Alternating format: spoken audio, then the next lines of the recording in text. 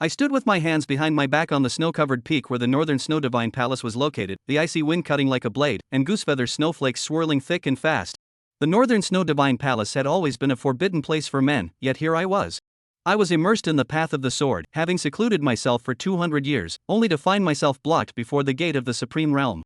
Have you gained anything from these 200 years of seclusion?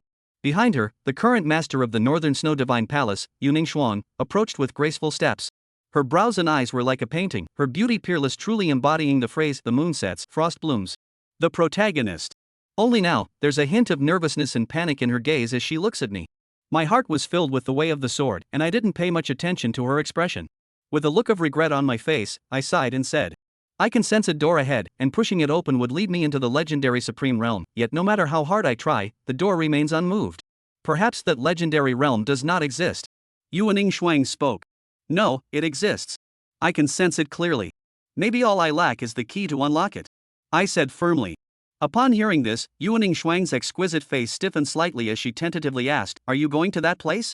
I remained silent, only nodding in response. After a long pause, she pressed her crimson lips together and said, "Can you not go?" A flicker of surprise crossed my face. I had never expected her to say such a thing. "Why?" I asked. "Although rumors suggest there are greater opportunities within the fallen god's abyss, you're well aware of its dangers. Even for you, venturing inside would be a near certain death. You're still young. With gradual cultivation, there's still a chance to break through. There's no need to take such risks." Yuning Shuang wore a face full of worry. A faint smile tugged at the corner of my lips. "You know, the pursuit of swordsmanship means more to me than anything else. If I knew there was a path ahead but dared not take it, even an extended lifespan would hold no meaning for me."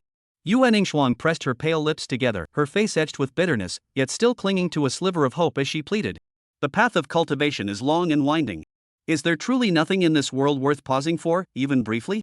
Though the view from the pinnacle of swordsmanship may be magnificent, the scenery along the way isn't necessarily inferior." Her words sent countless images flashing through my mind. I recalled my departed parents, the scene when I first joined the sword sect, my master, and the discarded sword left in the burial sword mound. And that green-clad maiden from that year. Once, a stunningly beautiful girl asked me whether she or the view from the pinnacle of sword mastery was more beautiful. My answer at the time was the sword. Since then, that touch of green has vanished from the highest peak of the sword sect. At the age of 87, I embraced the path of ruthlessness to attain enlightenment, becoming the youngest cultivator in the boundless continent in tens of thousands of years to reach the life-death realm, and later transcended mortality to enter sainthood. With a single sword strike, I cleaved open the heavenly path and ascended to the immortal realm. At 496 years old, within the sword burial mound of the immortal realm, I realized that attachments in one's heart would hinder the speed of drawing the sword. Thus, I shattered the sword that had accompanied me for nearly 500 years and stepped into the second realm of the ruthless sword path, abandoning the sword. My path is the supreme way of emotionlessness, free from desires and pursuits, all solely for seeking the ultimate realm of sword Tao. The wind still blows, the snow still falls. I did not speak. My Tao heart is resolute, and my steps toward the pinnacle will never cease. Yuning Shuang also fell silent. She knew this parting might be eternal. In the end, she dissolved into a sigh. Amid the swirling snowflakes, I turned resolutely, my figure vanishing into the vast white expanse. From behind came Yuaning Shuang's voice, filled with endless melancholy. "You should turn around and look. The scenery here is no less magnificent than the pinnacle of the sword path." In the cultivation world, within the eastern wasteland domain, in Qingzhou city of the Great Qin dynasty, the snow that began in early winter had been falling for over a month. The sky remained perpetually overcast, with no sign of the wind and snow letting up. A beautiful young girl, led by her maid, passed through over a dozen courtyard walls and a long corridor, arriving at the gate of a secluded small courtyard. This girl was Zhao Zi, dressed in a magnificent velvet gown, her raven black hair cascading down to her proud hips, with a faint blush visible on her delicate face. She stared blankly at the doorway, a fleeting trace of loneliness glimmering in her bright, watery eyes, but soon, her expression abruptly shifted. Her radiant eyes curved into gentle crescents, and the corners of her lips lifted to reveal faint dimples. Zhao Zi walked into the courtyard and saw me standing beneath the peach tree, lost in thought. A cold wind blew past, scattering peach blossoms mingled with snowflakes in a flurry, like falling rain, the petals and my face reflecting each other's beauty. Like a breathtakingly beautiful painting. She walked up and familiarly took my arm, saying sweetly, "Brother Yun, it's so cold outside. Why are you still out here? Be careful not to catch a chill." She held my hand tightly against her chest, her dark eyes reflecting my face. Then, I led her into the house. The room was as warm as spring, and the maids had already added fire crystals to the stove. Zhao Zi shed her thick robes, revealing her curvaceous figure, the loose shirt stretched taut over her body. Her fair face, flushed with an alluring rosiness from the cold wind, kicked off her embroidered shoes, exposing her snow-white feet. Moments later, she leaped barefoot into my arms, almond-shaped eyes slightly narrowed, red lips parting softly. "Brother Yun, did you miss me?" As she spoke, her long lashes trembled slightly, and a glimmer of moisture appeared in her dark, bright pupils. The fragrance enveloped me, and my body stiffened slightly as I nodded mechanically, a dazed expression flickering across my face. I couldn't help but recall the girl in green robes, her features as delicate as a painting. I don't know how long passed before I was jolted from my reverie. It was Zhao Ziyi who had pressed a tender kiss to my lips. After the kiss, she took my hands in hers and said softly, "Brother Yun, your hands are so cold. Let me warm them for you." Then, she lifted her skirt and pressed my hands against her flat, smooth belly. After that, we went to bed. I don't know how much time had passed, but though the snow was still falling, the north wind had stopped. In the warm bedroom, Zhao Ziyi lay on top of me, hesitating for a long time before speaking with a lack of confidence. "Brother Yun, I might need to prepare to break through the Qi-gathering realm soon, so I want to be able to come and keep you company for a while."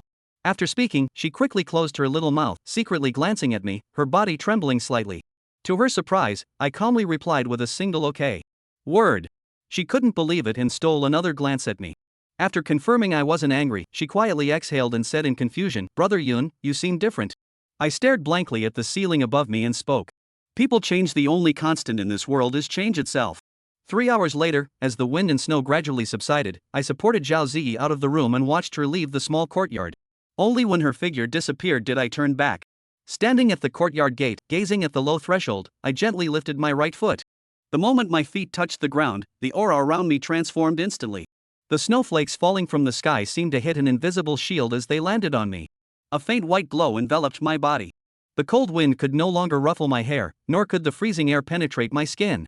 Previously, I was at the 7th level of the mortal realm. With my talent, gathering Qi would have taken at least 10 years. Yet just now, advancing from the 7th level of the mortal realm to Qi gathering was as effortless as stepping over a low threshold. Chapter 4, Zhao Ziyi. Qingzhou City, the Zhao family mansion. Since the Zhao family produced Zhao Yuhan, the Zhao mansion's landholdings have expanded by more than double, and it is beginning to emerge as the 4th major family in Qingzhou City. Generally speaking, when one person achieves success, even the chickens and dogs benefit. However, there is one exception to this rule: those who are sacrificed by their families and forced into marriage. Zhao Ziyi belonged to this category. As the young girl stepped through the gates of the Zhao mansion, before she had even walked far, she heard the guards behind her whispering, "Is that Miss Ji? She's going to the Lin family again today?" "What, miss? She's just a sacrificial pawn of the Zhao family, married off to that good-for-nothing Lin family. What future could she possibly have?" "That's true. With Miss Ji's figure, that pretty face, and that petite frame, it's a shame she married that Lin Yun." "That's right. These aristocratic brats have it made. Even if they're complete good-for-nothings, they can still enjoy the company of beauties, and the beauties even throw themselves at them. Hee hee. If I could have such a beauty by my side, I'd definitely stay in bed all day, refusing to get up until the sun is high in the sky." After passing through several cold courtyard walls, Zhao Ziyi returned to her residence, kicked off her embroidered shoes, and collapsed onto the soft bed without any regard for her appearance. Her fair, delicate face bore a hint of fatigue. This fatigue was partly caused by the people in her family and partly by Lin Yun. Zhao Ziyi had to admit that her future husband, though lacking in cultivation talent and poor at socializing, did possess extraordinary abilities in certain areas. She buried her head in the blankets, her hands instinctively removing her clothes. She didn't have the habit of sleeping naked. Zhao Ziyi had intended to rest alone in peace, but her personal maid Qinger rushed in with a letter in hand. The maid said excitedly as she walked, "Miss, Zhang Gongzi has written you another letter." Zhao Ziyi sat up on the bed, her eyebrows slightly furrowed, but she still took the envelope from Qinger's hands. Although she didn't like him, the Zhang and Zhao families had always been prominent clans, and the two had grown up together, so she couldn't simply ignore it. Zhao Ziyi opened the envelope. The letter was eloquently written, filled with poems and classical allusions. The man continued to express his longing for her as he always had, but the only difference was that this time he hoped to arrange a meeting with her. Zhao Ziyi remained calm on the surface. How could she possibly go out alone to meet him? Since the marriage alliance with the Lin family had shifted to her, she had only seen the man a handful of times over the years, and she had even begun to forget his face. If it weren't for the relationship between the two families, if it weren't for the fact that she had once called him brother as a child, she might not even have bothered to reply. Though she had to pretend to like Lin Yun due to the circumstances. But that didn't mean she would accept another man's advances, especially since Zhang Zhe wasn't her type. At that moment, Zhao Ziyi seemed to make a decision. She quickly wrote a reply and handed it to her maid Qinger. After the maid left, Zhao Ziyi looked at the still warm envelope in her hand and tossed it into the nearby fireplace without hesitation. As the envelope turned to ashes, Zhao Ziyi sighed in relief. Although the Zhao family now appeared to be thriving and capable of standing on equal footing with the other three major families, it was merely the facade others had granted them. The Zhao family's foundations were still too shallow. Although her elder sister Zhao Yuhan possessed extraordinary talent, talent alone was not combat power it required time to cultivate. The Lin family remained a colossal threat to the Zhao family. The Lin family had already harbored some resentment over the decision to change the arranged marriage partner. If she dares to have any contact with other men during this period, even if they are completely innocent and have done nothing improper, the Lin family is unlikely to believe her. This matter concerns the dignity of a 1,000-year-old clan. Even if Qin Shan were to intervene again, it would likely be ineffective. Of course, the more likely scenario is that by then, no one in the Zhao family would be willing to risk offending the Lin family to protect her. She, Zhao Ziyi, is merely a concubine's daughter of the Zhao family, originally intended as a sacrifice to appease the Lin family. What face does she have to demand such treatment? Therefore, she doesn't even plan to respond to the letter. In a deserted alley in Qinzhou City, a young man with a scholarly demeanor watched the maid approaching quickly from ahead and hurried forward to ask, "Xinger, has Ji not come yet?" After speaking, he glanced behind the maid but still did not see the slender figure. Xinger was a bit puzzled but replied immediately, "The young lady didn't come with me. She just asked me to deliver a letter to the young master." She hadn't read the contents of the letter the man had written to her mistress, so she had no idea he was trying to arrange a meeting with Zhao Ziyi. Zhang Zhe heard this and a flash of displeasure crossed his face, but he quickly concealed it, forcing a gentle smile and said, "Thank you for your trouble, Xinger." Xinger, upon hearing this, stuck out her tongue and smiled, "Mr. Zhang, good luck. I believe you and the young miss will surely end up together." Then I'll take Xinger's words as a good omen. After chatting for a few more minutes, Xinger left the alley. For her, delivering the letter had already completed her task. Between Lin Yun and Zhang Zhe, if she had to choose one to be her future son-in-law, she would lean more toward the latter. After all, the former's reputation was truly unspeakable, while Zhang Zhe, though from a minor family, was well-mannered and talented, making him a suitable match. After Xinger left, Zhang Ze's smile vanished completely, and the earlier trace of displeasure reappeared on his face. He had thought this was the only bad news of the day, but when he opened the envelope and skimmed through the contents of the letter, the displeasure on his face turned into anger. At that moment, he was so enraged that his entire body trembled, his fists clenched tightly, and his eyes turned red, as if he had transformed into a ferocious beast ready to devour its prey. "Zhao Ziyi, you." Zhang Zhe slammed his right hand against the wall beside him, blood seeping from his fingers. He didn't use any of his cultivation, as if he was simply trying to feel the pain in his hands. The outcome was completely unexpected. He had no idea what had happened during this time that caused Zhao Ziyi to suddenly cut off all ties with him. Zhang Zhe was certain he hadn't made any mistakes during this time. He had even hired several scholars skilled in literature and poetry to help refine the content of his letters, all to create a perfect image of himself in Zhao Ziyi's mind. However, now it was all for nothing. If it had been any other time, he could have let it go. But now, Zhao Ziyi's decision had severely disrupted his plans. Thinking of the person still waiting for him to bring her back, Zhang Zhe couldn't help but feel a headache coming on. Chapter 5: Flowers and Cow Dung. Zui Sanlu, one of the most famous inns in Qingyun City. Those who frequent the place are either wealthy or noble. There was a rumor in the streets that a single cup of wine at Drunken Immortal Pavilion was worth more than a commoner's savings accumulated over decades. Of course, this was just about money. Among the common folk, there were also some nouveau riches who could spend thousands without batting an eye. What truly made it famous throughout Qinzhou City, however, was the tavern's unique rule. That rule is based on strength and status. If you are neither a powerful martial artist nor a member of a prominent family, no matter how wealthy you are, you can only drink in the first floor hall. Only after reaching a certain status can one ascend to the upper floors to enjoy the private rooms. The higher your status, the higher the floor you can ascend to. Clearly, the owner of the restaurant doesn't care about making money. What matters to them is the status and prestige of their guests. At that moment, in a luxurious private room on the 6th floor of the Drunken Immortal Pavilion, a group of young gentlemen dressed in fine attire and exuding an air of sophistication were drinking and reveling. In the center of the room, half-naked dancers swayed gracefully to the rhythm of the music. At the head of the group was a man in yellow robes, ordinary in appearance but with a proud and aloof expression. He had his arms around a delicate and charming young woman. At one point, the man in yellow suddenly looked down at one of the young men and said, "Zheng Ting, isn't your younger brother supposed to be able to get any woman he wants? It seems his skills aren't that great after all. I thought he could really get that Zhao Ziyi out." Zheng Ting, the young nobleman, heard this and his face turned pale, but he forced a smile and said, "Lord Lu, it might just be that she wasn't available. Next time, I'll definitely not let Lord Lu down." After speaking, Zheng Ting glared fiercely at Zhang Zhe, who was sitting in the corner. At that moment, he was also extremely angry. Not only had he failed to please Mr. Lu today, but he had also been humiliated. It was truly a day of bad luck. If the situation hadn't been inappropriate, he would have stood up to give Zhang Zhe a lesson he'd never forget. This was all his own fault for trusting his half-brother too much. He had made bold promises in front of Mr. Lu before even securing the deal. Zhang Ting's gaze was naturally noticed by Zhang Zhe, and his hatred for Zhao Ziyi grew even stronger. Over the years, he had put so much effort into pursuing her. Even if Shi Wunti agreed to marry him, that was one thing, but now Shi Wunti even agreed to meet him, and was even cutting off all communication with him. He was filled with hatred. He felt that everything he had done over the years was nothing but a joke. In the private room, the banquet continued, but the atmosphere had grown noticeably colder after Lu Li's earlier remark. Seeing this scene, Zhang Zhe, sitting in the corner, buried his head in his hands. At this level of gathering, if it weren't for Zhang Ting, he wouldn't even have the qualifications to attend, let alone speak up now. He feared that the more he spoke, the more mistakes he would make. Li Ge, is Zhao Ziyi really that good? She's not bad either. A spoiled voice rang out, coming from the young girl in Lu Li's arms.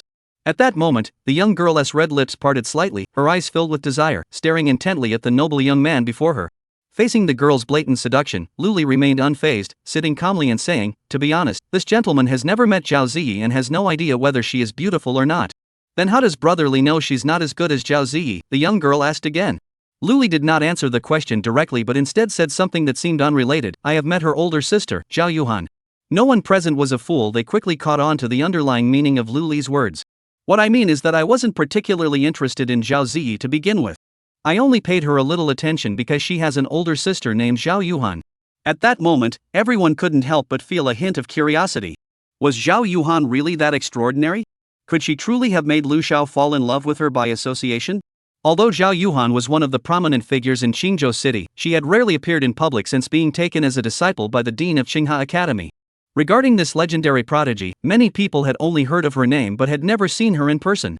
Most of the information they had was passed down through word of mouth, so some people believed the rumors were exaggerated. "Is Zhao Yuhan really that enchanting?" someone asked. Lu Li glanced at the man, and the arrogant expression on his face flickered with a hint of passion. He murmured, "Unparalleled beauty, a woman of unworldly grace." Everyone present was stunned. They never expected Lu Shi to give Zhao Yuhan such a high praise. After all, the Lu Li before them was not just an ordinary nobleman's son, but the only son of the city lord, Lu Buxing. Not a concubine's son, nor a legitimate heir, but the only son. In the entire Qingzhou region, Lu Li was a true aristocrat, his status surpassing even the heirs of the three major families. For such a figure to praise a woman so highly was truly baffling. It seems the rumors were true. Zhao Yuhan was indeed an extraordinary talent, no wonder she had gained such fame in Qingzhou. Upon hearing Lu Li's words, someone sighed, such a heavenly beauty nearly married a worthless man. Fortunately, they discovered it in time, otherwise, it would have been like a flower planted in cow dung. Lu Li, upon hearing this, downed the wine in his cup in one gulp and sneered, "Lin Yun is indeed cow dung, but Zhao Yuhan is far more than just a flower." Everyone understood why Lu Li was angry and nodded in agreement. "Lu Xiao is right. Come, let's toast to Lu Xiao." "That's right, let's toast to Lu Xiao." Chapter 6, Soft Target. The Great Qin Dynasty, year 13,421. December 20th, the end of the year was approaching. The heavy snow that had been falling for over a month finally stopped. The sky was clear and pristine, like washed clean glass. Sunlight bathed the earth, and the entire city of Qingzhou regained its long-lost bustling atmosphere. Lin Yun pushed open the door and stepped out of the small courtyard where he had stayed for over a month, under the surprised gaze of the maidservant. The Lin family was a prominent clan, and although the Lin mansion was technically a residence, it was as large as a small town. As far as the eye could see, pavilions and towers were scattered like stars. Winding bridges stretched across the flowing streams, resembling graceful ribbons. Water pavilions were built along the water, half suspended above the emerald waves, their reflections shimmering on the clear surface. Within the Lin mansion, there were not only mountains and water but also dozens of small, artificially landscaped gardens. At that moment, Lin Yun was strolling through a quiet garden. Since he had already decided to renovate the main road, he couldn't just stay cooped up in his own courtyard. Simply gathering energy and practicing cultivation no longer held much meaning for him. What he needed now was to find his own path amidst the myriad aspects of human life. Most importantly, he had discovered that since dispelling the emotionless aura from his body, he actually couldn't endure loneliness as much as he thought. During this time, he often found himself thinking of Zhao Ziyi's graceful beauty. Regarding the changes in himself, Lin Yun wasn't overly concerned, but he still needed some time to adjust. In his previous life, his sword heart was clear and enlightened. Those with a clear and enlightened sword heart could maintain a pure mind at all times, untouched by external distractions or. In this life, though his cultivation was gone, his sword cultivation realm remained.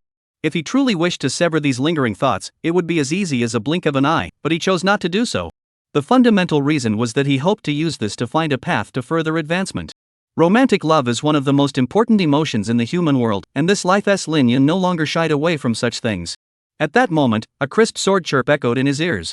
Lin Yun stopped in his tracks. Looking in the direction of the sound, he saw a tall woman practicing swordplay on the open ground ahead. The woman was in her early 20s, dressed in a tight-fitting outfit, with bright eyes and a radiant smile. Every inch of her exuded the unique vitality and energy of her age. Within a few feet of her, the sword's glow flickered, and a chill filled the air. With each swing of her sword, a crisp whistling sound echoed, as if the air itself had been sliced into invisible fissures. At that moment, not only Lin Yun was watching, but there were also many young faces gathered around, mostly the younger generation of the Lin family. Among them were direct descendants of the Lin family, collateral relatives, and even some distant relatives with tenuous connections to the Lin clan. At that moment, everyone was watching the woman dancing with her sword in the center of the field, whispering to one another. Lin Shuang has gotten even stronger. She's probably already left us far behind. No wonder she's Lin Shuang. If I were to go up there, I wouldn't last 10 moves against such fierce sword techniques. 10 moves? Lin Hai, you're overestimating yourself. You wouldn't even be able to block a single move. Lin Hai was a young man with dark skin but dressed rather plainly. As for the young man who claimed he couldn't even block a single strike, he had fair skin and was dressed in fine robes. Hearing someone look down on him like that, the young man named Lin Hai immediately retorted, "How could I not even block a single move? Lin Guang, don't look down on me. Although my elder sister Lin Shuang is strong, she's not that strong, is she? Let me tell you, I broke through to the 7th level of Qi gathering half a month ago." Lin Hai spoke with a look of pride on his face, clearly proud of his cultivation level. If the one mocking him wasn't Lin Guang, he would have even considered giving him a lesson. He had just broken through and needed someone to establish his authority. However, the Lin Guang in front of him was a direct descendant of the Lin family, while he, though talented in cultivation, was only a collateral branch. Therefore, he dared not be too arrogant. Upon hearing that Lin Hai had reached the 7th level of Qi gathering, many were surprised, including Lin Guang. To break through to the late Qi gathering stage at such a young age was enough to secure a place among the younger generation of the Lin family. However, even so, after a moment of surprise, Lin Guang sneered disdainfully, "Don't think I'm looking down on you. Even if you, Lin Hai, are at the peak of Qi gathering, you wouldn't stand a chance against my cousin Lin Shuang. I heard that she converted all her true Qi into true essence months ago and has already entered the opening realm." His words sent shockwaves through the crowd. As soon as Lin Guang finished speaking, a collective gasp echoed from the surrounding area. Lin Shuang only barely entered the late Qi gathering realm last year. In less than a year, she has already reached the opening realm? What is a genius? This is what a true genius looks like. Thinking of this, many people felt ashamed, and even Lin Hai dared not boast that he could withstand 10 moves from Lin Shuang. The difference between Qi gathering and opening the Yuan is like heaven and earth. In the former, the Dantian is primarily filled with true Qi, while in the latter, it is filled with higher quality true essence. They are simply incomparable. Who would have thought that Lin Shuang had already reached the opening realm? The title of the top young disciple of the Lin family might have to change hands. Someone sighed. Lin Guang glanced at the speaker and replied calmly, "That's not necessarily the case. Lin Guang, do you perhaps know something we don't?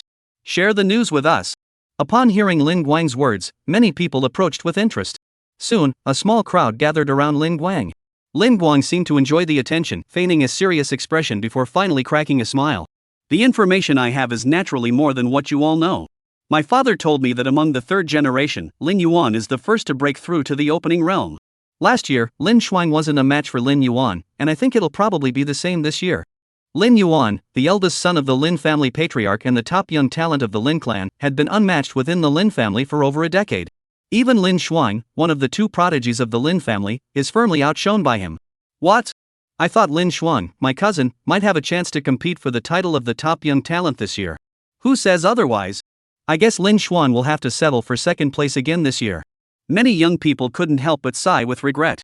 Compared to Lin Yuan, they actually hoped Lin Shuang would take 1st place. After all, opposites attract, and setting aside talent, Lin Shuang is also a great beauty. Beautiful people always attract more attention and affection in any field. Unfortunately, this is a world where martial arts reign supreme, and everything is decided by strength alone. Hey, isn't that Lin Yun? At that moment, someone with sharp eyes spotted Lin Yun, who was also watching from the sidelines, and a look of surprise flashed across their face. It was indeed Lin Yun. He hadn't been seen for quite some time, and it was said that he had been hiding in his own courtyard, refusing to come out. I had even thought he had given up on himself.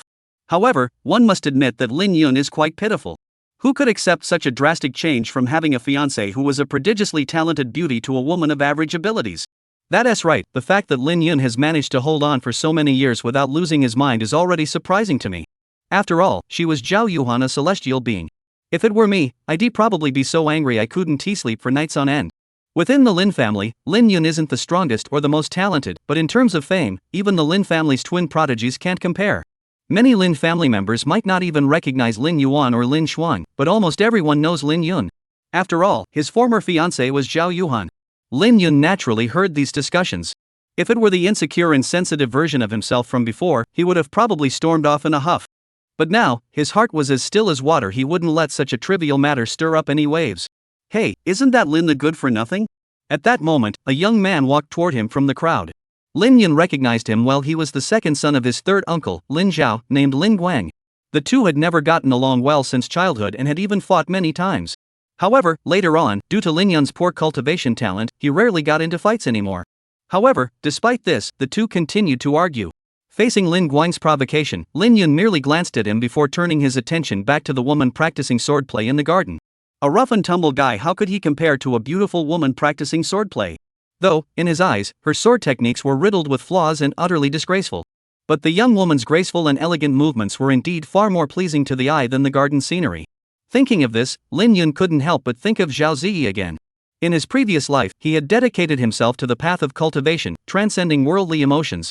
Along the way, countless immortal maidens and beautiful women had offered themselves to him, yet he had regarded them all as mere flesh and bones. He never imagined that in this life, an obscure young girl from the lower realms could stir such emotions within him. It was truly baffling. Lin Yun, why aren't you speaking? Have you gone mute? Seeing his words ignored, Lin Guang raised an eyebrow. He had come looking for trouble, but he didn't expect Lin Yun, who was usually so quick to respond, to ignore him this time. It left him with a frustrating sense of hitting a pillow. At that moment, Lin Yun didn't even bother to turn his head. His expression remained calm and composed, his gaze still fixed on the young girl dancing with her sword. It was just a minor argument. With his experience, he wouldn't stoop to his level. The Lin Yun of today was no longer the Lin Yun of the past. With just a casual glance, he had already seen through Lin Guang's true intentions. At the third level of qi cultivation, such cultivation was only average within the Lin family, and even inferior to many of the collateral branches. He could now roughly understand why the other party always sought to cause trouble for him. It was simply the inherent flaws of human nature at play. When faced with someone inferior to themselves, geniuses tend to be humble, while mediocrities tend to be arrogant. Because the latter, having lost their confidence from the former, seek to compensate by belittling those weaker than themselves. And within the entire Lin family, he was clearly the easiest target to bully. Famous but lacking in talent and cultivation, he was a perfect soft target. Seeing himself ignored once again, Lin Guang stepped forward and grabbed Lin Yun by the collar, speaking in a deep voice. Lin Yun, what are you pretending to be? You've always wanted to teach me a lesson, haven't you? Come on, I'll give you a chance. I won't use my qi-gathering realm cultivation to fight you fairly. Those around them saw the two of them about to fight and wore expressions of eager anticipation. They were unaware of the conflict between Lin Guang and Lin Yun, but that didn't stop them from enjoying the spectacle. Lin Yun still wore his usual calm expression, as if the person being grabbed by the collar wasn't him. He just sighed inwardly. A crawling ant on the ground, if it didn't provoke him, he wouldn't bother. But if the other party were to jump around, he wouldn't mind crushing it under his foot. Chapter 7, The Art of Sword Control. Just as Lin Yun was about to teach the other a lesson, the woman who had been practicing swordplay suddenly stopped and walked toward the two of them. Seeing the woman's movements, Lin Yun also suppressed the surging true qi within his body. What are you doing? The woman raised her eyebrows in displeasure, her as cold as ice. Although Lin Xuan was speaking to both of them, her gaze was primarily fixed on Lin Guang. Clearly, she believed that Lin Guang, who was of higher cultivation, was the one causing trouble. Lin Guang felt immense pressure as Lin Xuan's cousin glared at him, stammering and unable to speak. He had only intended to teach Lin Yun a lesson. He never expected to provoke this prodigy of the Lin family. If he had known she was the type to meddle in others' affairs, he would never have dared to pick a fight with Lin Yun at this moment. Although he and Lin Xuan were both direct descendants of the Lin family, their statuses within the family were not even in the same league. He was just a nobody in the Lin family, while Lin Xuan was a rising genius, the future pillar of the Lin family. That was why he was so afraid. Seeing Lin Guang's nervous demeanor, Lin Xuan knew her judgment was correct. She glared at Lin Guang and scolded him. We are all members of the Lin family, sharing the same blood. What kind of conflict can't be resolved through discussion? Why must it come to physical violence? If outsiders see this, they'll think the younger generation of the Lin family only knows how to fight among themselves. What good does it do to show off your strength in front of your own family? It only makes us a laughingstock. If you have the guts, go out into the world and prove yourself. Even if you end up bloodied and bruised, at least you'll be a man. Remember, since you bear the Lin surname, all members of the Lin family share in each other's honor and disgrace. What we need is mutual support, not fratricidal infighting and backstabbing. Do you understand? Facing the formidable Lin Xuang, Lin Guang dared not utter a single word of dissent, nodding repeatedly in agreement, his earlier arrogance vanishing instantly. This also made Lin Yun couldn't help but sigh that this was still a world where strength reigns supreme. Often, what determines others' attitudes isn't your words or manners, but your talent and strength. Looking at his cowardly younger cousin, Lin Xuang grew even more annoyed and waved him away, telling him to get out of her sight. Lin Guang felt as though he had been granted a pardon. In no time, he slunk away, disappearing from everyone's sight. The onlookers, seeing there was no more excitement to watch, quickly dispersed. However, as they left, many still whispered to each other under their breath. Lin Yun sure had good luck today. He actually managed to get Lin Xuang to help him out of a tight spot. Who wouldn't agree? If it weren't for Lin Xuang, Lin Yun would be in big trouble. I heard he hasn't even reached the 9th realm of the mortal realm yet. How could he possibly be a match for Lin Guang? As the crowd dispersed, soon only Lin Yun and Lin Xuang remained. At this point, Lin Yun also felt uninspired and turned to leave. Though the scenery in the garden was beautiful, it couldn't compare to the beauty of a maiden dancing with a sword. Just as he lifted his foot, he was called back by Lin Xuang. Lin Yun looked at the young lady before him, the pride of the Lin family, and a look of confusion flashed across his face. He didn't know her well. Birds of a feather flock together. People of the same kind gather in groups. Where there are people, there are circles. Although they shared the same surname and were of the same generation, the Lin family was a large clan, with direct and collateral branches, as well as various in-laws, numbering in the thousands. Among these thousands, people had formed various circles based on their talents and status, and it was clear that he and Lin Xuang had never been part of the same circle before. When Lin Yun looked at Lin Xuang with curiosity, the gaze she returned to him carried a hint of pity. She spoke, "Your former fiancé was an extraordinary person. One day, her name will resonate throughout the great Qian dynasty, and perhaps even the entire Donghuang domain. You are indeed unworthy of her now." After saying this, the woman paused and glanced at Lin Yun. Lin Yun remained calm, waiting for her to continue. A hint of surprise flashed across Lin Xuang's face. She had expected him to at least show some resentment after hearing those words. But instead, he remained so composed, as if he were not the protagonist of the story.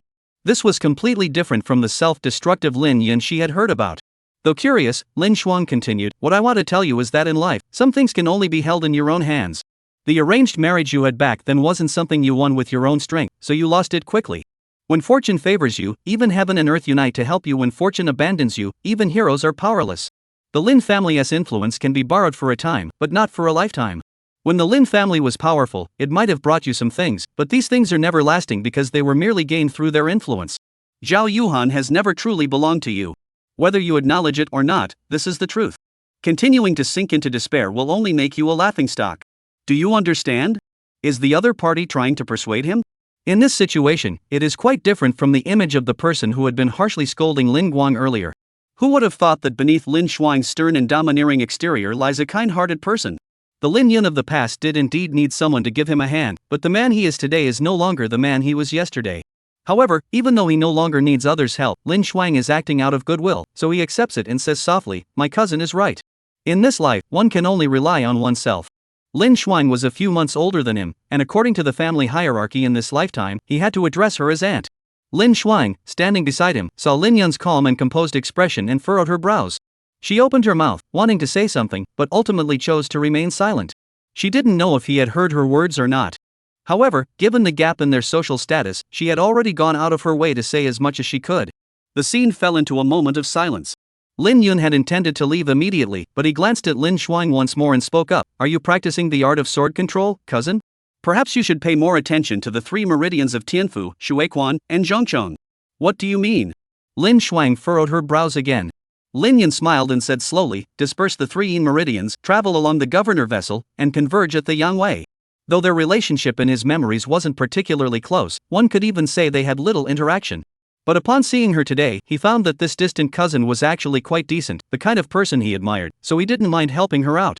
Sword cultivation can be roughly divided into 4 stages: controlling the sword with the arms, controlling the sword with qi, unifying the sword and the self, sword momentum, sword intent, and sword domain. Among these, controlling the sword with the arms is the very first thing every sword cultivator must learn, the foundation of all foundations. Once one has mastered controlling the sword with the arms, the next stage is controlling the sword with qi. At this stage, sword practitioners can completely break free from the constraints of the sword's basic techniques: slashing, thrusting, horizontal strikes, and chopping, and achieve the ability to control the sword to kill enemies, truly capable of killing from a distance. Combined with specific sword manipulation techniques, their sword techniques become ghostly and ruthless, often achieving unexpected effects that leave opponents helpless. At this point, Lin Xuang is between the first and second stages. While he has mastered controlling the sword with his arms, he still cannot control it with his chi as effortlessly as his own limbs, let alone achieve the state where the sword follows his mind and he becomes one with the sword. As for the later stages of sword momentum, sword intent, and sword domain, these are still extremely distant goals for Lin Xuang. Earlier, when observing the woman practicing swordsmanship, he immediately identified the reason why she had not advanced to the second stage. That's because Lin Xuang's sword-wielding technique is too poor, or rather, not good enough. Without guidance, Lin Xuang could indeed reach the second stage given enough time, but this would likely require several additional years. Wasting several years during the most critical period of a cultivator's life comes at an undeniably high cost. And he is currently helping her refine this sword-wielding technique. With his expertise, refining a sword-wielding technique from a lower realm is incredibly simple. He doesn't even need to know the specifics of the technique. By observing the opponent's aura and the fluctuations in the rules when they performed the technique, he could reverse engineer it with 100% accuracy and then improve upon it. Listening to Lin Yun recite the content, Lin Xuang furrowed her brows and fell into deep thought. This feels strangely similar to the sword-wielding incantations of their Lingxiao sword sect. Lin Xuang suddenly looked up at Lin Yun. It was clear that Lin Xuan wanted an explanation. However, Lin Yun merely smiled, finished reciting the incantation, and then walked away without another word. He had said everything he needed to say, and the rest didn't matter to him. Whether they believed him or not was none of his concern. Where she stood, Lin Xuang opened her mouth, her eyes wide, seemingly completely unprepared for Lin Yun to just walk away like that. Was she the prodigy of the Lin family, or was the other person the prodigy of the Lin family? After a moment of silence, Lin Xuang looked in the direction where Lin Yun had disappeared and carefully recalled the words he had just spoken. The more she thought about it, the more it resembled the sword control mantra of the sect. She began to feel uneasy. Could Lin Yun also be a disciple of the Lingxiao sword sect? The Lingxiao sword sect was a renowned major sect within the Donghuang domain, with most of its disciples specializing in sword cultivation, earning it the title of the first sword cultivation sect in the Donghuang domain. The sword control technique was exclusive to the Lingxiao sword sect, with no records of it being passed outside the sect. Only inner sect disciples were permitted to learn it. Thinking of this, she began to compare the words carefully, one by one. At a certain moment, Lin Xuang's eyes lit up. She discovered that while the two were very similar, there were indeed some subtle differences, specifically the three meridians mentioned by Lin Yun, the Tianfu, Shuiquan, and Zhongchong. She didn't fully understand these subtle differences, but she had a vague that modifying them in this way might indeed make the sword control technique she was practicing much better than before. Clang! The long sword drew from its sheath, its blade slicing through the void like a meteor chasing the sun, brilliant and icy.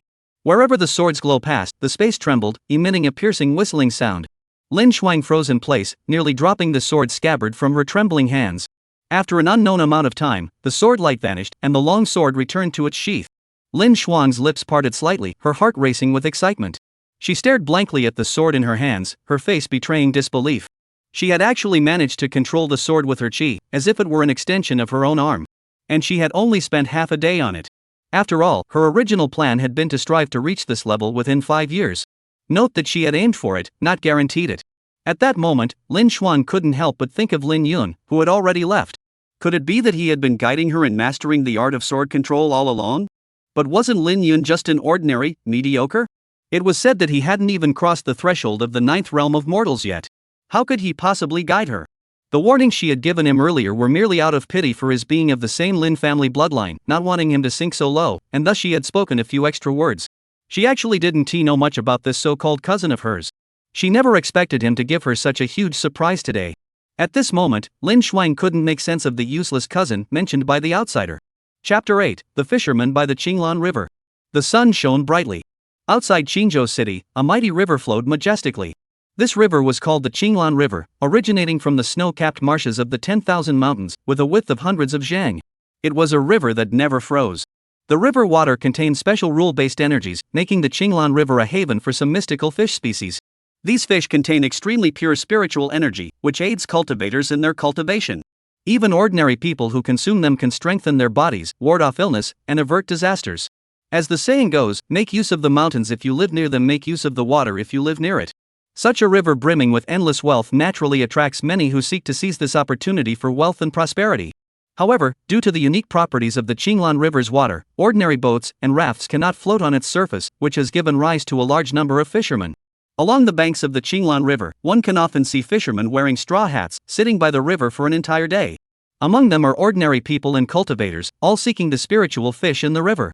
However, while spiritual fish do exist in the Qinglan River, most of the time, only ordinary fish are caught. Along the way, Lin Yun saw many fishermen carrying fishing rods and baskets, dejected as they passed by him. In the distance, one could hear the sound of fishing floats moving on the shore, only to end in disappointment when a common fish was caught. Of course, occasionally, one could hear the sound of someone spitting out grass with great force echoing along the riverbank, often accompanied by bursts of laughter. Immediately afterward, the person would be surrounded by a crowd of people asking if they wanted to sell the spiritual fish they had caught. However, such situations were extremely rare. Lin Yun had been fishing for 4 or 5 days and had only seen a few such instances. Walking along the riverbank, he passed through a dense patch of reeds and stopped beside a willow tree. He had been about to begin his day's fishing, but the next moment, a look of astonishment flashed across his face. His fishing spot had been taken. At that moment, sitting on the familiar large rock beneath the willow tree were 2 figures, an old man and a young boy. Feel free to comment. The previous few scenes are indeed a bit outdated. An elderly man in a long robe and a young, delicate-featured girl. The old man in the long robe had a gaunt face, with white hair and beard, and though his expression seemed kind, it hinted at the dignity and composure of one who had held a high position for many years. The young woman was tall and slender, with a youthful and vibrant appearance. Her skin was as white as snow, radiating a delicate luster. Most importantly, she exuded an air of noble refinement. In this scene, anyone else might have chosen a different spot to fish, as the old man and young woman clearly weren't ordinary people. However, Lin Yun had no intention of doing so, as this fishing spot was the perfect location he had spent a great deal of time searching for. The spiritual energy here was the strongest, and the rules were the clearest. He didn't want to move. Moreover, the rock was nearly 10 feet wide, more than enough space for one more person. With that in mind, Lin Yun sat down beside the 2 of them, holding his fishing rod and basket. Then, under the surprised gazes of the old man and the young girl, he began fishing as if no one else were there. The young woman was delicate and charming, but her temper was far from pleasant. She seemed like a spoiled brat. Seeing a stranger suddenly appear beside her, the girl raised her eyebrows slightly in displeasure and said, "Hey, can't you see this fishing spot is already taken?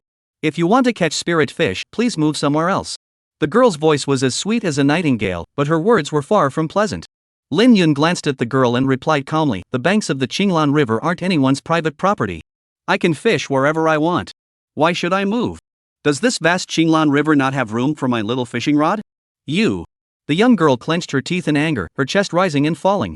The logic was sound. The Qinglan riverbank wasn't her property, so technically she had no right to chase him away. But everyone who comes to fish for spirit fish knows that the more people there are, the lower the chances of catching one. Therefore, many people choose their fishing spots by staying as far away from others as possible. Moreover, anyone with eyes could see that she was with the old man. What business did a stranger have butting in like that? The young girl felt that the man in front of her simply lacked common sense.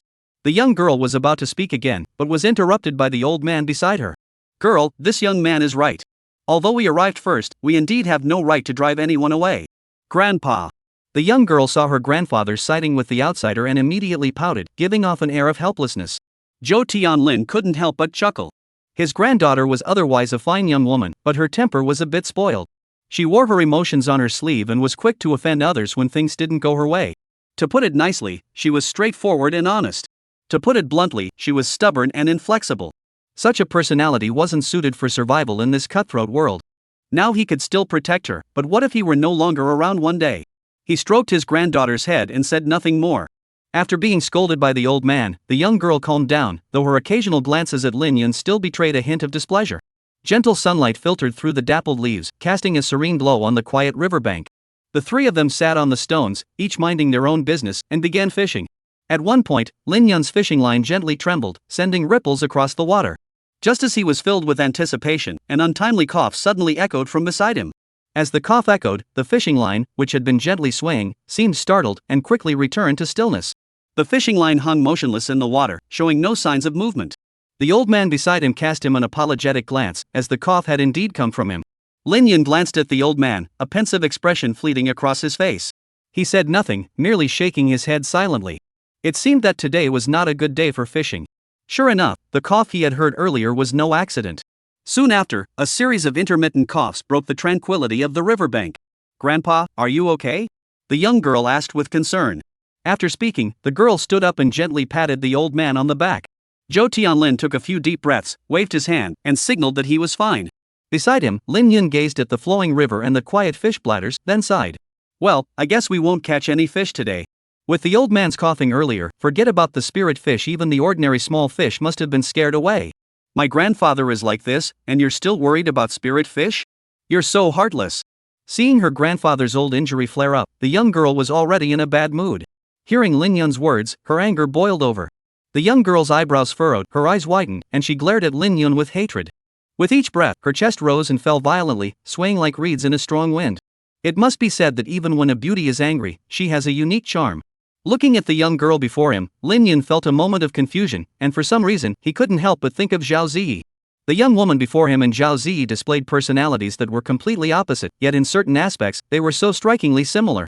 Lin Yun remained silent, but the old man beside him spoke up to stop Zhou Anning. Young lady, it was indeed my fault for disturbing this young friend's fishing. It's only natural for him to feel displeased. After speaking, Zhou Tianlin exchanged an apologetic glance with Lin Yun. Lin Yun looked at the elderly man, whose status was clearly no ordinary, and a hint of surprise flashed across his face. He smiled and said, "Your face is as calm as a lake, but your heart is as thunderous as a storm. You're an interesting person. You're a fourth realm cultivator, which would make you a powerful figure even in the Great Qian dynasty, yet you're so polite to an unknown like me. I must say, your cultivation of inner energy is quite impressive. The path of cultivation truly begins at the Qi gathering realm, marking the threshold into the realm of cultivation.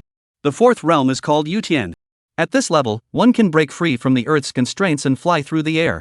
Zhou Tianlin heard this, his pupils contracted, and his face betrayed shock. He never imagined that this young man, who appeared to have no cultivation at all, could see through his cultivation. "Who are you?" Zhou Tianlin suppressed the smile on his face, stood up abruptly, and glared at the young man fishing before him. At that moment, the old man emanated an overwhelming aura of power, causing the reeds within dozens of meters to bend slightly and ripples to form on the river's surface. The water birds that had been feeding on the surface let out a startled cry and flapped their wings, fleeing the dangerous area. This was still the result of Zhou Tianlin holding back. If he were to fully unleash his domain, there would be no living creatures within 100 feet. Facing the old man's pressure, Lin Yun remained unfazed, as if the pressure were not directed at him.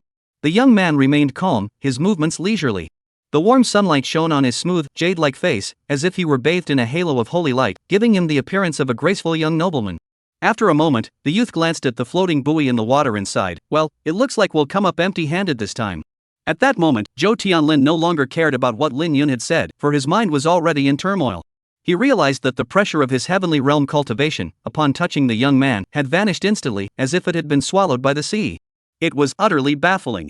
Not only was the person before him just a young man in his early 20s, but even those who had cultivated for hundreds of years and were also at the heavenly realm would never be able to achieve such effortless mastery. Confused, Zhou Tianlin checked Lin Yun's cultivation level once more. There was no mistake, he was indeed an ordinary person. But how could an ordinary person possibly withstand his domain's pressure? Lin Yun was unaware of the immense shock he had caused Zhou Tianlin. In truth, if he hadn't deliberately revealed his cultivation, no one in this lower realm could have discerned his true strength. After this period of cultivation, his cultivation level was currently only at the 7th level of Qi gathering. However, before his reincarnation, he had condensed a thread of sword intent using his entire life's cultivation and stored it within his divine soul. This sword intent had reincarnated with him and now floated in his spiritual sea, serving as his greatest trump card and reliance. If fully unleashed, this sword intent could even slay immortals and gods. If a Yutianjing level powerhouse were to attack him directly, he would still need to put in some effort. After all, his current cultivation level is still too low to fully control that sword intent. However, the old man now dared to try to suppress him with sheer aura alone that was nothing but a joke. In his previous life, Lin Yun was a great sword cultivator with a sword heart that had attained enlightenment. Those with a sword heart that has attained enlightenment can shatter all techniques with a single sword strike. To defeat a sword cultivator with a sword heart that has attained enlightenment, one can only rely on absolute strength. Any flashy tricks are useless against a sword cultivator with a clear sword heart, such as illusions or domains. At this moment, Zhou Anning saw her grandfather's movements, and her delicate, beautiful face also revealed a look of astonishment. The young man before her was actually a hidden master? Thinking back to the words she had just exchanged with him, a hint of anxiety arose in the young girl's heart. Lin Yun turned to look at the grandfather and granddaughter, who were as tense as if facing a great enemy, and smiled. "Old man, why don't you sit down and continue fishing? I'm just a fisherman by the Qinglan River." The young man's smile was bright and sincere, as if he had truly come here for nothing more than fishing. The scene, combined with his handsome and refined features, gave off an aura of warmth and charm. Zhou Tianlin's eyes flickered. Though the young man before him was highly mysterious, he did not sense any killing intent from him. After much consideration, Zhou Tianlin finally withdrew the pressure he had been exerting and sat down. At that moment, the reeds ceased their swaying, and the lake's surface returned to calm. The water birds that had already flown far away glanced back with wide eyes, their expressions fleetingly betraying a hint of human-like confusion. However, Zhou Tianlin picked up his fishing rod again, but his granddaughter Zhou Anning had already lost interest in fishing and stood beside him with stiff movements. The young girl's quiet and reserved demeanor added a touch of the elegance of a well-bred young lady. She never would have imagined that the rude young man before her was such a terrifying figure. Few in the great Qian dynasty could withstand the pressure of his grandfather's domain. You young man do have some leisurely interests. You should know that the few brats in my household would rather split a day into two just to practice cultivation. Zhou Tianlin soon struck up a conversation with Lin Yun. He was deeply curious about the young man before him, which was one of the reasons he had decided to stay. Lin Yun glanced at Zhou Tianlin and said, "One flower, one world, one tree, one Bodhi. Sitting in meditation to gather qi is cultivation, but how does an old man like you know that fishing by the river isn't cultivation? May I ask the young friend to explain this?" If anyone else had dared to say such a thing in front of Zhou Tianlin, he would have dismissed it as nonsense. Could fishing for leisure really be considered cultivation? If that were the case, then all those fishermen who rise early and return empty-handed every day would all become peerless masters. However, the man before him, Lin Yun, was far too mysterious. At least, he still hadn't figured out how the other had managed to withstand the pressure of his heavenly realm cultivation. Therefore, although Zhou Tianlin found the other's words illogical, he continued to ask questions. Lin Yun didn't explain further, as he knew that with the old man's cultivation and knowledge, he wouldn't understand even if he did. He simply said, "When you one day enter the hidden realm and comprehend the rules of all things, you will understand that what I say is true." Upon hearing this, Zhou Tianlin's expression changed. The sixth realm of martial arts, a single leaf falling foretells the coming of autumn, seeing the unseen, peering into the unknowable. This is the realm of the hidden. It was said that those who had reached the Dongyin realm could already begin to glimpse the mysteries of the laws of the universe and borrow the power of heaven and earth. Zhou Tianlin never expected such casual words to come from the mouth of a young man in his early 20s. Not to mention the great Qian dynasty, even the vast Donghuang domain has no masters at the hidden realm. Legend has it that such beings only exist in the central domain of Xinzhou, where talents abound. But judging by the other's tone, it seemed as though such a realm could be attained with ease, which was rather absurd. Had the other party actually seen someone from the cave hiding realm? At this thought, Zhou Tianlin couldn't help but feel uneasy. With his current power and status, there were few things in this world that could stir his emotions except for his pursuit of the Tao. If he could encounter an existence at the Dongyin realm in his lifetime, even a casual guidance from them would be enough to benefit him greatly. He didn't think the Lin Yun before him was a being of the Dongyin realm after all. The other party was far too young. Though he couldn't gauge Lin Yun's cultivation level, he could tell the man was around 20 years old. Therefore, there was only one possibility: the person behind Lin Yun must be a great being at the hidden realm. This also explained why Lin Yun could withstand his Tao pressure. It must be a contingency left behind by that powerful figure. Lin Yun was unaware of Zhou Tianlin's internal musings. If he had known, he would have laughed silently. They say young girls are full of drama, but who would have thought this old man, at his age, was so skilled at making connections? Chapter 9, The Mystic Ice-Cold Slaughter is easily dissolved. The immortal sword sage takes a maidservant. I am Zhou Tianlin. May I ask how you prefer to be addressed, young friend? After realizing that there might be a supreme being standing behind Lin Yun, Zhou Tianlin spoke with great courtesy. Lin Yun. The young man replied succinctly. There is a prominent Lin family in Qingzhou City. Could you be from the Lin family? Zhou Tianlin asked again. Lin Yun nodded and said, That's the Lin family. Zhou Tianlin thought to himself, as expected, but his expression remained unchanged. However, Zhou Anning, standing beside him, flashed a peculiar expression on her face. Her grandfather might not care much about the affairs of Qingzhou City, but she knew that Lin Yun was a notorious good-for-nothing in the city. It was said that he had been severely struck after being replaced as the marriage candidate for the Zhao family years ago and had since given up on himself. Could the Lin Yun before her eyes really be the same person she knew? While there are certainly many people with the same name in the world, it should be impossible for such a situation to occur within the same family, right? Thinking this, Zhou Anning blurted out without thinking, You're the fiancé of Zhao Yuhan? The ice spirit body was something even Zhou Anning couldn't ignore. It was precisely because of her curiosity about this prodigy of the Zhao family that Zhou Anning had come to learn about Lin Yun. Lin Yun glanced at the young girl and said calmly, That's correct, but you should have added the word former before fiancé. Upon hearing Lin Yun's admission, Zhou Anning's red lips parted slightly, her delicate face filled with disbelief. It was no wonder she was so surprised. The Lin Yun before her eyes was vastly different from the one she had heard about. One could even say they were completely different people. The Lin Yun before her not only effortlessly withstood her grandfather's domain pressure but remained calm and composed throughout, exuding the carefree charm of a young playboy.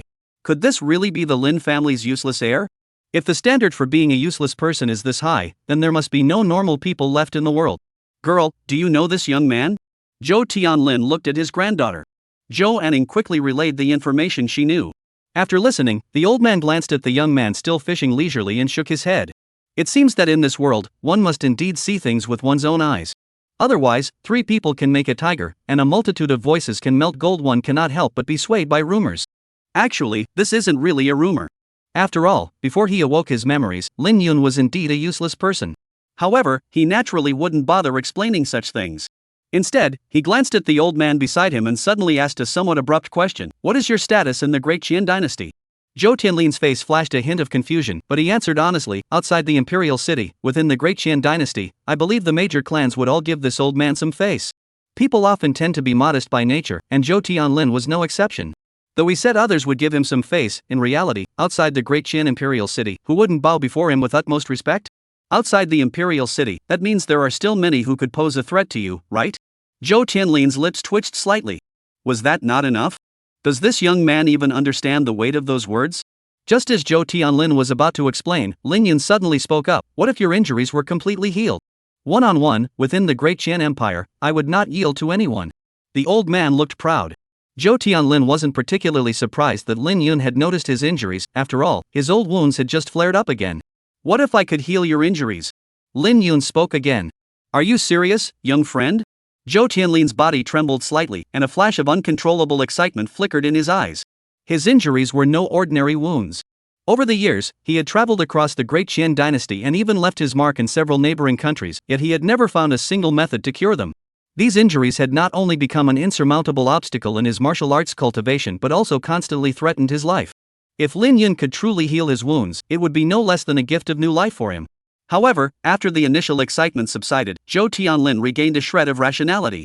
After all, Lin Yun hadn't even asked about the nature of his injuries, so he couldn't help but feel uncertain. After all, to treat a patient, one must first know what ailment they are suffering from. Could the other party have figured it out at a glance? Lin Yun also noticed the hint of distrust in Zhou Tianlin's eyes and soon said softly, Xianbing Hansha. The person who injured you must have spared no expense. Xianbing Hansha is the most and cold substance in the world. Once the cold poison enters the body, the path to enlightenment is severed, and one can never progress further in life. Additionally, one must endure the pain caused by the cold poison's periodic flare-ups. However, the Xianbing Hansha is also an extremely precious ingredient for alchemy and weapon forging. Even a single vial is worth a fortune. Zhou Tianlin's eyes lit up upon hearing Lin Yun's words, which revealed the extent of his injuries. He no longer held back his emotions, rising to his feet and bowing deeply. If you can heal my injuries, I will follow your every command, even if it means dying 1,000 times. At this moment, Zhou Tianlin had already changed his address from young friend to master. After all, earlier, Lin Yun had been able to withstand his domain pressure, which might have been a trick left behind by others. But now, he had immediately identified the cause of his injuries. This was pure personal ability. Lin Yun's status in Zhou Tianlin's heart had risen several notches. Upon hearing that there was hope for healing his grandfather's injuries, Zhou Anning hurriedly curtsied and said, If you can heal my grandfather, I will do whatever you command. Zhou Tianlin heard his granddaughter say such words and thought to himself, this is bad. Although he desperately wanted to heal his injuries, he did not want to sacrifice Zhou Anning's happiness as the price. His granddaughter spoke far too bluntly. With her grace and charm, there was likely no young man who could resist such an offer. Sure enough, at that moment, Mr. Lin's face already betrayed a look of interest. Zhou Tianlin sighed inwardly. He decided that if Lin Yun really made such a request later, he would refuse to heal his injuries. A true man knows what to do and what not to do. Zhou Tianlin was not the kind of person who feared death or clung to life. Looking at the charming young girl before him, Lin Yun did indeed feel a spark of interest, but it wasn't the kind of interest Zhou Tianlin had imagined. Rather, he suddenly recalled a friend from the celestial realm. His friend's greatest hobby in life was collecting beautiful and graceful maidservants, and he often told him that swords and beauty should never be wasted, and that a famous sword would lose its luster without a beauty to complement it. Therefore, wherever his friend went, a beautiful sword maiden would always follow closely behind, holding his sword for him. In this life, Lin Yun had already decided to return to the path of cultivation, so he also wanted to experience what it felt like to have a sword maiden by his side and see if the sword truly shone brighter as his friend had said. Thinking of this, Lin Yun spoke up, I happen to be in need of a maid to attend to me. Would you be willing? Zhou Tianlin heard this and sighed inwardly, so it's as I thought. Meanwhile, Joanning blushed, as she naturally understood that this was likely not an ordinary maid. Although she had already anticipated this possibility, when it actually happened before her eyes, she couldn't help but feel a bit flustered. Zhou Tianlin looked at his granddaughter's conflicted expression and was about to speak to end the topic. At that moment, Lin Yun spoke, his tone calm. "Rest assured, this is not a trade. Whether you agree or not, I will heal your grandfather's injuries." He had noticed the girl's hesitation, and given his status, he would never resort to coercion. Therefore, he made his intentions clear. Regardless of her response, he would gladly accept it. To him, it was merely a whim, offering the young girl a simple choice. In the past, countless celestial maidens and holy maidens had sought to serve by his side, yet he had never granted them an opportunity. Yet here in the lower realms, an ordinary young woman like her had the chance to be by his side. If the beauties of the celestial realm were to find out, they would likely be furious. This choice might truly be the only opportunity of her life. It could truly be described as a choice between heaven and hell. Sometimes, no matter how many mistakes one makes in life, what truly matters is making the most important decision at the right moment. Sometimes, one correct choice can make up for countless mistakes. Choose wisely, and one person's success brings blessings to all, enjoying a longer and more brilliant future. Choose wrong, and in 100 years, beauty fades, and new faces replace the old. Joanning and Zhou Tianlin were unaware of Lin Yun's thoughts. After hearing Lin Yun's words, both of them looked surprised. They hadn't expected this to not be a condition for exchange. Zhou Tianlin secretly sighed in relief, while Joanning pondered for a long time before hesitantly saying, "Sir, may I have some time to consider this?" Although she had previously said she would obey Lin Yun's commands, she had not truly prepared herself mentally for this. Those words were largely spoken in the heat of the moment. After all, Lin Yun was still almost a complete stranger to her, and given her status, becoming his maid was simply too absurd. If the people in her family found out, they would probably be speechless with shock. After hearing the young woman's words, Lin Yun still wore a faint smile on his face and said, "Of course you can. This is a major life decision. It does indeed require careful consideration. However, I still hope you can make a decision soon. After some time, I might lose interest."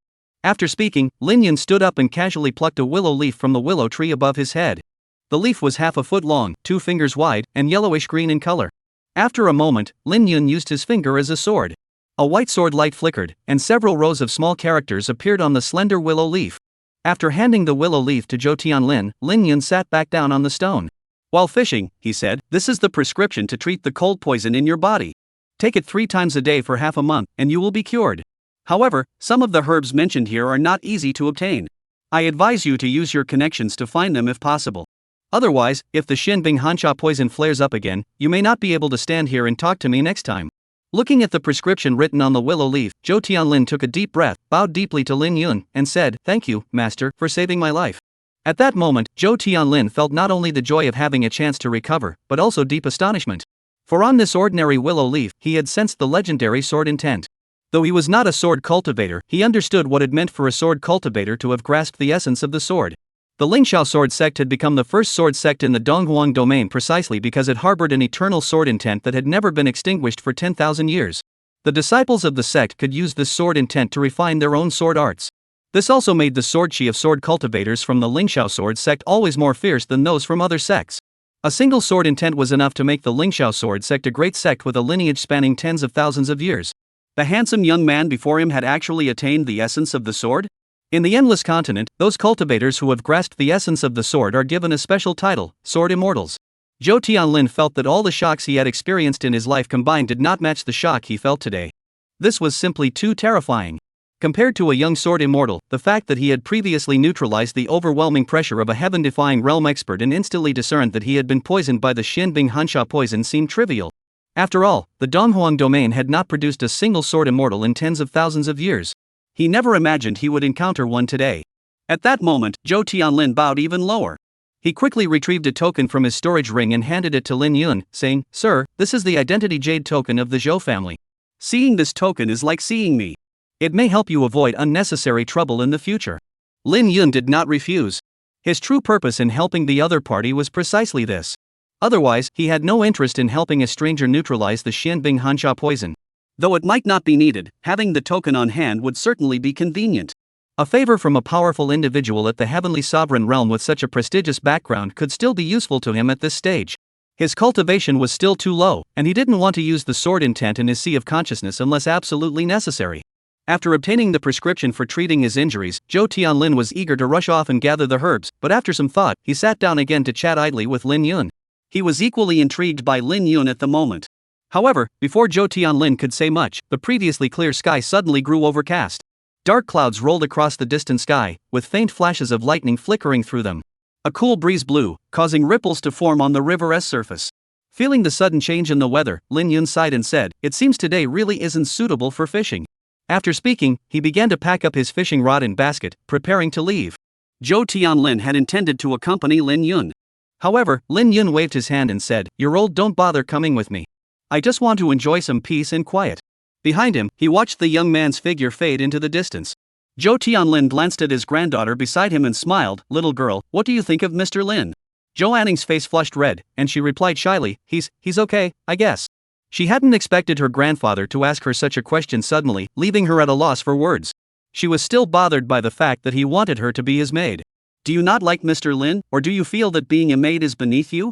Zhou Tianlin asked again. Zhou Anning opened her mouth but hesitated before swallowing her words. To be honest, she actually had a pretty good impression of Lin Yun, mysterious, powerful, and quite handsome, making him a decent choice for a partner. If he had said he wanted to marry her, Zhou Anning might have agreed. But being a maid was simply too much for her to accept. Who in the entire Deqian dynasty had the qualifications to make her a maid? The young girl had been raised under Zhou Tianlin's watchful eye.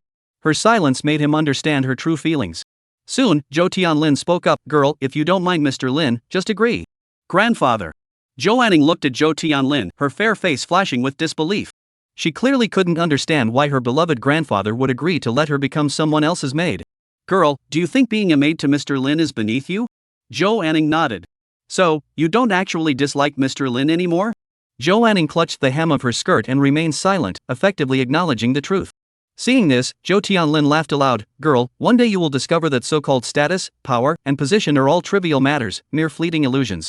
What truly matters are one's character, wisdom, and cunning. These are the true foundations of a person's standing in the world. Right now, you feel humiliated being a maid to him, but if one day a true dragon emerges and soars through the heavens, you'll find it hard to stay by Mr. Lin's side then. Girl, remember this, when one person attains enlightenment, even the chickens and dogs are lifted to heaven. Perhaps one day you will discover that being a maid to Mr. Lin is better than being the mother of a nation. Moreover, someone like Mr. Lin probably wouldn't truly regard you as a maid. Calling you a maid is practically the same as calling you a spiritual partner." Zhou Anning's red lips parted slightly. She hadn't expected her grandfather to speak so highly of Lin Yun. It was almost as if he were praising him to the heavens. Could it be that his ambitions extend beyond this eastern wasteland? Otherwise, it would be hard to understand why her grandfather would say that being a maid is better than being the mother of a nation. Seeing the young girl fall silent, Zhou Tianlin stood with his hands behind his back, looked up at the sky, and sighed. "Girl, I'll tell you one more thing. Mr. Lin is a sword immortal who has mastered the essence of the sword." Upon hearing this, Zhou Anning's delicate body trembled, and a gleam of determination flashed in her almond-shaped eyes. Chapter 10. If a youth has a day of soaring ambition, he will not forget the kindness shown to him in his youth. By the Qinglan River. Before they even reached the gates of Qingzhou City, a light drizzle began to fall from the sky. This sudden rain disrupted the rhythm of many people. Many fishermen quickly packed up their fishing rods and baskets, rushing along the riverbank as the rain grew heavier, leaving behind a series of hurried figures. Lin Yun, however, remained calm and composed, strolling leisurely along the riverbank. At that moment, a thin layer of white light had enveloped his entire body. The rain fell on his body, as if hitting an invisible shield. The emission of true qi was one of the most important markers of a cultivator at the qi condensation realm. Along the way, while most people were in a hurry, there were also quite a few others with cultivation who were unaffected by the light rain. Not far behind Lin Yun, several young men were also walking leisurely. These individuals were dressed in identical moon-white robes, with several golden wavy lines embroidered on their chests. This was the emblem of Qingha Academy, the premier institution of higher learning in Qingzhou. They were clearly students of Qingha Academy. "Ha! Isn't that Lin Yun from the Lin family up ahead? He's actually managed to gather his qi?" Someone spotted Lin Yun walking leisurely ahead and looked surprised. "It really is him. But his demeanor seems a bit different from before." His companions beside him also showed a hint of surprise and began to whisper among themselves. Though they weren't classmates with Lin Yun, they were all young nobles from the same social circle, so they were naturally familiar with him. After all, his former fiancée was simply too dazzling. Who would have thought that even Lin Yun had managed to gather his qi successfully? But compared to Zhao Senior's sister, he's still far behind. Humph. From the Lin family dares to compare himself to Zhao Senior's sister? That's an insult to Zhao Senior's sister. That's right. I heard that Zhao Shiji is already preparing to break through to the Mingxian realm. The Mingxian realm is the realm of the patriarchs of the three major families in Qingzhou City, and Zhao Yuhan is only just 20 years old this year. Someone sucked in a breath of cold air, shocked, and exclaimed, "Where did you hear that? That's too far-fetched." To be honest, I find it hard to believe too, but it's the truth. My cousin in the inner courtyard told me. Apparently, the headmaster hasn't been seen in public lately because he's been searching for herbs to help Zhao Yuhan break through to the Mingxian realm. The speaker's expression was complex, with a hint of envy in his pupils. Sometimes, people really can't be compared. Those who could enter Tsinghua Academy to study were already considered geniuses selected from thousands, but when compared to that dazzlingly brilliant prodigy, they paled in comparison. Among the hardest things for a person to accept in life are acknowledging one's own mediocrity, accepting the limitations of one's abilities, and realizing that one is not the center of the world. And from the moment they entered Tsinghua Academy, Zhao Yuhan, that woman who could only be admired from afar and never approached, had taught them this most painful lesson. The Mingxian realm? In the light drizzle, Lin Yun's lips curled slightly upward as the image of a coldly beautiful young woman flashed through his mind. The girl, dressed in a white gown, coldly told him that they could never be together and urged him not to waste his efforts. She told him that his so-called persistence was nothing but a laughingstock. She told him that if he were smart, he wouldn't reveal their past intimacy. She told him that even in the mortal realm, one must marry within one's social class red gates with red gates, bamboo gates with bamboo gates. She was the bright moon in the heavens, while he was but a tiny firefly. How could a firefly dare to compete with the moon? Even as an accompaniment, it was still unworthy. The scene faded away, and Lin Yun felt a slight pang of pain in his heart. This was his obsession rearing its head. Although this body still primarily held the memories of his previous life, he had lived for 20 years as a worthless member of the Lin family. It was impossible to say that Zhao Yuhan had no influence on him. He had reincarnated to perfect his Tao heart, and at this moment, he most feared that his obsession had not yet faded. Thinking this, Lin Yun murmured to himself, "Well, be it so. When the time comes, I will pay a visit to Tsinghua Academy. Then I will see how truly valuable your ice spirit physique is. I hope you do not disappoint me." By the time he returned to the Lin family courtyard, it was nearly evening. The rain was still falling gently, and the air was filled with the fragrance of earth mixed with the scent of plants. As he entered the courtyard, a slender figure appeared before Lin Yun. It was an old man with snow-white hair and beard, his face wrinkled, and his back slightly hunched. A look of surprise flashed across Lin Yun's face. He hadn't expected the old man to be here. This man was none other than Lin Yuehao, the patriarch of the Lin family and Lin Yun's biological grandfather in this lifetime. Although the old man had already retired from the limelight and no longer served as the head of the Lin family, his status within the clan remained very high. The marriage between him and Zhao Yuhan was arranged by the elder himself. "Xiao Yun, have you successfully gathered your qi?" Upon noticing the faint fluctuations of true qi emanating from Lin Yun's body, the elderly man's face betrayed a mix of shock and joy. Lin Yun nodded. "Good, good." Lin Yuehao burst into hearty laughter, and the furrows between his brows gradually smoothed out. The old man was clearly overjoyed. At least, in Lin Yun's memory, he hadn't seen Lin Yuehao laugh so heartily in a long time. When had this started? It seemed to have started after he was deemed to have no talent for cultivation, and the old man had been in a gloomy mood ever since. Lin Yun hadn't thought much of it before, but now he noticed many things he had never noticed before. His grandfather seemed to have a special fondness for him. Lin Yuehao had 4 sons and 3 daughters in his lifetime, with his father being the youngest, the 7th son. The Lin family was large and prosperous, and his 3 uncles had many children. Among the 3rd generation, Lin Yun was actually quite unremarkable. Not to mention the 2 prodigies of the Lin family, his eldest uncle's eldest son Lin Yuan and his second uncle's daughter Lin Shuang. Even his peers were far more outstanding than him. How could such a worthless person like him deserve the attention of an elderly man with so many descendants?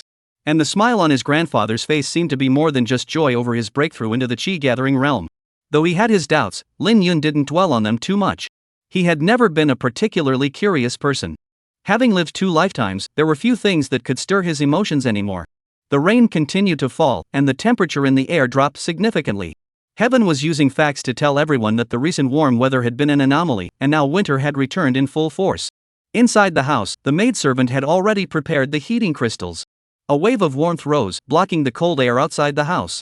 Lin Yuehao sat in his chair, gazing at Lin Yun below him, his expression complex as he said, "Xiao Yun, have you ever blamed grandfather?" Lin Yun knew the question referred to the arranged marriage with the Zhao family. To be honest, he had once hated the old man. He hated him for not continuing to fight for him, for being so weak, and for changing the marriage alliance at the other's request. However, the current Lin Yun had long since come to understand that while the Lin family was indeed a prominent clan in Qingzhou City, that was all they were. In the eyes of many, the Lin family was a prestigious cultivator clan, one of the 3 great families of Qingzhou City. However, the reality was that there were many factions within the city that could easily overpower them, such as the Qingha Academy and the City Lord's Mansion. And both of these factions are backed by the imperial family. For a local clan to oppose the imperial family is akin to a grasshopper trying to stop a cart. It is a sure path to destruction. The Zhao family had produced Zhao Yuhan, an ice spirit, who was no longer someone the Lin family could easily manipulate. Although the person has changed, maintaining this marriage is still the best option available at the moment. Thinking of this, Lin Yun replied calmly, it was the grandson who was ignorant and caused the grandfather worry. Though calling the patriarch of a minor cultivation family grandfather felt odd to Lin Yun. However, he had always acted on impulse, so he did not dwell on such trivial matters for long and spoke naturally.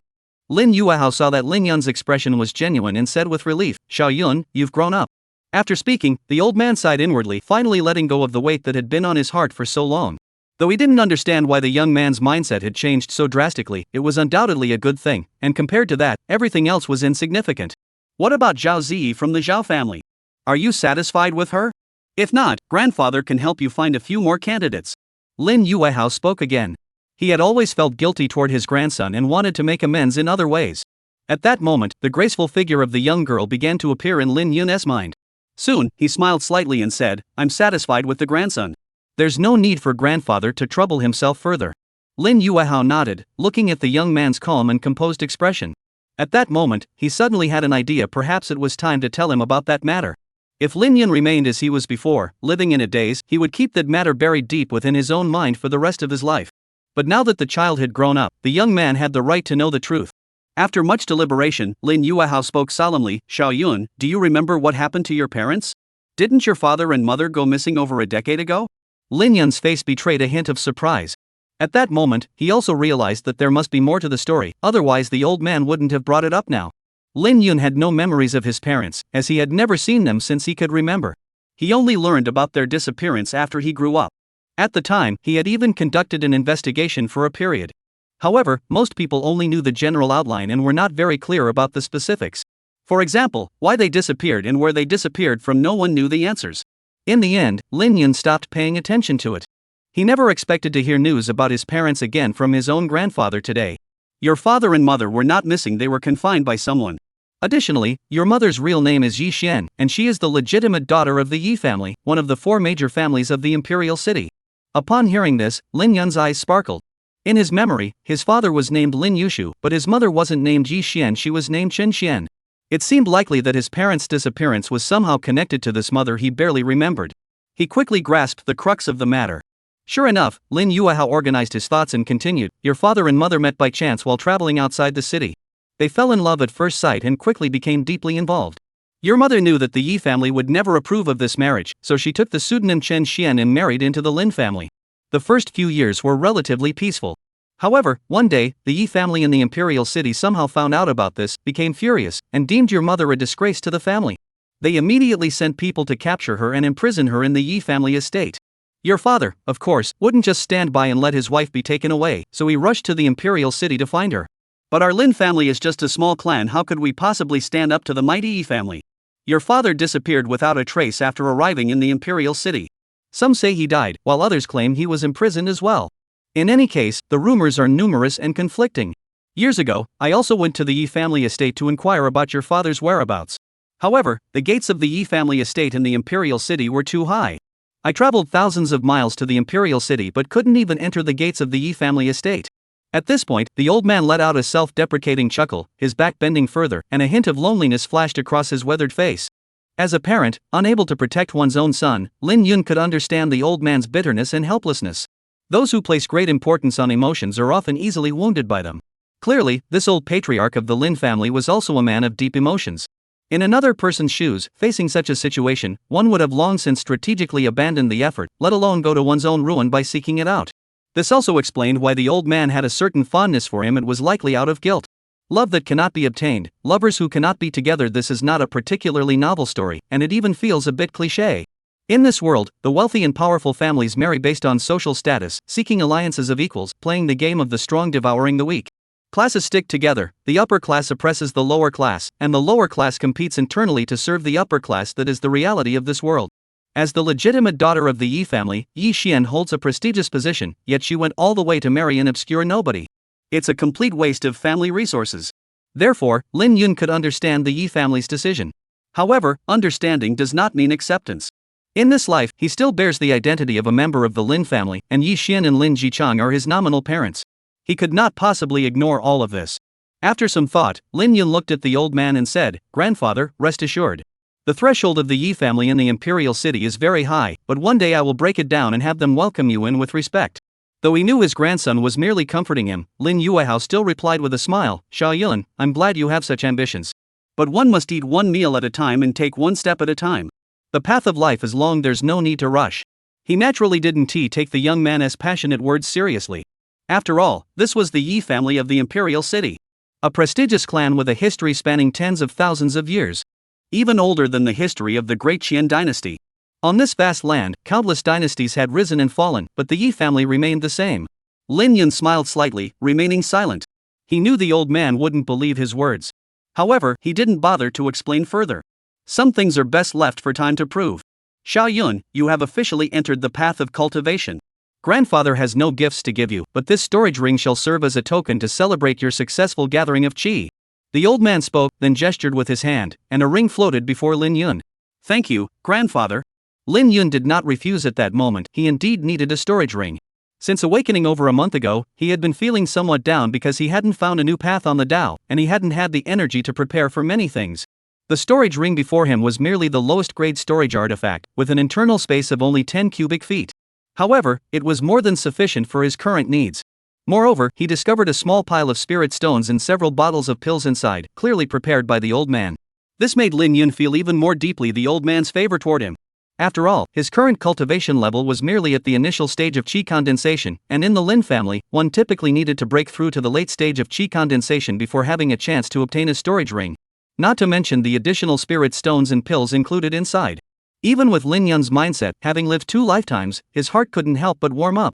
The cold wind blew, and the rain fell gently. After chatting for a while, the old man laughed heartily and left the small courtyard. After a long time, Lin Yun could still hear the clear laughter echoing from the distance. If the young man ever achieves greatness, he will not forget the kindness shown to him in his youth. In the courtyard, Lin Yun stood with his hands behind his back, murmuring, "Since I have taken on this karma, I vow to bring eternal prosperity to the Lin family in the future." Chapter 11, The True Dragon Hides in the Depths. The city lord's mansion, the council hall. The atmosphere in the room was oppressive. Only the city lord, Lu Bushing, sat at the head of the table, sipping his tea leisurely. Below him sat over a dozen men and women of distinguished bearing. Every one of them was a prominent figure in Qingzhou City. Among them were the heads of the 3 major families, Lin Hongru, the head of the Lin family Wang Bin, the head of the Wang family and Chen Hangyang, the head of the Chen family. As for the others, though their status did not match that of the 3 major families, they were all well-known figures in their own right. At that moment, every one of these prominent figures had furrowed brows and expressions of urgency. They had gathered today primarily to negotiate the distribution of the mining rights for the dozen or so mines outside Qingzhou City. According to tradition, the mining rights for these mines are redistributed every 10 years, and this year marks the next redistribution cycle. At such times, the various families inevitably engage in a tug-of-war, which has become a routine occurrence. After all, matters involving interests are of utmost importance, and as the leaders of their respective families, they naturally sought to secure the greatest possible benefits for their clans. That was precisely why they had been discussing the matter for 3 days without reaching any conclusion. Each side has its own valid arguments, and no one is satisfied with their share. Thus, the matter came to a standstill. At this point, everyone turned their gaze toward the city lord, Lu Bushing. Although the mine distribution was supposedly a matter of negotiation, the only person who could make the final decision was the city lord of Qingzhou City. They all hoped that Lu Bushing would come up with a reasonable distribution plan. However, Lu Bushing couldn't care less about fairness or reason. He only wanted the matter to drag on as long as possible. The longer it dragged on, the richer his treasury became. During this period, the gifts he had received from the various noble families alone were equivalent to his salary for over a decade. Therefore, Lu Bushing merely deflected the issue, saying, "This is a difficult matter. To be honest, I am also quite perplexed. Perhaps you all could discuss it further?" Seeing that Lu Bushing had once again shifted the responsibility onto them, everyone exchanged glances, their faces betraying their frustration. They thought to themselves, "You sure are quick to accept gifts, but when it comes to getting things done, you're as useless as a broken clock." Though they were dissatisfied, they dared not vent their anger at the city lord of Qingzhou City, choosing instead to think of the gifts as having been fed to the dogs. Just as the atmosphere grew quiet again, a middle-aged man stood up and spoke loudly, "Since everyone is dissatisfied with the previous distribution plan, why not hear my suggestion? With the new year approaching, I'm sure all of your young men have returned home. Since we can't come to an agreement at the table, why not settle this with a martial arts duel? The rules are simple: let the young men under the age of 25 from each family fight one-on-one. There will be no mercy, only victory or defeat. The family whose son ranks higher will receive a larger share. What do you think? The speaker was Wang Bin, the head of the Wang family.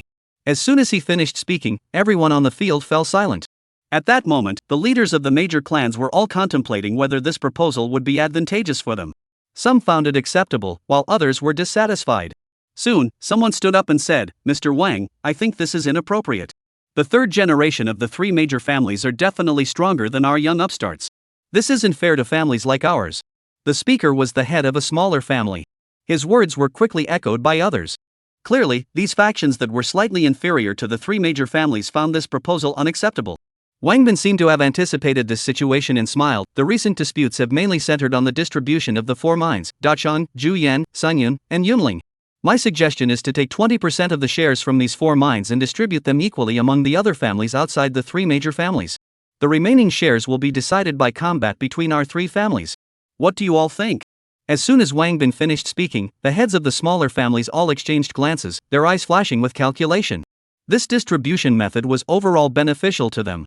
Dachang, Juyan, Sangyun, and Yunling are among the most valuable mines in the region and have been under the rotating control of the three major families for years. They had never harbored great hopes for these four mines, so any share was better than nothing. As a result, they were tempted by Wang Binhong's proposal. This way, they wouldn't have to compete with the three major families and could still secure a share of the four major mines. There was no reason for them to refuse. I agree with Wang's proposal. Someone spoke up first.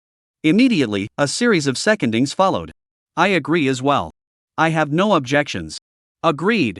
Soon, the only two family heads who had not yet spoken were Lin Hongru and Chen Hongyang from the other two major families. Both were pondering what gave Wang Bin the audacity to propose such a suggestion. This proposal essentially sacrificed a small portion of the interests of the three major families. The only possible reason the other party dared to propose such a plan was that they had complete trust in their own younger generation. They believed that their young generation was capable of outmatching the peers of the Lin and Chen families. However, based on previous information, while the Wang family did have a young member named Wang Peng who was somewhat capable, he was no match for the most outstanding members of the other two families. Who gave him the confidence to propose such a plan? Lin Hongru and Chen Hongyang exchanged glances, seeing confusion and puzzlement in each other's eyes. Looking back at Wang Bin, the one who proposed the plan, he appeared calm and composed, as if he were already certain of victory. Though puzzled, the others had agreed, so they couldn't go against the tide.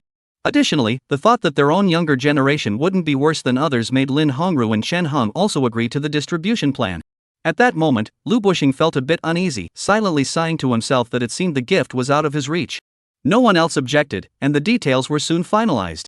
Just as everyone was waiting for Lu Bushing, the city lord of Qingzhou City, to announce the results of the meeting, a servant rushed in hurriedly. Seeing this, Lu Bushing's expression turned displeased.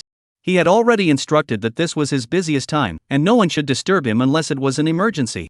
Just as he was about to lose his temper, the servant leaned in and whispered something in his ear. Moments later, the displeasure on Lu Bushing's face vanished instantly, replaced by a look of tension and urgency. The next moment, the powerful city lord abruptly stood up and ordered the servant, "Quick, take me to see this person." Before the servant could move, he had already started walking toward the door. Behind him, the crowd watched as Lu Bushing walked away, exchanging puzzled glances. Who could the city lord be rushing to see? Even if it were the dean of Qingzhou Academy, Qin Shan, coming, he wouldn't act so out of character, would he? In the reception hall of the city lord's mansion, as soon as Lu Bushing stepped inside, he saw an old man and a young man waiting for him. The old man wore a gray robe, his face gaunt, exuding an air of authority from years of holding a high position. As for the young girl beside him, she had bright eyes, a radiant smile, snow-white skin, and an ethereal beauty, exuding an air of noble refinement. "Bossing, it's been a long time," the old man spoke first, smiling at the young man before him. Lu Bushing took a deep breath and hurried forward, bowing respectfully. "Bushing greets your highness." He never expected the man before him to be this very old man. Back then in the imperial city, he had only caught a glimpse of him from afar and had been utterly captivated by his unparalleled charm. At that time, he was just a novice, while the other had already achieved the rank of Yutian, standing at the pinnacle of the great Qian Empire's social hierarchy. Although some events had occurred, causing the old man to fade into obscurity for a time, there was no doubt that he remained one of the most revered individuals in this land. Zhou Tianlin was pleased with Lu Bushing's attitude and smiled. "Bushing, I recall you were a student at the North Star Academy in your youth. I am no longer the prince if you don't mind, you may call me teacher." Lu Bushing wouldn't dare to object. On the contrary, he was overjoyed. After all, teacher was much more intimate than prince. As for why he was called teacher, it was because the old man had once taught at the North Star Academy for a period of time. Teacher, may I ask what brings you here to see me? Lu Bushing continued to maintain his previous humble demeanor, but had changed his title from prince to teacher. Zhou Tianlin smiled as he took out a piece of paper from his storage ring and said, I need you to help me find some herbs. The price can be several times higher, but it must be done quickly. This note was copied when he arrived, and as for the willow leaf, he naturally wouldn't bring it out. The willow leaf imbued with sword intent was no longer an ordinary willow leaf, it was a priceless treasure. Unfortunately, neither he nor his granddaughter were sword cultivators, otherwise, they would have kept it for their own cultivation. Lu Bushing took the note without asking any further questions and quickly summoned the steward to give him instructions. After everything was settled, Lu Bushing looked at the old man and said, Master, you must not have a place to rest yet. Why not stay here in the city lord's mansion for a few days? Zhou Tianlin nodded and smiled, that's fine. I'll stay here for a while. Since you call me teacher, if you have any questions about cultivation during this time, feel free to come find me. Lu Bushing was overjoyed upon hearing this. That was exactly what he had intended, and he hadn't expected the other party to bring it up first. He had been stuck at the peak of the Mingxian realm for decades, unable to take that final step. If he could have a heavenly sovereign to guide him, breaking through that barrier in the future might not be impossible. Looking at Lu Bushing, who was beaming with joy, Zhou Tianlin suddenly remembered something and said, By the way, Bushing, do you know Mr. Lin Yun from the Lin family? Mr. Lin? Lu Bushing looked puzzled. When had the Lin family gained such influence? And isn't Lin Yun just a good-for-nothing from the Lin family? Although Lin Yun is just a junior member of the family, he had heard of this young man who once had a close connection with the Zhao family's prodigy. But when did he ever deserve to be called sir by an elder? After all, the old man before him was someone even the Lin family patriarch would treat with utmost caution and restraint. Could it be that this Lin family is not the same as the Lin family, and this Lin Yun is not the same as the Lin Yun? Thinking this, Lu Bushing cautiously asked, Sir, are you referring to the Lin family in Qingzhou City? Is that Lin Yun the grandson of the Lin family's patriarch, Lin Yuehao? Zhou Tianlin nodded. Lu Bushing grew even more puzzled. Zhou Tianlin noticed Lu Bushing's thoughts and said meaningfully, Bushing, in this world, people are often easily swayed by rumors and fail to see the true dragon hidden in the depths. It is only when the dragon soars to the heavens that they regret missing the opportunity to rise to greatness. He didn't elaborate further. Everyone was intelligent, some things only needed to be hinted at. Lu Bushing heard this and sucked in a sharp breath, feeling a tidal wave of emotion surge through his heart. The true dragon, was he referring to the so-called useless from the Lin family? Though he didn't know what Lin Yun had done to earn such high praise from the old man. But Lu Bushing believed the old man wouldn't speak without reason, so he hurriedly bowed and said, This student has been enlightened. After arranging accommodations for Zhou Tianlin and the others, Lu Bushing returned to the council hall to handle the mine allocation matters. Everyone agreed with Wang Bin's proposal, and Lu Bushing saw no reason to object, so he immediately approved it. Except for the 4 mines Dashan, Juyan, Sangyun, and Yunling, the distribution shares of the other mines remained unchanged, the same as last time. As for the martial arts competition between the 3 major families, it was scheduled to take place after the New Year, on the Lantern Festival. With the distribution finalized, many people rose to take their leave. Lin Hongru also intended to leave, but after taking a few steps, he was called back by Lu Bushing. Lin brother, please wait a moment. I have something I wish to discuss with you. Lin Hongru, though puzzled, stayed behind. Soon, the meeting hall was left with only Lin Hongru and Lu Bushing. I wonder why you called me here, Mr. Lu? Lin Hongru spoke first. Lu Bushing smiled and said, Can't I call you over if there's nothing to discuss? I recently obtained a few jars of Xianbing Xianyang.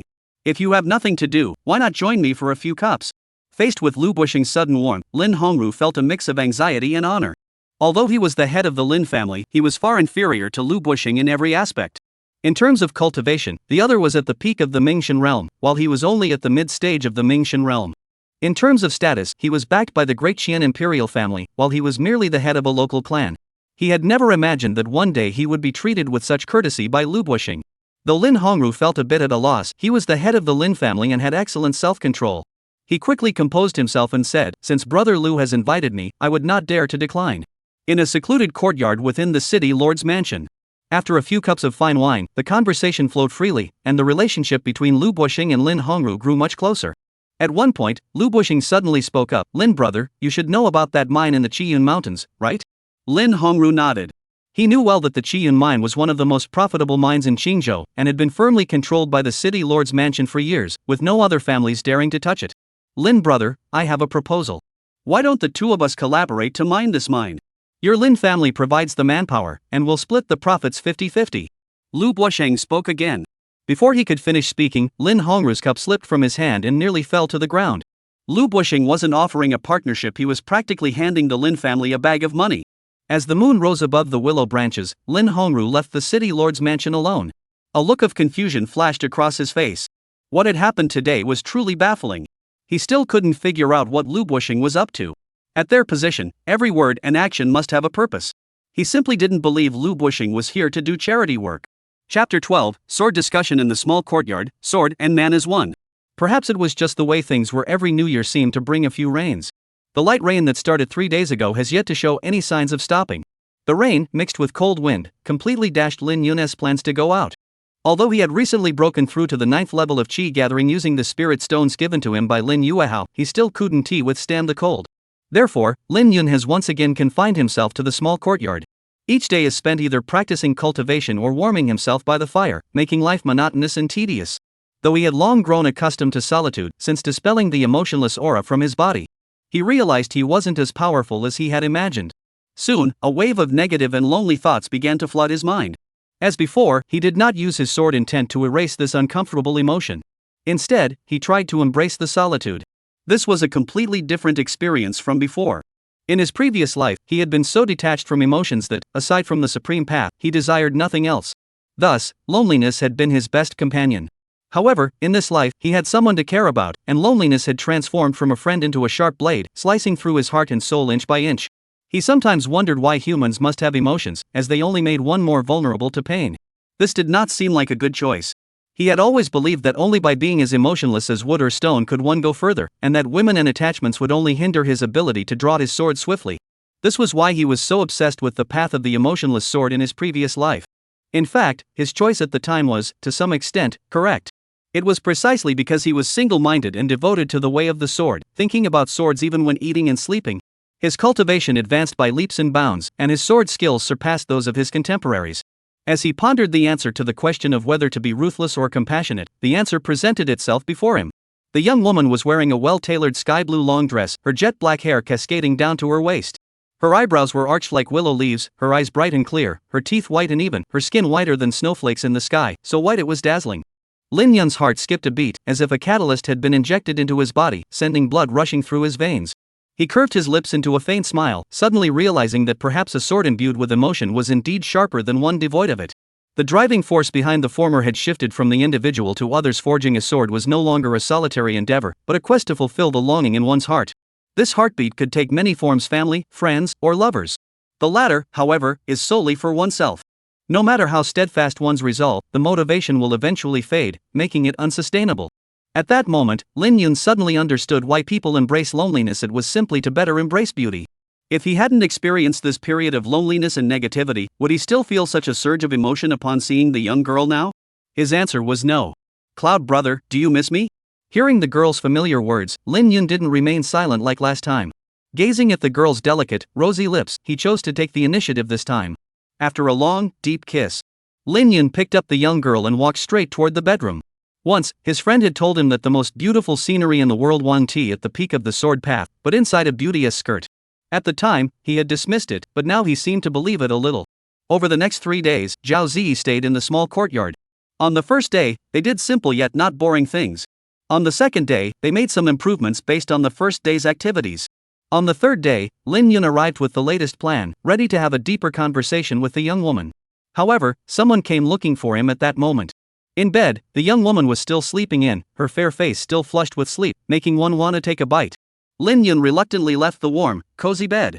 The person who came to find him was his cousin, Lin Shuang. At that moment, this prodigy of the Lin family was still dressed in a sleek outfit, her hair simply tied up, holding an ancient-looking long sword in her hands. Using Qi to control the sword. "Congratulations on advancing another level in your sword art," Lin Yun said with a smile. He hadn't expected that simply helping her refine her sword manipulation technique would lead to such rapid progress. It seemed his cousin did have some natural talent after all. Lin Shuang's pupils contracted, and her heart stirred. She hadn't expected her cousin to see through her true abilities at a glance. Could it be that he was truly hiding his true abilities? Could it be that he was genuinely guiding her in her cultivation that day? Thinking this, Lin Shuang cautiously asked, "Although it may be inappropriate, I would still like to ask, where did you obtain your sword control technique, Yun?" If I were to tell my cousin that I figured it out by watching her practice that day? Lin Yun replied calmly. Lin Shuang raised her eyebrows skeptically. She didn't believe that explanation at all. Such a thing was simply too far-fetched. Mastering and perfecting a martial art technique, especially one that has been passed down for over 10,000 years, is something even the highest elders within the sect couldn't achieve. A martial art that has been passed down for so long must have been refined and perfected countless times by previous generations, reaching a point where there is nothing left to change. Although the Lin Yun before her was somewhat enigmatic to Lin Shuang, she still did not believe he possessed such ability. She was more inclined to believe that the refined sword control technique had been obtained by the other party through other means. Lin Yun merely glanced at her and knew she didn't believe his words. He didn't bother to explain further, merely saying casually, in this world, people are easily misled by rumors. Sometimes, even if you see something with your own eyes, due to the limitations of your knowledge, abilities, and perspective, you may see only a leaf blocking your view and fail to see the mountain. Lin Shuang heard this, her lips parted slightly, and her brows furrowed even more tightly. Was he implying that her eyesight was insufficient, that she was blinded by a single leaf? Lin Shuang took a deep breath, but her chest remained calm and still, unlike Zhao Ziyi, who was completely unable to match her composure. Who was she? One of the two prodigies of the Lin family, she had spent the past decade with only Lin Yuan able to surpass her in the vast Lin clan. The other members of the Lin family would all bow before her with utmost respect. This was the first time she had ever heard such sharp words from a peer within the family. If it weren't for Lin Yun's timely assistance, she would have drawn her sword to teach the other a lesson. Seeing the woman clenching her teeth in anger, Lin Yun realized that his words earlier had indeed been a bit harsh. Though it's true that honest words are hard to hear, she was a young genius who had always been at the top, so it was indeed difficult for her to accept such a sudden change in status. He could understand that. The Lin family had finally produced someone with some talent for swordsmanship, and since the other party had come today, Lin Yun decided to give them another helping hand. Soon, he smiled and asked, "Cousin, what does the sword mean to you?" Lin Shuang's eyebrows furrowed slightly, and she instinctively gripped the sword in her hand. Though she didn't understand why he suddenly asked such a question, she answered honestly, "The sword means a partner to me, a friend, the closest person to me." Lin Yun nodded and said, "Viewing the sword as a companion often stems from love. Love can indeed provide endless motivation, and your perspective is not entirely wrong. However, love can also become a stumbling block on your path of swordsmanship. You are too fixated on the sword, which may lead you astray." What does that mean? Lin Shuang's furrowed brows remained unrelieved. If anyone else had said that, she would have stormed off long ago. But ever since she had entered the realm of controlling the sword with Qi with the others' help last time, Lin Shuang felt that this cousin before her was shrouded in a veil of mystery. That was why she had come to seek him out today. There were some things she needed to clarify, otherwise, she felt uneasy. Lin Yun didn't explain. Instead, he asked, "What do you think sword and man is one means?" Lin Shuang's beautiful eyes narrowed, and her face showed even more surprise, but she still spoke. "My master told me that the union of sword and self is the third realm of sword cultivation. It means that the sword and the person are perfectly fused together, treating the sword as an extension of the body, so that the person is the sword, and the sword is the person. Your master is correct. Has he taught you how to achieve the union of man and sword?" Lin Yun stood with his hands behind his back, a faint smile on his calm face. Lin Shuang opened her mouth, a strange expression fleeting across her face. Could this Lin Yun actually be planning to teach her sword and body as one? Even her master, who had already reached the heavenly realm, couldn't achieve that. Although her master had attained the state of sword and body as one, it was achieved through years of relentless practice.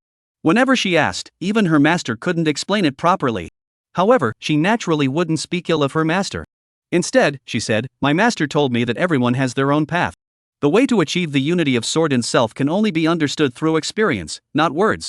Lin Yun's expression remained unchanged, but inside, he was already complaining. This isn't something that can only be understood through experience, it's clearly just that he doesn't know how to do it. However, he also understood that mastering something and teaching it were two entirely different things.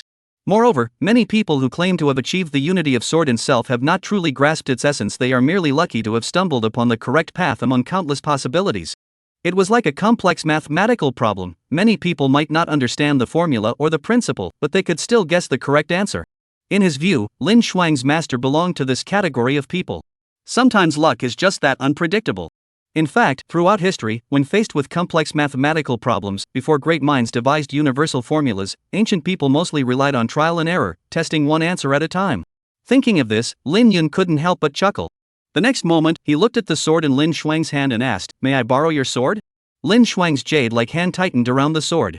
This sword was named Xingluan, a gift from her master on her birthday. To her, it was as precious as her own life.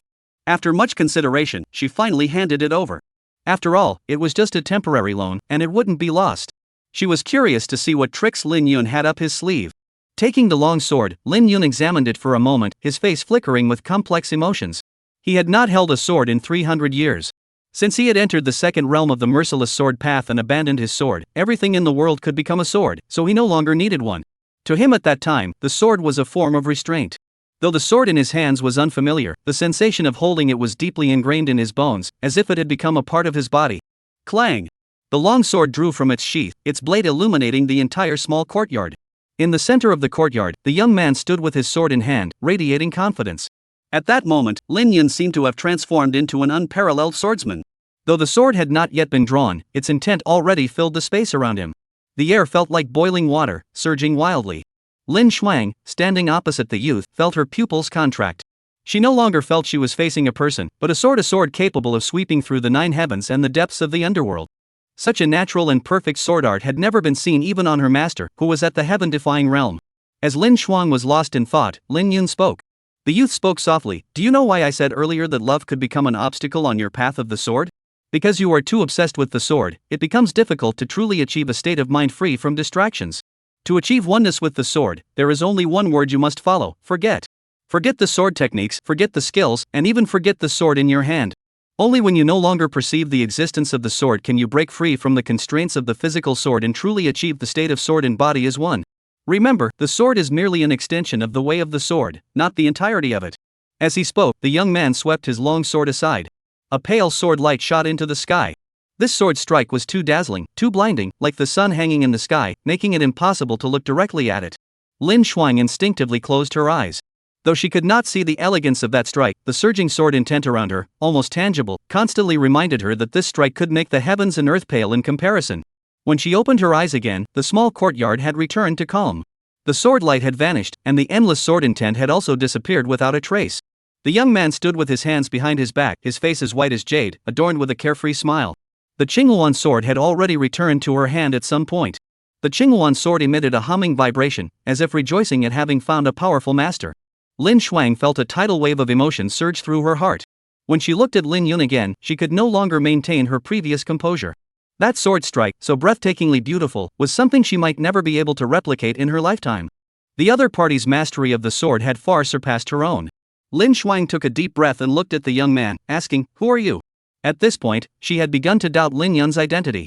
Otherwise, it was simply impossible to explain how a peer in his early 20s could possess a deeper understanding of the sword art than those who had spent hundreds of years cultivating it. Lin Yun, of course, wouldn't explain such a question. He simply said, "Time will reveal the answer. All I can say is that I am still the same Lin Yun as before. I won't harm you, and I won't harm the Lin family." Lin Shuang pondered for a long time. At that moment, the furrows between her brows finally smoothed out. She then bowed respectfully to Lin Yun and said, "Thank you, senior, for teaching me the art." The other party was right. As long as he didn't harm the Lin family, why should she dwell on such things? A sword master of such extraordinary caliber was far superior to the former Lin Yun, who had achieved nothing. Moreover, the benefits she had gained were tangible. Especially after witnessing Lin Yun's sword strike earlier, though she couldn't immediately achieve the realm of sword and man as one, she had finally found her path forward. In the days to come, she only needed to follow this path steadily. Lin Yun nodded and said, "From now on, just call me your cousin. No need to be so formal." Lin Shuang assumed he didn't want to cause trouble and quickly agreed, saying, "This junior understands." At that moment, in a corner where Lin Yun and the others couldn't see, Zhao Zi, barefoot, quietly opened a small crack in the window in front of her and peeked out to watch the two in the courtyard. When she saw the renowned Lin family prodigy, Lin Shuang, bowing to Lin Yun, her beautiful eyes widened in disbelief, and she froze in place. The young girl's lips parted slightly, her eyelashes trembling gently as she gazed thoughtfully at the handsome young man standing with his hands behind his back in the courtyard. Chapter 13, New Year's Eve, the Lin family's annual gathering.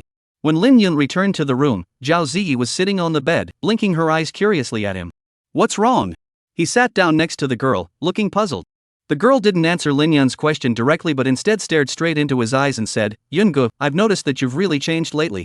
This was the second time Zhao Zi had made such an observation. In response, Lin Yun smiled and said, "Isn't that a good thing?" Zhao Zi nodded vigorously. "Of course it's good. I like this cloud brother." After speaking, the young girl leaned her head against Lin Yun's chest, her beautiful eyes flickering with a faint hint of affection. Her lips curved into a gentle smile, and her eyes crinkled into crescent moons.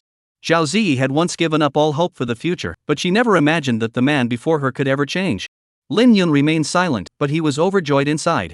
He knew that from this moment onward, the young girl had finally begun to accept him.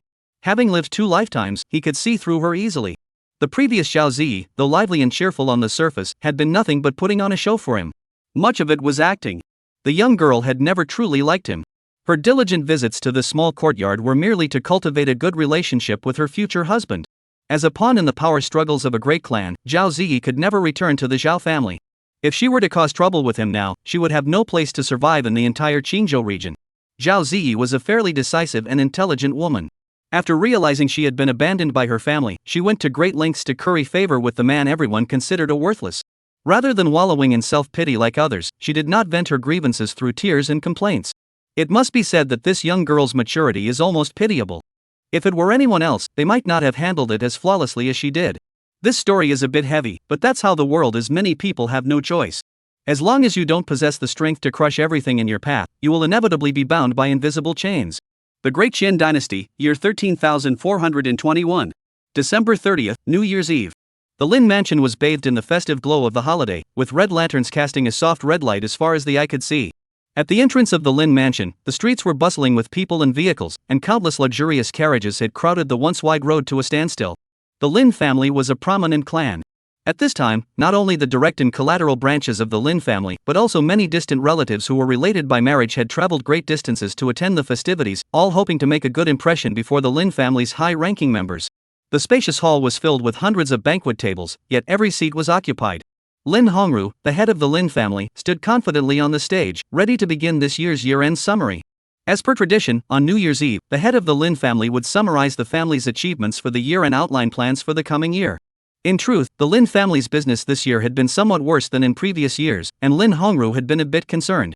However, after the city lord, Lu Bushing, hinted at his desire to collaborate with the Lin family on the development of the Qiyun mine, those concerns vanished completely. Compared to the lucrative profits of the Qiyun mine, the slight decline in business was insignificant. Of course, what is even more important is that through this matter, the Lin family has established a very close connection with the city lord's mansion.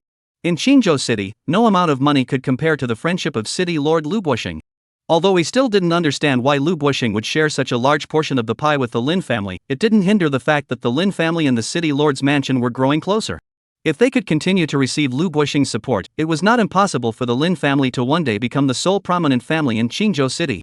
Lin Hongru still clearly remembers the astonishment and excitement on the faces of the elderly members of the Lin family when he told them about this matter. It was the proudest moment of his decades as head of the Lin family. Lin Hongru cleared his throat, smiled, and began his speech. Dear clan members and friends, good evening. I am Lin Hongru, the head of the Lin family. Tonight, I will be conducting the annual summary of all aspects of the Lin family's affairs. The prosperity of the Lin family today would not have been possible without the efforts of all clan members, nor without the support of our old friends of the Lin family. I would like to express my sincere gratitude to everyone.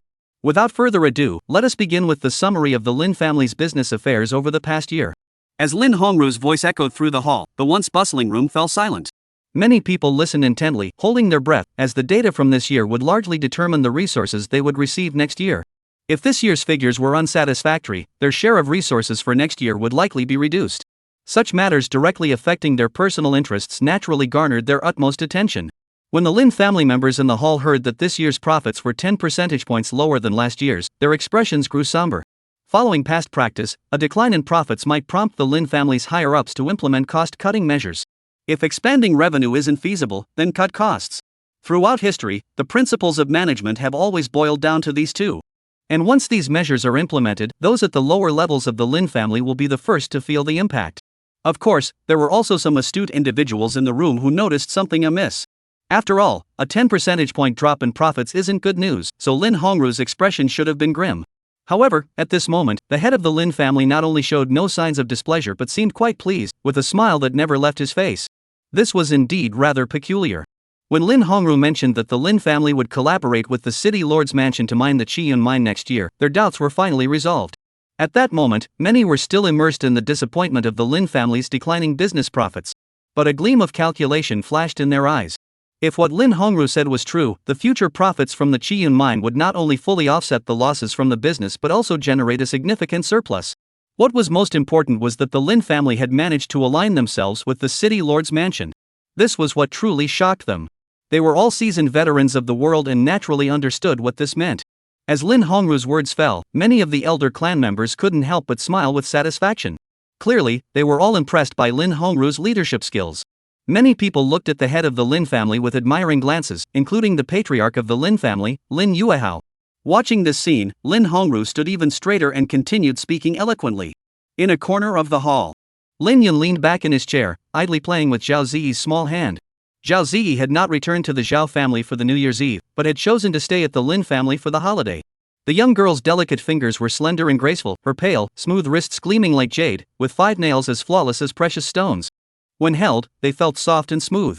Though they were merely holding hands, Zhao Ziyi clearly hadn't yet grown accustomed to such intimacy with Lin Yun in public, and a blush spread across her fair cheeks. She tried to pull her hand away, but every time she made a slight movement, the man would pull it back. After a while, she gave up. Tonight's New Year's Eve dinner was shared with the children and women at the same table. This was Lin Yun's choice, as he preferred the quieter corner and disliked noisy places. At that moment, sitting to his right was a delicate little girl. The girl was about 5 or 6 years old, blinking her eyes curiously at him. At one point, the little girl suddenly spoke up in a clear, crisp voice, "Are you Lin the good-for-nothing?" Children speak without reservation, so it was likely that the little girl had heard about his exploits from somewhere. Lin Yun didn't get angry. Instead, he asked, "Why do you think I'm a good-for-nothing?" The little girl tilted her head and thought for a moment before saying, "Because everyone else says so." Lin Yun chuckled helplessly and said, "Then if I say dogs can fly, would you believe me?" "Of course not," the little girl shook her head. "If you don't believe me, why do you believe others and think I'm a good-for-nothing?" Lin Yun asked. The little girl's young mind clearly couldn't process the question quickly. After stammering for a while, she finally said, because only you said dogs can fly, but many people say you're a good-for-nothing." The little girl felt she had hit the nail on the head and was very pleased, her face lighting up with a smug smile. Lin Yun smiled again and said, "So, according to your logic, if many people say dogs can fly, you'd also believe dogs can fly, right?" This. The little girl widened her eyes, bit her finger, and didn't know how to respond. In her mind, dogs definitely couldn't fly, they only wagged their tails and ran on the ground. After all, her family had a little yellow mutt, so how could she not know that? She knew there was something wrong with what the other person said, but she couldn't figure out where the problem lay. Watching the little girl scratch her head in frustration, Lin Yun abandoned his plan to tease her further and said, "So, you see, people, what you hear isn't necessarily true. Do you think what I said makes sense? Just like the example I gave, if everyone says dogs can fly, does that mean you believe they can? So you're not useless?" The little girl blinked her eyes and said. Though she didn't fully grasp the nuances, she understood the gist of what he was trying to convey. Lin Yun ruffled the little girl's hair and smiled, "That's right, I'm certainly not useless. In this world, remember this, what you hear is not necessarily true, what you see is what you get." The little girl nodded, seeming to understand but not fully grasping the meaning. She felt that what the other person said made sense. At that moment, a woman dressed in vibrant colors approached from the distance. When she saw the so-called useless Lin family member placing his hand on her daughter's head, her expression changed. The woman hurried over, sat down beside her daughter, and pulled her closer, casting a wary glance at Lin Yun. She had heard that Lin Yun had a violent temper and was extremely aggressive, and she did not want her daughter to be harmed. In response, Lin Yun smiled wryly and did not get angry. He turned his head and began to play with Zhao Ziyi's small hand. At that moment, a young woman standing beside the woman leaned close to her ear and whispered something. When the woman heard that her daughter had just referred to Lin Yun as a good-for-nothing in front of him, her heart leaped to her throat. After all, their family was merely a collateral branch of the Lin clan. Even if Lin Yun was worthless, he was still a direct descendant of the mainline, something people of their status had no right to discuss. However, when she heard that Lin Yun not only didn't get angry but instead kindly taught her daughter about how to conduct oneself in society, the woman's gaze toward Lin Yun immediately changed from fear to curiosity. The Lin Yun's change surprised her. Out of caution, the woman stood up and bowed to Lin Yun, apologizing with a guilty expression. "Young Master Lin, the child was ignorant and spoke rudely to you. I apologize on her behalf." Lin Yun nodded, looked at the woman, and smiled. "It's no big deal. Children are innocent and lively, they can't help but speak without restraint. As the saying goes, you can see a person's character in their childhood. As parents, you should pay more attention to your children. After all, those who associate with the virtuous become virtuous, and those who associate with the wicked become wicked. Some things, when exposed to them repeatedly, can subtly influence a child's character." Hearing Lin Yun's words, the woman looked ashamed. She had been busy with business matters lately and had indeed neglected her daughter's care. Fortunately, the child's innocent words were directed at Lin Yun, who had undergone such a significant transformation. But what if it had been someone else? Would others be as magnanimous as Lin Yun? If she had encountered someone with a bad temper, her daughter would be in great danger. Thinking of this, the woman bowed to Lin Yun once more and said, "Master Lin's words have been a lesson to me." The little girl beside her, realizing she might have caused trouble, tugged at Lin Yun's sleeve and said with reddened eyes, "Lin Yun brother, I'm sorry. If you must scold someone, please scold Xiaoya instead. Don't blame my mother, okay?" As she spoke with emotion, tears streamed down her face. The once delicate and adorable little girl was now crying like a little kitten. Lin Yun hadn't expected the bond between this mother and daughter to be so deep. He also hadn't anticipated that the little girl would start crying out of concern for her mother. Lin Yun had never intended to blame the mother and daughter. He quickly comforted the little girl, saying, "Brother doesn't blame your mother. Please stop crying. If you cry anymore, you'll look ugly." After speaking, Lin Yun gently wiped away the tears from the little girl's face. Hearing Lin Yun's words, the little girl finally stopped sobbing and blinked her red, big eyes, asking, "Lin Yun brother, are you really saying that? You really won't blame my mother, will you?" "Of course not. Big brother never lies." Lin Yun smiled. "Then let's make a promise." The little girl extended her small hand, looking at Lin Yun with great anticipation. Lin Yun's lips twitched. This seemed a bit childish. The words he had used to comfort the little girl today were already beyond his usual capabilities. The old Lin Yun would never have said such a thing, no matter what. He never expected to end up playing such a childish game as finger crossing with a 5 or 6-year-old girl.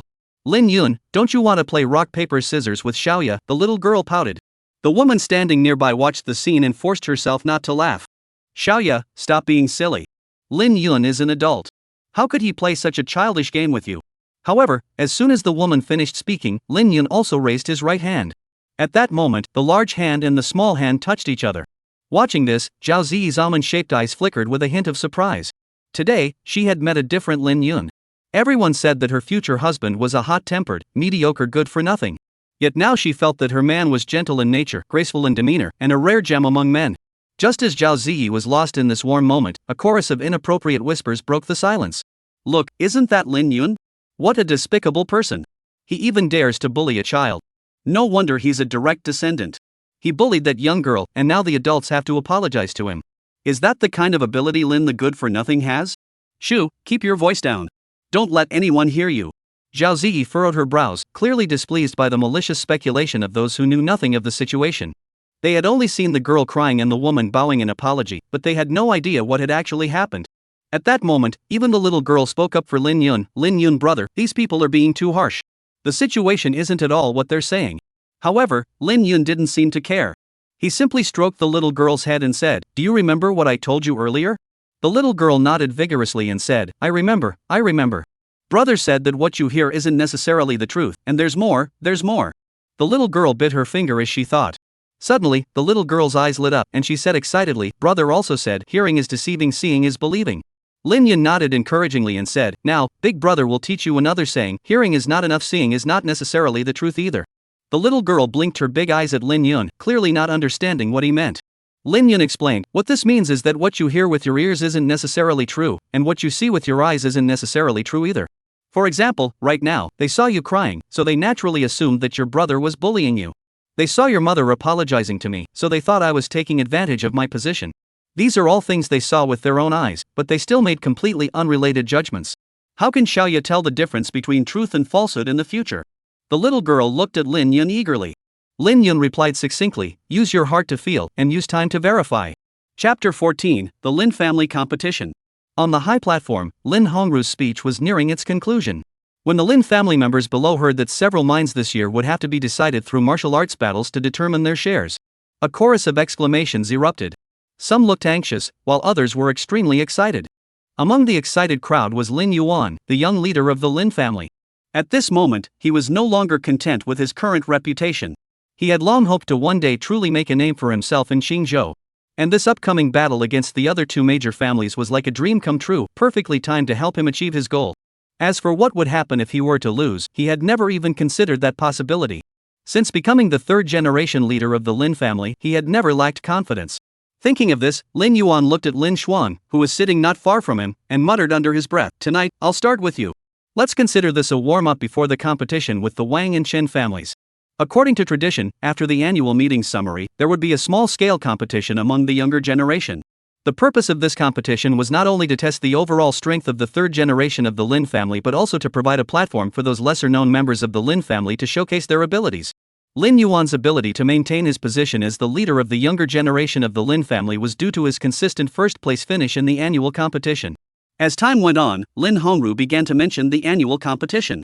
Upon hearing this, many young men and women began to rub their hands together in anticipation, eager to participate.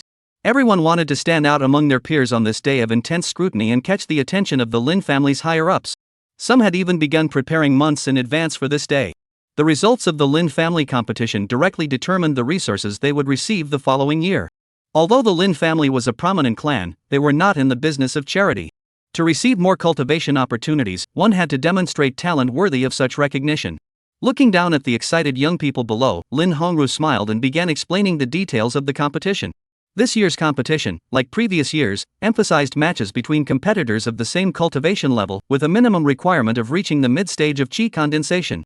Of course, if the challenger does not mind, it is also permitted for opponents of unequal cultivation levels to face off.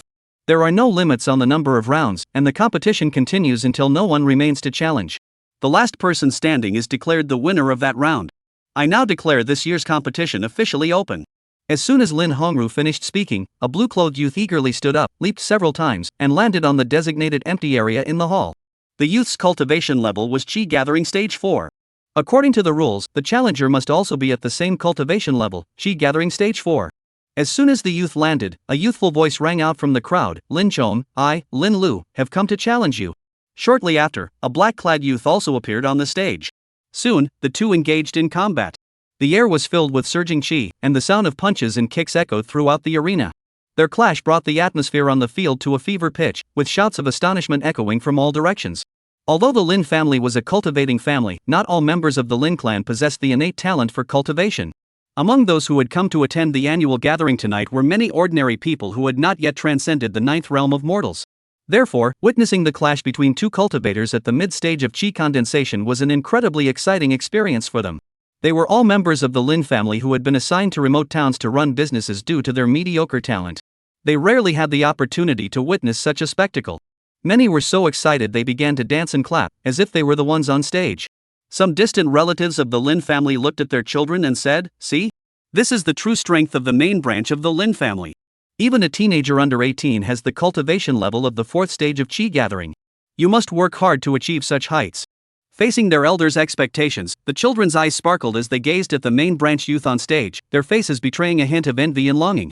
Unlike the excitement of many others, Lin Yun found the battle on the stage utterly boring. He would rather play with a young girl's delicate hands. However, while he found it boring, Zhao Ziyi beside him was watching with great interest. The young girl had recently succeeded in gathering qi, and her current cultivation level was qi gathering stage 1. She was clearly very interested in the battle between the two qi gathering stage 4 cultivators. So engrossed in watching the battle, Zhao Ziyi didn't even notice that Lin Yun had also grabbed her other hand. Looking at this equally jade-like hand, Lin Yun made up his mind not to let Zhao Ziyi practice any cultivation techniques related to weapons.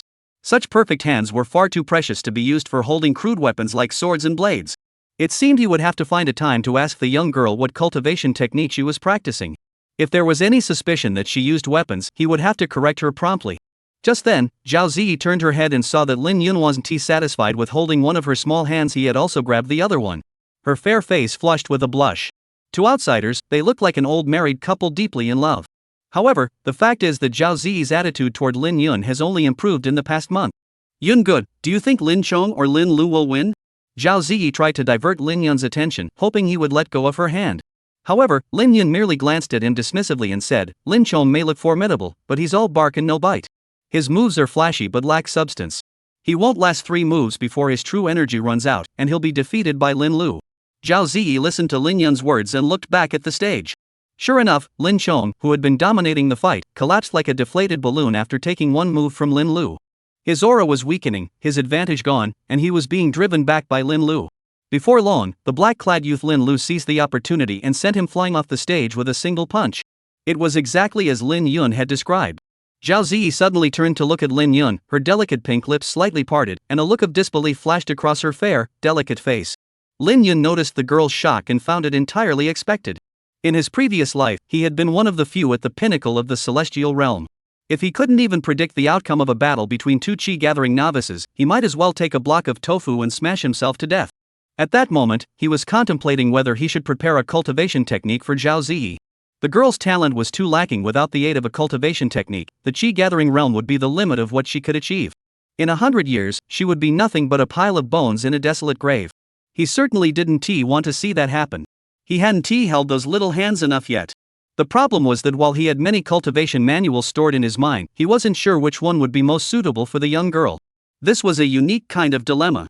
At that moment, the annual competition was still in full swing on the stage. The crowd, who had been excited at first, gradually grew numb. While the battles between chi-gathering cultivators were indeed thrilling, even the most captivating things grow tiresome with repeated exposure. That was the state of things at present. As time passed, at a certain moment, the stage was completely empty. At that moment, they grew excited once more. According to past tradition, it was time for the two of them to take the stage. All eyes were now fixed on Lin Yuan and Lin Xuan, the two prodigies of the Lin family. Under everyone's gaze, Lin Yuan slowly stood up and walked toward the stage at a leisurely pace. The young man was dressed in elegant attire, tall and slender, with a dignified demeanor. His fair face was calm and composed, exuding an air of effortless grace. Chapter 15, Controlling the Sword with Qi, the Ultimate Showdown. As Lin Yuan stood up, a buzz of discussion erupted on the field. That was Lin Yuan, the young leader of the Lin family. His demeanor was extraordinary, truly deserving of his reputation as the most talented young member of the Lin family. It is said that Lin Yuan had already transformed all his true qi into true essence months ago, entering the opening realm. No doubt the other prodigy, Lin Xuang, has reached the same realm as well. This is the pinnacle of the Lin family's young generation. To witness such a spectacle, it was well worth the long journey back to attend this annual gathering. Bathed in the praise of the crowd, Lin Yuan's lips curled into a faint smile. Who in the world doesn't know you? This is exactly what he has been striving for all along. At that moment, Lin Yuan's smile faded, and he looked down at Lin Xuan sitting below and said, Lin Xuan, why don't you come up? You've been competing with me for the title of the Lin family's leader for over a decade. Come on. Let me see how much you've improved this year. The young man stood with his hands behind his back, looking calm and composed, as if he had never once regarded the other prodigy of the Lin family as a threat. This posture only served to reinforce the belief of many that Lin Xuan was certain to lose. After all, Lin Xuang had lost for over a decade. Facing such a dominant Lin Yuan, another defeat seemed inevitable. Even Lin Hongru, the head of the Lin family, couldn't help but smile confidently. Lin Yuan was his son. Lately, he had been riding high on success.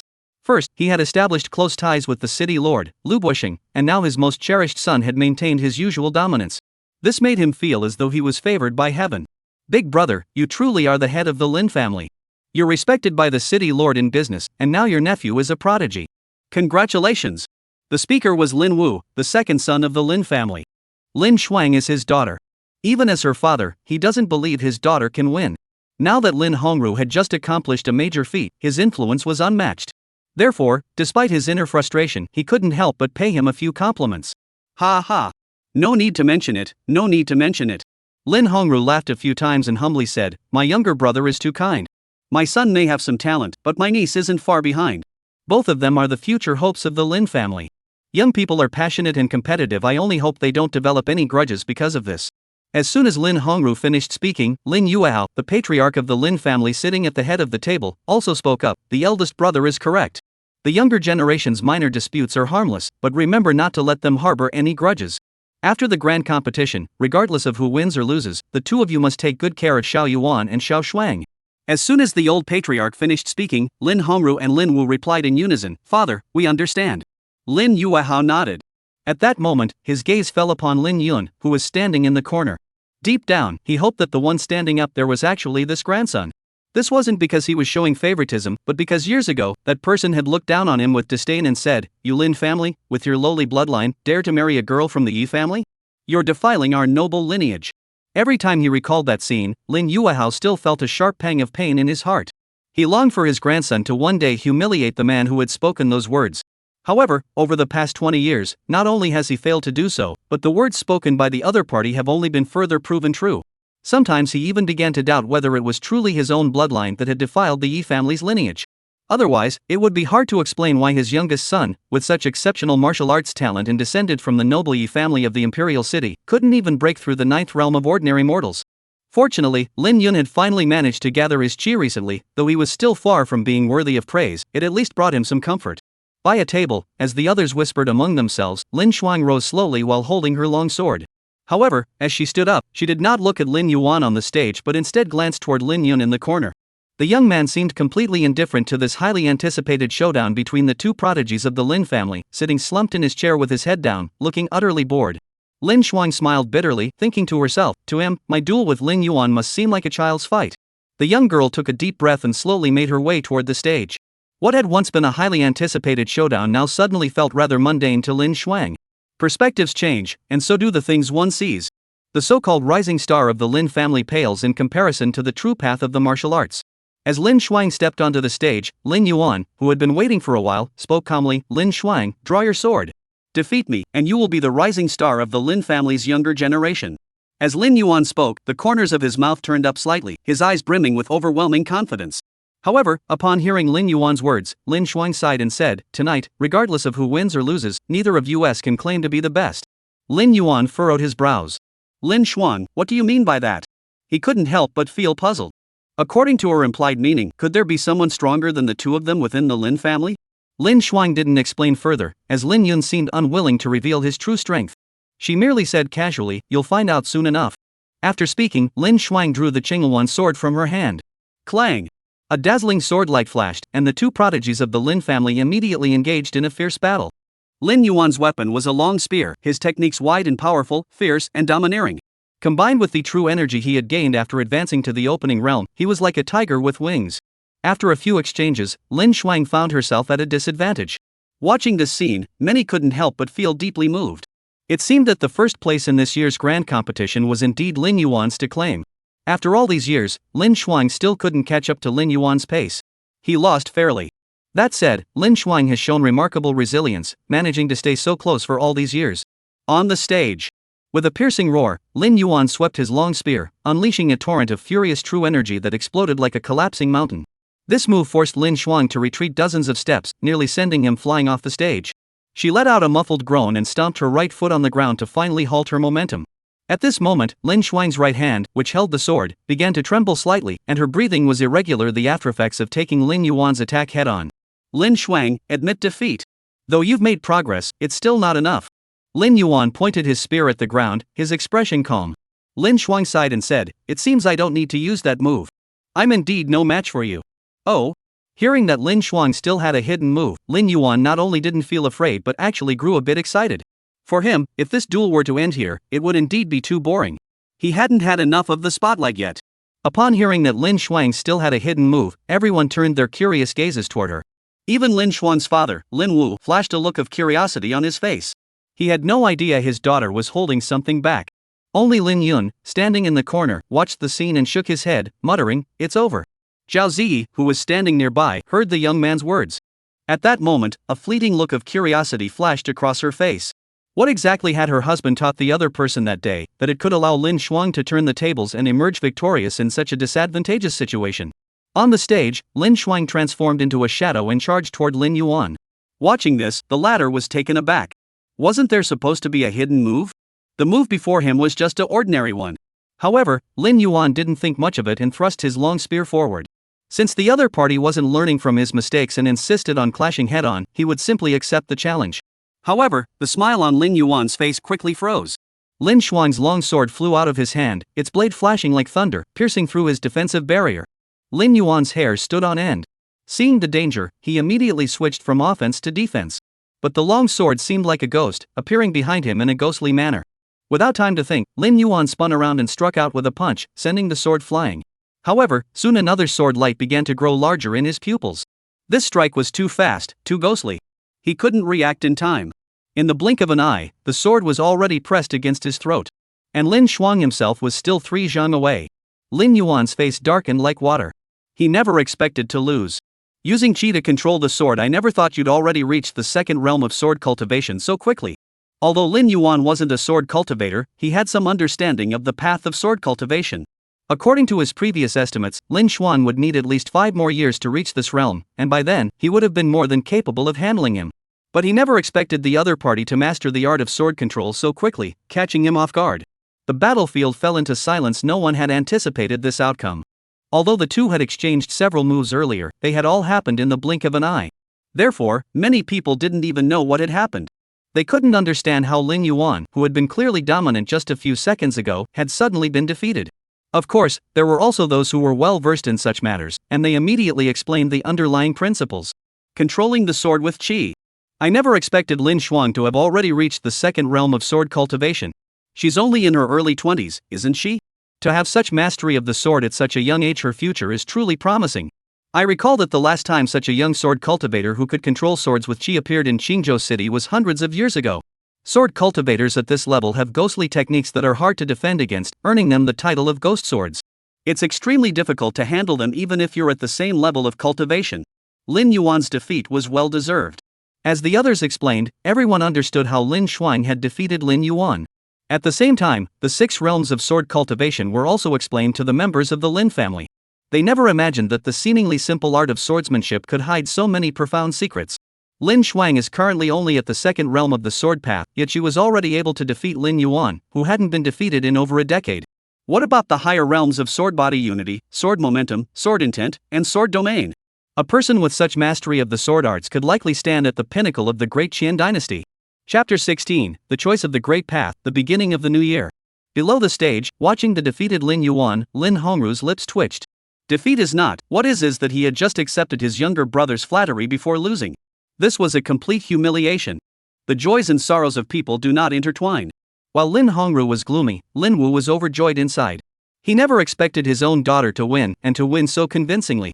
Controlling the sword with one's qi. At 20 years old, she had already reached this realm, clearly indicating that her future prospects were far brighter than Lin Yuan's. What's the point of you winning for over a decade? I only need to beat you once. Seeing his granddaughter's mastery of the sword, Lin Yuehao, standing nearby, was also overjoyed. He turned to his second son and smiled. Xiaoshuang did well. Let's give her the few bottles of high-grade Pei Yuan Dan in the family. Lin Wu, upon hearing this, hurriedly expressed his gratitude. High-grade nurturing essence pills were extremely precious to the Lin family, yet the old patriarch had so generously given them all to his daughter. This made him feel even more elated, as if he had finally proven himself and his fortune had turned. As for Lin Hongru standing nearby, he was even more frustrated, as the high-grade Pei Yuan Dan had originally been intended for Lin Yuan. However, he didn't dare to say much, as the best resources should naturally be reserved for those with the greatest talent. With Lin Yuan's defeat, this year's Lin family gathering officially came to a close. Although the duel between the Lin family's 2 prodigies had ended, the excitement in many people's hearts had not diminished in the slightest. They were still enthusiastically discussing the outcome of the match. Clearly, compared to the monotony of previous years, many people preferred to see an underdog's comeback.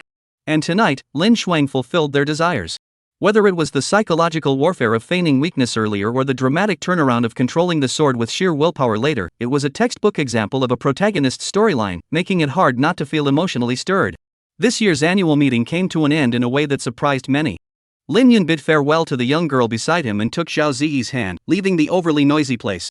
On a quiet path, Lin Yun and Zhao Ziyi walked toward their small courtyard, guided by the faint light from the lanterns around them. At this point, Lin Yun began to ask Zhao Ziyi about the martial arts techniques she practiced. The young girl replied, "Why did you suddenly ask about this, Yun Gu? The martial art I practice is called the Emerald Water Technique, a water-based martial art." Lin Yun nodded in understanding. No wonder her hands were as soft and smooth as a baby's. The cultivation technique must have played a role. This also put his previous concerns to rest. Those delicate hands were indeed unsuitable for wielding crude weapons. Thinking of this, Lin Yun began searching his mind for information on water-based cultivation techniques. As he pondered, the two returned to their small courtyard. In the room, Lin Yun beckoned to Zhao Ziyi. The young girl's face flushed red, thinking the man was eager to go to bed. Lin Yun did indeed embrace the young girl in his arms, but not to go to bed. Instead, he intended to teach her the martial arts technique. The cultivation technique he intended to pass on to Zhao Ziyi had already surpassed the rules and limitations of this realm. In this lower world, no object could bear or record it, so it could only be transmitted personally by him. The next moment, Lin Yun placed his hand on the girl's fair forehead, and a vast and profound stream of cosmic rules surged forth from her body. Watching this extraordinary scene, Zhao Ziyi's almond-shaped eyes flickered with a hint of curiosity as she gazed at the man mere inches away. At that moment, Lin Yun explained, "I am now going to impart the martial arts technique to you. There's no need to be nervous. Close your eyes and focus on sensing it. It will be over soon." Upon hearing the man's words, Zhao Ziyi obediently closed her eyes. However, her slightly trembling eyelashes betrayed the turmoil within her heart. The idea of transmitting consciousness through martial arts techniques was something she never imagined would happen to her. The martial arts technique the man was passing on to her was already overwhelming.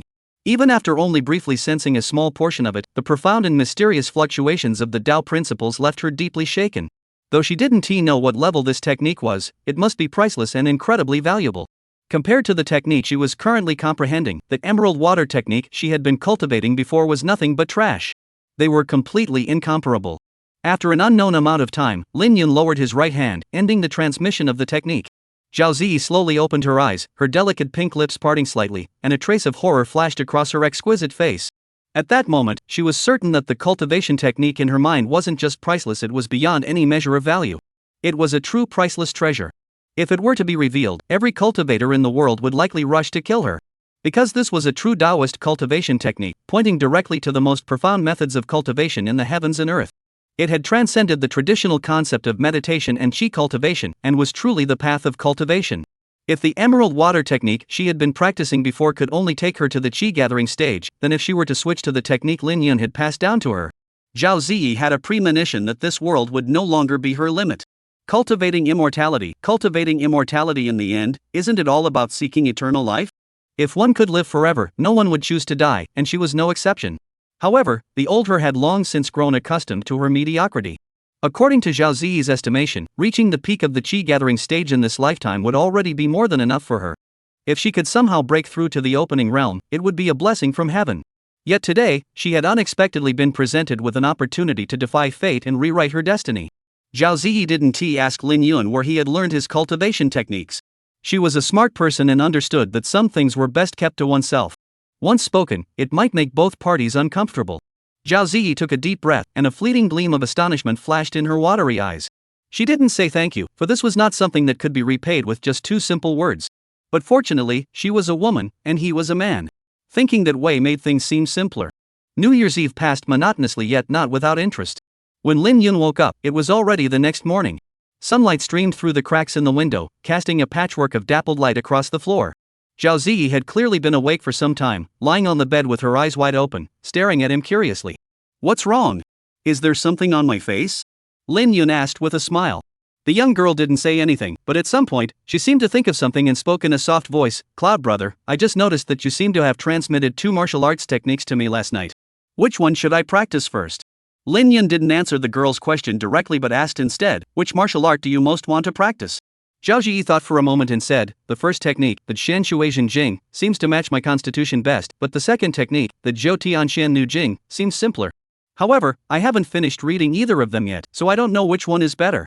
Martial arts techniques are not supernatural abilities or combat skills. Generally speaking, they cannot be practiced simultaneously. A cultivator can only practice one martial arts technique at a time. Otherwise, it could lead to chaos in the true qi within the body, resulting in explosion and death. So-called recultivating a cultivation technique is only possible after completely dispelling the original attribute true qi before practicing a new technique. Lin Yun did not hide anything from the young woman and explained the differences between the two cultivation techniques frankly. The Xian Shuixian Jing is a very orthodox water-based cultivation technique with little to note. When cultivated to its peak, it can directly lead to the water-based Tao. The Nine Heavens Divine Woman scripture, however, is a cloak and dagger technique, leaning toward heretical paths. Most of its methods are used by demon cultivators to steal others' cultivation. It is essentially a technique for others to use. Generally, those who cultivate such techniques are either deceived or forced into it against their will. Lin Yun imparted the Nine Heavens Mystic Woman scripture to Zhao Ziyi not to eventually cease her cultivation, but simply to give her an additional option. In the world, there are opposites. Just as there is soul stealing, there is also counter-soul stealing. His true intention was to use a great divine technique to directly elevate Zhao Ziyi's cultivation level in the future.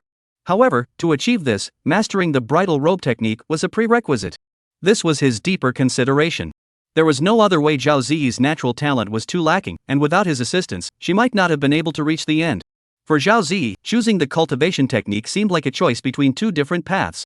Choosing the Xian Shuixian Jing meant that in the future, she would have to rely on herself to a greater extent. She would need to comprehend her own path, study the various cosmic laws of the vast universe, especially the way of water. This path grants Zhao Ziyi greater freedom and a broader realm for cultivation. Of course, it also means more dangers and risks. She must compete with prodigies from all walks of life, outwit and outmaneuver ancient monsters, and carve out a path through mountains of corpses and rivers of blood. Choosing the Nine Heavens Divine Woman scripture means that Zhao Ziyi will, to a certain extent, have to serve as his subordinate. While her potential may not be as high, her baseline is also astonishingly high. It can be said that whatever level Lin Yun can achieve in the future, the young girl will also be able to reach. Although Lin Yun hoped that Zhao Ziyi would choose the latter, he did not force her to make a decision. Regarding the path to the future, he would gladly accept whatever choice the young woman made. After hearing Lin Yun's detailed explanation of the two martial arts manuals, Zhao Ziyi did not hesitate for long. She chose the Nine Heavens Divine Woman Sutra. Her thoughts were simple. She did not believe that someone who had been ordinary for 20 years could suddenly evolve to the point of competing with the most talented geniuses. From Lin Yun's words, she could also guess how perilous the path of the Tao was, and that the so-called geniuses of this endless continent were likely just engaging in trivial battles. She was well aware of her limitations and did not believe that a single martial arts manual could transform her completely. To put it bluntly, in the end, cultivation boils down to one's character, wisdom, and tactics. And these were not her strengths. If she truly excelled in these areas, she wouldn't have been forced into a marriage alliance with the Lin family as a sacrificial pawn, with no chance to resist. She had some cunning. But true wisdom, she believes she still lacks. In life, sometimes recognizing oneself is more important than understanding others. Admitting that one is not the protagonist or the center of the world is not something to be ashamed of. Only by seeing oneself clearly can one take the next step forward. Lin Yun was satisfied with Zhao Ziyi's choice. In his previous life, he had witnessed too many once brilliant prodigies fade into obscurity without a trace. The path of the Great Way may sound thrilling, but it is not suited for everyone. On this path, having him was enough. He did not want those around him to follow the same path. Chapter 17, The Young Girl's Birthday. After the new year, the weather, which had been improving for some time, suddenly began to drizzle again. The rain dripped down the eaves, and the cold wind, carrying the dampness, made the windows rattle. If the wisdom of our ancestors holds true, the almanac would surely advise against going out or traveling far. Fortunately, Lin Yun had no intention of going out, and he didn't even know when the rain had started. He had been so busy lately that he hadn't had time to think about such trivial matters. At one point, Zhao Ziyi suddenly looked at him and said, "Yun Gu, in 2 days it's my birthday. I plan to invite a few friends out for dinner. Would you like to come with me?" After speaking, the young girl looked at him nervously. For such a small matter, Lin Yun naturally wouldn't refuse.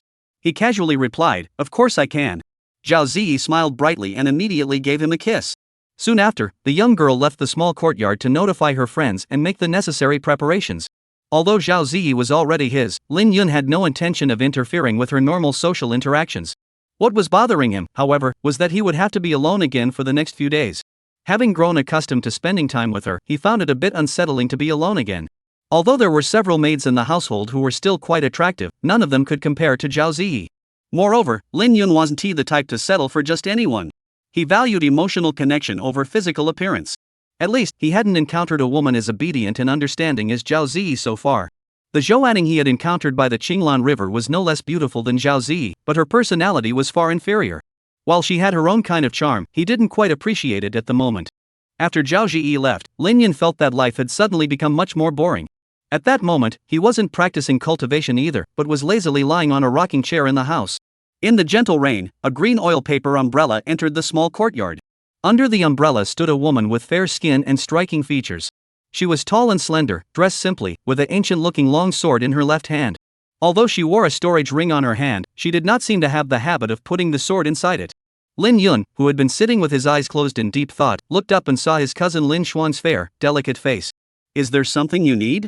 Lin Yun stood up, speaking lazily. Lin Xuan shook her head silently. Her cousin's behavior was simply too hard to associate with that extraordinary swordsman. If it weren't for the tangible progress she had made in swordplay recently, she would have doubted whether the day had been nothing more than a dream. "Will you be attending the Three Great Families martial arts competition on the Lantern Festival?" Lin Xuan cut straight to the point, revealing her true intentions. Seeing Lin Yun's casual attitude, and since he didn't seem to appreciate excessive politeness. Therefore, Lin Xuan kept her respect to herself and spoke as if they were chatting casually. "No," Lin Yun replied without looking up. "What is so interesting about a bunch of kids fighting? If you have the time, you'd be better off staying home with Zhao Ziyi." Hearing Lin Yun's firm refusal, a hint of disappointment flashed across Lin Xuan's face.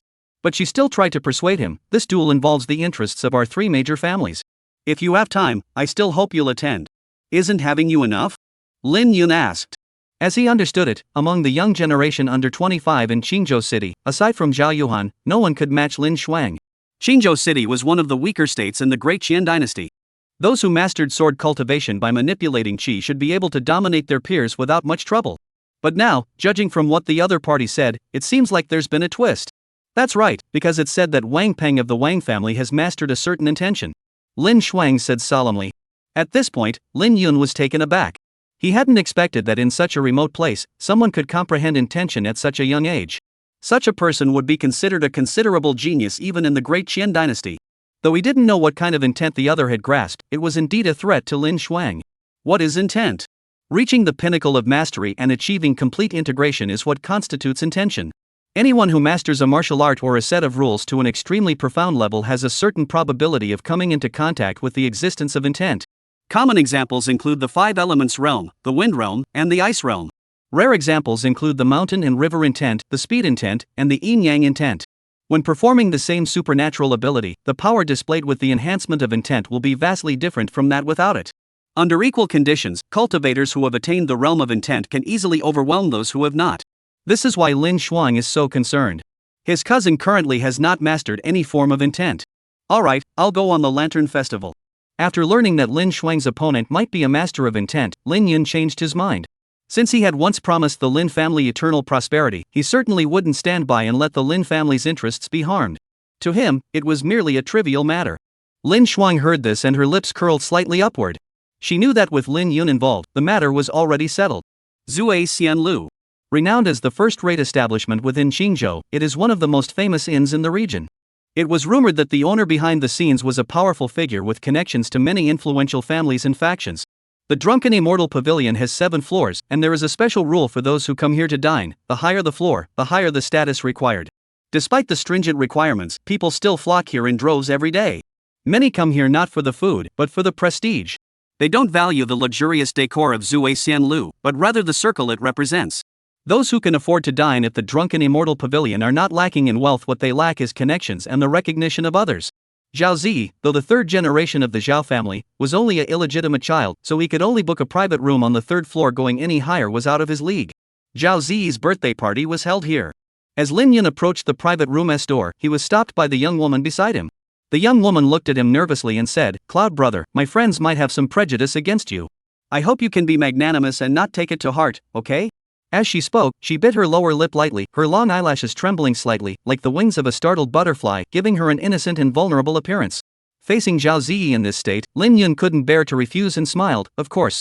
Upon hearing this, the young girl's eyebrows relaxed, and her eyes curved into a crescent shape. Glancing around to make sure no one was nearby, she tiptoed up and gave the man a joyful kiss. After the kiss, Lin Yun thought he could finally go inside, but he was stopped again by the young girl. He looked at her in surprise, only to see Zhao Zi blushing as she took out a handkerchief and gently wiped his face with it. Lin Yun glanced at the handkerchief, which now had a vivid red stain on it. It was the girl's lipstick. Seeing this, Lin Yun's lips curled into a smile, and the young girl's face grew even redder. After the brief interlude, Lin Yun and Zhao Zi pushed open the door and entered. As soon as they entered the private room, Lin Yun saw a dozen young men and women, all around Zhao Zi's age. All of them were dressed in luxurious attire, with valuable jade ornaments hanging from their waists.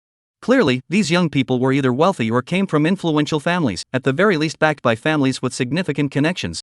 Upon seeing the two enter, the young women in the crowd chattered excitedly and rushed forward to greet them. These young women were all elegantly made up, with charming appearances, and exuded an air of nobility. They all took out the gifts they had prepared in advance and handed them to Zhao Zi. "Ge, happy birthday. This is a small gift I prepared for you. I hope you don't mind. Ge, happy birthday. Quick, take a look at the gift I prepared for you. Do you like it?" Zhao Zi accepted each gift, looking at the group of friends she hadn't seen in a long time. Her face lit up with a happy smile as she said, "Thank you all. I love all these gifts. Ge, we haven't seen each other in ages.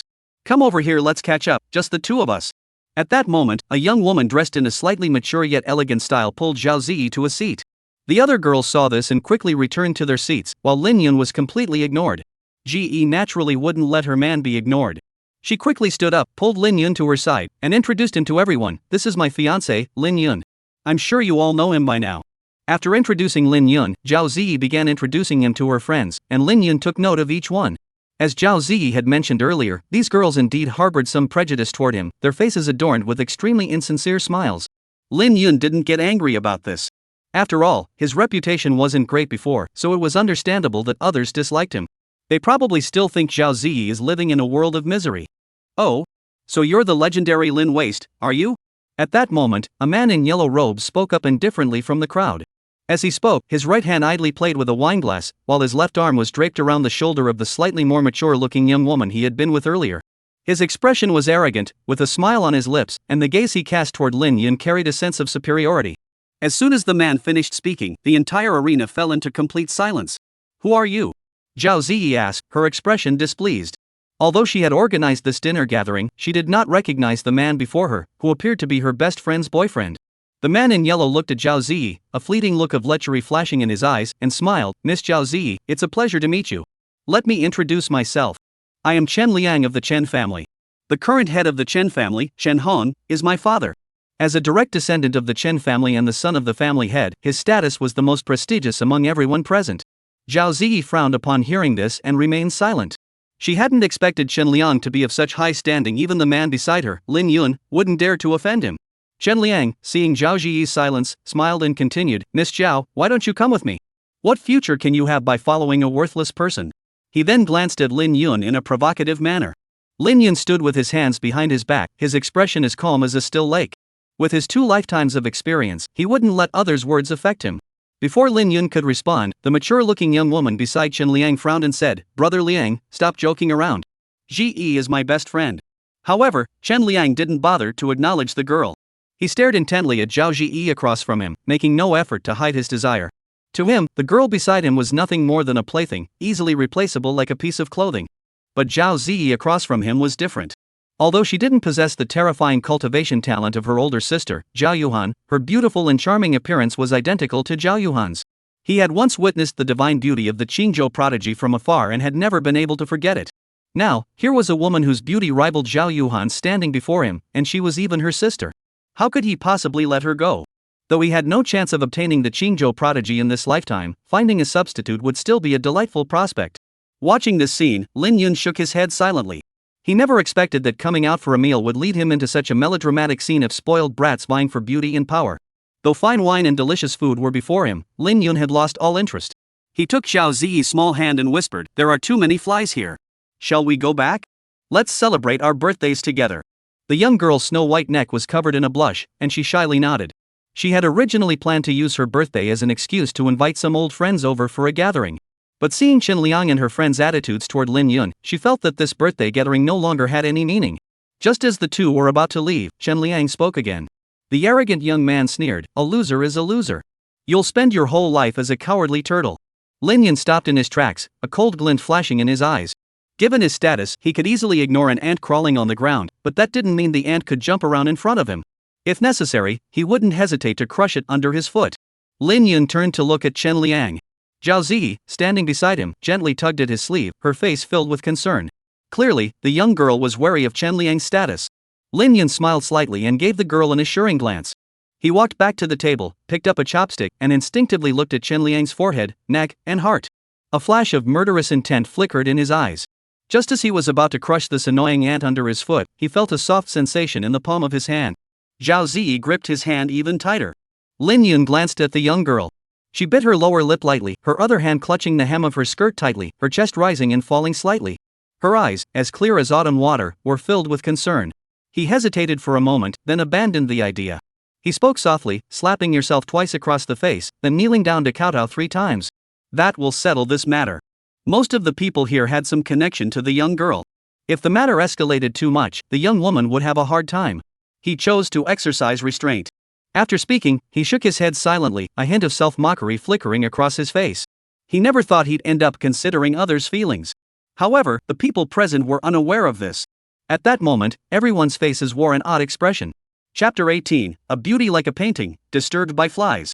In their memories, Lin Yun hadn't even reached the 9th realm of ordinary mortals yet. And Chen Liang was already in the late stage of qi gathering. Who gave him the nerve to say such a thing? Although Chen Liang isn't among the top few in the Chen family, he's not someone you can afford to offend, is he? They're of higher status than you and more accomplished than you. What gives you the nerve to act so arrogant?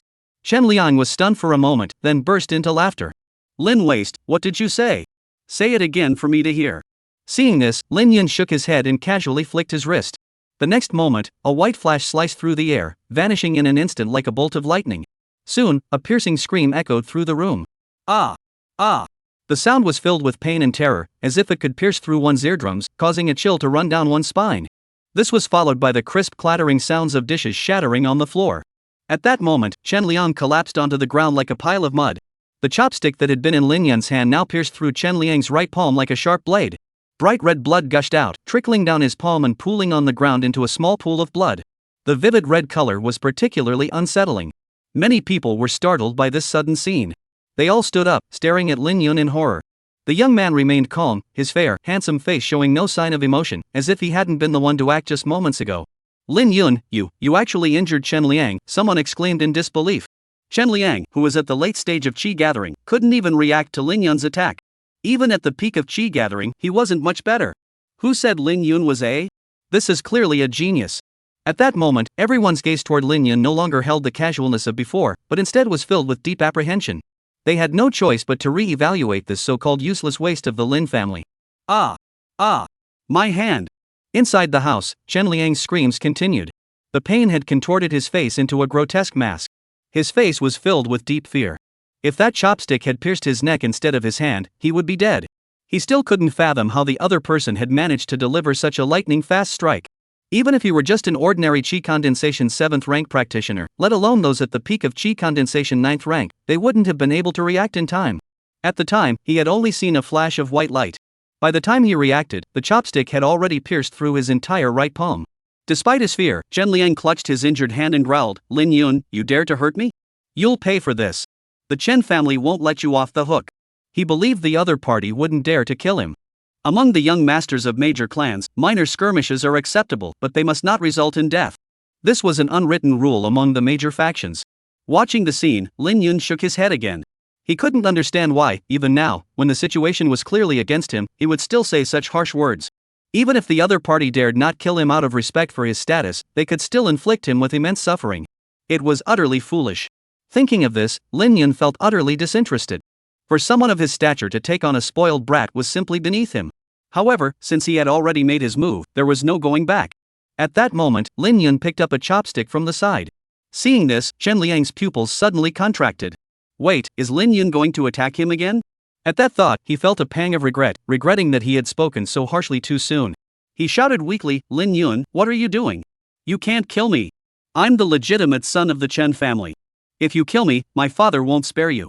Do you want the Chen family and the Lin family to go to war? The consequences of that aren't something two young people like us can bear." As he spoke, he backed up, eventually pressing himself against the wall, as if that could give him a shred of security. At that moment, the young men and women around them all sucked in their breath in shock. They never expected Lin Yun to still refuse to spare Chen Liang. Was he really intent on provoking the Chen family to the point of no return? Although the three major families in Qingzhou City had business rivalries, they were neighbors and had the city lord's mansion mediating between them. On the surface, such a major conflict between the young masters of these great families had not occurred in a long time. If word of today's incident spread, it would undoubtedly cause a stir. Although they knew that letting the situation escalate would only make things worse, their families were merely second-rate powers within Qingzhou City, so they had no intention of acting as peacemakers. Neither Chen Liang nor Lin Yun is someone they can afford to provoke. When gods fight, it's best not to get caught in the crossfire who would dare to step in and try to stop them. However, while these men dared not act, there was one young woman who did. At that moment, Zhao Ziyi tugged at Lin Yun's sleeve, looking uneasy, and said, "Brother Yun, maybe we should just let it go. Making a big deal out of this won't be good for you." However, since he had already acted, Lin Yun wasn't concerned about such things. He gave the young girl an assuring glance and smiled, "If this person is targeting me alone, I'll let him off. But he dared to set his sights on you? He's asking for trouble." Zhao Ziyi heard this, and the corners of her lips curled slightly, a faint smile flashing across her fair face. So he was so angry because of me. The young girl's heart began to race, and her eyes filled with a pool of spring water as she looked at Lin Yun. At that moment, the young girl only wanted to hurry home and celebrate their birthday together. The hero saving the damsel in distress may be a cliché, but classics become classics because they truly reflect people's inner aspirations. Which young girl in this world doesn't hope that when she's in trouble, a Prince Charming will come to her rescue? Zhao Ziyi was no exception. Lin Yun was unaware that he had unknowingly gained the affection of a young girl. Just as he was about to disable Chen Liang's other hand, the door to the private room was kicked open. With a dull thud, everyone in the room jumped in surprise. Everyone turned to see a group of well-dressed young men entering the room one after another. There were 5 of them in total. The leader was a young man dressed in a jade-colored robe, tall and slender, with a cold and stern expression. Chen Liang, who had been trembling with fear, suddenly fixed his gaze on the young man and his eyes lit up. The next moment, he shouted loudly to the young man, pleading for help, "Brother, I'm here. Hurry and save me. This Lin Yun is trying to kill me." The young man heard this, then looked at Chen Liang in the corner, whose right hand was bleeding profusely, and frowned, saying, Xiao Liang, what's going on here? He never expected his younger brother to be here, let alone injured. Who dared to harm him in Qingzhou City? Chen Liang, as if finally finding his anchor, quickly ran over to the young man and glared at Lin Yun with hatred, saying, Brother, it's Lin Yun. He's the one who hurt me. Before the young man could speak, whispers began to circulate among the crowd. It's Chen Zhuoqing, the rising star of the Chen family's younger generation. They say he's already broken through to the opening realm. This Lin Yun is in big trouble now. Although Lin Yun wasn't the worthless as rumored, he wasn't yet a match for Chen Zhuoqing. That's right, Chen Liang is Chen Zhuoqing's younger brother. I wonder what this prodigy of the Chen family will do next. Chen Zhuoqing hasn't met Lin Yun before, but he's heard of his reputation. But wasn't Lin Yun rumored to not even have broken through the 9th realm of the mortal realm? How could he possibly injure his own brother? Seeing the confusion on Chen Zhuoqing's face, Chen Liang hurriedly explained, Brother, the rumors are wrong. This Lin Yun isn't at all. He's at least at the late Qi gathering stage. I was careless and got injured by him. If you hadn't arrived just in time, I might have been killed by him. After speaking, Chen Liang's face betrayed an expression of extreme grievance. Chen Zhuoqing naturally didn't believe his younger brother's words. Killing someone, especially a direct descendant of the Chen family, in broad daylight? He didn't believe Lin Yun would dare to do such a thing. If it were any other time, he would have immediately avenged his younger brother.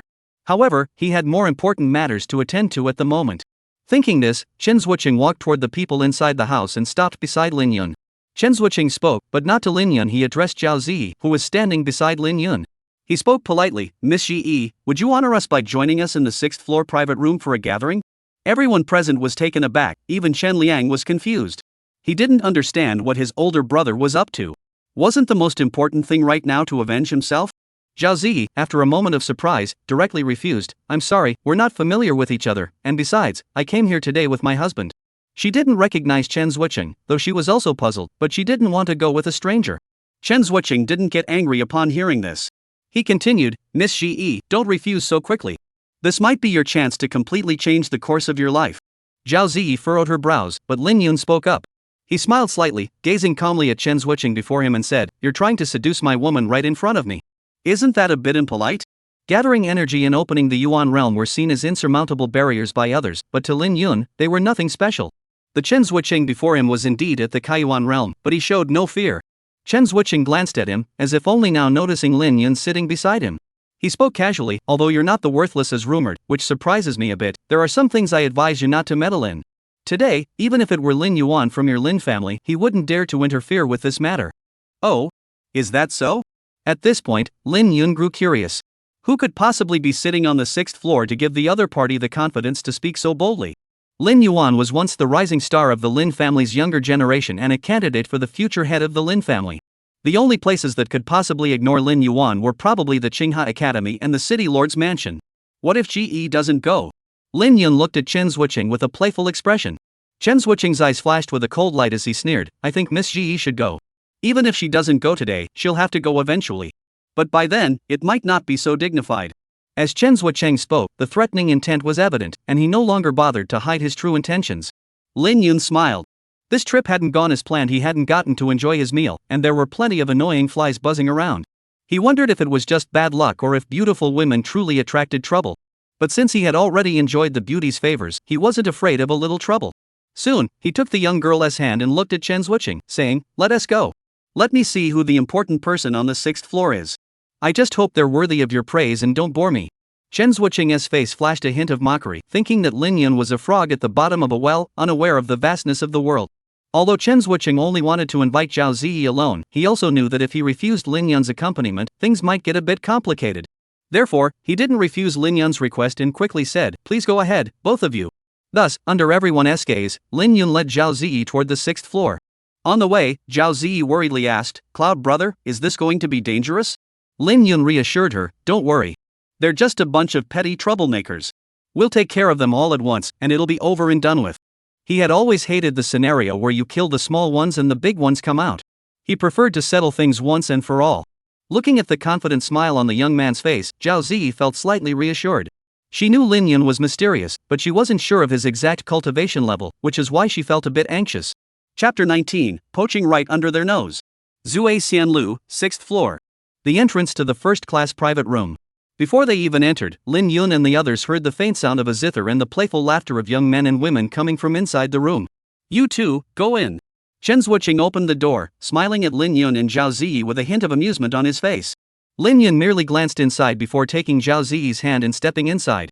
Although he knew Chen Zuoqing had ulterior motives, he didn't care at all. The other party was right. If Zhao Ziyi had already been targeted by certain people, the best course of action was to deal with it sooner rather than later. There's no point in spending 1,000 days guarding against thieves when you're the one doing the stealing. That was why Lin Yun had come up with Chen Zuoqing. The private room was spacious enough to accommodate over 100 people. In the corner, a skilled musician played a beautiful melody on a stringed instrument. What caught the eye was a group of young men and women dressed in fine attire, behaving intimately and engaging in bold actions as if no one else was around. They held expensive wines in their hands, drinking freely while chatting and joking with their friends, the air filled with the scent of alcohol. Of course, what stood out most was the air of nobility emanating from everyone, including several young men and women dressed in Tsinghua Academy attire. As Lin Yun and his group entered the room, all eyes in the house turned toward them. Many men, upon seeing Zhao Ziyi, couldn't help but glance at her with a hint of admiration. They never expected that the Zhao family actually had a woman whose beauty rivaled Zhao Yuhan's. The young women in the room, upon witnessing this scene, couldn't help but flash a hint of jealousy on their faces. Scholars tend to look down on one another, and beauties are no exception. Sometimes, a woman's jealousy can be far more intense than that of scholars. Zhao Ziyi suddenly found herself being stared at by so many people, especially by those women whose gaze was clearly hostile. The young girl instinctively moved closer to Lin Yun. Originally, everyone's gaze was fixed on Zhao Ziyi, but the young girl's action immediately drew their attention to Lin Yun. Someone noticed that Zhao Ziyi's delicate hand was being held by a stranger, and their behavior seemed intimate. They spoke up. "Left Chang, didn't you say you were bringing Miss Ziyi up here? Why is there an inconsiderate young man beside her?" Chen Zuoqing, upon hearing this, smiled and explained, "Let me introduce you all. This is Miss Ziyi's fiancé, Lin Yun, the young master Lin." Although Chen Zuoqing was smiling, the mockery in his eyes as he looked at Lin Yun was unmistakable. Lin Yun? Many people had never seen Lin Yun before, but the name was well known to everyone. Isn't he the former fiancé of Zhao Yuhan? The so-called waste of the Lin family? At that moment, they finally remembered that Zhao Ziyi was actually Lin Yun's current fiancé. No wonder they were holding hands.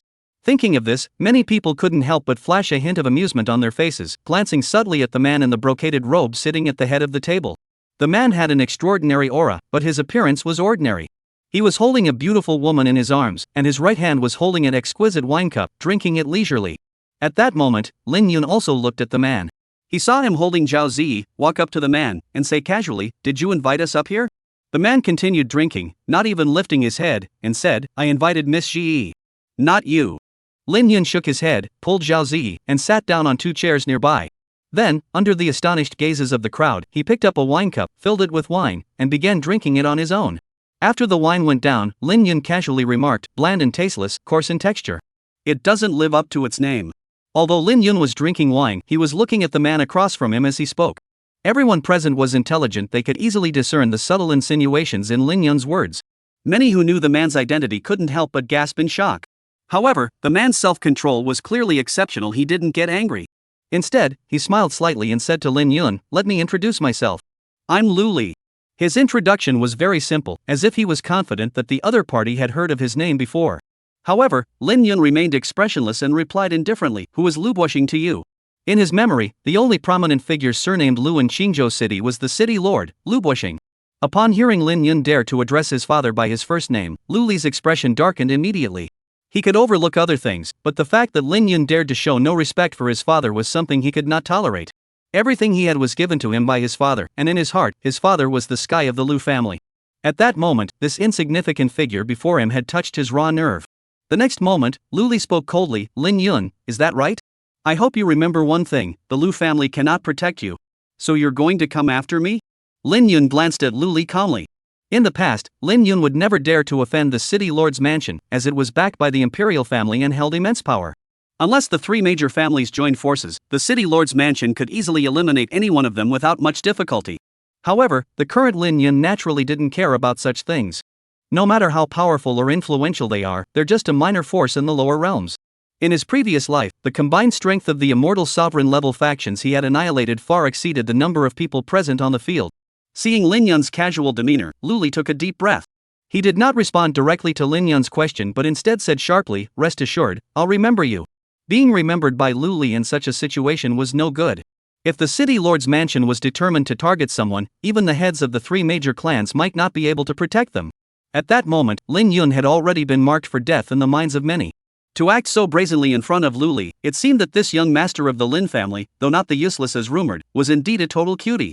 This was what many people were thinking. After saying those words, Lu Li no longer paid attention to Lin Yun, instead turning his gaze to Zhao Ziyi beside him, a look of admiration on his face. To him, Lin Yun was already as good as dead. It was only a matter of time. He should now focus his attention on this beautiful and elegant young woman. Lin Yun, standing nearby, watched the scene unfold and couldn't help but sigh inwardly. A beauty like a painting was indeed easy to attract admirers. Even going out for a meal couldn't bring peace of mind.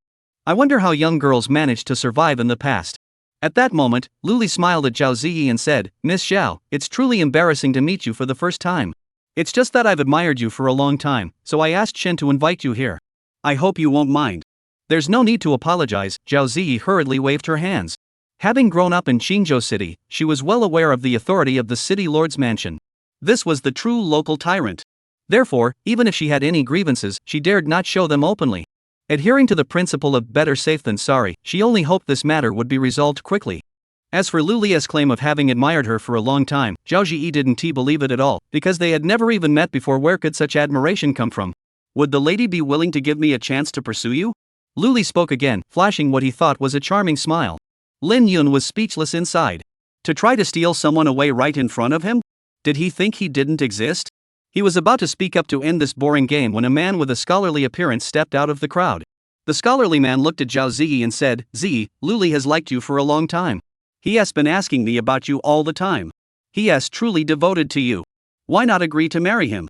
Lu Li is the only son of the city lord of Lu City. I'm sure if you agree to marry him, he'll even help you break off your engagement with the Lin family." Staring at the man who had suddenly appeared, Zhao Ziyi's delicate body trembled.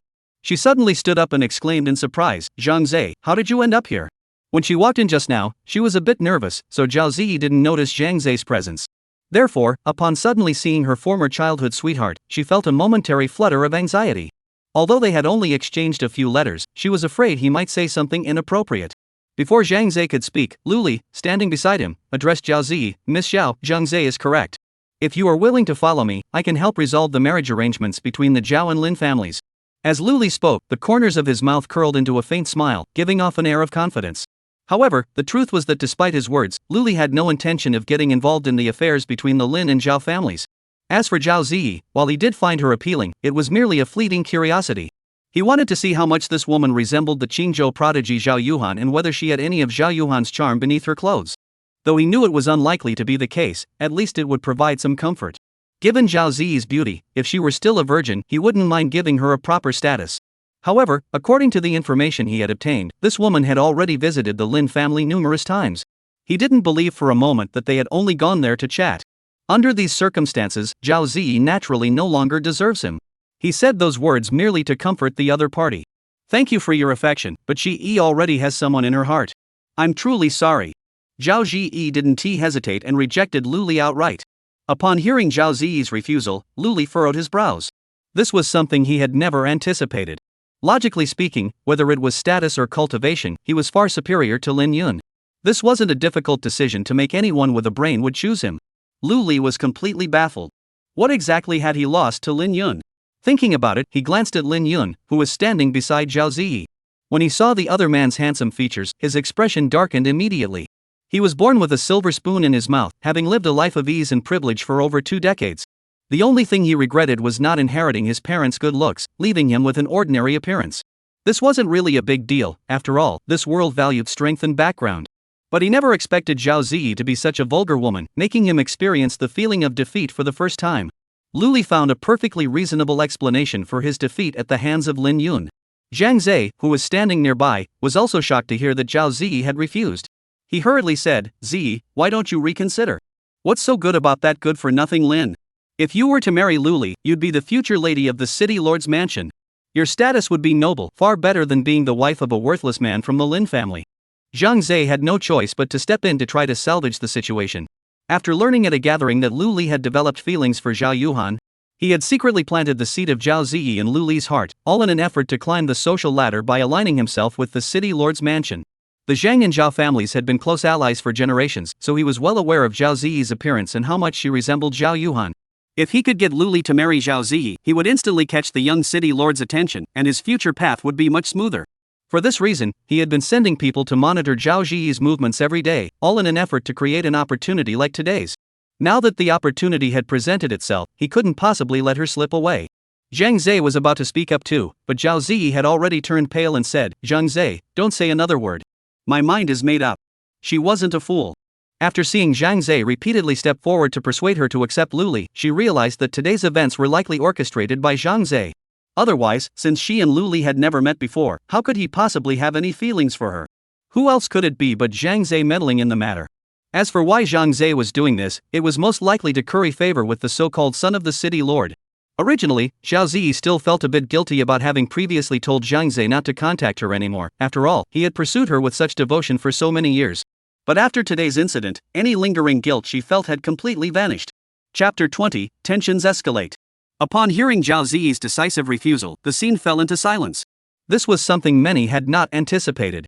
They had assumed that once they brought Zhao Ziyi here, the rest would be straightforward. After all, within Qingzhou City, there was hardly any woman who could refuse the pursuit of the city lord's only son.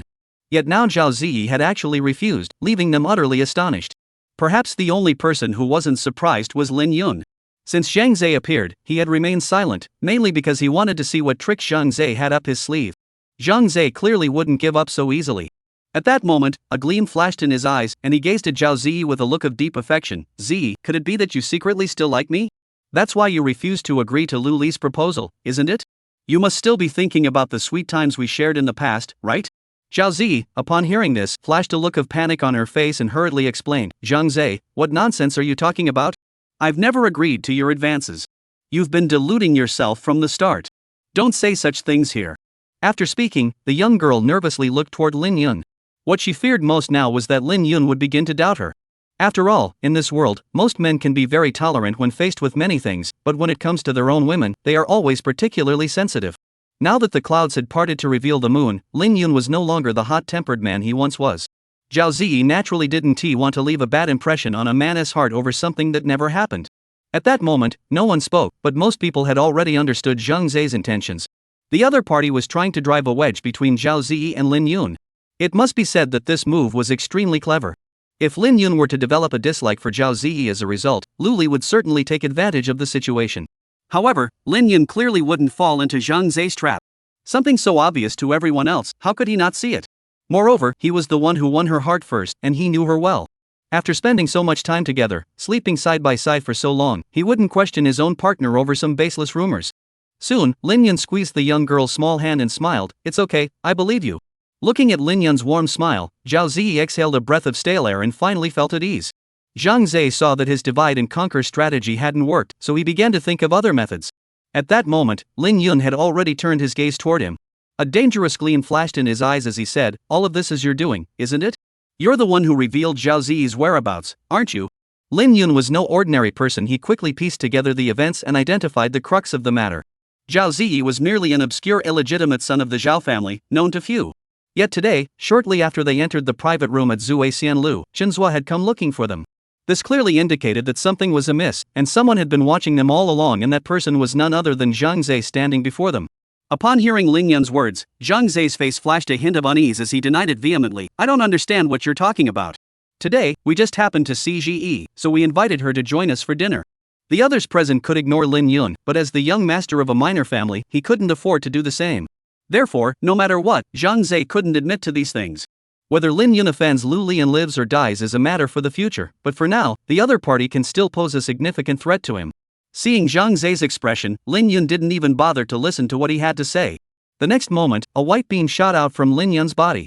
Zhang Zhe's hair stood on end, and his pupils contracted sharply. The white beam was aimed directly at him. He tried to dodge, but the white beam was too fast, like a bolt of lightning, and he couldn't react in time. Put! The white beam pierced his body, and Zhang Zhe felt as though a sharp sword had been thrust into him. At that moment, his protective chi felt as fragile as paper.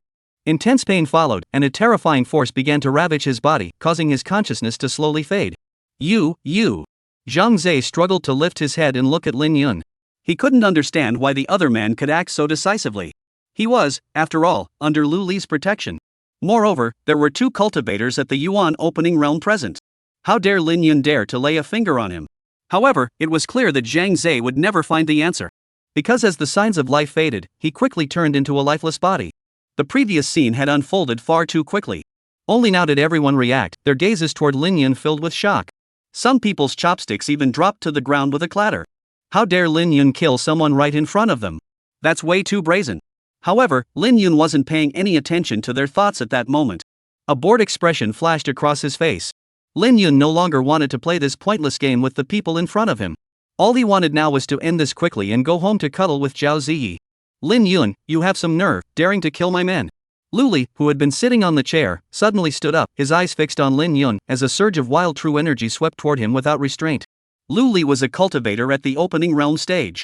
Before Lin Yun could speak, he felt another powerful aura from behind him, no less intimidating than that of Luli. This was Chen Zhuoqing of the Chen family. The 2 geniuses at the opening realm level were now flanking each other, their sole purpose being to prevent him from escaping. If there had been any lingering reservations about unwritten rules between top-tier factions before, they were now completely gone after he had killed someone in public. Earlier, when Lin Yun had acted, he had used true qi, indicating that his cultivation level was at the qi condensation realm. Now, facing 2 open heaven realm experts, with a group of qi condensation realm cultivators lurking nearby. By all accounts, Lin Yun had virtually no chance of defending himself. However, in this dire situation, Lin Yun remained unfazed, casually remarking, just a petty thug.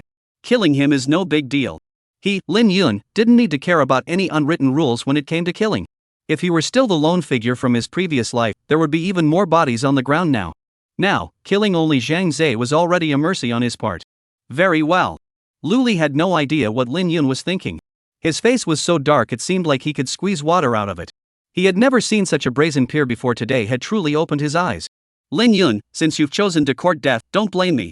Luli clenched his teeth and spoke again. As he finished speaking, the aura emanating from his body surged once more. A wave of heat suddenly filled the room. Luli practiced a fire-based martial art, so every move he made carried the overwhelming power to incinerate everything in its path. Some people noticed that Luli was serious and quietly stepped back a few paces. Although they intended to assist Luli, they dared not lay a finger on the young master of one of the 3 major families. While Luli might not care about the Lin family's anger, they certainly couldn't afford to provoke them. Those present at this gathering were all the elite of their respective families. They weren't so naive as to miss such a subtle hint. Even Chen Zhuoqing's aura had subsided considerably. He too did not want to be implicated in the death of a Lin family young master. Helping to prevent Lin Yun from escaping was already the limit of what he could do. Feeling the overwhelming pressure emanating from Luli, Zhao Ziyi tightly gripped Lin Yun's hand. Lin Yun gave the young girl an assuring glance before turning his gaze toward Luli. It must be said that the city lord's only son had some real talent. His true energy surged powerfully, and his aura was refined and concentrated. At this age, to have refined his true energy to this level had already set him apart from the majority. He could probably hold his own against Lin Shuang, who had already reached the stage of controlling swords with her qi. However, in Lin Yun's eyes, it was nothing special. Lin Yun, die!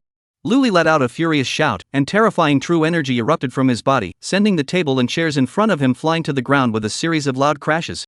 He raised his hand, ready to unleash a thunderous strike. However, at that moment, a crisp sound echoed through the room.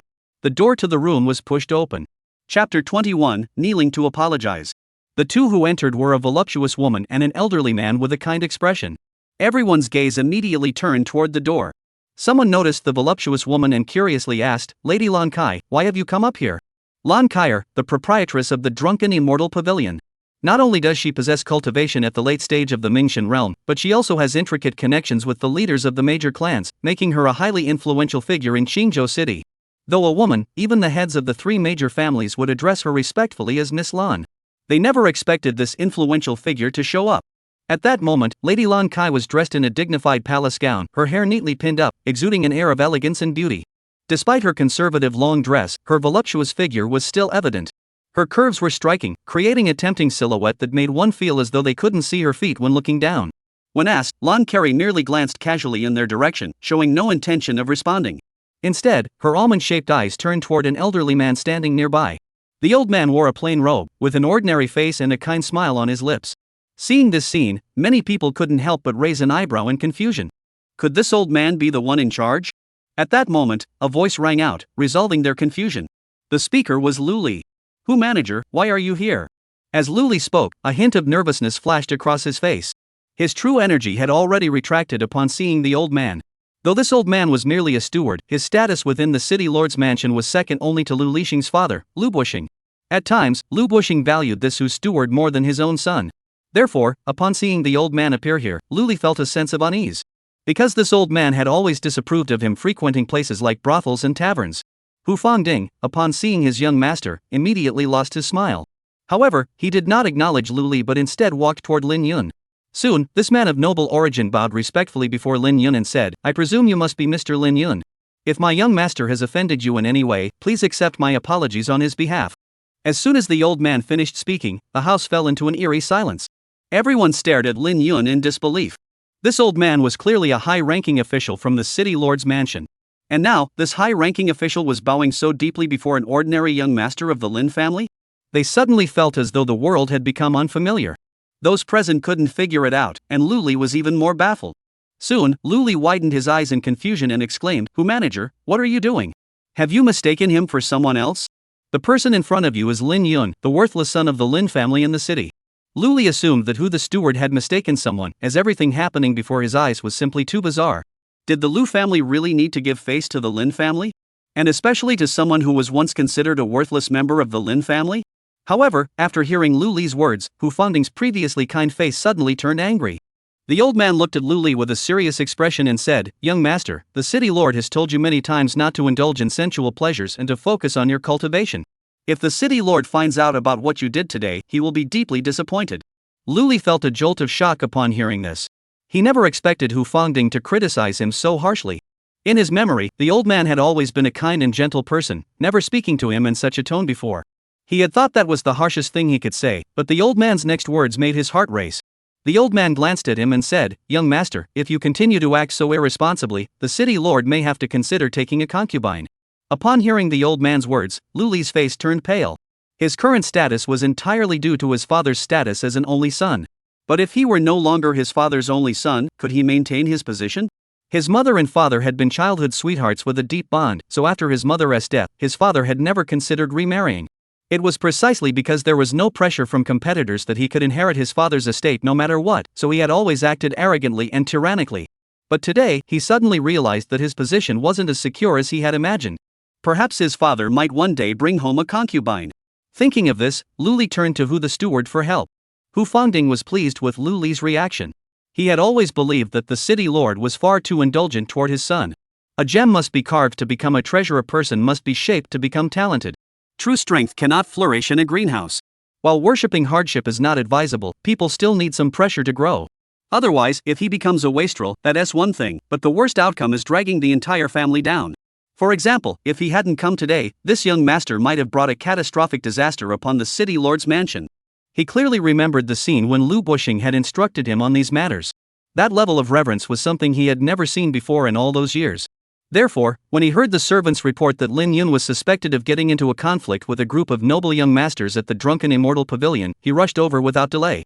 "Help Lin Yun resolve any trouble he encounters at any cost," was the phrase the city lord, Lu Buxing, had repeated to him most often.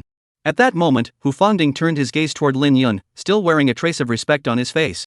Although Lin Yun was somewhat surprised by the old man's appearance, he maintained a calm expression, as if everything was under his control. In fact, that was indeed the case. Even if the old man hadn't come, he could have handled the situation, though it might have been a bit more troublesome. "Do you know me?" he asked the old man. In response to Lin Yun's question, Hu Fangding replied respectfully, "Lord Zhou mentioned you to the city lord." Lin Yun nodded. He knew the old man was referring to the elderly man he had encountered by the Qinglan River. That old man possessed the cultivation level of the heavenly realm and seemed to hold a significant position within the great Qin dynasty, capable of influencing the decisions of a city lord. Since someone had already stepped in to help him, he didn't intend to get into a prolonged confrontation with these young upstarts, as they were clearly not on the same level. Using his status to bully a group of cultivators at the Qi gathering in Mingxin low realm levels is utterly disgraceful. Soon, Lin Yun addressed the Hu steward, "It's just a minor disagreement between young people, it's no big deal. However, I still advise your young master to remember this, it doesn't matter if one's cultivation is low or one's talent is lacking, but one must have good judgment. Otherwise, as the saying goes, it's not the 10,000 you fear, but the 1 in 10,000. You might accidentally encounter that 1 in 10,000, and even Lu Buxing wouldn't be able to save him then." After speaking, Lin Yun glanced at Lu Li across the room and then took Xiao Ziyi's small hand, leaving the room. He wasn't a bloodthirsty man. Although Luli had once harbored murderous intent toward him, he hadn't acted on it in the end. Plus, the city lord's mansion had been very accommodating, so he didn't mind letting it go. Of course, his temper wouldn't always be this good. If there was another time, he wouldn't let the other party off so easily. Seeing Lin Yun's gaze, Luli's heart sank, and cold sweat broke out on his back. At that moment, he realized he had truly bitten off more than he could chew. Although Lin Yun had left, the scene had fallen into an eerie silence. None of them had expected the situation to escalate to this point. They had thought it was just Luli casually toying with Lin Yun, but judging by the situation, Lin Yun had become someone Luli couldn't afford to provoke. If who the steward hadn't been there, they would have dismissed Lin Yun's words as nonsense. However, judging by who the stewardess expression, Lin Yun didn't seem to be putting on a show at all. Could there be something else happening that they were unaware of? While others were shocked and confused, Luli and Chen Zuoqing felt an added sense of fear and dread. After all, they had almost attacked Lin Yun just moments ago. Seeing Luli's expression, Hu Fangding spoke softly, "Young master, I know you have many questions. You can ask the city lord about these matters when you return, but Lin Yun is correct, the city lord's mansion cannot protect you forever." After speaking, the old man looked at everyone present and said, "What happened today must not be spoken of outside these walls." Lin Yun was clearly a low-key individual who likely did not wish to cause a major uproar, so Hu Fangding was merely issuing a warning. Facing the city lord's mansion's demands, these people dared not disobey and hurriedly nodded in agreement. As for the already deceased Zhang Zhe, no one cared. He was merely an illegitimate son from a lowly family. Dead is dead. In this world of the strong preying on the weak, human life was the least valuable commodity. Chapter 22, After the Storm. In the corridor of the drunken immortal pavilion, Zhao Ziyi looked at Lin Yun with curiosity. She was also puzzled as to why the head steward of the city lord's mansion would show such respect to Lin Yun. Noticing the young girl's expression, Lin Yun smiled and said, "If you want to know anything, I'll tell you everything when we get back." Zhao Ziyi's heart skipped a beat upon hearing this. Her fair, delicate face flushed with a tempting blush, clearly pleased with Lin Yun's response. As the two walked on, a slightly seductive voice rang out from behind them. "Mr. Lin, please wait a moment." The two turned to look and saw a voluptuous, mature woman approaching them with grace. The woman smiled sweetly, her steps light and graceful, her chest rising and falling slightly, making one worry that she might lose her balance and fall to the ground at any moment due to the weight she was carrying. The woman was none other than the voluptuous beauty who had been accompanying the steward earlier, Lady Lan Kai. Facing this seductive and alluring woman, Lin Yun remained calm. However, Zhao Ziyi, standing beside him, widened his eyes and instinctively gripped Lin Yun's arm, asserting his claim. Even she had to admit that the proprietress of the drunken immortal pavilion must have a significant allure over men. This was the first time she had ever felt threatened by another woman. Because Zhao Ziyi had noticed that even the aspects she had always been proud of paled in comparison to Lady Lan Kai. "This servant is Lan Kaier. I have come to meet Lin Yun, the young master." Lan Kaier walked up to Lin Yun, curtsied gracefully, and appeared extremely poised and elegant. Her fiery figure and seductive voice created a striking contrast. Lin Yun nodded, his expression calm and composed. In his previous life, he had seen countless stunningly beautiful women, fairies, and divine maidens, so he would not be moved by a mere mortal woman. As for Zhao Ziyi, the young woman was somewhat special. Men always harbor special feelings for their first woman, and he was no exception. Every time he thought about how he had maintained his virginity for over 800 years only to be taken by a seemingly innocent and adorable young girl, he couldn't help but feel a sense of absurdity and unreality. What happened that day was something he would likely never forget for the rest of his life. Whether it was the shy expression on the young woman's face at the time, or the faint traces of blood on the bedding, all these images would occasionally resurface, crashing like a tidal wave against his mind. Lan Kaier had no idea that she hadn't lost because of her appearance or physique, but because of some peculiar emotional attachment of men. She saw Lin Yun's calm and composed expression, and a rare flash of surprise flickered in her watery eyes. In Qinzhou City, there weren't many young men who could remain composed in her presence. She sighed inwardly, thinking that he truly lived up to the high regard in which Lu Guoxing held him. Such a calm and composed demeanor was enough to leave many others in the dust. After a moment, Lan Kairen took out a jade token from her storage ring and spoke in a soft voice, "Mr. Lin Yun, this is the top VIP token of our Zuoxian Pavilion. With this jade token, you will not only enjoy a 50% discount on all purchases at Zuoxian Pavilion, but you can also drink freely on any floor." Facing Lan Kai's gesture of goodwill, Lin Yun did not refuse. Even if he didn't need the token himself, it would make a fine gift for Zhao Ziyi. "Thank you, Lady Lan Kai." Lin Yun took the token. The jade token was golden in color, smooth and rounded, with the character drunk prominently engraved in the center. Although this jade token had just been taken out of Lan Siren's ring, he still detected a faint, delicate fragrance emanating from it.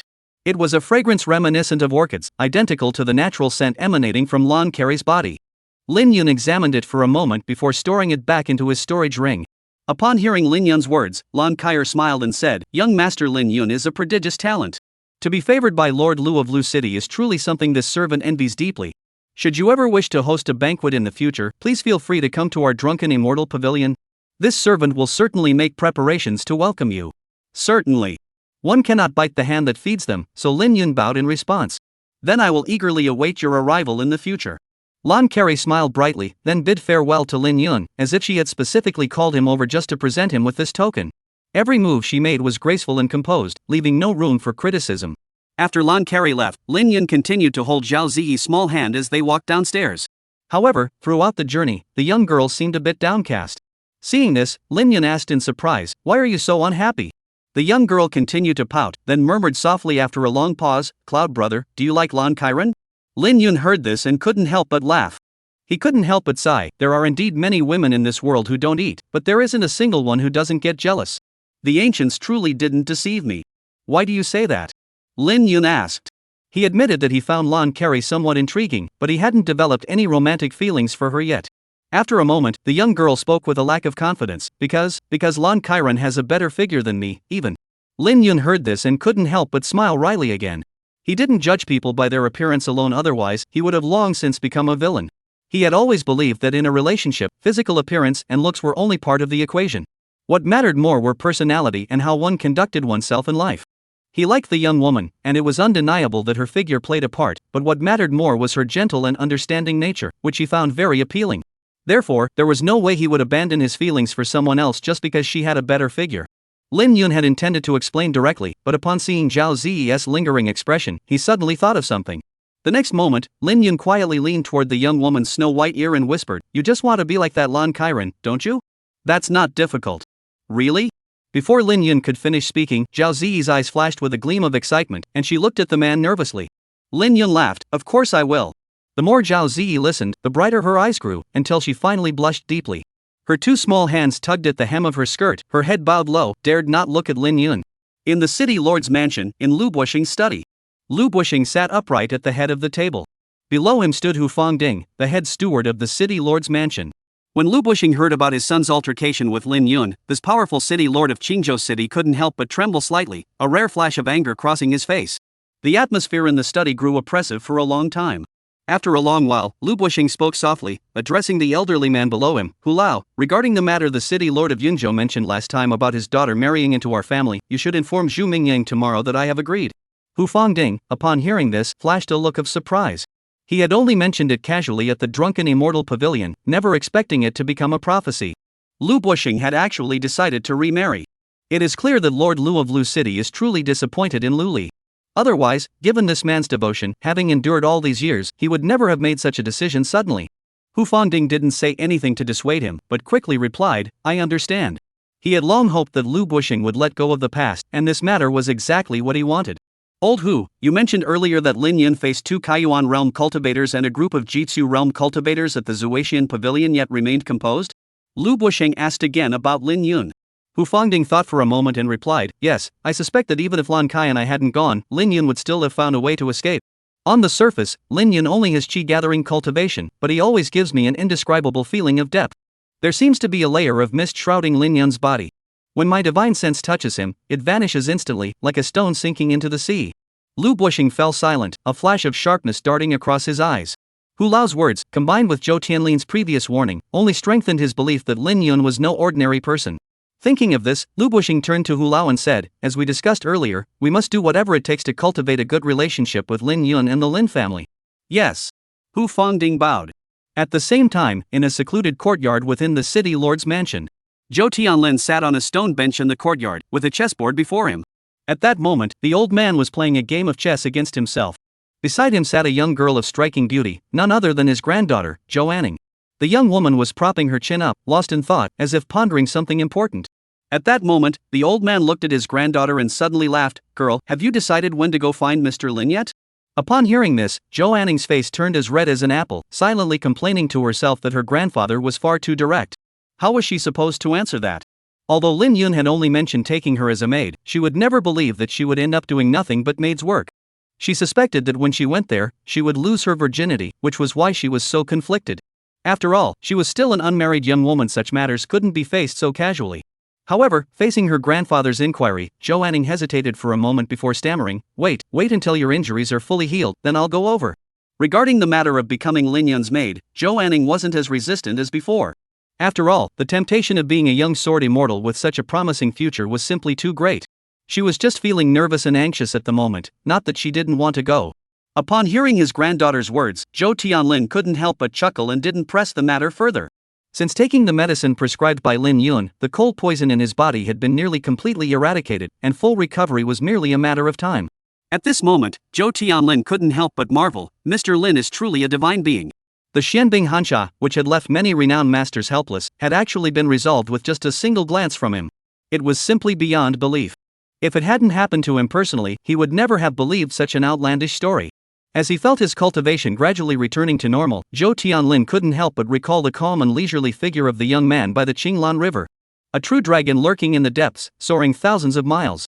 He had his granddaughter follow Lin Yun, ostensibly for her own good, but wasn't it also to create an opportunity for himself? When one person attains enlightenment, even the chickens and dogs are elevated. This world is vast, and Zhou Tianlin also wanted to see it for himself. Given his talent and physical condition, he might never have left the eastern wasteland in his lifetime. However, the appearance of Lin Yun gave him hope. As the saying goes, a good wind helps one soar to the heavens. Clinging to a powerful figure is never a disgrace. Chapter 23, A woman adorns herself for the one she loves. Lin Yun's small courtyard. The next morning, the sun had just risen. Lin Yun had just gotten out of bed when he saw Zhao Ziyi sitting by the bed with a dejected expression. He asked, "What's wrong?" Zhao Ziyi didn't answer directly, just lowered her head and said, "Nothing has changed." Lin Yun immediately understood and couldn't help but smile wryly. What he had taught Zhao Ziyi were merely some massage techniques, not some mystical secret art. How could they possibly show results so quickly? Everyone has a desire to look good, and this wasn't really a big deal. But the young girl before him seemed to be overly concerned about her figure. This also confirmed to Lin Yun that his decision to have Zhao Ziyi study the Nine Heavens Divine Woman Sutra was indeed the right choice. The path of cultivation requires endurance and solitude and the ability to let go of attachments, only then can one advance boldly and swiftly. A young girl with such a temperament was indeed unsuitable for the path of a ruler. In contrast, his cousin Lin Xuan was the epitome of a young cultivator. She trains diligently, dresses simply, and despite being a woman, never bothers with her appearance, always appearing with a natural, unadorned face. Every time he saw Lin Xuan, Lin Yun couldn't help but think of himself in the past. Back then, he was just like Lin Xuan, devoted to the sword, with nothing else on his mind. This is indeed what a passionate youth should look like. A young person should have lofty aspirations, not waste their youth, and not let anyone down. At every stage of life, one should do what is appropriate for that age. The 20s and 30s are the most crucial years for a cultivator, and indeed, one should devote all their energy to cultivation. Once one has passed the stage of gathering energy and broken through to the realm of enlightenment, there will be plenty of time to enjoy life in the hundreds of years that follow. To be honest, if Lin Yun weren't a reincarnated being, he would have become an emotionless cultivation machine like Lin Xuang. After all, enduring hardships for the first few decades is better than exhausting one's potential and turning into a pile of bones after 100 years. However, rigorous cultivation holds little meaning for him now, which is why he has always appeared so lazy. I wonder if he has influenced Zhao Ziyi. The young girl also always appears calm and unhurried, rarely seen practicing cultivation. Instead of using her free time to meditate or cultivate, she prefers to spend it figuring out what makeup to wear or what clothes to put on. Lin Yun had seen through this young girl. She simply wasn't cut out for rigorous cultivation. Otherwise, with her even lazier disposition than his own, she might not even be able to leave the great Qian dynasty. In the days that followed, Lin Yun abandoned part of his cultivation time to fulfill the young girl's wishes. During this period, his grandfather Lin Yuehao and his cousin Lin Xuan came to find him several times. The former came to inquire about his cultivation progress and brought some cultivation resources. The latter had come to seek his guidance on cultivation techniques and remind him about the martial arts competition among the three major families during the Lantern Festival. Regarding Lin Xuang's reminder, Lin Yun naturally nodded repeatedly, assuring her he wouldn't forget. In truth, Lin Yun secretly hoped that Lin Xuang would come by every day, as her presence always brought a smile to Zhao Ziyi's face.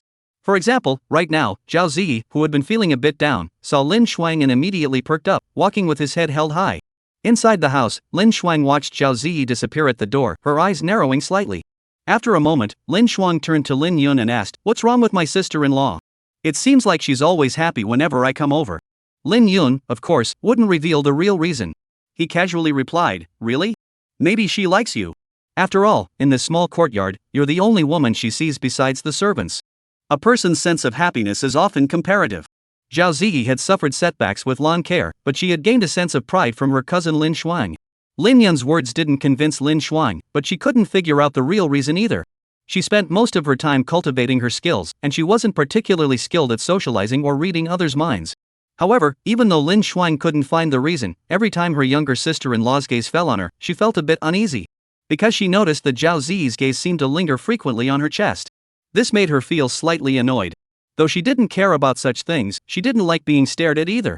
If the other person weren't Lin Yun's woman, she would have scolded her. After drinking a few cups of tea, Lin Shuang left the room.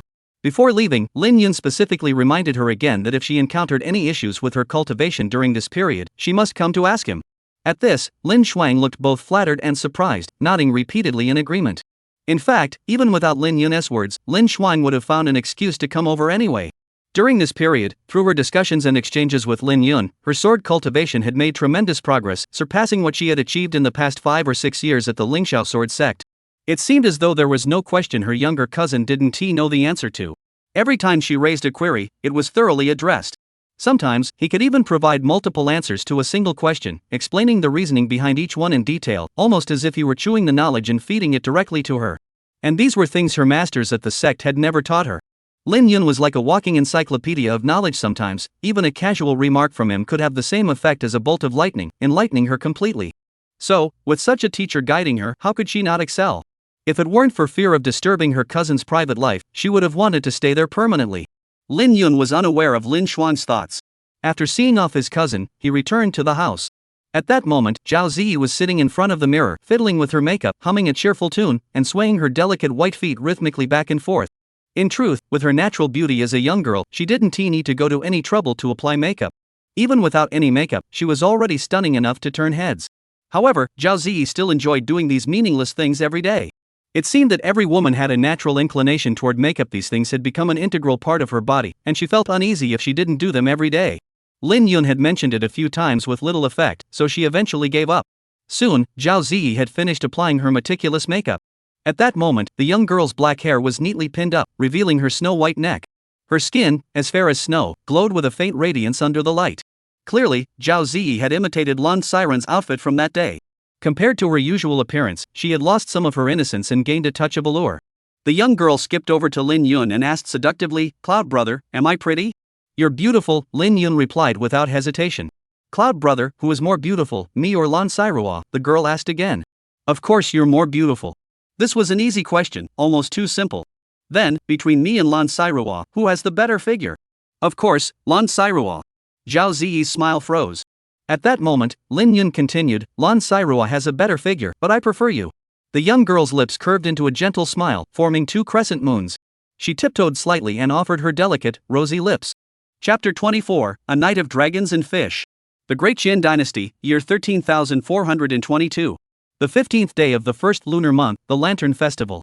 A full moon hung high in the sky, casting a silver glow. Under the star-studded night sky, the city of Qingzhou was ablaze with lanterns. The streets were bustling with people, fish and dragons danced, and the scene was lively and vibrant, like a moving painting slowly revealing the prosperity of this ancient city. The cries of street vendors echo through the air, and the aroma of various snacks fills the streets. Amidst the endless stream of people, everyone has put aside the burdens of the past year, carrying exquisite lanterns as they stroll through the streets. Their faces radiate with happiness and contentment, savoring this rare festive joy. Amidst the deafening sounds of drums and gongs, dragon and lion dance troops weave through the crowd, leaping and twisting, moving forward with great momentum. The performances drew thunderous applause from the crowd, with cheers echoing in waves. In the bustling streets of Qingzhou City, Lin Yun held Zhao Ziyi's small hand as they walked through the lively, bustling streets. At this moment, the young girl had changed into a sky blue long dress, her hair no longer neatly tied up to look like an adult, but instead flowing smoothly down her shoulders. The young girl had bright eyes, a radiant smile, and a youthful, collagen-rich face that was fair and rosy, as if it could be squeezed to produce water. Along the way, they attracted the frequent glances of many young gentlemen. Had it not been for Lin Yun staying by the young girl's side, and had they not been dressed in a manner that exuded an air of nobility, tonight would have undoubtedly brought about many troubles. However, even so, there were still many self-important men who ignored Lin Yun and approached Zhao Ziyi to strike up a conversation. For instance, there was a well-dressed young gentleman standing before them at that moment. The man was tall and slender, with a handsome face and a jade pendant at his waist, a clear sign of his noble lineage. At that moment, the young nobleman forced a smile he deemed charming and addressed Zhao Ziyi. Miss, I am Wang Shankai of the Wang family. May I have the honor of knowing your name? The Wang family was one of the three major families in Qingzhou City. In the past, Zhao Ziyi would have carefully considered her response, but now she felt no need to give him any face. The young woman brushed her chest against Lin Yun's arm and smiled mischievously. Then you'll have to ask my man. The girl's smile made Wang Shinkai's breathing grow, and he couldn't help but want to kill her on the spot. He had been with many women in his life, but none could compare to the girl before him.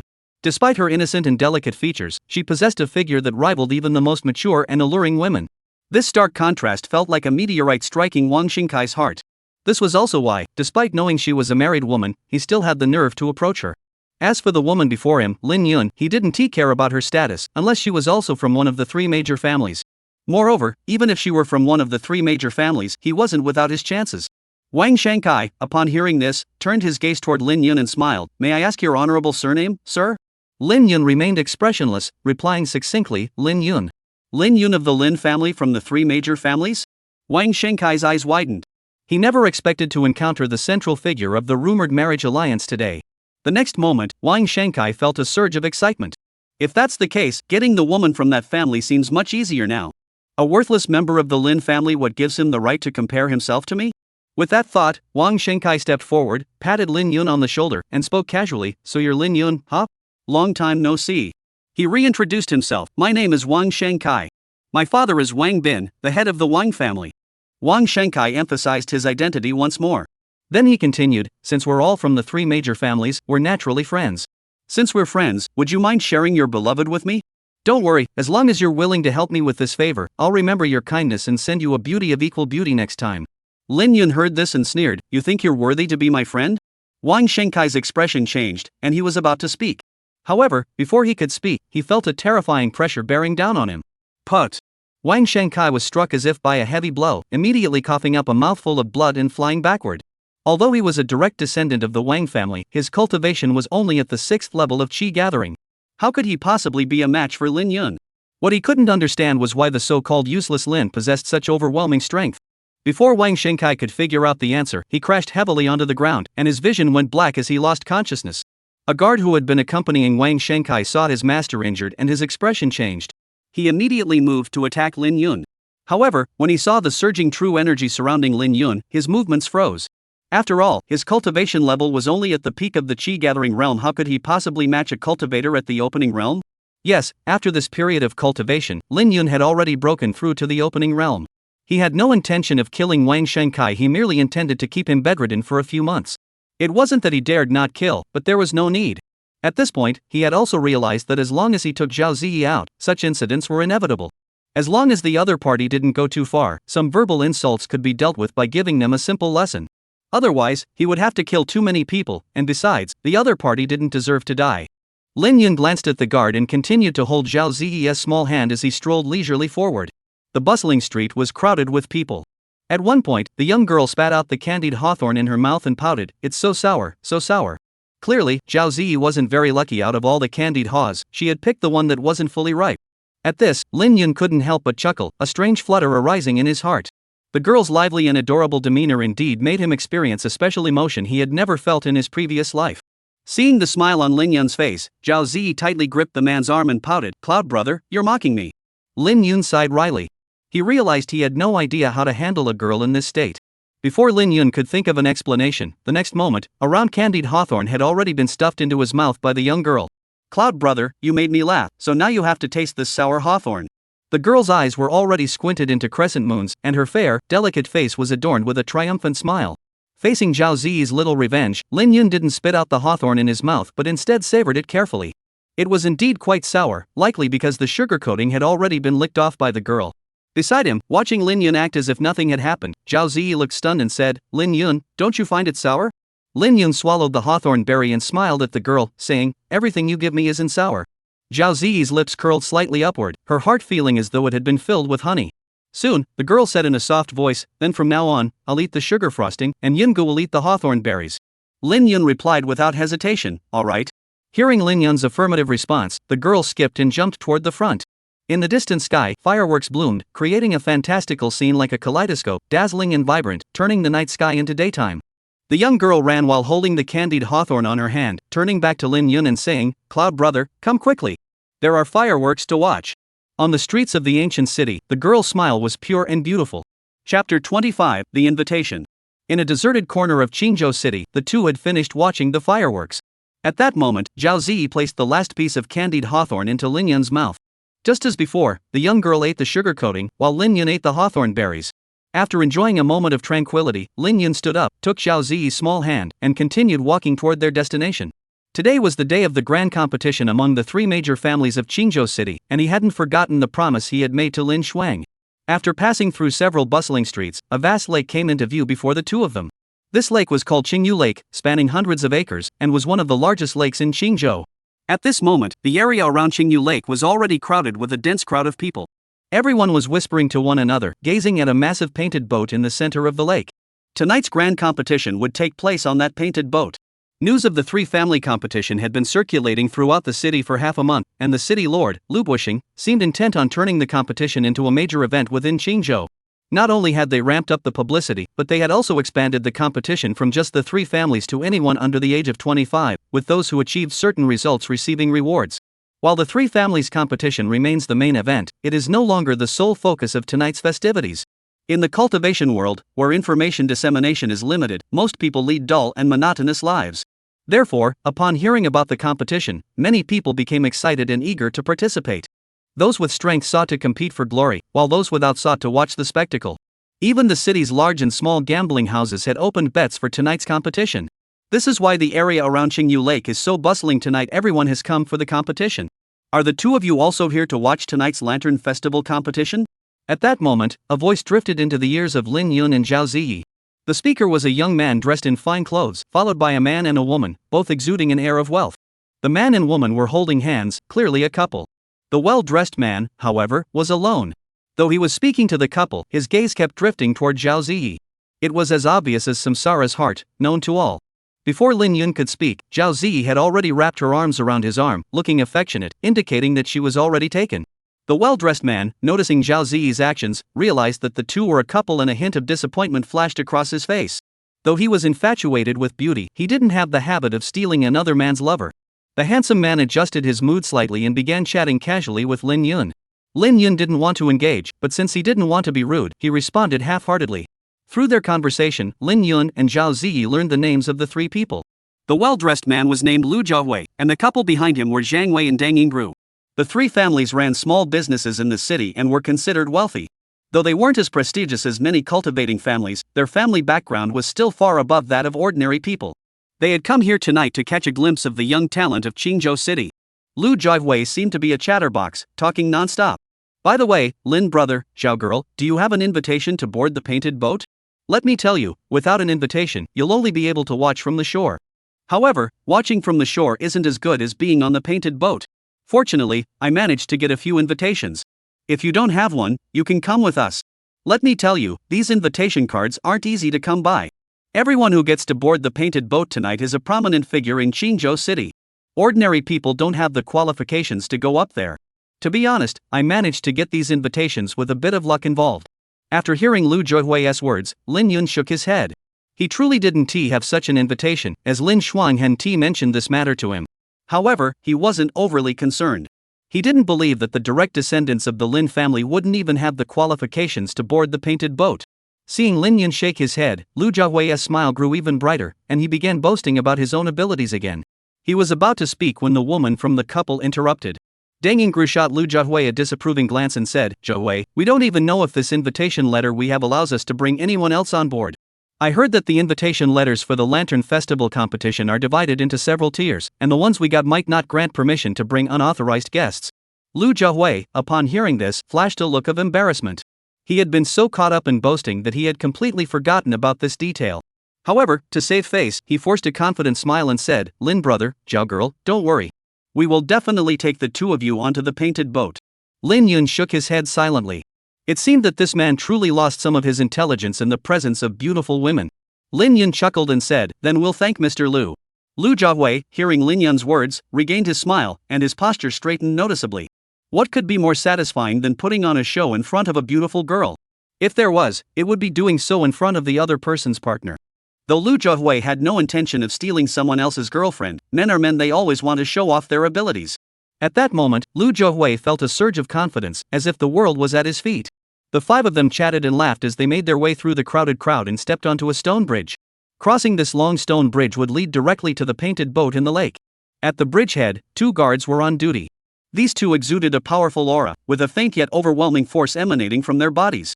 Lin Yun raised his eyebrows in surprise. He hadn't expected the city lord, Lu Bushing, to place such importance on tonight's grand competition. Even the two guards stationed at the entrance had reached the Kaiyuan realm in their cultivation. At that moment, Lu Jiahui and the others hurried forward and respectfully presented their invitation letters. One of the guards took them and impatiently waved them away, urging them to hurry inside and not block the way for others. Zhang Wei and Dang Yingru didn't waste any words and walked in directly. However, Lu Jiahui glanced at Lin Yun and the other two behind him and spoke humbly, "Honorable sirs, my two friends do not have invitation letters. May I bring them in with me?" The guard on the left heard Lu Jiahui's words, and a hint of amusement flashed across his face as he mocked, "With just your purple invitation letter, you think you can bring someone in? You're really overestimating yourself. Get out of here. If you waste any more of my time, do you think I'll throw you into the lake?" For this Lantern Festival competition, the City Lord's mansion had prepared 7 different levels of invitation letters, ranked from highest to lowest in the colors red, orange, yellow, green, blue, and purple. Among them, the purple invitation was the lowest grade. Even if one boarded the painted boat, they could only stand and watch the battle, with no seats available. Invitations of this level are typically given to merchants or auctioned off to replenish the City Lord's treasury. Generally speaking, those who hold such invitations are not of high status, which is why they refuse to give Lu Jiahui any face. Upon hearing this, Lu Jiahui's face froze. At that moment, he wished he could dig a hole and bury himself. The most humiliating thing in the world is to try to impress a beautiful girl and end up being mocked instead. At that moment, he dared not even look in the direction of Lin Yun and the others, instead lowering his head in embarrassment, desperate to leave as soon as possible. Lin Yun hadn't expected that Deng Yingru had hit the nail on the head. Their invitation letter truly didn't grant them permission to bring anyone upstairs. Shaking his head, Lin Yun took Zhao Ziyi by the hand and walked toward the two guards. The guards saw Lin Yun and the others approaching and all flashed a look of mockery. Earlier, Lu Jiahui had already told them that the two were his friends and didn't have an invitation. How dare they come here without an invitation to waste their time? The guards had already decided to give them a lesson they wouldn't forget. The two guards curled their lips into a cold smile, just as they were about to scold these two young upstarts who didn't know their place. A lean, elderly man with a kind expression approached from a distance. "Mr. Lin, why didn't you inform this old man in advance? I would have come to greet you personally." The voice arrived before the person did. Though the old man was advanced in years, his voice was strong and resonant, soon followed by a hearty laugh. The two guards, upon hearing this familiar voice, trembled slightly. Upon seeing the man, they hurried forward and bowed respectfully. "We have seen you before, Mr. Hu. How did you come here?" Hu Fangding didn't bother to acknowledge the two of them, instead walking straight toward Lin Yun and Zhao Ziyi. The two guards watched this scene unfold, their spines tingling with cold sweat. They never expected that this young couple, who hadn't even been invited, could cause Hu Fangding to come personally to greet them, and yet they had dared to be disrespectful earlier. At that moment, they secretly felt fortunate that they hadn't acted yet, though the consequences would have been unimaginable. Who was Hu the steward? In the City Lord's mansion, he was truly the second in command, the right-hand man of City Lord Lu Bushing. In a way, his power surpassed even that of the young City Lord, Lu Li. And yet, they had dared to harbor such treacherous thoughts towards someone who even such a powerful figure had to treat with utmost respect. At that moment, the only ones shocked were them, along with Lu Jiahui, who was frozen in place, and Zhang Wei and Deng Yingru, who hadn't yet walked far away. Lu Jiahui never imagined that Lin Yun's status was so high that even the mansion steward had to come out to greet him. Even the future head of one of the 3 major families wouldn't have such favor, would they? Thinking back to his earlier boasts, Lu Jiahui felt even more embarrassed. It turned out that they didn't even need him to escort them inside, let alone an invitation. The host had come out to greet them personally. Meanwhile, Zhang Wei and Deng Yingru, who were not far away, also looked astonished. They never imagined that the two people they had randomly encountered on the street were such important figures. Lin Yun was unaware of the immense shock this scene had caused Lu Jiahui and the others. Facing Hu Fangding's enthusiasm, Lin Yun smiled and replied, "I'm just here on a whim to see the commotion. Mr. Hu is too kind. Ha ha. No need to thank me, no need to thank me. It's my duty." Hu Fangding laughed heartily a few times before leading Lin Yun and the others toward the painted boat on the lake. As they passed by Lu Jiahui and his 3 companions, Lin Yun smiled and said, "Why don't you all come along?" The 3 of them couldn't help but feel a surge of panic. With their status, how could they possibly accompany the head steward of the City Lord's mansion? Lu Jiahui wiped the cold sweat from his face. He had dared to fantasize about Lin Yun's girlfriend earlier. It was like an old man trying to hang himself, begging for death. Fortunately, he didn't have the habit of taking what belonged to others, nor had he done anything rude. Otherwise, the consequences would have been unimaginable. Hu Fangding glanced at Lin Yun with a hint of surprise and asked, "Mr. Lin, are these gentlemen your friends?" Lin Yun casually replied, "Sort of." Hu Fangding, upon hearing this, smiled kindly and said to Lu Jiahui and the others, "Since you are Mr. Lin's friends, you can come with us." The three listened, though they still felt quite awkward inside, but they didn't refuse. Soon, they even began to feel a sense of excitement. After all, the opportunity to converse with the head steward of the city lord's mansion wasn't something everyone could get. If they could leave a favorable impression on him, it would be a tremendous achievement for their families. Thus, the six of them strolled leisurely toward the painted boat in the center of the lake. Along the way, many people noticed that Hu the steward was personally leading the way, and couldn't help but feel curious. Who were those young people? How could they have earned the honor of being led by Hu the steward? Could they be from some royal family? It's probably that. Otherwise, among the young generation of Qingzhou City, who else would have the qualifications? I don't think so. One of them I recognize. His name is Lu Jiahui, and his family is just a merchant family. That's right, the two people beside him I also know, Zhang Wei and Deng Yingru. Their families are just small-time merchants.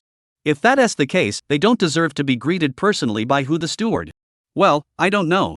Maybe there's some inside information we're not aware of. However, since these few people can talk to Hu the steward, anyone who wants to target their families in the future will have to think twice. Although their conversation was whispered, Lu Jiahui and the others could still hear it. At that moment, the corners of their mouths curled slightly upward, and their hearts pounded wildly. They never expected that simply following Hu the steward would already grant them such significant influence. They could already foresee that if today's events were reported back to the clan, their status within the clan would undoubtedly rise by several ranks. Forget about whether I'm just riding on his coattails, just ask if the old man in front of you is from the city lord's mansion. In Qingzhou City, who dares to disrespect the city lord's mansion? Just by riding on Hu the steward's coattails, they had reaped such immense benefits. Who could this Lin Yin be, someone even the elderly treat with such respect? At that moment, as they looked ahead at the young couple, curiosity and apprehension began to grow in their hearts. Chapter 26, Everyone watches the match, I alone admire the beauty. From afar, it didn't seem that impressive, but as Lu Jiahui and the others approached, they realized just how enormous the painted boat was.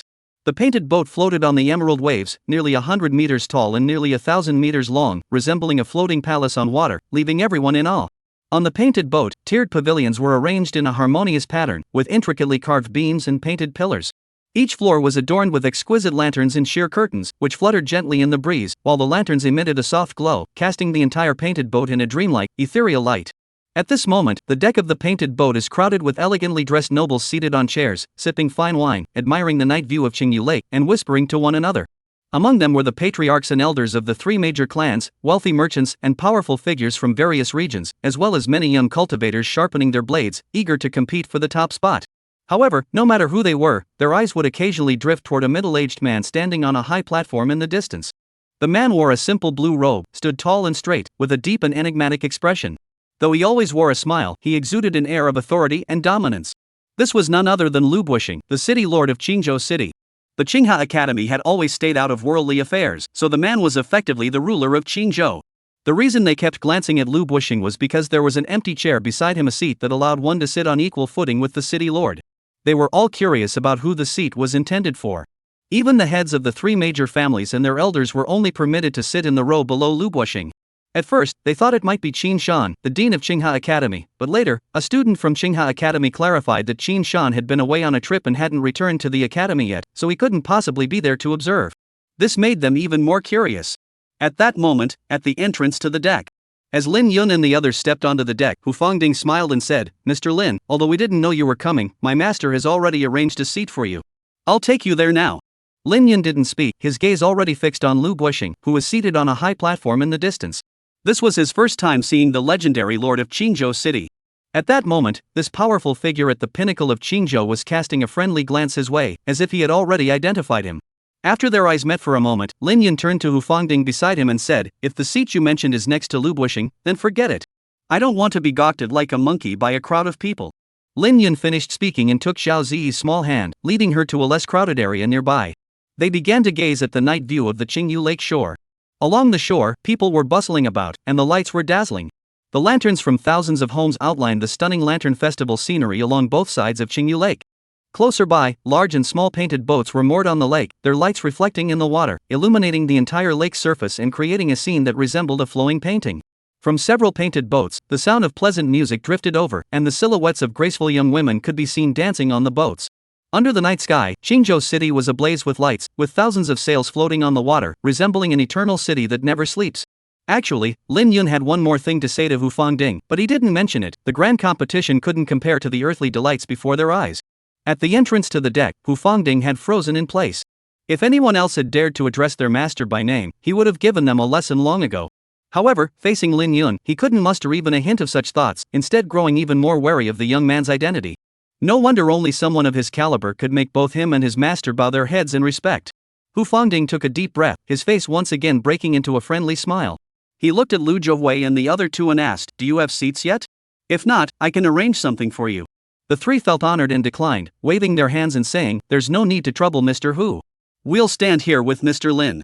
Hu Fangding was being so courteous to them clearly because of Lin Yun, and they were well aware of their own limitations.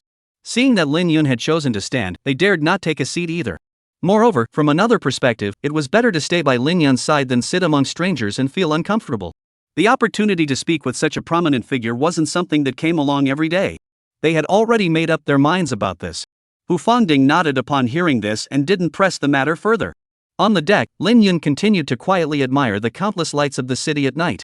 At that moment, Hu Fangding and the others also came to stand beside Lin Yun, gazing out at the scenery along the shores of Qingyu Lake.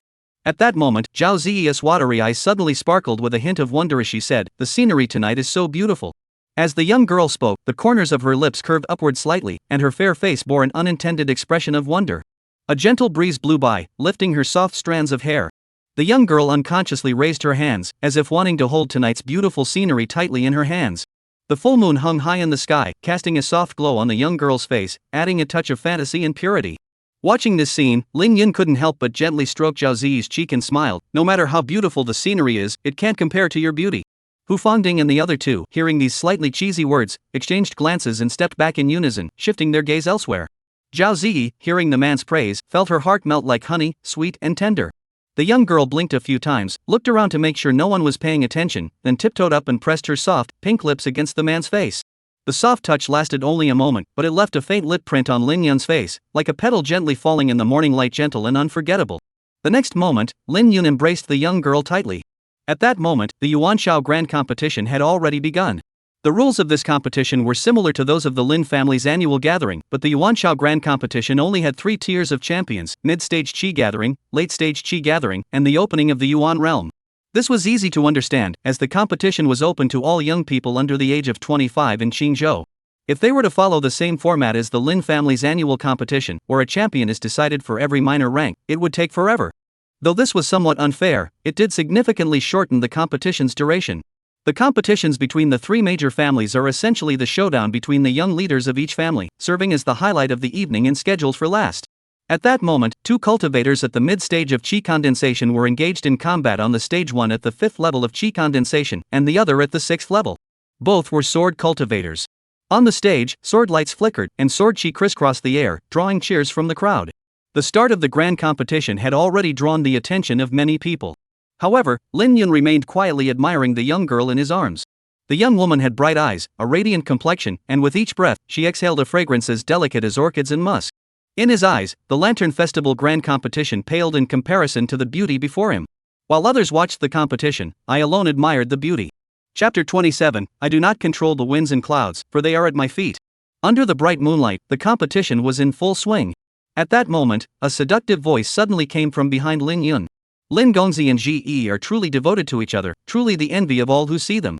Lin Yun turned around and saw the proprietress of the Drunken Immortal Pavilion, Lan Kair. At that moment, the renowned Lan Kairan of Qingzhou City still had her hair neatly tied up, revealing her snow-white neck. However, unlike last time, Lan Kair was wearing a bright red cheongsam tonight. The cheongsam had a high slit and a low neckline. Tonight, Lan Kairan was not only very generous but also extremely generous. Compared to last time, she had lost some of her dignity and gained a touch of allure, a woman of many faces. At that moment, Lu Zhouwei and Zhang Wei, standing beside Lin Yun, were so stunned they could hardly move, their throats convulsing as they swallowed saliva. They had never seen such a voluptuous and alluring beauty like Lan Kairan before. Zhang Wei finally snapped out of it thanks to his girlfriend Deng Yingro's hip-swiveling move. He felt a sharp pain in his waist and, upon seeing his furious girlfriend, a look of embarrassment flashed across his face.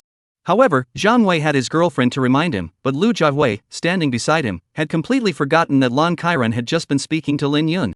At that moment, Lu Jiahui's upper body began to be controlled by his lower body, his mind filled with images of Lan Sairuo. Soon, Lu Jiahui, his heart racing, approached the woman named Lan Sairuo. He forced a smile he thought was charming and said with elegance, "Hello, young lady. My name is Lu Jiahui. May I have the honor of introducing myself?" Lan Kairan was startled for a moment and didn't want to respond, but she thought this man might be associated with Lin Yun. The woman's eyes darted around, then she suddenly giggled and said, "Of course, but have you heard of the Drunken Immortal Pavilion in the city? Which floor do you usually dine on?" Lu Jiahui knew immediately that the woman was trying to probe his family background. He didn't hide anything and replied with a mysterious confidence, "Of course I know the Drunken Immortal Pavilion. I usually dine on the 3rd floor."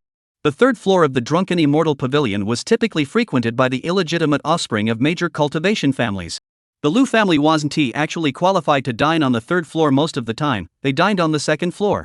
But that didn't stop him from bragging. After all, bragging isn't illegal. If bragging could get him the beautiful, voluptuous woman in front of him, he would do it every day.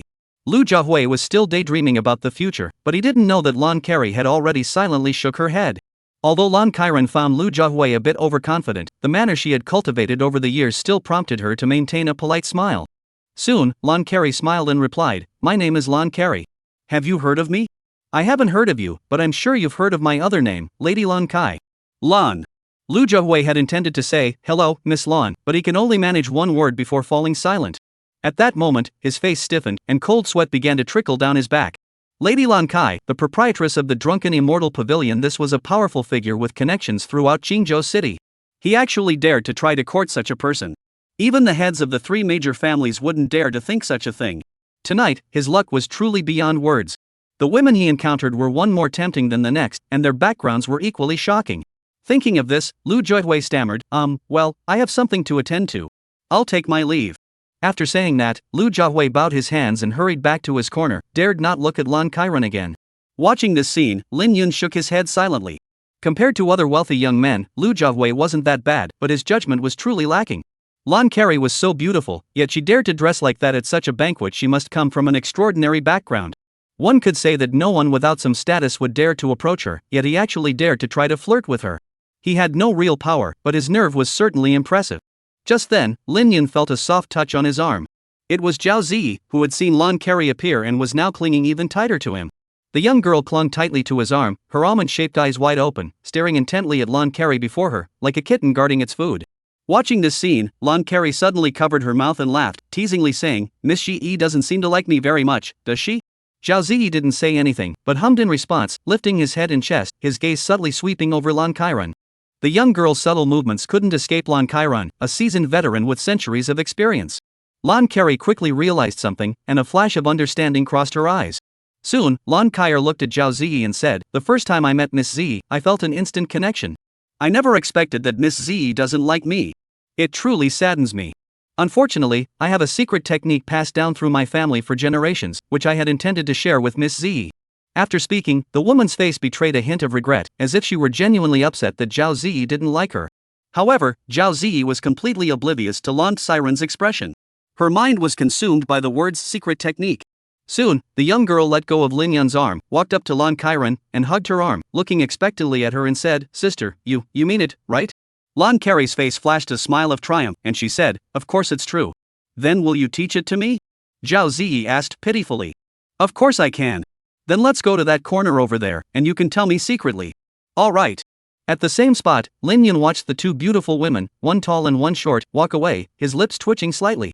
Lately, he had thought Zhao Ziyi no longer cared about this, but it turned out it was because he hadn't encountered Lan Kairan yet. Women are indeed creatures who care deeply about their figures at all times. For this reason, they can not only skip meals but also instantly turn enemies into friends. When the 2 beauties, one tall and one short, returned, they were already as close as sisters, calling each other sister and little sister with every breath, with no trace of the previous tense atmosphere. The relationship between women is indeed as unpredictable as the weather in June. This also showcased the skill of the proprietress of the Drunken Immortal Pavilion. In just a few minutes, she had managed to get along so well with Zhao Ziyi.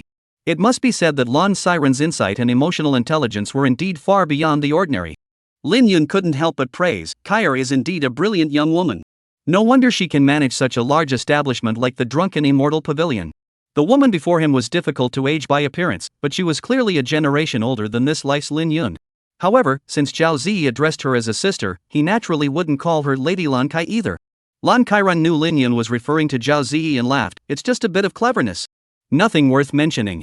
Someone like Lin Gongzi, who is so carefree and at ease yet capable of controlling the winds of change behind the scenes, that's truly what we envy.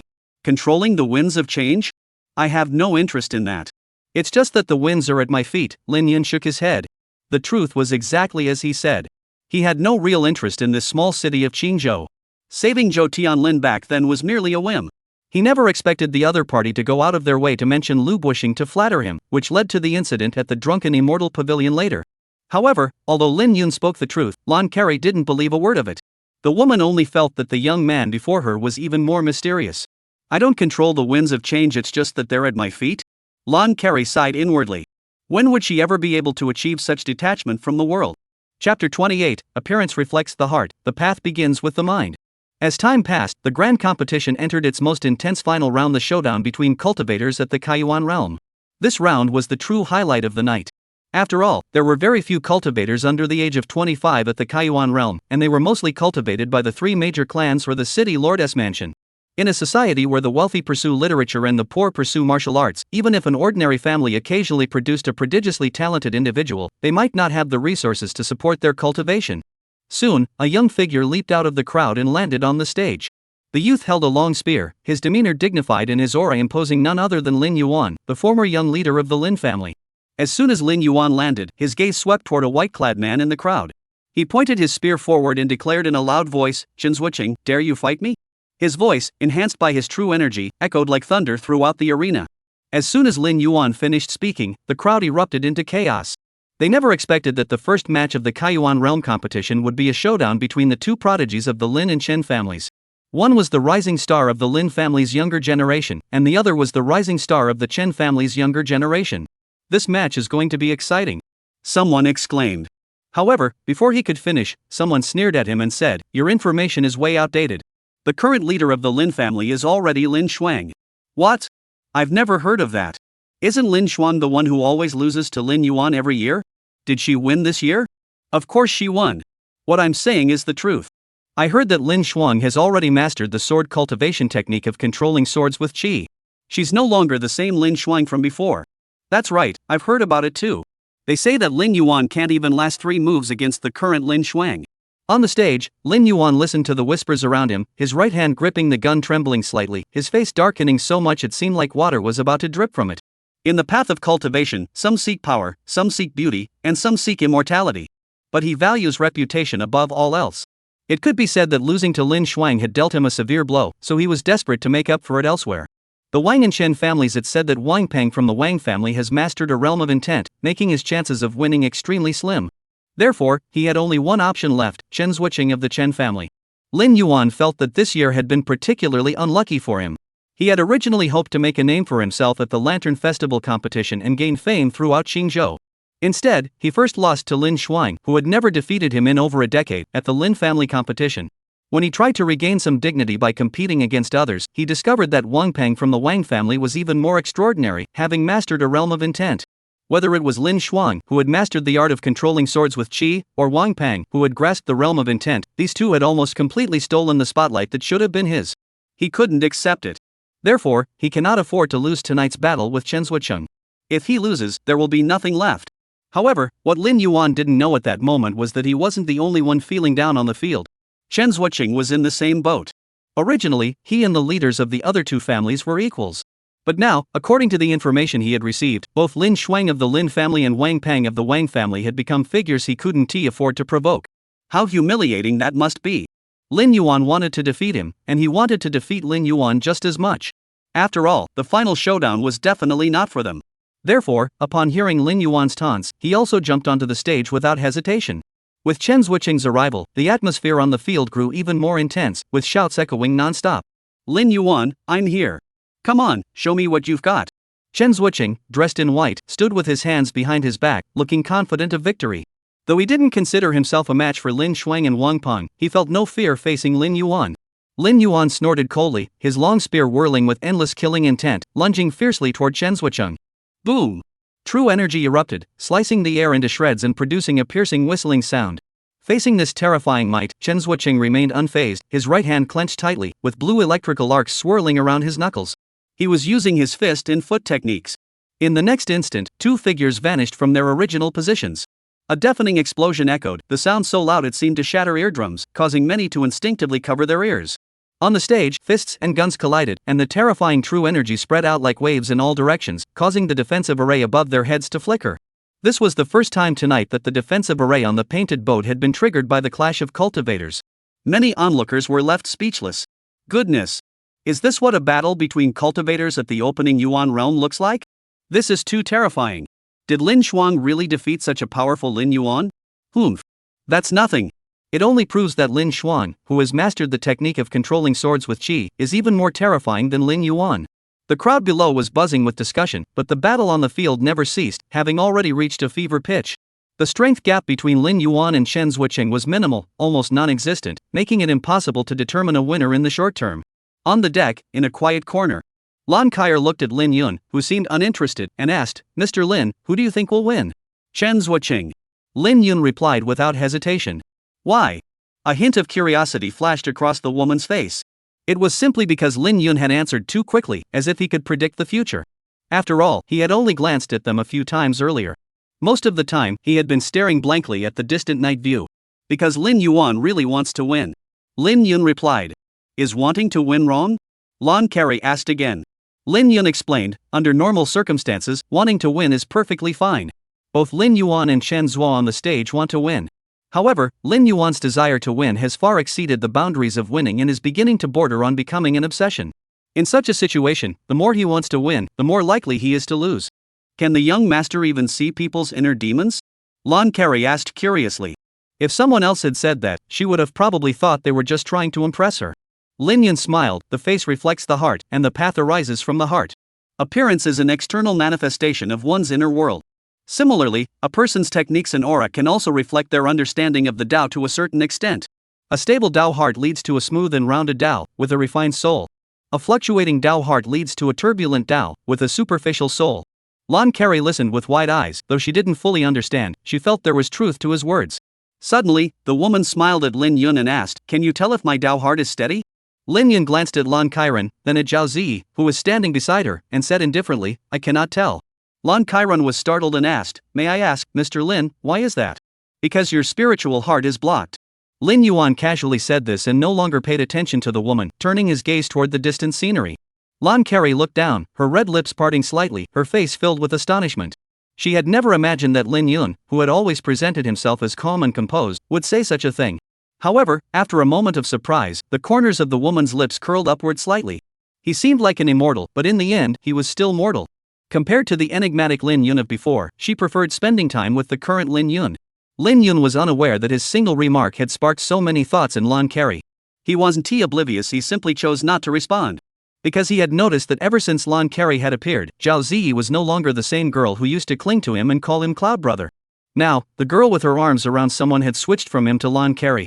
This couldn't help but make him feel a bit down. Chapter 29, 3 moves decide the outcome.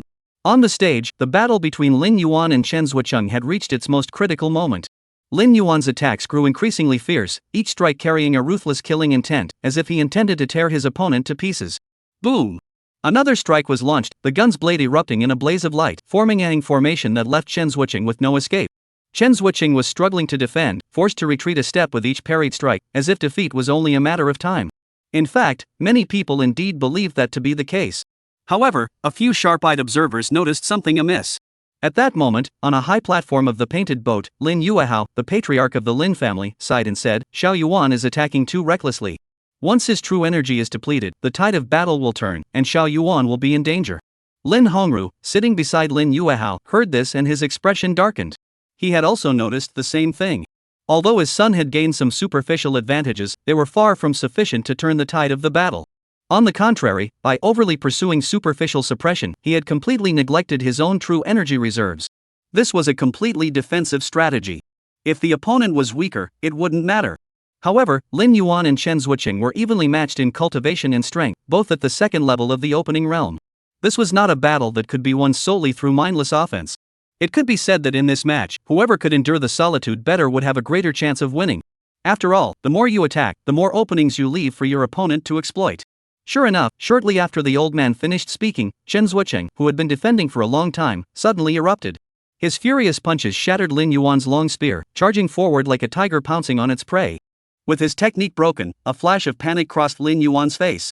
He had intended to continue his attack, but at that moment, his true energy began to stagnate within his body. This was a sign that his true energy was nearly depleted. Puff! With no strength left, Lin Yuan couldn't stop Chen Zhuoqing's attack. His protective true energy was shattered in an instant, and he took a solid punch to the chest, flying off the stage. The scene unfolded too quickly for many to react. By the time they did, the arena was already filled with intense discussions. How could Lin Yuan have lost? He was clearly in the lead just now. Yeah. I thought Lin Yuan was going to win. I even bet on him to win the championship tonight. The two of them weren't that different in strength, but Lin Yuan seemed too impatient. If he had played it safe, he might have had a chance to win. Watching the scene, Lin Yuehao shook his head. Although Chen Zhuoqing had won, Chen Hangyang, the head of the Chen family sitting on the spectator seats, couldn't muster a single smile. Because their Chen family's ranking was likely to end up at the bottom among the three families. He never expected that a young member of the Wang family could comprehend the realm of intent at such a young age. While the Lin family had also been outmaneuvered, at least they had produced Lin Shuang, who could control swords with her qi, ensuring they would at least finish in second place. Only the Chen family was caught completely off guard, like a helpless child. Thinking of this, Chen Hangyang felt nothing but frustration.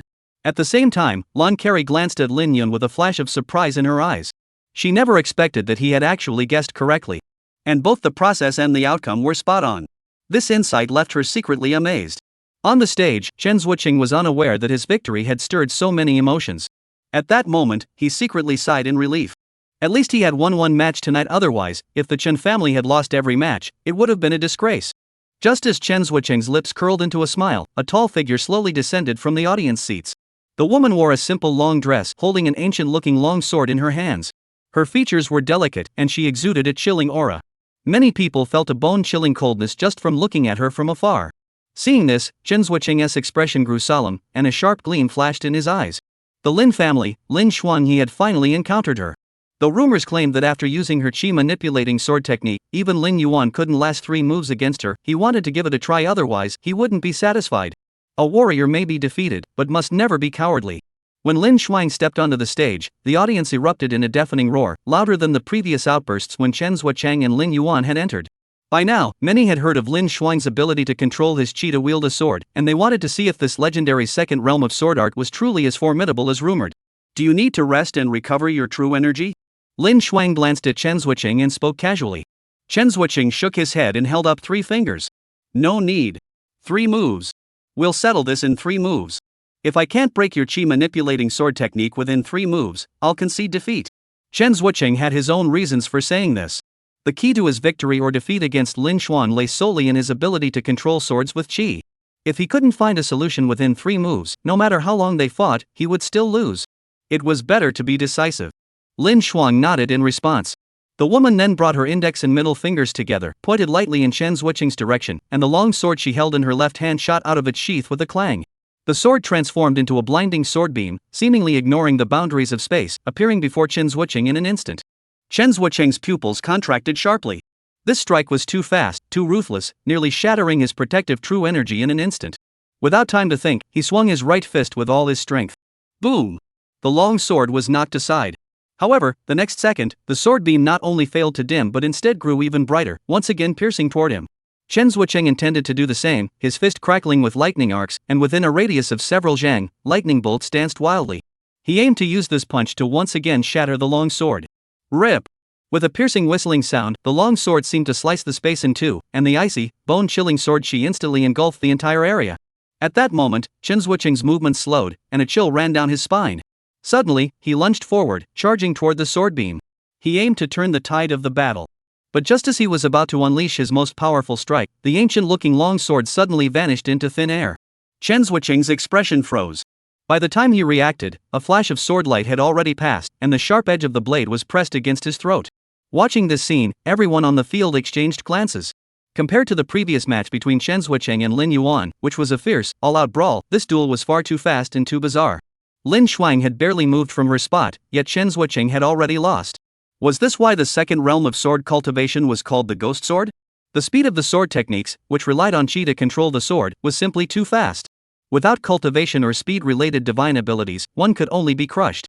At that moment, in a quiet corner of the deck, the voluptuous beauty Lan Carey watched Lin Shuang, who had won on the stage, and said with admiration, "Mr. Lin, your cousin is quite something. To master sword control with chi at such a young age, her future is limitless."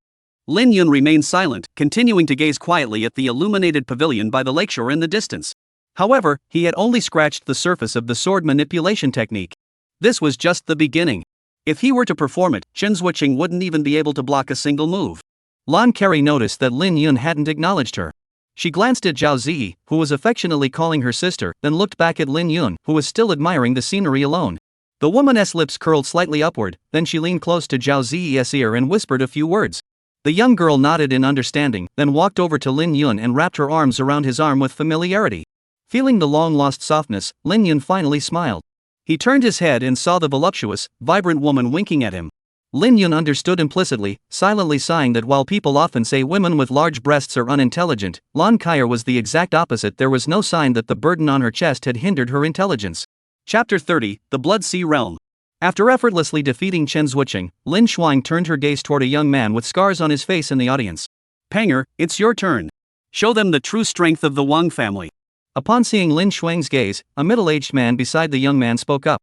The middle-aged man was Wang Bin, the head of the Wang family, and Wang Peng was his son. He had proposed the idea of the three major families competing in a battle, and he had been waiting for this moment. Now that his plan was about to be fulfilled, a rare smile appeared on his face. Wang Peng heard his father's words, stood up slowly, and said confidently, "Father, rest assured. Lin Shuang is no match for me. This match won't last long." After speaking, he slowly made his way toward the stage. With only the Wang family yet to make their move, the area where the Wang family was located naturally drew everyone's attention. Therefore, the moment Wang Peng stood up, the arena erupted once more with intense discussions. "Wang Peng! It's Wang Peng! He's finally going to make his move." It's said that Wang Peng returned from the Bloodblade sect and gained insight into a new realm. I wonder if it's true or not. Since so many people are talking about it, it's probably true. I wonder which is more powerful, the sword cultivator's ability to control swords with chi or the might of a realm of intent. On the stage, Wang Peng and Lin Shuang were staring at each other. At that moment, Wang Peng spoke up, "If it weren't for me, you would have won first place in tonight's competition." After speaking, he grinned, his prominent scars on his face making him look rather menacing. "Isn't that something we have to fight to find out?" Lin Shuang's eyes flashed with battle intent. Wang Peng seemed oblivious to the battle intent in Lin Shuang's eyes. He pointed to the scars on his face and said, "Do you see that? That's the price I paid to master the power of intent. On this path of relentless pursuit, no one is as ruthless toward themselves as I am. Therefore, you are destined to fail." As soon as Wang Peng finished speaking, his long sword drew from its sheath, and a red blade of light slashed down toward Lin Shuang across the room. His weapon was a blood-red long sword. With a single strike, the stage was instantly shrouded in a thin layer of red mist. Under the swirling blade energy, the red mist churned and swirled, resembling a sea of blood. Clang! A piercing clang of metal colliding echoed across the stage. Lin Shuang furrowed her brows. She noticed that within the red mist, the speed of her sword strikes had slowed significantly. This red mist seemed to possess some strange power that restricted her true energy and techniques. Is this the power of the realm? Lin Shuang sighed inwardly, but her hands did not relax in the slightest. With a flick of her right hand, her long sword pierced through the red mist and shot toward Wang Peng's figure. Wherever the sword passed, the air trembled, emitting a humming sound. Facing this fierce strike, Wang Peng remained unfazed, closing in swiftly and slashing out several times in an instant. Boom! Sword energy collided with blade energy. In an instant, the stage was filled with flashing blades and swords, and defensive formations flickered constantly.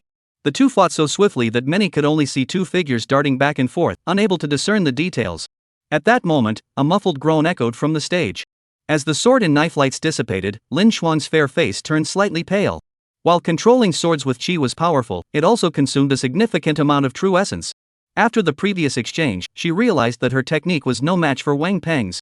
Though she didn't know what realm of understanding her opponent had attained, that realm seemed to counter her techniques effectively. At that moment, she felt like she was tied to a stone, struggling against Wang Peng. Her once proud swift sword couldn't even come close to him. The essence of sword manipulation lies in swift victory. If she couldn't defeat her opponent quickly, dragging the battle out would only lead to her certain doom. Thinking this, Lin Shuang clenched her teeth and launched a desperate final assault. The Qingyuan sword suddenly burst into a brilliant light and once again lunged toward Wang Peng. Whether it worked or not, she had no choice but to go all in. Without using the technique of controlling the sword with her qi, she had even less chance against Wang Peng in close combat. Wang Peng shook his head, and the red mist on the stage grew even more vibrant. He raised his long sword and slashed out a crimson blade that stretched several zhang in length. The blade's momentum carried the intent to kill, sweeping toward Lin Shuang like a tidal wave. With a deafening roar, sword energy and blade energy collided, as if two mountains had crashed into each other. Soon, the sword light grew dim. The Qingyuan sword was knocked aside, but the blade's momentum did not waver, striking directly against Lin Shuang's protective true energy. Put! Lin Shuang spat out a mouthful of blood. Though she didn't fall off the stage, she stumbled and nearly collapsed to the ground. At that moment, her face was pale, her chest soaked in blood, and her body swayed unsteadily, as if she were about to collapse from severe injuries and lose consciousness. Fortunately, Lin Shuang retrieved several healing pills from her storage ring and swallowed them, which improved her condition significantly. Lin Shuang had lost, and many were not surprised. Once it became clear that Wang Peng had truly grasped a certain realm of understanding, the outcome of this duel held little suspense. While controlling a sword with qi is powerful, it still pales in comparison to the might of a realm of intent. At that moment, everyone was curious about what realm of understanding Wang Peng had attained. Lan Carey, who was watching from a distance, also asked the same question. Lin Gongzi, do you know what realm of understanding Wang Peng has attained? After speaking, Lan Carey looked at Lin Yun with eager anticipation, like a student waiting for their teacher to clarify a doubt. If anyone on the field could answer this question, it would undoubtedly be Lin Yun. This wasn't her fault for lacking knowledge, it was simply that there were far too many strange and mysterious realms in this world. Besides the common ones, it's simply impossible to recognize them all. After what had just happened, Lin Yun no longer harbored any prejudice toward Lan Carey. He quickly spoke up, it's just a small blood sea imagery, and it's merely a superficial understanding of the basics. It has the form but lacks the essence. If he could create the illusion of a mountain of corpses and a sea of blood with a single thought, I might be a bit interested. Lan Carey heard this and a strange expression appeared on her face. The things he was talking about were probably beyond even the capabilities of a Yutian realm expert. The Blood Sea realm was clearly a rare and powerful realm, capable of affecting both the physical body and the soul. But to create illusions with a single thought, how could that be so easy? Wang Peng, no matter how talented he is still just a young man in his early 20s. This is too much to ask of him.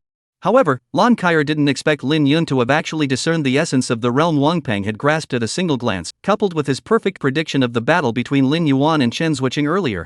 She felt that the man before her was even more mysterious.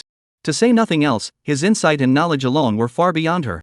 Although she still didn't understand why Lu Buoxing placed such importance on him, this alone was enough for her to want to befriend Lin Yun. On the stage, after taking the pill, Lin Shuang's physical condition had improved significantly. Although she had taken a solid blow earlier, the collision of divine abilities had weakened the attack, preventing it from completely shattering her protective true energy. She glanced at Wang Peng across from her and said calmly, I lost. Losing to Wang Peng was within her expectations, so when she said those words, she felt only a hint of regret, not deep sorrow. I told you, without me, you would have been the first place in the grand competition. Wang Peng sheathed his long sword and repeated the words he had spoken before the battle began. As he spoke, a confident smile played on his lips, as if this battle had been nothing more than a test to prove his words. However, Lin Shuang merely glanced at him and said in a flat tone, though I have lost, the Lin family has not. Wang Peng was taken aback and exclaimed in surprise, could it be that the Lin family still has someone under the age of 25 at the Kaiyuan realm? Lin Shuang's words did surprise him slightly. The three major families were well acquainted with one another. It was almost impossible for one side to secretly cultivate an outstanding heir without the others knowing. And now the Lin family had managed to do it in secret? However, even so, he remained completely unfazed. Having attained the Blood Sea realm, he could rank among the top disciples of the Bloodblade sect's inner sect. With equal cultivation, he had absolute confidence in defeating anyone. Chapter 31, Borrowing a Hairpin. The conversation between Lin Shuang and Wang Peng was not spoken in hushed tones, so many people heard it clearly. At that moment, many in the audience looked stunned, including the members of the Lin family. At that moment, Lin Hongru looked at Lin Yuehao and said, Father, does our Lin family still have any cultivators below the 25th level of the opening realm? Looking at his eldest son's puzzled expression, Lin Yuehao shook his head in confusion and said, No, we'll ask Xiao Shuang about it later. After speaking, the old man turned his gaze toward Lin Shuang on the stage. He was also deeply puzzled. How could he not know about another young genius in the Lin family? At that moment, almost everyone's gaze turned toward the Lin family's area. When they saw that even the important figures of the Lin family looked puzzled, their curiosity grew even more. Clearly, even the head of the Lin family and the Lin family's ancestor were unaware of this matter. Why did Lin Shuang say that? It couldn't possibly be a joke, could it? As the prodigy of the Lin family, she wouldn't be so trivial. While the majority of people were puzzled and confused, only a few remained calm. Among them was the city lord of Qingzhou, Lu Buxing. At that moment, this prominent figure of Qingzhou had already turned his gaze toward the handsome young man in the remote corner. In this situation, if anyone from the Lin family could step forward to turn the tide, it could only be that young man. At that moment, Lan Carey also turned to Lin Yun beside her and smiled sweetly, saying, "The person Lin Shuang mentioned must be you, Lin Gongzi, right?" Lin Yun glanced at the beautiful woman and smiled, "You guessed correctly, but there's no reward." After speaking, he took a few steps toward the woman. At that moment, the two were extremely close, almost touching skin to skin.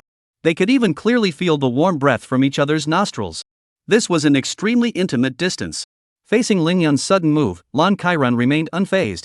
Instead, she batted her eyelashes at the man, like a seductive little fox. However, Lin Yun remained unfazed. He looked at the woman's hair, or rather, the hairpin on it. The next moment, he reached out and removed the hairpin. After Lin Yun removed the hairpin, Lan Siren's smooth black hair instantly fell down, covering her fair, smooth neck. The woman's hair was very long, reaching all the way down to her hips. The strands were jet black and lustrous, and a faint fragrance wafted up when he inhaled. Without her hair pinned up, Lan Kairan appeared less mature and dignified, and more youthful and charming. This woman was not only versatile in her clothing but also completely different in appearance, whether her hair was styled or left down.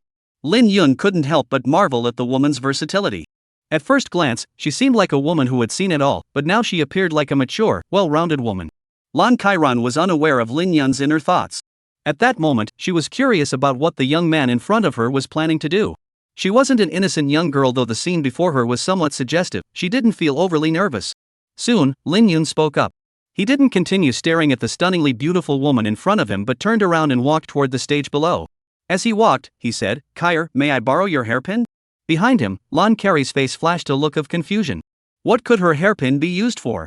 Just as she was pondering this, the man's voice drifted back, "Kair, you look younger without your hair pinned up." Lan Carey heard this and her lips curled slightly upward, while Zhao Ziyi beside her pouted her lips. In the audience, almost no one noticed a handsome young man strolling leisurely toward the stage. At that moment, Lin Shuang had already returned to the area where the Lin family resided. "Xiao Shuang, are you okay?" Lin Yuehao first checked on his granddaughter's injuries.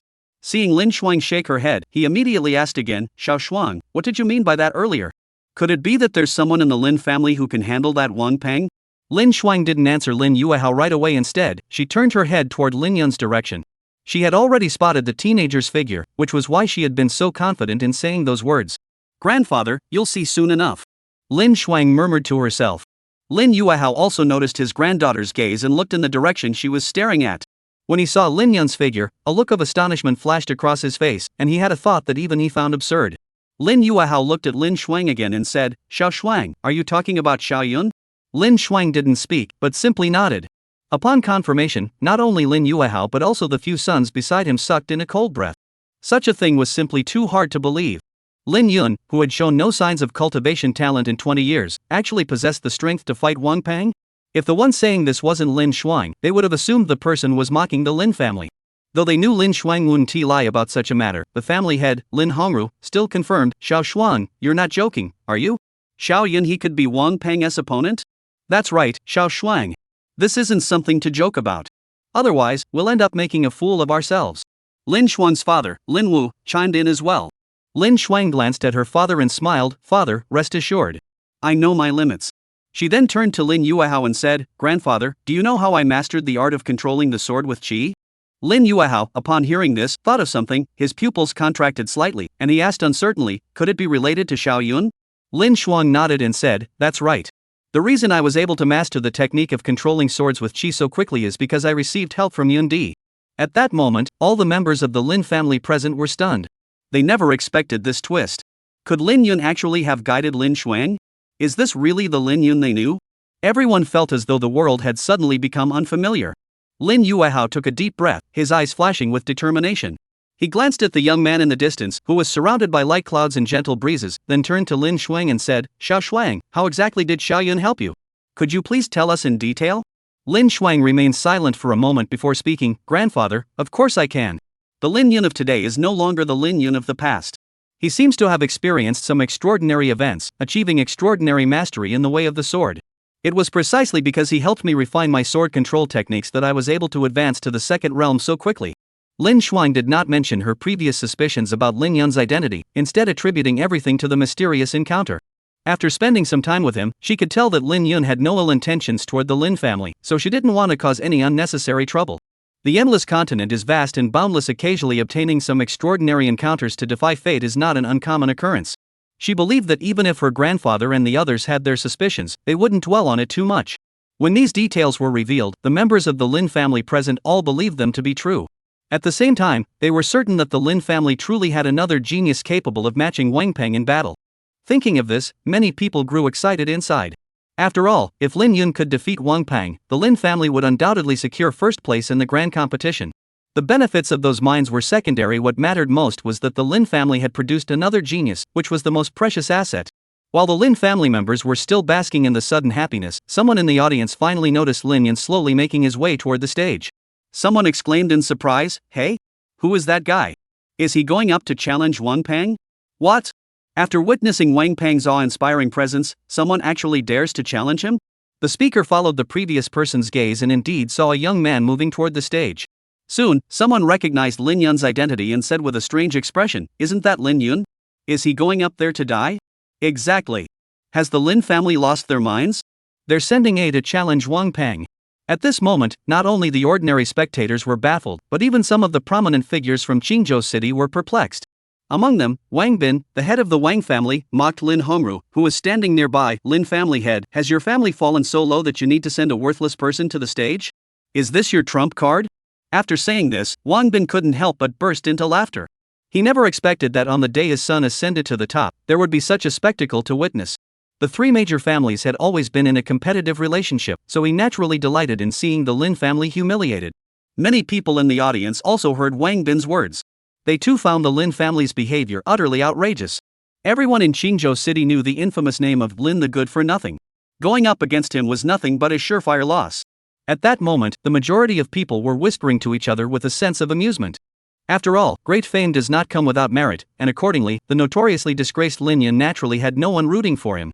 Lin Hongru's face turned slightly pale, but as the family head, he immediately retorted in response to Wang Bin's mockery, "Whether he's a good for nothing or not, you'll find out soon enough.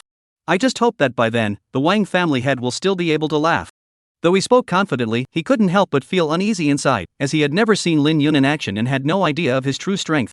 Chapter 32, Using a hairpin as a sword, defeating the enemy with a single move. As time passed, Lin Yun finally stepped onto the stage. The moment he appeared on the stage, a loud murmur erupted from the crowd. These voices were almost entirely mocking. Generally speaking, facing such overwhelming odds, one's mindset would inevitably be affected to some extent. However, Lin Yun remained unfazed, his expression calm and composed. He played with the hairpin he had just taken from Lan Kaier's head, looking utterly at ease. It was as though he hadn't come to fight, but to enjoy the scenery. Suddenly, laughter erupted from the stage. It was Wang Peng's voice. Lin Yun looked in the direction of the laughter and saw the genius teenager who had mastered the Blood Sea realm, holding his stomach and saying, "You're the Lin family's trump card that Lin Shuang mentioned? You can defeat me?" After speaking, Wang Peng couldn't help but laugh again. Lin Yun's face remained adorned with a faint smile, as if he hadn't noticed that others were mocking him. After a while, when Wang Peng finally stopped laughing, he shook his head and said, "I wonder if your master taught you the principle that even a lion gives its all when fighting a rabbit. Never underestimate anyone, for the hunter and the hunted can switch roles in the blink of an eye." Hearing Lin Yun's words, Wang Peng's smile faded, his eyes narrowed slightly, and he began to re-evaluate this so-called useless everyone had been talking about. The other man was right. He had indeed become a bit arrogant earlier. When Wang Peng stopped looking at Lin Yun through rose-colored glasses, he realized that the other man's speech and demeanor were completely different from the worthless person he had heard about. This effortless, composed demeanor was something even Lin Shuang and the others didn't possess. He had only seen it in the core disciples of the Bloodblade sect.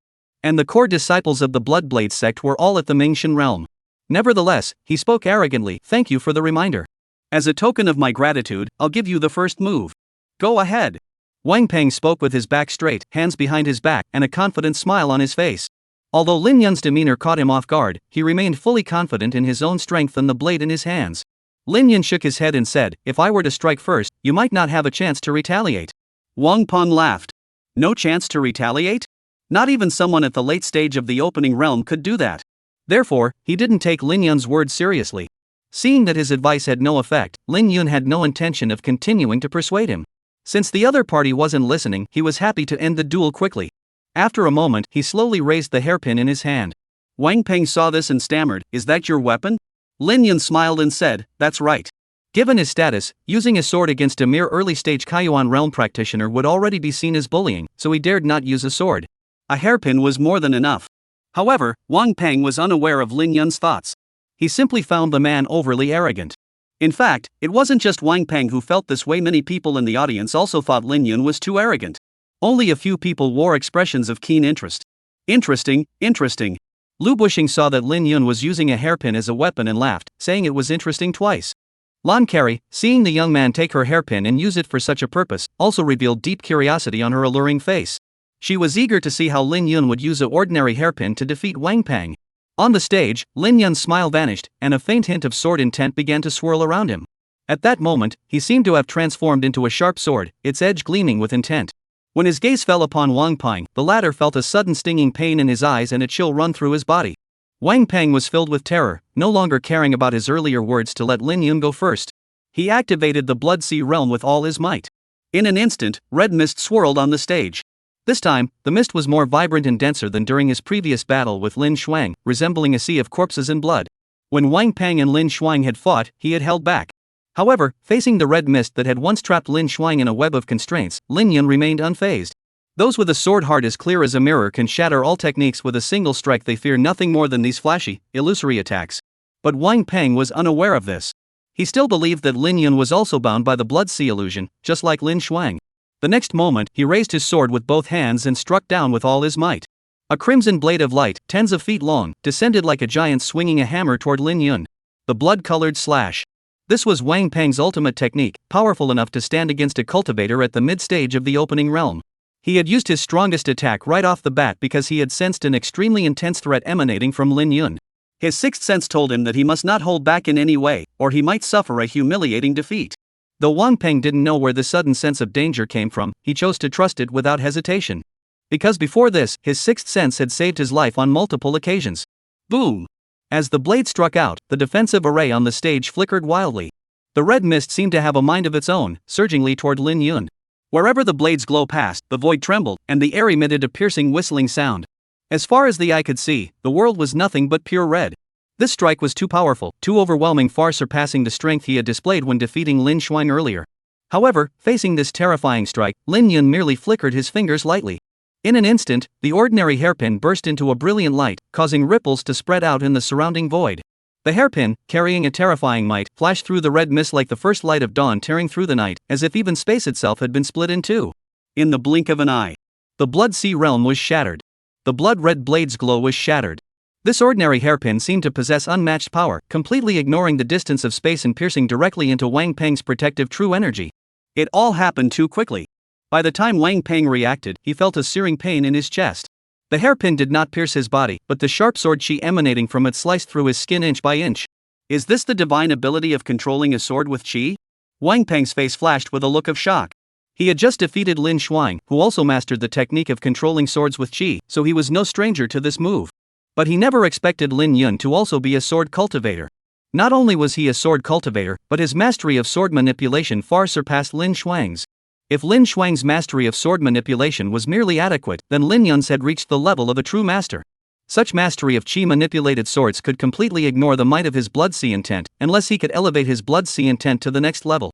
However, at his age, achieving the Blood Sea realm was already his limit. Further progress was virtually impossible. At least, he cannot do it now. Put! Wang Peng spat out a mouthful of blood, his momentum wilting like a deflated balloon. The red mist vanished, and the sword's glow disappeared as well, leaving only the hairpin suspended before his chest. Wang Peng took a deep breath, using the hairpin as a sword.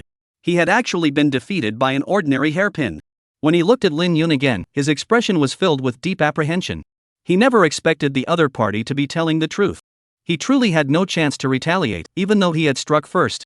At that moment, the arena fell into an eerie silence. Everyone looked at each other in disbelief.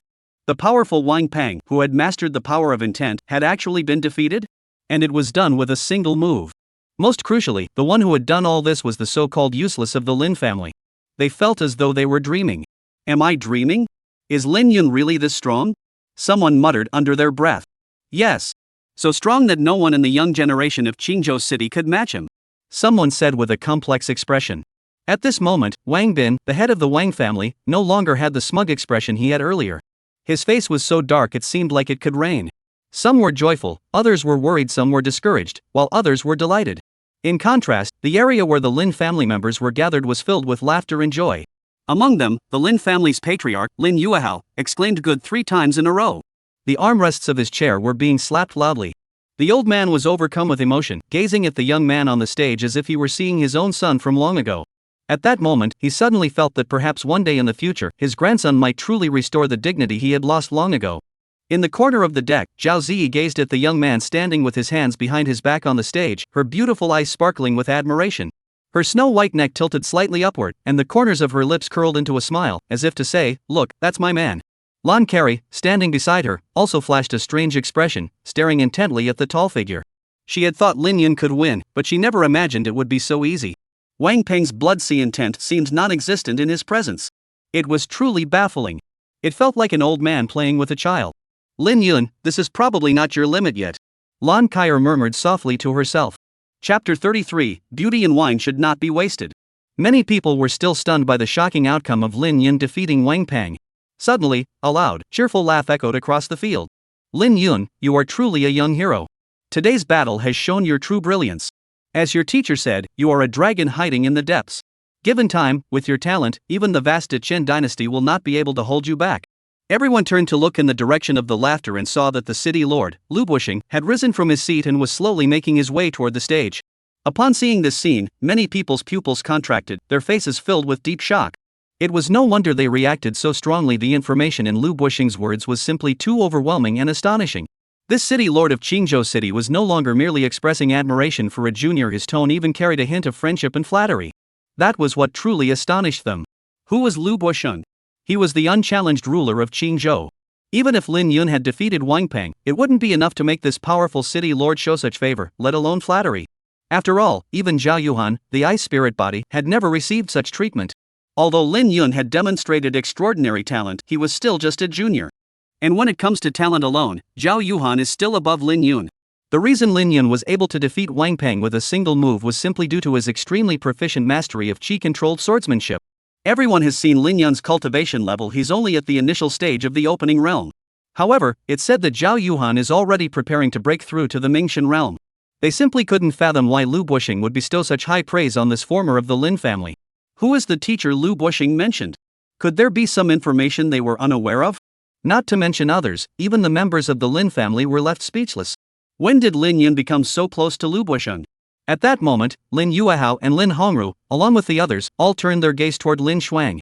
However, the latter looked at Lin Yun and Lu Bushing on the stage, her face also showing a hint of confusion. Lin Shuang, seeing so many people staring at her, shook her head to indicate she didn't know. She was also curious about the relationship between Lin Yun and Lu Bushing. At that moment, Lin Hongru suddenly thought of something and looked at Lin Yuehao, saying, "Father, you mentioned earlier that Lu Bushing suddenly invited our Lin family to join him in mining the Qi Yun mine. Could it be because of little Yun?" After saying this, Lin Hongru swallowed hard. Though it was hard to believe, it was indeed the most reasonable explanation. Otherwise, it was hard to explain why the city lord's mansion would suddenly offer such a large share of the pie to them. Lin Hongru thought about the greatest achievement he had attained in his decades as head of the Lin family, which had been achieved through his nephew, and a complex expression flashed across his face. Lin Yuehao, upon hearing his eldest son's words, spoke solemnly, "It's likely the case, but I wonder how Xiao Yun came to know Lu Bushing." The old man finished speaking and turned his gaze back to the handsome young man on the stage. He felt as though a thick veil of mystery had been cast over his grandson, making him seem even more enigmatic. But at least it wasn't a bad thing for the Lin family. On the stage, Lin Yun looked at Lu Bushing. The city lord of Qingzhou City stood there in a blue robe, his posture tall and straight, a gentle smile on his face. Every now and then, a hint of admiration flashed in his eyes. As the saying goes, one doesn't strike a smiling face. Facing Lu Bushing's praise, Lin Yun humbly replied, "These are merely trivial tricks. They are truly not worth mentioning. Lord Lu, as the city lord seated on the city lord's throne, commanding an entire state, is truly someone I admire deeply." Although Lin Yun did not think much of the young Lu Bushing, he was, after all, the most prominent figure in Qingzhou, and had also helped him at the Drunken Immortal Pavilion. Therefore, he did not mind giving him some face. Lu Bushing laughed heartily and said, "Young master, you defeated Wang Peng in swordplay today and claimed the top spot in the Lantern Festival competition. This is indeed a cause for great celebration. I have prepared fine wine at my residence. I hope you will honor us with your presence and join us for a feast. Lin Yun smiled as well. It's just an empty title, nothing to boast about. As the saying goes, in this world, only beauty and wine are worth indulging in. Since Lord Lu has extended such a warm invitation, there's no reason to refuse. Although he had always disliked such trivial banquets, Lin Yun did not refuse Lu Buxing's invitation. The reason was that Lu Buxing was the local tyrant of Qingzhou. By befriending him, he could ask for his assistance in looking after the Lin family in the future. He couldn't stay in this small Qingzhou forever. To advance further, he would eventually need to venture into broader horizons. Both he and the Lin family needed time to grow, and during this period, cultivating a good relationship with the city lord was not a bad thing. Upon hearing this, Lu Buxing was overjoyed and immediately led Lin Yun toward the city lord's mansion. However, Lin Yun waved his hand and said, "Lord Lu, please wait. Beauty and wine should not be wasted. Since we have the wine, we cannot be without the beauty." With that, Lin Yun leaped over the audience seats in a few swift bounds, landing beside Zhao Ziyi. He wrapped his arms around the young woman's soft body and smiled down at Lu Buxing on the stage, saying, "Lord Lu, now that we have the beauty, we're waiting for your fine wine." Lin Yun's voice was loud, and everyone present heard him clearly. At that moment, everyone turned their gaze toward Lin Yun. Under the bright full moon, a young man with a face as fair as jade stood there, tall and handsome. The young woman beside him had bright eyes and a radiant smile, her beauty beyond compare, as if she were a fairy from a painting. At that moment, the young woman's cheeks were tinged with a faint blush, like the soft clouds at dawn, as she leaned tenderly against the young man's chest. From afar, one couldn't help but marvel at the stunning couple, a pair of heavenly beings. Zhao Ziyi did not object to making affectionate gestures with Lin Yun, but being watched by so many people was a first for him. The young girl's heart raced like a frightened deer, pounding so loudly it felt as though it might leap from her chest. Overcome with shyness, she buried her face deeply in the young man's embrace. Though she had a slight reservation about the young man's bold actions, she felt an indescribable joy and sweetness spreading quietly in her heart. Lan Kairan, standing nearby, watched the handsome young man and the beautiful young woman, a hint of envy flashing in her eyes. Lu Buxing and Lin Yun left. Those still on the field looked at the scene in astonishment. Although Lin Yun had defeated Wang Ping, the grand competition of the night was not yet over. As the host, Lu Buxing should at least stay behind to make a summary or something, but he had already left. Many felt frustrated, but were also secretly shocked by how much Lu Buxing valued Lin Yun. Even the most foolish person can see that there must be something more going on behind the scenes that they don't know about. Tonight, the Lin family can be considered the biggest winner, not only securing first place in the grand competition but also obtaining a larger share of the mine allocations. Most importantly, they produced a genius named Lin Yun, who had defeated a cultivator who had mastered the power of intent. The Lin family already had two prodigies, Lin Xuan and Lin Yuan. Now, with the addition of Lin Yun, in terms of the foundation of the younger generation, they have already surpassed the other two families by more than one level. Not to mention that the Lin family also has connections to the city lord's mansion. Unless something unexpected happens, the Lin family will dominate Qingzhou City in the future. The sky is about to change in Qingzhou City. Chapter 34, bestowing him with a great opportunity. The city lord's mansion, banquet hall. When Lin Yun entered the banquet hall, he saw Zhou Tianlin and Zhou Anning, the grandfather and grandson he hadn't seen in a while. At that moment, Zhou Tianlin's aura was thick and powerful, his soul refined, with only a faint trace of coldness remaining on his body. The cold poison within him had been expelled by more than half. Lin Yun knew at a glance that the old man had not only gathered all the herbs required by the pill formula but had also been treating himself for some time. The connections Zhou Tianlin had sought out were clearly those of the ruler of Qingzhou City, a wise decision indeed. In this region, there was indeed no one more suitable than Lu Buxing. Seeing the old man, Lin Yun smiled and said, "Master Zhou, your old injuries are nearly healed, and the path to the Tao will soon be smooth again. This is indeed cause for celebration." Zhou Tianlin, upon seeing Lin Yun, hurried forward with respect and said, "Master, your insight is as sharp as a torch. The injuries within my body have healed 7/10 of the way. I estimate that in a short while, I will be completely unharmed. This is all thanks to the master's kindness in bestowing the medicine. The master's great kindness will never be forgotten." Seeing Zhou Tianlin's actions, Lu Buxing remained calm on the surface but his heart was in turmoil. He knew Lin Yun was no ordinary person, but he never expected the old man to hold him in such high regard, even giving off an aura of superiority as if he were addressing a subordinate. He had thought he had been sufficiently polite toward Lin Yun, but after witnessing this scene, he suddenly realized he had done far too little. Is this what they mean by a true dragon lurking in the depths, soaring 10,000 miles?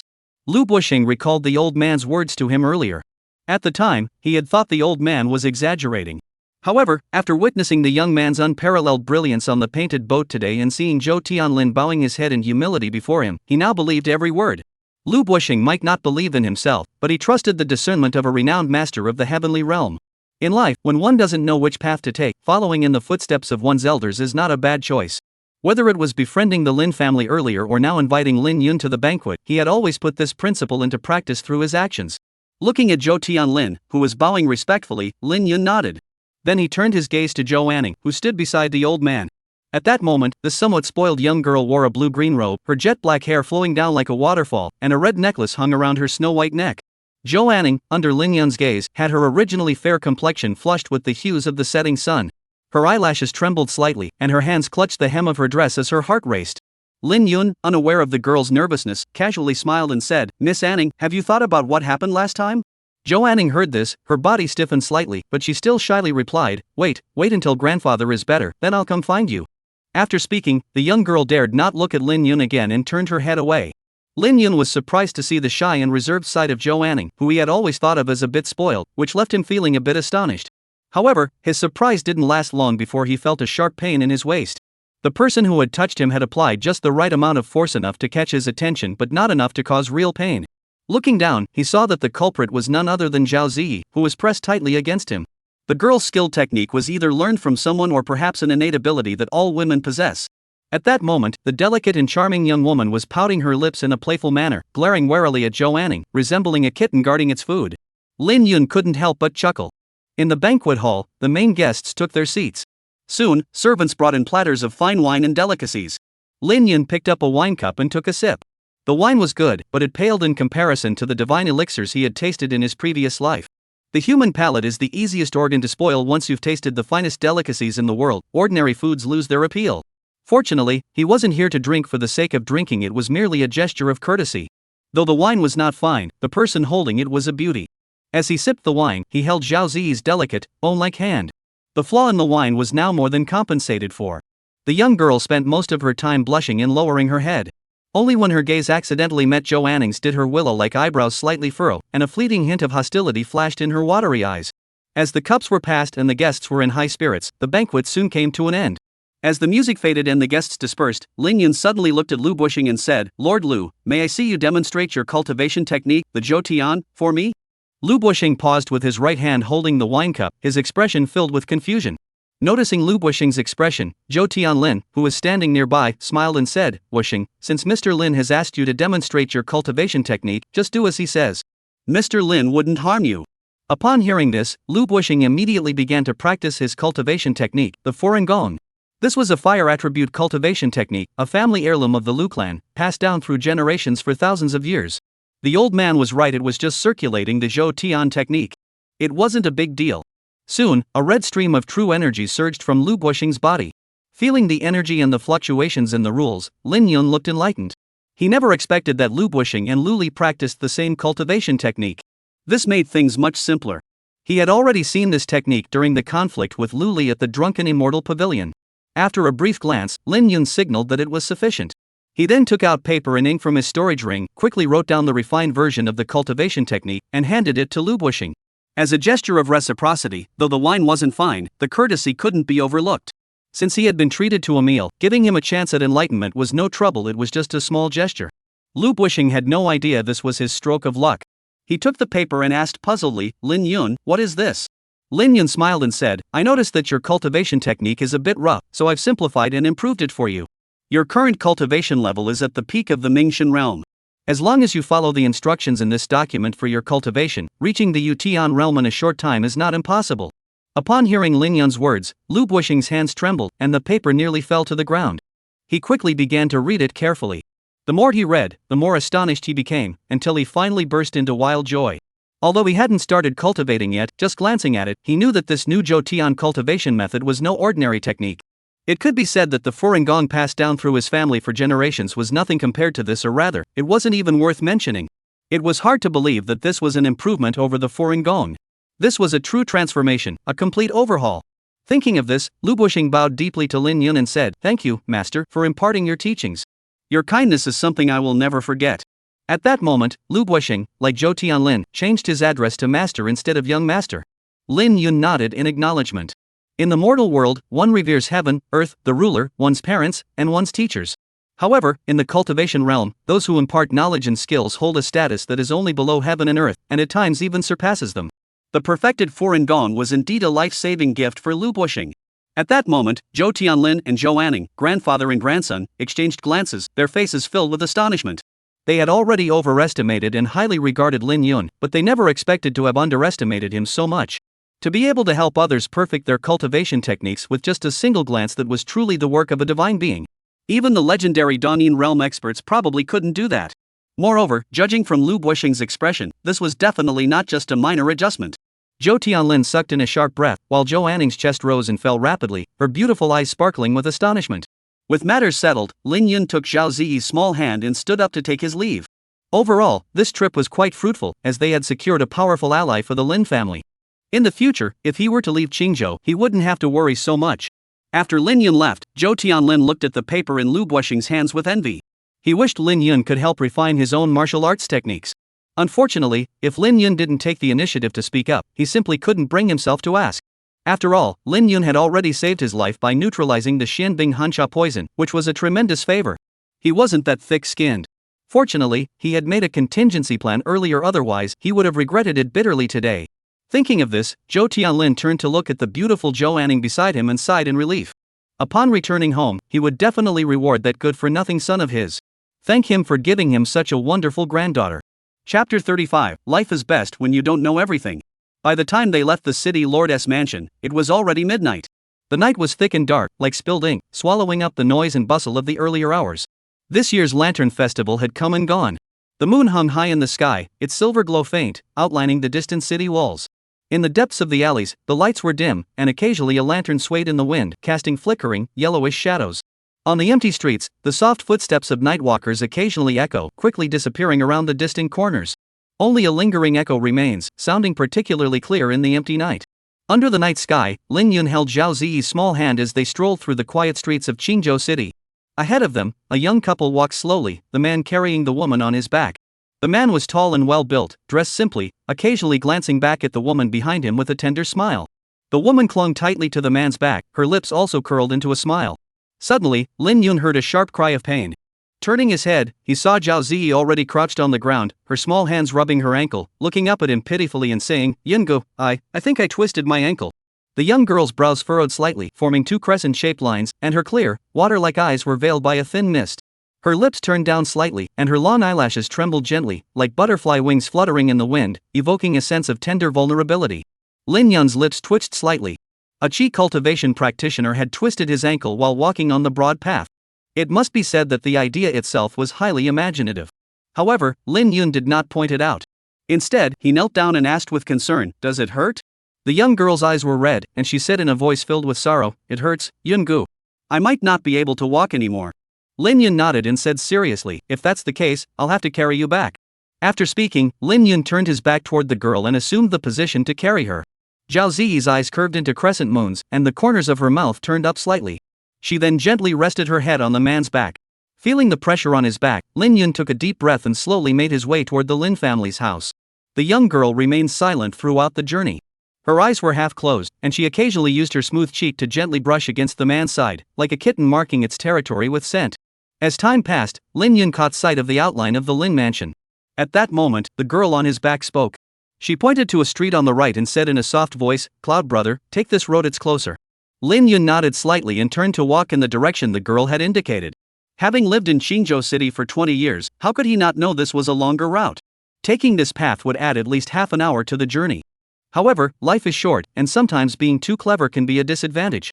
Although he wasn't very good at getting along with people in his previous life, that didn't mean he was stupid, he just didn't want to be that way. When he decided to do something, he was smarter than anyone else. By the time he returned to the small courtyard, it had been 2 hours. With Zhao Ziyi's enthusiastic directions, they ended up wandering around the streets for another hour.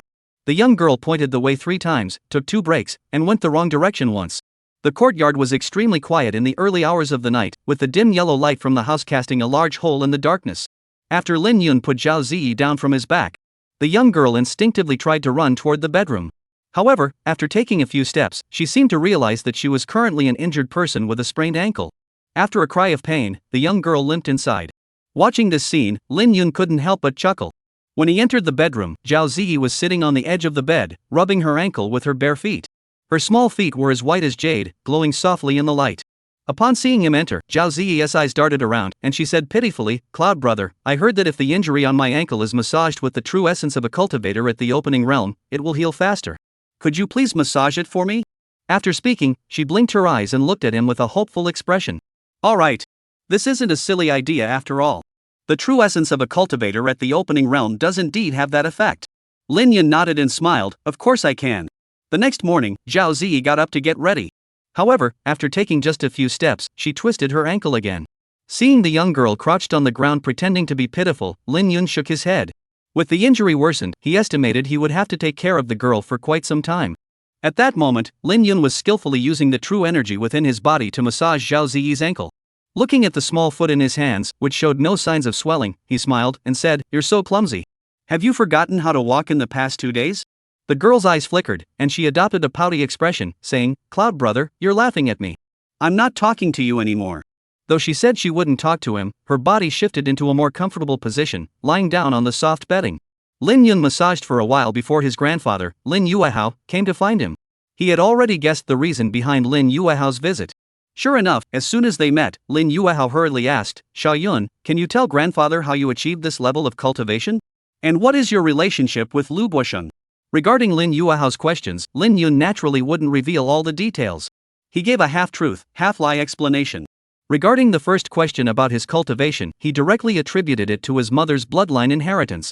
He hadn't completely lost the bloodline talent from his mother's family, he had simply awakened it later in life, which is why he had been mediocre in the past. Recently, he had finally awakened his bloodline talent, so his cultivation progress was now advancing by leaps and bounds. Regarding the second question about Lu Buosheng, Lin Yun explained that he had once done Lu Buosheng a small favor, so Lu Buosheng had looked out for the Lin family. Lin Yun provided seemingly reasonable explanations for both issues. Lin Yuehao listened in silence for a moment. He naturally didn't fully believe Lin Yun's words, but he didn't say anything either. Everyone has some secrets they cannot share with others. As long as the other person is still one's own grandson, that's enough. Chapter 36, The Beautiful Woman and the Young Girl. In the small courtyard, Zhao Ziyi was directing the servants to carry box after box into the room. Lin Yun saw this and looked at the young girl in confusion, asking, "Ji, what did you buy this time? There is so much."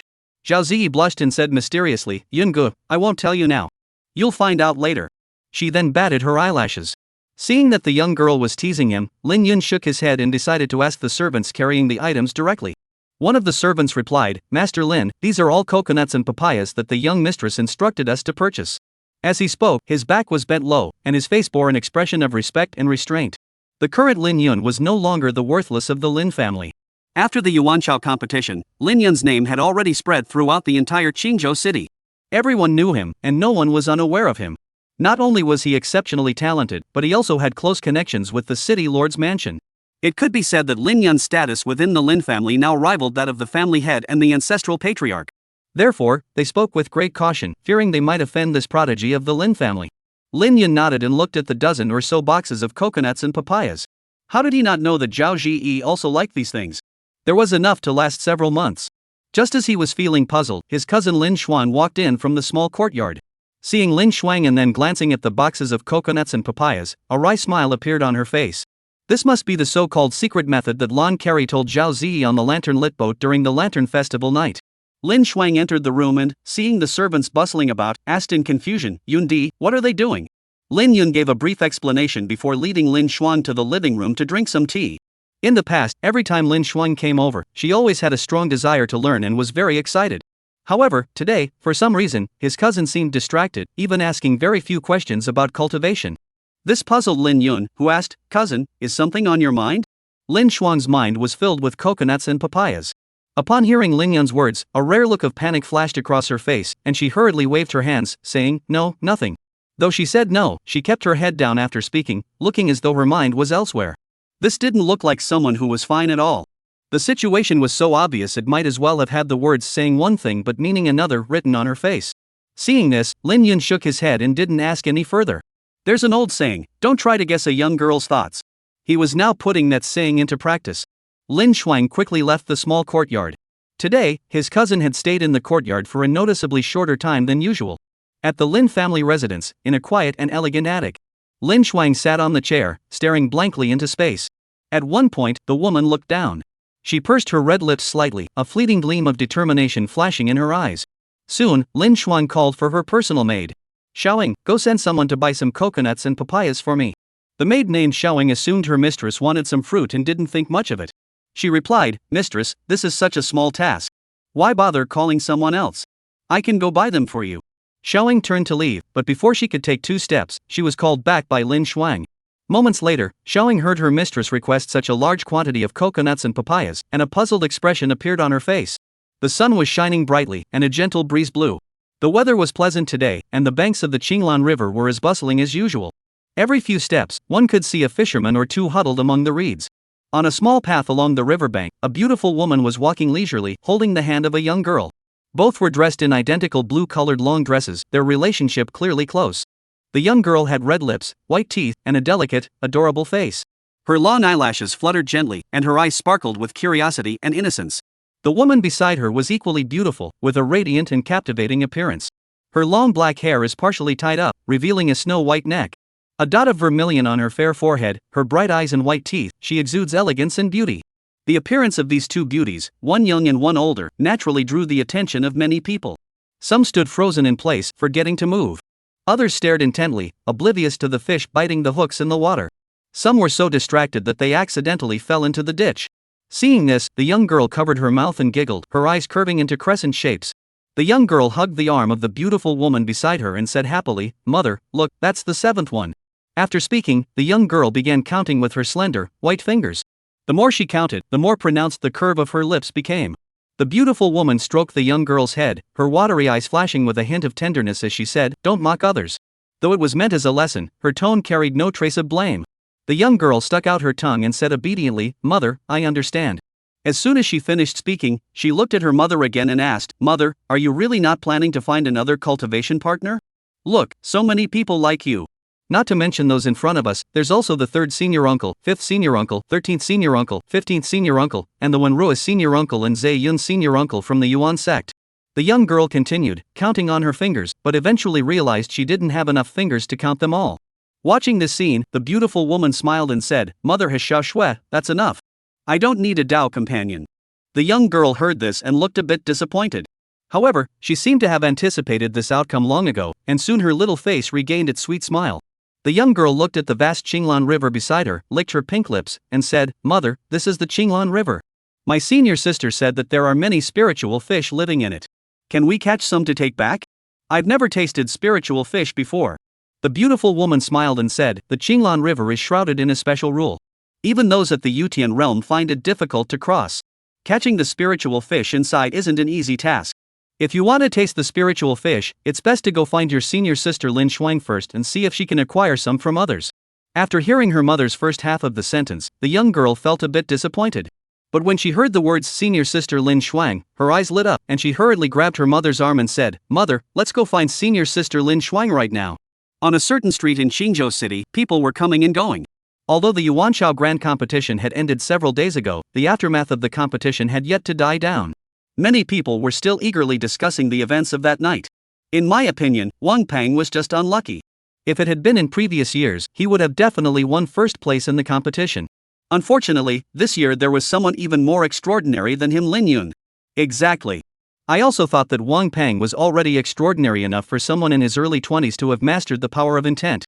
As I had predicted, even Lin Shuang, who had already reached the realm of controlling swords with qi, wasn't his match. But I never imagined that such a Wang Pang would not even be a match for Lin Yun with a single move. It's truly baffling. Now that the 2 prodigies of the Lin family have both mastered the art of controlling swords with qi, and with their connection to the city lord's mansion, the future of the Lin family is wide open. On the street, 2 beautiful women, one tall and one short, exchanged glances as they listened to the passers-by's discussions, their faces filled with astonishment. Lin Shuang has mastered the art of controlling swords with qi? Their Lingxiao sword sect was a pure sword cultivation sect, where almost everyone practiced the way of the sword. Therefore, they were well aware of what it meant to master the art of controlling swords with qi at such a young age. It meant that, barring any unforeseen circumstances, Lin Shuang would undoubtedly become one of the elite few at the pinnacle of the Donghuang domain in the future. They had thought that was already enough to leave them speechless. However, what shocked them even more was yet to come. Such a Lin Shuang couldn't even secure a top 2 spot in the grand competition of Qingzhou City. Xingzhou City had produced an ice spirit type cultivator named Zhao Yuhan a few years ago, and now here was someone with the power of intent and the ability to control swords with qi. Is the feng shui of Xingzhou City really that nurturing? Otherwise, how else would geniuses keep popping up like cabbages, one after another? Chapter 37, Give Me a Chance to Pursue You. The Lin family's mansion, where Lin Shuang resided. When she saw the two beauties, one tall and one short, suddenly appear before her. Lin Shuang's face lit up with joy as she greeted them warmly, bowing and saying, "Little Shuang greets Master Mu and Little Shui, my junior sister." Mu Yuerong appraised her long-lost disciple for a moment before smiling, "No need for formalities. Xiao Shui has been thinking of you for a long time. I brought her out to train and happened to pass by Qingzhou, so I came to visit you." As Mu Yuerong finished speaking, Mu Shui had already rushed forward and tightly embraced Lin Shuang. The young girl, like a little kitten, rubbed her face against Lin Shuang's cheek and giggled, "Lin Shuang senior sister, did you miss me?" Facing her lively and eccentric younger sister, Lin Shuang felt a headache coming on. She forced a smile and said, "Of course I did." After the greeting, Lin Shuang led the visiting senior disciple and junior sister to the living room. The guests took their seats. Soon, a maid brought in the brewed tea. Mu Yuerong took a sip and looked at Lin Shuang curiously. "Xiao Shuang, I heard you've already mastered the technique of controlling swords with qi?" Lin Shuang nodded and said, "I was just lucky, so I entered this realm earlier than expected." Better safe than sorry, she didn't reveal any information about Lin Yun. Although she knew her senior disciple wouldn't harm her, she preferred to be safe than sorry. The fewer people who knew, the better. Hearing her junior disciple admit it, Mu Yuerong was still taken aback, despite having prepared herself mentally. She even felt a touch of envy toward her senior sister for having such a talented disciple. Thinking of this, Mu Yuerong suddenly remembered something and asked, "I heard that there's another person in the Lin family who has mastered the art of controlling swords with qi?" Lin Shuang knew her master was referring to Lin Yun and replied, "That's correct. He is my cousin, named Lin Yun. In terms of mastery over the technique of controlling swords with qi, he is far more skilled than I am." Mu Yuerong thought to herself, that makes sense. Otherwise, he wouldn't have been able to defeat Wang Pang, who had already grasped the essence of the sword's intent. The realm of sword cultivation, like the realm of intent, is divided into 4 levels: beginner, intermediate, advanced, and mastery. Generally speaking, at the same level, the power of the realm surpasses that of the second realm of the sword path. Wang Peng was no match for Lin Yun and was defeated in a single move, which proves that Lin Yun's mastery of sword control through qi has definitely reached the advanced stage or higher. Such a talented young sword cultivator would be unmatched even within their Lingxiao sword sect. Thinking of this, Mu Yuerong's chest rose and fell with excitement, and for the first time, she considered taking a disciple. She wanted to take Lin Yun as her disciple. Although she had reached the Yutian realm and was one of the core elders of the Lingxiao sword sect, she had yet to take on a single disciple. She had always adhered to the principle of better none than a poor one when it came to taking disciples. If she couldn't find someone with exceptional talent, she would rather not take anyone. And Lin Yun was precisely the kind of disciple she had always dreamed of. Mu Yuerong took a deep breath and stared straight at Lin Shuang, saying, "Xiao Shuang, does your younger cousin have a master?" Lin Shuang, unaware of Mu Yuerong's intentions, shook her head and said, "I haven't heard Lin Yun mention anything about his master." Upon hearing this, Mu Yuerong's heart filled with joy, and she excitedly asked, "Xiao Shuang, if your aunt were to ask your cousin to become her disciple, do you think he would agree?" Lin Shuang remained silent. She wasn't surprised by Mu Yuerong's words. Given Lin Yun's talent, it was only natural for a powerful figure to take notice of him. But within the Donghuan domain, was there anyone who could teach Lin Yun the ways of the sword? Lin Shuang remained skeptical. She gathered her thoughts and spoke, "Master, I'm not very clear on this matter either. Why don't you just go ask him directly?" "Alright, let's go now." Mu Yuerong suddenly sat up straight in her chair, her chest rising and falling rapidly, causing Lin Shuang to feel a pang of jealousy. She thought to herself, "Master, you might not be able to teach Lin Yun much in the way of swordsmanship, but there are other areas where you might have something to offer." Lin Yun was currently in the room helping Zhao Ziyi massage his ankles. Just then, a maid entered and said someone was looking for him. Lin Yun sighed and stood up, leaving the room. In the living room, when Lin Yun saw the person who had come, a look of surprise flashed across his face. At that moment, Lin Shuang had already introduced them. "Yun, this is my senior disciple from the Lingxiao sword sect, Mu Yuerong. This is her daughter, Mu Shui." Lin Yun didn't even bother to listen to what Lin Shuang was saying. At that moment, he was intently examining the voluptuous young widow before him. He was so certain that the woman was a widow because his cousin's master was a rare cold jade physique. The cold jade physique is also known as the widow's physique or the husband-killing physique. It can be said that men who marry women with the cold jade constitution generally do not live long. In the celestial realm, this issue is not difficult to resolve. However, in this lower realm, Lin Yun believed that no one else could achieve it besides himself. That was why he could determine at a glance that she was a widow. Mu Yuerong had no idea that Lin Yun had already seen through her completely. At that moment, her eyebrows furrowed slightly, and a hint of displeasure arose in her heart. The young man before her was looking at her with such audacity she had never encountered such a bold young person before. Though she was well aware of her appeal to men, this was the first time she had been scrutinized in such a manner by someone so much her junior. Under his gaze, she felt as though she were naked. If it weren't for Lin Yun's extraordinary talent and her desire to take him as a disciple, she would have left long ago. Mu Yuerong took a deep breath and temporarily suppressed the slight annoyance in her heart. She forced a slightly stiff smile and looked at Lin Yun, saying, "Lin Yun, disciple, I am a core elder of the Lingxiao sword sect, currently at the Yutian realm cultivation level.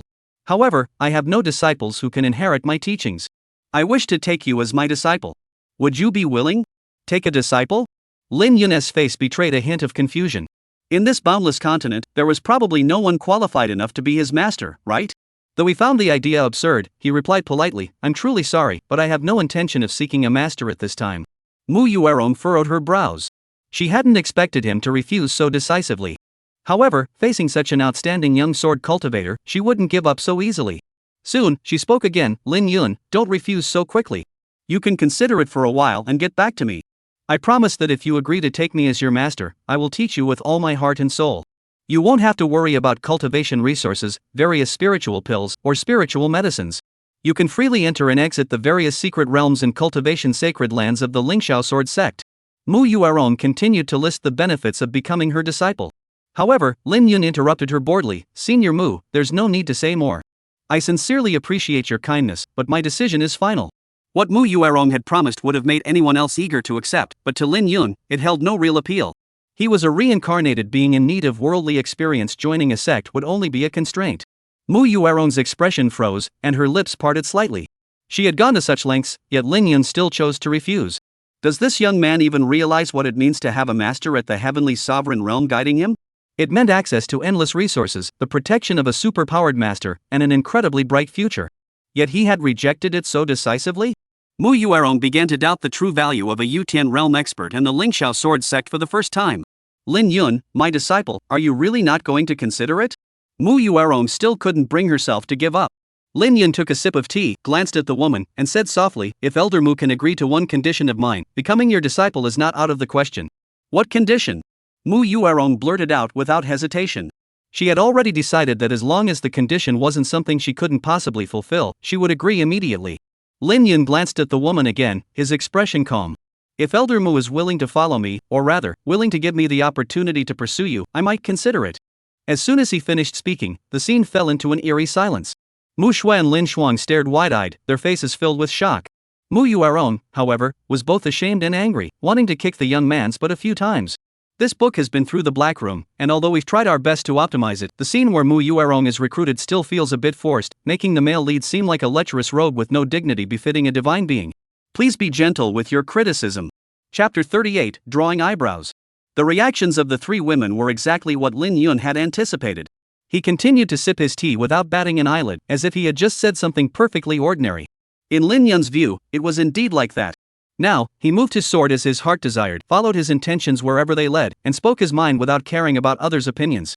To be honest, he was quite interested in a female cultivator with a cold jade physique. Such a constitution was rare, and if nurtured properly, she might one day become a female immortal sovereign in the celestial realm. Such a person must be kept close by his side. He wasn't in the business of charity. Of course, the most important thing was this constitution. It might prove invaluable in the future. He had been thinking of a good excuse, but suddenly remembered a phrase someone had told him in his previous life. In this world, the only relationships that cannot be broken are those based on self-interest and romantic love. So he said it. The room fell silent for a moment. At that moment, Mu Yuerong's eyes, as clear as water, glared fiercely at Lin Yun. She then turned to her daughter and said through gritted teeth, "Xiao Shui, let's go." As soon as she finished speaking, the beautiful young widow walked straight toward the door. Mu Yuerong never expected that she had been teased by a young man who was several generations her junior. If the man hadn't been the cousin of Lin Shuang's disciple, she would have made him regret it. Watching her mother's angry figure, Mu Shui did not immediately follow her. After a moment of surprise, the young girl looked at Lin Yun with interest and said, "You're the boldest man I've ever met. The others who liked my mother also tried to maintain a proper gentlemanly demeanor. But you're the first one who dared to confess your feelings to my mother on the first meeting." After speaking, the young girl gave Lin Yun a thumbs up, signifying her approval. Lin Yun smiled slightly upon hearing this. What's so bold about that? Mu Yuerong may possess the cold jade physique, but she's just an ordinary woman from the lower realms. Without the proper cultivation techniques to support it, she couldn't possibly unlock the potential of her physique. In his previous life, he wouldn't even have bothered to glance at her. To be noticed by him was a once-in-a-lifetime opportunity that many would beg for. Though these words sounded arrogant, they were the truth. Compared to an endless lifespan, many things were insignificant. Xiao Shui, why aren't you leaving? What are you doing? Mu Yueron's slightly annoyed voice came from outside. Hearing her mother's call, the young girl stuck out her tongue at Lin Yun before running out of the house. As she left, she made an encouraging gesture toward Lin Yun. After Mu Shui left, Lin Xuan looked at Lin Yun with a strange expression and said, "Cloud brother, were you serious about what you just said?" She knew her cousin had always been unconventional, but she hadn't expected him to be this outlandish. At that moment, she even wondered how she would address him if Lin Yun really married Mu Shu. Cousin, or master? Lin Xuan felt her mind was spinning. On the other side, Lin Yun hadn't given it much thought. He nodded casually and said, "Of course I'm serious. Would I lie about something like that? Do you know how old Mu Shu is?" Lin Xuan asked again. Lin Yun recalled, "About 100 years old, I think." "Then you." Lin Xuan opened her mouth, speechless. Though cultivators don't place much importance on age differences, her cousin was only 20 years old. How could he have fallen for Mu Shu? The more she thought about it, the stranger it seemed. Could it be that Lin Yun's cousin preferred women with curvy figures? Lin Xuan seemed to have found a reasonable explanation. After all, her younger sister-in-law's figure was far beyond average. Lin Yun laughed. "Auntie, don't you think bigger is better? Isn't it said that older women are better at taking care of people?" Of course, he was just making that up. His real interest was in Mu Yueron's cold jade body. He was indeed interested in her, but he wasn't about to turn into a creature driven solely by his lower half the moment he met her. Lin Xuan's expression froze. She had never seen anyone speak so openly and bluntly about Wei Wu's womanizing ways. She was about to retort when her gaze fell on a delicate figure in the corner. The woman's lips curved into a smile, her tone carrying a hint of teasing. "Yun Di, I think instead of chatting with me here, you should figure out how to comfort your younger sister first." Lin Yun looked at Lin Xuan with a puzzled expression.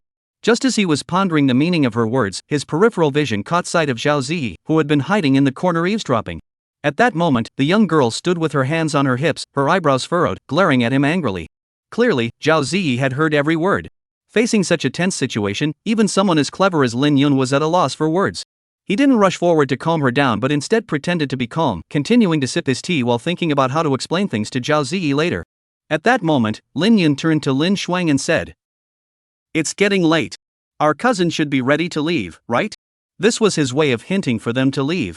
After all, matters between husband and wife should be resolved behind closed doors. Lin Xuan glanced outside at the bright sun and smiled, "No problem. There's nothing to do back home anyway. Might as well stay and watch the show first."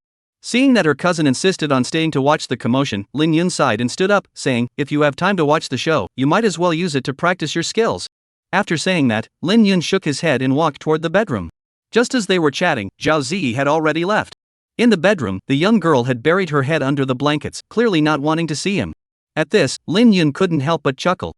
At that moment, he finally realized that no matter how obedient and sensible a woman might be, she would still feel jealous.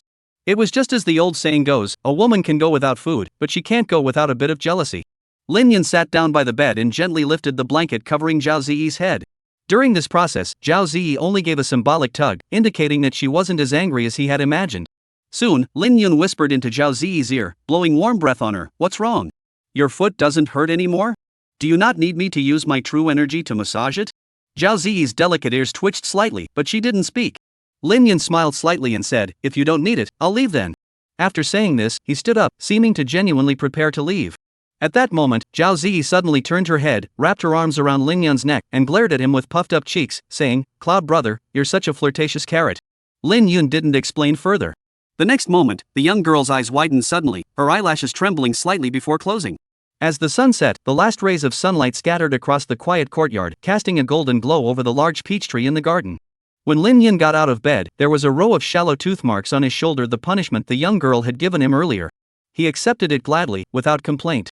At that moment, Zhao Ziyi was sitting by a mirror nearby, combing her hair and applying makeup. The young girl hummed an unknown tune while drawing her eyebrows, seemingly having already forgotten the earlier unpleasantness.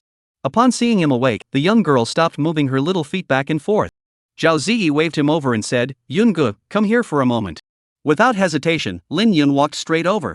At that moment, the young girl handed him an eyebrow pencil and smiled sweetly, saying, "Cloud brother, help me draw my eyebrows." Regarding men helping women draw their eyebrows, some people viewed it as a playful matter between women. Others, however, found it improper and considered it a bold move on the woman's part, something that should be firmly refused. Lin Yun naturally belonged to the former category. He took the eyebrow pencil from the young woman, sat down in front of her, and began to draw carefully.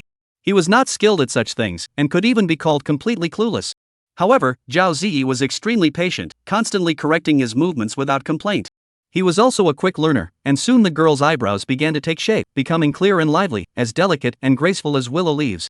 The two of them looked into each other's eyes. The girl's eyes were bright and clear, her nose straight and delicate, and her lips were rosy and full. At such a close distance, he could even clearly see the tiny downy hairs on her snow-white neck gently trembling. At one point, the young girl tenderly stroked Lin Yun's face and said in a soft voice, "Cloud brother, will you help me draw my eyebrows forever?" "Of course I can," Lin Yun replied without hesitation. Chapter 39, The Method of Refining. In the study, Lin Yun put down his brush, reviewed the contents on the paper, and then pushed open the door and left. Lin Shuang, who had been practicing swordplay in the courtyard, looked up at Lin Yun, who had suddenly arrived. The young woman's lips parted slightly, and she said with a strange expression, "Brother Yun, you're not serious, are you? You really want to pursue Master Mu?" Lin Shuang had thought about it last night and had dismissed Lin Yun's words from the previous day as a momentary outburst of passion. She never expected him to actually come today. Lin Yun nodded. "Of course not. Would I lie to you?" Although the immortal sovereign didn't seem like much to him in the past, cultivating one into an immortal sovereign would indeed be a highly fulfilling achievement. Moreover, he wanted to make some preparations for his future self, and the cold jade physique was of utmost importance.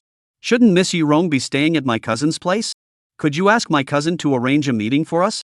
Lin Yun continued speaking, his expression calm as he uttered words that sounded utterly absurd to outsiders. Lin Shuang couldn't help but smile wryly. She called Mu Yurong Mu Shu, but her cousin was already calling her Miss Yurong, which meant he was a generation above her. Though she found the matter highly unusual, Lin Shuang still arranged for the two to meet. When Mu Yurong saw Lin Yun again, she blushed instantly and said angrily, "What are you doing here?" The charming widow seemed to still be holding a grudge over what had happened that day and didn't give Lin Yun a friendly look. Lin Yun remained unfazed, smiling casually. "I already told you yesterday that I wanted to pursue Miss Yurong. Though you didn't give me a chance, loving someone isn't illegal, is it? That's why I came today." "You?" Mu Yurong was so angry that her chest rose and fell. She had never seen such a brazen person before. After just one day, this Lin Yun had the nerve to come out. Shouldn't he at least call her senior or elder? Mu Yurong even began to doubt the other's intelligence. Her impatience was so obvious, did he not notice? Or was she just being too easygoing and without a temper, so he dared to act so brazenly? To be honest, if it weren't for Lin Yun coveting her, Mu Yurong would have had a pretty good impression of this young man. Not only was he highly talented, but he was also quite handsome, with few noticeable flaws. But the current situation was causing her considerable frustration. How could she possibly accept a young man several generations her junior as her husband? Moreover, her constitution had already determined that she would never find happiness in this lifetime, and she didn't want to drag him into her misery. Although her daughter had always wanted her to find a partner, Mu Yurong understood that any normal man would inevitably covet her body. Food and sex are natural desires. The kind of love her daughter fantasizes about, where they only share their hearts and not their bodies, simply doesn't exist. Thinking of this, Mu Yurong calmed down for a moment and said seriously, "Lin Yun, we cannot be together. I cannot tell you the specific reasons, you only need to know this much. With your talent and appearance, you can find any woman you want. Don't waste your time on your senior sister." Lin Yun shook his head and said, "If any woman possessed Miss Mu Yurong's cold jade physique, I wouldn't bother you either." Hearing Lin Yun mention her physical constitution in one sentence, Mu Yurong's delicate body trembled, and a look of shock flashed across her face. She hurriedly asked, "How do you know I have the cold jade physique?" It was no wonder she was so surprised. The cold jade constitution was an extremely rare and difficult to detect physical trait. Without experiencing intimate matters between men and women, some people might never discover their true nature in their entire lives. Mu Yurong had only discovered this after witnessing her husband's gruesome death. She had never told anyone about it, as she did not want to bear the stigma of being a widow who had brought misfortune to her husband. Instead, she had always claimed that her husband had been killed by a demon beast. She never expected to hear the words "cold jade constitution" again today, coming from the mouth of a young man. Lin Yun did not answer Mu Yurong's question but instead took a piece of paper from his storage ring and handed it to the woman. Seeing that Mu Yurong accepted it, he spoke, "This is the solution to your cold jade physique." Mu Yurong furrowed her brows. Instead of the joy and excitement Lin Yun had imagined, she spoke calmly, "Although I don't know where you learned about my constitution, can a single piece of paper really solve an age-old problem that countless others have failed to resolve?" It was no wonder Mu Yuerong didn't believe Lin Yun's words. Such a thing was simply too far-fetched. She had also glanced over the contents of the paper. Though it did contain some esoteric concepts, she still found it hard to believe. The woman's reaction was exactly what Lin Yun had anticipated. He remained composed as he explained, the Cold Jade Constitution is also known as the Widow's Constitution or the Husband-Killing Constitution. However, these are nothing more than misunderstandings and prejudices held by those with limited knowledge. In reality, if one could transform the pure cold energy within the Cold Jade Constitution into usable energy, this constitution would be one of the finest cultivation constitutions in the world, rivaling even many divine bodies. The item I gave Miss Yurong is the secret technique to refine the pure cold energy within your body. If you don't believe me, try cultivating it yourself, and you'll see that I'm telling the truth. Mu Yuerong pursed her red lips slightly, her eyes flashing with a sharp gleam. The other party had spoken so plainly it seemed unlikely that they were deceiving her. Could the contents of this note truly refine the pure cold energy within her body? At this thought, Mu Yuerong's breathing grew. Her excitement wasn't entirely for herself. After all, she had endured so many years and had long since given up on certain things. Now, it was mainly because of her daughter. Yes, her daughter, Mu Shui, also possessed the Cold Jade Constitution. This constitution was highly hereditary, and Mu Shui was currently in the same situation. It was foreseeable that if no solution was found, her daughter would likely end up alone and lonely like herself in the future. This is something Mu Yuerong does not want to see happen. Over the past few decades, she has pored over countless documents but has yet to find a solution. However, now someone has told her that there is a way to remove the pure cold energy from her body. How could she not be happy and excited? Mu Yuerong took a deep breath to calm her excitement and asked again, "Can you tell me where you obtained this secret technique?" Although Mu Yuerong believed Lin Yun's words, she still had some doubts in her heart. How had Lin Yun obtained this secret technique? Given her cultivation level and status, she had searched for so many years without finding a solution, yet now a 20-year-old youth had found it? It was hard for her not to be curious. Lin Yun, of course, wouldn't reveal the truth to Mu Yuerong. He merely smiled faintly and said, "As I mentioned earlier, you'll know whether it's genuine or not once you follow the instructions and practice the Zhou Tian technique as recorded here. As for where I obtained this secret technique, I must regretfully decline to disclose that at this time." After speaking, Lin Yun stood up and walked out of the room under Mu Yuerong's stunned gaze. As he walked, he added, "By the way, this is only the upper half of the content. If you want to obtain the lower half, you'll have to consider the matter between the two of us." Before leaving, Lin Yun reminded the woman once more. Watching the young man's departing figure, Mu Yuerong's face flashed with a complex expression. She naturally knew what he was referring to. Shaking her head, she didn't have time to think further and hurried back to her training room. She wanted to verify whether the secret technique Lin Yun had given her was genuine or not, and whether it was truly as miraculous as the other party had claimed. Chapter 40. Here's a little interest in advance. In the small courtyard where Lin Yun lived. He had only been back for a short while when he saw Mu Yuerong, looking anxious, appear in his line of sight. As soon as they met, Mu Yuerong hurriedly asked, "Lin Yun, do you have the second half of the secret technique now?" As she spoke, her face was flushed, her breathing was rapid, and her expression was extremely excited. Lin Yun smiled and said, "Of course. If Miss Mu Yuerong wants it, I can give it to you any time." After speaking, Lin Yun glanced at the beautiful woman before him and began to sip his tea leisurely. Seeing Lin Yun's gaze, Mu Yuerong fell silent, biting her red lips slightly. She was deeply conflicted. When she discovered that the secret technique Lin Yun had given her could indeed refine the pure cold energy within her body, she had been overjoyed and hadn't even considered the question Lin Yun had asked her earlier. She had rushed over in a hurry.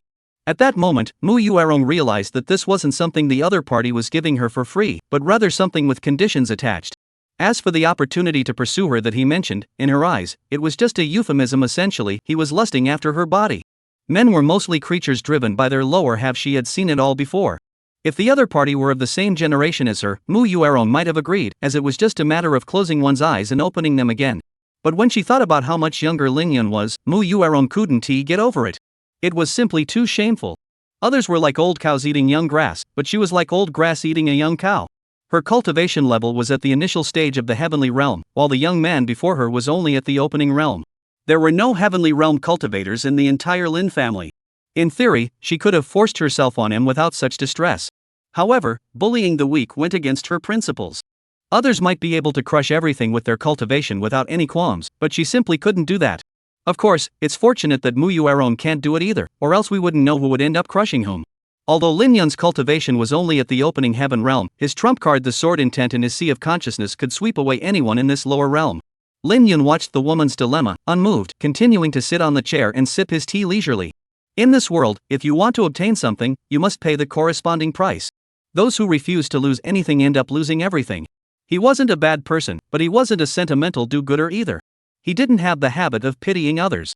Mu Yuerong remained silent for a long time, glancing at Lin Yun before speaking hesitantly. I agree, but only once. Is that acceptable? Once?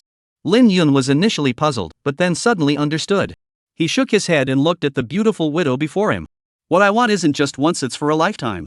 He had gone to all that trouble not just for a moment of pleasure. He was aiming to cultivate a female immortal and keep her as a backup plan for himself. How could he let her slip away so easily? Either she stays with him for life, or she can forget about the lower half of the cultivation technique.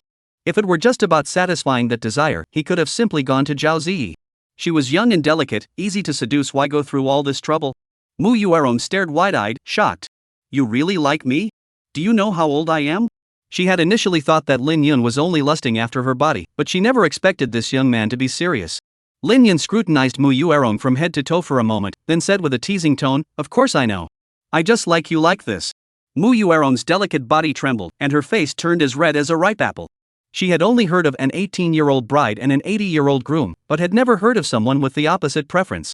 Though she found it utterly absurd, Mu Yuerong pondered for a long time and decided to agree. For her daughter Mu Shui, she was willing to sacrifice herself. Looking at the beautiful woman with her heroic expression, Lin Yun couldn't help but laugh. Was he really that unworthy? Lin Yun shook his head and said, Don't worry, I won't take your body now. He could tell that Mu Yuerong would find it hard to accept such a thing right away, so he didn't rush her and decided to give her some time to adjust. Besides, he had never intended to take her now. Really? A gleam of determination flashed in the woman's watery eyes, and her entire body trembled with excitement as she hurriedly asked, Then when do you plan to? When I break through to the divine heaven realm. Lin Yun thought for a moment before answering. He had originally intended to say divine sea realm, but upon realizing that such individuals might not even exist openly in the entire Great Qian dynasty, he settled on the more conservative heavenly realm. As for why he had to wait until after breaking through to the Yutian realm, it was because only after reaching that realm could he handle certain matters without resorting to his trump cards. The imperial city and the Yi family, he hadn't forgotten about that. As one of the four major clans of the Great Qian dynasty, the Yi clan must have numerous peak-level practitioners of the heavenly realm, and even some at the divine sea realm were possible. To rescue his parents from such a family, his cultivation must at least reach the heavenly sovereign realm to be safe. He wanted to resolve these trivial matters first before focusing on his cultivation plan to become a divine sovereign. Actually, he wasn't particularly concerned about Mu Yuerong's body at the moment, he just wanted to find an excuse to keep the woman by his side. Mu Yuerong heard this and sighed in relief. As long as the other party wasn't demanding her body right now, she was satisfied. She truly wasn't mentally prepared yet. As the woman was secretly rejoicing, Lin Yun spoke up. The young man teased with a smile, Miss Mu Yuerong, so you've agreed now? Mu Yuerong's face flushed red again as she nodded. The young man before her was only at the initial stage of the opening realm.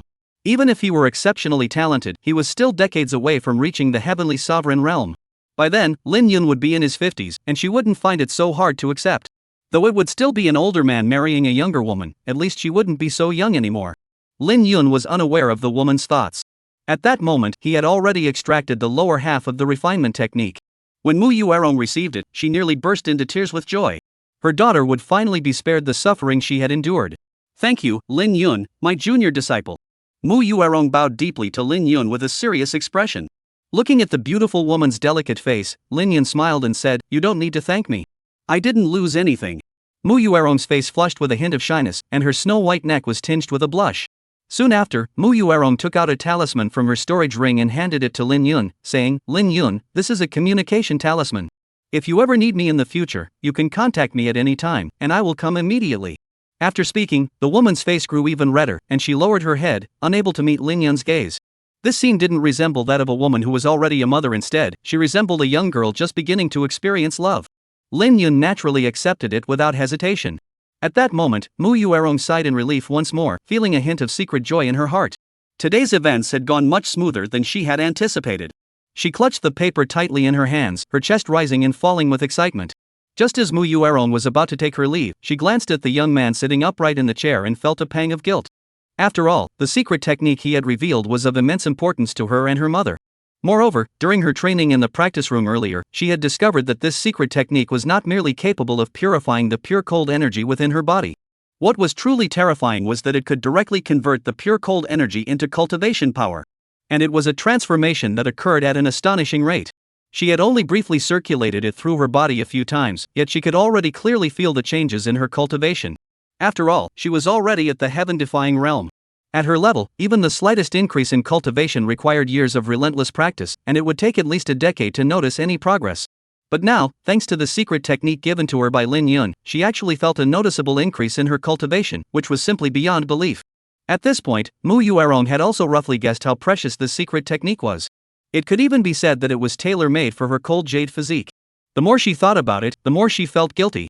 After all, she was reaping the benefits immediately, while Lin Yun's rewards would come much later, possibly decades from now.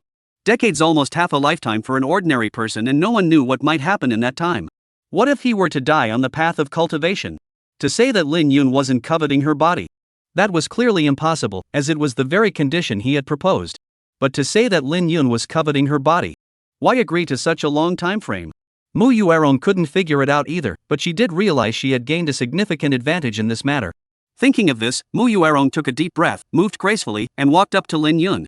There stood the beautiful woman, clutching the hem of her skirt, her voice slightly shy as she said, I'll give you some interest in advance. Lin Yun looked up at Mu Yuerong, his expression puzzled. He was about to speak. However, his mouth was quickly covered, and he couldn't make a sound. Chapter 41, Each to Their Own. In the living room, he watched the beautiful widow leave in a hurry. Lin Yun licked his lips, his expression complex. He never imagined that one day he would be forcefully kissed by a woman. At that moment, a graceful figure walked in. The young woman looked down at him from above, her voice tinged with a hint of jealousy. Mu Yuerong must be better than me, right? Lin Yun immediately embraced the young woman, inhaling the faint fragrance emanating from her body, and replied without hesitation, of course you're better. How could Mu Yuerong compare to you? The young woman clearly didn't believe him. She turned to look at the man, her bright eyes brimming with tears, and challenged him, prove it to me. Lin Yun immediately understood and smiled, of course I can. As soon as he finished speaking, Lin Yun picked up the young girl and carried her toward the bedroom. At the same time, Mu Yuerong, who had hurried back to her own room, still couldn't calm her nerves. She collapsed into a chair, her face flushed, her heart racing. Mu Yuerong never imagined she would do such a thing with a young man, and even worse, she had initiated it herself. This made her feel a sense of guilt that she couldn't quite put into words. Just as she was feeling a bit distressed, the door to her room opened. Mu Yuerong took a deep breath to calm herself before opening the door. To her surprise, it was her daughter, Mu Shui. Upon seeing her daughter, her heart, which had just calmed down, leaped into her throat, and her face flashed a hint of unease. Mu Shui noticed her mother's unusual behavior and curiously asked, Mother, what's wrong? Are you hiding something from me? Mu Yuerong's face froze, and she avoided her daughter's gaze, saying, No, nothing. Nothing? Mu Shui's eyes darted around. She knew her mother too well. Speaking hesitantly and looking flustered, this didn't look like someone who was fine. Mu Shui glanced at her mother, then leaned closer to the beautiful woman and sniffed. At that moment, the young girl's lips curled slightly upward as she looked at Mu Yuerong with a playful expression. Mother, you didn't go to see Lin Yun, did you? Of course not. The beautiful widow denied it again, her expression growing even more flustered. Seeing this, Mu Shui shook her head silently. Her mother, though possessing the formidable cultivation of the heavenly realm, was powerful enough to walk with arrogance in the great Qian dynasty. But her nature was still as that of a young girl, completely lacking the composure and calmness one would expect from a powerful individual. Sometimes she even wondered if it weren't for the influence of the cold jade body, her mother would have been seduced by countless men long ago. Pulling her thoughts back, Mu Shui took a step closer to Mu Yuerong and said with a smile, Really? Then why can I smell Lin Yun's scent on you? Mu Yuerong's pupils contracted sharply as she said, That must be a mistake on your part, Shui. After speaking, Mu Yuerong immediately took out the refinement technique Lin Yun had given her, intending to change the subject. Mu Shui heard that the two pieces of paper in her mother's hands contained the method to refine pure cold energy. A look of astonishment flashed across her fair face. After searching for so many years without finding it, it was found in just 2 days at the Lin family? If there's no trickery involved, she'd never believe it. However, Mu Shui didn't ask any further questions. Soon, at Mu Yuerong's suggestion, the two of them entered the training room and began practicing together. As the energy circulated through her body, the pure cold energy within Mu Shui gradually transformed into the purest spiritual energy. Just like Mu Yuerong had been, Mu Shui grew increasingly astonished as she cultivated. Originally, her cultivation level was at the first stage of the opening Yuan realm, but now she could faintly sense the trend of breaking through to the second stage of the opening Yuan realm. After all, she had only recently broken through to the first layer of the opening realm. Now she was already preparing to break through again? This secret technique was far from just a method for refining pure cold energy, it was clearly the most advanced cultivation technique tailored specifically for the cold jade physique. At this moment, Mu Shui's breathing had become Before this, although she had a mother at the Yutian realm, her talent alone wasn't particularly outstanding among the vast disciples of the Lingxiao sword sect.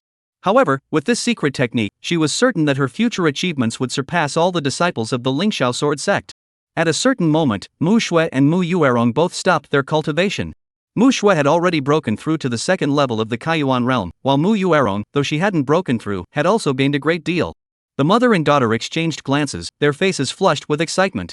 The next moment, Mu Shui directly tackled Mu Yuerong onto the wooden floor. The young girl rubbed her cheek against her mother's neck with wild abandon, exclaiming excitedly, "Mother, you're truly the best mother in the world. I love you so much." After speaking, the young girl boldly planted several kisses on Mu Yuerong's lips. Mu Yuerong looked helpless. Her daughter was just like that, lively and mischievous. She had never been able to do anything about her.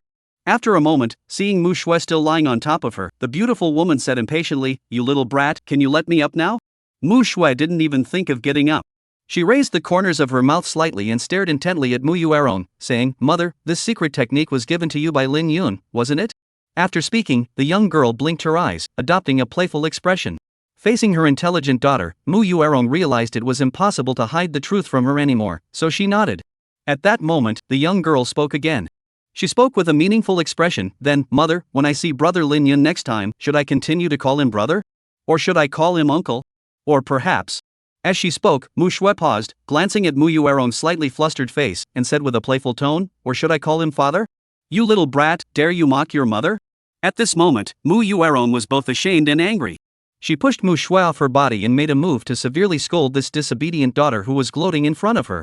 Mu Shui saw that her mother seemed genuinely angry and quickly turned around and ran out the door, disappearing in an instant. Inside the house, Mu Yuerong had just sighed in relief when a small head poked out from the door. The young girl smiled sweetly and said, "Mother, I think I'll just call him Lin Yun brother. We'll each call him what we want. You can call him husband, and I'll call him brother." "You." Mu Yuerong's chest rose and fell rapidly, and she desperately wanted to grab her unfilial daughter back and beat her bottom as she had done when she was a child. However, just as she had this thought, Mu Shui disappeared again. Just as Mu Yuerong thought the matter was settled, the little head popped up again. The young girl continued to smile sweetly and said, "Mother, I think Lin Yun brother is quite good. He's so handsome and has such a great build. You're so lucky." "Is that so?" Mu Yuerong had already regained her composure. She looked at the little head at the door, a dangerous gleam flashing in her eyes. Noticing her mother's expression, Mu Shui realized something was wrong and tried to slip away. However, before she could take a few steps, a fragrant breeze swept past, and her mother's voluptuous figure had already blocked her path. Mu Shui's cultivation was only at the opening realm. How could she escape from Mu Yuerong? "So you think you're handsome? So you think you have a good figure? So you think you're blessed?" As Mu Yuerong spoke, her words were laced with a hint of gritted teeth. The next moment, the beautiful widow grabbed the young girl and placed her on her lap, then raised her hand and slapped her hard. The attic echoed with a series of sharp, piercing screams. "Mother, stop hitting me. I'm sorry, I really am." In the small courtyard, Lin Xuan was practicing swordplay when she heard the heart-wrenching screams. She had been secretly complaining about how badly someone's child was crying. However, she quickly realized that it was none other than her junior sister Mu Shui's voice. Lin Xuan widened her mouth, looking toward the attic, a look of disbelief flashing across her face. She never expected the usually gentle and composed Mu Shushu to be so angry. After all, yesterday when Yundi mentioned wanting to pursue her, Mu Shueshu had only seemed slightly displeased. She hadn't even raised a finger. Now, facing her own beloved daughter, she could actually bring herself to be so harsh? Inside the attic, the young girl, with a pitiful expression on her face, was still begging for mercy. At that moment, Mu Yuerong's raised hand finally came to a stop. The beautiful widow scolded her with a mix of frustration and disappointment. "Tell me, where did you go wrong?" Mu Shui hurriedly replied, "I was wrong for saying that mother is so fortunate. Mother is so beautiful, with such a great figure, gentle and kind-hearted, virtuous and virtuous. Marrying mother is the fortune of those worthless men. I was wrong to call Lin Yun brother. I should have called him father directly." Originally, Mu Yuerong had already decided to spare this unfilial daughter after hearing the first part of her words. But upon hearing the latter statement, her hand, which had already been lowered, rose once more. What followed were even louder slaps and more heart-wrenching screams.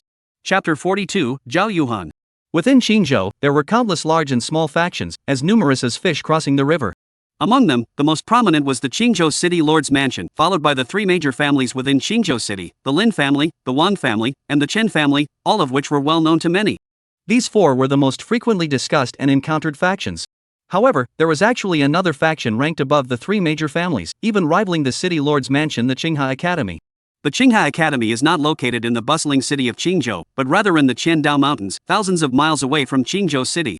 The Qiandao Mountains are a vast mountain range stretching thousands of miles, with rivers crisscrossing the landscape and islands and lakes dotted throughout, hence the name.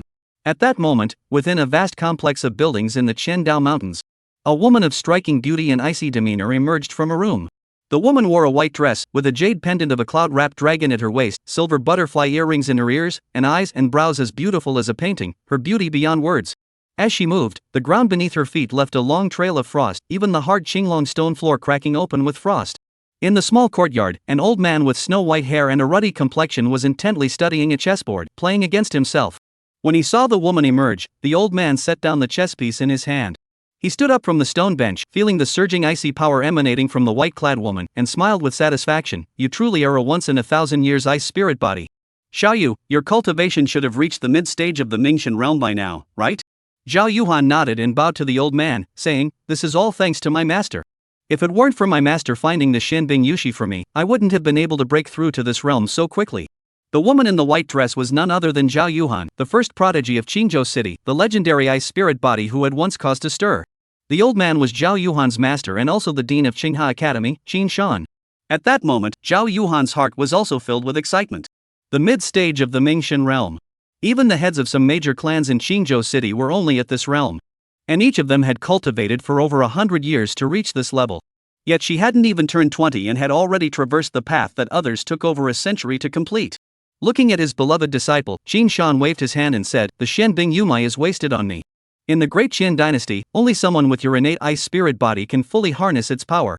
With your current cultivation, I have little left to teach you. I plan to send you to the main campus of the Qingha Academy in the imperial capital in a few months. Are you willing?" After speaking, Qin Shan's face betrayed a hint of emotion. A new generation surpasses the old. When he was her age, he was merely a lowly cultivator at the opening realm. He never imagined that his disciple's cultivation would soon rival his own. Everything is up to the master's arrangements, Zhao Yuhan said respectfully. Qin Shan nodded, looking at his disciple once more, his face once again filled with satisfaction. Coming to Qingzhou to serve as the dean of the Qingha Academy branch, he was most proud of having taken this young woman as his disciple. His own innate talent had reached its limit, and now his greatest hope for the rest of his life was to see the disciple he had personally cultivated stand at the pinnacle of the great Qian dynasty, or even the eastern wasteland domain. Just as he was lost in this beautiful fantasy, suddenly, Qin Shan remembered something and looked at Zhao Yuhan, saying, "A month ago, in the Asking Heart Tower, you only lasted an hour. Is there still an unresolved inner demon in your heart? Xiaoyu, you should know that physical talent is not everything. It only determines your lower limit, but your upper limit depends on your perseverance and your cultivation. Only those with a steadfast Tao heart can forge ahead without hesitation. The Asking Heart Tower is a sacred place within Qingha Academy for cultivating students' Tao hearts. The longer one endures within the tower, the more steadfast their Tao heart is deemed to be. An hour is commendable, but it still falls short of the top few by a significant margin. Zhao Yuhan's time spent in the Asking Heart Tower does not match her cultivation talent, indicating that her spiritual resolve is lacking and she cannot achieve a state of calmness. In the short term, this may not cause major issues, but if left unaddressed, it could become a significant obstacle to her future progress. Zhao Yuhan fell silent, unconsciously gripping her left arm. There was once a very prominent scar there, a scar marking ownership, much like how animals mark their territory with urine or scent. It was left there by that man long ago, though she had long since used magical potions to remove the scar. But while physical scars can be erased, emotional scars linger on. Over the years, no matter how she tried to escape, the man's face would still appear in her dreams from time to time. This matter had become a demon haunting her heart. Zhao Yuhan took a deep breath and looked at the old man, saying, "Disciple understands. I will resolve this matter as soon as possible." Is this demon caused by Lin Yun? Qin Shan also recalled some of his disciples' past deeds. Zhao Yuhan nodded with a complex expression. Seeing Zhao Yuhan's admission, Qin Shan spoke softly, "Xiaoyu, if you can't resolve this on your own, the academy will always be your strongest support. Do you understand? If necessary, your master will personally intervene to assist you." As he spoke, a cold, murderous intent erupted from the old man's body, instantly filling the entire courtyard. Zhao Yuhan's delicate body trembled. This was the first time she had ever seen such a terrifying side of her elegant master. She hurriedly replied, "Your disciple understands. I believe I can handle it myself." Though she disliked Lin Yun and despised that shameful past, she didn't want her master to kill innocent people. Qin Shan suppressed the killing intent on his body, and his face returned to its usual kind smile, as if the earlier murderous intent had been nothing more than an illusion. The one who tied the bell must untie it. A heart demon arises from within a person and cannot be simply resolved through violence. If killing Lin Yun and annihilating the Lin family could rid Zhao Yuhan of her heart demon, he would do it without hesitation. Qin Shan had only said those words to give his disciple some confidence. He naturally understood that killing held no meaning. At that moment, Qin Shan skillfully changed the subject. He looked at his beautiful disciple and smiled. There's something I almost forgot to tell you. While you were in seclusion, the third prince has been waiting for you outside the entire time. What are your thoughts on the third prince? Zhao Yuhan frowned upon hearing this. If it had been before, having a prince pursue her would have made her very happy. However, since awakening her ice spirit body, she no longer cared much about so-called noble families or royal clans. As one's talent and strength grow, so does one's perspective. In Zhao Yuhan's eyes, the mundane struggles for power couldn't compare to the vast and brilliant path of the Tao. With her talent, standing at the pinnacle of the great Qian dynasty was only a matter of time. Let alone a mere prince, even the crown prince or the emperor himself might not catch her eye. Zhao Yuhan shook her head and said, "At present, my disciple only wishes to focus on cultivation and does not wish to consider matters of the heart." Qin Shan smiled approvingly and said, "Cultivation is indeed the most important thing, but life is not all about cultivation. There are also human relationships and social etiquette to consider. Although our Qinghe Academy does not need to curry favor with any princes, we also do not need to offend them. Do you understand?" The disciple understands. Qin Shan nodded and said, "The balance is up to you. As I said before, the academy will always be your strongest backing. Go meet him first. Don't keep bothering me." Chapter 43, A Beauty as Sharp as a Sword. Zhao Yuhan had only just stepped out of the small courtyard when a young-looking man approached her, as if he had been waiting there all along. The man wore a jade-colored robe, stood tall and slender, with graceful manners and an extraordinary aura. This man was none other than the third prince of the great Qian dynasty, Zhou Zifen. Following closely behind the third prince was an elderly man dressed in black. The old man had hawk-like eyes, dark skin, and emanated a powerful aura of authority. This aura was no less intimidating than that of her master, Qin Shan. Congratulations to senior sister Yuhan on her further advancement on the path of enlightenment. At not even 20 years old, she has already reached the mid-stage of the Mingxian realm. This truly leaves me in awe.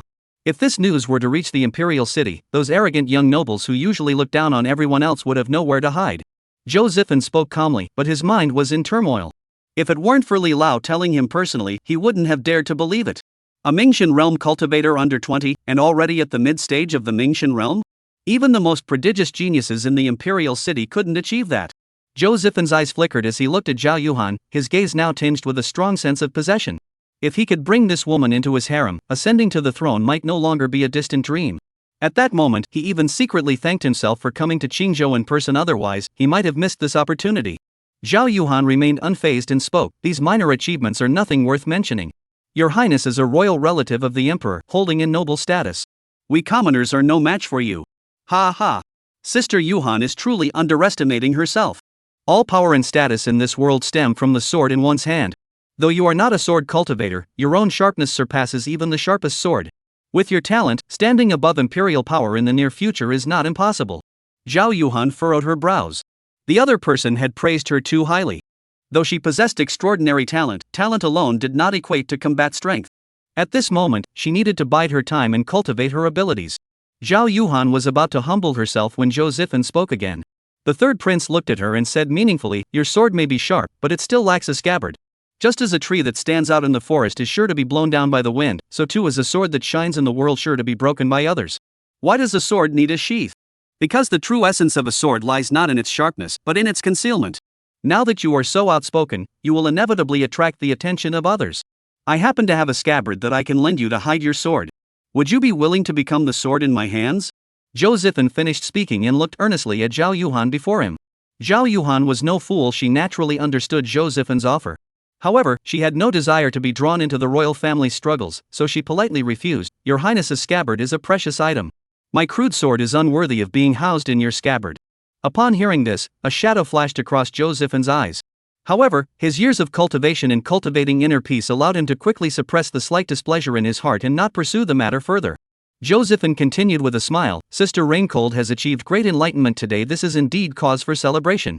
I have prepared fine wine and delicacies at the small courtyard where I am staying. Would you honor us with your presence for a drink? Moreover, during this journey, I am accompanied by many young nobles from the imperial city.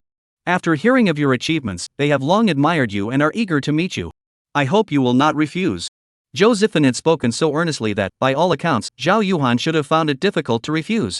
However, at that moment, Zhao Yuhan recalled her master's words, Qinghe Academy does not need to curry favor with any prince. She decided to follow her heart and refused once more. Thank you for your kindness, your highness. However, I have always preferred solitude and dislike crowds. Moreover, I have just emerged from seclusion and still have much to process. Please forgive me for not being able to attend the banquet. After speaking, Zhao Yuhan gave Josephine an apologetic glance. Josephine remained calm, showing no signs of anger, and smiled faintly. My junior sister need not feel guilty. In this life, one should indeed prioritize cultivation. Good things come to those who wait. Since you are unavailable this time, we can wait for another opportunity. Zhao Yuhan nodded, said she would, and then turned to leave. Behind him, Josephine stared at the slender, cold figure in the white dress. The smile on his face gradually faded, replaced by a somber expression. At that moment, the elderly man in black behind Josephine suddenly spoke with a gleam in his eyes. Your highness, this woman is truly ungrateful. Shall I capture her tonight and send her to your bedchamber? Rest assured, even if Qin Shan discovers this, I have the means to keep him in check. It couldn't be denied that Josephine felt a momentary flicker of desire. However, after thinking it over, he shook his head and said, boldly, it's not possible. Qin Shan is no threat. If Zhao Yuhan's trump card is merely a branch of the Qinghe Academy in Qingzhou, this woman would have already been at my mercy long ago. But according to the information I have obtained, this woman has already caught the attention of the higher-ups at the Qinghe Academy's main campus in the Imperial City. Didn't Qin Shan leave the academy for a period of time earlier? It is said that he went to the main campus in the Imperial City to seek help in obtaining a spiritual artifact to help Zhao Yuhan break through her cultivation realm. Though we don't know what Qin Shan obtained, it's clear he succeeded, otherwise Zhao Yuhan wouldn't have broken through to the mid-stage of the Mingxian realm so quickly. Therefore, we must adopt a conciliatory approach toward Zhao Yuhan. Under no circumstances should we use force, and even if we must, it must never be exposed openly. Upon hearing this, Li Lao furrowed his brows. If it's truly as the prince said, then we indeed cannot touch Zhao Yuhan. The Qingzhou branch of Qinghe Academy, he could ignore. But the main academy in the Imperial City is something he cannot afford to overlook. That is a colossal institution rivaling the four great families. Even if Josephine is currently just a prince, and even if he were to become the crown prince or even the emperor in the future, he would still have to give the academy some face. Li Lao spoke up, if we can't use force, your highness, pursuing Zhao Yuhan might be a bit challenging. Though she is a woman, her heart is extremely proud. She likely has never regarded your highness's status as a prince with any regard. Proud? Josephine grinned. I love women like that. Conquering them is more satisfying. I'll see if she can maintain that cold expression on her pretty little face when she is beneath me in the future. So, your highness has already figured out how to win over Zhao Yuhan? Li Lao laughed. He knew Josephine too well to believe he would say such a thing without absolute certainty. Josephine didn't answer Li Lao's question directly, but spoke in a low voice. I haven't thought of a specific plan yet, but it won't be long. With Zhao Yuhan's talent, she'll probably head to the Imperial City for further studies soon. That will be our chance. Lu Lao grew even more puzzled and asked, Your Highness, the Imperial City is right under the Academy's nose. Won't it be even harder to act then? It was no wonder he was so confused. If they were going to act, it would clearly be more advantageous to do so here in Qingzhou. The Emperor is far away, and there's hardly anyone who can match them. Josephine explained, in the Imperial City, Zhao Yuhan may seem to have better protection, but that's not the case. The Imperial City is a web of complex factions, and the waters are even murkier. There are no shortage of daring individuals there who wouldn't care about your academy. Only in such murky waters can I better stir the waters and use others to achieve my goals. However, in Qingzhou, we can't borrow that knife, we have to act on our own. But if we really do something to Zhao Yuhan, I guarantee that within half a month, Qinghe Academy will trace it back to us. After all, few dare to act against the academy within Qingzhou's borders. All they need to do is investigate which influential figures entered Qingzhou during that period. That is why we cannot act in Qingzhou, we must wait until we reach the Imperial City. Lu Lao looked enlightened and immediately asked, Has the prince already decided which knife to borrow? Josephine shook his head and said, Not yet, but I truly don't want to come to this. At this point, Josephine paused, looked up at the sky, and sighed. I only hope that Zhao Yuhan will be wise enough to recognize the situation by then. Otherwise, it won't just be me who has to serve him, but a whole crowd of people. After speaking, a cold smile flashed across Josephine's face. The heavenly princess? Only those who grow up to be geniuses are true geniuses. Dead geniuses are nothing. A hero who breaks the law with his martial arts isn't someone everyone wants to see grow up safely, especially not his own father, the emperor. If Zhao Yuhan doesn't marry into the royal family, Josephine believes his father would be the first to act. His father, for the sake of the throne and the empire, could even kill his own brother, let alone an outsider? Chapter 44, That year, that sword, that woman. Lin Xuan's small courtyard. When Lin Yun entered the courtyard, he immediately spotted Mu Shui limping along while holding her buttocks. A look of surprise flashed across his face, and he was about to step forward to ask. But before he could take a step, the young girl, upon seeing him, dashed toward him like a gust of wind. At that moment, the young woman was staring at him with her bright, white eyes, examining him as if he were an artifact. Finally, perhaps feeling that simply observing wasn't enough, she even started touching him, pinching here and there. This left Lin Yun completely baffled, unsure of what this mischievous young girl was up to. Noticing that the girl's gaze was fixed on his face, Lin Yun chuckled, "What's wrong? Is there a flower on my face?" Mu Shui smiled and said, "Lin Yun, there's no flower on your face, but your heart must be blooming with joy, right?" After speaking, the girl batted her eyelashes at Lin Yun, giving him a knowing look. Lin Yun shook his head silently, he had no idea what she meant. Just then, Mu Shui leaned her head close to Lin Yun's ear and whispered, "How about it? My mother isn't too bad, is she?" After speaking, the young girl took a step back, covered her mouth, and laughed, her eyes sparkling with bright light. Lin Yun suddenly understood and glanced at the girl, then laughed, "I think your mother hit you too lightly." Mu Shui seemed completely oblivious to Lin Yun's hidden meaning, still smiling sweetly and asking, "So should Xiao Shui call you Lin Yun brother or dad?" Lin Yun waved his hand dismissively, indifferently saying, "It's up to you." He was no ordinary person, such trivial matters were of no consequence to him. At most, it was just a title. "Then I'll call you Lin Yun brother in front of others, and dad when we're alone." The young girl blinked her eyes, as if she had thought of a perfect solution, and a happy smile spread across her face. Lin Yun couldn't help but laugh. Suddenly, Mu Shui leaned close to Lin Yun's ear and whispered, "Dad, as your good daughter, I'll tell you a secret. Actually, don't let mom's serious exterior fool you, she secretly loves wearing some Mu Yuerong's room." The beautiful woman noticed that Lin Yun's gaze was fixed on her, and a hint of unease flashed across her alluring face. After a while, seeing the man still staring at her intently, she couldn't help but speak up, what are you looking at?" Mu Yuerong finished speaking and checked her outfit again. "There's nothing wrong." Lin Yun averted his gaze. He still couldn't reconcile the image of the gentle and dignified Mu Yuerong before him with the bold and alluring widow described by the young girl. Lin Yun took a sip of tea. For some reason, a faint, blurry figure began to emerge in his mind. While staring at Mu Yuerong earlier, he had begun to recall some past events. That person was just like Mu Yuerong, she had the same fiery figure, the same delicate features, and the same gentle disposition. The only difference was that the woman in his memory would never have shown a shy expression in his presence. That winter, the cold wind cut through the bone, and the land was barren and desolate. The woman draped her fragrant cloak over him and said he would never have to wander alone again. She said she would teach him swordplay from now on, and from that day forward, he was to address her as master. She asked him his name, and he replied that he had no name. She broke off a branch from a peach tree and wrote the characters Wuya in the thick snow. She said this would be his name from now on, Wuya, meaning endless in seeking the way, endless in seeking the sword. The woman gave him a new life, bestowed upon him a name, and taught him the ways of the sword and the principles of living. Once upon a time, the days he spent training at the sword sect were the happiest days of his life. However, ever since he switched to the path of the merciless sword, those happy days were gone forever. Under the influence of the emotionless sword path, he had become detached from all emotions, free from attachments, and nothing, no one or nothing could stir his heart anymore. Those days gradually faded into the past, like childhood toys covered in dust, forgotten over time. As these memories resurfaced, a hint of loneliness and sadness began to emerge in Lin Yun's heart. The true energy within his body surged like waves, and even the Tao essence surrounding him began to show signs of instability. Mu Yuerong also noticed this. The woman asked with concern, "What's wrong?" Lin Yun waved his hand and said, "Nothing, I'll be fine in a moment." After speaking, Lin Yun closed his eyes, allowing the flashbacks to overwhelm his thoughts. At that moment, a sharp sword intent erupted from his body. Mu Yuerong, standing nearby, her pupils contracted sharply. She jumped to her feet, her chest rising and falling violently. Sword intent, she had actually seen sword intent emanating from a 20-year-old youth. Where on earth had this monster come from? After an unknown amount of time, when Lin Yun opened his eyes, he saw Mu Yuerong staring at him with a strange expression.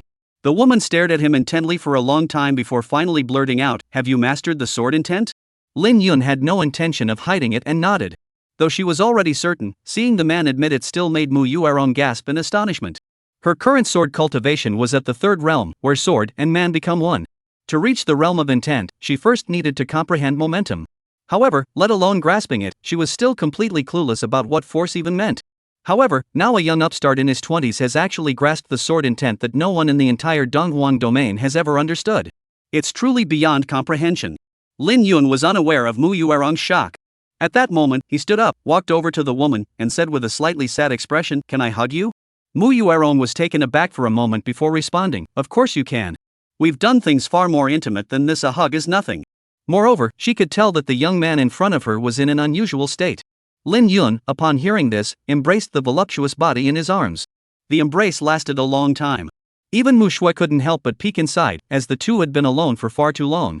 However, when she saw the two of them embracing so intimately, the young girl's lips curled into a smile, and she quietly stepped back out. At that moment, Mu Yuerong also sensed the hint of sadness emanating from Lin Yun. She asked, "Are you thinking of someone?" Lin Yun nodded and said, "Yes." "What kind of person was it?" "A woman as beautiful as you." Mu Yuerong's lips curled slightly, and she asked, "Is she dead now?" "No, but I once gave her up." "She must be very sad." "Yes, she made me kneel in the snow for 3 days and 3 nights. Then she must have loved you very much." "Love?" Lin Yun's face flashed with a moment of confusion. His master had always been the type to keep everything bottled up inside. At one point, Lin Yun couldn't tell whether his master's love for him was that of a teacher for a disciple or that of a man for a woman. But now he seemed to understand a little. At that moment, he recalled that stormy night when he had declared his intention to cultivate the path of the merciless sword. His master had rarely lost his temper, directly expelling him from the house and forcing him to kneel in the snow to reflect on his actions. He had never seen his usually gentle and composed master lose his temper like that. Even when he was a child and accidentally lost his master's most cherished autumn water sword, his master had merely stroked his head gently and said it was nothing. Looking back now, the master's anger that night had far exceeded the affection a teacher could have for a disciple. Moreover, during the years he spent practicing swordplay, every time that figure in blue came to find him, the master would use the excuse that young people needed to focus on their training and send the young woman away from the sword sect. However, as soon as the girl left, she would immediately change her tone, saying that cultivation required a balance between effort and rest. Then she would call him over to massage her shoulders and legs, claiming it was the duty of a disciple. He remembered that every time this happened, his master would always wear particularly revealing clothing, leaving him feeling quite embarrassed at the time. He didn't know whether to look or not. He remembered when he was 18, he had to face the 3 trials of the heart, one of which was the trial of lust. The night before, the master summoned him to her private chamber, claiming she wanted to help him acclimate to the intensity of the trial in advance. The master set up an illusion array, which he controlled himself, but all the women who appeared inside were identical to him. There were masters of various personalities, masters dressed in various ways, and masters in explicit attire. After that day, he dared not look directly at his master's face for a long time. He also recalled that when he was 20, the patriarch of the 9-star sect had come to discuss a marriage alliance between the two sects, with him as the candidate from the sword sect. His master didn't hesitate to kick the sect master out of the sword sect's gates, and from that day on, no one dared to set their sights on him again. He also remembered when he was 25, he had seized a ring from a female cultivator of the Union sect, but he hadn't had time to sort through its contents. In front of his master, he awkwardly pulled out a set of extremely revealing clothing, which his master mistakenly thought was a gift for her. He thought his master would be angry, but she wasn't. That night, the master appeared before him wearing the sexy dress, leaving him unable to sleep all night. Chapter 45, Drink a cup of fine wine, and let the past be past. The second day of the second lunar month, the dragon raises its head. The dragon's horn shifted eastward, and a cool breeze arose. Dark clouds rolled across the sky, hinting at an impending rain. 3 days earlier, my cousin Lin Shuang and her mother Mu Yuerong had already set off to return to the Lingxiao sword sect. Originally, according to the plan, they were supposed to leave after the Lantern Festival, but due to his circumstances, they stayed a little longer. After all, their status was still that of disciples of the sect, and they couldn't stay outside for too long. After the 3 women left, life seemed to return to the peaceful days of the past. At that moment, Lin Yun was lying quietly in a rocking chair in the small courtyard, his eyes half closed, watching the clouds drift across the sky. At that moment, a pair of bare, delicate feet stepped over the fallen leaves in the courtyard and came to Lin Yun's side. Before she arrived, he caught a whiff of that faint, delicate fragrance. It wasn't the scent of perfume, but the natural fragrance of a young girl. At home, Zhao Ziyi seemed to always go barefoot, both in the past and now. The first thing the young girl did upon entering the house was to casually kick off her embroidered shoes to the side. However, the Zhao Ziyi of the past had been slightly more restrained, only going barefoot inside the house. But since the young girl's cultivation had broken through to the late qi gathering stage and she had become more proficient in controlling her true qi, Zhao Ziyi was no longer satisfied with being barefoot inside the house. She had expanded her range to the entire small courtyard. Qi condensation cultivators are protected by true qi, so even if their bare feet touch the ground, they won't get dirty. Lin Yun looked up but could no longer see the young girl's face, as his view was blocked. This made him silently marvel that his efforts over the past period had not been in vain. Zhao Ziyi no longer needed to seek a sense of accomplishment from her elder cousin Lin Shuang. Lin Yun smiled and gently spread his arms, and the young girl understood immediately. Soon, a fragrant, delicate body leaned against his chest. In the courtyard, the young man and the young woman pressed their faces together, clinging tightly to one another. Not far away, the two maids responsible for tending to the small courtyard remained expressionless, as if they had grown accustomed to such scenes. At one point, Zhao Ziyi stroked the man's face and said in a soft voice, "Yunge, I've noticed that your mood has been a bit low lately. Can you tell me what happened?" Lin Yun was surprised by Zhao Ziyi's keen observation. Since he had recalled his childhood memories a while back, he had indeed undergone some changes, gaining a touch of the normal human emotions of joy, anger, sorrow, and happiness. He did not resist these changes, as he seemed to have found a direction to advance further along the path of the Tao. If the second realm of the merciless sword path was about complete renunciation, giving up family, friends, and even the sword itself, then he could roughly guess what the third realm of the merciless sword path was. It was about picking up. To pick up family, to pick up friends, to pick up the sword he once discarded. He had a premonition that when he picked up everything he had abandoned in his previous life, that would be the moment he entered the third realm of the merciless sword path. Lin Yun did not directly answer Zhao Ziyi's question. Instead, he asked the young girl, "Ziyi, do you think there is a difference between something that was lost and then regained, and something that was never lost in the first place, when faced with the same thing?" Though she didn't understand why the man suddenly asked such a question, Zhao Ziyi didn't pry further. She thought for a moment and replied, "There must be a difference, right? The former at least knows how to cherish it more, while the latter, having never lost it, may not fully understand the twists and turns along the way." That's right. Only those who have lost something truly know how to cherish it. Even though the thing obtained is the same, the mindset is completely different. To enter the second realm, one must abandon everything. To enter the third realm, one must pick up everything. It must be said that this ruthless path of the sword is too bitter and too difficult. The sea has turned into fields, and people have changed. Youth fades, and beauty withers. In the vast expanse of time, how many truly have the chance to start anew? The world changes, but mountains and rivers remain the same. Some people and some things, once abandoned, are truly lost forever. Some farewells are forever, and some partings are final. Turning back suddenly, the lights are extinguished, and the beloved is no longer at the lantern-lit corner. First, one lays down the sword, then, one picks it up again. In the midst of love, one seeks indifference. In the midst of indifference, one seeks love. The ultimate expression of indifference is actually compassion. It's truly ironic, making his past deeds seem like those of a clown. Lin Yun's face was filled with bitterness as he held the young girl in his arms even tighter. The two locked eyes, their noses touching. He saw his own reflection in the girl's bright eyes. The girl in his arms saw him, but would the girl of the past still wait for him? Past memories linger, have they all been swept away by the wind and rain? Lin Yun did not know the answer to this question. He only hoped that the mountains and rivers would remain unchanged, and the moon would stay the same. Just as he was lost in his melancholy thoughts, a servant entered the courtyard and respectfully handed him a letter. The letter had no sender's name. Upon opening the envelope, there was only a single line of elegant handwriting. "Meet at the bamboo grove, as usual." Upon seeing those small words, Lin Yun's mind was filled with the image of a cold figure, and he subconsciously looked at the young girl in his arms. Because that figure bore a striking resemblance to Zhao Ziyi. "Yunge, who's looking for you?" The young girl blinked her eyes and spoke curiously. She was well aware that her man didn't have any friends. Lin Yun helped Zhao Ziyi stand up from the rocking chair and smiled. "This person isn't a stranger to you. She's your older sister, Zhao Yuhan." Upon hearing the name Zhao Yuhan, the young girl's heart tightened involuntarily. It wasn't out of fear that Lin Yun and Zhao Yuhan might reignite their old feelings, but rather out of concern that her man might be hurt. Zhao Ziyi knew very well that her sister Zhao Yuhan, though she appeared cold and indifferent on the surface, was actually an extremely proud person. Now that they had met again, she feared that many complications might arise. "Can I come with you?" Zhao Ziyi clung to the man's arm, her voice trembling with anxiety. Looking at the young girl's pitiful face, Lin Yun did not agree, shaking his head slightly and saying, "Zhao Yuhan probably only wants me to go alone." "Oh." Zhao Ziyi, upon hearing this, lowered her head dejectedly. Lin Yun stroked Zhao Ziyi's head, understanding her concern for him, and comforted her, "Don't worry. It's just a matter of having a drink and reminiscing about the past. I'll be back soon." The young girl kept her eyes lowered, her face still dejected. Lin Yun couldn't help but chuckle. After a while, Lin Yun leaned down and whispered into the girl's ear, blowing warm breath, "Be a good girl. Go inside first, put on your most beautiful makeup, then wear your sexiest outfit and lie in bed waiting for me to return." Zhao Ziyi's face flushed with embarrassment, and she nodded obediently. Lin Yun smiled slightly and turned to leave the small courtyard. Just as he stepped out the door, a muffled clap of thunder echoed from the sky. Soon, a light drizzle began to fall from the sky. In the misty rain, Lin Yun's tall figure disappeared into the sprawling buildings of the Lin mansion. Inside the house, Zhao Ziyi sat elegantly before the mirror, beginning to dress and apply makeup.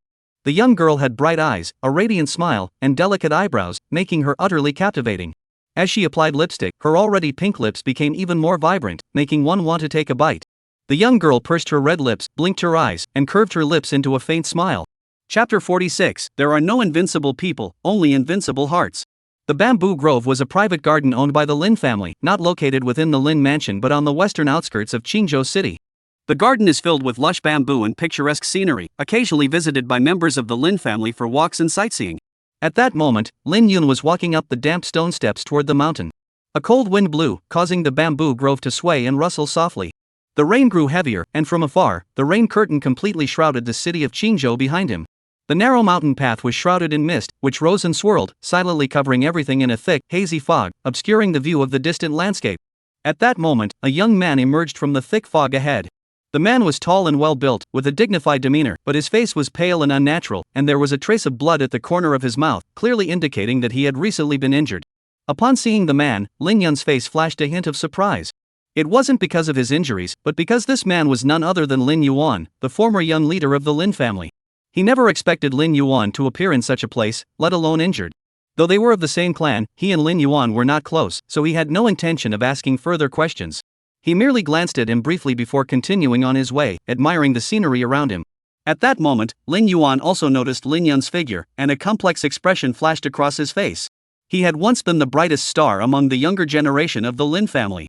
But after just 1 year, he had not only fallen from the top spot but couldn't even make it into the top 2. Losing to Lin Shuang was painful, but it was something he could accept. He could still see the back of his opponent and had a chance to catch up. But this sudden appearance of Lin Yun, his cousin, left him feeling a sense of despair, much like facing Zhao Yuhan, the ice spirit. Defeating Wang Peng, who had already grasped the essence of the realm, was something he couldn't do even now.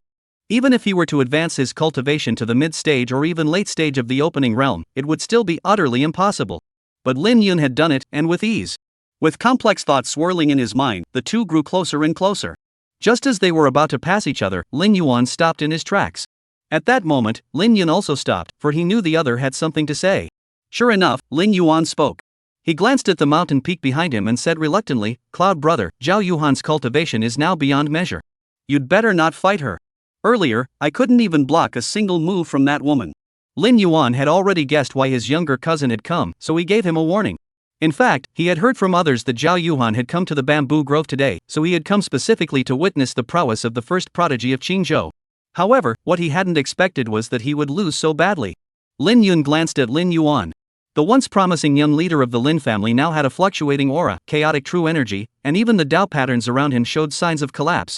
This was a stark contrast to the composed, confident, and arrogant Lin Yuan of the past. He shook his head silently, understanding that the other had succumbed to inner demons.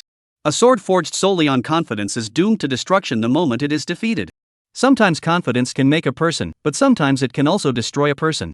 He had lost to Lin Shuang at the Lin family gathering, been defeated by Qin Zuoqing at the Lantern Festival competition, and now suffered a crushing defeat at the hands of Zhao Yuhan. Clearly, the once proud heir of the Lin family had lost his confidence and begun to doubt himself.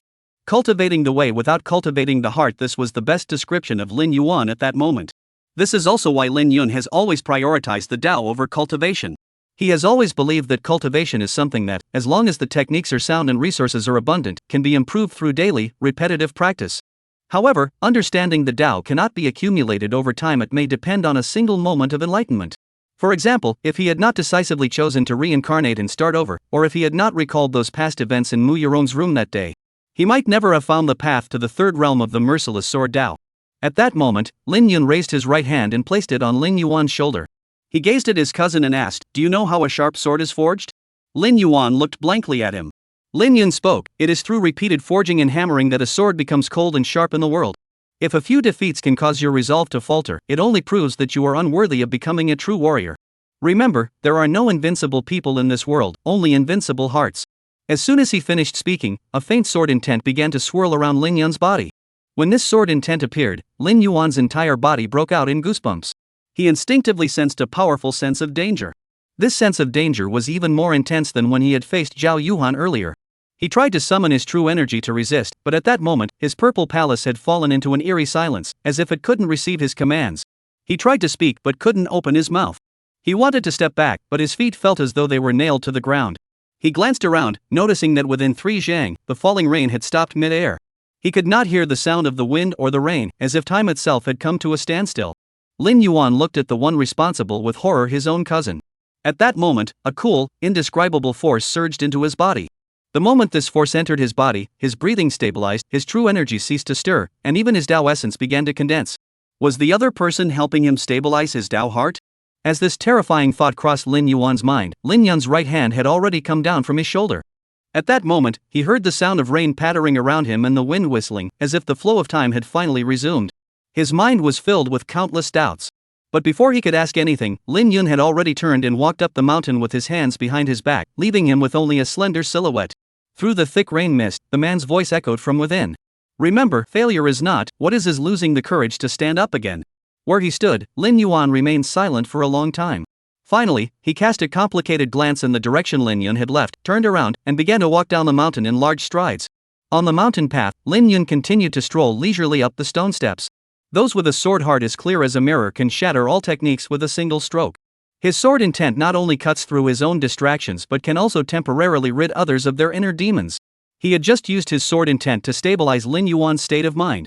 If the other party could fully comprehend the meaning of his words, their inner demons would be eradicated forever. However, if they were still bound by the pursuit of victory and defeat in the future, his efforts today would have been in vain. Nevertheless, it was merely a casual act, and he did not dwell on it. The mountain wasn't very high, and Lin Yun quickly reached the summit.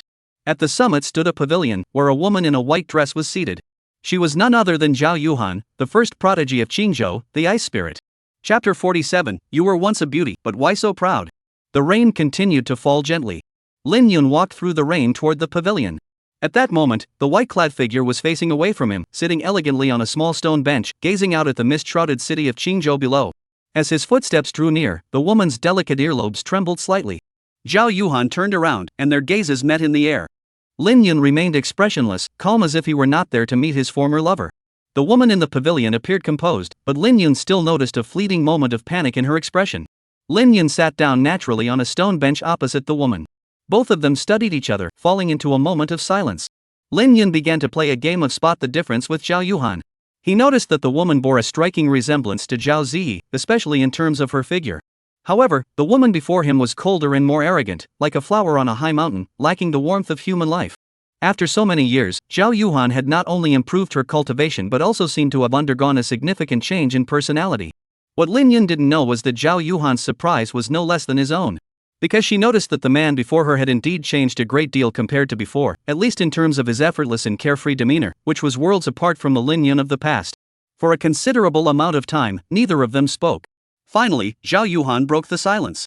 At that moment, she recalled the rumors she had heard upon entering the city. The celestial beauty spoke softly, I haven't been back to Qingzhou city for a long time. I heard that a lot has happened in the city recently. Could you enlighten me? Of course I can, Lin Yun replied succinctly. Zhao Yuhan gave the man a meaningful glance and said, I heard that you defeated Wang Pang, who had mastered the power of intent, with a single move at the Lantern Festival competition held at the city lord's mansion? Lin Yun remained silent and nodded. However, as soon as he finished this gesture, he felt an icy chill surging toward him.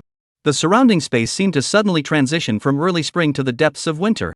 The ground beneath his feet was covered with a thin layer of frost, and the pavilion above his head turned completely white. Within a 3-zhang radius, the rain instantly froze into ice crystals, shattering and falling to the ground. Facing this force head-on, Lin Yun remained unfazed, as the cold energy was instantly shredded into nothingness by several sharp sword chi as soon as it neared his body. At that moment, his back was straight, his sword chi enveloping his body, his sharpness fully exposed, resembling an unparalleled swordsman standing proudly between heaven and earth. At that moment, the coldness around him vanished, and the sword chi on his body surged back into his body. It seems they were telling the truth. You truly possess this kind of strength. I'm just curious what exactly happened to you. The once worthless Lin has undergone such a complete transformation. Zhao Yuhan was curious, but her tone remained calm. Her snow-white neck was slightly raised, resembling a proud swan. Zhao Yuhan indeed had every reason to be proud, as the strength she had just displayed was merely at the mid-stage of the opening realm. She was confident that if she fully activated her ice frost intent, Lin Yun would turn into an ice sculpture in an instant. Lin Yun's current cultivation level was also only at the mid-stage of the opening realm. At this age, such talent was already considered quite exceptional, but what people feared most was comparison. Over the past few years, she had traveled across the Great Qin dynasty with her master Qin Shan and had seen countless geniuses. Someone like Lin Yun was barely even ranked in the top 20. Her future goal was to ascend to the pinnacle of the Great Qin dynasty and even reach the peak of the Donghuang domain. Lin Yun also noticed the arrogance in Zhao Yuhan's eyes. He remained calm and said, People change. Even the once humble Zhao family girl will one day awaken her ice spirit body. I've merely defeated a minor figure like Wang Pang. Is that so remarkable? After speaking, Lin Yun shook his head silently to himself. Before meeting Zhao Yuhan, he still harbored a lingering resentment toward women for their past mockery and condescension. However, that lingering resentment had now vanished completely. Because he realized that he was merely clinging to his own obsession, while Zhao Yuhan had developed a demon within her heart. The icy frost intent power she had just displayed had already reached the pinnacle of mastery, truly deserving the title of Qingzhou's first prodigy. However, with his keen eyesight, he immediately noticed that her path to enlightenment was not yet fully refined, and the fluctuations of her true energy were slightly stagnant. This was a sign of being plagued by a demon. He hadn't expected Zhao Yuhan to be affected more than he was. In comparison, he felt there was little left for him to be concerned about. Thinking this, Lin Yun's gaze toward Zhao Yuhan even carried a hint of pity. The woman noticed this as well, and her eyebrows furrowed slightly. Was he pitying her with that look? A look of disbelief flashed across Zhao Yuhan's face, followed by a hint of anger. Why should Lin Yun pity her? She was now the sole disciple of Qin Shan and was soon to head to the main campus of Qinghai Academy in the imperial capital for further studies. She was a natural ice spirit, a once-in-a-thousand-years genius, and even the third prince of the current dynasty was trying to court her. Zhao Yuhan couldn't understand why, even now, Lin Yun could remain so calm in her presence. Shouldn't he be filled with fear and trepidation? Yet now, seeing his calm and composed demeanor, it seemed as though she was still the same little Zhao family miss she once was, while he, Lin Yun, remained the high and mighty Lin family young master. But she wasn't the same person anymore. At this thought, Zhao Yuhan's true energy surged within her. For a fleeting moment, she even considered attacking Lin Yun directly. Because every time she saw or thought of that face, she couldn't help but recall the past. It was in this bamboo grove, in this pavilion, that she had given up everything a girl cherishes most. Yes, her first time wasn't in a joyful wedding chamber, nor on a soft bed, but in a drafty pavilion. If she weren't an ice spirit, she might have just let it go. After all, he was still a direct descendant of the Lin family. Marrying into that family wouldn't be too much of a sacrifice. But now, she couldn't accept that a man far inferior to her had so easily taken her body. Every time she thought about it, she couldn't help but feel a wave of disgust, viewing the time she spent with Lin Yun as a stain on her life. Zhao Yuhan took a deep breath and calmed the true energy within her body. After a moment, the woman looked at Lin Yun, tilting her face upward, and spoke in a cold tone. Do you know why I called you here today? Lin Yun glanced around and smiled. You didn't call me here to reminisce about the past, did you? Looking at the familiar pavilion, he also recalled some amusing incidents from the past. Even he couldn't help but marvel at how, despite his mediocre talent and character, he had once been bold enough to engage in such activities in such an open place without fear of being seen. Lin Yun shook his head, a bitter smile on his face. Although the current him and the past him were the same person, every time he thought about such things, Lin Yun still felt a sense of unreality and absurdity. Upon hearing Lin Yun's words, Zhao Yuhan's chest rose and fell with anger. Although she had chosen this place to meet him as a way to confront her fears, hearing those words come out of Lin Yun's mouth completely changed their meaning. She couldn't help but feel that he was mocking her. It was as if he were saying, so what if you're a heavenly princess? So what if you're a once-in-a-thousand-years ice spirit? You were still once beneath me. At that moment, an even more powerful icy force erupted from Zhao Yuhan's body. The floor beneath their feet froze, cracking open into massive fissures that creaked loudly. The coldness spread outward, and the frost climbed up the pillars to the top of the pavilion. Soon, the entire pavilion resembled shattered glass, covered in countless cracks. Soon, the pavilion collapsed with a loud crash. Large and small stones flew toward.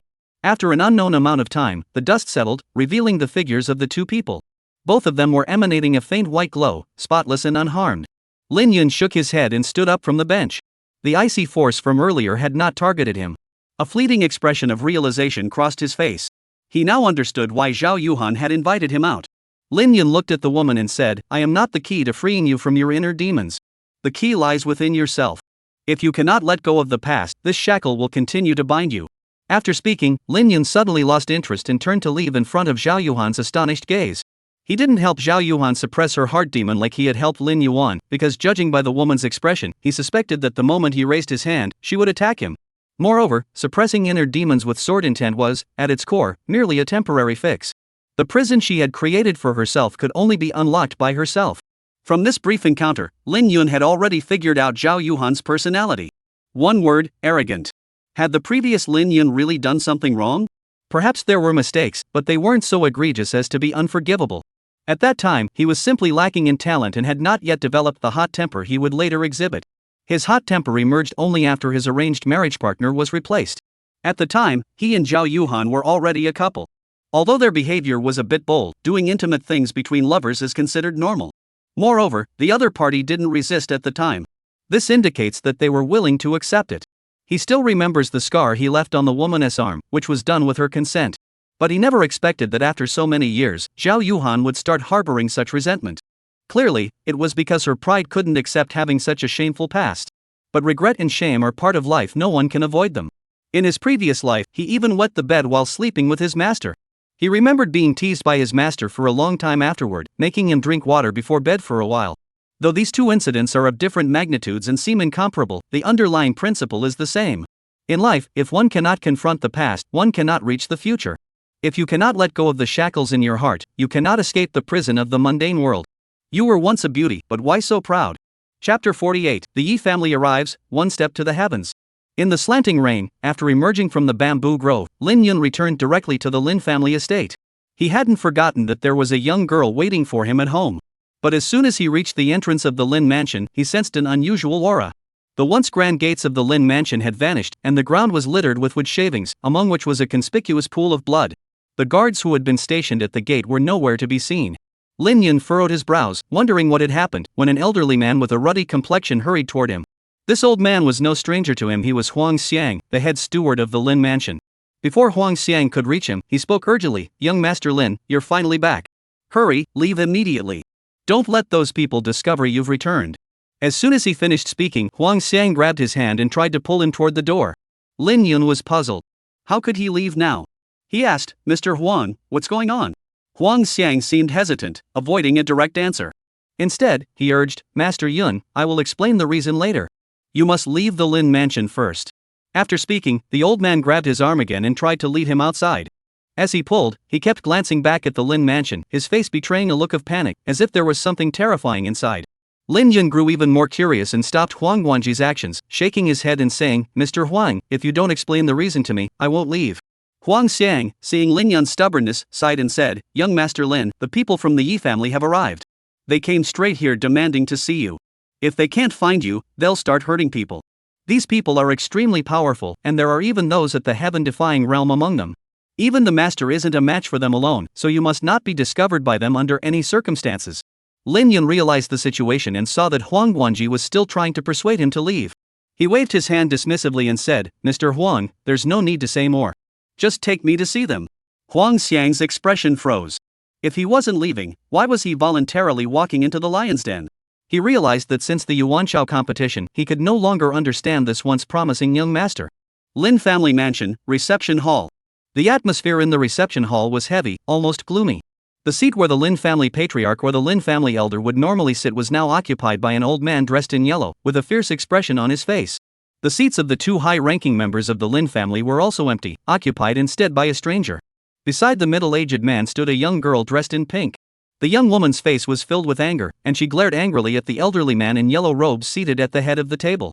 As for the members of the Lin family, the family head, Lin Hongru, and the patriarch, Lin Yuehao, did not even have the privilege of sitting.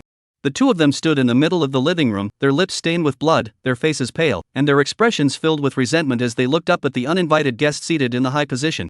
"Zhou Gongfu, you don't even listen to this young lady anymore, do you?" The pink-clad young woman was the first to break the silence. As she spoke, her beautiful face was filled with anger, her teeth clenched tightly, clearly very upset. Facing this accusation, the elderly man seated at the head of the table, Zhou Gongfu, remained expressionless, instead taking a leisurely sip of tea. After swallowing the tea, Zhou Gongfu set down his cup and spoke slowly, "Miss Yi Lin, the family head has already made a great concession by allowing you to follow us. We hope you will not interfere with our work.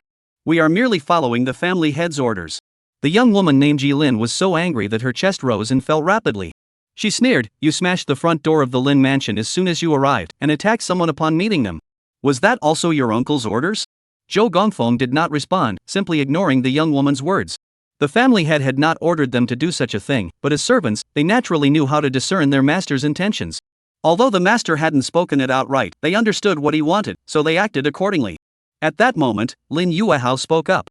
The old man said with a gloomy expression, "Our Lin family is just a small clan from a remote area. My grandson hasn't offended the Yi family. What business do you have with my grandson?"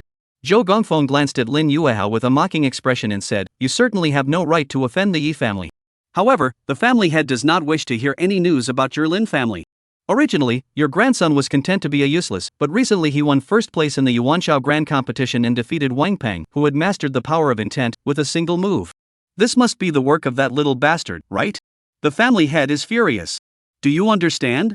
Lin Yuehao heard this and was first taken aback, then his face turned angry.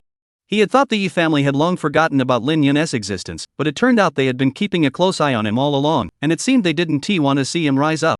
He couldn't understand it. Lin Yun was indeed his grandson, but he also shared the Yi family's blood. Could the so-called family prestige really be that important? Important enough to suppress even a young, inexperienced child?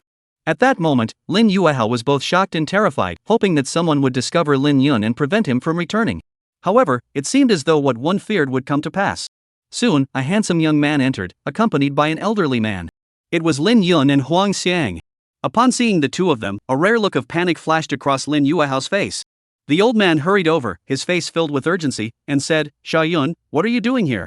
Why didn't Huang the steward take you with him?" After speaking, Lin Yuehao glanced at Huang Xiang beside him with a displeased expression. Lin Yun remained calm and explained, "Grandfather, don't blame Huang Xiang. I came here on my own." "You." At that moment, Lin Yuehao couldn't even finish his sentence, letting out a sigh instead. These few people from the Yi family, except for the young girl, all seemed to have ulterior motives. He could only hope that they would spare them out of respect for Lin Yun, who shared half of the Yi family's bloodline, and not go too far. That old man in yellow and the middle-aged man were both at the heavenly sovereign realm. He couldn't protect them even if he wanted to. While Lin Yuehao was still thinking about how to convince the other party to spare his grandson's life, Lin Yun spoke up. He first glanced at the uninvited guests in the living room, then looked at Lin Yuehao and said coldly, "Grandfather, who injured you?" Lin Yuehao was taken aback. He couldn't fathom what his grandson meant. From the tone of his grandson's voice, did he actually intend to help him seek revenge? Facing two Yutian realm experts, let alone revenge, surviving was already a miracle. Before Lin Yuehao could respond, a burst of laughter echoed through the living room. Lin Yun followed the sound and saw that the laughter came from the middle-aged man among the uninvited guests.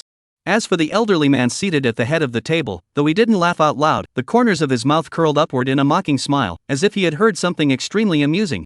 Lin Yun seemed oblivious to the mockery and the laughter, maintaining a calm expression as he walked toward the group.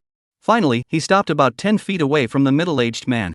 Lin Yun stood with his hands behind his back, gazing calmly at the middle-aged man before him and said, "Were you the one who injured my grandfather?" The middle-aged man paused for a moment, then licked his lips and said in a cold, menacing tone, "That's right. I'm sitting right here. Are you here to avenge your grandfather?" As he spoke, a cold smile appeared on his face, as if he would attack Lin Yun the moment he heard an unsatisfying answer. However, Lin Yun merely nodded. He turned his gaze toward Zhou Gongfu, who was seated at the head of the table, and asked, "And you? What did you do?" Zhou Gongfeng replied in a low, ominous voice, "Everything he did was on my orders." After speaking, Zhou Gongfeng's right cheek twitched. At this scene, even he almost couldn't help but laugh out loud.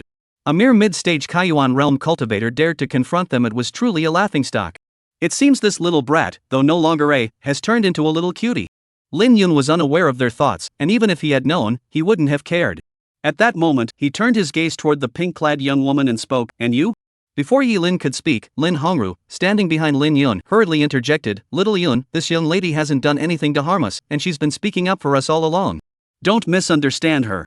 Lin Hongru bowed his head after speaking. Though he had stepped forward to explain, he also found his nephew's behavior utterly absurd.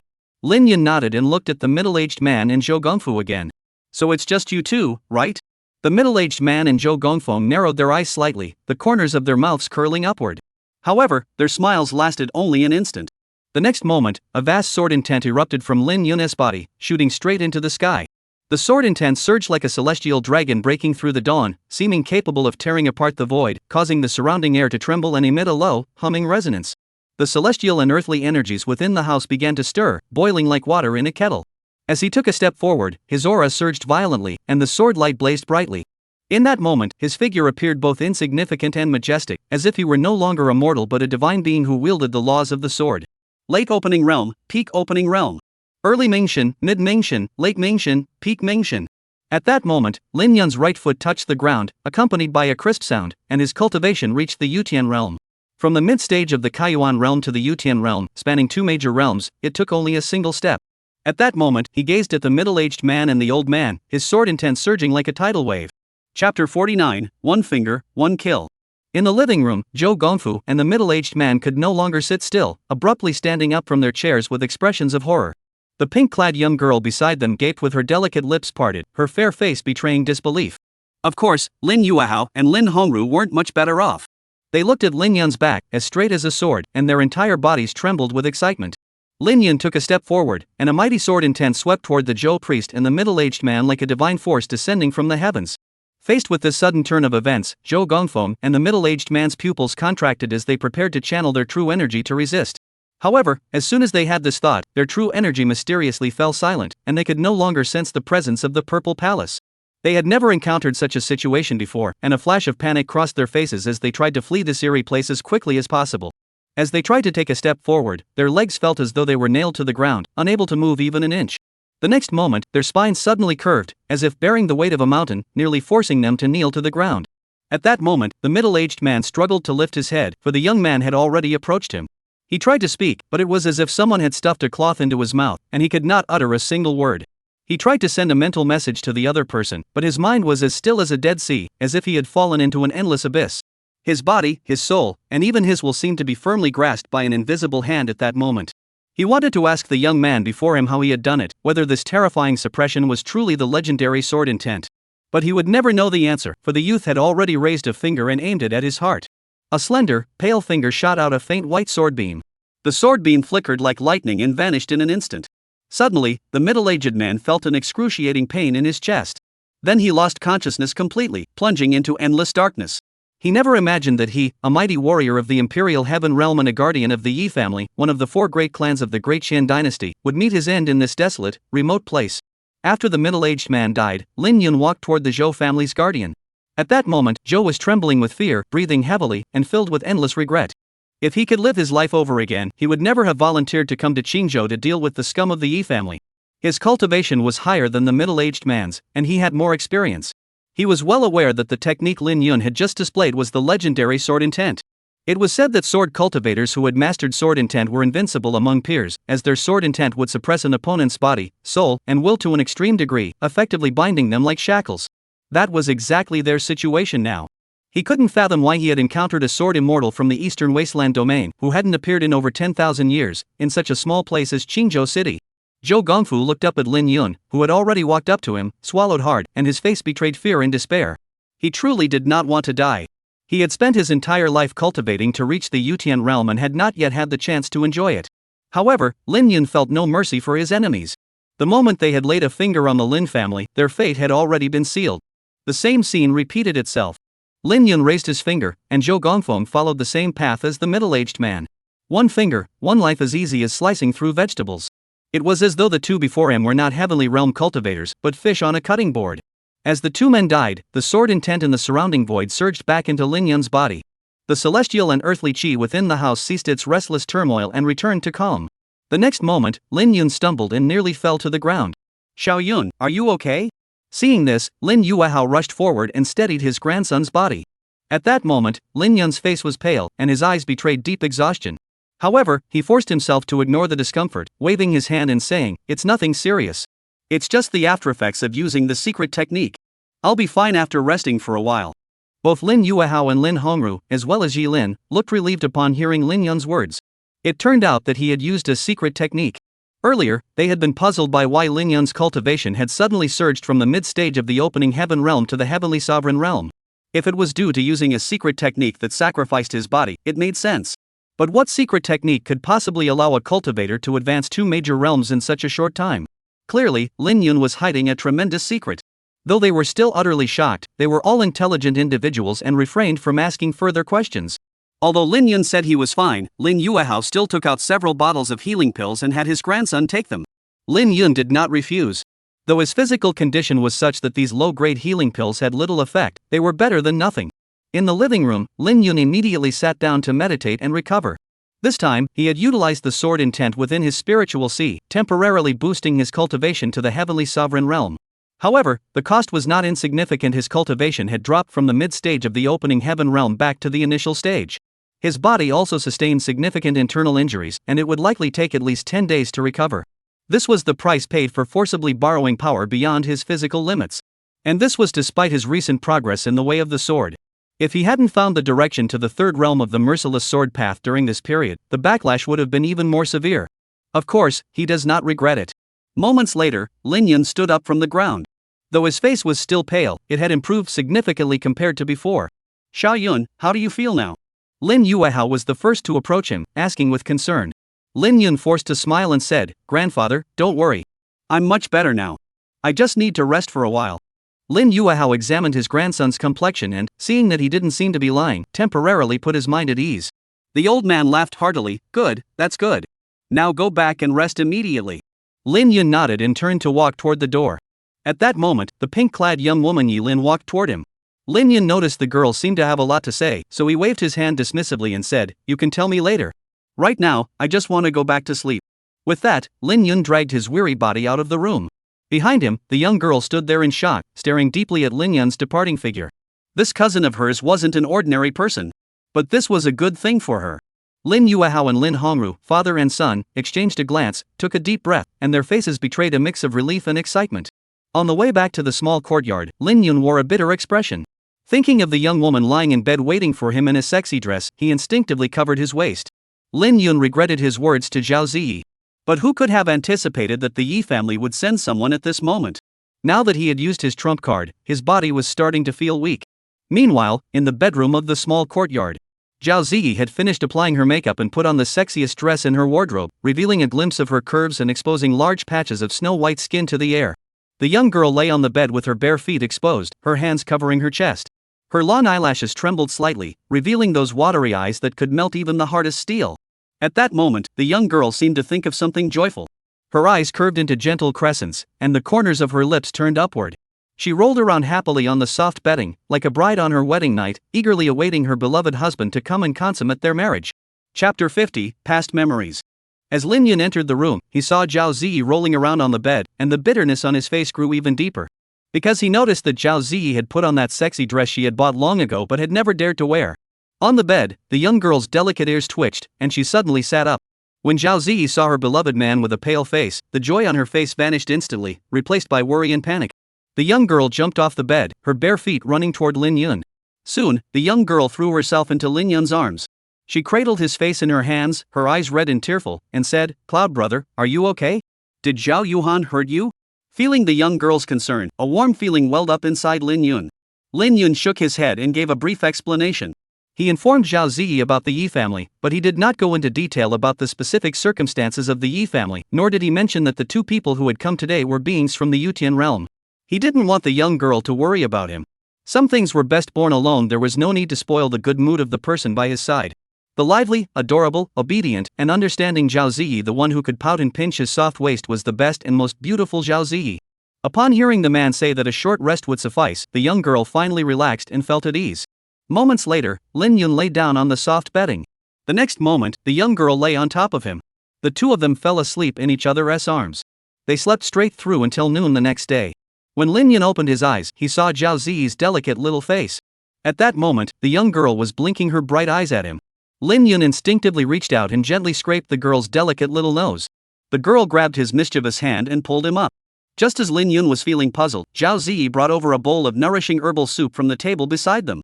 Cloud brother, hurry up and drink the medicine. As she spoke, she had already picked up a spoon, scooped some of the soup, and brought it to his lips. The soup was not ordinary soup, but a broth made from various spiritual herbs and demon beast bones. Even ordinary people who didn't practice cultivation would benefit from its strength-enhancing and longevity-prolonging effects. Though it was of little use to Lin Yun at that moment, he drank it without hesitation. The small bowl of medicine in Zhao Ziyi's hand could have been finished in just a few sips. However, the young girl seemed to enjoy the act of feeding him, taking her time to spoon it into his mouth one spoonful at a time. During the process, she would occasionally blow on it, lick it, and claim she was helping him taste whether the soup was too hot. This made Lin Yun chuckle. As a cultivator at the opening realm, would he be afraid of such a slight temperature? However, life is short, and one should enjoy the moment. He would do his best to play along with the young girl's performance. At one point, another spoonful of the medicinal soup went down his throat. Lin Yun looked at Zhao Ziyi and said, "It's a bit hot." The young girl heard this, her lips curled slightly upward, then she used her delicate little mouth to take the spoonful of soup into her mouth. Then, the sweet soup was finally finished. Whether it was because the medicine was truly that effective or for some other reason, he couldn't say. Lin Yun's breathing grew slightly. The young girl saw this and covered her mouth with her hands, letting out a clear, tinkling laugh, her eyes curving into gentle crescents. Suddenly, the young girl used her delicate fingers to gently tap the man's forehead and laughed. Cloud brother, you're not allowed to do that for a while. Lin Yun sighed helplessly and accepted the reality. In response to the girl's teasing, he gently tapped her forehead and said with a hint of irritation, then don't keep wearing that dress and parading around in front of me all day. The young girl blinked her eyes innocently and said, Cloud brother, didn't you tell me to wear this? After speaking, the young girl gave the man a provocative glance. The man shook his head and could only smile wryly. In the small courtyard, Lin Yun lay lazily on the familiar rocking chair. After 2 days of recovery, he no longer felt as sleepy as he had at first. Apart from his pale complexion, he was indistinguishable from an ordinary person. At that moment, a young girl dressed in pink entered the courtyard. The girl didn't speak upon seeing him but instead quietly studied him. As she looked at him, her eyes sparkled with curiosity, and eventually her lips curved into a smile. After a while, the girl spoke up, you probably don't know my name yet, do you? Let me introduce myself, I'm Yilin, your cousin. Cousin? Lin Yun's face flashed a hint of surprise. He glanced at the girl's youthful face and said oddly, are you sure you're older than me? Of course. Yilin patted her chest confidently and said, my aunt has already told me your birth date. I'm only about 2 months older than you. After speaking, the young girl extended 2 slender, white fingers to emphasize that she wasn't lying. Lin Yun didn't seem to mind. 2 months older is 2 months older. As long as you don't pull it out to prove you're older than me. At that moment, Lin Yun spoke up, you're from the Imperial City, aren't you? Can you tell me what my parents are up to now? The young girl seemed to have anticipated the man's question. After a moment's thought, she replied, my aunt is fine, but she has been imprisoned at home and has no freedom.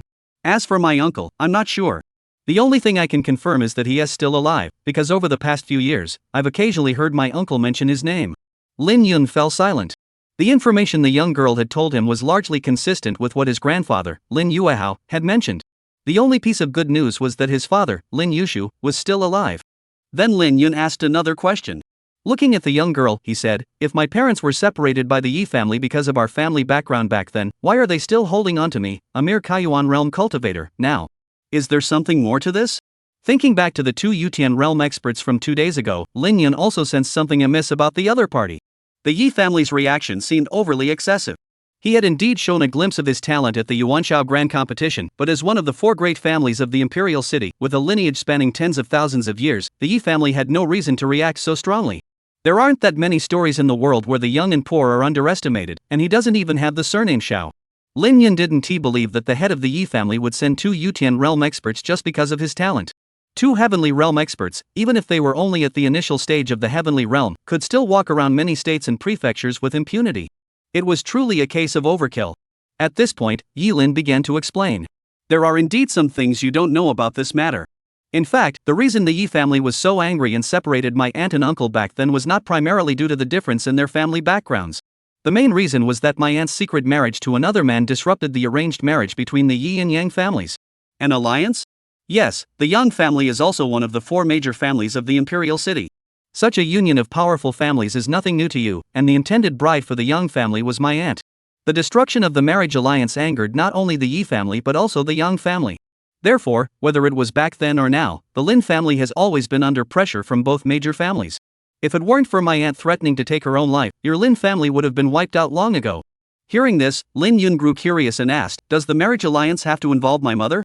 Don't tell me there's some melodramatic backstory where the person the Yang family is marrying is deeply in love with my mother. It's no wonder Lin Yun asked that. He understood the power struggles between these great families all too well. There was no room for emotions here, it was all about interests. This won't work, they'll just replace her with someone else. That's exactly what happened before. The Zhao family simply replaced Zhao Yuhan with Zhao Ziyi. However, upon hearing his words, Yilin's expression grew peculiar. The young girl laughed lightly and said, you don't really think any random woman could compare to my aunt, do you? My aunt was the most beautiful woman in the Imperial City back then, and might even have been the most beautiful woman in the entire Dechen dynasty. I heard that even the emperor himself once considered marrying her as a concubine. If it weren't for other noble families opposing the imperial family's expansion and intervening, my aunt might have truly entered the palace as a concubine. Under such fame, the Yi family at the time couldn't find an equally outstanding replacement. Moreover, the young family member who was to marry my aunt was no ordinary figure, he was the most sought-after young prodigy of the Yang family at the time. The Yang family would not accept any other marriage candidates besides my aunt, so the matter was ultimately abandoned. Lin Yun looked enlightened and asked again, so the Yi family sent 2 Imperial Heaven Realm experts this time because of pressure from the Yang family? Yilin nodded, then shook her head and said, that's part of the reason. The other part is because my uncle has been up to something recently that has really angered my uncle, so he sent them over to give you a warning. A fleeting expression crossed Lin Yun's face. His stepfather had actually managed to humiliate the Yi family. It seemed his father wasn't someone to be underestimated. Having understood the situation, Lin Yun spoke again. This time I defeated the two Etian realm experts from your Yi family. Do you think the Yi family or the Yang family will send more people? Yilin thought for a moment and said, it's possible, but I'll try to delay them as much as I can. Lin Yun asked curiously, how will you delay them? Yilin smiled faintly. I'll say that the two revered elders offended a super-powered expert on their way to Qingzhou and were killed by him. Their deaths have nothing to do with your Lin family. Two revered heaven realm revered elders aren't exactly commonplace in the Lin family. I'm sure your uncle won't send anyone over for a while. Lin Yun looked puzzled and said, two Yutian realm experts are dead, but you're still alive. Do you think they'll believe that? Yilin smiled mysteriously. That's where I come in. After speaking, the young woman gave a seductive smile and thrust out her proud chest. Lin Yun immediately understood. In such a situation, a beauty indeed had unique advantages, such as offering herself to survive. However, he still doubted. With your cultivation level, the higher-ups of the Yi family could probably tell at a glance that you're still a virgin, right? The Yilin before him was at the late stage of the opening realm, which was already considered exceptionally talented among her peers, but she was still unlikely to escape the discerning eyes of a heavenly sovereign-level expert. However, to his surprise, Yilin replied confidently, don't worry. I've obtained a secret technique. This technique has no offensive capabilities, but it can alter one's aura. Creating yang qi out of thin air is as easy as pie for me. Lin Yun heard this and finally relaxed.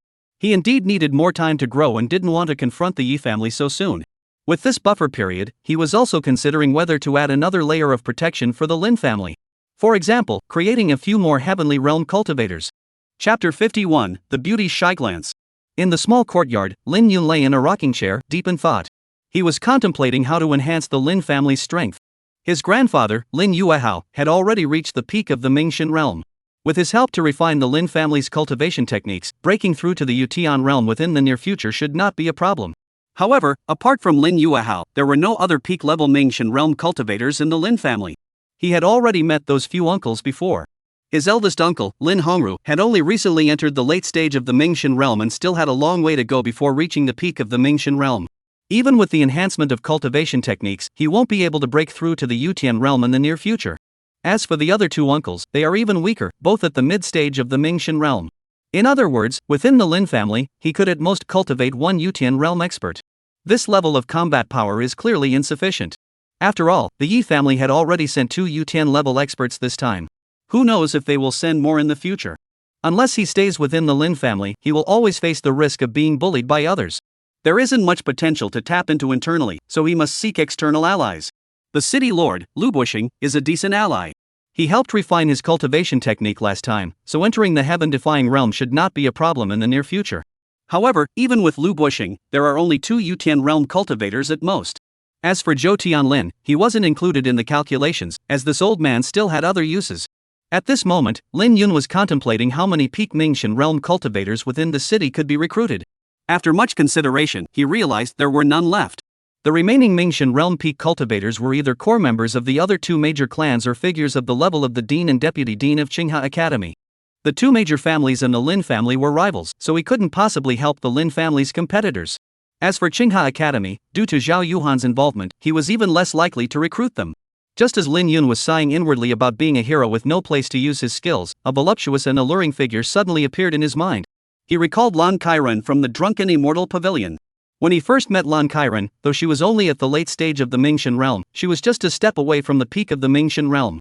It was possible that she had already broken through in the meantime. Moreover, the cultivation technique she practiced seemed extraordinary. Her aura was smooth and rounded, her energy was contained, and her true essence was profound. With his help, breaking through to the Yutian realm in a short time was not impossible. However, Lu Bushing had the connection with Zhou Tianlin, so recruiting him as an ally wasn't a major issue. But if Lan Kairen knew that she might be offending the Yi family of the Imperial City, would she dare to take such a risk to help him? The temptation to perfect one's cultivation technique is indeed great, but for most people, life seems to be more important. While Lin Yun was still deep in thought, Yilin, who had been standing beside him, had already taken out a drawing board and was intently sketching something. The young girl kept glancing at Lin Yun while using colored pens to sketch an outline on the board. When Lin Yun snapped back to reality, he saw Yilin blinking her eyes as she studied him closely. Lin Yun glanced at the figure on the girl's drawing board and realized that she had drawn him. In the painting, the young man lay lazily on a rocking chair, his expression calm and serene. The youth had sharp eyebrows and starry eyes, a face as fair as jade, and extraordinary beauty. Above his head was a peach tree in full bloom, with petals dancing in the air. The young man rested beneath the tree, exuding tranquility and leisure. It must be said that Yi Lin's painting skills were exceptional, almost perfectly capturing the beautiful scene before her on the canvas. Lin Yun couldn't help but praise, "You can paint? You're quite good at it." Yi Lin seemed confident in her painting skills, tilting her snow-white neck slightly upward and speaking with a proud expression, "Of course. I'm the top painter in the Imperial City. Do you think my aunt called me here for no reason? What does coming to the Lin family have to do with my mother?"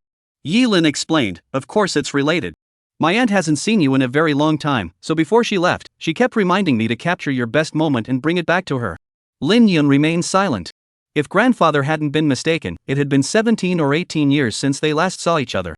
How tragic for parents everywhere. Due to the so-called gap in family background, they couldn't even see their own son, and in the end, they could only gaze at a painting to ease their longing. Although Lin Yun had no recollection of his rumored mother, this gesture alone showed how much she must have loved him. Soon, Yi Lin finished the painting and carefully placed it in the ring to keep it safe. At that moment, Lin Yun stood up from the rocking chair and looked at Yi Lin, saying, "Wait here for me. I'll ask you to paint another one for me later." Yi Lin was a bit puzzled but nodded in agreement. In the bedroom, when Zhao Ziyi heard that she was to take a photo with her beloved man and paint a portrait to send to her mother-in-law in the Imperial City, the young girl grew flustered and hurried to the wardrobe to pick out clothes. Watching Zhao Ziyi's frantic movements, Lin Yun teased, "Why are you changing clothes? The one you're wearing now is just fine." After saying that, Lin Yun began to appraise the young girl's revealing, sensual dress, the corners of his mouth curling upward. Zhao Ziyi, in the midst of her rush, glared at the man. This was a painting to be given to her future mother-in-law. How dare she wear such a dress? She didn't want her mother-in-law to think she was a woman of loose morals. Wearing it in their love nest was one thing, even going without was acceptable. But in front of others, especially in front of her husband's mother, she'd rather die than wear such a dress. Moments later, Zhao Ziyi changed into a very conservative white long dress, her hair neatly tied up, revealing her smooth, snow-white neck. The young woman put on earrings, applied lipstick, and carefully drew her eyebrows. From afar, she looked like a proper and dignified young woman. Lin Yun's smile grew even brighter. He embraced the young woman and whispered into her delicate ear, "Tonight, you'll wear this." Zhao Ziyi blushed at his words, her face flushing pink, and nodded obediently. When Lin Yun led Zhao Ziyi by the hand into the courtyard, Yi Lin's eyes lit up. She rushed forward joyfully and said, "This must be my cousin, right? She's so beautiful. If Auntie knew she had such a beautiful daughter-in-law, she'd be over the moon." Earlier in the house, Lin Yun had already briefly introduced Yi Lin to Zhao Ziyi. Therefore, upon hearing Yi Lin's praise, Zhao Ziyi blushed shyly and said, "My cousin is too kind. You're also very beautiful." Yi Lin seemed to like Zhao Ziyi very much, looking as though she had regretted not meeting her sooner. She pulled the young girl aside and started whispering to her in front of Lin Yun. Soon, the courtyard was filled with the silver bell-like laughter of the young girls. Watching the two girls act so close, Lin Yun felt like an outsider, which made him feel a bit down. He also couldn't help but sigh inwardly at how mysterious women's relationships could be. After all, the two had only met for the first time today, yet they were already acting as if they were old friends who hadn't seen each other in years. After chatting for a while, the two women finally remembered the important matter they needed to attend to. Moments later, Yi Lin began instructing Lin Yun and Zhao Ziyi on their posture and positioning, acting like a little teacher. Originally, Zhao Ziyi had planned to simply sit close to Lin Yun. However, Yi Lin felt that this didn't highlight their affection, insisting that she sit on Lin Yun's lap. Zhao Ziyi felt a bit shy, though it wasn't exactly a bold move after all, she'd done bolder things before. But in front of others, she still felt a bit self-conscious. However, Zhao Ziyi couldn't persuade Yi Lin to change her mind, so she reluctantly sat down on Lin Yun's lap with a stiff body. Yi Lin watched from a distance for a moment, then said with a hint of dissatisfaction, "Ji, your body is too stiff. Relax and be more natural. That's how you'll look your best." "Then, what should I do?" Zhao Ziyi asked timidly. "Your face should be pressed against your cousin's chest, and your hands should be holding his hands. Your feet aren't positioned correctly either. Do you understand? They should be placed on your cousin's other thigh." Yi Lin began guiding her step by step. The more Yi Lin instructed, the redder Zhao Ziyi's face became, like the evening sunset hanging low in the sky. Lin Yun watched the scene in silence. At that moment, he was quietly admiring the young girl in his arms, as if admiring a perfect work of art. As the saying goes, the most beautiful sight in the world is a beauty's shy glance downward. Looking at the young girl's flushed cheeks, Lin Yun couldn't help but sigh inwardly. There truly were landscapes in this world that could rival the pinnacle of sword art. It was just that in his previous life, he had moved too quickly and too hastily. Turning back suddenly, he realized how much he had missed. However, it was not too late. He still had the chance to make amends. Chapter 52, Farewell to Zhou Tianlin. Yilin's painting skills were exceptional. Not only were her paintings beautiful, but she also painted quickly. The portraits of the two were completed in no time. On the canvas, a delicate and charming young woman, gentle as water, was nestled in a man's arms. The girl's delicate face was filled with a mix of tension and happiness, and her bright eyes gazed at the man with endless tenderness and dependence. Sunlight filtered through the gaps in the leaves, casting dappled patterns on the two of them, enveloping this serene moment in a warm golden glow, evoking a sense of peaceful tranquility. Zhao Ziyi stood motionless before the easel, studying the painting of herself. A look of disbelief flashed across her small face. The young girl realized that the girl in the painting was even more beautiful than herself. At one point, Zhao Ziyi looked up at Yilin with admiration and said, "Cousin Yilin, you're so talented." Yilin seemed genuinely proud of her painting skills. Whenever the topic came up, she couldn't help but tilt her head slightly upward. She said with a proud expression, "Of course. Don't you know who I am? I'm the top painter in the imperial city. The noble young ladies from the wealthy families in the city all consider it an honor to own one of my paintings. Let me tell you, that's not even my strongest point. My true talent lies in painting." As she said this, Yilin suddenly glanced at Lin Yun beside her, seeming to realize that what she was about to say might not be appropriate for a man to hear. So the woman pulled Zhao Ziyi aside and whispered something in his ear. Lin Yun had no idea what the two women were discussing. He only noticed that Zhao Ziyi's cheeks were growing increasingly red, until they were as crimson as blood. Moments later, Zhao Ziyi bit her pink lips, as if making a major decision, and directly pulled Yilin into the bedroom. This scene piqued Lin Yun's curiosity. He wanted to see what these two little women were up to, but just as he was about to enter the bedroom, Zhao Ziyi quickly locked the door from the inside. Before closing the door, the young girl specifically warned him not to peek, or else she would punish him by not letting him touch her for a month. Lin Yun looked stunned and eventually shook his head helplessly. Zhao Ziyi and Yilin stayed in the room for a long time. It wasn't until the sun had set that Yilin emerged from the bedroom and left the small courtyard. As soon as he had seen Yilin off, Lin Yun pushed open the bedroom door and walked inside.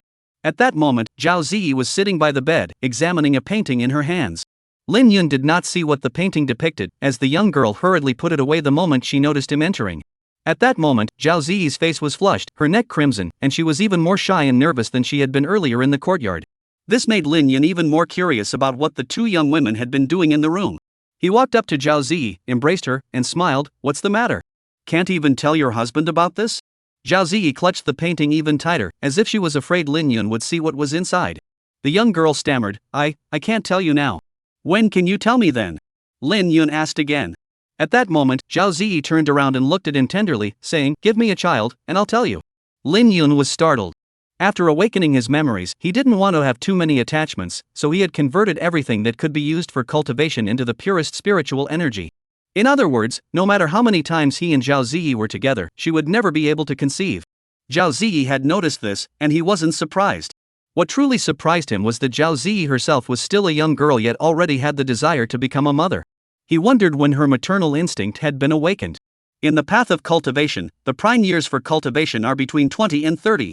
During this time, one typically races against the clock to cultivate. Let alone childbirth, even marriage is postponed until after the age of 30.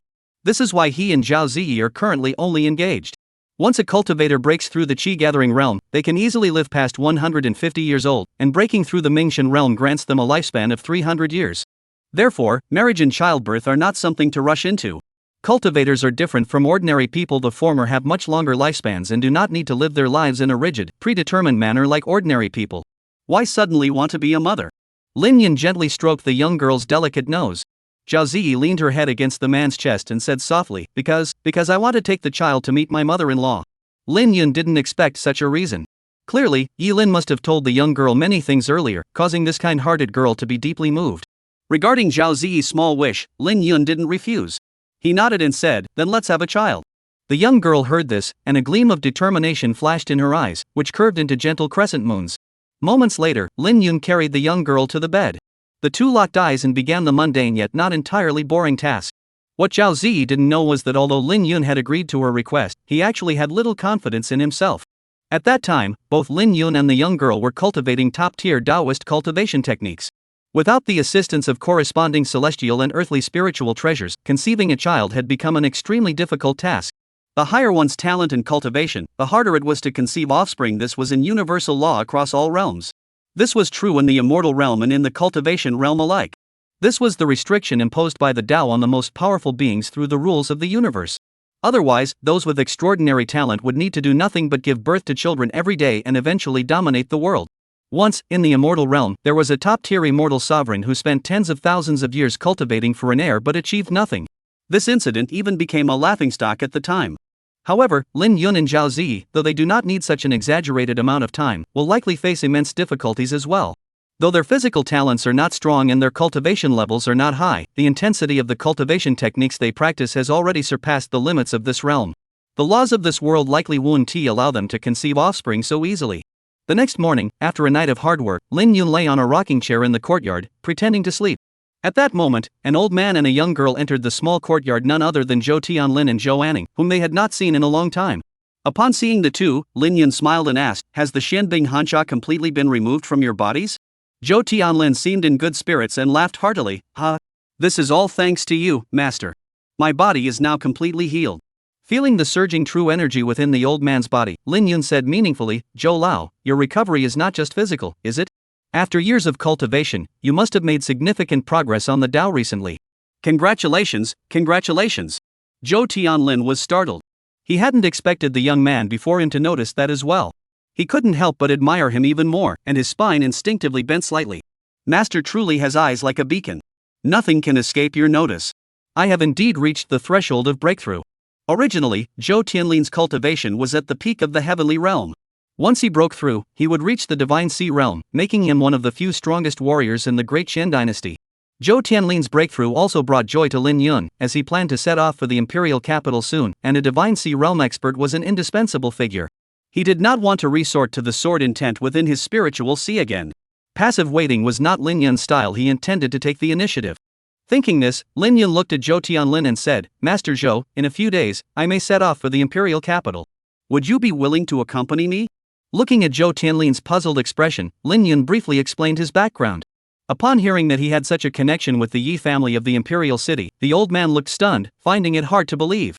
It wasn't that he thought the Yi family was too prestigious or had too high standards for Lin Yun to enter their doors. On the contrary, he felt that the Yi family was utterly blind, unable to recognize true talent. Someone like Mr. Lin, who doesn't seek favor, is one thing, but to actually try to suppress him? That's the biggest joke in the world. When Zhou Tianlin heard that the young man had killed two Yutian realm cultivators with his Kaiyuan realm cultivation, the old man sucked in a sharp breath, even more convinced of his own thoughts. Zhou Anning, standing beside him, gaped in astonishment, his face filled with shock. Moments later, as Lin Yun finished speaking, Zhou Tianlin hurriedly interjected, "Sir, rest assured. Give me half a month. Once I break through to the divine sea realm, I will personally escort you to the imperial city. I will ensure no one dares to harm you." As soon as he finished speaking, the old man emitted a terrifying aura, causing the surrounding air to distort and twist. In the affairs of the world, misfortune and fortune are intertwined. Blessings and misfortunes are intertwined. The Xianin Hansha poison had blocked the old man's progress for over a century, but it had also honed his foundational cultivation to an unimaginable depth. It was easy to imagine that once Zhou Tianlin broke through his cultivation realm, he would be a peerless existence among his peers. Lin Yun was satisfied with the old man's statement. The good karma he had cultivated by the Qinglan River had not gone to waste. With Zhou Tianlin as his ace in the hole, his journey to the imperial city would be much smoother. Chapter 53, The Maidservant's Duties. Is Zhou Lao a member of the imperial family? Though he had already formed a rough conclusion in his mind, Lin Yun still confirmed it. In the Great Qian dynasty, Zhou was the imperial surname. Being surnamed Zhou and possessing peak cultivation at the imperial heaven realm made it hard not to associate him with the imperial family. Upon hearing this, Zhou Tianlin slapped his forehead in frustration and said, "It was my oversight for not introducing myself to you earlier." "You were correct in your guess. I am indeed of royal blood, and they once called me Prince Lin." At this thought, a fleeting expression of nostalgia crossed the old man's face, as if he were reminiscing about his glorious past. Prince Lin, the Lin in ruling the world. Is Zhou Lao the brother of the current emperor of the Great Qian dynasty? Zhou Tianlin nodded, his expression complex. "That's correct. He is my older brother, and the Xianbing Hansha poison in my body was bestowed upon me by him." Lin Yun's face twisted into an odd expression. His original plan was to have Zhou Tianlin accompany him to the imperial city to deal with some minor troublemakers. But judging by the current situation, they hadn't even set off yet and had already offended the most powerful person in the Great Qian dynasty. Zhou Tianlin also noticed Lin Yun's expression. The old man smiled and said, "Sir, rest assured.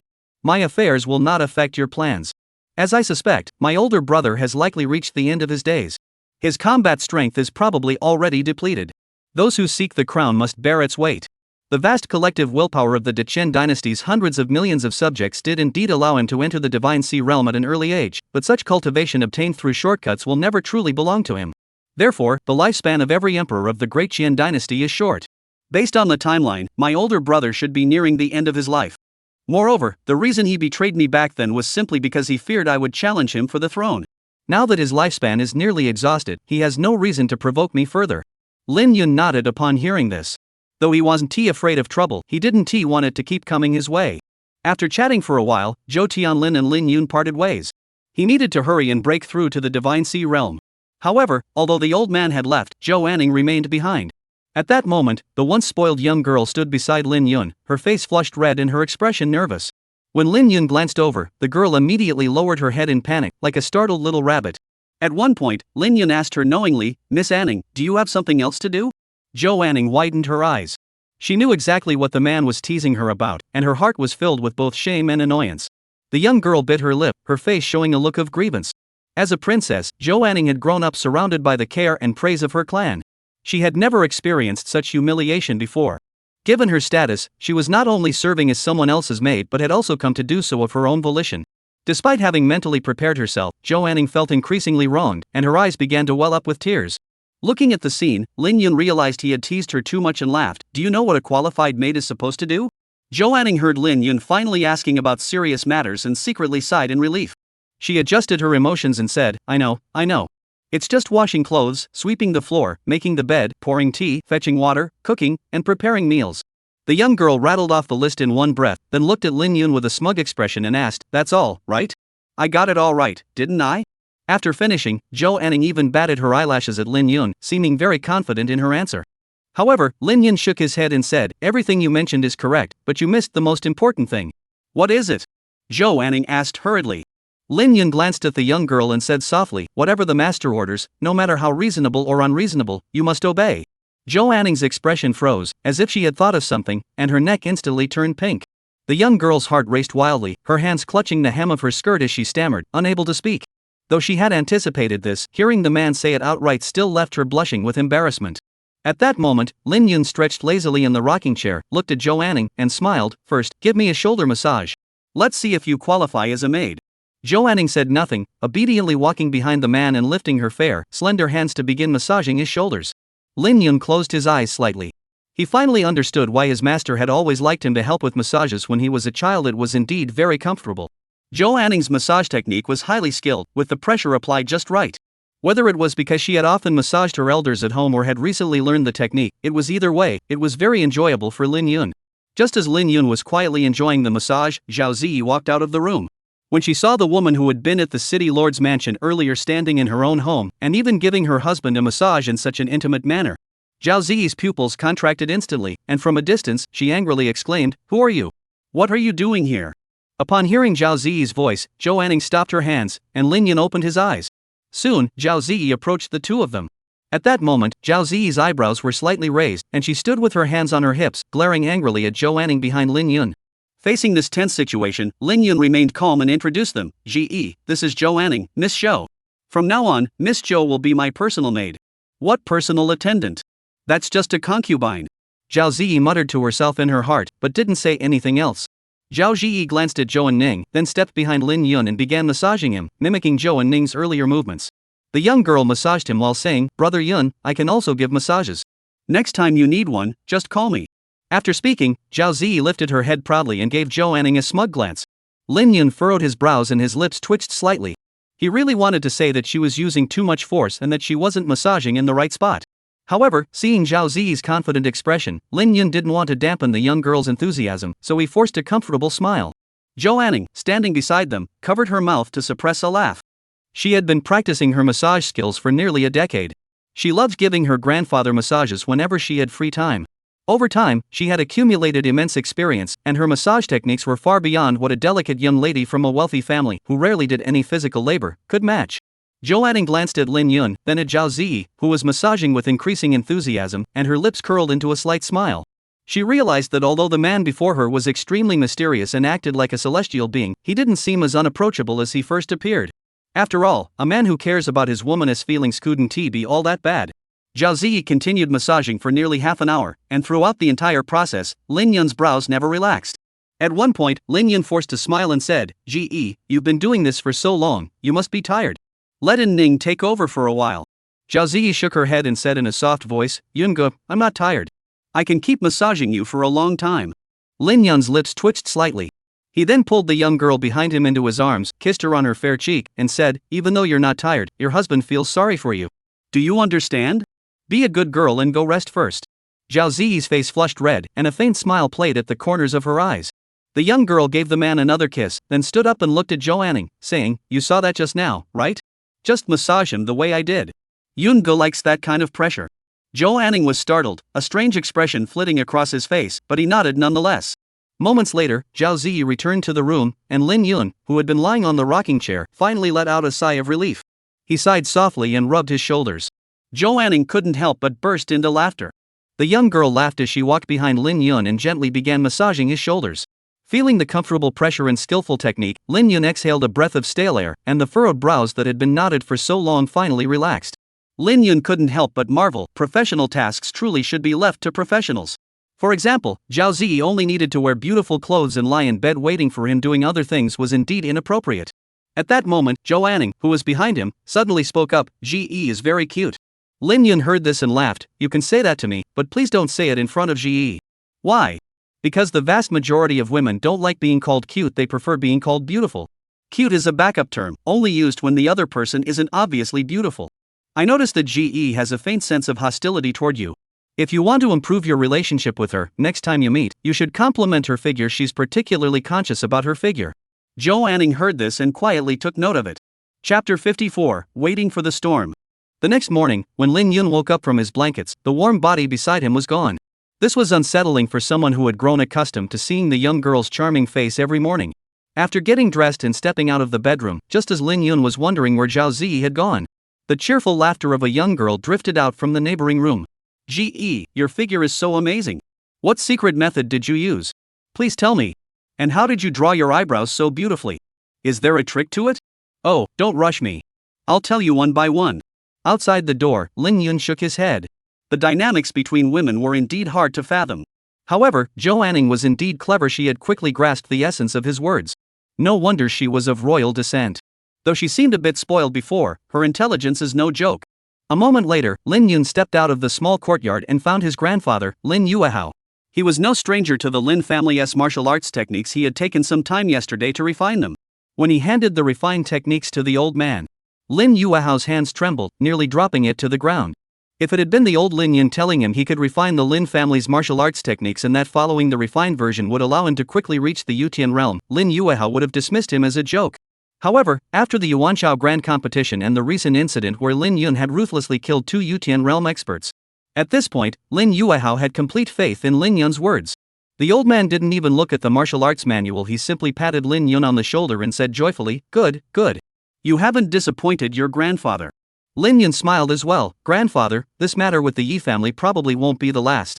Grandfather should strive to break through to the heavenly sovereign realm as soon as possible so that the Lin family can have some resistance. As for the other uncles, although their cultivation hasn't reached the peak of the Mingshan realm, grandfather can have them start cultivating this improved technique as soon as possible to strengthen their abilities. Don't worry, grandfather understands." After leaving Lin Yuehao, Lin Yun headed straight for the Drunken Immortal Pavilion. When Lin Yun took out the jade token that Lon Carey had given him earlier, soon, a middle-aged man dressed as an attendant approached him. The attendant smiled broadly and addressed him respectfully. "My name is Wu Haiping. You may call me Wu the attendant. May I ask which floor you would like to dine on? I will personally escort you there." Wu Haiping clearly recognized his identity and behaved with great courtesy. Lin Yun smiled and said, "Wu attendant, I'm not here to dine. I have something to discuss with Miss Carey. Is she available?" Wu Haiping looked somewhat reluctant and said, "The manager is certainly here, but he is currently busy with some matters and cannot be away. Would you mind waiting upstairs for a moment?" Lin Yun didn't think much of it and nodded. As the manager of the vast Drunken Immortal Pavilion, Lon Carey being busy was only natural. Moments later, Lin Yun was led by Wu Ji to a quiet and elegant room. After Wu Ji arranged for a servant to bring tea, he withdrew. Lin Yun didn't rush and sat down, sipping his tea. However, he ended up sitting there for nearly an hour. Lin Yun furrowed his brows and was about to call someone over to inquire when Wu Ji, looking embarrassed, walked in. The attendant from the Drunken Immortal Pavilion looked embarrassed and said, "Mr. Lin, I'm truly sorry. The shopkeeper is indeed occupied with some trivial matters." Seeing that Wu Ji did not seem to be lying, Lin Yun asked curiously, "What exactly is Kyra doing? Could you tell me?" Wu hesitated for a moment before forcing a smile. "There's no such thing as convenient or inconvenient. Since you want to know, I have nothing to hide. Here's the situation. Today, a group of young men came to the Drunken Immortal Pavilion. They must have heard about the shopkeeper's reputation and insisted that she serve them. After being refused, they started causing trouble at the pavilion. These young individuals possess remarkable cultivation levels, with the most advanced among them having already reached the Mingxian realm. Given the shopkeeper's strength, he naturally had no reason to fear these young people. However, it seemed that these individuals had some influential connections behind them, so the shopkeeper hesitated to act and remained frozen in place. Lin Yun looked enlightened and said to Wu Ji with a faint smile, "Take me up there. I want to see where these little insects came from." He wasn't one to meddle in others' affairs, but since he wanted to court Lan Carey, he naturally needed to demonstrate some sincerity. At this moment, the commotion caused by this group of people was like a gift from heaven for Lin Yun. Wu Ji hesitated for a moment but decided to take Lin Yun upstairs. This young man before him had a mysterious background. Perhaps he could truly help the shopkeeper out of this predicament. The Drunken Immortal Pavilion had 7 floors, with higher floors corresponding to higher status. However, although the Drunken Immortal Pavilion is nominally 7 stories tall, the 7th floor is rarely opened. The 7th floor was reserved for figures of the caliber of the city lord, Lu Bushing, and the dean of Xingha Academy. Even the heads of the 3 major families were not permitted to dine there. Yet at that moment, the luxurious private room on the 7th floor of the Drunken Immortal Pavilion was filled with a group of young people, none of whom appeared to be older than 30. These young people, both men and women, were dressed in luxurious attire and exuded an air of sophistication. At the forefront was a man wearing a blue brocade robe. At that moment, the manager of the Drunken Immortal Pavilion, Lan Carey, stood directly across from the blue-robed man. Lan Carey's originally delicate and charming face was now dark and gloomy, as if it could drip with water. The people before her were no match for her. She could easily crush them with a single slap. But she was not one of those lone wandering cultivators. She had a name and a reputation. If she were to act on her impulses, she would likely be hunted down by countless powerful individuals within half a month. Because these young people were all from the aristocratic families of the imperial city, and the man before her was a direct descendant of the Lu family, one of the 4 great families. The Lu family was one of the 10,000-year-old noble families, a family at the Divine Sea realm. Not even she, a mere manager of the Drunken Immortal Pavilion, dared to act recklessly, let alone if Lu Bushing himself were to arrive. At that moment, the blue-clad man at the front raised his wine cup, smiling slightly as he said, "Miss Kyra, have you made up your mind? If you're willing to serve me this cup of wine, I'll not only forgive you for today's incident but also grant you a lifetime of wealth and honor." As soon as the blue-clad man finished speaking, the young men around him began to cheer and egg him on. "Miss Kyra, what's there to hesitate about? It's just serving Lu Shao a cup of wine. It'll only take a few minutes." That's right. Mr. Lu is a direct descendant of the Lu family, with an unparalleled status. Don't you want to rise from obscurity and become a phoenix? Hearing these words, Lan Kair's expression grew increasingly somber. If it were just a simple toast, that would be one thing. But this man wanted to use her lips to warm the wine before drinking it. She, Lan Kair, was at least a well-known figure in Qingzhou City. How could she possibly do such a disgraceful thing? Wouldn't that make her no better than a prostitute? But she dared not refuse. Though these people weren't very powerful, they were clearly accompanied by stronger individuals, which was why they dared to act so brazenly. Just as Lan Carey was torn between a rock and a hard place, a loud click sounded, and the door to the room was opened. Everyone turned to look, and saw a handsome young man walking in leisurely, accompanied by a servant from the Drunken Immortal Pavilion. Lan Kair's face froze in surprise. She thought to herself, how did he get here? Though the young man before her was only at the opening realm cultivation level, for some reason, the moment she saw him, Lan Kair felt an inexplicable sense of calm. Everyone else frowned, as they had already instructed no one to enter. Before the leader, Lu Shao, could speak, a figure in the crowd rushed toward Lin Yun with impatience. The one who attacked was a slightly overweight man. He didn't hesitate to use a killing move, unleashing a violent surge of true energy that tore through the air and slammed toward Lin Yun's head. Before the fist even reached him, the overwhelming force of the punch had already enveloped Lin Yun entirely. This man was at the late stage of the opening Yuan realm. It was clear that if Lin Yun were an ordinary cultivator at the early stage of the opening Yuan realm, he would have been killed instantly without any warning. However, Lin Yun merely glanced at him and flickered his sword finger. In an instant, the room was filled with sword light, and a sharp sword she slashed toward the man. The sword light was as swift as lightning, striking first despite being launched later. The slightly plump man didn't even have time to react before the sword chi had already sliced through his neck. The next moment, with a thud, the man fell to the ground, lifeless. Everyone present was stunned. A early-stage Kaiyuan realm cultivator had just killed a late-stage Kaiyuan realm cultivator in an instant? At that moment, everyone's gaze toward Lin Yun changed. But it wasn't fear, it was anger. How dare someone kill their aristocratic clan's young masters? Yes, in their minds, only they were the ones who killed others, while others could only submit to their fate. Suddenly, a dozen powerful auras surged toward Lin Yun like towering waves. The floor made of purple ironwood creaked under the immense pressure. Lin Yun remained unfazed, but Lan Carey beside him grew tense. Among the dozen or so auras, several belonged to beings at the Mingxian realm, while Lin Yun was only at the Kaiyuan realm. How could he possibly withstand such power? Without a moment's hesitation, Lan Kai released her domain, enveloping Lin Yun within it. The dozen or so oppressive auras instantly vanished like winter snow meeting the scorching sun. Watching this scene, the noble young men from the imperial city all furrowed their brows. Among them, the young man surnamed Lu spoke displeasedly, "Miss Lan, are you protecting this man?" Though she knew it wasn't wise to offend them, Lan Carey nodded and said, "He attacked first." Lin Yun was merely defending himself. However, Lu Yun wasn't interested in Lan Carey's explanation. He didn't care who had acted first, all he knew was that his men were dead. Regardless of the reason or who started it, the killer must pay with their life. In his eyes, Lin Yun was already as good as dead, and it was only a matter of time. At that moment, he didn't want to bother with a dead man. Lu Yun stood up from his chair and walked up to Lan Kairan, saying, "Miss Kairan, if you are willing to spend the night with me, I will overlook what happened earlier. Please consider this carefully, this is your last chance." As Lu Yun spoke, his neck was slightly tilted upward, like a proud emperor. Before Lan Kairan could speak, Lin Yun interjected, "There's no need to consider it." "She won't agree." Lin Yun spoke while staring directly at Lu Yun, his face bearing a calm expression. Lu Yun merely glanced at Lin Yun and remained silent. Lan Kaier looked at Lu Yun, who was waiting for her answer, then glanced at the indifferent-looking young man beside her. After a moment of thought, she bit her red lips and said with a complex expression, "I refuse." "Very well." Lu Yun's expression turned extremely cold, and he said nothing more, walking out of the room. After Lu Yun left, the others followed him out. As they departed, their glances toward Lin Yun and Lan Sairua were filled with a hint of schadenfreude, as if they were looking at two dead people. Lin Yun knew this matter wasn't over yet. The reason they left was simply because they couldn't currently do anything to Lan Carey, who was at the peak of the Mingxian realm.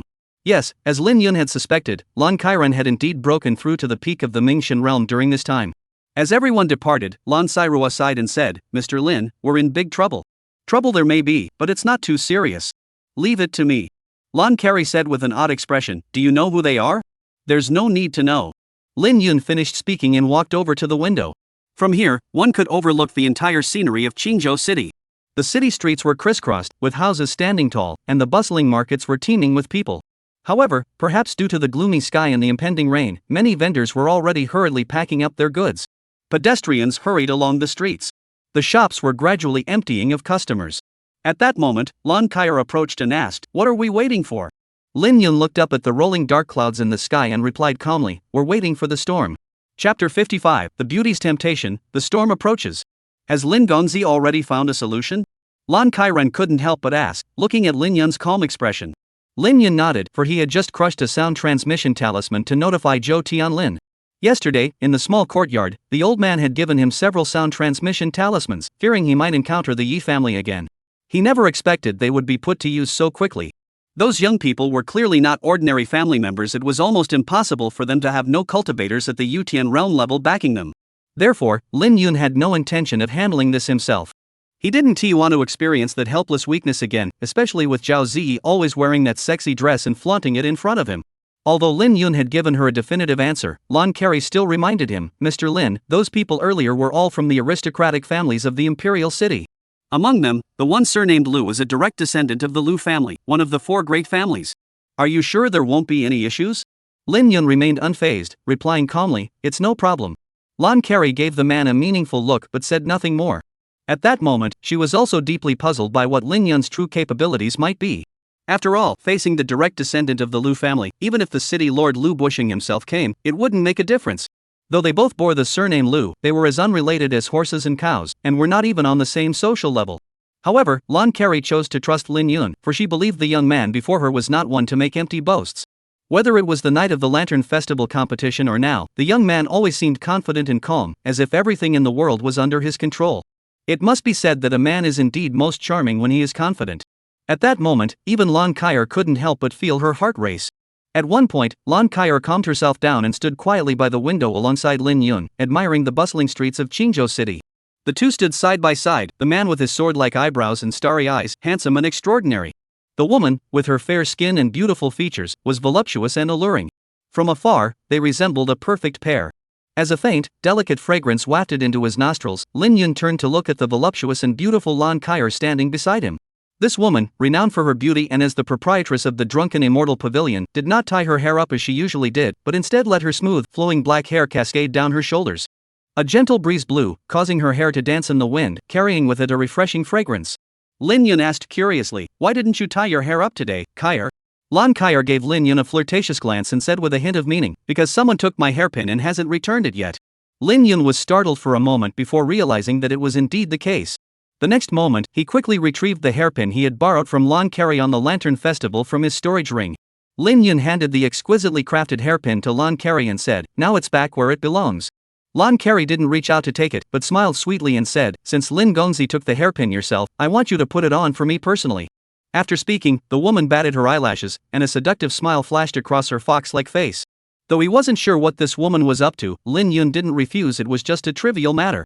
Just as he was about to act, Lan Kairan had already thrown herself into his arms, just like how Zhao Ziyi liked to throw herself into his arms every time she came home. The only difference was that he and Zhao Ziyi were engaged, while he and the woman before him had only met a few times. Lin Yun remained composed. He was no longer the man who would stiffen at the slightest touch from a woman. Under Zhao Ziyi's guidance, he had long since become adept at such matters. Soon, a faint fragrance filled the air, more intoxicating than the strongest wine on earth. The beauteous dimples held no wine, but a single glance back was enough to intoxicate the masses. At that moment, their chests pressed against each other, their nostrils touching, and the distance between his lips and Lan Kair's pink, tempting lips was mere inches. At that moment, all Lin Yun needed to do was move slightly to taste the essence of a woman. However, he did not do so. Instead, he casually placed his hand on the woman's back and gently lifted Lan Kair's smooth, silky hair. He simply helped her tie her hair into a bun and gently inserted the hairpin. Lan Kair's snow-white, smooth neck was once again exposed to the air, with tiny hairs gently trembling in the breeze. Lin Yun noticed that Lan Kair looked more alluring with her hair tied up in a bun. Although Lan Kairan with her long hair covering her hips looked younger, there was still something missing in her appearance. Lin Yun lowered his head and couldn't see the woman's feet. Lin Yun looked up and met the woman's eyes, which seemed to melt even the hardest steel. His heart remained still as water, and he joked, "Miss Treyer, have you fallen for me? I am a married man." Lan Kair remained expressionless, her breath fragrant as she replied, "I simply enjoy tempting married men." Lin Yun took a step back, raised his finger, and gently tapped the woman's snow-white forehead, laughing, "You're just a virgin, don't try to act like a seasoned lover in front of me." Lan Kair's eyes flickered with surprise, curious how Lin Yun had figured it out. After all, ever since she arrived in Qingzhou, she had been dressed like a married woman, all to avoid attracting too many reckless suitors. Her current cultivation level was at the peak of the Mingxin realm. Even someone at the peak of the Yutian realm wouldn't be able to tell if she was a virgin with just a glance, would they? Lan Kair found Lin Yun increasingly mysterious. She grew even more curious about this extraordinarily handsome young man before her. Lin Yun naturally noticed the woman's gaze. He teased her as usual, "Miss Carey, it's best not to develop any curiosity about me." "Why?" the woman asked. Lin Yun replied indifferently, "Because once a woman becomes curious about a man, it is the beginning of her downfall." "Is that so?" Lan Kair, upon hearing this, seemed completely unfazed and instead moved closer to the man. At that moment, the two resumed their previous ambiguous distance. The woman blew warm breath into Lin Yun's ear and said, "Mr. Lin, do you know that in our hometown, when a man helps a woman tie her hair and insert a hairpin, it is a sacred act done only on the second day after the wedding night? This act signifies that the couple has officially become lifelong partners, sharing both hardship and joy." Lan Siren's meaning was clear. In her hometown, Lin Yun's act of arranging her hair and inserting the hairpin was already equivalent to being married. Lin Yun didn't want to delve into the truth of the story. He didn't say the words the woman wanted to hear. Instead, he looked apologetic and said, "Then it seems I shouldn't have helped Miss Carey put on that hairpin." Lan Kairan smiled brightly and said, "So, Mr. Lin, would you be willing to help me make up for what was done before the hairpin was inserted?" The matter before arranging her hair and inserting the hairpin was the wedding night. Faced with such a blatant seduction, Lin Yun merely replied half-heartedly, "Next time, for sure." After speaking, Lin Yun turned to gaze at the scenery below the Drunken Immortal Pavilion. It wasn't that he was as chaste as Lu Xiaowei, remaining unmoved by temptation, but rather that he didn't know whether the woman before him was genuinely expressing her feelings or just putting on a show. Just as he had previously evaluated Lan Kair, this woman's heart was blocked by too many things, and he couldn't see through her. Though she was beautiful, if her feelings weren't genuine, he didn't want to get entangled in such karma. Lan Kairan stood quietly beside Lin Yun, saying nothing, her face adorned with a faint smile, as if the earlier flirtation had never happened. At that moment, the woman looked deeply into Lin Yun's eyes and sighed in relief. She had not misjudged him. If Lin Yun had acted like other men and rushed to show his desires, then Lan Kairan would have simply regarded him as a friend, without any other intentions. But to her surprise, in the face of her seduction, Lin Yun had truly managed to remain as calm as still water. Such composure couldn't help but make her look at him with newfound respect, while also stirring certain special emotions within her. A cool breeze suddenly arose, and the rolling dark clouds above the dome finally reached their peak. Soon, a light drizzle began to fall, draping the ancient city in a veil of mystery and enchantment. The fine rain fell like a woven cloth, gently caressing the cobblestone streets. Raindrops danced on the eaves, emitting crisp, pleasant sounds. In the distance, the grand mansions loomed faintly through the rain, their large red lanterns swaying in the mist, emitting a soft glow. Closer to the center, the once bustling streets are now filled with colorful oil paper umbrellas, resembling vibrant flowers in full bloom amidst the rain. Pedestrians hurry along, heads bowed. Vendors bustled about in the rain, hurriedly packing up their goods, their faces betraying a mix of reluctance and resignation. Life's myriad forms are too numerous to count. Suddenly, a piercing flash of lightning split the sky, illuminating a vast expanse of the heavens. Lin Yun looked up and murmured, "The storm is coming." No sooner had the words left his mouth than the door behind them was kicked open with a loud thud. Chapter 56, The Beauty Warms the Wine. As the door was kicked open, the group of noble young men from the imperial city who had already left filed back in. What surprised Lin Yun and Lan Kaier was that the person leading the group was no longer the arrogant Lui Yun from earlier. Instead, it was a tall, elegantly dressed man in a brocaded robe. This man in brocade robes was also very young, but his every movement exuded an air of having held a high position for a long time. Following closely behind the man in brocade robes was an elderly man dressed in black. Though the old man's aura was concealed, Lin Yun immediately discerned his cultivation level. The old man was a mid-stage Yutian realm cultivator, whose cultivation level was one rank higher than the two individuals sent by the Yi family earlier. Besides the old man, there were two more early-stage Yutian realm cultivators and several peak-stage Mingxian realm cultivators in the crowd. This lineup was undeniably powerful, capable of sweeping away any faction within Qingzhou province. Upon seeing the Yutian realm cultivators, even Lan Carey couldn't help but narrow her pupils, sighing inwardly. No wonder they're nobles from the imperial city. They really know how to make an impression. Even when they go out, they bring Yutian realm experts along. Lan Kaier instinctively glanced at Lin Yun beside her. Upon seeing his calm expression, she sighed in relief, but the faint emotion in her heart grew even stronger. Lan Kaier realized she had somehow grown fond of this inexplicable sense of security, despite having only met him a few times. At that moment, the other noble young men had already entered the room. Lin Yun looked at the man in the brocaded robe leading the group. He noticed that aside from a fleeting look of astonishment when he first saw Lan Carey upon entering, the man had maintained a faint smile, exuding a confident air of control. It must be said that, whether in appearance or demeanor, the man in the brocaded robe before him was far superior to the previous Lui Yun. The man in brocade robes walked slowly toward the two of them, looked at Lin Yun, and spoke in a calm tone. "Did you kill Zhu Zhan?" Lin Yun replied just as casually, "If the Zhu Zhang you're referring to is the one who ambushed me, then you're probably correct." The man in the brocaded robe nodded and smiled. "If you commit suicide right now, I might consider sparing your family." Though his face was always smiling, giving off an extremely kind appearance, the words that came out of his mouth were ruthless and cruel, creating a stark contrast that was unsettling. Lan Kaier, standing beside Lin Yun, felt a chill run down her spine upon hearing this. However, Lin Yun remained unfazed. He glanced at the man in the brocade robe and said meaningfully, "Today is still long. Perhaps we can wait a little longer." "Wait for what?" "For my trump card." The man in the brocaded robe heard this and said with a playful tone, "What's your trump card? Is it the three great families, the city lord's mansion, or Qinghai Academy?" Lin Yun shook his head. "Neither." Upon hearing Lin Yun's denial, the man in the brocaded robe wore an expression of keen interest. He had already investigated all the prominent factions in Qingzhou, yet the other party's trump card wasn't any of those. This indeed piqued his curiosity. He had originally planned to call upon Li Lao to intervene directly, but now he suddenly didn't want this intriguing game to end so quickly. He wanted to see what expression the other party would have when their so-called trump card arrived and faced three heavenly sovereign-level experts. That would certainly be very amusing. Thinking this, Josephine sat down on a chair, a playful smile on his face. The young nobles behind Josephine also realized what the third prince intended to do, and their faces all took on an expression of anticipation. They didn't believe that within Qingzhou, there was any faction capable of simultaneously taking on three Yutian realm experts and several Mingxian realm peak-level cultivators. Lin Yun was unaware of their thoughts. Seeing Josephine sit down, he also took Lan Siren's jade-like hand and sat down, then leisurely picked up a clean wine cup and began drinking alone. Watching this scene, Josephine's expression grew even more amused. He hadn't seen someone this interesting in a long time. He couldn't help but speak up. I've decided not to kill you later. I'll just kill your backers. Such a person is too valuable to kill. Let him live in this world and slowly witness its cruelty. That is the greatest punishment he could receive. Killing someone is merely cutting off their head. The cruelest punishment in this world is to destroy their heart. Lin Yun was unaware of Zhou Zifen's thoughts. After downing another cup of wine, he laughed as well. You should be grateful you said that, because you'll soon discover those words saved your life. Reciprocity is a virtue. I won't kill you either. I'll only kill the one behind you, the one at the Yutian realm. Zhou Zifen was still in shock when the black-clad old man behind him suddenly contracted his pupils and wore an expression of utter disbelief. His cultivation level had been seen through by the other party? Even Qin Shan, the dean of Qinghe Academy, couldn't discern his cultivation level. The old man wanted to warn Zhou Zifen, but he feared that Lin Yun had merely learned some secret technique to see through others' cultivation levels and was just putting on a show. Having followed Zhou Zifen for so many years, he knew his master's character well. He most despised others interrupting someone while they were displaying their divine power. After much deliberation, the old man chose to remain silent. He didn't believe that someone from the small Qingzhou region could be their opponent.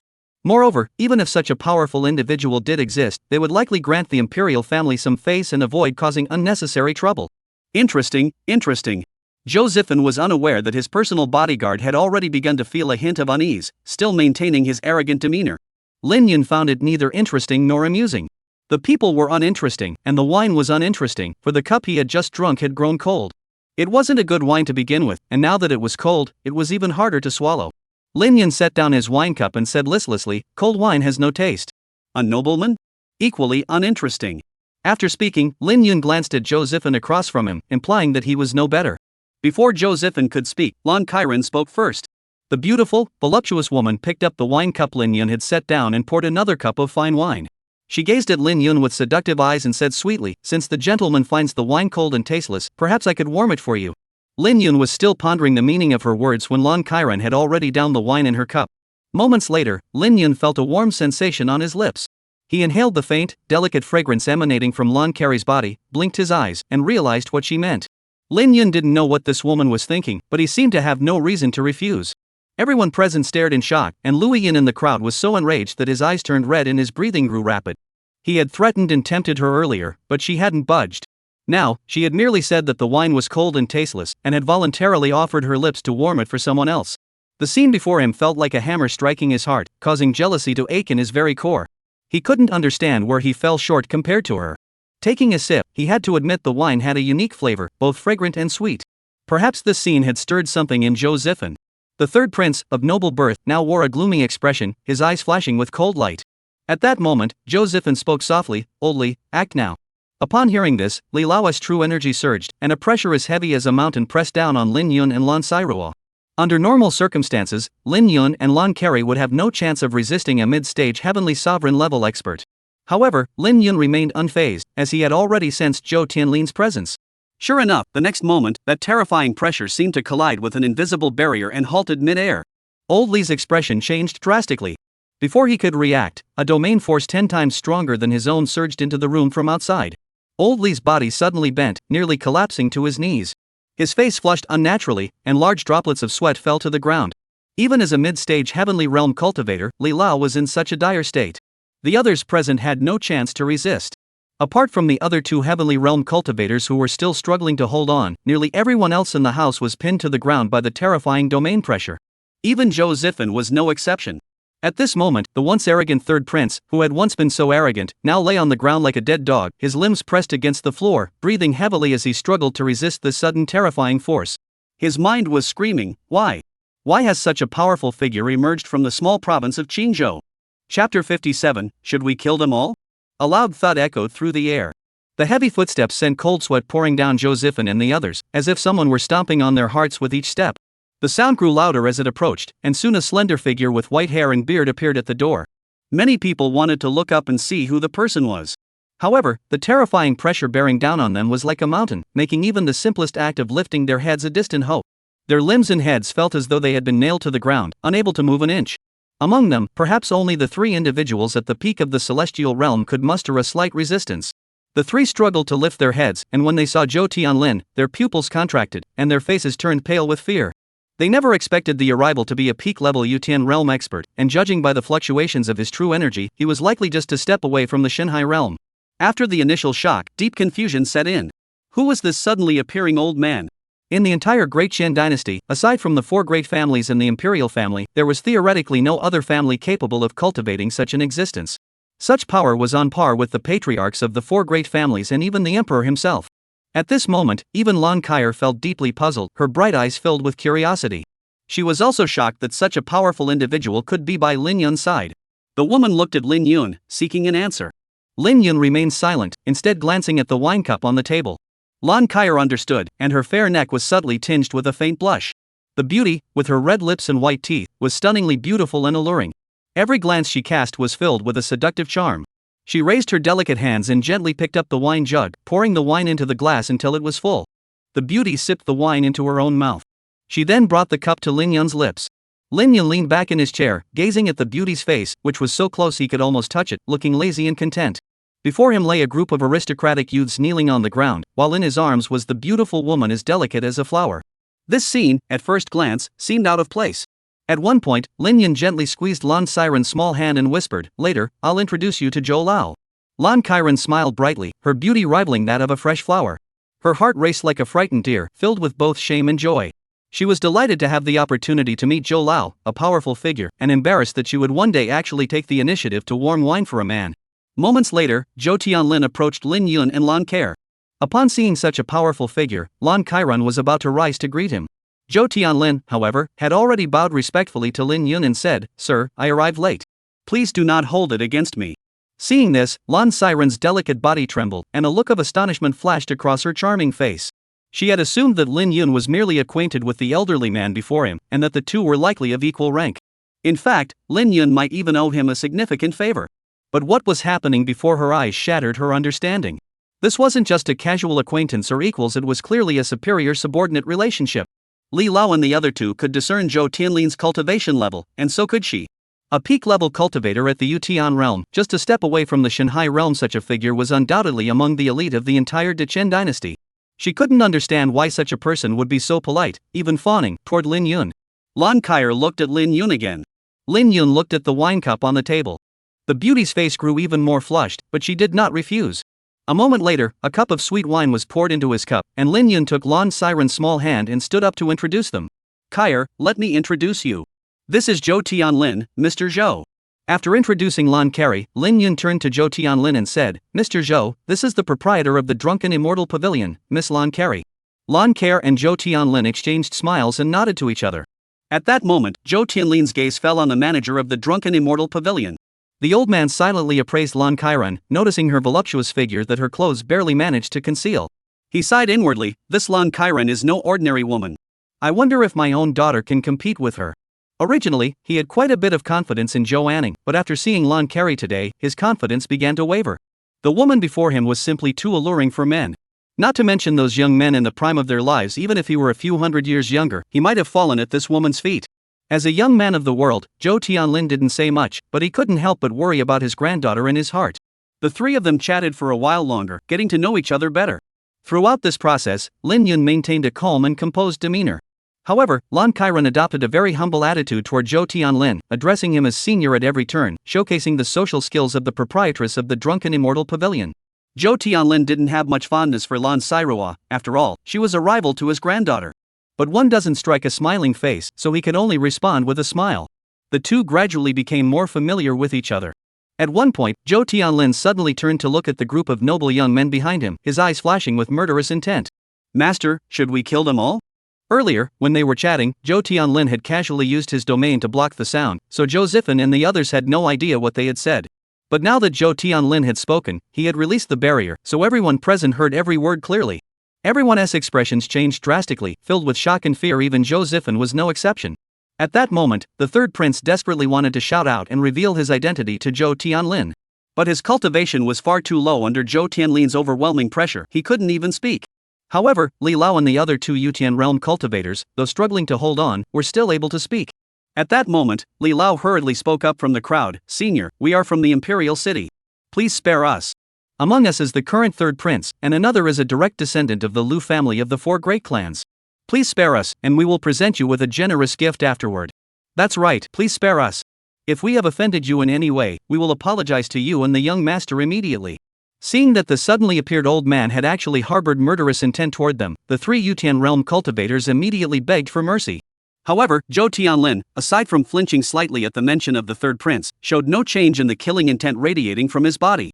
At that moment, Zhou Tianlin turned his gaze toward Lin Yun, as if he would immediately slaughter all the aristocratic youths before him without hesitation if the young man nodded. Lin Yun glanced at the old man and smiled. Although Zhou Lao has some grudges with the current emperor, does he even spare his own nephew? Zhou Tianlin remained unfazed, replying coldly, from the moment he showed disrespect to my master, he had already chosen his own path to death. Lin Yun smiled. He was satisfied with Zhou Tianlin's response. At that moment, he was already considering whether to help the other party refine his martial arts techniques after this matter was settled, to aid him in advancing further on the path of cultivation. A sword that could be used for one's own purposes was naturally better when it was sharp. The two spoke without any hesitation, so everyone present heard their conversation. At that moment, Li Lao, who was among the crowd, suddenly remembered something and exclaimed in horror, You're the Prince of Lin. The Lin Wang, the ruler who once dominated the world, a legend of the Zhou royal family. Zhou Tianlin was not only the youngest heavenly realm expert in Zhou family history but also the only one who had never been defeated by peers of the same realm since his debut. He had once been the pride of the imperial family, representing the younger generation of the royal clan, and was regarded as the future emperor. Old Li never imagined that they would encounter the Lin Wang, who had been in hiding for over a century, in this remote region of Qingzhou. Chapter 58, Everyone Kneels. After the initial shock, deep fear set in. If the arrivals were other powerful figures, they might still hesitate due to the imperial family's prestige. But if it was this Prince of Lin, the outcome was uncertain. For it was rumored that he had vanished all these years due to the current emperor's treachery, and Zhou Zifen was the emperor's own son. Under such circumstances, would he spare them? Li Lao had considered this possibility, and Zhou Zifen naturally had as well. At this moment, fear was no longer the only emotion on Zhou Zifen's face. His entire complexion had turned pale, and his body began to tremble uncontrollably. He was terrified that this so-called uncle of his would be the first to be sacrificed. Lin Yun had no intention of slaughtering everyone. He merely glanced at the black-clad old man behind Zhou Zifen and said, "Let's deal with this one first." Earlier, Zhou Zifen had said he would only kill their trump card and spare him. Now, he would kill the other side's trump card first. It would be impolite not to reciprocate. Since the other party intended to eliminate him, he would do the same to them. Zhou Tianlin heard this and did not ask any further questions. With a casual wave of his hand, a violent surge of true energy erupted like a cannonball, hurtling toward the old man Li. Li Lao's pupils contracted, but before he could counterattack, the pressure surrounding him suddenly intensified by several fold, as if he had been trapped in quicksand. Unable to dodge, he could only brace himself. Li Lao clenched his fists, sending gusts of wind in all directions, colliding with the true energy. Boom! A deafening explosion echoed, sending the nearby tables and chairs flying, with bowls and chopsticks clattering to the ground. The residual force of the explosion attempted to spread outward, but just as it began to gain momentum, it was suppressed by a powerful domain force, ensuring that the shockwave remained confined to a small area. After the noise subsided, Zhou Tianlin remained unfazed and turned his gaze back to Lin Yun. As for the mid-stage Yutian realm cultivator Li Lao, his chest was caved in, blood trickled from the corners of his mouth, and his vital energy had completely vanished. A casual strike, and a mid-stage Yutian realm cultivator was dead. The scene fell into complete silence, with many faces betraying expressions of despair. Even the strongest Li Lao was dead. Could the next target be them? Seeing Zhou Tianlin's gaze, Lin Yun remained silent and instead turned to Lan Carey beside him, asking, "Who do you want to kill among these people?" Lan Carey shook her head and said softly, "They don't deserve to die. Just apologize to me." Lin Yun glanced at the woman, understanding that she didn't want to escalate the situation, and nodded. However, although the woman only said that these people should apologize, Lin Yun still planned to add some conditions, otherwise it would be too lenient for them. The next moment, Lin Yun stood up and addressed the noble young men on the field. "Each of you must kneel before Miss Care and kowtow 3 times, apologize, and this matter will be settled."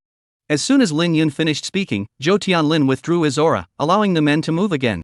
However, although Zhou Zifen and the others stood up, their expressions were incredibly grim. Lin Yun had actually made them kowtow and apologize to an unknown woman. If this got out, they would lose all face. Seeing the hesitation and conflict on their faces, Lin Yun didn't rush them. He leaned back in his chair and pretended to doze off. He was confident that they would eventually make the right decision. It was only a matter of time. In this world, there is nothing more important than life itself. He believed that there were certainly people in this world who would rather die than surrender, but they certainly weren't the group of noble playboys before him who only knew how to indulge in pleasure. Sure enough, after a short while, a slender man stepped forward from the crowd.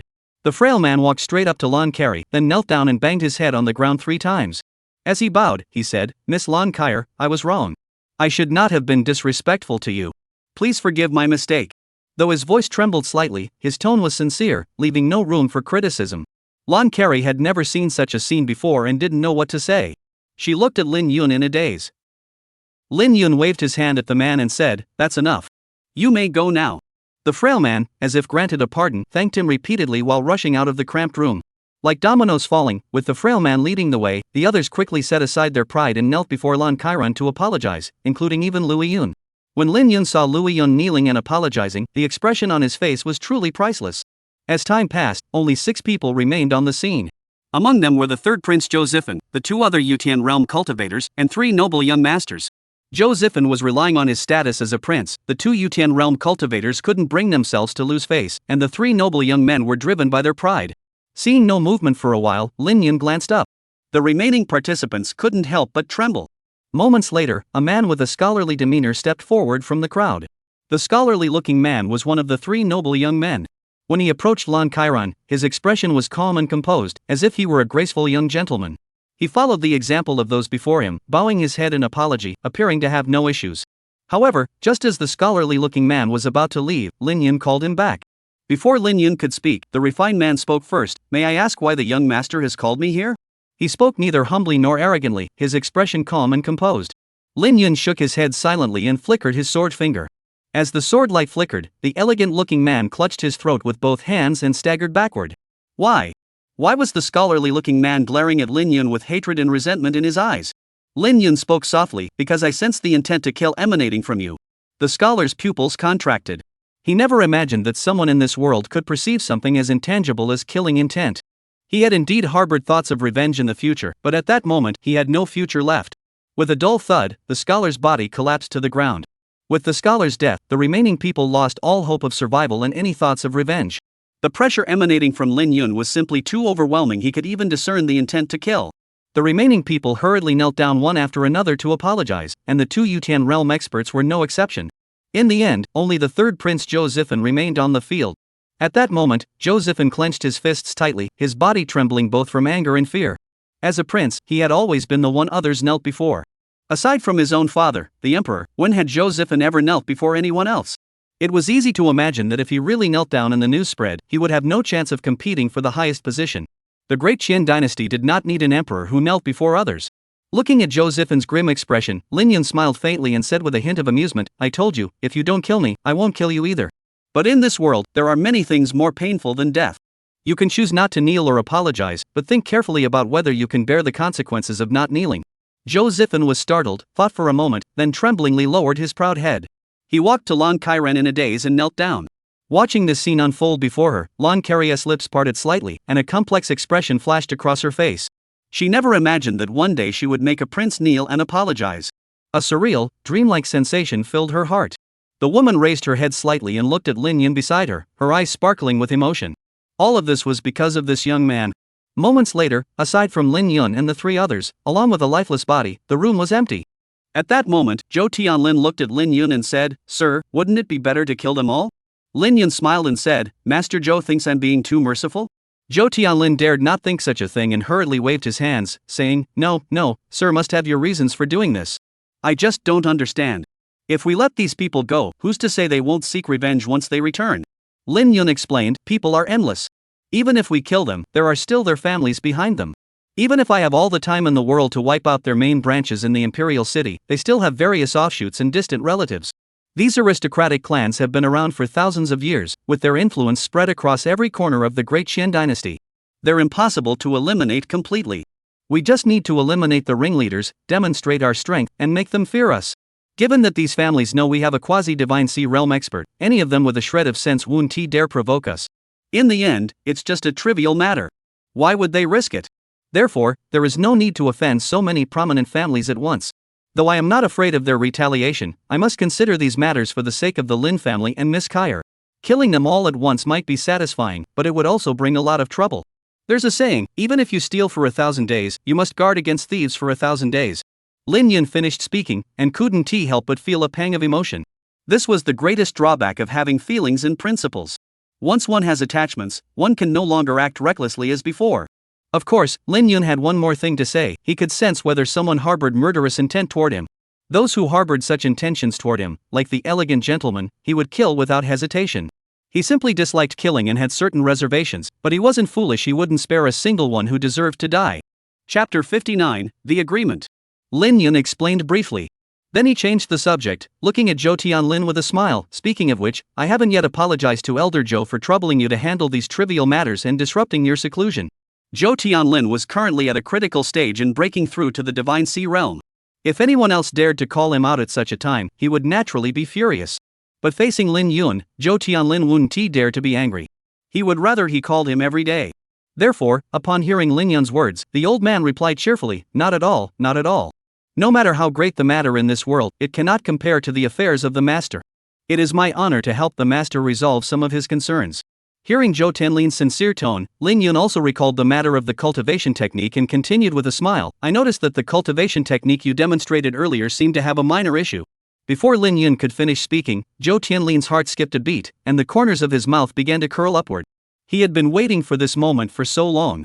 Ever since he saw Lin Yun help Lu Buxing refine his martial arts technique last time, he had been seething with envy.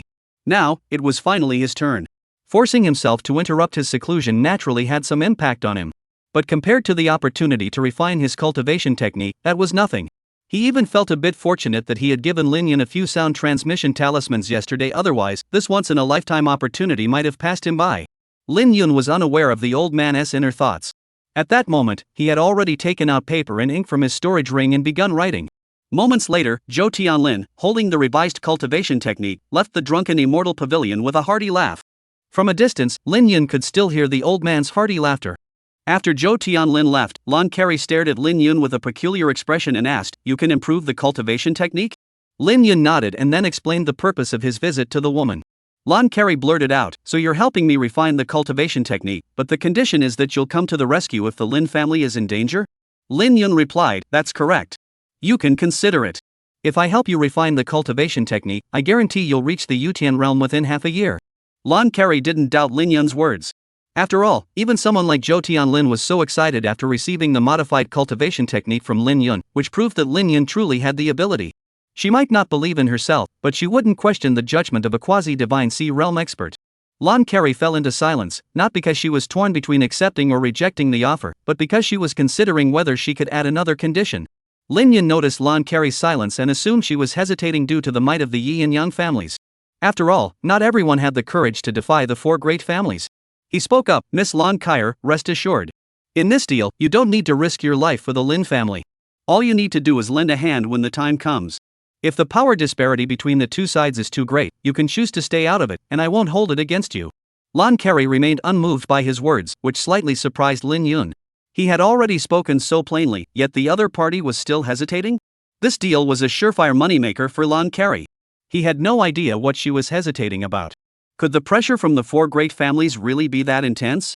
While Lin Yun was still puzzled, Lan Carey spoke up. The alluringly beautiful woman smiled sweetly and said, "Mr. Lin, if you need my assistance for the Lin family, it is not impossible. However, I have one condition." "What condition?" Lin Yun was still wondering if this woman was being too greedy when Lan Kairan spoke again. "I also want you." After saying this, Lan Carey batted her eyelashes, her face even more alluring. Before Lin Yun could react, Lan Kairan had already pressed herself against his chest, wrapping her arms around his neck, as intimate as a loving couple.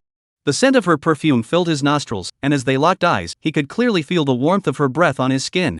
Lin Yun remained silent, quietly gazing at the enchanting face mere inches away. At that moment, he gently lifted the woman's head with his right hand and asked, "Do you know what you're doing?" Lan Carey parted her pink lips, exhaling a fragrance as delicate as orchids and musk, and spoke in a soft, sweet voice, "I am not some naive young girl who knows nothing of the world. Of course I know what I am doing. I'm not the kind of woman every man desires. I'm not someone every man desires. Do you like me? Do you not believe me, young master?" "Why?" "Because I feel that if a woman is destined to marry in this lifetime, there seems to be no better choice than you, young master." Lin Yun remained silent. His gaze fell downward. At that moment, Lan Kairan's face was flushed, her eyes were seductive and dreamy, and her bright eyes seemed to be brimming with a pool of spring water. The woman gazed at him with love-filled eyes. He could even clearly hear the sound of her heart racing and her breathing growing increasingly rapid. He saw his own reflection in her pupils, and he saw something else as well. The eyes are the windows to the soul. A person's actions, movements, and expressions may deceive, but the eyes never do. Before this, even though Lon Carey had flirtatiously warmed his wine for him several times, Lin Yun hadn't really taken it to heart. Because he knew that even if a woman was willing to kiss you, sleep with you, or have your children, it didn't necessarily mean she was in love with you. It could simply be a matter of necessity or a calculation of pros and cons in life. But now, through those eyes, he seemed to have found the answer. Perhaps it was because he had rejected too many women in his previous life, causing him to grow soft-hearted in this one. Or perhaps, without the influence of his former ruthless ways, once the floodgates opened, there was no stopping him. Facing a woman, a beautiful woman who harbors feelings for him, he seems to have no reason to refuse, nor can he think of a reason to refuse. Food and sex are natural desires. Whether driven by human nature or practical considerations, accepting Lon Chiron is a choice that promises great rewards. He's not one of those noble male protagonists in plays who become prostitutes yet still erect a memorial archway to uphold their virtue. The great way endures for 10,000 years, yet loneliness is as cold as snow. Since you've already chosen the path of love, there's no need to look back. Thinking of this, Lin Yun blinked and lowered his head. This kiss was incredibly long, lasting until the rain outside finally stopped. Of course, it was just a kiss, they didn't do anything else. At some point, after helping Lon Carey refine her martial arts techniques, Lin Yun stood up and left directly. As he walked, Lin Yun said, "In a while, I will leave Qingzhou to handle some matters in the imperial capital. When I return, if your feelings have not changed, you may follow me wherever I go." Lin Yun intended to give the woman some time and himself some time as well. After all, he and Lon Chiron had only met a few times, and he wasn't sure if her feelings were just a momentary surge of emotion. Inside the house, the woman's face flushed, and the corners of her mouth turned up slightly. After Lin Yun left, Lon Chiron went to the window. She looked down and saw the young man emerging from the drunken immortal pavilion. She stood there motionless, staring in the direction he had gone. Until he shrank to the size of an ant, until he was obscured by the layers of buildings, and could no longer be seen. The wind after the rain was moist yet cool. The cool breeze caressed the woman's flawlessly delicate face. The warmth on her face slowly faded, but the heat in her heart grew ever more intense. When she was a child, her mother had told her that if she ever met someone who made her heart race, she must not be shy and must seize the opportunity.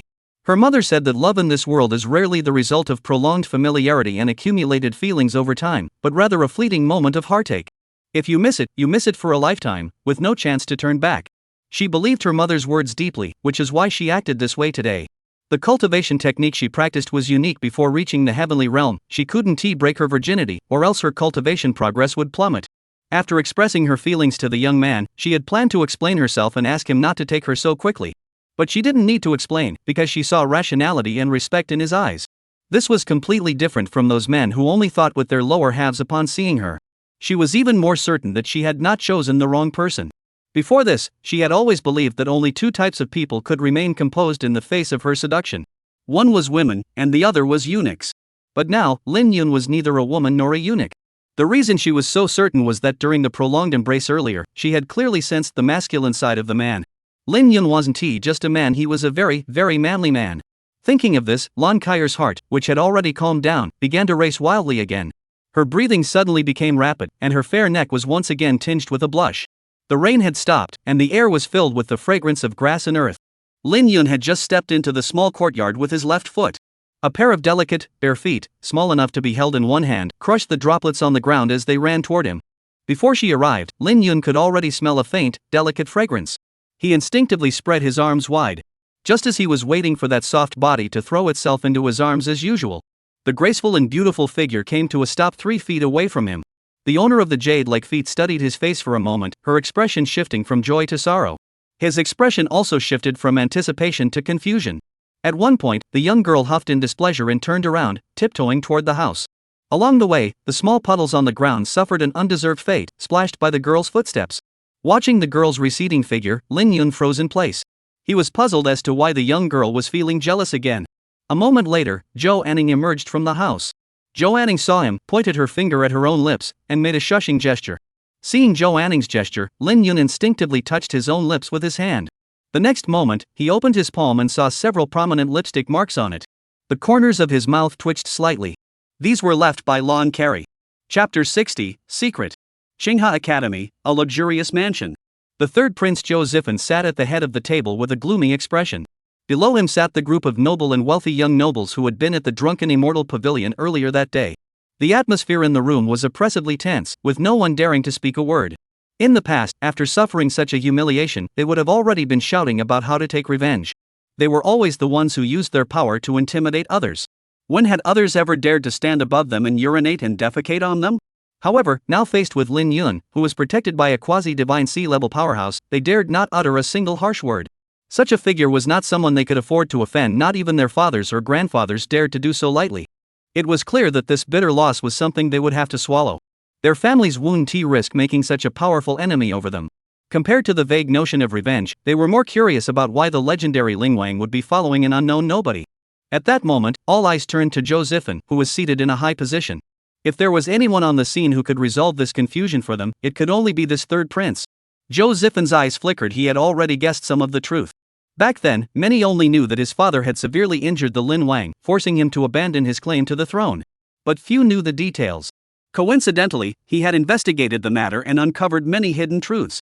Back then, his father had not won honorably, as he had used poison to narrowly secure the throne.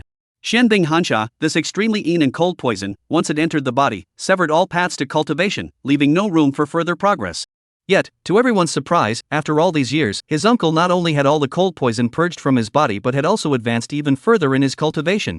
To say that this has nothing to do with Lin Yun, he wouldn't believe it even if you killed him. Clearly, it was most likely because Lin Yun had helped remove the cold poison from Zhou Tianlin's body, which is why Zhou Tianlin was so respectful toward him. During the initial investigation, Zhou Zifen had already learned of his uncle's character. He placed immense value on loyalty and gratitude, the kind of person who would repay even the smallest favor with great kindness. Lin Yun had saved his life, and given Zhou Tianlin's character, he would never allow anyone to harm Lin Yun in the slightest. Thinking of this, Zhou Zifen immediately abandoned any thoughts of revenge. Among the many princes, he already had little advantage. If he were to offend another quasi-divine sea realm powerhouse, his chances of ascending to the throne would be extremely slim. Thinking about the succession struggle, Zhou Zifen also recalled today's incident of kneeling. At that moment, he took a deep breath, looked down at the crowd below, and coldly said, "What happened today must not be leaked to anyone, not even a single word. Do you understand?" The noble young nobles naturally understood the gravity of the situation and hurriedly replied, "Your Highness, rest assured. We will not utter a word." In fact, even if Zhou Zifen hadn't reminded them, they wouldn't have dared to spread such a thing around. For them, this was also a deeply humiliating matter. They would never voluntarily spread it around for others to mock. Moreover, they had already been labeled as part of the Third Prince's faction, so as members of that faction, they would naturally protect Zhou Zifen's interests. Lin Yun lay back on the familiar rocking chair, his right hand instinctively touching his shoulder. There was a faint tooth mark there. Last time they discussed Mu Yueron, the young girl had bitten his left shoulder. This time, after the incident with Lan Kairan was exposed, the young girl had bitten his right shoulder. To be honest, there was a certain symmetrical beauty to it. He began to wonder where the young girl would bite him next, hoping it wouldn't be his shoulder again. Just as Lin Yun was lost in his thoughts, the sound of giggling and laughter snapped him back to reality.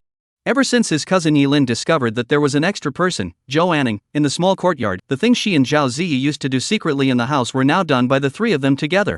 In less than a day, the three girls had become as close as long-lost sisters, leaving him feeling like the third wheel. As the sun set, his cousin Yilin emerged from the house. Seeing him lying on the rocking chair, she gave him a meaningful smile and said, "Cousin Lin Yun, you have good taste." After speaking, she gave him a thumbs up, indicating approval and affirmation. This made Lin Yun even more curious about what these women were up to inside. Yi Lin said something cryptic to him before leaving. A moment later, Zhou Anning also emerged from the room. Lin Yun noticed that the young girl's snow-white neck was already tinged with a faint blush, and her gaze was evasive, just like Zhao Ziyi's had been that day. Lin Yun narrowed his eyes slightly. At that moment, he stood up and walked directly toward Zhou Anning's room. He had no way to deal with Zhao Ziyi after all. They were an old married couple, and it wouldn't be appropriate to be too forceful. But he didn't believe he couldn't handle a mere Zhou Anning. He had to find out today what these women were up to behind his back. Zhou Anning's room was right next to the master bedroom. Lin Yun knocked on the door briefly. Soon, he saw Zhou Anning, who looked slightly flustered. Lin Yun remained calm, finding a chair and sitting down. He took a sip of tea and looked at Zhou Anning with a solemn expression. "Anning, is there something you're hiding from me?" Zhou Anning's heart skipped a beat, but she forced herself to remain calm and replied, "No, nothing." Lin Yun raised his eyebrows and beckoned Zhou Anning over. When the young girl walked up to him, Lin Yun suddenly pulled her into his arms. Caught off guard, Zhou Anning's body stiffened slightly, but she didn't resist. Lin Yun inhaled the faint fragrance emanating from the girl's body and whispered, "Really nothing? Really not?" Seeing that Zhou Anning was still being stubborn, Lin Yun said with a hint of meaning, "Anning, do you remember what I told you that day about what a qualified maid should do?" Zhou Anning's face froze. She naturally remembered. Before the girl could speak, Lin Yun had already reminded her. He leaned close to the girl's delicate ear and whispered, "Whatever the master commands, you must obey, no matter how unreasonable it may seem." After speaking, Lin Yun noticed the expression on Zhou Anning's face had changed. He added with more force, "If you dare not tell the truth, I will take your body right now." Upon hearing this, Zhou Anning's neck turned bright red, as if it had been stained with blood. She suddenly stood up, took a rolled-up colored painting from her storage ring, and handed it to Lin Yun. Her decisive choice wasn't because she disliked men, but because she wasn't ready yet. Handing over her body so abruptly felt too rushed and lacked the proper ritual. Though those who cultivate the Tao do not place much emphasis on such formalities. But after all, this was her first time, and Zhou Anning still hoped it could happen in a more romantic setting. Lin Yun glanced at Zhou Anning before taking the painting from the girl's hands. At that moment, his curiosity had reached its peak. Earlier, Zhao Ziyi had also been holding a painting in the house. As the painting slowly unfolded, at a certain moment, Lin Yun's pupils contracted, and his right hand instinctively touched his nostrils. Fortunately, with his composure, no blood flowed from his nose. The painting depicted a woman, a stunningly beautiful woman, one who would never be seen under normal circumstances. He looked at the painting in his hands, then at Zhou Anning in front of him. He finally understood what his cousin Yilin had meant all along. Yilin wasn't skilled at simply transferring the scenery before her eyes onto the canvas, she was skilled at magnifying the outstanding features of a person and concealing their ordinary ones.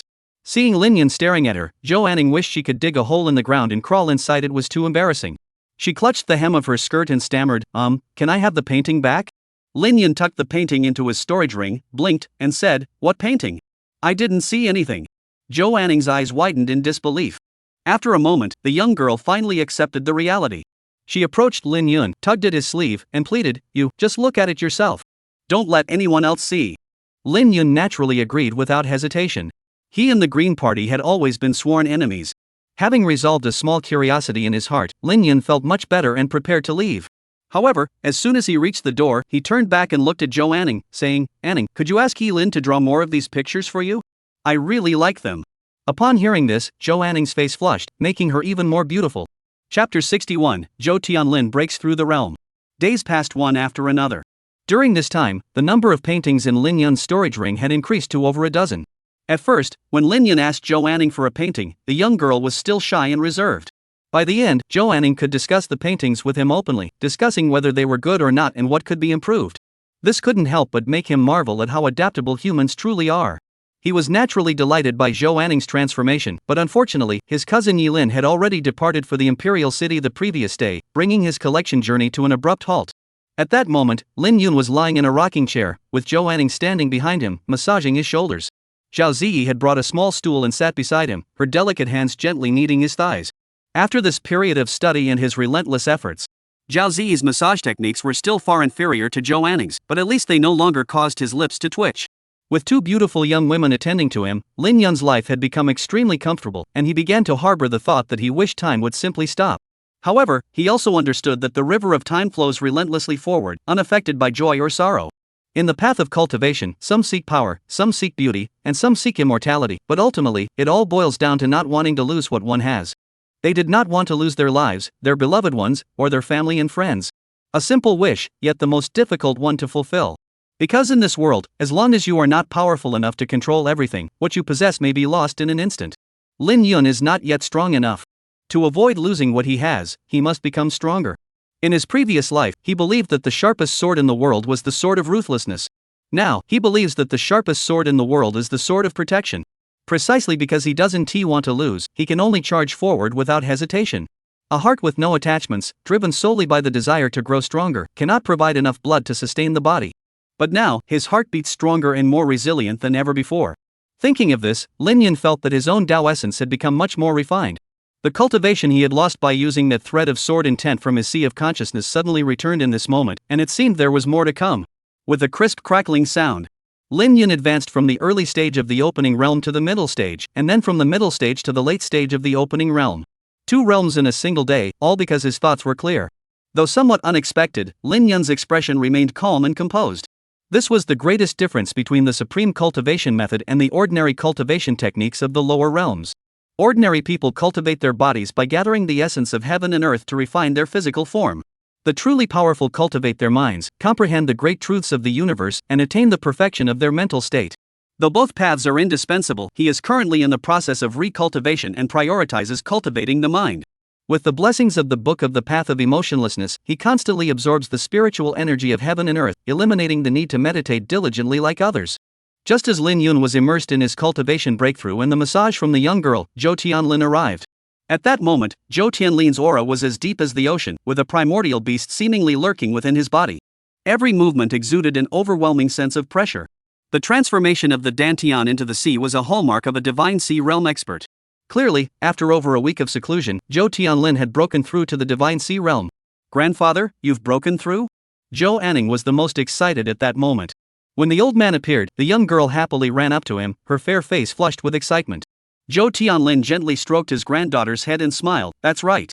Grandfather has not only completely eliminated the cold poison within his body but has also advanced further along the path of the Tao. All of this is thanks to the master." After finishing his sentence, Zhou Tianlin gave Lin Yun a grateful glance.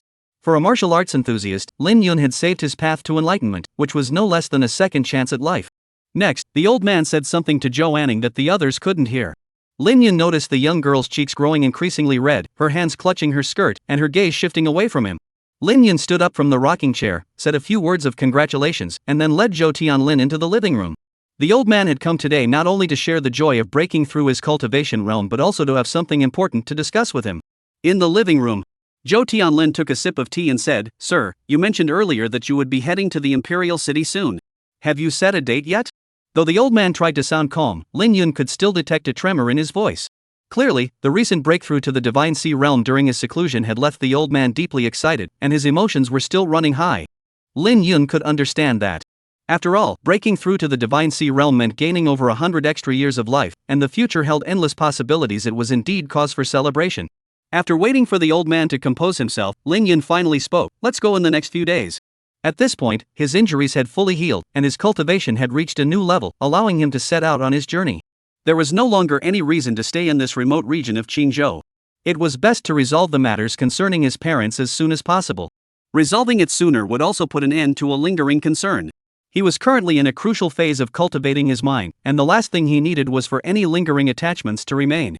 Zhou Tianlin, upon hearing this, spoke up, "Sir, your primary purpose for heading to the Imperial City is to rescue your parents, isn't it?" Lin Yun nodded. He had already mentioned this matter last time. "Then, have you considered what we should do if the Yi family refuses to hand them over or chooses to destroy us along with themselves?" Lin Yun replied with some surprise, "It's just a matter of getting the Yi family to hand over a woman. With Zhou Lao backing us, how dare the Yi family refuse us this favor?" Zhou Tianlin said, "Sir, you may not be aware of this, but if it were any other faction, they would dare not easily offend a divine sea realm expert and would likely compromise with us. However, the four great families are different. They value their family's reputation above all else, and they might very well choose to fight us to the death. Earlier, at the Drunken Immortal Pavilion, you also interacted with my nephew. You must have some understanding of the arrogance and disdain of these aristocratic youths. However, their arrogance pales in comparison to that of the high-ranking members of the four great families. The four great families are ancient clans that have existed longer than the great Qian dynasty itself. These aristocratic families are so arrogant that they sometimes even look down on the imperial family." Lin Yun remained silent. He had already witnessed the arrogance of the third prince Zhou Zifen. They looked down on everyone with a condescending gaze, as if they wanted to trample everyone under their feet. Yet even someone like Zhou Zifen was still quite restrained? To be honest, after Zhou Tianlin broke through to the Divine Sea realm, he had thought that this trip to the Imperial City would be a breeze. But now, according to the old man's words, things weren't that simple. Nevertheless, Lin Yun remained unfazed. If necessary, he would use the thread of sword intent in his sea of consciousness once more. Thinking this, Lin Yun spoke, "No problem, proceed as planned. If the Yi family wants to save face, we'll give them face. If they don't want face, we'll help them lose it." As Lin Yun spoke, his expression remained calm, but a faint aura of killing intent quietly enveloped the surrounding space. The moment he sensed this killing intent, even Zhou Tianlin felt a chill run down his spine. The old man was secretly shocked. What other hidden cards did this young man have that he didn't know about? As a Divine Sea Realm expert, he had sensed extreme danger from Lin Yun's words, as if the other party could effortlessly slay him with a single strike. It was truly baffling. After calming himself, Zhou Tianlin said, "Sir, let's assume the worst-case scenario and confront the Yi family, or even the Yang family, head-on. As far as I know, each of the four major families has an old immortal at the Divine Sea Realm level stationed there. We might not gain much advantage in that situation. Therefore, I have a suggestion: we should seek more allies to help us fight against these two major families. If they dare to disregard the face of a single Divine Sea Realm expert, what about 2, 3, or even 4? Would they still dare to disregard our face?" The authors of chapters 1, 2, and 59 have uploaded images of the female leads, Yuning Shuang, Zhao Ji, and Lan Kai. The images are for reference, only those interested can check them out. Chapter 62, A Young Girl's Thoughts. Lin Yun glanced at the old man, a pensive expression fleeting across his face. Zhou Tianlin, noticing the expression on the young man's face, knew he had guessed what he was about to say and added, over the past 100 years, though I have been afflicted by the Xin Bing Hansha poison, hindering my cultivation, I have managed to cultivate a few close friends whom I can trust implicitly. If you could help refine their cultivation techniques and advance their path to enlightenment, I am certain my old friends would be more than willing to serve you. After speaking, Zhou Tianlin quietly observed Lin Yun's expression. While he had presented this idea seemingly for Lin Yun's benefit, there was also a hint of self-interest behind his words. Because his old friends had been stuck at the peak of the heavenly realm for many years, and some were even nearing the end of their lives. If they couldn't find a breakthrough opportunity soon, they would likely perish and their cultivation would be lost. He wanted to give them a helping hand. Lin Yun, however, did not think so deeply. Perfecting his cultivation techniques was merely a trivial matter for him. Moreover, gaining a few more powerful allies would be advantageous in the future, as they could help look out for the Lin family. This deal was highly beneficial to him. Therefore, Lin Yun did not hesitate for a moment and said, "Alright, if Zhou Lao can guarantee their character, I agree to this matter." Zhou Tianlin heard this and his face lit up with joy. He said happily, "Sir, rest assured. These old friends of mine are people I've been through life and death with. Even when I failed to seize the throne, they all showed me kindness. Their character is beyond question." After finishing his words, the old man seemed to remember something and added, "Sir, however, this means I will likely have to delay my trip to the imperial city for some time. My friends are scattered across the entire Great Qian Empire, far beyond the range of my communication talismans. It may take some time to locate them." Lin Yun had already anticipated this and replied nonchalantly, "Zhou Lao, you go ahead and make the arrangements. I will go to the imperial city alone. We will meet there." Zhou Tianlin thought for a moment and agreed to the plan.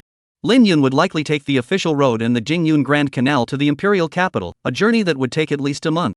However, as a Divine Sea Realm expert capable of flying through the air, he might just arrive at the imperial city in time to meet up with Lin Yun after gathering all his old friends. As for safety along the way, he wasn't too concerned. As long as Lin Yun stays on the official road and avoids the wild and untamed regions, there shouldn't be too much danger. Most importantly, Zhou Tianlin sensed that Lin Yun must possess an extremely powerful trump card, one that could even threaten him. Therefore, rather than worry about Lin Yun, it would be better to be concerned about those who have designs on him or the demons. Zhou Tianlin and Lin Yun briefly confirmed the details of their journey to the imperial city before taking their leave. Lin Yun stepped out of the house and saw Zhou Tianlin leaning down to whisper something to his granddaughter, Zhou Anning. Whatever the old man said, it was the same as before, and the young girl's snow-white neck was tinged with a faint blush. After Zhou Tianlin left, Lin Yun beckoned to the young girl. When Zhou Anning came forward, he asked curiously, "Anning, what did old Zhou tell you just now?" Zhou Anning stiffened and buried her head. At that moment, the young girl silently complained about her grandfather in her heart. Her grandfather was really something, making her force herself on Lin Yun. He even said that happiness must be earned through one's own efforts, and once you set your sights on a goal, you must take the initiative. She was a girl, after all. How could she be the one to take the initiative in such matters?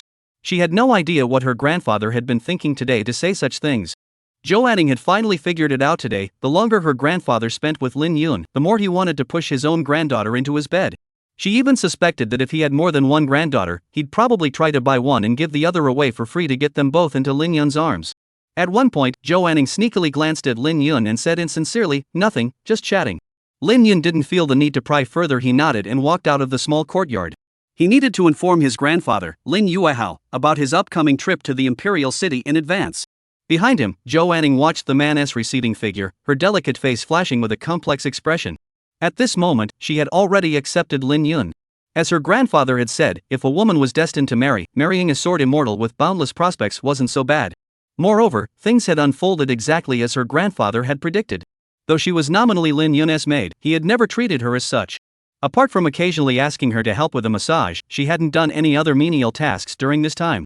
In fact, a few days ago, 2 maids had even been assigned to attend to her. When did a maid ever get 2 maids to attend to her? This clearly showed that Lin Yun had never looked down on her or treated her with contempt. What troubled Zhou Anning was why Lin Yun hadn't taken her yet. If it weren't for the faintly suppressed voice of Zhao Ziyi every night, she would have started to doubt whether he was even a normal man. Since moving into the small courtyard, the closest they had come to intimacy was the brief embrace when he had asked for the painting last time. At this moment, Zhou Anning even regretted secretly that if she had refused to hand over the painting last time, perhaps he would have taken her. Despite being labeled as Lin Yun's woman, she remained a virgin, which made her feel slightly uneasy and insecure. Especially after her grandfather mentioned earlier that Lin Yun had another woman outside who was said to be an absolute beauty, her anxiety reached its peak. She began to wonder if she should take the initiative. Lin Yun had no idea about the thoughts swirling in Zhou Anning's mind. In fact, when he had taken her as a maid, he hadn't even considered developing a romantic relationship with her. It had been nothing more than a momentary whim. He thought having a beautiful young woman by his side was both entertaining and visually pleasing.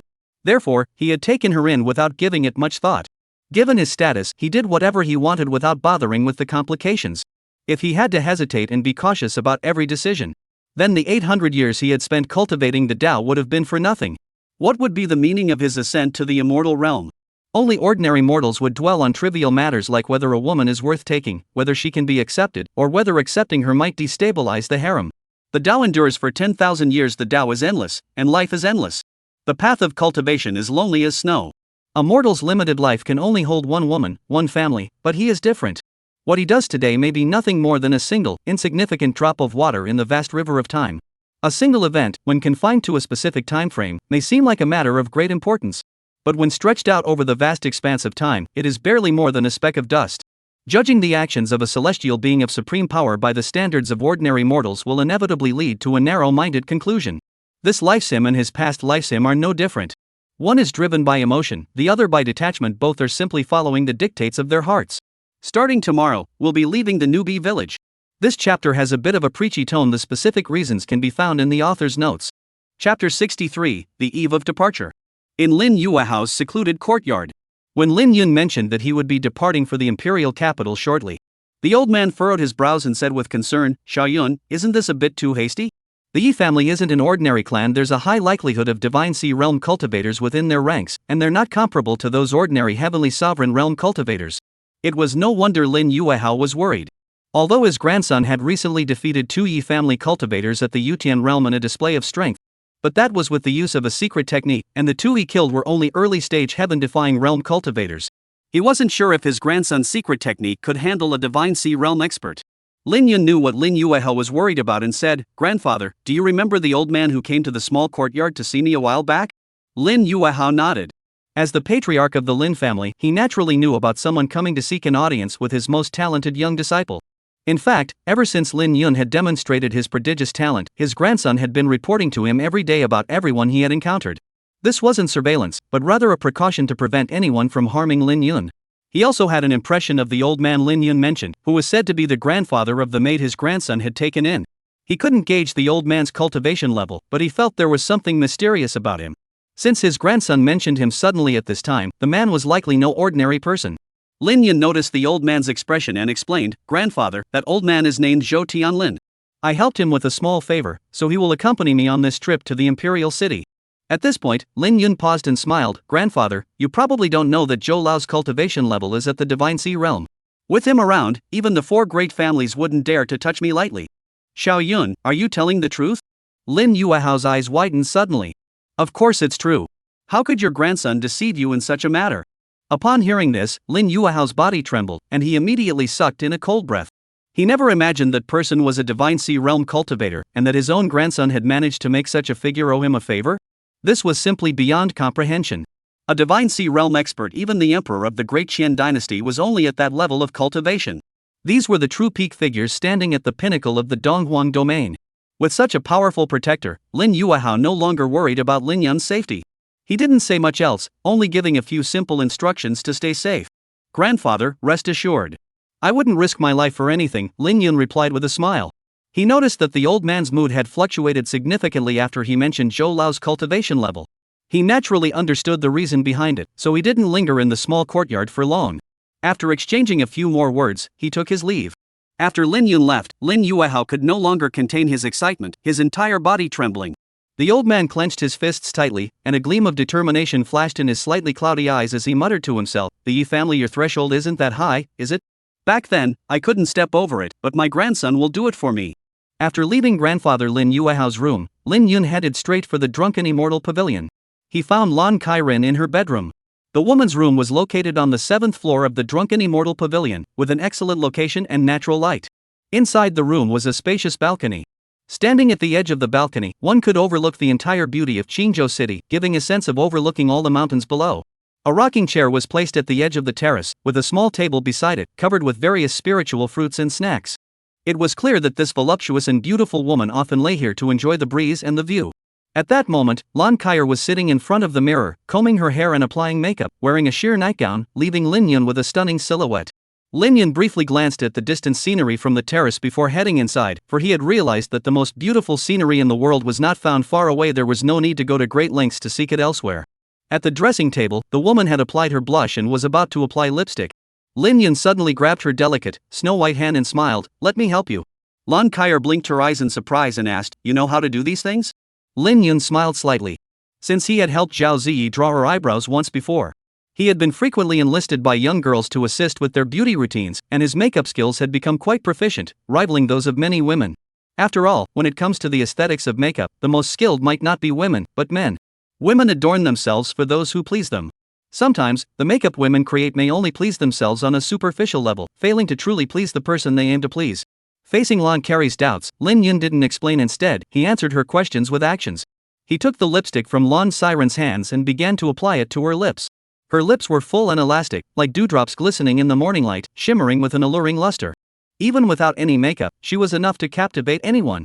But it seemed that all women found it hard to resist the allure of makeup. Zhao Ziyi was like this, and Lan Kairan was no exception. As Lin Yun gently applied the lipstick, soon a delicate, rosy mouth with a faint glow appeared in the mirror. At that moment, the woman's lips resembled the delicate petals of a cherry blossom in full bloom, tender and juicy, exuding endless temptation and tenderness, making one long to take a bite. Lan Kai's eyes sparkled with curiosity as she looked at the man, as if to say, "Is there anything else you know that I don't?" Lin Yun remained silent, picking up an eyebrow pencil from the vanity table and beginning to draw the woman's eyebrows. The two were extremely close, their eyes locked, able to clearly see the faint movement of the soft hair on each other's necks and feel the warm breath escaping from each other's nostrils. Despite the intimate distance, Lin Yun remained unfazed, continuing to focus intently on drawing the eyebrows. It must be said that applying makeup for Lan Kairan was a task that truly tested one's composure. Because during the process, if one's gaze strayed even slightly. Fortunately, Lin Yun had seen his fair share of storms in life, so even if he stole a few glances, it wouldn't disrupt his composure. Of course, with his self-control, he could only manage a few glances without resorting to using his sword intent to dispel distracting thoughts. If he continued to look, he might truly lose the composed demeanor of a legendary immortal. Therefore, he sped up his work and quickly finished drawing the woman's delicate, willow-like eyebrows. Lin Yun glanced down again without a word, put away the eyebrow pencil, and exhaled a breath of stale air. At that moment, Lan Kaier had red lips, white teeth, arched eyebrows, and a smooth, delicate face with a hint of pink, beautiful as if she had stepped out of a painting. Looking at the delicate face he had created with his own hands, Lin Yun nodded in satisfaction. In this world, men may not be the ones who understand women best. But when it comes to a woman's sense of beauty, 1,000 words cannot compare to the slightly hurried breath of a man. A man's words may deceive, but... At that moment, Lan Kairan gazed at her reflection in the mirror, which was even more radiant than usual, and her face went blank for a moment. She never expected this little man in front of her to actually have such skill. After the daze, Lan Siren's lips curled into a faint smile. She rose gracefully, wrapped her arms around the man's neck, and whispered in a fragrant voice, "You could have kept looking." Earlier, while applying makeup, Lan Kaier had naturally noticed the man's gaze occasionally drifting downward. At the time, she had felt a moment of secret joy, realizing that her body still held some allure. Lan Kairan didn't like other men staring at her body, but the man in front of her was an exception. That was why she had deliberately changed into this thin dress. She hadn't originally planned to wear it today. Her little gesture was exposed, but Lin Yun remained unfazed, nodding calmly. Then his gaze began to drift downward.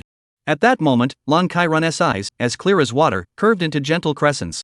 Moments later, a warm sensation brushed against Lin Yun's lips. He sighed inwardly, feeling a pang of regret. It wasn't a pity that the beautiful sight was gone, but rather that all the lipstick he had spent so much time applying for the woman was now wasted. After an unknown amount of time, the vibrant red on Lan Kai's lips began to spread. The moon rose above the willow branches, and the cool moonlight cascaded down the terrace, scattering across the floor of the room.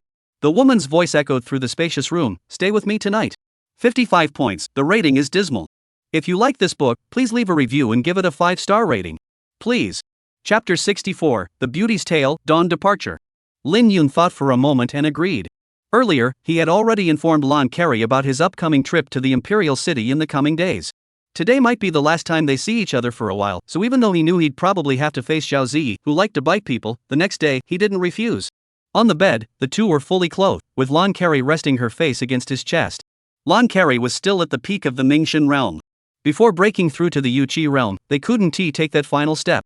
Therefore, they were truly just sleeping. In the room, the night pearl emitted a faint glow. A soft, sweet voice sounded. Do you want to know more about me? Why don't I tell you my story? Alright, the man replied lazily. I'm actually not from the Great Qian dynasty. My homeland is the Great Yu dynasty.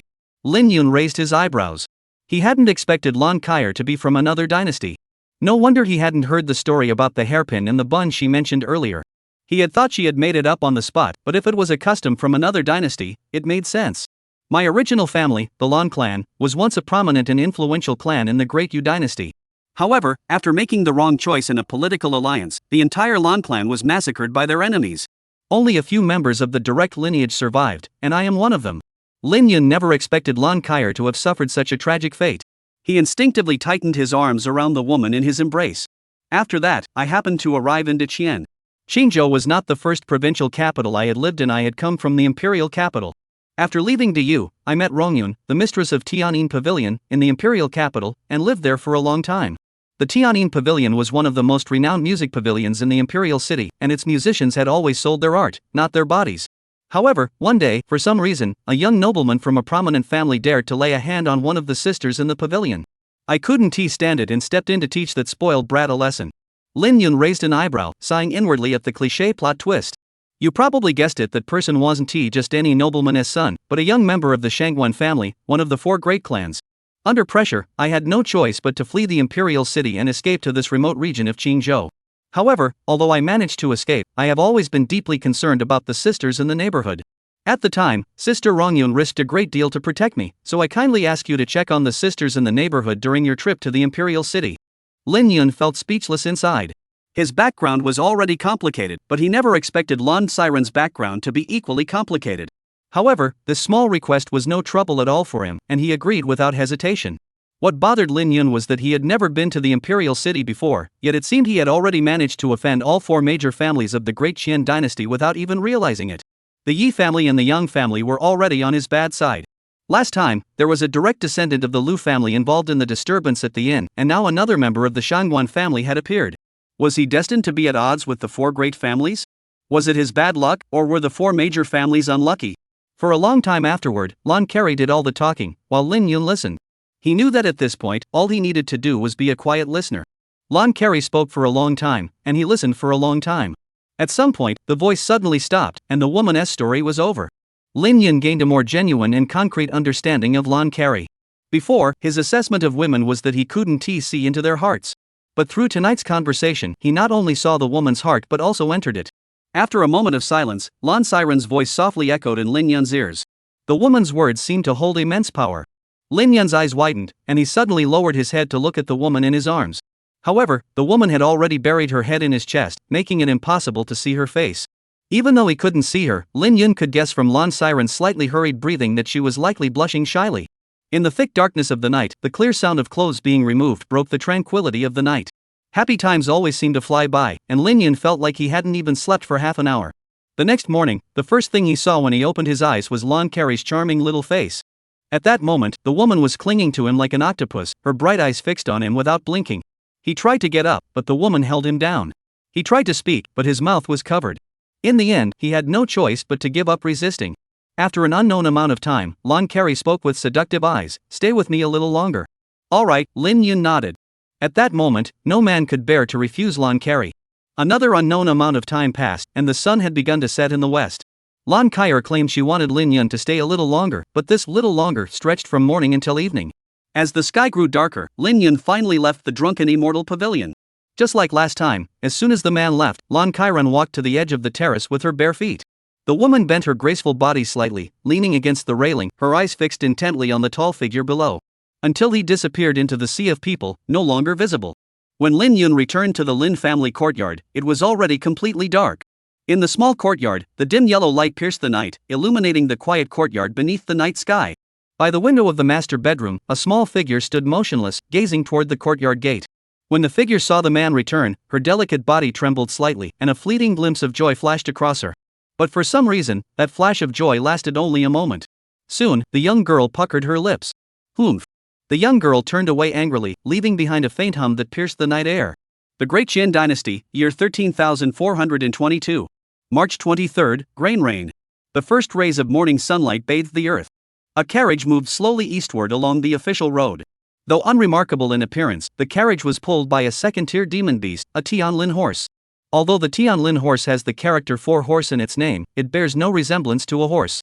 Its appearance resembles a mix of a cow and a horse, with a pair of heavy-looking horns on its head. Despite being a demon beast, the Tianlin horse has a gentle temperament and can travel thousands of miles in a single day, making it commonly domesticated for transportation.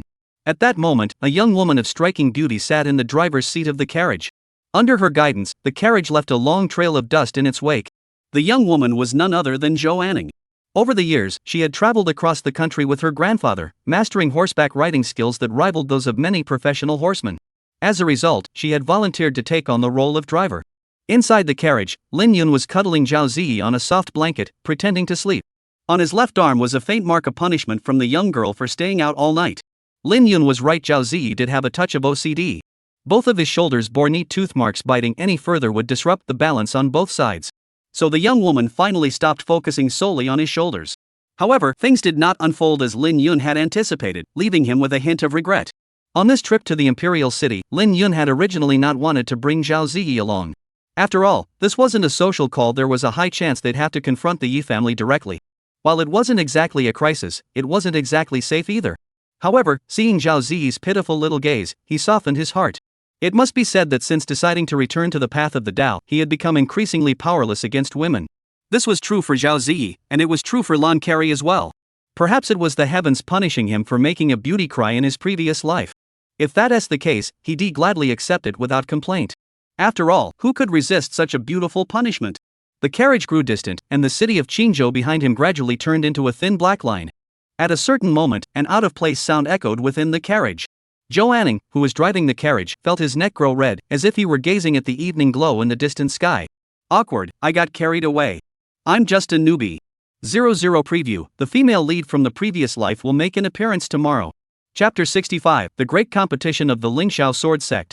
The vast Donghuang domain was teeming with countless factions, large and small. However, among them, only 10 could truly be called colossal powers worthy of the stage.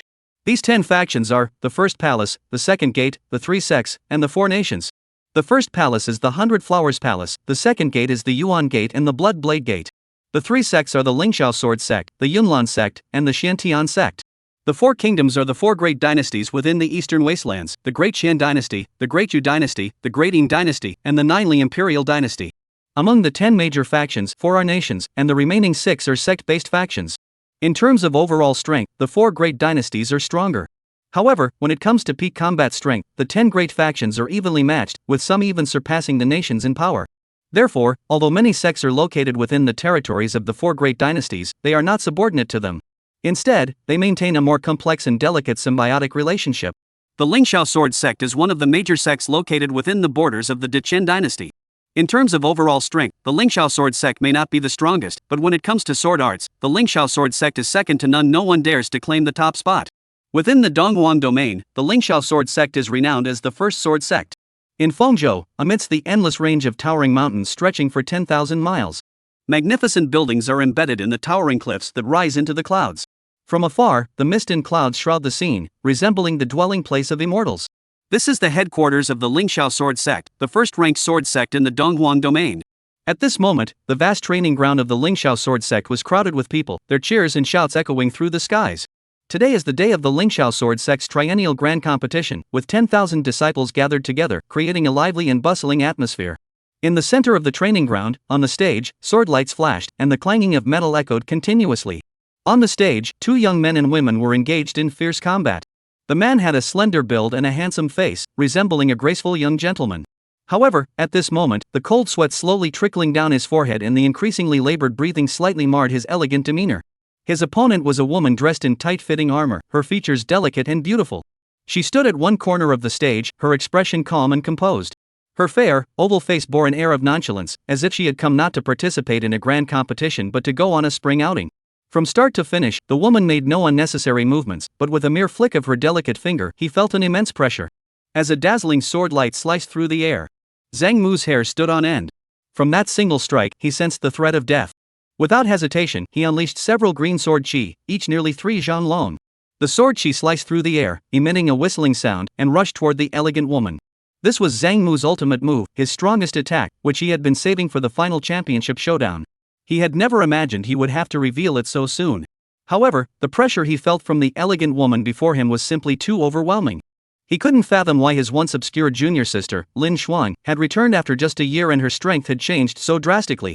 Mastering the technique of controlling the sword with chi was one thing, but the opponent's awareness, experience, timing of attacks, and the bizarre nature of her techniques were all completely different from before. For a moment, Zhang Mu even felt that even if he were facing Jiang Shanhe, the first-ranked disciple of the inner sect, he wouldn't be this overwhelmed. Yes, in Zhang Mu's heart, Lin Xuan was now on par with the top disciple of the inner sect. While Zhang Mu was still pondering why Lin Xuan had undergone such a drastic transformation, a piercing roar echoed across the battlefield. The blue sword chi he had slashed out collided with Lin Xuan's sword aura. However, in the blink of an eye, his so-called trump card crumbled at the slightest touch, and the sword chi vanished into thin air. A 3-foot-long sword blade, cold and gleaming, pierced through the void, growing larger in his pupils. Zhang Mu didn't have time to react before the sword blade was already pressed against his neck, emanating a chill. Zhang Mu swallowed hard, a hint of despair flashing across his face. The once every 3 years sect tournament was supposed to be his chance to rise to prominence, but he had been defeated by this unexpected dark horse. As Zhang Mu fell, a chorus of gasps echoed across the arena. Goodness! Is that really Lin Xuan, the junior sister?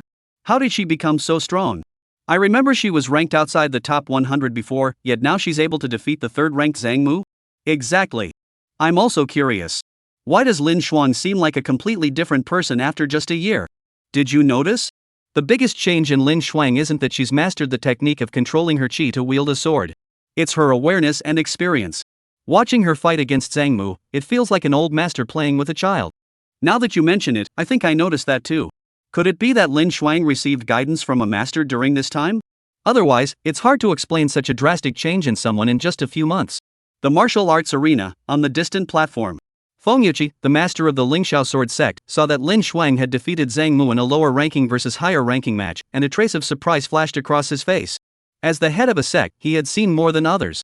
This disciple named Lin Xuan was not merely outstanding in terms of awareness and experience, even the true energy within her body and the Taoist aura surrounding her seemed far more refined than those of ordinary disciples. After a moment, he turned his gaze to a beautiful woman dressed in blue palace robes seated below and smiled. Senior Monkshan, your disciple is quite talented. With time, he will surely become a pillar of the sword sect.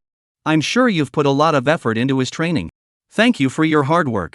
The woman in the palace attire, Shani, heard Feng Yuqi's words and replied humbly, the sect master is too kind. This is all due to Xiao Shuang's own hard work. I have merely done my duty as a teacher. After speaking, Shani turned her gaze back to Lin Xuan on the stage, her face filled with confusion. She realized she no longer understood this disciple. When she first returned to the sect, Lin Xuan had told her she had mastered the technique of controlling swords with chi, and she had felt happy and satisfied. But now, seeing her disciple defeat Zhang Mu, who was at the late stage of the Kaiyuan realm, despite being at the mid-stage of the same realm, she felt shocked and perplexed. The words she had just spoken to the sect master, Feng Yuqi, contained no trace of modesty. Because in her daily interactions, she had never shown Lin Xuan any special favor. Lin Xuan was just an ordinary disciple among her many students. Before the grand competition began, she hadn't even held high expectations for Lin Xuan. She valued her senior disciple Pang Fengsheng much more.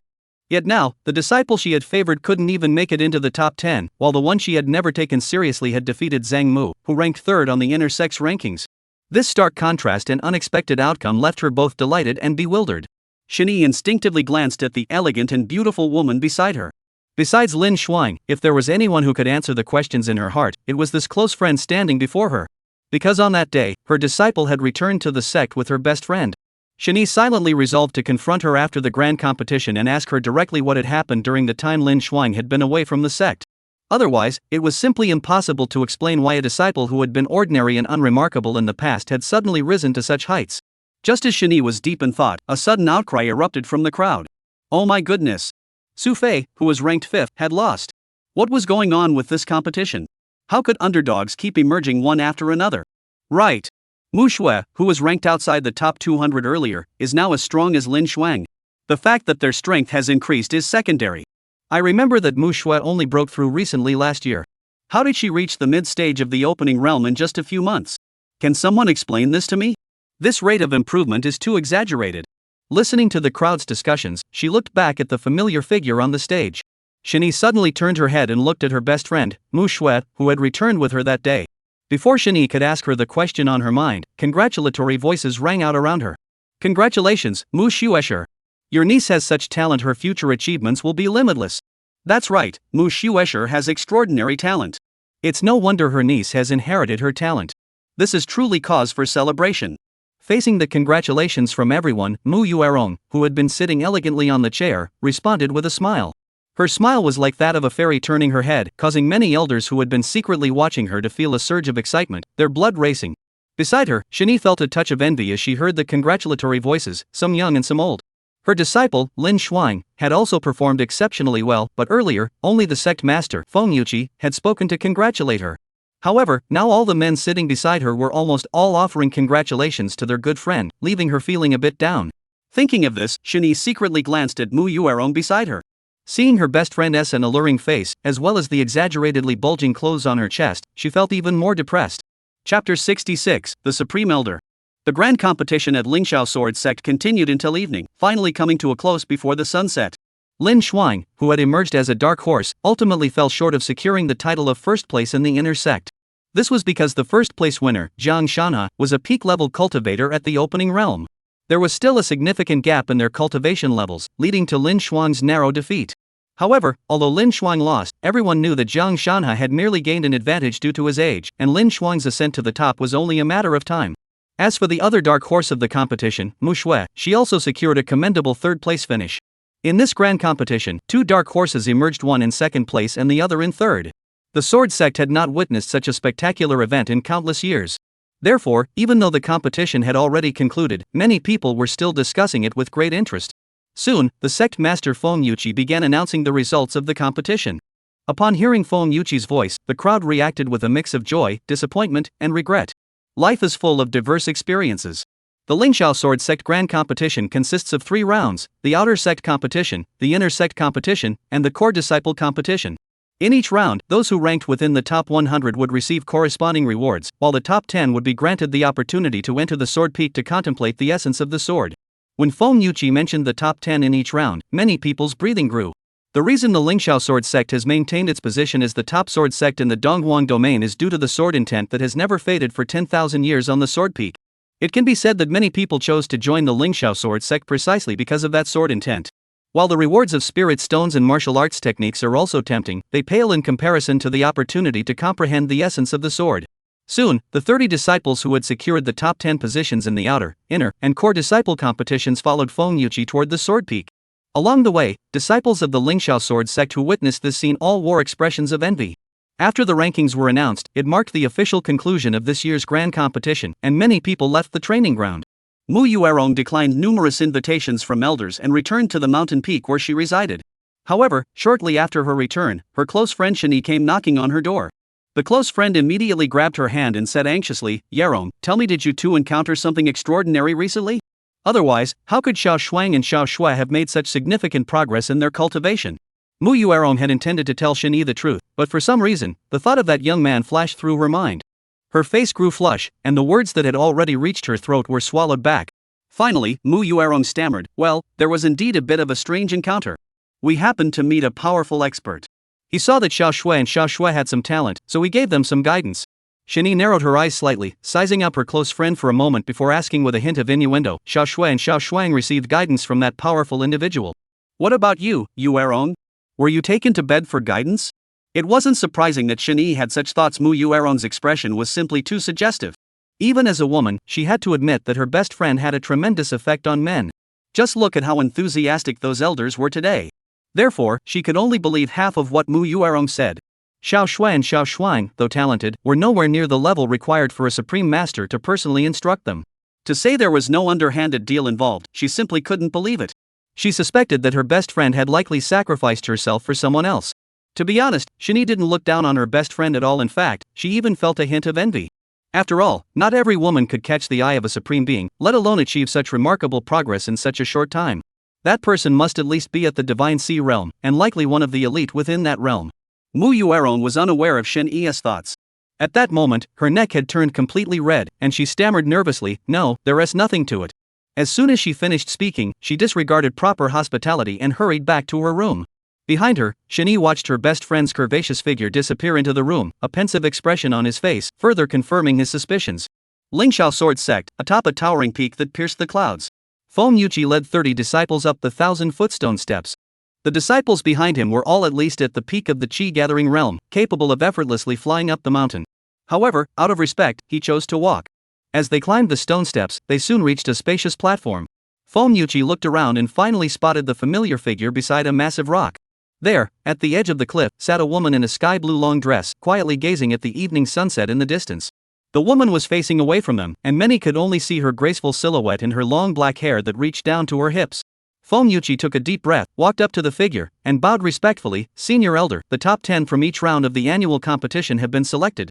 Please lead these juniors to the stone wall to contemplate the essence of the sword."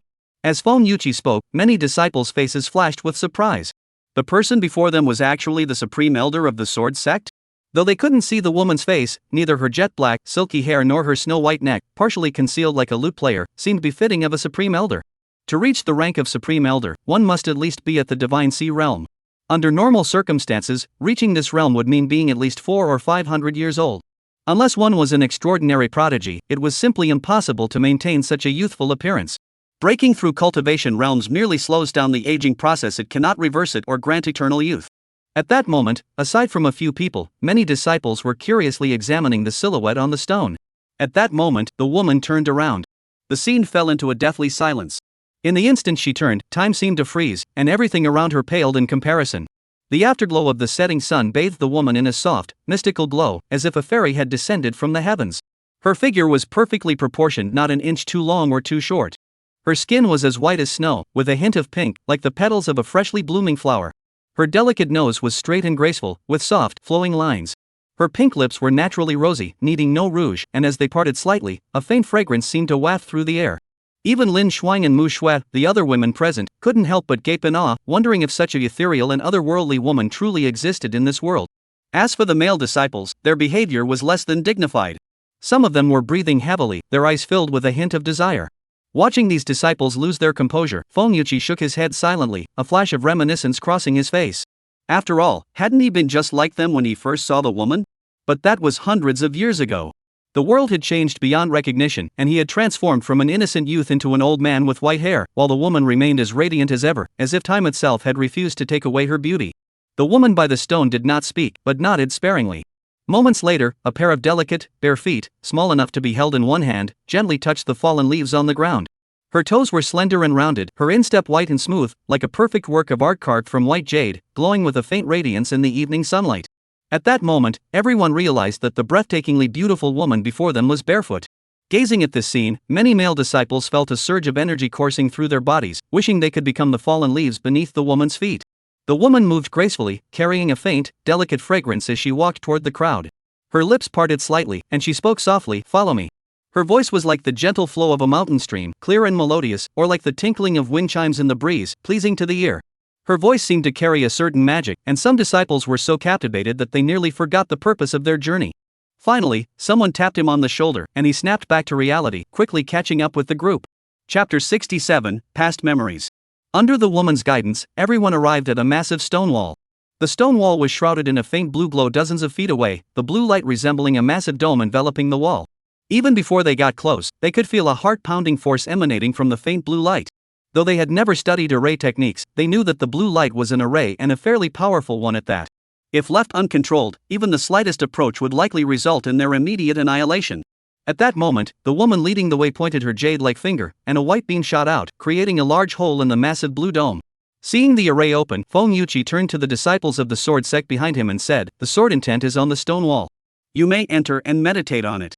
Remember, you only have 10 days to meditate. After 10 days, you must come out. I hope you do not waste this rare opportunity."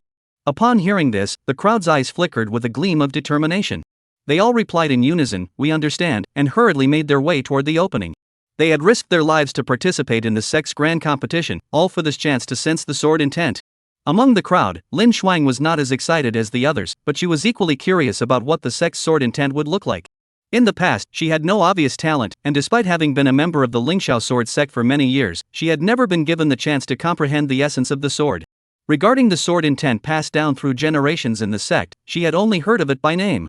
After entering the gap, it wasn't long before Lin Shuang and the others arrived at the stone wall they had seen outside the array. They began to examine the massive stone wall before them. The stone wall stood 1,000 feet tall and hundreds of feet wide. The surface of the wall was smooth and even, with a crack dozens of feet long embedded in it, as if it had been sliced open by a sword. From the crack, sharp, piercing intentions emanated, causing a bone-chilling coldness even before they drew near. It felt as though they were not facing a stone wall, but a sharp sword. This was the fifth realm of the sword path, sword intent. It was a sword strike casually executed by the founder of the Lingxiao sword sect thousands of years ago, bestowing blessings upon countless generations of sword disciples. Though the man is gone, his legacy endures. This is the power of sword intent, and why those who reach the fifth realm of sword cultivation are called sword immortals. Gazing at the sword intent etched into the stone wall, many felt their blood boil with excitement. When would they be able to emulate the founder and forge a sect that would endure for 10,000 years with a single sword strike? After a surge of emotion, many took a deep breath and immediately began meditating to absorb the essence. This was a rare opportunity, and they did not want to waste a single moment. However, Lin Shuang was not as eager as the others. Instead, she wore an odd expression. Because she noticed that the sword intent of the sect seemed inferior to the single sword strike her cousin Lin Yan had once demonstrated to her. Both the refinement of the Tao essence and the sharpness of the sword intent were far inferior. Outside the stone wall, the opening in the array formation slowly began to close. Feng Yuqi gazed at the figures before the stone wall, seemingly lost in thought. He turned to the woman beside him and asked, "Senior Elder, how much longer do you think this sword intent on the stone wall can remain?" The woman thought for a moment and replied, 20 years. Once 20 years have passed, even the array will likely be unable to prevent this sword intent from dissipating. Feng Yuqi fell silent. The Lingxiao sword sect had become the first sword sect in the Donghuang domain precisely because of the sword intent on the stone wall. If the sword intent were to vanish, would the Lingxiao sword sect still be the Lingxiao sword sect? What once could accommodate thousands of people simultaneously to sense the sword intent has now been reduced to allowing a maximum of 30 people. Even if we manage to sustain it like this, can it only last another 20 years? As the leader of the sect, Feng Yuqi did not want to see this happen. Thinking of this, he looked at the woman with a hopeful expression and said, "Senior Elder, I wonder if you will be able to comprehend the sword intent in your lifetime?" The woman shook her head and said, "The essence of the sword is not something that can be easily comprehended. Even though I have already reached the peak of sword momentum, the realm of intent remains far beyond my reach." After speaking, the woman said no more, and with delicate steps, she left the sword peak. Behind her, Feng Yuqi's face flickered with a hint of loneliness. Even this peerlessly beautiful woman cannot achieve it? Even the sword intent said to last 10,000 years would eventually fade away. What about life itself? It was likely even more fleeting than a white horse passing through a crack, or clouds and dogs in the sky. Thinking of this, Feng Yuqi suddenly lost all interest. Even a legendary sword would corrode in the cold wind. How could a person possibly withstand the passage of time? After cultivating the Tao for hundreds of years, one still ends up as a pile of bones in an unmarked grave. Time flows on, and perhaps only the moon remains unchanged. At the Lingxiao sword sect, on an obscure peak, a woman walked gracefully, her feet touching the fallen leaves, entering a secluded pavilion hidden among the trees. As soon as I stepped into the small house, a fluffy white kitten darted out from somewhere. The kitten curled up on the woman's smooth, white ankle, gently rubbing its head against her foot. Its round eyes sparkled with a hint of human-like charm. The woman knelt down, picked up the kitten, and smiled slightly. After 800 years of cultivation, all her former friends and family had left her one by one, but this little cat was still by her side. The kitten was no ordinary cat, but a very special type of cat like demon beast. This type of cat had little combat ability, but its advantage was its long lifespan, said to reach 900 years. The woman stroked the kitten's soft fur and entered a quiet, elegant room. The room was simply furnished, containing only a bed, a bookshelf, and a desk. There were no mirrors in the room, making it extremely plain.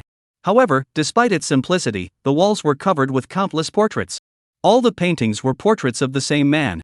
A man holding a 3-foot-long sword, with sword-like eyebrows and starry eyes, floating gracefully like an immortal. At one point, a woman's figure came to a stop in front of the largest painting on the wall. She stared blankly at the man in the painting, her flawless face flickering with a complex expression. Fragments of memories from the past began to surface in her mind. That year, she had just entered the Yutian realm, becoming the youngest Yutian realm cultivator in the history of the Lingxiao sword sect. After breaking through her cultivation realm, she followed her master to the central divine continent to witness the true form of the most talented geniuses on this vast land. That year, the Qingyuan secret realm opened. Countless geniuses from across the continent showcased their talents, challenging the world with their swords. This era was later referred to as the Golden Age. At that time, she realized that her so-called talent was nothing compared to true geniuses. Despite being unmatched in her realm in the eastern wastelands, she couldn't even defeat a cultivator several minor realms below her in the Qingyuan secret realm. Her resolve was shattered, and in that moment, she finally accepted the fact that she was not the center of this world. She learned to endure, to keep a low profile, and to cover her fair skin and face with black mud. She no longer pursued the precious treasures of the secret realm but began to learn how to pick up bargains. She avoided places where people gathered, and even in isolated areas, she remained cautious and vigilant. However, despite all this, she still found herself caught up in the whirlwind of a clash between the top geniuses of the divine realm. Chapter 68, Lu Lingxiao. No one knew why the ordinary tree she had been resting against had transformed into the legendary Imu Qingling fruit tree. It was said that eating a single Imu Qingling fruit could not only add 500 years to one's lifespan but also grant eternal youth, making it one of the rarest longevity-enhancing treasures on the continent. At that moment, she had no idea of the gravity of the situation and was secretly rejoicing over having stumbled upon another fourth-grade spiritual herb. However, the next moment, dozens of terrifying auras suddenly appeared above her head, startling her so much that she dropped the fourth-grade spiritual herb she was holding onto the ground. Those dozens of people were roughly the same age as her, but the aura they emitted could easily reduce her to dust. Just as she thought she was about to meet her end, a sword beam sliced through the sky, illuminating half the heavens. A man appeared before the crowd. "All the fruits on this Imu Qingling fruit tree are mine." These were the man's first words, and his only words. Domineering, confident, and self-assured. The dozens of people present seemed to sense that the man was no ordinary individual. They began to rally others under the pretext of dividing the Imu Qingling fruits equally, urging everyone to join forces against him. Upon hearing this, countless people joined the ranks opposing the man, swelling the numbers from dozens to hundreds, then thousands. That battle raged until the sky grew dark and the sun and moon were obscured, with blood flowing freely, staining the ground beneath their feet a deep crimson. Facing the onslaught of the crowd, the man seemed possessed by a demon god, slaying gods and Buddhas alike. His sword was too fast and too precise. Some people saw his sword and knew their time had come. He was like a ruthless killing machine, merciless and decisive, showing no mercy whatsoever. In no time, the attackers were slaughtered to the last man, with no chance to escape. She had assumed that someone so ruthless would have a face filled with malice, at the very least not someone who could be called attractive. However, when the man approached her, she realized she was wrong, and wrong in the most profound way. The moment she saw him, her long dormant heart began to race. The man casually tossed his blood-stained outer garment aside and put on clean clothes. When he saw her, he furrowed his brows and spoke coldly, "So weak. Are you here to commit suicide?" Faced with his mockery, she blushed and couldn't say a word. The man shook his head and casually gathered all the Imu Qingling fruits from the tree into his storage ring. Before leaving, he tossed her a Imu Qingling fruit, saying as he walked away, "Since you didn't attack me earlier, I'll give you this fruit." At that moment, she stared blankly at the Imu Qingling fruit in her hand, her face filled with disbelief. She wasn't unwilling to attack or anything, it was just that at that moment, her legs were trembling, and her mind was blank. She hadn't even considered such things. If she hadn't been so scared that she couldn't move, she would have fled long ago. Why would she have stayed there? This was her first encounter with a man. The man spoke a total of 3 sentences, 1 to someone else and 2 to her. She had thought that the man would say many more words to her in the future. Little did she know that their conversations would forever stop at the number 2. After the Qingyuan's secret realm ended, she also learned the man's name and his identity. Lin Wuya, seeking the way without end, seeking the sword without end. The most talented young generation of the Xinzhou sword sect, the leader of the sword sect. Yes, that sect was called the Sword Sect, named after the sword, unlike their Lingxiao sword sect, which added Lingxiao before its name. Such status, such talent, it seemed as though they were destined to be from different worlds. But she did not give up. She wiped the dirt from her face, applied makeup, and put on her most beautiful dress. She waited every day at places where the man might appear, hoping to create a chance encounter. Perseverance paid off, and she truly saw the man again. At that moment, her heart raced wildly, and she had already rehearsed what she would say next. Yet he merely glanced at her casually, showing no sign of interest, not even a flicker of emotion.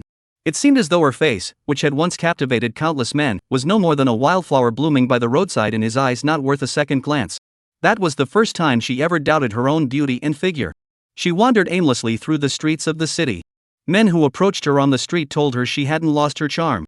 But these men weren't Lin Wuya, so what did their admiration matter? A woman adorns herself for the one who delights her. From that day on, she never put on makeup again. Many years passed after that. During those years, she heard many more stories about men. She heard that his master was the most beautiful woman in the central realm, so stunning that she could make fish sink and birds fall from the sky, and even the moon would hide its light in shame. She heard that even the princess of the divine realm was infatuated with him, and every day she would carry a wooden zither to the sword sect to play for him and soothe his heart. She heard that he also had a complicated connection with the holy maiden of the chaos seas. That saintess once declared that one day she would capture him, chain him like a dog, and make him wash her feet and wipe her back every day. She has recorded many stories about men, but none of them feature her as the protagonist. She seemed to be merely a witness to the glorious lives of men. Compared to men, she was so ordinary, so it seemed that simply crossing paths with them was already a blessing from heaven. Perhaps that man will never know that there was once a girl who silently loved him for many, many years. That year, the man reached the pinnacle of his cultivation, transcending the mortal realm, opening a path to the heavens with his sword, and ascending to the upper realms, leaving behind an immortal legend. That same year, she returned to the Donghuang domain with her master, back to the Lingxiao sword sect. The following year, her master arranged a marriage for her. The groom was the son of the master of the Yuan Gate, with extraordinary talent and a powerful background, a perfect match for her. However, she refused. Having seen the vast ocean, one can no longer appreciate ordinary water. Having seen the vastness of the sea, how could one still find ordinary streams appealing? Having seen the clouds of Mount Wu, the clouds of other places could no longer be called clouds. After that, she spent 800 years in solitude on this nameless mountain peak. Over time, her cultivation reached the pinnacle of the eastern wasteland. Others referred to her as the Lingxiao fairy. However, her real name was not Lingxiao. Her real name was Xiaowan, Lu Xiaowan. She did not bother to correct them. Let's just call him Lu Lingxiao. Since the ordinary name Lu Xiaowan couldn't bring her any closer to that man, perhaps Lu Lingxiao might bring about a miracle, who knows? In the quiet room, Lu Lingxiao snapped out of his memories. The woman knelt down and gently placed the kitten in her arms on the ground. She stroked the kitten's head and said gently, "Be good, go play by yourself." The kitten meowed once, licked Lu Lingxiao's delicate hand, then walked out of the room with its neat cat steps. After the kitten left, Lu Lingxiao closed the door and shut the window. After doing all this, she walked to the bedside with her bare feet. On the bed, besides the soft blankets, there was a prominent gray coat. The coat was tattered and stained with dried blood, standing out starkly against the pristine blanket beside it.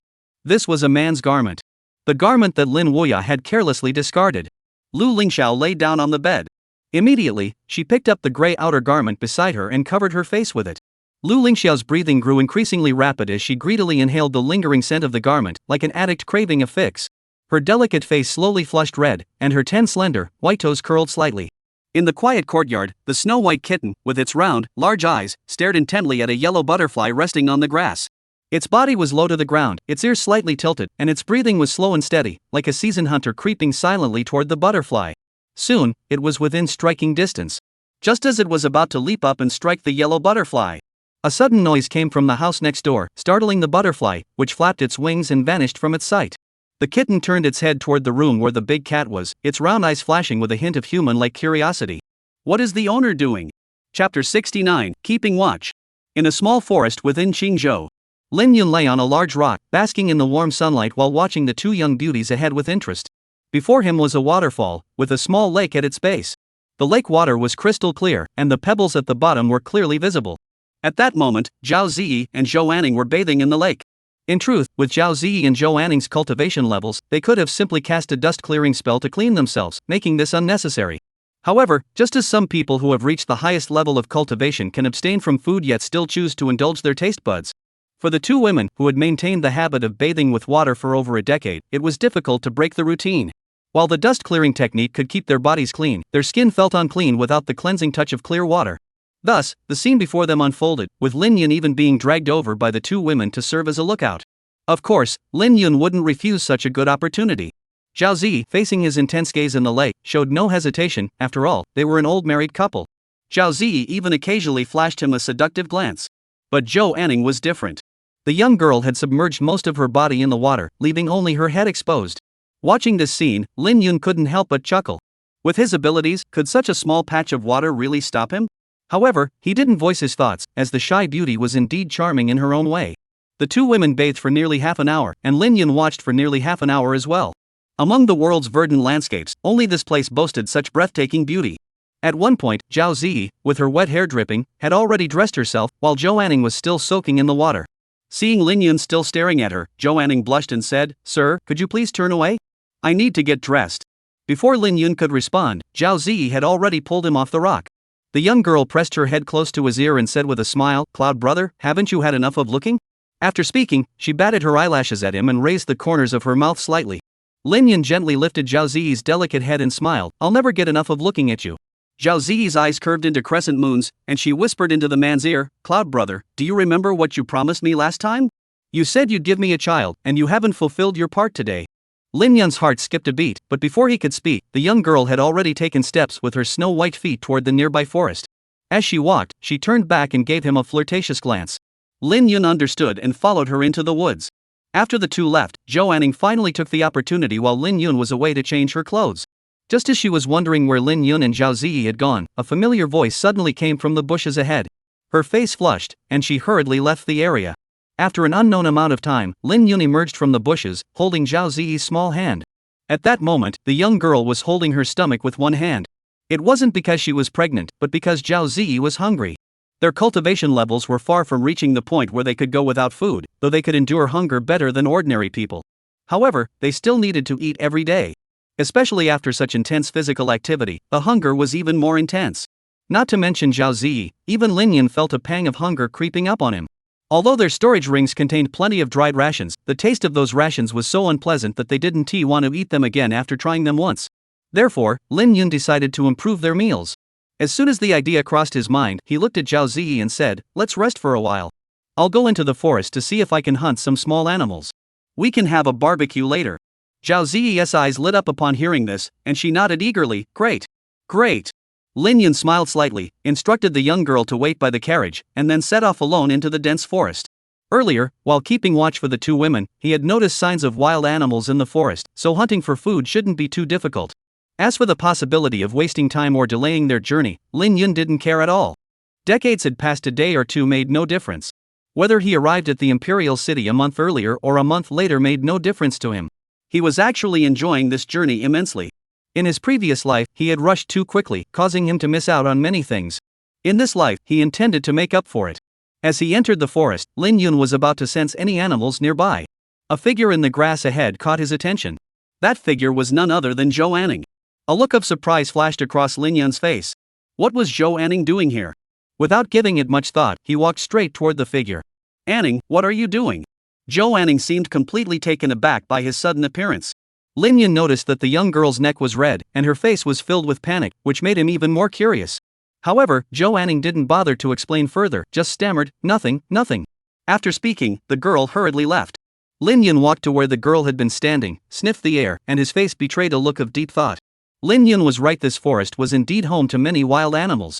Before long, he had hunted down a wild boar weighing 50 or 60 pounds. When he returned to the camp carrying his prey, Zhao Ziyi happily ran toward him. The girl wrapped her arms around his neck and gave him a kiss. After the kiss, the girl looked up at him adoringly and said, "Cloud brother, you're so amazing. I love you so much." After speaking, she hugged his neck and began to nibble on it. Lin Yun smiled and enjoyed the moment. As a late-stage cultivator of the Kaiyuan realm, if he couldn't even hunt down this much food, he might as well take a block of tofu and smash himself to death. It could be said that as long as it wasn't a barren wasteland, there was no such thing as him being unable to hunt for food. Although he found Zhao Ziyi's words amusing. But he had to admit that the young woman, aside from occasionally getting a little jealous, had an extremely high emotional intelligence. At least when it came to emotional value, she always kept him well satisfied. No man would refuse to hear a woman's praise. Sometimes a woman's compliment is more effective than any material reward for a man. This also highlights the personality differences between Zhao Ziyi and Zhou Anning. Zhou Anning, perhaps due to his imperial lineage, has a more reserved nature. Zhao Ziyi, though also from an immortal cultivation family, is only a concubine's daughter and holds a lowly status. Therefore, Zhao Ziyi is more skilled at flattering men and is more generous with her praise. To be honest, spending time with Zhao Ziyi is truly a pleasant experience, as she always manages to make you feel accomplished. Although, given his status, he doesn't need such things to enhance his image. Who could resist a beautiful young woman whose eyes are filled with admiration for you? Lin Yun was no exception. Chapter 70, The Temptation of Grilled Meat. The young girl hugged him and nibbled on him for a long time. Lin Yun returned a sweet kiss before heading to a small river to prepare the wild boar. He didn't immediately skin the wild boar or cut it into pieces. Instead, he slowly made a cut at the wild boar's neck, allowing the blood to flow out slowly. Seeing this, Zhao Ziyi, who was crouched nearby watching, curiously asked, "Cloud brother, what are you doing?" "Bleeding it out." Lin Yun replied without looking up. "Bleeding?" Zhao Ziyi was even more curious. "Why bleed the wild boar?" Seeing the girl's puzzled expression, Lin Yun explained, "If these animals aren't bled before cooking, the blood stays in the meat, and the food will have a gamey taste. Bleeding is done to reduce the gamey flavor, making the taste and texture better." Zhao Ziyi listened with wide eyes, her face filled with admiration. "Cloud brother, you even know that? That's amazing." Lin Yun smiled modestly. "This is nothing. There's so much more I know." Soon, the bleeding was complete. Lin Yun casually swept his hand, and the wild boar's fur was completely removed. He then slit open the belly and removed the internal organs. He then began washing the meat with stream water in preparation for the upcoming meal. After finishing the cleaning, Zhao Ziyi thought that they should finally be able to start grilling and cooking. However, Lin Yun did not follow the young girl's expectations. Instead, he dug a hole by the stream, lined it with banana leaves, and placed the already prepared wild boar inside. Then, under the girl's bewildered gaze, Lin Yun took out a bundle of thin, green, strip-like plants from his storage ring, broke them into pieces, and tossed them into the hole. Next, he added pieces of earth-colored roots and stems, as well as powders from various jars and containers. Finally, he frantically smeared the mixture all over the wild boar. If she hadn't known that Lin Yun was preparing food, Zhao Ziyi would have thought he was poisoning it. The man's actions had completely surpassed her understanding, leaving her utterly baffled. At that moment, it wasn't just Zhao Ziyi who was confused, even Zhou Anning, standing beside her, was baffled. While she could still understand the previous step of bleeding the wild boar, Lin Yun's current actions had her questioning everything. When did grilling a wild boar require such complicated preparatory work? Isn't it just a matter of plucking the hair, cutting open the belly, and sprinkling some salt before getting started? In the end, Zhao Ziyi couldn't help but ask, "Cloud brother, what are these?" Lin Yun continued massaging the wild boar while pointing to the broken, crushed green plant and said, "That's wild garlic." He then pointed to the similarly crushed earth-colored rhizomes and said, "That's wild ginger." Seeing the curious expressions on the two women's faces, Lin Yun explained, "Remember the issue I mentioned earlier about the fishy and gamey smell? Bleeding can remove the fishy smell, but it doesn't eliminate it completely. These two ingredients are used to reduce the fishy and gamey smells. What about these powders?" Zhao Ziyi pointed to the colorful substances on the wild boar. Lin Yun began to explain enthusiastically, "These powders are chili powder, pepper powder, and cumin powder." As Lin Yun listed each name one by one, the two women's expressions grew even more bewildered. Because none of the things the man mentioned had ever crossed their ears before. Lin Yun didn't find this surprising. To be honest, if it weren't for the memories of a blue star person stored in his mind, he wouldn't have known about these things either, let alone that these unassuming plants could be used for cooking. The wild onions and ginger were things he had gathered on the spot in the forest earlier, while the various bottles and jars of spices were items he had prepared before setting out. The vast universe, countless dimensions. Many continents suitable for cultivation exist, but since most people devote their time and energy to refining their cultivation, the cultural and culinary development of these realms often progresses extremely slowly. For example, the Endless Continent is such a place, where dietary habits are still largely limited to simple steaming, boiling, and stewing, with seasonings consisting solely of plain salt.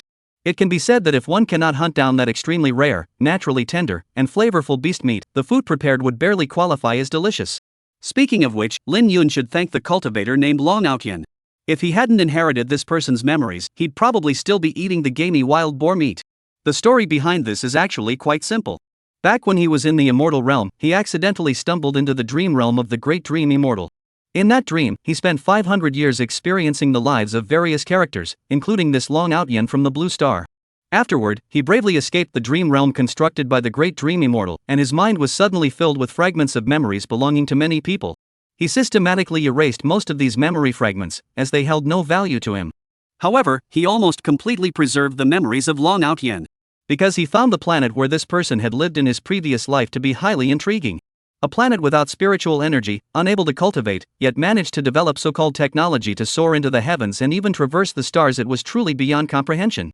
Moreover, some of the concepts on that planet were also very interesting and worthy of deep reflection. The nations there had extremely detailed and stringent laws, truly achieving the principle that even the emperor was subject to the same laws as the common people. In some countries, leaders were even elected by popular vote. This novel system left him speechless for quite some time. However, Lin Yun naturally wouldn't explain these things to the two women at this stage, as they involved some secrets from his previous life. Lin Yun made up a casual excuse to brush it off, claiming that he had read about these things in an ancient text. At that moment, Zhao Ziyi's face was filled with admiration. She wrapped her arms around his neck, and her face pressed against his neck with abandon. This bold and intimate scene made Zhou Anning blush slightly, and certain images began to flicker in her mind. As these images appeared, Zhou Anning's face grew even redder. After enjoying the adoration of a young girl, the wild boar was finally marinated to perfection. Lin Yun began preparing the delicious meal. He gathered several sturdy branches, threaded them through the wild boar's body, then set up 2 tripods beside the fire and placed the boar on top. The rest was left to time. After roasting for a short while, the wild boar's skin began to sizzle. The fat on the outer layer of the pork, under the high heat, melted from solid to liquid, bubbling out like water bubbles. The fat, drawn downward by gravity, dripped onto the charcoal below, leaving behind small black holes in the glowing embers. Soon, the wild boar's skin turned golden brown and crispy, while the outer layer of meat was almost charred brown. The aroma of the meat, mingled with the scents of various spices, wafted through the air. The two women by the fire couldn't help but swallow their saliva. They never imagined that an ordinary wild boar, when paired with the spices the man mentioned, could be roasted to such an enticing aroma. They hadn't even tasted it yet, but just looking at it, they could already tell the flavor would be exceptional. After waiting for nearly half an hour, Zhao Ziyi couldn't resist any longer.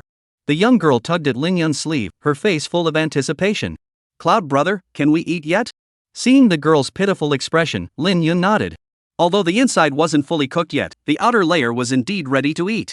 Lin Yun used a small knife to cut a piece of crispy on the outside, tender on the inside lean meat and handed it to Zhao Ziyi. The girl took it, her eyes curving into crescent moons, clearly overjoyed.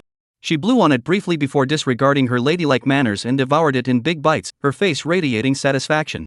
After cutting a piece for Zhao Ziyi, Lin Yun cut another piece for Zhou Anning beside him. The shy expression on Zhou Anning's face, wanting to eat but too shy to speak up, hadn't escaped his notice. Seeing that Lin Yun had also handed her a piece of fragrant lean meat, Zhou Anning felt a bit overwhelmed and thanked him. Lin Yun shook his head silently. If it were Zhao Ziyi, she wouldn't have said thank you. Girls like her would respond with actions instead.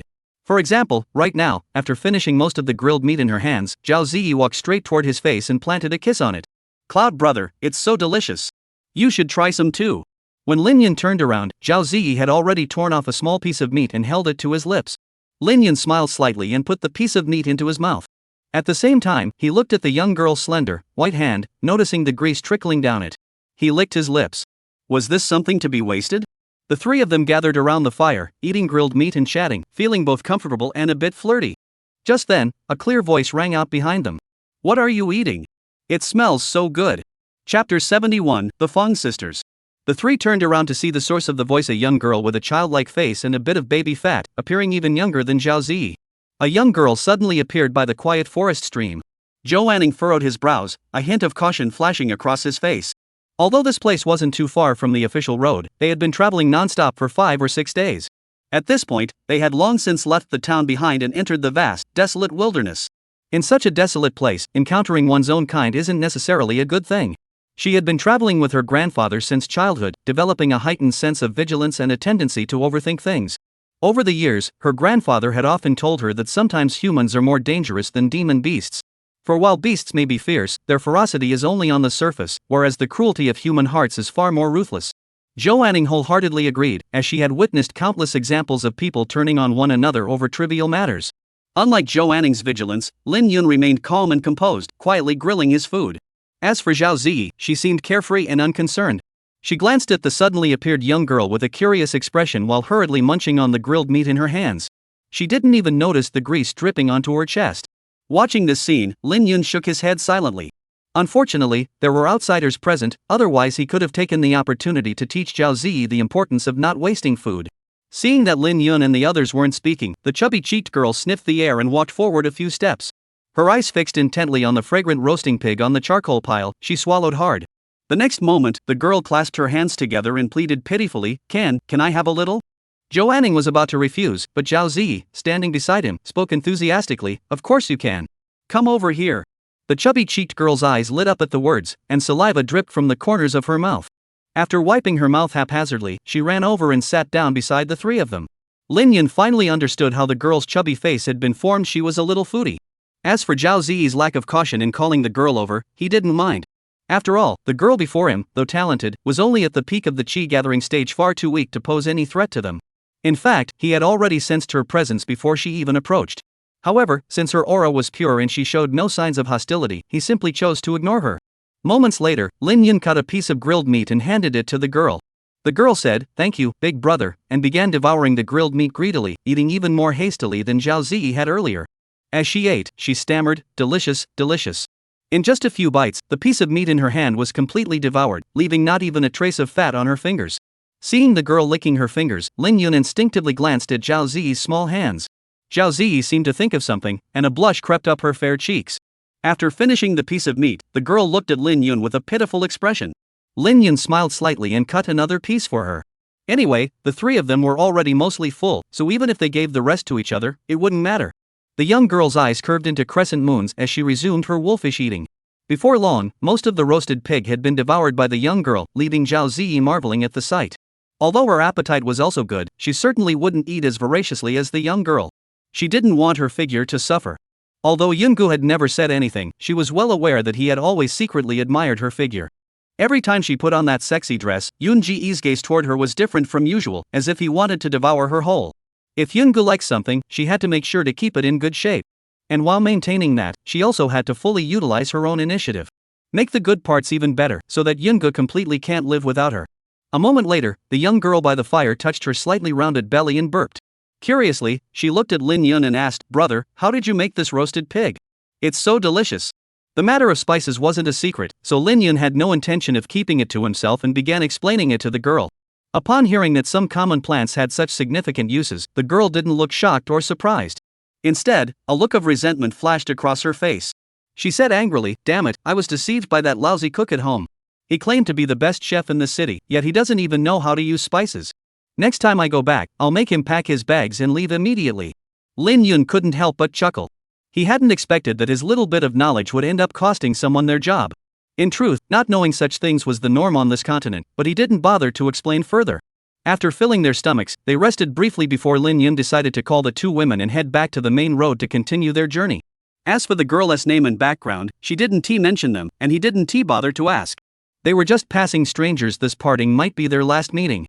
There was no need to dwell on it. Just as Lin Yun was about to speak, a look of surprise flashed across his face. He turned to look at the forest behind him, as he sensed someone approaching them. Moments later, a young woman of about 20 emerged from the forest. The woman bore a striking resemblance to the young girl beside her.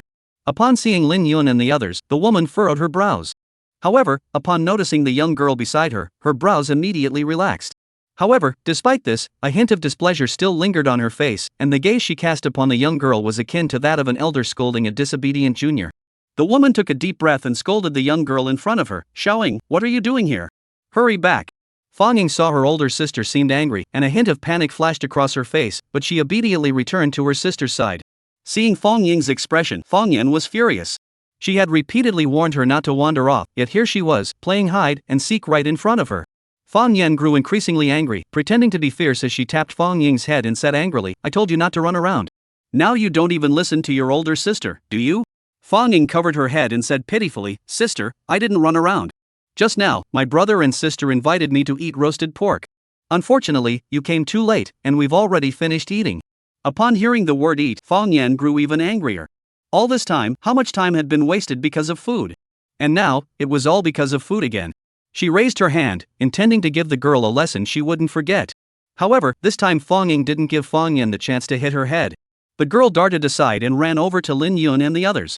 Seeing Lin Yun beside Fong Yen finally shifted her attention to the strangers in front of her. A young man and two young women, they all looked very young. Such a combination was rare.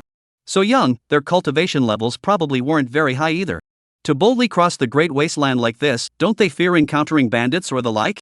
If these few people looked harmless, it wouldn't be a big deal even if they were robbed, they could just pay their way out of trouble. But among the three, the man was exceptionally handsome, and the two girls by his side were also stunningly beautiful, the kind of people who would attract envious glances even while traveling during the day. Are they fearless, or just reckless? You must know that some bandits aren't just after beautiful women, those with a delicate, youthful appearance are equally tempting targets. Some even specifically target young men with striking good looks. She had heard many such stories along the way. Traveling through the Great Wasteland, not only girls need to protect themselves, but boys must also be cautious and vigilant. Chapter 72, Conspiracy. Fong Yen shook her head silently and walked toward Lin Yun and the others.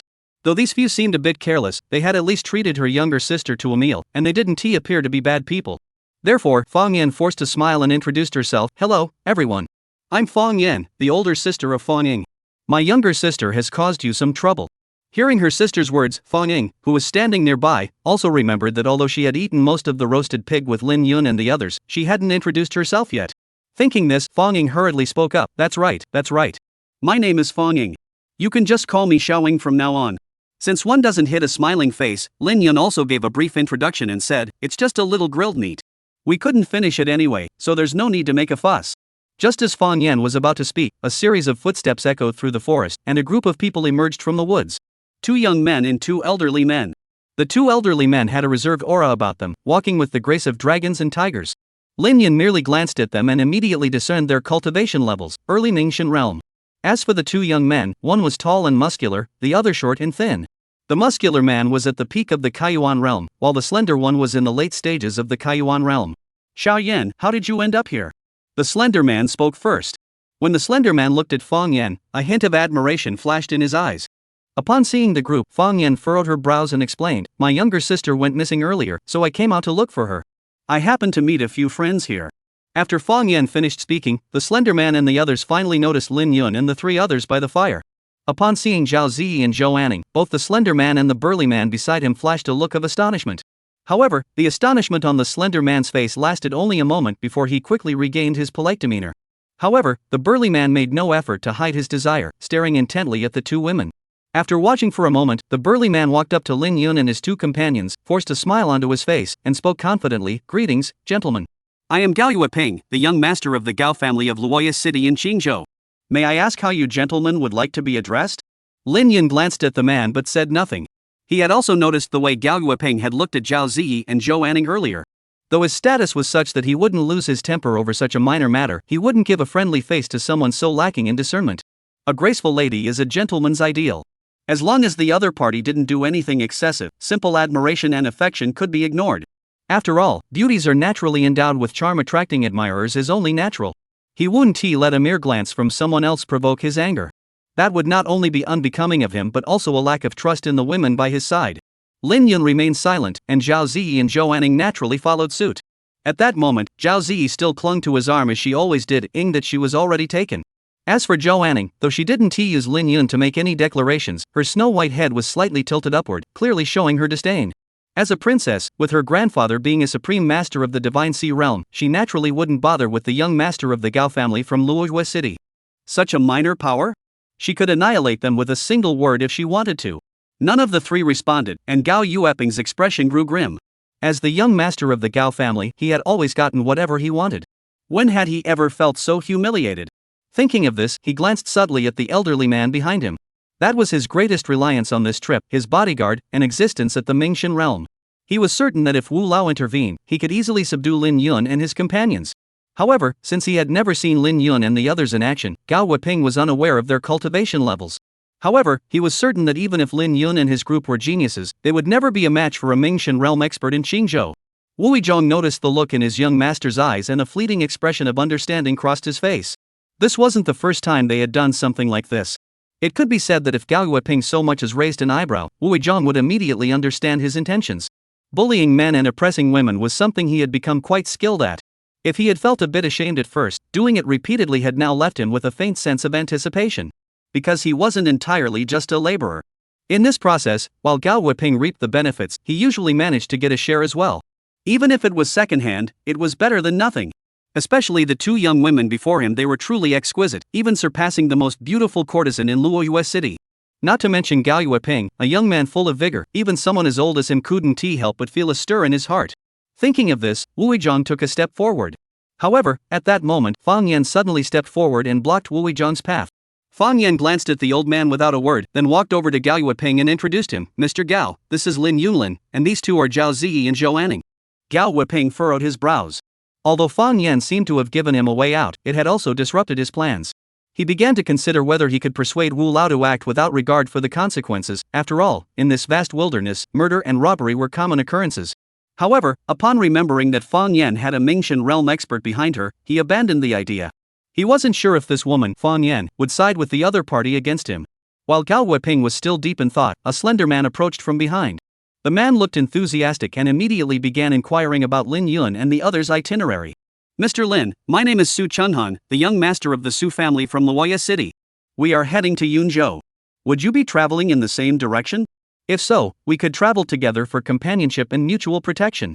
As Su Chunhan spoke, he was very polite, merely glancing at Zhao Ziyi and Zhou Anning with a courteous nod. His demeanor was polite and refined, resembling that of a gentlemanly young nobleman. However, with Lin Yun's keen eyesight, he could still discern some deeply hidden qualities in the other party. Therefore, although his attitude was much better than when he had dealt with Gao Yu earlier, he still replied coldly, "There's no need to travel together. We are about to set off. If you can keep up, follow us. If not, don't bother." After speaking, Lin Yun glanced at Su Chunhan once more before gesturing for Zhao Ziyi and Zhou Anning to head toward where the carriages were parked. Their destination was indeed Yunzhou. He planned to board a large ship in Yunzhou and travel downstream along the Jingyun Grand Canal to the imperial capital. He hadn't expected that he would end up traveling with this group after all. He had naturally sensed the fleeting intent to kill from Gao Yueping earlier. But he didn't give it a second thought. Even if there were a few more of them, he wouldn't be afraid. Challenging opponents of a higher level was as difficult as climbing to the heavens for others, but for him, it was as easy as pie. If the other party dared to attack him, he wouldn't even need to use the sword intent in his spiritual sea. Fang Yan and Fang Ying, the two sisters, followed Lin Yun after he left. At that moment, Su Chenghan was also preparing to leave, but as soon as he lifted his left foot, he was called back by Gao Yueping. Su brother, wait a moment. Su Chenghan turned to look at Gao Yueping, a hint of confusion flashing across his face. Although the Su and Gao families were both prominent clans in Luoyue City, their relationship was actually quite strained. Their current collaboration was merely due to the need to transport the same shipment to Yunzhou. Just as Su Chenghan was wondering what the other man wanted to say, Gao Yueping asked a question that seemed completely out of the blue. Su brother, how many years have you been pursuing Fang Yan? Su Chenghan furrowed his brows, unsure why he was being asked that. To be precise, he had been pursuing Fang Yan for nearly 5 years. During that time, he had confessed his feelings countless times, but every single time, he had been rejected by Fang Yan. If it weren't for her beauty and family background, he would have given up long ago. Given his status, he certainly didn't lack women. Su Chenghan didn't answer the question because he knew Gao Yueping wasn't asking that. Sure enough, after a moment, Gao Yueping laughed and said, Su brother, you've been pursuing Fang Yan for so many years, yet you've never been able to get close to her. Don't you feel frustrated inside? I have a method that not only allows you to win Fang Yan's heart but also lets you taste the beauty of other women. Su Chenghan's heart skipped a beat, but he forced himself to remain calm and asked, what do you mean by that? As a man, Gao Yueping could easily tell that Su Chenghan was already tempted. He smiled slightly and said in a sinister tone, what I mean is, I plan to make a move on Lin Yun. If Fang Yan intervenes, as long as the revered elder from your family can help me stop the Mingshan realm expert from the Fang family, I guarantee that you will not only be able to have both women, but even the two beauties you saw today you can choose one first. But what if Fang Yan doesn't interfere in this matter? Su Chenghan gave Gao Yueping a meaningful look. If Fang Yan doesn't intervene, does that mean we can't act? Gao Yueping licked his lips, a hint of cruelty flashing in his eyes. Su Chenghan's eyelid twitched. He hadn't expected Gao Yueping to be so bold and daring, even daring to think of forcing himself on someone. No wonder he was known as the first playboy of Luoyue City. He had always heard that Gao Yueping was obsessed with women and would stop at nothing to get what he wanted. Today, he saw it for himself. It was exactly as rumored, not a single word exaggerated. If it had been before, he would have refused outright. Because once such a thing happened, he would lose all chance of pursuing Fang Yan normally. It could be called a gamble. He wasn't the kind of man who only thought with his lower half, otherwise, he wouldn't have persisted in pursuing Fang Yan for so many years. But as Gao Yueping said, after pursuing her for so many years, he does feel some frustration, or perhaps even boredom. Therefore, when faced with Gao Yueping's proposal, he was tempted. What about the other members of the Fang family afterward? Su Chenghan asked the question he was most concerned about. A flash of cruelty crossed Gao Yueping's face as he laughed. Of course we'll kill them all. As long as you're willing to help, we have 2 Mingshan realm cultivators on our side, plus the combined forces of our 2 families. Eliminating the Fang family's group would be a piece of cake. And in this vast wasteland, no one would ever suspect a thing. Su Chenghan fell silent, not because he couldn't bring himself to do it, but because he was considering whether there might be any loopholes. He wasn't exactly a saint. Killing people didn't weigh on his conscience at all. After thinking for a moment, he realized that the people from the Fang family truly had no chance of survival. Su Chenghan looked at Gao Yueping before him, shedding his previous friendly demeanor, and coldly said, besides the 2 sisters of the Fang family, I also want that Zhao Ziyi. Gao Yueping frowned upon hearing this. Because Zhao Ziyi was also the one he wanted most, and he never expected Su Chenghan's taste to be the same as his. Among the 2 women, Zhou Anning wasn't bad either. In terms of appearance alone, she could be considered on par with Zhao Ziyi. However, Zhao Ziyi seemed to be the one Lin Yun favored, and her figure was much better than Zhou Anning's. And he preferred this type of young married woman. At that moment, Gao Yueping felt a bit down. But Zhou Anning was Zhou Anning. This woman had decent physical potential. With some training, she might even surpass Zhao Ziyi. Though he felt a bit resentful, Gao Yueping still agreed. Because without the other party's help, this plan indeed carried significant risks. Chapter 73, The Game's Punishment. In the dense jungle. Fang Yan looked at Lin Yun's figure ahead and hesitated for a moment before stepping forward to warn him, Mr. Lin, Gao Yueping might be planning something against you. If you get the chance, leave immediately. Don't travel with us. Lin Yun stopped in his tracks and looked at Fang Yan. Fang Yan continued, Mr. Lin, you may not be aware that Gao Yueping is known as the first playboy of Luoyue City. He is fond of beauty, cruel, and domineering, and will stop at nothing to achieve his goals. After speaking, Fang Yan glanced at the 2 women beside Lin Yun. Her meaning was clear. Gao Yueping had likely set his sights on Zhao Ziyi and Zhou Anning, and he was not someone to be trifled with. However, Lin Yun shrugged it off indifferently. Thank you for the warning, Miss Fang Yan. They're just a bunch of petty troublemakers. No need to worry. Fang Yan's expression froze, and a strange look flashed across her face. She then asked curiously, may I ask what cultivation level Lin Gongzi has reached? Fang Yan saw how confident Lin Yun was and assumed he was hiding his true strength, thinking she had underestimated him. However, when she heard that Lin Yun's cultivation level was only at the late stage of the opening realm, she couldn't help but feel a bit speechless. At such a young age, his cultivation level was already quite impressive, even surpassing her and Gao Yueping of the same age. But talent doesn't equate to combat power. Not to mention that Gao Yueping had a bodyguard at the early stage of the Mingxin realm, and Gao Yueping himself was already at the peak of the Kaiyuan realm. What gives you the confidence to act so arrogantly, Lin Yun? Fang Yan assumed Lin Yun was unaware of the other party's cultivation level and reminded him again, Mr. Lin, do you know what cultivation level Gao Yueping currently has? He is now at the peak of the opening realm, and he has a Mingxin realm bodyguard by his side, the old man who has been following him all along. I think you should consider my suggestion. However, Lin Yun shrugged indifferently and said, no problem. If they want to die, I don't mind giving them a send-off. Fang Yan saw that she had made her point clearly, but the other party remained stubborn, so she didn't try to persuade him further. They were mere strangers who had crossed paths by chance. She had already gone out of her way to warn him. Fang Yan simply regarded Lin Yun as a delicate flower raised in a greenhouse, spoiled and unaware of the treacherous nature of human hearts, unwilling to lower his so-called pride. As for what Lin Yun claimed he could handle, she didn't believe a single word of it. A late-stage Kaiyuan realm cultivator facing a Mingxin realm cultivator plus a peak-stage Kaiyuan realm cultivator, such a prodigious figure might exist, but there should be none in Qingzhou at present. She also didn't believe that someone they had randomly encountered on the road was such a legendary figure. After passing through the forest, they soon returned to the official road. Lin Yun noticed that there were now over 50 carts loaded with goods and around 100 people dressed as cart drivers beside their carriage. The cart drivers were sitting under the trees, munching on dry rations and resting. Upon seeing them, a fleeting look of curiosity flashed across their faces. Zhou Anning glanced at the carts for a moment and noticed that they were adorned with the flags of the Fang, Su, and Gao families. The carts had left deep wheel tracks in the ground, clearly indicating that the cargo was heavy. Zhou Anning turned to Fang Yan and said, Sister Fang Yan, are you in the traveling merchant business? Fang Yan smiled and replied, that's correct. We are transporting a batch of purple cloud ore to Yunzhou City. Upon hearing this, Zhou Anning's eyes sparkled. Purple cloud ore was no ordinary ore, it was a highly rare material used in weapon forging. Weapons forged from this ore were significantly more powerful than those made from ordinary ore. Moreover, the weapons possess a unique ethereal quality, making them feel lighter and more agile when wielded. Sister Fang Yan, why don't you store these ore stones in your storage ring? That would be much more convenient for transportation, said Zhao Ziyi. Clearly, she didn't understand why the Fang family, as a cultivating family, would still use a cart to transport goods like ordinary people. Before Fang Yan could respond, Zhou Anning explained, GE, the purple cloud ore contains a special spatial energy that cannot be stored in a storage ring. Otherwise, it would cause the ring's space to collapse. Moreover, not only the ore itself cannot be stored in a storage ring, but also the weapons forged from it after being infused with purple cloud ore. As Zhou Anning explained, he reminisced about his childhood days of martial arts training. She had often used weapons forged from this ore back then, but later, when she had to accompany her grandfather on a long journey, she found it too cumbersome to carry and gave it up. Fang Yan was surprised that Zhou Anning had such knowledge, and a hint of astonishment flashed across her face. After all, the purple cloud ore was a unique mineral deposit exclusive to their city of Luoyai, and few people knew about it. The annual output of this ore was extremely limited, typically reserved for imperial use and rarely seen on the market.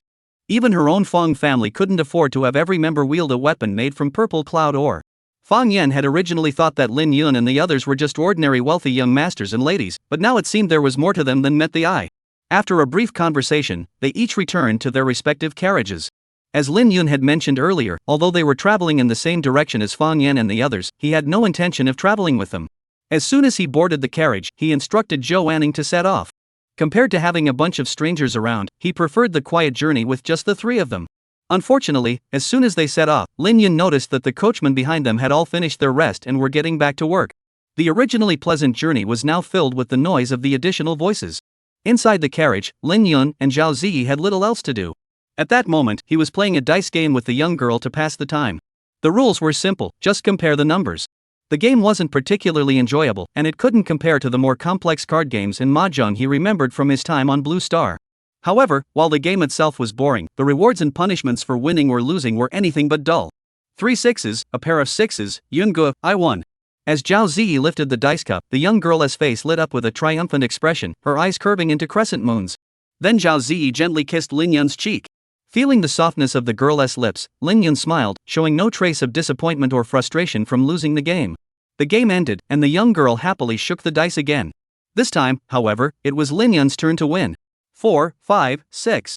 Cloud brother, your number is bigger than mine, you won. Zhao Ziyi's lips curved upward slightly as she brought her fair, delicate face close to Lin Yun's. Lin Yun smiled slightly and gently kissed her back. That's right, that's the reward and punishment of this dice game.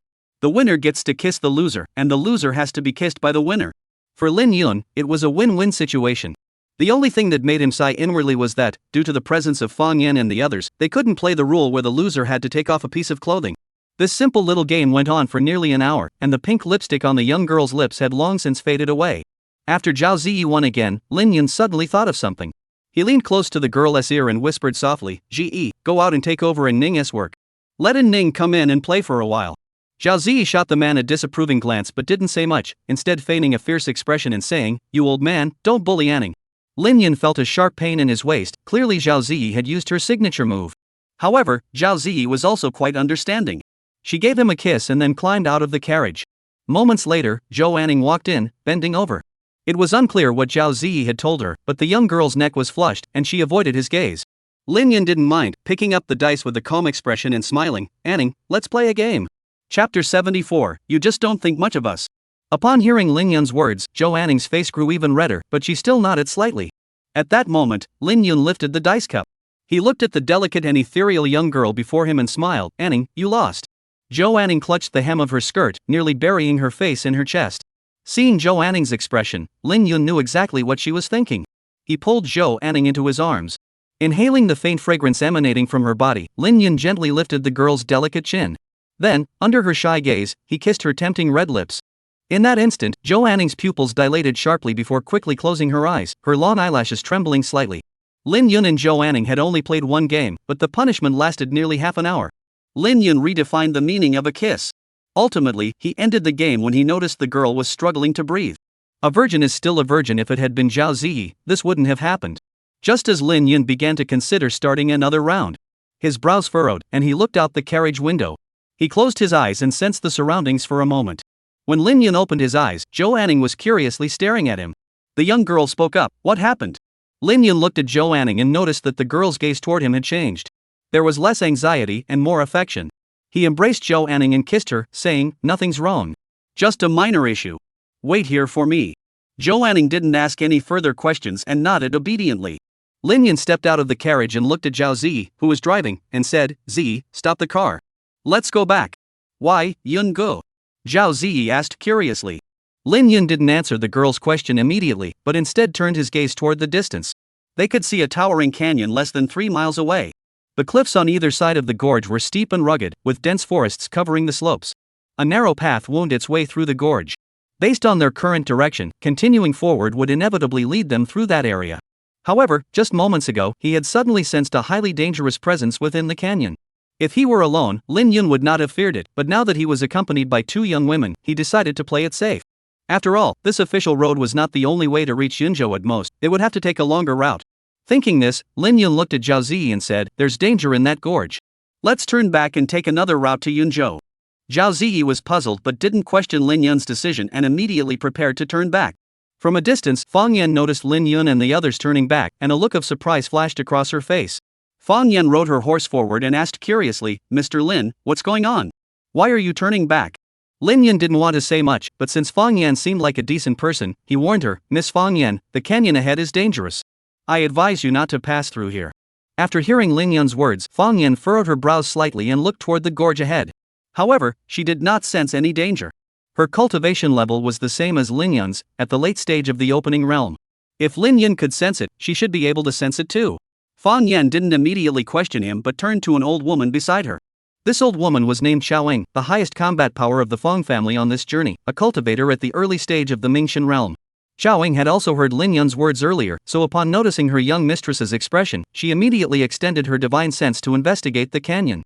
However, like Fang Yan, she did not sense any danger there either. Xiaoying first shook her head at Fang Yan, then turned to Lin Yun and said, Young master, I did not sense any danger from the canyon you mentioned. How did you perceive it? Upon hearing Chao Ying's words, Fang Yan also looked at Lin Yun. She was also curious about how he had determined that there was danger ahead. If it were just her who felt safe, Fang Yan might have suspected it was her own mistake. But if even Chao Ying said the same, she couldn't help but suspect that Lin Yun had misperceived the situation. Lin Yun didn't explain, because such things were simply inexplicable. He couldn't possibly say that even though his cultivation was only at the opening realm, his spiritual awareness was more refined than that of someone at the clear spirit realm. Such words would likely be met with disbelief. Therefore, he simply replied casually, "Miss Fang Yan, I've said all I can. Whether you choose to listen or not is entirely up to you." After saying that, Lin Yun began to signal Zhao Ziyi to leave. He wasn't very familiar with Fang Yan, though he did have some feelings for her. However, those feelings were only superficial. He had already been generous enough to give her a warning. If the other party insisted on courting death, he wouldn't force them to stay. Seeing Lin Yun look so serious and unconvincing, Fang Yan turned to Chao Ying. At that moment, Chao Ying's face was slightly displeased, and she frowned and said, "Miss Fang Yan, do you still not trust this old woman?" Fang Yan sighed inwardly. In theory, she naturally believed Chao Ying. After all, Chao Ying was a Mingxian realm existence, and her divine sense was undoubtedly far superior to hers and Lin Yun's. However, Lin Yun was acting too confident, and she couldn't detect even a hint of nervousness on his face. Just as Fang Yan was unsure how to decide, the sound of carriages suddenly echoed from behind. Turning around, she saw Gao Yueping and Su Chenghan blocking Lin Yun's path. At that moment, Su Chenghan still maintained his usual approachable demeanor. He looked at Lin Yun's carriage and asked curiously, "Lin brother, what are you doing here? Why aren't you moving forward?" Lin Yun glanced at Su Chenghan but did not respond. He had spoken up to remind Fang Yan because he felt the other party was decent, but there was no need to warn Su Chenghan and Gao Yueping in front of him. Especially the Su Chenghan, who pretended to be a gentlemanly young master but was actually a hypocrite, a true phony. He sensed the complex aura of at least dozens of women emanating from this man, and most of these auras were filled with a faint sense of resentment, indicating that this man was far from the honest person he appeared to be on the surface.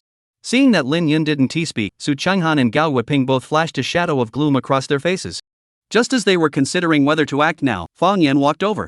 Su Chenghan and Gao Yueping heard Fang Yan mention that there might be danger ahead in the canyon. The two exchanged glances, temporarily setting aside the matter of Lin Yun, and turned to look at the revered figures behind them. The two early-stage Mingxian realm cultivators, upon hearing this, followed Chao Ying's example and began to investigate the gorge. However, their conclusions were identical to Chao Ying's, both stating that they detected no danger. Gao Yueping, who was among the crowd, heard both Mingxian realm cultivators say the same thing and let out a relieved smile. He looked at Lin Yun and smiled, "Lin brother, this is likely a mistake on your part. Let's continue forward." Lin Yun, hearing that these people wanted to go to their deaths, naturally wouldn't stop them. He smiled as well and said, "Sorry, I'm a coward. I think it's better to take a detour." Gao Yueping furrowed his brows. He naturally didn't want Lin Yun and the others to take a detour, otherwise, how would he act? After thinking for a moment, Gao Yueping smiled and said, "Lin brother, could it be that you don't trust us?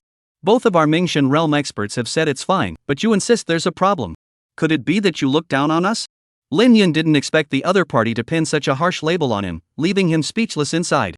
Fortunately, he didn't want to waste any more time here, so he went along with the other party's words and said, "That's right, I do look down on you. What are you going to do about it?" Chapter 75, Mastering the Winds of Change. Gao Yueping's eyes widened in shock, and he was momentarily at a loss for words. In his view, the so-called danger was just an excuse Lin Yun had made up to avoid traveling with him. He had considered that the other party might come up with various excuses to avoid leaving. But he never expected Lin Yun's excuse to be so simple, brutal, and even completely lacking in courtesy. Didn't the other party know they were currently in the vast wasteland? In such a place, there was no city lord's mansion to maintain order, and acts like lusting after someone and killing them for their belongings were common occurrences. At this moment, not to mention Gao Yueping, even Su Chenghan and Fang Yan were all stunned, staring at Lin Yun. Especially Fang Yan. She had told Lin Yun that Gao Yueping wasn't a good person, but there was no need to tear off the mask so directly. Isn't this giving the other party a legitimate excuse to act? Sure enough, Gao Yueping reacted quickly, feeling a surge of joy inside, but he feigned displeasure on his face and said, "Lin brother, it's fine if you look down on me. After all, I'm not a big shot. However, there are 3 Mingxian realm elders present right now.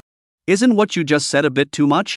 As Gao Yueping finished speaking, even Fang Yan's bodyguard Chao Ying furrowed her brows slightly. Because Lin Yun's words had also included her. Chao Ying had spent most of her life cultivating to reach the Mingxian realm, yet she was now being looked down upon by a junior. At that moment, not only Gao Yueping, but even she felt the urge to teach Lin Yun a lesson.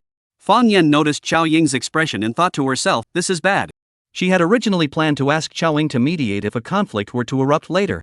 But given the current situation, she was already being lenient by not adding insult to injury. Fang Yan shook her head silently. She felt that Lin Yun was too impulsive. He could be upset with Gao Yueping, but he shouldn't offend everyone else. Though she felt Lin Yun's actions were lacking, Fang Yan stepped forward as a peacemaker and said, "Elders, I'm sure Lin Gongzi didn't mean it that way. He was just speaking out of anger in the heat of the moment. Please forgive him." As soon as Fang Yan finished speaking, she gave Lin Yun a meaningful glance, implying that he should explain that his words weren't directed at everyone, and the matter might be resolved. However, Lin Yun wasn't about to explain himself. He had spoken the truth. Moreover, he secretly wished these people would all charge at him so he could kill them all. He wasn't a bloodthirsty person, but he had sensed a faint hint of murderous intent from Gao Yueping and Su Changhan. For those who sought to harm him, he always adhered to the principle of killing them all without mercy. "Miss Fang Yan, since they don't appreciate your kindness, why bother being such a doormat?" The one who spoke was the guard behind Su Changhan. This man was named Su Guan, also at the initial stage of the Mingxian realm. When Su Guan looked at Lin Yun, his face was filled with icy coldness. Su Guan hadn't expected things to unfold so simply. They didn't even need an excuse. Lin Yun had handed it to them on a silver platter. In this world where the strong reign supreme, disrespecting one's elders is a grave offense. Even if they were to kill Lin Yun right now, no one would bat an eyelid. Just as Su Guan was considering whether he could act, Wu Zhong, standing behind Gao Yueping, stepped forward. At that moment, Wu Zhong's expression was cold and ruthless, making no effort to hide his cultivation. The furious true energy of a Mingxian realm cultivator formed a terrifying pressure, compressing the surrounding air and causing it to hiss. Upon seeing this, Gao Yueping and Su Changhan raised the corners of their lips slightly, while the Fang sisters exchanged a fleeting glance of concern. Among them, the chubby-cheeked young girl Fang Yan quietly tugged at her older sister's sleeve, wanting Fang Yan to help Lin Yun. However, Fang Yan shook her head imperceptibly, as she had already noticed that their own Chao guardian also harbored no goodwill toward Lin Yun. On her own, she couldn't possibly stop a Mingxian realm expert. Fang Yan could only sigh inwardly that Lin Yun was still too young and headstrong, unaware of the need to rein himself in. At this point, she could no longer risk offending the two powerful cultivators at the Mingxian realm to help Lin Yun, otherwise, she herself might be in danger. At such a young age, you are arrogant and self-important, unaware of your place in the world. I will teach you a lesson on behalf of your elders. As soon as Wu Zhong finished speaking, a massive hand made of true energy reached out toward Lin Yun. This strike was not delivered with full force, as Wu Zhong feared it might injure Zhao Ziyi and Zhou Anning on the chariot. However, even with only a fraction of his strength, the sheer might of the grab caused the celestial horse beneath Lin Yun to display a human-like expression of fear. The Tianlin horse instinctively reared up on its hind legs, trying to flee, but its limbs seemed stuck in quicksand, unable to move. It could only emit a series of terrified whinnies. This was the true essence domain suppression of a Mingxian realm expert. By normal standards, Lin Yun would also be immobilized like the Tianlin horse, at the mercy of his opponent. However, upon seeing Wu Zhong's movements, Lin Yun remained unfazed. Instead, he turned to Zhao Ziyi beside him and smiled. "Ziyi, do you remember the Shatterstar Prison Heaven technique I taught you last time? I'll show you the power of this technique now." Lin Yun finished speaking, then formed his hand into a palm and gently tapped toward Wu Zhong. In an instant, the spiritual energy in the area surged wildly, forming a massive white palm. This gigantic palm was several times larger than the true energy palm Wu Zhong had condensed. Like a giant swinging a hammer, the palm crashed down toward Wu Zhong's location with overwhelming force. Wherever the giant palm passed, howling winds raged, and spiritual energy churned. The true essence giant hand Wu Zhong had conjured before him was instantly shredded into nothingness. Wu Zhong's expression changed drastically. He dared not hold back any longer and immediately summoned his long sword artifact. He unleashed dozens of sword beams in rapid succession. Under normal circumstances, each strike would have easily been enough to kill a peak-level cultivator at the opening of the Void Realm. However, now his sword beams faced the giant palm like winter snow meeting the scorching sun, unable to create even the slightest ripple. The palm continued to advance toward him with an unstoppable might. How is this possible? Wu Zhong was utterly shocked. He never expected that even after giving it his all, he was still so easily defeated. Wu Zhong instinctively looked toward Lin Yun. However, he had no time to ponder how Lin Yun could wield such terrifying abilities at the late stage of the opening realm, for the palm had already reached the top of his head. In that moment, the heavens and earth seemed to become a prison, and no matter how the masses of people tried to escape, they could not break free from the boundaries of the heavens and earth. A sense of despair akin to drowning welled up within him. He experienced for the first time what true terror truly meant. It turned out that death itself was not terrifying. What was truly terrifying was the helplessness one felt in the face of death. After cultivating for over 200 years, he had never seen such a divine technique before. Under the other's palm, he felt as though he had become a tiny ant. It felt as though he was not fighting a single person, but the entire heavens and earth. But as a being existing between heaven and earth, how could he possibly match the power of the heavens and earth? He despaired and even forgot to resist. A deafening roar echoed, and the ground beneath his feet trembled violently. Horses neighed, and the trees along the official road shed their leaves with a rustling sound. As the dust settled, Wu Weizhong's lifeless body lay in the massive crater, his face still frozen in an expression of terror and despair. As for the instigator, Lin Yun, he stood atop the carriage, hands behind his back, calm and composed.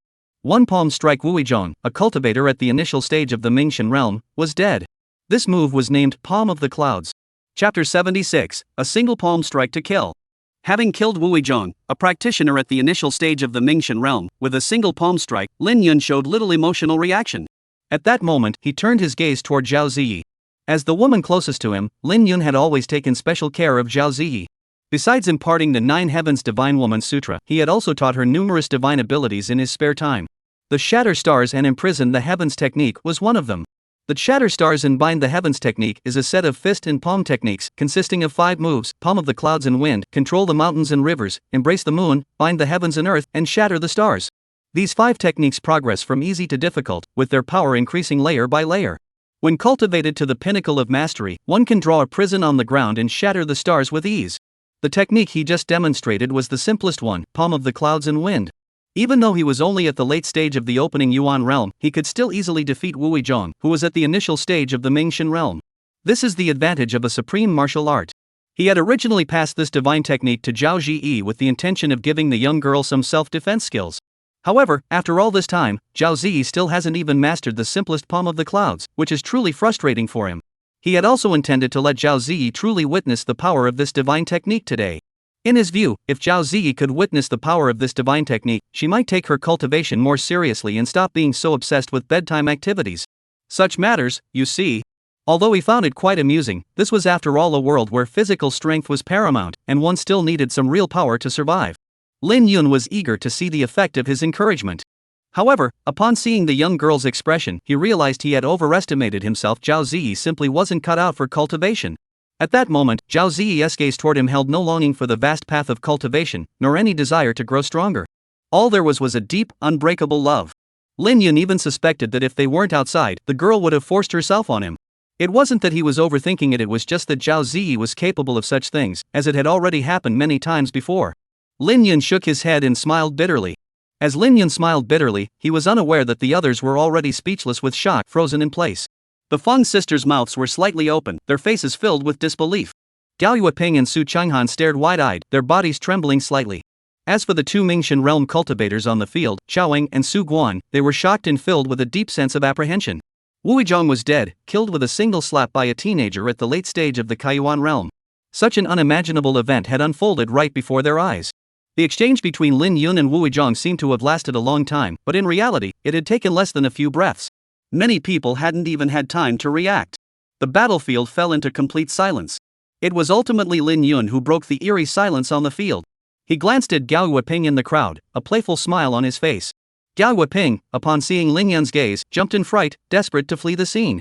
However, thinking that even someone as powerful as Wu Weizhong couldn't escape, how could he possibly run away? What was most important now was to secure Lin Yun's forgiveness. In Gao Yueping's mind, his conspiracy with Su Changhan had been carried out in secret, and no one else knew about it. He could easily shift all blame onto Wu Weizhong. Thinking this, Gao Yueping sighed in relief, stepped forward, and said with an apologetic expression, "Lin brother, my bodyguard was arrogant and rude to you. I apologize on his behalf. Please forgive him for his mistake." After speaking, Gao Yueping's face appeared calm, but his heart was pounding in his throat. Because even if Wu Weizhong hadn't taken action, the lustful glances he had cast at Zhao Ziyi and Zhou Anning in the forest earlier had certainly been noticed by Lin Yun. He could only pray that Lin Yun wasn't the kind of person who was bloodthirsty and petty. It must be said that although Gao Weiping was no saint, he was still quite cunning and understood the principle that the dead cannot speak. If it were anyone else, they might have stopped there. However, Lin Yun didn't judge people by their words alone. The faint killing intent emanating from Gao Yueping was impossible to hide from his keen eyes. He didn't even bother to speak, casually slapping his hand out again, sending another palm strike toward Gao Yueping. "Brother Lin, I was wrong. Please spare my life." Seeing that Lin Yun was truly intent on killing him, Gao Weiping was both shocked and terrified, and the words of surrender slipped out of his mouth. However, Lin Yun chose to ignore him completely.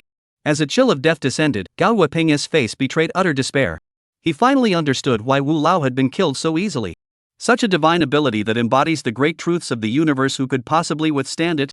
He regretted why he had provoked Lin Yun, regretting why he couldn't control himself. The other party dared to travel through the vast wasteland with two such beautiful young women. How could he not have the necessary backing? However, there was no room for regret in this world. Soon, Gao Yueping's vision went black and he lost consciousness. The high-ranking servants of the Gao family surrounding him had no idea what had actually happened. But now that they saw even the young master of the Gao family was dead, they abandoned the iron ore on the carts and fled in panic. The young master and Wu the attendant are both dead. Everyone, run! No one knew who shouted those words first, but the panic spread like wildfire, and all the Gao family's stable hands fled in terror. For these cart drivers who hadn't even reached the ninth realm of ordinary mortals, Lin Yun had no intention of harming them, so he let them go. The coachman's voices snapped everyone out of their stupor. The Fang Yin sisters were fine, though they were shocked by Lin Yun's ruthless decisiveness. But Su Chenghan was different. Besides being shocked, he felt a hint of fear, even taking an instinctive step backward, as if he had seen his own death. However, he eventually reminded himself that he had always behaved politely, and his bodyguards hadn't intervened either, so there wasn't much to fear after all. Lin Yun couldn't possibly just attack himself without any reason, could he? Thinking of this, Su Chenghan felt a bit more at ease, while also secretly relieved that he had hidden his true feelings well. After calming himself down, Su Chenghan let a smile appear on his face. However, Su Chenghan's smile lasted only an instant. Because Lin Yun had turned to look at him, and the playful smile on his face was identical to the one he had worn when looking at Gao Yu earlier. Su Chenghan stumbled inwardly but forced himself to step forward and bow respectfully, saying, "Brother Lin, my relationship with Gao Yueping is not very good. I hope you will investigate this matter thoroughly. If there was anything I did earlier that offended you, I am willing to apologize." After speaking, Su Chenghan glanced at Fang Yan, hoping she would step forward to speak on his behalf. Fang Yan hesitated for a moment, thinking about how Su Chenghan was a decent person and had been pursuing her for many years. Her heart softened, and she stepped forward, speaking with equal respect. "Mr. Lin, Gao Yueping is indeed no good. Killing him could be considered ridding the world of a villain in a certain sense. However, Su Chenghan should not have colluded with Gao Yueping." After speaking, Fang Yan glanced at Lin Yun without giving away her true feelings. At that moment, her heart was filled with anxiety, and she could no longer see Lin Yun as an ordinary peer. She never expected that the legendary prodigy would actually cross her path. Someone who could defeat a Mingxian realm cultivator in the early stages with just a single strike in the late stages of the Kaiyuan realm. Such a person's future was beyond her imagination. Fang Yan was already secretly speculating about Lin Yun's identity while also secretly thanking herself for maintaining a friendly attitude toward him. "I've been feeling off lately, and this part of the plot didn't come out as well as I'd hoped. I'll try to wrap this subplot up quickly." Chapter 77, Conclusion. Seeing Fang Yan step forward to plead for Su Chenghan, Lin Yun wasn't surprised. After all, not everyone could sense the killing intent on others as easily as he could.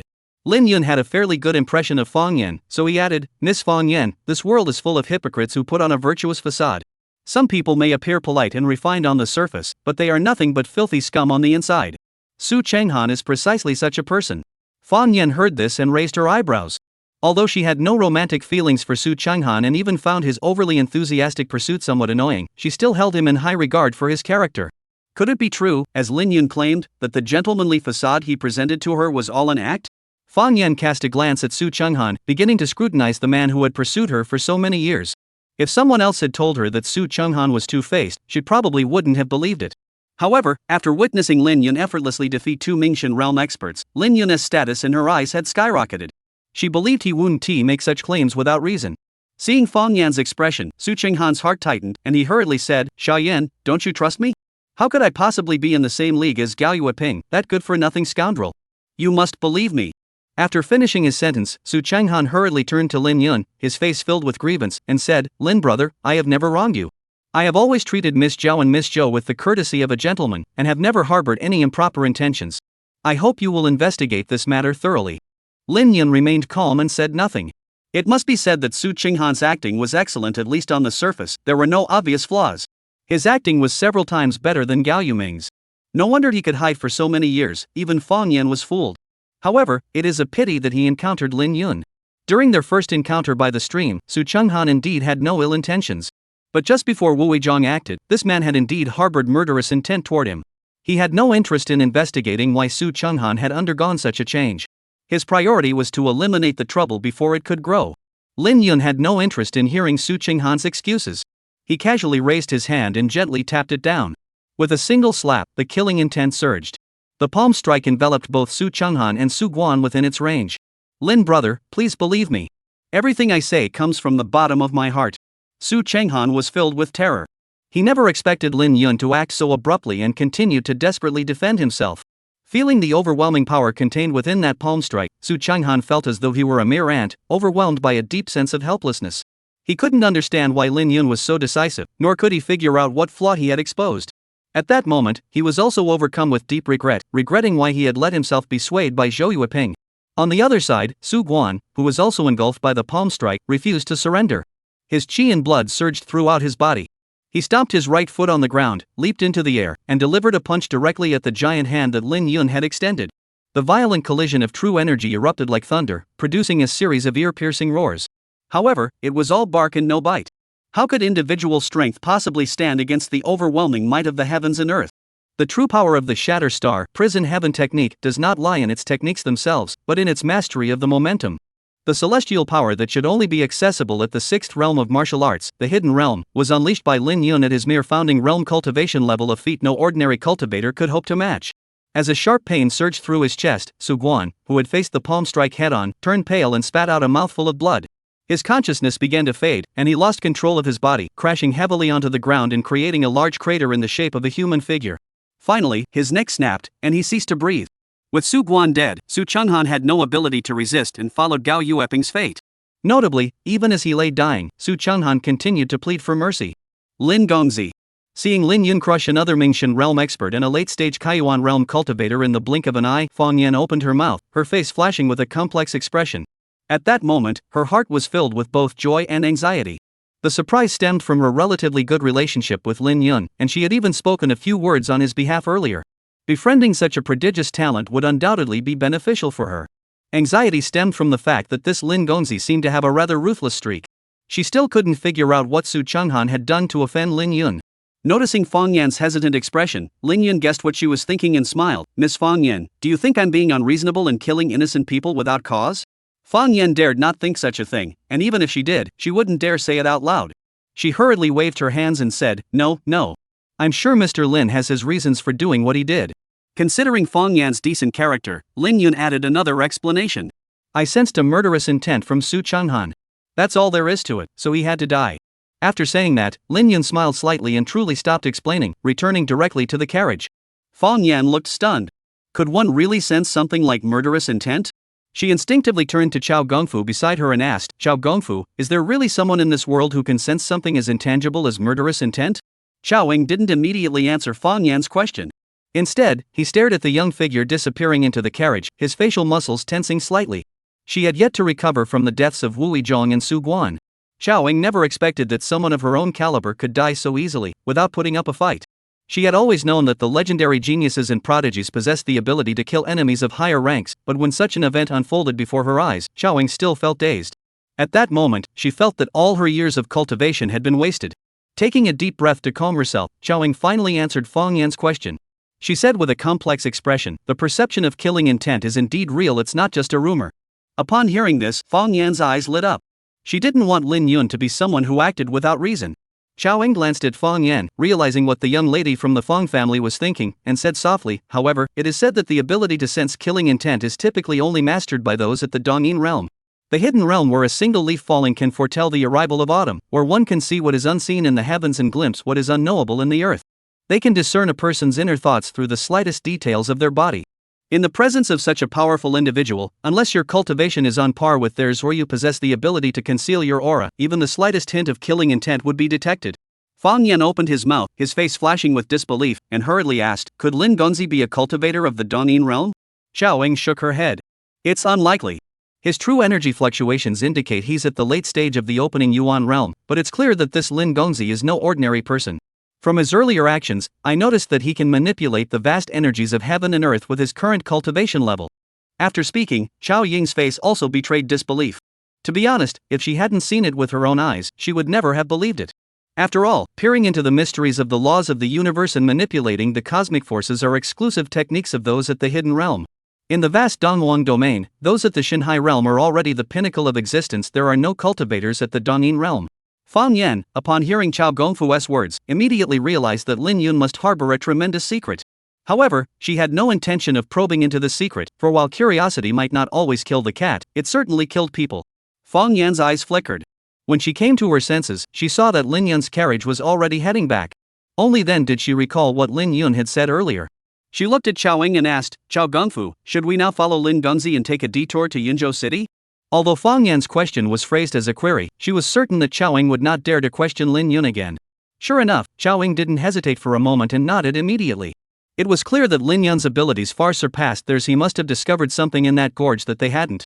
Even someone like Lin Yun, who could easily crush a Mingxian realm cultivator, had to take a detour. Only the little cutie would dare to keep going forward. Chapter 78, Unexpected Change. Seeing that Lin Yun had already turned around and was heading back, Fang Yan hurriedly signaled her subordinates to change direction. Earlier, Lin Yun had ruthlessly killed the leaders of the Gao and Su families. At that moment, the open was left with only the people from the Fang family and a row of unattended carriages. Upon seeing the purple cloud ore on the vehicles of the Gao and Su families, Fang Yan did not hesitate to instruct her subordinates to transfer it to their own vehicles. Purple cloud ore was extremely valuable and couldn't be left behind. If it could be safely transported to Yunzhou City, the Fang family could make a fortune from it. In the carriage ahead on the official road, Zhou Anning lowered the curtain and pulled his head back, smiling and saying, "Young master, Fang Yan and the others have also taken the detour like us." Lin Yun didn't find it surprising. He spoke leisurely, "That's normal.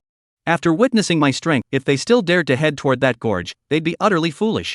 Though Fang Yan is just a woman, her wisdom far surpasses that of Zhou Yueping and Su Changhan, and she is even several tiers above those so-called Mingxian realm experts." Zhou Anning agreed, "That's exactly right. If any other noble lady had heard you say there was danger in that gorge, given their arrogance, they probably wouldn't have believed you." But after confirming the answers from several Mingxian realm experts, Fang Yan still managed to stay rational. That kind of independent thinking isn't something ordinary people possess. After finishing his sentence, Zhou Anning suddenly turned to Lin Yun with a smile and said, "Since the young master holds such high regard for Fang Yan, would you be interested in taking her as a maid or something?"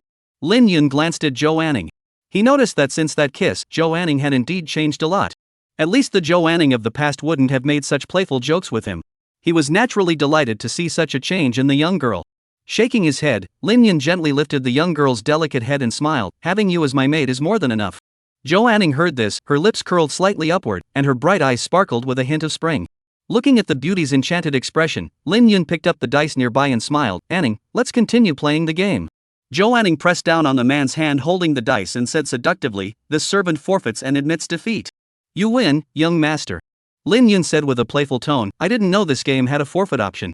Zhou Anning batted her eyelashes and said, "Don't you think this way is faster?" Lin Yun thought about it and decided it was a good idea. It even saved the time of rolling the dice. Another nearly suffocating deep kiss followed. Lin Yun stroked the young girl's delicate nose and said, "Anning, you don't need to call yourself your servant or address me as young master anymore. Just use my name." Zhou Anning smiled sweetly and said, "But what if I like calling you that?" "Why?" Lin Yun frowned, looking puzzled. Zhou Anning covered her mouth and laughed, "Because I noticed that every time I say slave, your heartbeat speeds up a few beats." "That means you want me to call you that, right?" Lin Yun was stunned. Was that really the case? He hadn't noticed such a thing before. Seeing the man's seemingly feigned ignorance, Zhou Anning said with a playful tone, "Although your wrist skills are as graceful as a celestial being, your heart is still like that of most men." "How so?" Lin Yun was actually curious now. Zhou Anning said softly, "For example, deep down, you all want to take those noble women as slaves or concubines. Did you really have no such thoughts when you took Anning in?" A princess of the royal family, who is looked down upon by outsiders, massages your shoulders, pours you tea, and serves you water every day. Don't you feel even a little bit excited?"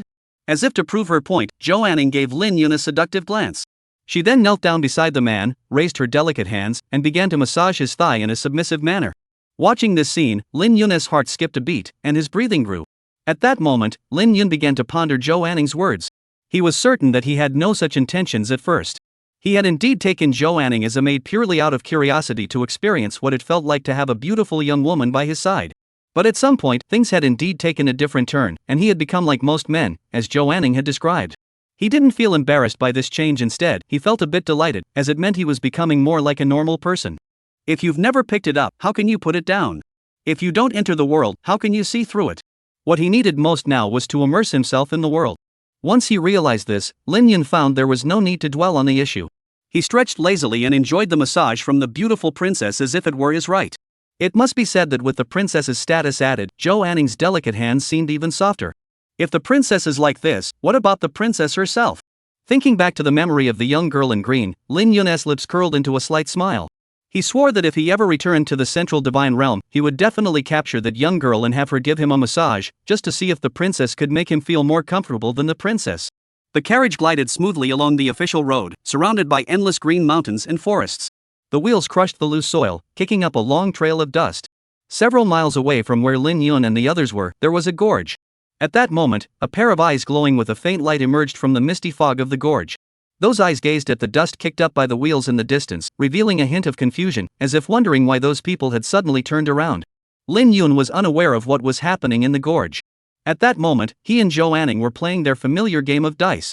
The rules of the game remained the same, but the rewards and punishments had completely changed. At that moment, Zhou Anning's cheeks were flushed, and she was left with only a few pieces of clothing clinging to her body. At that moment, Lin Yun lifted the dice cup, raised the corners of his mouth, and looked at the girl, saying, "Anning, you lost again." Upon hearing this, Zhou Anning's neck turned as red as blood, and she buried her head in her chest. The young girl bit her red lips and slowly moved her hand toward the thin rope. Lin Yun's eyes flickered. Just as he was about to achieve his goal, the carriage suddenly came to a halt. Zhao Ziyi's anxious voice came from outside the carriage, "Yungu, come out and take a look." Upon hearing Zhao Ziyi's voice, Lin Yun instantly banished the fleeting thoughts of indulgence from his mind, opened the carriage door, and stepped out. As soon as he stepped out, his brows furrowed. The once sunny sky had turned overcast, and thick fog swirled around the carriage. The once prominent official road had vanished without a trace. Most importantly, within this eerie mist, he felt a bone-chilling coldness. At that moment, Zhao Ziyi, who was seated in the driver's seat, saw Lin Yun appear and immediately sighed in relief. The young girl, no longer panicked, spoke up, "Cloud brother, it was clearly a sunny day just now. How did it turn out like this?" Lin Yun withdrew his gaze from the mist and comforted Zhao Ziyi, saying, "Don't worry. Let me see which daring fool dares to stir up trouble under the nose of the authorities." Lin Yun's tone was icy. As soon as he finished speaking, his divine sense pierced through the thick mist and spread out in all directions. The refinement of his divine sense rivaled even those at the Qi control realm unless it was an absolute powerhouse intervening. Nothing could escape his scrutiny. Moments later, when he detected a nearby mountain, a look of disdain flashed across his face. He had thought there was something significant in the canyon. If he had known it was just this, he wouldn't have bothered taking a detour. Just as he was about to explain the situation to Zhao Ziyi, Fang Yan had already caught up on the horse-drawn carriage. Fang Yan, upon seeing him, looked panicked and said, "Lin Gongzi, do you know what's going on right now? Earlier, Chao Gongfu and I used our divine sense to sense the area, and we found that within this mist, our divine sense could only extend less than 3 zhang. Spiritual perception is a cultivator's second set of eyes, even more important than physical vision. A cultivator who loses their divine sense is no different from a blind person, which is why Fang Yan was so panicked." In response to Fang Yan's question, Lin Yun had already regained his composure. He said calmly, "It's nothing. Just a small Yin spirit causing trouble." Chapter 79, Panic. A Yin spirit? Not only Fang Yan, but even Zhao Ziyi showed a look of curiosity. The young girl had rarely ventured far from home, so there were many things she had never even heard of, let alone seen. The endless continent was vast and boundless, and this land was home not only to humans and demon beasts but also to various strange creatures, with shadow spirits being one of them. Yin spirits are typically formed over many years by the accumulation of Yin Qi.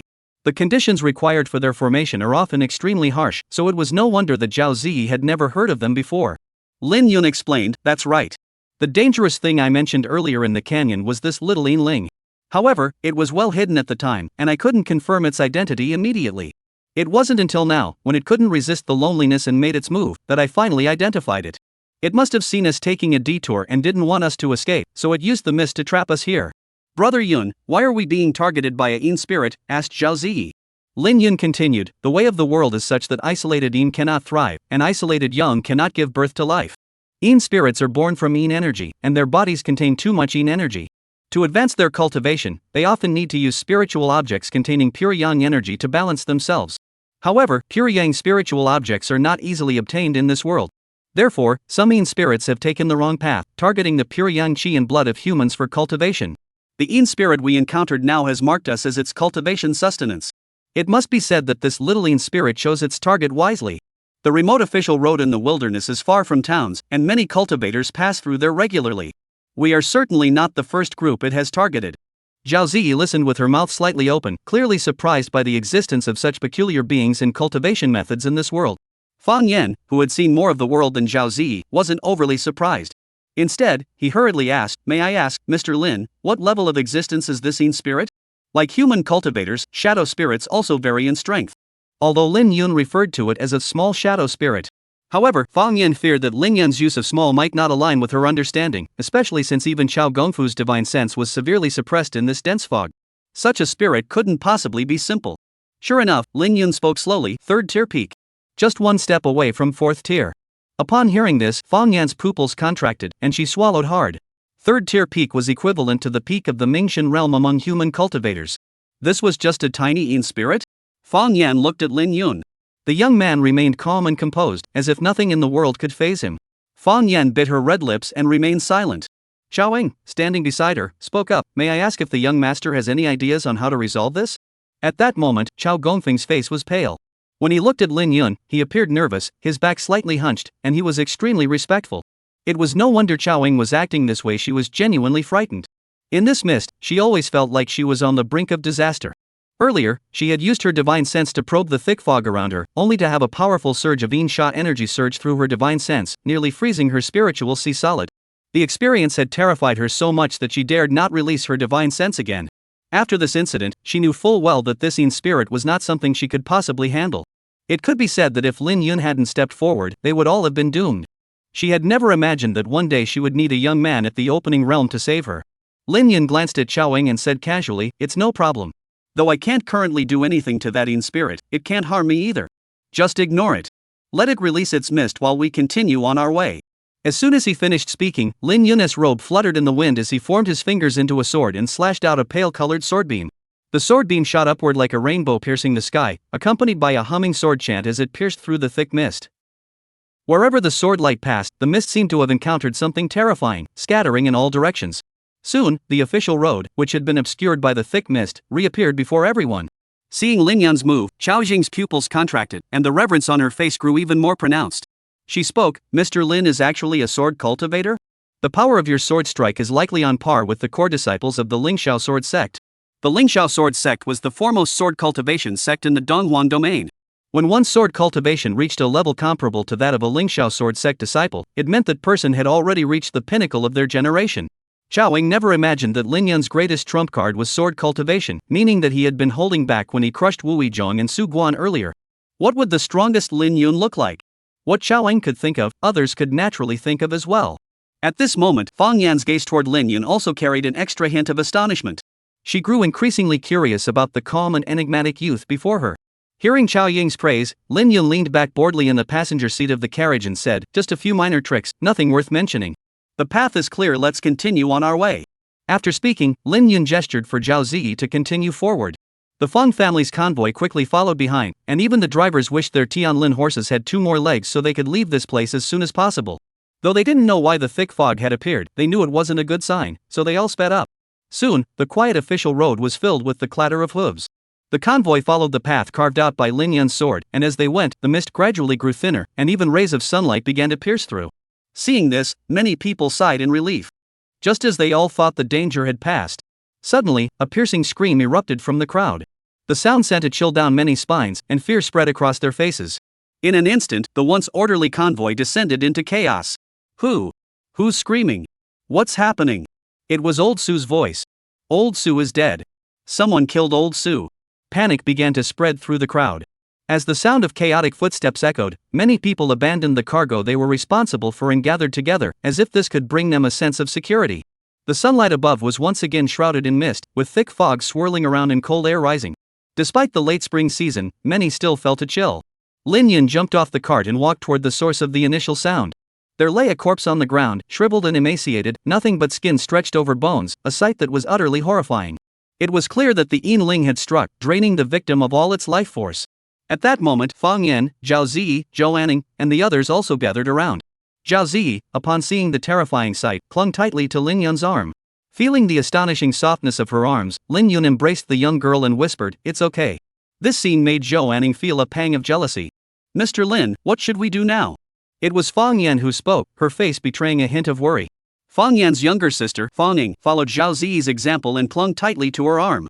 Lin Yun comforted everyone for a moment before speaking up, "I'll go deal with that." Hearing that Lin Yun was going to do something so dangerous, despite her confidence in men, Zhao Ziyi couldn't help but worry. "Brother Yun, will you be in danger?" Lin Yun stroked the young girl's head and smiled, "Don't worry. That Yin Ling can't harm me." After speaking, he released Zhao Ziyi from his embrace. He then pushed off with his right foot, leaping into the air, and darted toward the thick fog ahead, leaving everyone stunned in his wake. Chapter 80, The Fisherman. During his flight, Lin Yun quickly pinpointed the Yin spirit's location, his figure piercing through the layers of mist. Moments later, Lin Yun landed lightly on a rock, standing with his hands behind his back.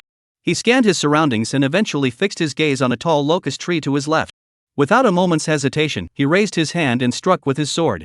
The sword's hum echoed like a tidal wave, and the fierce sword intent instantly sliced through the surrounding mist, leaving nothing behind. The sword intent transformed into a 3-zhang-long sword beam, carrying the might of heaven and earth, and struck the locust tree with tremendous force. Boom! The locust tree shattered into pieces, wood chips flying everywhere, and sword energy crisscrossed the air, raising a cloud of dust. At that moment, a shadowy human figure emerged from the dust, looking somewhat disheveled. Its 2 eerie pupils flickered with a fleeting hint of human confusion. It seemed curious about how the human before it had discovered it. This shadowy figure was indistinguishable from a normal human being, except that it had no physical form, resembling a mere shadow. A dense, icy chill emanated from its body. At that moment, a pair of icy eyes fixed intently on Lin Yun ahead, its face betraying a mix of desire and fear. It could clearly sense that the man before it had an incredibly vibrant life force. If it could devour his essence, spirit, and energy, it would undoubtedly break through to the 4th level in spirit realm. However, it dared not do so, for this man seemed to possess an extremely powerful intent. This intent power was as effective against it as those damned yang-based cultivation techniques. The man and the Yin spirit stood facing each other in a standoff. In the end, it was Lin Yun who broke the silence first. Lin Yun spoke softly, "I know you can understand human speech. Let me put it this way, I don't care how many people you've killed before, But the people on the official road now, you must not harm them. Do you understand?" Upon hearing this, the Yin spirit's form twisted, and the temperature around it dropped slightly, clearly displeased with Lin Yun's words. Lin Yun had anticipated the Yin spirit's displeasure, but he wasn't here to negotiate, he was here to threaten. If it were any other 3rd-tier peak-level spirit, he might have to put in some effort, but dealing with the Yin Ling was simpler. The sword intent of a sword cultivator is the bane of all evil spirits. Though the vast disparity in cultivation made it impossible for him to completely eliminate this Yin Ling, he could still make it suffer. Thinking this, Lin Yun's sword intent surged, making him seem like a divine being descending from the heavens. He raised his hand and struck again, charging straight toward the Yin Ling with his sword. The sword light was brilliant and fierce, piercing through the thick fog as if it had the power to separate the pure from the impure. Before the shadow spirit could even touch the sword light, it let out a piercing scream and dived into the ground, clearly lacking the courage to fight back and fleeing immediately. Watching this scene, Lin Yun shook his head, and the sword intent on his body dissipated. He hadn't expected the Yin spirit to be so cowardly. After the shadow spirit fled, Lin Yun did not leave immediately. Instead, he looked toward a certain point in the void and said, "I do not wish to waste too much energy on you now. However, if you dare to block our path again, I will kill you no matter the cost." Lin Yun's expression remained calm, but his words were filled with a chilling intent to kill. The surroundings were silent, with no response, but Lin Yun knew the Yin spirit had heard his words. He didn't wait for a reply, finishing his sentence before turning and leaving with his hands behind his back. However, as he departed, Lin Yun couldn't help but sigh inwardly with regret. If only his cultivation were a bit higher now. A 3rd-tier peak-level Yin spirit must have already cultivated a soul pearl within its body. If he could kill this Yin spirit and obtain its soul pearl, his soul refinement would reach a whole new level when he eventually entered the Mingxian realm. Mingxian, this stage of cultivation is the most critical for refining the divine soul. Although he could easily kill this Yin spirit using the sword intent in his sea of consciousness, doing so would be like picking up a sesame seed while losing a watermelon, not worth the effort. In the vast wasteland, he couldn't afford to use his trump card so carelessly. When they returned to the official road, everyone was overjoyed to see him return safely. Fan Yen approached him joyfully and asked, "Mr. Lin, has the matter been resolved?" Lin Yun nodded and said, "It should be fine. Let's set off again." Though the Yin spirit did not respond, Lin Yun believed that after witnessing his sword intent, the opponent would dare not act again. Fan Yen was overjoyed upon hearing this and didn't even ask what had happened. He hurriedly gave orders to everyone. The cart drivers, upon hearing this, dared not delay and quickly climbed back onto the carts to continue their journey. However, before they had gone far, everyone saw 2 figures racing toward them in the distant sky. The 2 figures moved at an incredible speed, leaving behind a series of piercing whistles as they cut through the air. The furious true energy was so powerful that it couldn't even conceal the mist above their heads, resembling the sun suddenly rising in the dead of night. These 2 individuals were definitely no ordinary foes. That was the first thought that crossed everyone's mind. As the 2 figures drew nearer, even before they arrived, everyone felt 2 incredibly powerful auras. Under this pressure, some of the surrounding trees emitted crisp cracking sounds, their trunks snapping in response. Moments later, the 2 figures came to a halt in front of the convoy. Immediately afterward, a crisp exclamation echoed in everyone's ears. It was the voice of a woman, as sweet and melodious as a nightingale singing in the valley. At that moment, everyone realized that the two who had arrived were a young man and woman. The woman speaking was exceptionally beautiful, wearing a colorful dress with several peach blossoms embroidered on the chest. Her skin was as white as snow, her figure graceful and slender, her legs long and shapely, and her demeanor elegant and ethereal. Though her curves were not as voluptuous as those of Zhao Ziyi, who had been well cared for by Lin Yun, they were still well proportioned and alluring. As for the man, he was equally handsome. He wore a white robe embroidered with a tower at the chest, his face handsome, holding a red spear, exuding a fierce and domineering aura. However, compared to their appearances, what might be more intriguing is their cultivation level. Despite their youthful appearance, their cultivation had already reached the peak of the Mingxian realm. Such cultivation would make them rulers of a city in Qingzhou. Just as everyone was wondering about their identities, Fang Yan, who was among the crowd, glanced at their attire and seemed to have figured something out. She stepped forward, clasped her fists respectfully, and asked, "Are you the fairies of the 100 Flowers Palace and the white-robed guards of the Great Qian Demon-Slaying Bureau?" The 100 Flowers Palace is one of the 10 major powers in the Donghuang domain, with its core disciples wearing colorful robes and embroidered peach blossom patterns on their chests. As for the Great Qian Demon-Slaying Bureau, it was one of the 3 major bureaus of the Great Qian dynasty, responsible for suppressing demonic chaos and restoring order. In the boundless Great Wasteland, the reason they had not encountered a single demon beast while traveling on the official road for so long was due to the presence of the Demon-Slaying Bureau. The Demon-Slaying Bureau regularly sends patrols to monitor the security along the official roads. It can be said that the stability of the Great Qian dynasty is largely due to the Demon-Slaying Bureau. The ranks of the Demon-Slaying Bureau are divided into 4 tiers, from lowest to highest: blue-robed guards, red-robed guards, white-robed guards, and black-robed guards. The white-robed guards are distinguished by the white robes worn by the men and the tower emblem on their chests. Upon hearing Fang Yan's words, the man and woman did not deny it. The woman, who exuded an otherworldly aura, spoke softly, "This place is dangerous. You must leave immediately." After the woman spoke, the man with the long spear beside her also said, "That's right. You may not know, but there is a 3rd-tier Peking spirit hiding in this mist. Although we don't know how you managed to survive until now, you should leave this place immediately. If a fight breaks out, my sister and I won't have time to look after you." The woman's voice was gentle and melodious, like a stream flowing through a mountain gorge, leaving a pleasant impression on those who heard it. However, though the man was also thinking of everyone's safety, his words carried a subtle hint of arrogance. After hearing their words, Fang Yan hurriedly nodded in agreement. In truth, even without the couple's warning, they dared not linger here any longer. Whether it was due to Lin Yun's intervention or the actions of the man and woman. Along the way, the Yiling indeed did not appear to block their path again, and the caravan soon emerged from the mist. Feeling the warm sunlight once again, many people couldn't help but feel a sense of relief and gratitude for having survived the ordeal. Just as everyone thought their first priority was to leave this section of the palace road as quickly as possible, Lin Yun instructed Zhao Ziyi to stop the carriage. "Brother Yun, what's wrong?" Zhao Ziyi looked at Lin Yun curiously. Lin Yun stepped down from the carriage and smiled, "Wait here for me. I'll go see if I can be the one to reap the benefits." As soon as he finished speaking, he looked up at the mist ahead. Within the mist, spiritual energy surged wildly, and the sound of explosions echoed continuously. Clearly, the man and woman had already engaged in battle with the Yin spirit. Originally, he had given up hope of obtaining the soul pearl within the Yin spirit's body, but now the 2 free helpers had come to him, his thoughts became active once more. Don't underestimate that pair of men and women, who both possessed peak Mingxian realm cultivation. But they might not necessarily be a match for that Yin spirit. For that Yin spirit was no ordinary 3rd-tier peak-level entity, it was just a step away from 4th tier, which, in human cultivation terms, corresponded to half a step into the heavenly sovereign realm.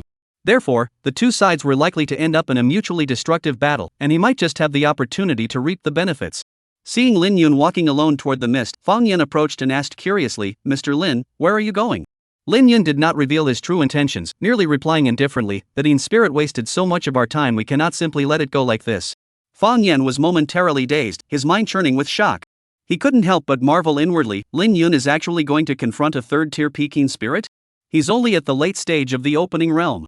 By the time Fang Yan snapped back to reality, Lin Yun had already walked into the mist with his hands behind his back, looking utterly at ease. At that moment, Xiaoying approached and looked at Fang Yan, asking, "Miss Fang Yan, should we wait for Mr. Lin?" Fang Yan didn't hesitate for a moment, replying succinctly, "Wait. This book is now available for beta testing. We are soliciting suggestions for the title. Beta testers can submit 5 names. Those with good ideas can leave a comment." Chapter 81, The Powerful Yin Spirit. As he stepped back into the mist, Lin Yun felt the Yin Sha energy in the void was now several times denser than before. The temperature plummeted, as if it were freezing him solid in place. Unfortunately, when a faint layer of sword intent enveloped his body, the Insha energy dissipated like winter snow under the scorching sun, unable to come any closer. Thus, Lin Yun walked leisurely toward the center of the mist with his hands behind his back. At that moment, he looked up. He saw two figures, one of them a Yin spirit, engaged in a fierce battle hundreds of feet ahead. The terrifying aura of battle was so intense it nearly leveled the hills within 100 zhang radius. As far as the eye could see, the ground was littered with scars, as if it had been plowed by countless artillery shells. In the heart of the thick fog, figures darted about, the battle still raging.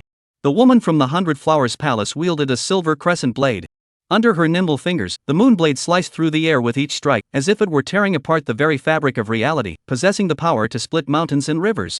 As for the white-robed guards of the demon-slaying bureau, they wielded red-hued spears.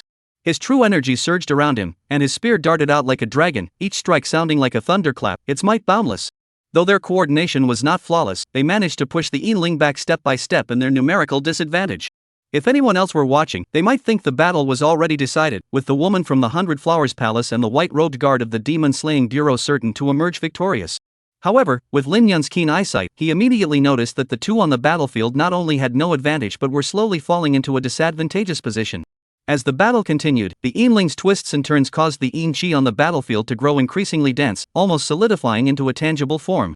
In such an environment, the battle would only grow more favorable for the Yin spirit.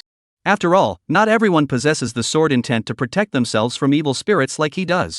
Sure enough, it wasn't long before the increasingly dense Yin Qi began to take its toll.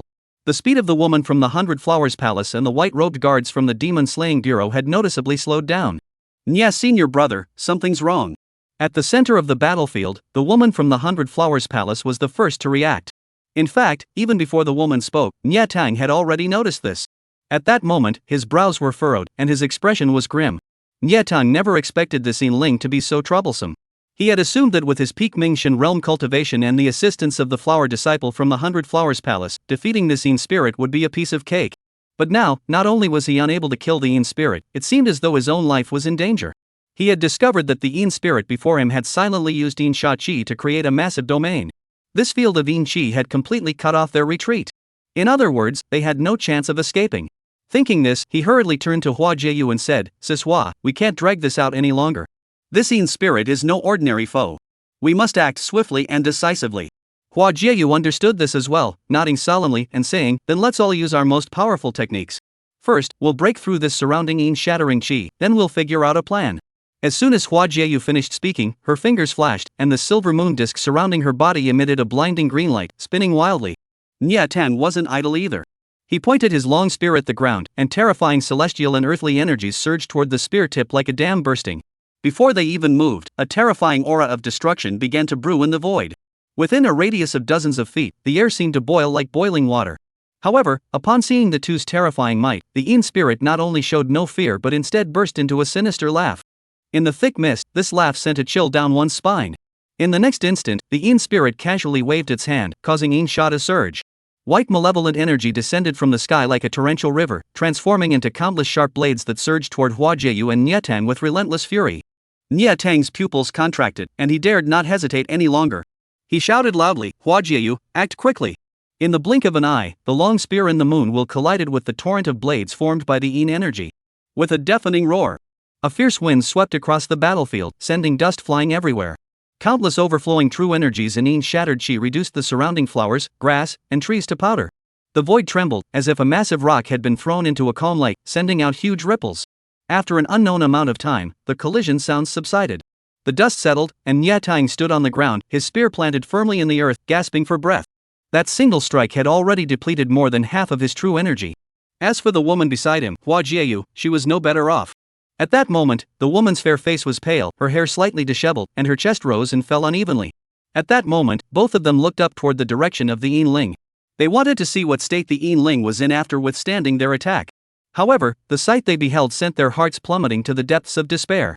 There, the Yinling stood in mid-air, completely unharmed, and the Yin Qi aura surrounding it grew even more intense. Moreover, as strands of white aura poured out, the heavens and earth seemed to suddenly plunge into winter.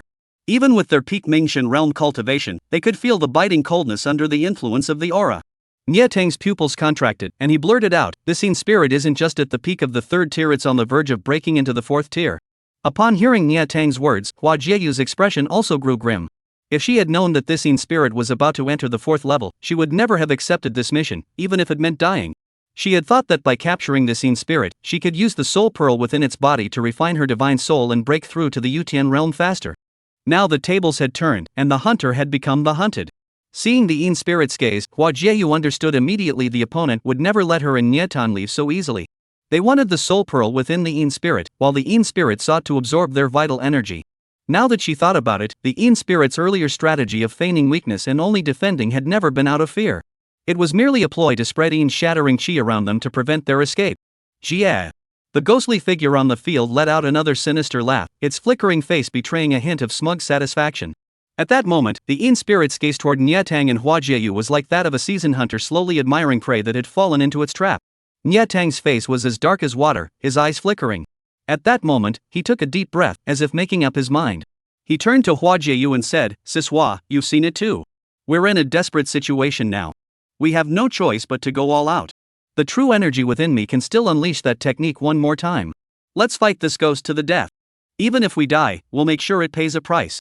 Niatang's words were firm and resolute, as if he had already accepted his fate. Hua Jieyu nodded silently. In this situation, there was indeed no choice but to fight to the death. Taking a chance might still leave a glimmer of hope for survival. The longer the battle dragged on, the more disadvantageous it would be for them. Although both she and Niatang had sound transmission talismans on their bodies, in this vast wasteland, the Yin spirit before them would never give them a chance for reinforcements to arrive. Soon, Niatang and Hua Jieyu both channeled their true energy to the limit. Two terrifying killing auras once again began to brew on the battlefield. The Yin spirit, seeing that the two prey before it still had the ability to resist, flashed a cruel smile on its face. It swept its hands, and the malevolent energy in the surrounding void surged toward Niatang and Hua Jieyu like a vast river. Wherever the malevolent energy passed, plants froze into ice sculptures, and the ground cracked like shattered glass, forming countless fissures. Tear. Under Hua Jieyu's control, the moon will beside her burst into a brilliant green light, slicing through the void and striking the biting, bone-chilling aura. Boom! The moon disk seemed to collide with an iron wall, emitting a dull thud. Just as Hua Jieyu waited for Niatang's spear to join her in breaking through the Yin Ling's attack, Niatang acted, but instead of joining her to withstand the Yin soul attack head-on. Instead, he turned into a gunbeam and slammed into the weak spot in the void where the Yin spirit had attacked. The tightly woven aura of evil energy instantly shattered, forming a large hole. Niatang then dived into the opening and sped away without looking back. All that remained was a white silhouette of Hua Jieyu. Chapter 82, The Despair of Hua Jieyu. Hua Jieyu froze in place. Niatang actually ran away? So that's what he meant by go all out using her as bait. Using her to first tie down this Yin spirit, then he would seize the opportunity to break through the Yin spirit's malevolent energy field and escape. Realizing this, a trace of self-mockery flashed across Hua Jieyu's face. She never expected the so-called young master of the demon-slaying bureau to be such a traitor who would sell out his own kind for survival. Without Niatang's assistance, Hua Jieyu's silver moon disk was instantly swallowed by the malevolent energy. The moon wheel was connected to Hua Jieyu's mind, a life-bound treasure she had forged with her own blood. With the moon disk severed, Hua Jieyu immediately coughed up a mouthful of blood, her body swaying dangerously, nearly collapsing to the ground.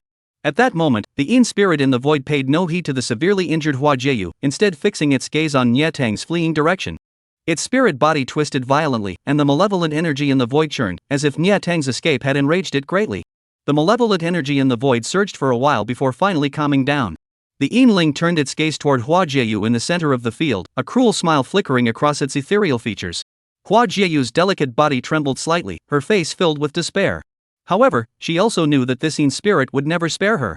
Hua Jieyu closed her eyes and began to await her impending death. She never imagined that she, the first core disciple of the Hundred Flowers Palace and the future ruler of the Eastern Wasteland, would meet her end at the hands of a Yin spirit. It was truly ironic. However, a dull footstep seemed to approach faster than death itself. Tap. Tap. In the silent, thick fog, the sound of footsteps was so piercing. Even in the depths of despair, it could be heard clearly. Hua Jieyu opened her eyes and looked toward the source of the sound. There stood a young man with a face as fair as jade, his hands behind his back, strolling toward her with an air of leisure. The young man's lips curled into a smile as he strolled casually. It seemed as though this was not the domain of a third-tier Peking spirit, but rather a picturesque courtyard in Jiangnan. Isn't this the young man from the caravan she had just encountered? Hua Jieyu looked stunned, unable to fathom why he was here. At that moment, Lin Yun did not hide his aura, so Hua Jieyu immediately discerned his cultivation level. At the late stage of the Kaiyuan realm, facing a third-tier Peking spirit would leave no chance for resistance. It could be said that the other party's appearance here was no different from suicide. Hua Jieyu had assumed that Lin Yun would be easily crushed by the Yin Ling with a single slap. However, when she looked at him, her face suddenly revealed an expression of utter disbelief. The Yin spirit's form twisted even more wildly than when Nya Tang had fled earlier. It stomped its feet on the void, pointing a finger at the carefree youth and gesturing wildly, its face filled with displeasure. Hua Jieyu was even more confused. Such a powerful Yin spirit, she and Nya Tang couldn't defeat it together, but now it was afraid of that young man? When Hua Jieyu looked at Lin Yun again, he had already walked beside her. He studied the once elegant 100 Flowers Palace maiden before him. Her fair face was pale, blood trickled from the corners of her mouth, and her colorful dress had several tears. She bore no resemblance to the elegant and ethereal figure from before. Lin Yun shook his head and said, "I thought even the weakest among you could at least fight this Yin spirit to a standstill. I never expected you to be so weak, fleeing and leaving one severely injured. I clearly overestimated you." After speaking, Lin Yun sighed, a hint of regret flashing across his face. Hua Jieyu's expression froze. If anyone else had said that to her, she would have retorted immediately. She, Hua Jieyu, was the first core disciple of the 100 Flowers Palace and one of the 10 heavenly geniuses of the Eastern Wasteland. Who among her peers dared to call her weak?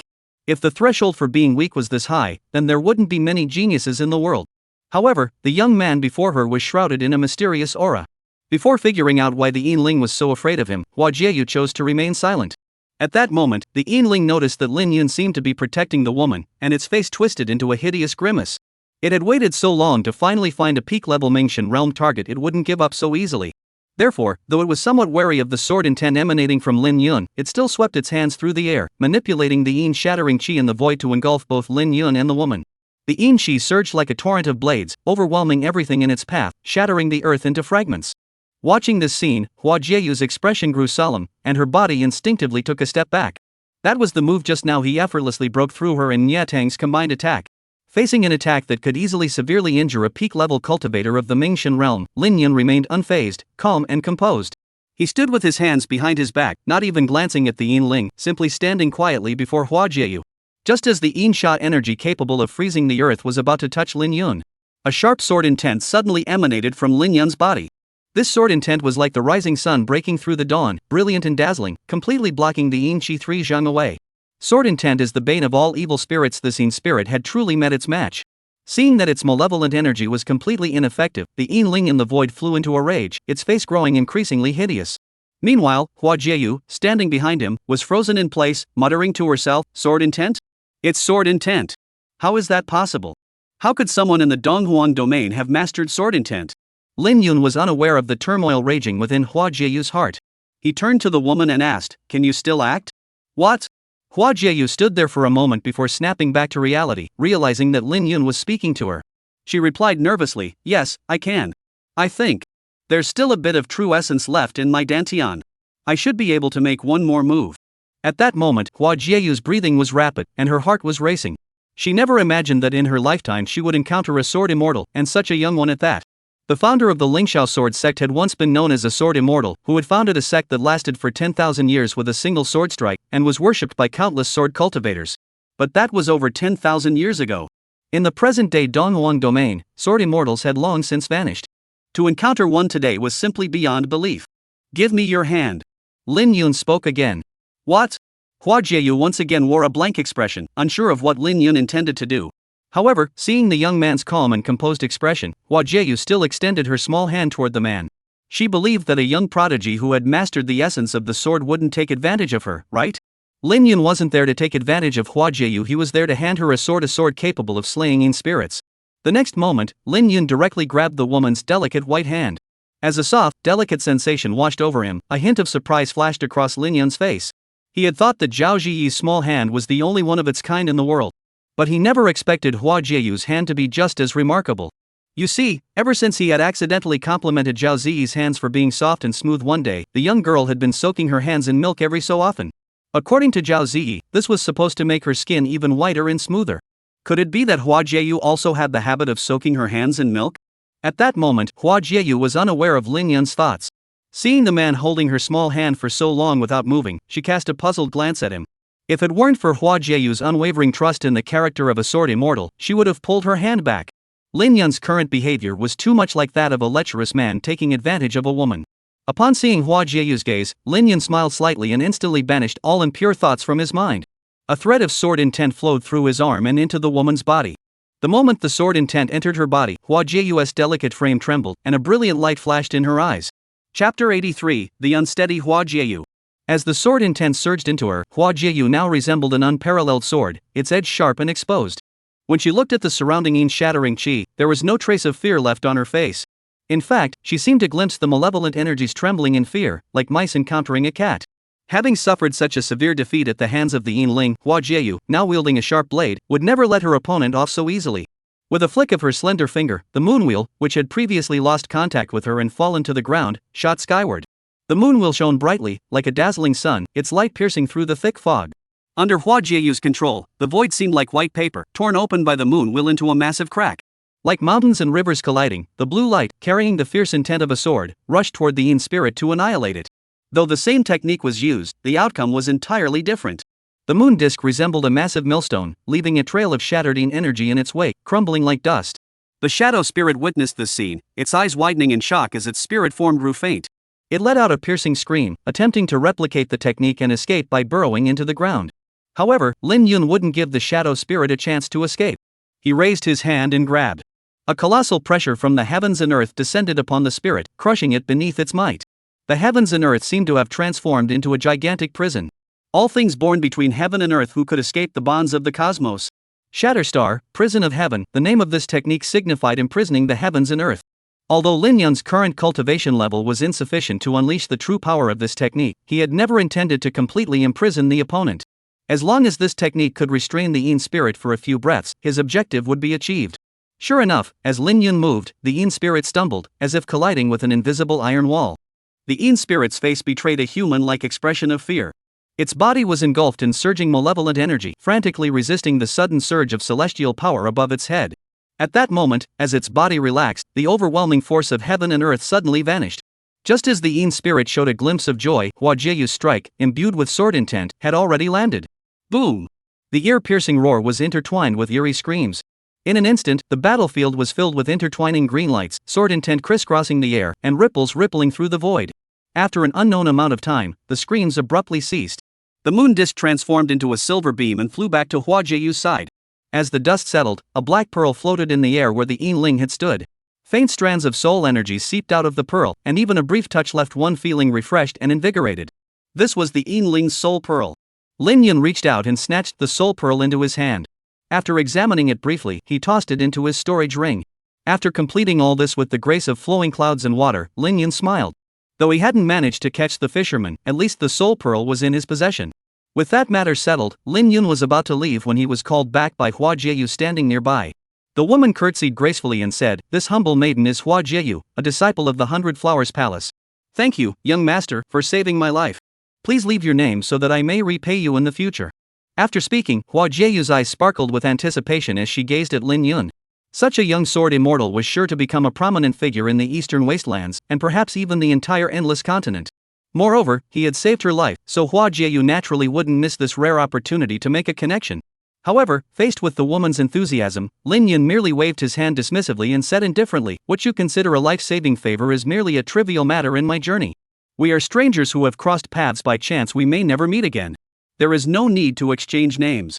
Hua Jieyu opened her mouth, her face filled with astonishment. For a moment, she couldn't react. Was he rejecting her? Hua Jieyu never imagined that she would one day be rejected by a man her own age. With her talent, her status, and her beauty, she had always been the one to reject others. When had she ever been rejected by someone else? In the past, men would go out of their way to flatter her just to get a single word from her. But now that she had taken the initiative to lower herself to make a connection, she had been rejected for the first time in her life. And the one who rejected her was a young man. Hua Jieyu's mind went blank.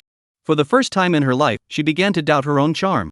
After all, she wasn't just one of the 10 heavenly geniuses of the eastern wastelands, she was also widely recognized as the most beautiful woman in the sect. The 100 Flowers Palace was a sect for female cultivators, and among nearly 10,000 female cultivators, her beauty was unmatched throughout the sect. Her status was undeniably high. Hua Jieyu took a moment to snap out of it. At that moment, she saw Lin Yun already heading toward the official road. She hurriedly ran after him, refusing to give up, and said, "Sir, today I have been greatly indebted to you. I feel deeply guilty for not repaying your kindness. Please tell me your name."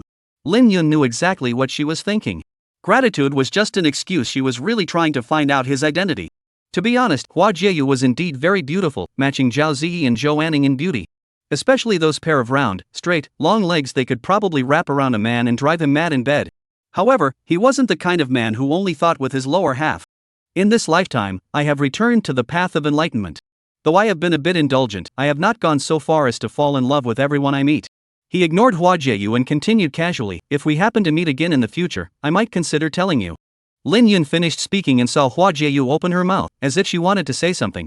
He glanced at the woman's voluptuous figure and said meaningfully, Flower Fairy, given your current physical condition, I suggest you find a cave to meditate and recover first. Otherwise, in this vast wasteland, not all men are as virtuous as I am, adhering to the etiquette of a gentleman. Hua Jieyu didn't understand what Lin Yun meant at first. However, when she followed his gaze downward, her delicate face flushed with embarrassment.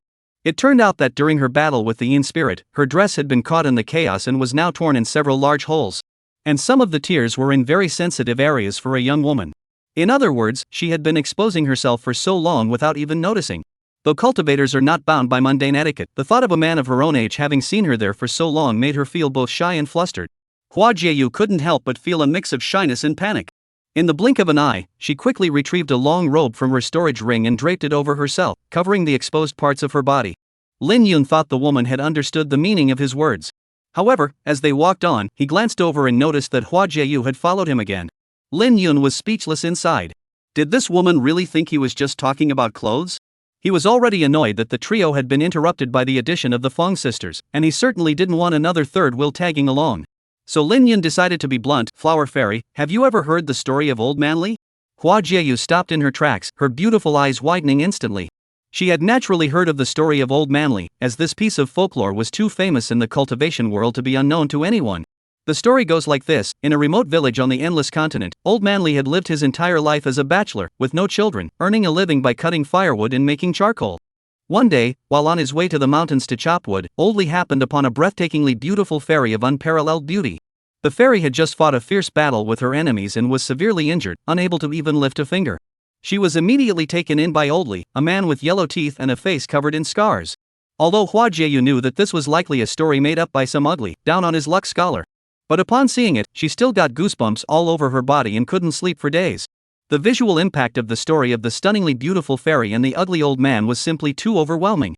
In fact, after reading this story, she secretly vowed to herself that she would never deplete all her true energy when she was alone in the future.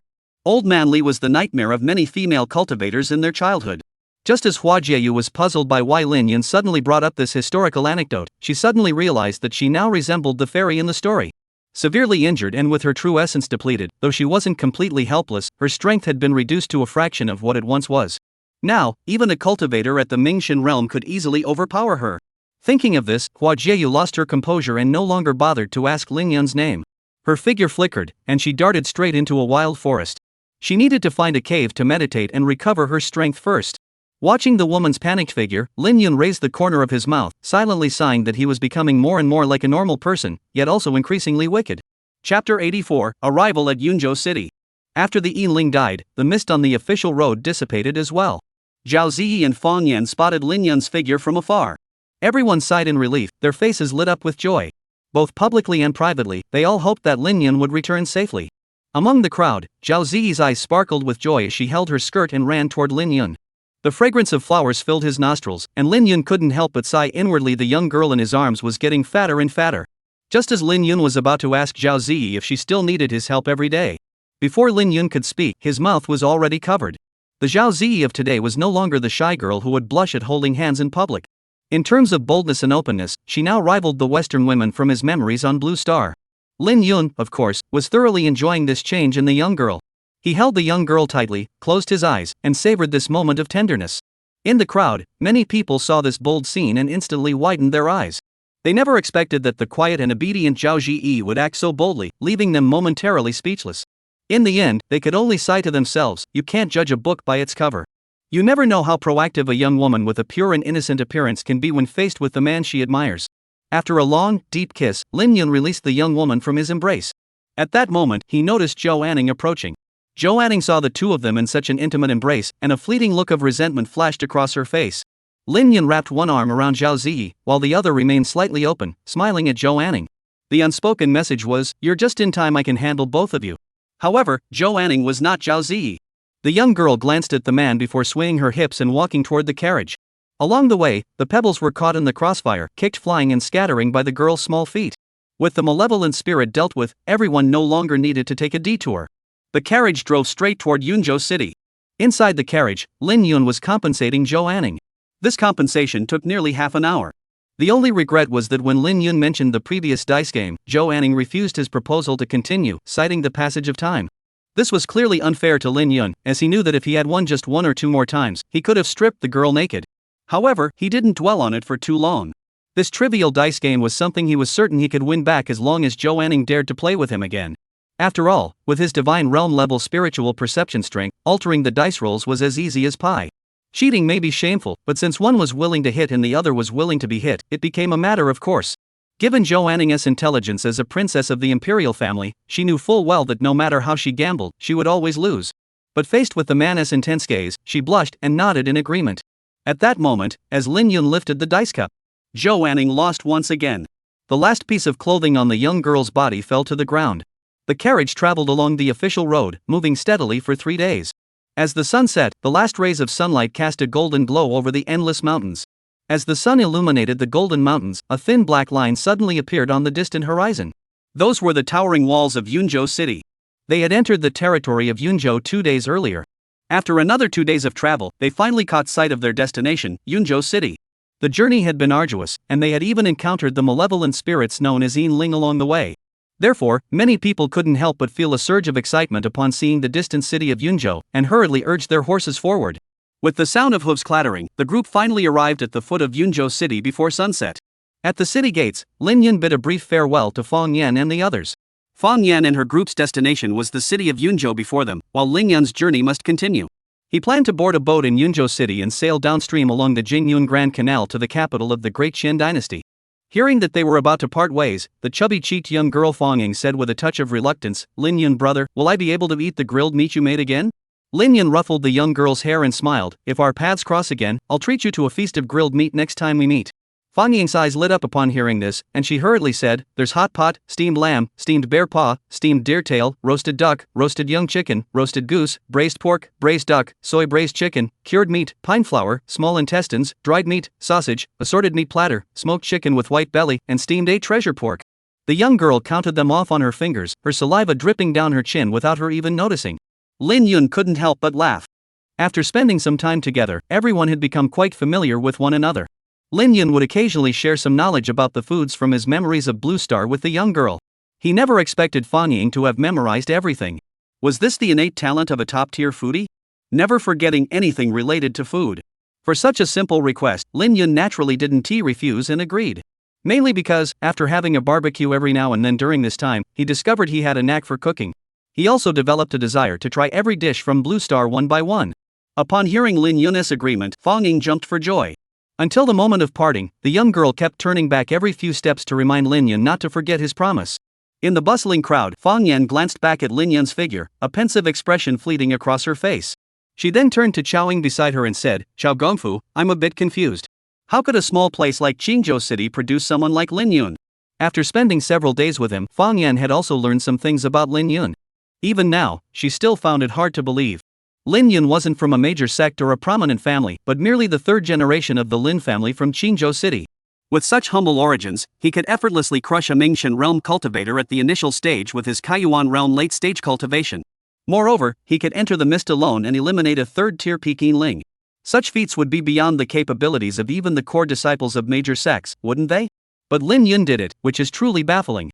After hearing Fang Yan's words, Chao Ying fell silent for a moment, then spoke with a complex expression, "Miss Fang Yan, there are indeed some extraordinary individuals in this world who cannot be judged by ordinary standards. In my humble opinion, this Mr. Lin must be a man of extraordinary fortune. We need not dwell on it further, we should simply cultivate a good relationship with him." Fang Yan nodded and said nothing more. Fang Ying, standing nearby, hadn't heard a word of what her older sister and Xiao Gongfu had said. At that moment, the young girl was still drooling, wondering whether to eat hot pot or grilled meat first the next time they met. Chapter 85, Chance Encounter at the Inn. As Fang Yan and the others disappeared into the crowd, Lin Yun and the two women also set off for the canal wharf. Yunzhou City was the starting point of the Jingyun Grand Canal. Unless something unexpected happened, they would board a boat here to head toward the imperial capital. Among the three, Zhou Anning had traveled extensively across the Great Qian dynasty. Led by the young girl, they entered the largest merchant guild in Yunzhou City, the Purple Cloud Merchant Guild. Since most of the ships on the Jingyun Grand Canal were controlled by the Purple Cloud Merchants Guild, the only way to board a ship was to purchase tickets from them. However, upon entering the guild, they were informed that there were no large ships departing for the imperial city in the coming days. The next available boat would not depart for another 10 days. Although they could take private boats to the imperial city, comfort would not be guaranteed. If he were alone, Lin Yun wouldn't mind. However, with two beautiful young women by his side, he naturally wouldn't want them to be crammed onto a dirty, crowded boat with a bunch of strangers. Lin Yun and Zhou Anning discussed the matter for a while. They ultimately decided to find an inn in Yunzhou City to stay for the time being and then make further plans later. Yunzhou City truly lived up to its reputation as the core town of the northern 14 states of the Great Qian dynasty. The bustling prosperity within its walls far surpassed that of Qingzhou City by several orders of magnitude. Even though today wasn't a special holiday, the streets were still packed with people. The cries of street vendors and the chatter of passers-by filled the air. From afar, the city was a sea of people, with lights shining brightly, resembling a city that never sleeps. In Qingzhou City, Lin Yun had only witnessed such a lively scene on the Lantern Festival. Moreover, most of the people in Qingzhou City were ordinary citizens. But now, walking through the streets of Yunzhou City, more than half of the people in sight were cultivators with cultivation bases. Though most were only at the Qi gathering realm, it was still enough to astonish anyone. Lin Yun held the delicate, boneless hands of the two women, intending to find a place to stay wherever he pleased. However, Zhou Anning refused to settle for anything less and insisted on staying at the most luxurious inn in the city. Lin Yun had no objections to this, as he had noticed that the young woman beside him was actually a small fortune. Earlier, when Zhou Anning opened her storage ring, he had caught a glimpse of at least 10,000 spirit stones inside. After all, his grandfather Lin Yuehao had provided him with ample resources for this journey. Yet even so, there were only a few hundred spirit stones in his storage ring. Soon, under Zhou Anning's lead, the three arrived at the largest inn in Yunzhou City, the Yunhai Inn. The Yunhai Inn was of the highest standard, with its soaring eaves and intricately carved beams and pillars. In the grand hall, the soaring ceiling was adorned with various rare treasures, shimmering with vibrant colors, illuminating the entire space in a golden glow. As soon as they entered the hall, a beautiful maid approached them. Upon seeing them, the maid apologized. "Gentlemen, I'm afraid we're fully booked today." Zhou Anning furrowed her brows and said, "Not a single room available? I can pay extra in spirit stones." Despite Zhou Anning's extravagant offer, the maid remained unmoved and said, "Miss, I'm truly sorry. Many people have come to Yunzhou City recently, and our inn is completely full. You may try other inns." The maid's manners were proper, and her words were flawless. Zhou Anning glanced at Lin Yun and Zhao Ziyi with a helpless expression. Lin Yun didn't mind. Since this place was full, they could just find another inn. He didn't believe that every single inn in the vast Yunzhou City could be fully booked. Lin Yun smiled slightly, nodded to Zhou Anning, and was about to leave. At that moment, two elderly men with snow-white hair and a reserved demeanor descended the stairs. One of the elders stared at the familiar figure in the hall and froze in place. "Hu Dayu, what's wrong?" the other elder asked with a puzzled expression. However, Hu Fangding's attention was completely captivated by the figure in the hall. He hadn't even heard what the old man had said. After a moment, Hu Fangding confirmed that the figure was indeed the young man he knew well. He didn't even bother with the elderly man beside him and walked straight toward the young man. "Lin Gongzi, I never expected to meet you in Yunzhou City, thousands of miles away." From a distance, Hu Fangding let out a hearty laugh. Upon hearing that familiar voice, Lin Yun stopped in his tracks. Turning around, he saw that the man approaching was none other than Hu Fangding, the head steward of the city lord's mansion in Qingzhou City. Lin Yun was also surprised to encounter this old man here. Raising his eyebrows, he smiled as well. "It's you, Mr. Hu. What a small world." Seeing that Lin Yun remembered him, Hu Fangding's smile grew even brighter. He continued with a smile, "I came to Yunzhou City on some business. I didn't expect to run into you here.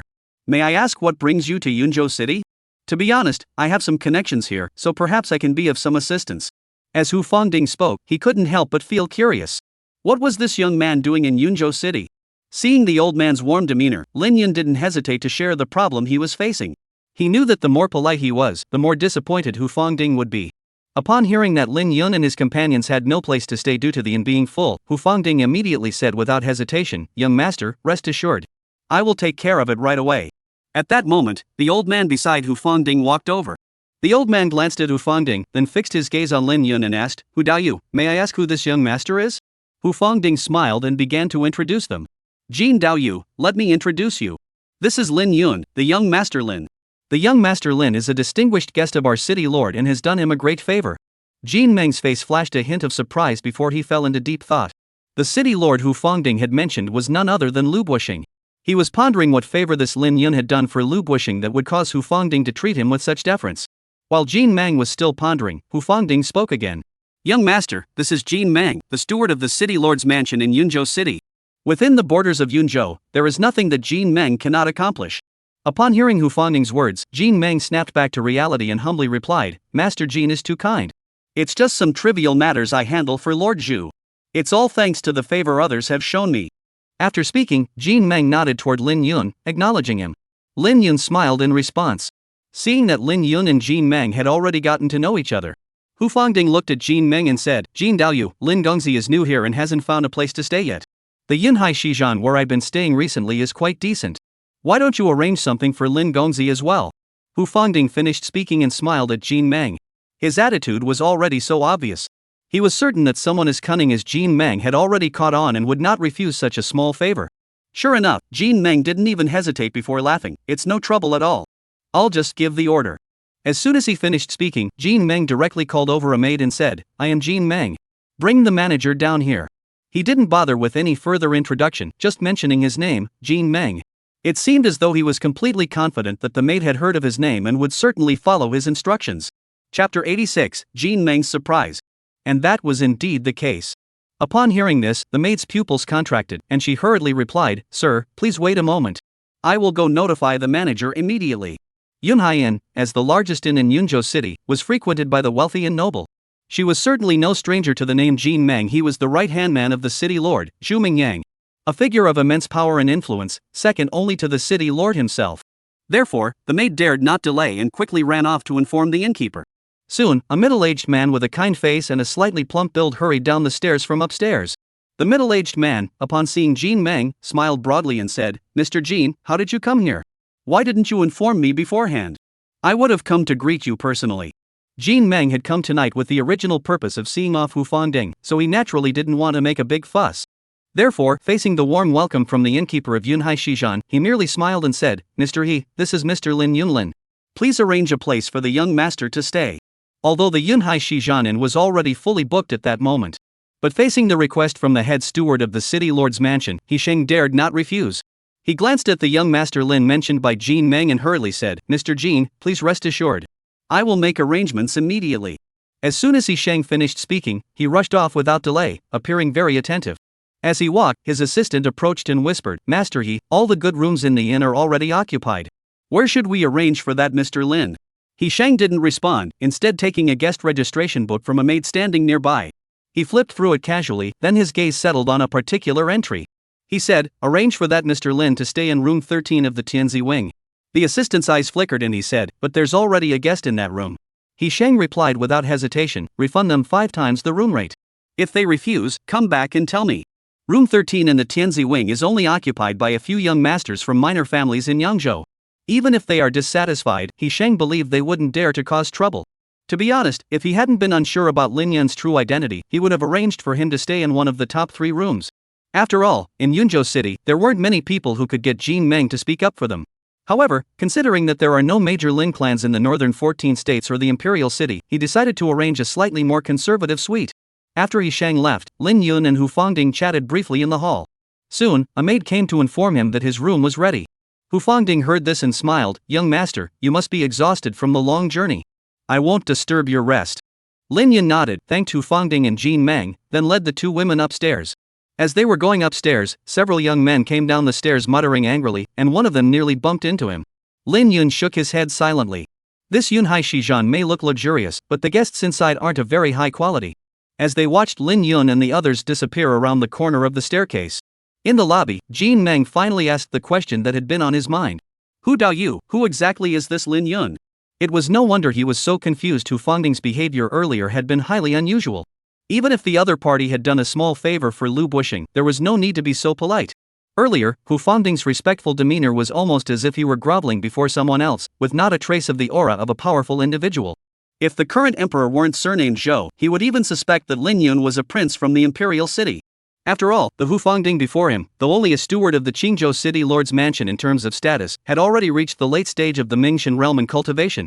There was no need to be so polite to a junior from the Great Qian dynasty. Hu Fangding didn't want to explain any further, but thinking about the upcoming marriage alliance between the two families, he added a few more words and said, Jin Daoyu, have you heard that my master has broken through to the Yutian realm? Jin Meng nodded. As the confidant of city lord Zhu Mingyang, he naturally knew about such matters. In fact, when he first heard that Lu Buxing had broken through the mirror realm ahead of schedule, not only Zhu Mingyang, but he himself was also shocked for a long time. After all, according to their previous estimates, Lu Buxing would need at least several decades of cultivation to break through to the heavenly realm.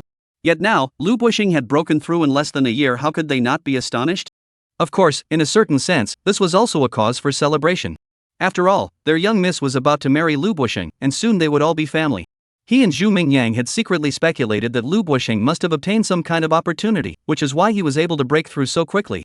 Recalling the earlier incident, Hu Fangding curiously asked, could it be related to that Lin Gongzi? Hu Fangding smiled slightly and said, that's right. My master was able to break through so quickly because he received help from Lin Gongzi. Now you should understand why I'd been so polite to Lin Gongzi, shouldn't you?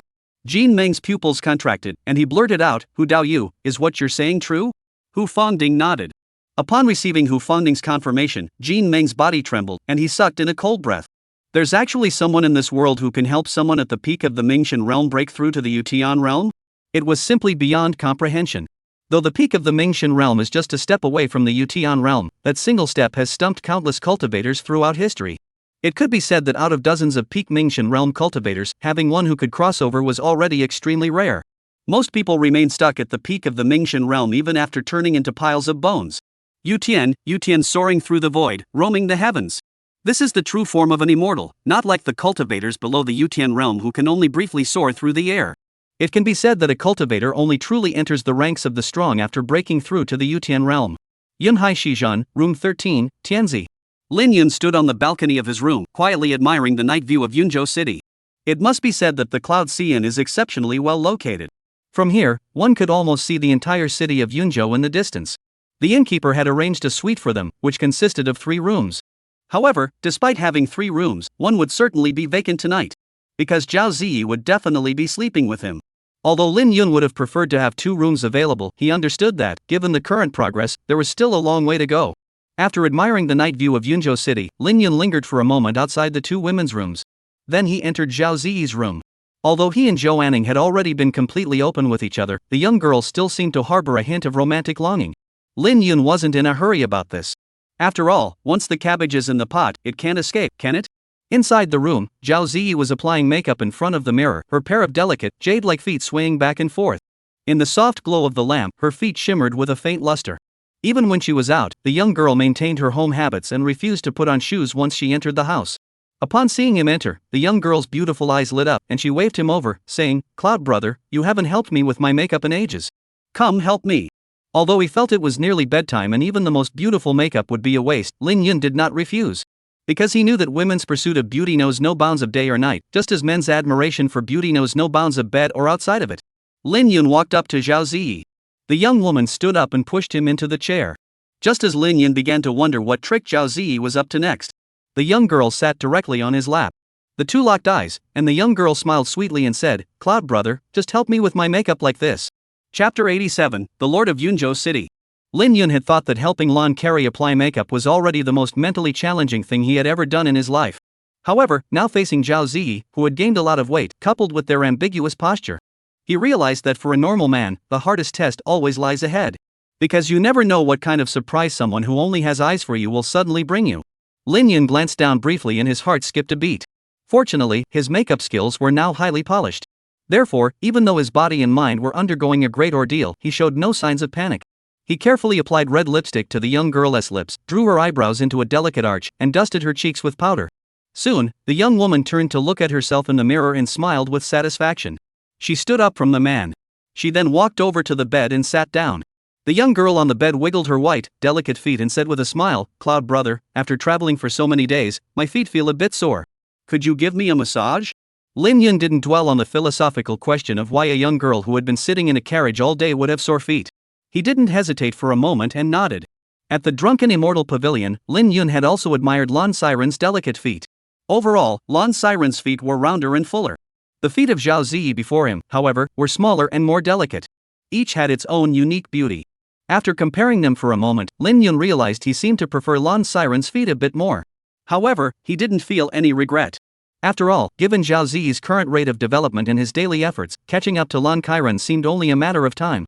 Zhao Ziyi had no idea that a man could come up with so many thoughts just by massaging someone's feet. She sat on the edge of the bed, propping her chin up with her hands, quietly observing the man before her, who was completely focused on his task. At that moment, a gentle smile flickered across Zhao Ziyi's delicate face. She spoke softly, "Yungu, I've asked you to help me with my makeup and now you're helping me with my feet. Don't you feel embarrassed?" Why would it be embarrassing? Lin Yun replied without looking up. Because many men believe that bending down before a woman is a disgraceful act. According to their beliefs, such actions would break a man's backbone. A man should stand tall and proud, aiming for greatness in the world, not wallow in the lap of a woman, doing things like drawing eyebrows or massaging feet for her. Lin Yun chuckled and said, "If a man's backbone can be broken so easily, it only proves he never had the strength to stand tall in the first place. The sharpness of my sword lies in my heart. How could I be constrained by such worldly prejudices?" After speaking, Lin Yun focused even more intently on his task. These words were indeed from the bottom of his heart, with not a hint of insincerity. After all, which normal man could resist a beautiful, sweet, and obedient young woman? Moreover, the young woman wasn't just beautiful, her feet were also flawless, leaving nothing to criticize. Zhao Ziyi was satisfied with Lin Yun's answer, her lips curling into a slight smile, her eyes crinkling like crescent moons. She decided to reward the man properly tonight. While Lin Yun was massaging the young woman's ankles. At the same time, in Yunzhou City, within a cluster of brightly lit buildings, the city lord, Zhu Mingyang, was seated in his study, handling the affairs of state from the past few days. Yunzhou was the core state capital of the northern 14 states of the Great Qian dynasty. Therefore, compared to other provincial capitals, Zhu Mingyang had to handle significantly more trivial matters each day. For instance, where had cultivators violated martial arts regulations, injuring or killing civilians? Where demonic beasts have appeared, slaughtering how many villages, and so on. Any matter involving human lives, he would personally review and oversee. Originally, he did not need to be so hands-on. But there was no choice. In last year's performance evaluation, the chi energy gathered in Yunzhou under his jurisdiction had decreased by 20% compared to previous years, and higher authorities had already expressed their dissatisfaction. If there is no improvement this year, his position as city lord is likely to be in jeopardy, leaving him no choice but to take it seriously. Countless eyes in the imperial city are watching this position he holds. Especially now that the emperor's time is nearly up, he dares not be the slightest bit careless. The current emperor's rise and fall are both tied to the nation's fortune. It can be said that the importance placed on evaluating the performance of each province in recent years has reached an unprecedented level in history. The emperor seeks to extend his lifespan by harnessing the collective fortune of the people, and as the heads of their respective provinces, their duty is to maintain order and stability within their territories. For only when the nation is at peace and the people prosperous can the temple of the state continuously receive the vital energy of the nation. When the emperor governs with diligence and the people live in peace and prosperity, the nation thrives and prospers. This is the path of cultivation for the royal families of all nations on the endless continent, gathering the collective energy of the masses to cultivate, taking from the people and returning to the people. A strong nation means a strong emperor. When the nation declines, the emperor declines. In the study, Zhu Mingyang had just finished reviewing a stack of documents when a knock sounded at the door. "Come in."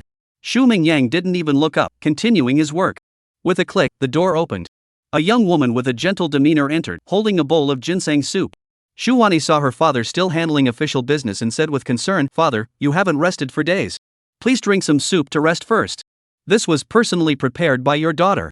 Zhu Mingyang put down the documents, looked at his daughter, who had changed so much, and smiled. "What's this? You're not angry with your father anymore?" Zhu Wanyi's face flushed red, realizing her father was teasing her. She pouted and said, "Oh, father, what are you saying? Your daughter has never been angry with you." Zhu Mingyang chuckled and shook his head, then picked up the bowl of ginseng soup and began to drink it. Zhu Wanyi, standing nearby, sighed in relief. To be honest, when she first learned that her father had arranged for her to marry a widower, she had been deeply resistant. Although he was the city lord of Qingzhou City and possessed peak cultivation at the Mingxin realm. But she was Zhu Wanyi, how could she possibly agree to marry a man who had already been married before? Even if his wife had been dead for years, it was still unacceptable. She, Zhu Wanyi, wasn't desperate to marry. However, a few days ago, she learned that Lu Buxing had already broken through to become a Yutian realm powerhouse. Her thoughts changed. The Yutian realm. The same cultivation level as her father. Ability to soar through the skies, the true form of an immortal. Such a man, she naturally wouldn't dare to be picky. Zhu Mingyang noticed the expression on his eldest daughter's face and raised the corners of his mouth slightly. In fact, Lu Buxing's breakthrough was not part of his plan. He had only hoped to form an alliance with the other party to secure a backup plan for his own family. He didn't know how much longer he could hold on to his position as city lord. Among the city lords of the northern 14 states, Lu Buxing was the youngest and most talented, which is why this marriage alliance was arranged. At the time, based on his judgment, Lu Buxing would need at least several decades to break through to the Yutian realm. However, he never expected the other party to give him such a pleasant surprise. As a result, he had been in a good mood lately, even finding the handling of state affairs refreshingly invigorating. Moments later, after finishing a bowl of ginseng soup, the door to the room was knocked on again. It was none other than Jean Meng, the chief steward of the city lord's mansion. Xu Wani noticed that Jean Meng looked as though he had important matters to discuss with her father, so she behaved appropriately. She tidied up the empty bowls on the table and said politely, "Father, I won't disturb you anymore." Xu Mingyang smiled and nodded. Chapter 88, Zhu Mingyang's Test. After Zhu Wani left, Jean Meng looked at the city lord of Yunzhou City in front of him and smiled. "The young lady probably won't bother you again for a few days, right?" Xu Mingyang's lips curled upward. Lately, Zhu Wani hadn't just stopped bothering him, she was being unusually considerate. In the past, the idea of his daughter, who had never even touched a kitchen utensil, cooking ginseng soup herself was unthinkable. Though the so-called cooking was likely just her giving instructions while the servants did the actual work, it was still surprising enough. Xu Mingyang said nothing, but his expression spoke volumes. At that moment, he suddenly remembered something and looked at Jean Meng, asking, "Old Jean, has that whose steward left Yunzhou City?" Jean Meng replied, "Yes, but I came here not only to report this matter but also to tell you something else." In the study, after Jean Meng finished speaking, the room fell into an eerie silence.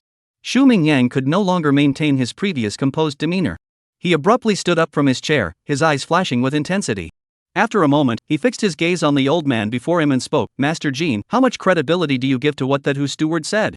It was no wonder he was skeptical, such a thing was simply too outlandish. Helping someone break through the Yutian realm? How could anyone possibly achieve such a feat? While there are indeed some divine artifacts in this world that can aid in cultivation, it was clear that Lu Buxing hadn't used such an artifact to break through. Because such a heaven-defying item wouldn't be given away so freely, which means there must be something they don't know about. Jean Meng pondered for a moment before speaking. "I don't think Hu Fangding is lying. Lin Yun might truly possess such abilities." "What do you mean?" Jean Meng explained, "It's just a feeling." From Hu Fangding's expression, I could tell he didn't want to tell me this at first, but maybe he reconsidered after thinking about the upcoming marriage alliance between our two families, so he gave a subtle hint. After hearing Jean Meng's words, Xu Mingyang sat back down in his chair. His right fingers tapped lightly on the table, making a dull sound. This was his habit when he was thinking. At one point, Zhu Mingyang raised his eyebrows and smiled. "Mr. Jean, aren't Chenger and Chinger currently organizing a Yunshan tea gathering? Do you think if we send an invitation to that Lin young master, would he come?" "What do you mean?"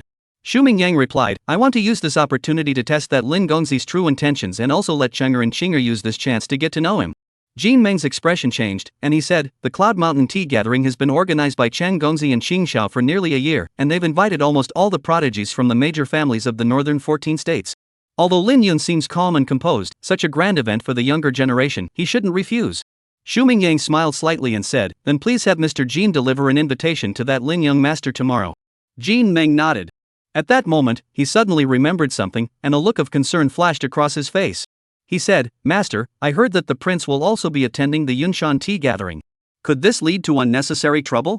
Xu Mingyang remained silent for a moment before waving his hand and saying, "It's fine. That prince isn't the type to stir up trouble, and even if he wanted to, he probably wouldn't cause much of a stir."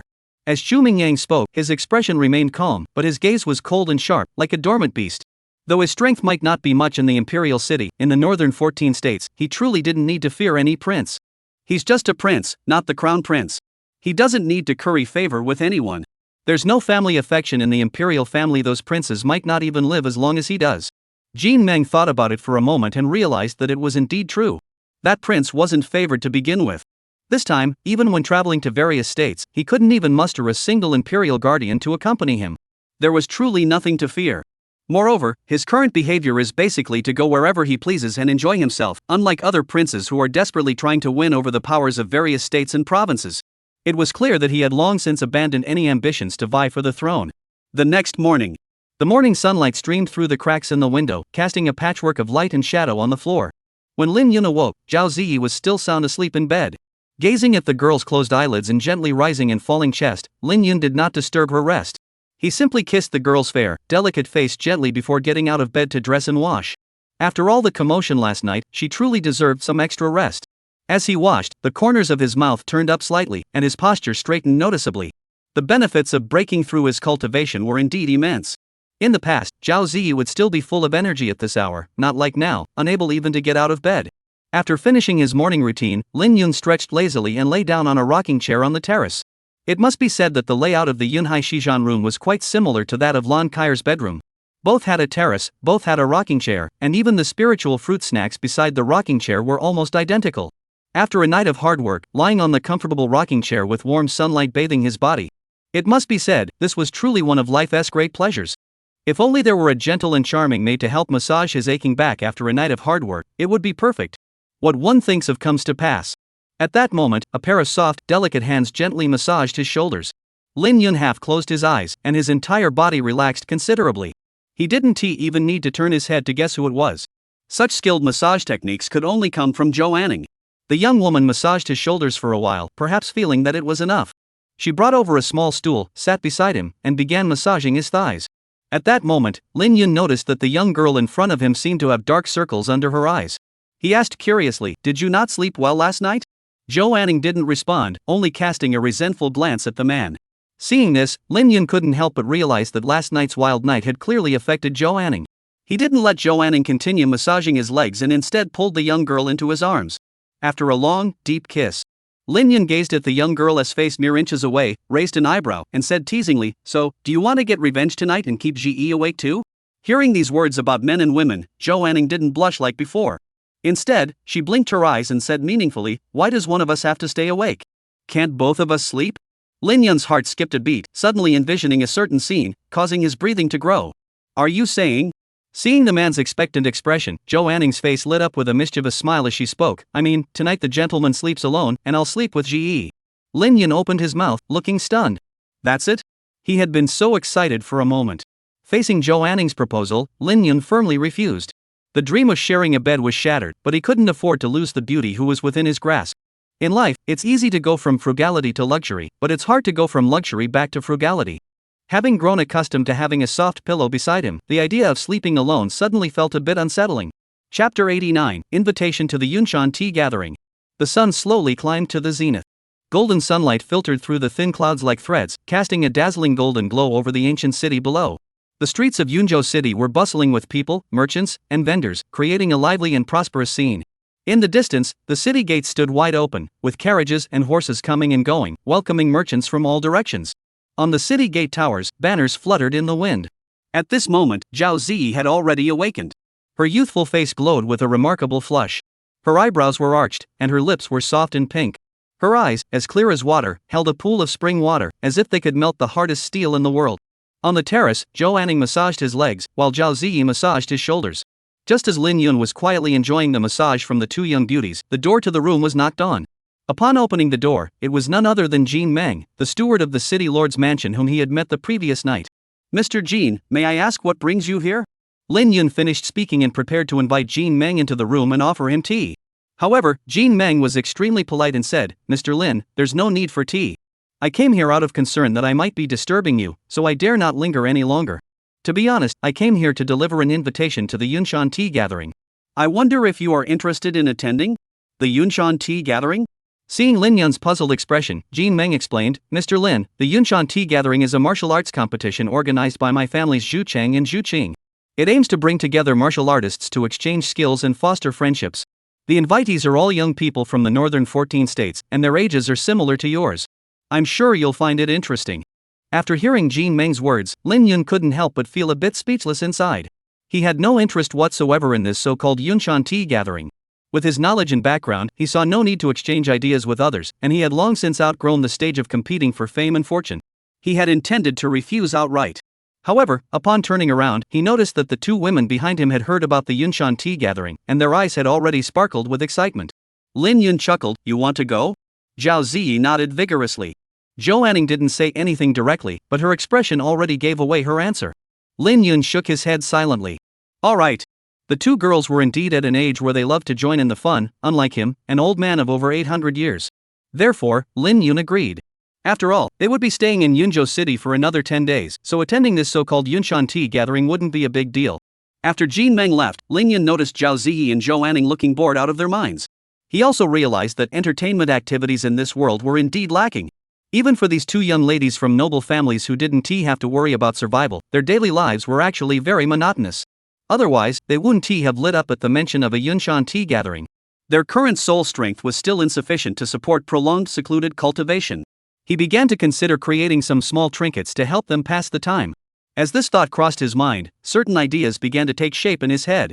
In the living room, Zhao Ziyi looked at the palm-sized pieces of hard paper and a pile of rectangular wooden blocks in front of her and asked curiously, "Cloud brother, what are you doing?" At that moment, not only Zhao Ziyi, but even Zhou Anning's face flashed with curiosity.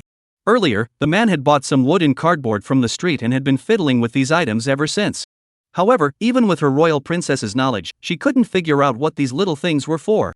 She picked up a few pieces of hard paper, examining the various small patterns engraved on them, and asked curiously, "Master, what are these things you've drawn on here? They look rather strange." Lin Yun didn't explain immediately, teasingly saying, "You'll find out soon enough." Zhou Anning and Zhao Ziyi grew even more curious. Because every time a man said something like that, it always brought them a little surprise. Like the barbecue last time. Or the guidance on martial arts techniques. Moments later, as the last card was finished being drawn, Lin Yun inspected it once more and gave a satisfied smile. Though it looked rather crude, it would do the job. Now it was time for mahjong and card games to showcase their unique charm in this world lacking in entertainment. Lin Yun didn't start by teaching the two women how to play mahjong, as the rules were quite complex. He first taught the two women how to play landlord. One man and two women the perfect number. Zhao Ziyi and Zhou Anning heard about this unusual little game and their eyes lit up with excitement, their faces betraying their eagerness to try. The two women weren't stupid, they quickly understood the rules. It must be said that the simple game of landlord has managed to remain so popular on Blue Star for so many years, and it truly has its unique charm. Before long, Zhao Ziyi and Zhou Anning were already deeply engrossed in the game, reminiscent of the feeling of a teenager addicted to online games when first experiencing a video game. As it turned out, once people start playing, they easily lose track of time. The three of them played straight through until evening. As the sun set, the last rays of sunlight filtered through the terrace, casting a golden glow over the room. Royal flush, plain with wings. As Zhao Ziyi flung the cards in her hand, the young girl's face lit up with a smug expression, her eyes curving into beautiful crescent moons. Lin Yun's lips twitched. He had been confident that his mental advantage would allow him to defeat the two girls completely, leaving them with nothing. However, to his surprise, after playing all day, he had only won a few hands. Looking at the two girls, especially the pile of spirit stones almost as high as a small mountain in front of Zhao Ziyi, Lin Yun sighed inwardly, realizing his mistake. Although, with his abilities, cheating would be as easy as stealing from heaven, but cheating would defeat the purpose of the game. Therefore, he had played by the rules all day long. Seeing Lin Yun's frustrated expression, Zhao Ziyi's smile grew even brighter. The young girl extended her fair, delicate hand and said in a sweet voice, "Cloud brother, you have to accept the consequences of your bet." Lin Yun sighed helplessly and took out 2 spirit stones from his storage ring, handing them to the girl. Royal flush, 4 twos, and a pair of aces. Moments later, Zhao Ziyi played her hand and lost all her cards in one go. Lin Yun stood up and said, "Let's not play anymore. Today isn't a good day for cards." He rubbed his forehead as he walked toward the bedroom. Behind him, Zhou Anning watched Lin Yun's figure disappear into the room and said uneasily, "Ge, aren't we being too harsh? The young master hasn't won a single game today." Zhao Ziyi blinked her eyes and smiled, "Don't worry, our acting is so good, Yun Ge won't notice." After saying that, Zhao Ziyi pushed half of the spirit stones in front of her toward Zhou Anning and added, "Anning, if there's anything wrong, it's that you sometimes act too stiff. For example, just now, you and Yun Ge were supposed to be farmers, but how could you be older than him? Aren't you afraid of giving yourself away?" In the bedroom, Lin Yun shook his head and thought to himself, "You little girl, you win. Tonight is my time." With that thought, he lay quietly in bed, waiting for nightfall. However, even as the moon hung high in the sky, Zhao Ziyi still hadn't come in. Lin Yun was greatly surprised, for usually at this time, the young lady was far more proactive than him. Thinking this, he stepped out of the room but didn't see the two girls in the living room. He then walked straight to Zhou Anning's room. Opening the door, he saw the two women already lying in bed, embraced and fast asleep. Lin Yun's vision went black. He never expected Zhou Anning to actually kidnap Zhao Ziyi. Chapter 90, Attending the Banquet. The next morning when he woke up, Lin Yun had dark circles under his eyes, while Zhao Ziyi and Zhou Anning looked fresh and energetic. At that moment, Lin Yun began to nostalgically recall the days when he had secluded himself to practice cultivation. Looking back to those days, a single sword could create a cave residence, and sitting in meditation could span several years. Why would he ever worry about sleeping? Although his reincarnated body didn't require the same rigorous training as others, it seemed to have left behind some bad habits. When he stepped out of the room, the two women eagerly pulled him into a game of dominoes. As expected, he ended up being the one who lost the most. as his own bomb was countered by his teammate. Lin Yun raised an eyebrow and smiled at Zhou Anning. Anning, you haven't forgotten that we're both farmers, have you? Zhou Anning felt a pang of guilt under Lin Yun's gaze and stammered, I can win on my own. Lin Yun smiled slightly and said nothing. He felt he needed to teach the young girl a lesson about honesty. Sure enough, while Zhou Anning claimed she could win, the cards in her hand didn't look like they could win at all. Before long, she passed a small card to Zhao Ziyi. A 3. A 4. Yay! I won! Zhao Ziyi jumped up in joy. After losing another round, Lin Yun stood up, picked up Zhou Anning from the side, and walked straight into the room. Zhou Anning's face flashed a hint of panic, and she instinctively looked back at Zhao Ziyi. However, Zhao Ziyi just stuck out her tongue, giving her a helpless expression. As soon as they entered the room, Lin Yun tossed the young girl onto the soft bed and climbed on top of her. Looking at the girl's delicate face, Lin Yun smiled and asked, "Do you know where you went wrong?" Zhou Anning, with her hands held captive, realized that Lin Yun had probably already discovered her collusion with Zhao Ziyi, so she admitted, "Master, I was wrong. I shouldn't have teamed up with Ziyi to deceive you out of your spirit stones." Hearing Zhou Anning's words, Lin Yun's expression remained unchanged. What he cared about was not such a trivial matter. Seeing that Zhou Anning still didn't recognize her mistake, a dangerous gleam flashed across Lin Yun's face. Zhou Anning instinctively shrunk back, her watery eyes misty, adopting a pitiful expression. Lin Yun tapped the young girl's head and laughed. "You've been hanging around GE for too long, you've learned how to act, haven't you?" Zhou Anning blinked her eyes, looking innocent and confused, as if she had no idea what he was talking about. However, at that moment, Lin Yun had no intention of showing mercy. He curled the corner of his mouth, and the long dress on the girl's body fell to the ground. Next came her shoes, socks, and undergarments. The next morning, Lin Yun emerged from the room feeling refreshed and invigorated. Life had finally returned to normal. He was in a good mood today. On the day life returned to normal, it was also the day the Yunshan tea gathering began. After a quick wash, Lin Yun and the two women left the inn. The Yunshan tea gathering was held at Baiyun Mountain in the city center. Baiyun Mountain is the most famous mountain in Yunzhou City, and after asking around briefly, they quickly learned the route to Baiyun Mountain. As they got closer to Baiyun Mountain, they could already hear many people discussing the Yunshan tea gathering along the way. "Hey, have you heard? Today is the day the Yunshan tea gathering is held. I bet it's bustling with activity on Baiyun Mountain right now." "Of course. Unfortunately, you need an invitation to go up the mountain now. Otherwise, I'd really like to see what the prodigy from the northern 14 states looks like. I heard that even the Tsangyun Prince from Sangzhou is attending this tea gathering." The Tsangyun Prince is a core disciple of the Lingxiao sword sect, with sword techniques as swift as lightning, earning him the title of First Sword of Sangzhou. I'm sure he'll take first place at the Yunshan tea gathering this time. "I don't think so. While Tsangyun Gongzi's sword techniques are strong, the two from our Yunzhou city aren't bad either. Zhu Chen Gongzi and Zhu Cheng Mis are both at the Mingxian realm cultivation level, and with the city lord's guidance, they might not be any worse than Tsangyun Gongzi." Listening to the passers-by's discussions, Zhao Ziyi curiously looked at Zhou Anning and asked, "Anning, have you heard of this Tsangyun Gongzi? He seems pretty formidable." Zhou Anning nodded, but a trace of disdain flashed in his eyes. This man does have some fame within the Sangzhou region, but he's merely taking advantage of his age. Don't even mention comparing him to the young master. Give me a year or two, and I could defeat him. As soon as Zhou Anning finished speaking, several mocking voices rang out from behind him. "Oh, I wonder where these little girls came from. They dare to speak so boldly. Exactly. Does she think she's a flower fairy from the 100 Flowers Palace? How dare she speak so arrogantly?" The group halted in their tracks as three young men appeared before them. The leader was a man dressed in blue robes with a haughty expression. It was he who had spoken mockingly at first. Upon seeing the man in blue, Lin Yun's face flashed a look of surprise, for he realized he had seen this man before. It was the same man who had been cursing and swearing as he walked down the stairs at the Yunhai Shizhan that night. Since the man had nearly collided with him at the time, he had a vague recollection of him. Facing the mockery from the group, Zhou Anning hadn't said a word yet when Zhao Ziyi spoke up first, addressing the blue-robed man with a sharp tone. "We're minding our own business. What's it to you? Mind your own business." Hearing himself being scolded by a woman, Jiang Bo was about to teach her a lesson. However, upon seeing Zhao Ziyi and Zhou Anning's faces, the words that had already reached his throat were swallowed back. At that moment, Jiang Bo felt a pang of regret. If he had known that the young woman who had spoken earlier was so beautiful, he never would have said those words. As for Lin Yun, who was standing beside the two women, he had temporarily ignored him. Just as Jiang Bo was thinking about how to salvage the situation, a voice suddenly rang out beside him. "Mr. Jiang, I remember them. They were the ones who took our room at the Yunhai Shizhan." The speaker was Feng Min, a friend who had accompanied him to the Yunshan tea gathering. Jiang Bo furrowed his brows and looked at Feng Min, asking, "Are you sure?" Feng Min nodded firmly. "Mr. Jiang, I absolutely couldn't have mistaken them. After leaving the Yunhai Shijan that night, I specifically returned to check who had taken our room, and I saw these very people entering it. Upon hearing this, Jiang Bai's expression grew increasingly serious. After all, someone who could make Yunhai Shijan willing to offend a guest just to clear out a room must have a status that isn't too low. Thinking this, Jiang Bo bowed slightly to Lin Yun and said, "Greetings, friend. I am Jiang Bo, the young master of the Jiang family of Yangzhou City. May I ask your honorable surname?" After taking another look at the group of 3, one man and 2 women, Jiang Bo immediately recognized that Lin Yun was the leader, so he addressed him directly. However, Lin Yun had no intention of acknowledging such a minor figure and simply ignored him. Jiang Bo's expression froze, and his face grew dark. As the young master of the Jiang family, when had he ever been treated this way? However, before determining their identities, he couldn't afford to act rashly. Jiang Bo took a deep breath and noticed that Lin Yun and his group were heading in the same direction as them toward Baiyun Mountain.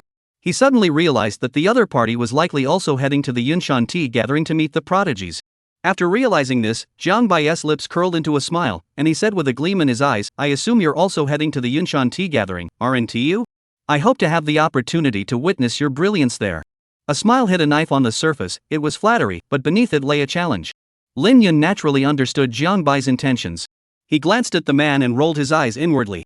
Someone like Jiang Bo was no match for him. He could take on 100 of his kind. Understood. Let's go. Lin Yun directly called the 2 women to leave. He didn't want to respond to such a trivial question. As soon as Lin Yun and the others left, Feng Min spoke uncertainly, "Mr. Jiang, do you think this person will accept our challenge?" Having known Jiang Bo for so many years, he was well aware that Jiang Bo wasn't the type to be magnanimous. Whether it was the earlier disregard or the humiliation of having his room occupied, Jiang Bo would certainly go to great lengths to regain his dignity. And the perfect opportunity to do so was clearly the upcoming Yunshan tea gathering. If they could defeat him openly at the Yunshan tea gathering, even if his backers were powerful, there wouldn't be much to say. However, the Yunshan tea gathering isn't a formal martial arts competition. It's merely a platform for the younger generation to exchange skills and ideas, without much of a competitive edge. Therefore, while many attend the banquet, not everyone will participate in the matches. He feared that Lin Yun might be one of them. Jiang Bo listened and replied confidently, "Don't worry, he should accept the challenge. If he can back down in front of his own woman, he's not worth much." After speaking, Jiang Bo gazed at the 2 curvaceous figures ahead, a hint of envy flashing across his face. Despite his status, he wasn't lacking in women, but he had never experienced such high-quality women before. And yet the other man could have both of them, which was simply unfair. Chapter 91, The Tea Gathering begins. At the peak of Baiyun Mountain, a majestic pavilion stood atop the clouds. The pavilion was shrouded in mist, creating a dreamlike atmosphere. Inside the pavilion, a group of exceptionally handsome young men and women were sipping tea and exchanging cups to the sound of melodious music, creating a lively atmosphere. There were over 100 of them, all dressed in elegant robes and exuding an air of sophistication. They were the 14 prodigies from the 14 states gathered for the Cloud Mountain Tea Gathering. It can be said that the people present here largely represent the young generation of the northern 14 states of the Great Qian dynasty. Seated at the head of the table were a man and a woman, the hosts of the tea gathering and the children of Zhu Yangming, the lord of Yunzhou City Zhu Chang and Zhu Qing. One of the few young prodigies in the Mingshan realm present. The Yunshan tea gathering only invites young people under the age of 30. To have broken through to the Mingshan realm at such a young age is truly a testament to their extraordinary talent. Even among the geniuses from various states who had gathered here, renowned figures in their respective regions. However, when many people looked at Zhu Chang and Zhu Qing, they couldn't help but reveal a hint of envy on their faces. This is the true depth of Yunzhou City. After all, it still surpasses other northern states by a significant margin. Breaking through to the Mingshan realm before the age of 30 and doing so afterward represent a qualitative difference, a crucial turning point in one's cultivation journey. The period from 20 to 30 is the golden age of cultivation. If a cultivator can break through the Mingshan realm before 30, their future is promising, with the potential to one day reach the Yutian realm. On the other hand, if one fails to break through before 30, their ceiling for this lifetime may very well be the peak of the Mingshan realm. Many cultivators on the field have already reached the late or peak stages of the opening realm, but breaking through to the next major realm is often extremely difficult. Even they have no guarantee of breaking through the mirror realm before the age of 30. Therefore, many people looked at Zhu Chang and Zhu Qing with complex expressions. If there was anyone who could remain unfazed, it must be that Sangyan Prince sitting below Zhu Chang and Zhu Qing. At this moment, many people turned their gaze toward this first-rate sword cultivator of Cangzhou. He wore a white robe, his eyes fixed straight ahead, drinking wine as if oblivious to the stares of the crowd. His back was straight, his expression cold and fierce, like a sharp sword. Even from a distance, he gave off an intimidating chill. This was Sanyun Gongzi, Li Sanyun, a core disciple of the Lingxiao sword sect and one of the most prominent prodigies on the field. At that moment, someone in the crowd spoke softly. Shu brother, Zhu sister, all the prodigies from the various states should have arrived by now. When will the tea gathering and martial arts competition begin? The speaker was Ming Ma Lu, the son of the city lord of Yangzhou City. A prodigy at the Mingxian realm, his fame only slightly trails that of Li Xinyun and the Zhu siblings. On the main seat, Zhu Qing, dressed in a yellow gown, remained silent, her gaze fixed on her older brother Zhu Chang. They had already discussed it last night. Zhu Chang would be in charge of today's tea gathering. Zhu Chang, dressed in a blue robe, had a scholarly appearance and did not give off the aura of a martial artist, but rather that of a scholar. He smiled slightly and said, "Brother Ma, please do not rush. There are still a few friends who have not arrived yet. Once they arrive, we will begin immediately." Ma Lu scanned the surroundings and asked, "May I ask who the friend's Zhu brother is referring to?" I consider myself well informed about the prodigies of the northern 14 states. I believe all the notable figures have already arrived, haven't they? That's right, Zhu, who else are we waiting for? Zhu, why don't we just start already? Making so many of us wait for him is a bit inappropriate. More people began to agree, clearly growing impatient from the wait. Hearing the crowd's urging, Zhu Chang remained unfazed, speaking slowly and calmly. "Brother Ma, everyone, as the saying goes, good things come to those who wait. Why not take our time and enjoy the fine wine and delicious food first? Let's wait another 15 minutes. If those few friends haven't arrived by then, we'll begin." After speaking, Zhu Chang exchanged a subtle glance with his younger sister Zhu Qing, his expression betraying a hint of helplessness. At the same time, he couldn't help but wonder who this Lin Yun was that his father had mentioned. If it weren't for his father's repeated instructions to cultivate a good relationship with them, they would have long since given up and started without waiting.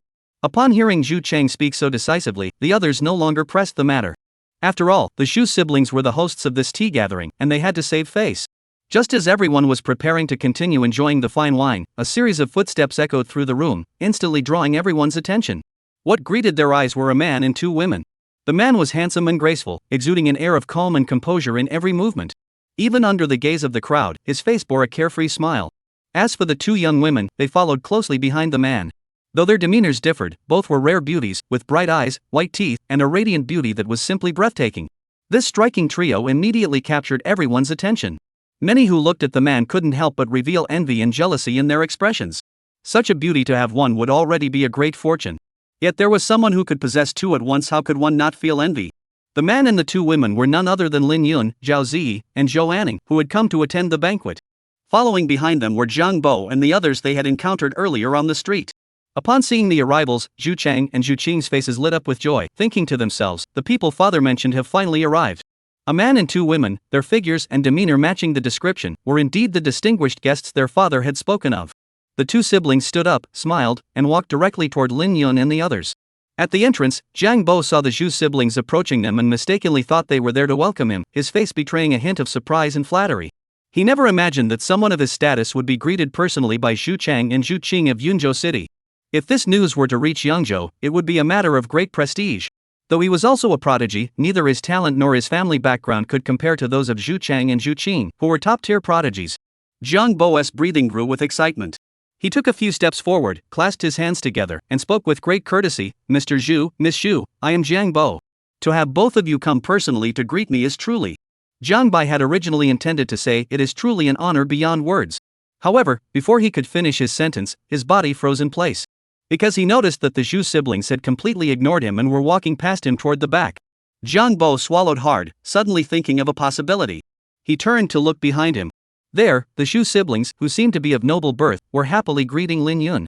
"Lin brother, you finally arrived. We've been waiting for you for a long time. Let me introduce myself. I am Zhu Chang, and the young lady beside me is my younger sister, Zhu Qing." Lin Yun looked at the extremely enthusiastic Zhu siblings and asked curiously, "Do we know each other?" He had originally thought he was just coming to join the crowd, have a free meal, and then leave like an anonymous bystander.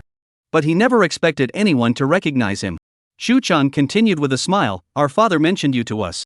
He specifically instructed us to make sure you're well taken care of. By the way, my father is the city lord of Yunzhou City." As soon as Zhu Cheng finished speaking, he began to scrutinize the mysterious Lin Gongzi whom his father had mentioned. His first impression was that he was young, far too young. Although the attendees of the Yunshan tea gathering were all relatively young, many of them were actually nearing 30. For instance, he and Li Sangyun were among them. However, the young man before him was far too young, probably in his early 20s at most. Generally speaking, at such a young age, unless one was an extraordinary prodigy, having reached the early stages of the opening realm would already be considered quite impressive. He couldn't gauge Lin Yun's cultivation level yet, but he suspected it wouldn't exceed the Mingxian realm. Lin Yun was unaware of Zhu Chengxing's thoughts and nodded in acknowledgement. He suddenly remembered that Jin Meng was the steward of the city lord's mansion, and the other party had clearly obtained his information from Jin Meng.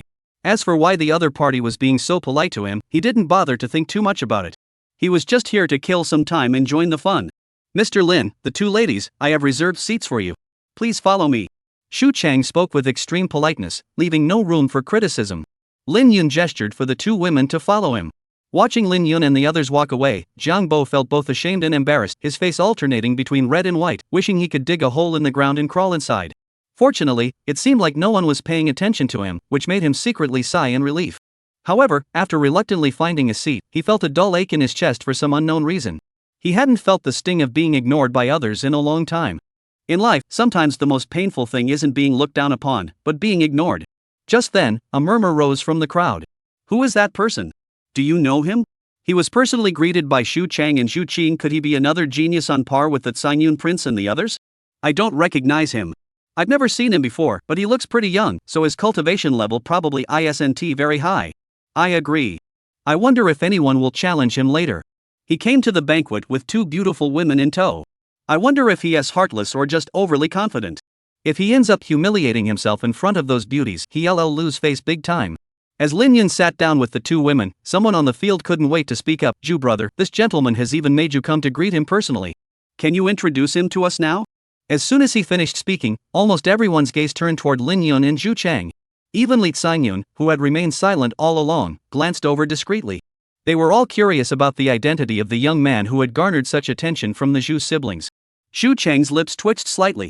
He naturally wanted to step forward and introduce Lin Yun, but he himself knew very little about him. Apart from his name, he knew nothing else about him. With no other option, Zhu Chang turned to Lin Yun with a pleading look, hoping he would step forward and introduce himself. Lin Yun naturally noticed Zhu Chang's gaze. He glanced at the crowd, stood up, and spoke, "My name is Lin Yun. I'm here today just to join the fun. Please treat me as if I'm not here." After saying that, he sat back down. He then casually enjoyed the fine wine and delicious food before him, as if he had truly come just to watch the commotion. Many people exchanged glances. They never expected that the person the Zhu siblings had been waiting for so long would say such timid words. Although the Yunshan tea gathering was nominally just a platform for exchange and discussion, who among those present didn't want to outshine their peers? In life, many people seek nothing more than fame and fortune. Though they found it highly unusual, no one pressed further. They simply assumed that Lin Yun's cultivation was indeed insufficient, which was why he had spoken that way. After all, he was still young and full of vigor. If he truly had the ability, how could he endure the loneliness and refrain from acting? Thinking this, many people shifted their attention away from Lin Yun. Zhu Chang also cast a skeptical glance at Lin Yun. He couldn't help but doubt that Lin Yun was truly as ordinary as he claimed. After all, he could doubt himself, but he couldn't doubt his father's judgment. However, from the moment he entered the pavilion, Lin Yun remained calm and composed, neither arrogant nor humble. Shu Chang could see nothing out of the ordinary. With no other option, Zhu Chang rose to his feet and announced the formal start of the tea gathering. This matter had already been delayed for some time. It could not be postponed any further. The gathering of prodigies was growing restless, and everyone seemed eager to get started. No sooner had he finished speaking than a burly man stood up. The man swept his gaze across the crowd and spoke, "My name is Pang Feng. I am at the late stage of the Kaiyuan realm. I challenge all those at the late stage of the Kaiyuan realm and those at the peak of the Kaiyuan realm. Please do not hesitate to instruct me." To dare to challenge those of a higher realm with only late-stage cultivation in the Kaiyuan realm was indeed a bold statement. Everyone present was a well-known figure, and their talents were no less than anyone else's. How could they possibly be so easily challenged by someone of a lower cultivation realm? Some people already showed expressions of disdain. However, Pang Feng merely smiled faintly, as if he intended to let his actions speak for themselves. He flickered and appeared at the railing of the pavilion. Without any hesitation, Pang Feng leaped into the air like a soaring eagle, soaring dozens of feet into the sky before plummeting back down. A chorus of gasps echoed across the field. Below the Yutian realm, cultivators were still unable to defy gravity and soar through the skies. At such a height, even late-stage Mingxian realm cultivators would likely be injured without special techniques. Just as everyone was wondering how Pang Feng was managing it, there he was, dragging his nearly 2-meter-tall, muscular body through the air with the agility of a swallow, as if defying the pull of gravity. A few breaths later, he had already landed steadily on a spacious open area below the skyscraper. He landed without a sound, not even stirring a speck of dust. This scene left those who had previously criticized Pang Feng for the arrogance hinted at in his words speechless, their pupils contracting sharply as they silently marveled at his exceptional martial arts skills. They realized that Pang Feng indeed had the right to be arrogant, as his mastery of both strength and movement clearly indicated that he was no ordinary opponent. However, the people present were all prodigies from various states, and they would not be intimidated by this. Instead, they felt a surge of desire to fight. Soon, a man in a blue robe stood up. It was Kong Ken from Yenzhou. Though he hadn't been able to join the Lingxiao sword sect, his sword techniques were equally masterful, and it was said that he had already reached the initial stage of mastering the art of controlling his sword with his qi. Some recognized the identity of the man in the green robe. Kong Ken leaped down from the railing, his body twisting and turning, his robes fluttering in the wind. His figure traced a graceful arc through the air, landing steadily before Pang Feng. Clearly, none of those present at the tea gathering were ordinary individuals. The mere dozens of zhang in height posed no challenge to them. Soon, a thunderous explosion echoed from the open space below the pavilion. Kong Ken had already engaged Pang Feng in combat. Looking down from the high building, one could clearly see the entire course of their battle. Kong Ken was a sword cultivator, his sword techniques were cunning and his moves were fierce. Pang Feng, on the other hand, wielded a pair of massive hammers, his attacks wide and powerful, brute force and dominance. Both were at the late stage of the opening realm, and for a time, the battle was evenly matched, with neither showing a clear advantage. This battle was a clash of technique and strength, two entirely different paths of cultivation, and many spectators were captivated by the spectacle. Among the spectators were Zhao Ziyi and Zhou Ning, two young women. However, Lin Yun merely glanced at them before growing bored and beginning to drink. He had little interest in this so-called Yunshan tea gathering. Though the combatants were said to be prodigies from the northern 14 states, in his eyes, they were no more than children playing at war. The so-called strength and technique, in his view, were riddled with flaws. Chapter 92, Zhou Anning takes action. Xu Chang had been secretly observing Lin Yun. At this moment, he also noticed Lin Yun's expression, and a trace of surprise flashed across his face. To be honest, the duel between Pang Feng and Kong Ken was quite entertaining. If he hadn't already broken through to the Mingshan realm, he would likely have been drawn over as well. Could it be that Lin Yun was hiding his true strength, just like him, and thus looked down on such trivial skirmishes? He recalled his father's instructions from 2 days ago to test Lin Yun. Xu Cheng pondered for a moment before speaking. Lin brother, who do you think will win between the two of them? Sometimes, testing someone doesn't necessarily mean testing their strength. One can also gauge a person's true potential and capabilities from their knowledge and understanding of martial arts. As soon as Xu Cheng finished speaking, many others also began to curiously appraise Lin Yun. They still couldn't believe that someone who had been so warmly received by the Zhu siblings was just there to watch the spectacle. They also wanted to see what insights this mysterious young man could offer. Facing the stares of the crowd, Lin Yun remained unfazed and replied succinctly, "The one with the hammer." "Oh? May I ask what Lin brother means by that?" Xu Cheng continued. Lin Yun sipped his wine as he explained, "As the saying goes, one force overcomes 10 skills. In the face of absolute power, technique is but a minor art. Unless Kong Ken has mastered the art of controlling his qi to wield the sword, refining his sword qi to a razor's edge, he stands no chance of breaking through his opponent's protective true qi and killing intent. Otherwise, it's all in vain." Xu Chang raised his eyebrows slightly, said nothing more, and simply replied, "I have learned much. As the saying goes, different fields are like different mountains. He is not a sword cultivator, so he should not comment too much." However, deep down, he felt that Pang Feng had a slightly higher chance of winning. Someone who heard Lin Yun's words turned to look at Li Sangyun and spoke up, "Brother Li's mastery of the sword is unmatched on this stage. No one dares to claim the top spot. May I ask your opinion on this upcoming duel?" Li Sangyun did not answer the question but instead narrowed his eyes and began to appraise Lin Yun, who stood there with an air of ease. Because his opinion was exactly the same as Lin Yun's. Was this an unexpected turn of events, or was the opponent simply hiding his true abilities? In his memory, the great Jin dynasty had no major clan surnamed Lin, and the Lin Yun before him did not seem like a sword cultivator. A swordsman should have a sharp edge. Even those with some real strength cannot completely hide the sharp intent on their bodies, no matter how they try to conceal it. Yet he detected no such sharpness in Lin Yun. Could it be that the other party's eyesight was truly that keen? To be able to discern the essence of a sword cultivator at a glance without being one oneself. Interesting. Li Sangyun muttered to himself. At this moment, he no longer regarded Lin Yun as just a bystander. To say nothing else, his discernment alone surpassed that of many others on the field. Withdrawing his gaze from Lin Yun, Li Sangyun began to answer the question posed by the person earlier. He replied succinctly, "Pang Feng." Everyone looked stunned, not expecting Li Sangyun and Lin Yun to give the same answer. This gradually dispelled the doubts of those who had previously questioned Lin Yun's earlier words. As if to confirm Lin Yun and Li Sangyun's words, a dull thud suddenly echoed from the empty space below. There, Pang Feng's blood surged, and a red glow emanated from his body. Even from a distance, one could feel the overwhelming power surging within him, as if he possessed the might to shatter mountains and split peaks. Pang Feng stomped his right foot on the ground with all his might. Within a 3 zhang radius, the hard floor shattered like glass, shattering into pieces and emitting a series of cracking sounds. At that moment, Pang Feng, holding a massive hammer, leaped into the air. The brutal killing intent he emitted was like a collapsing mountain, instantly enveloping Kong Kan within its grasp. Kong Kan's pupils contracted, and his body felt as though it were sinking into quicksand. Unable to dodge in time, he could only brace himself. He slashed his sword, and the 3-foot-long blade sliced through the air, unleashing a dazzling sword beam toward Pang Feng. However, the moment the sword tip touched the overwhelming killing intent, Kong Kan's expression changed drastically. He felt as though he was facing not a person, but a mountain.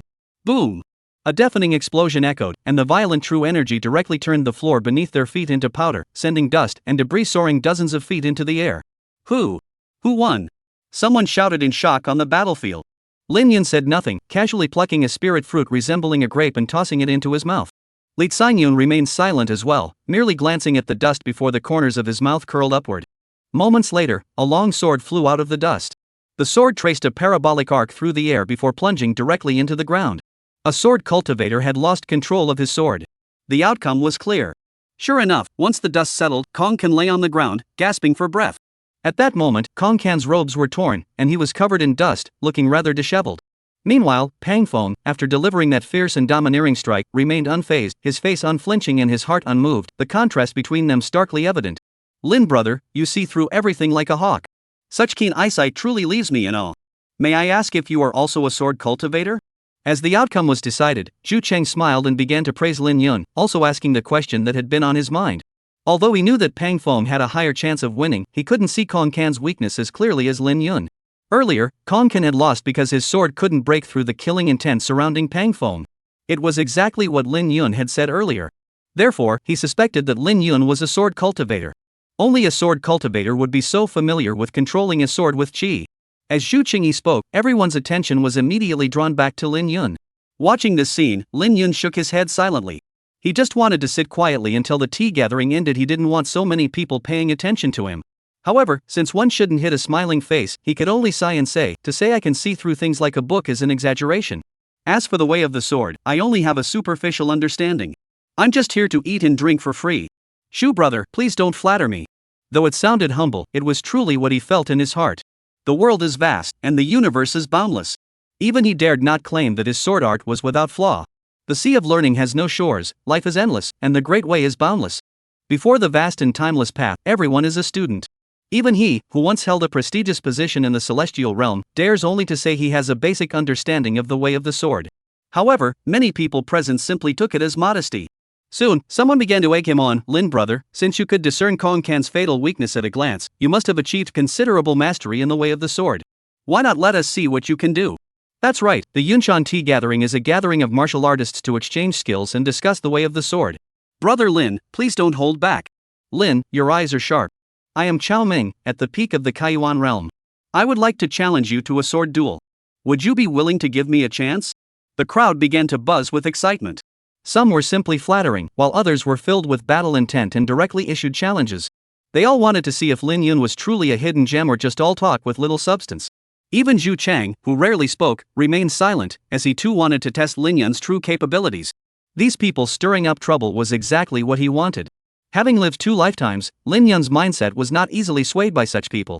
He didn't even bother to say a word, instead pouring himself some fine wine and drinking it alone.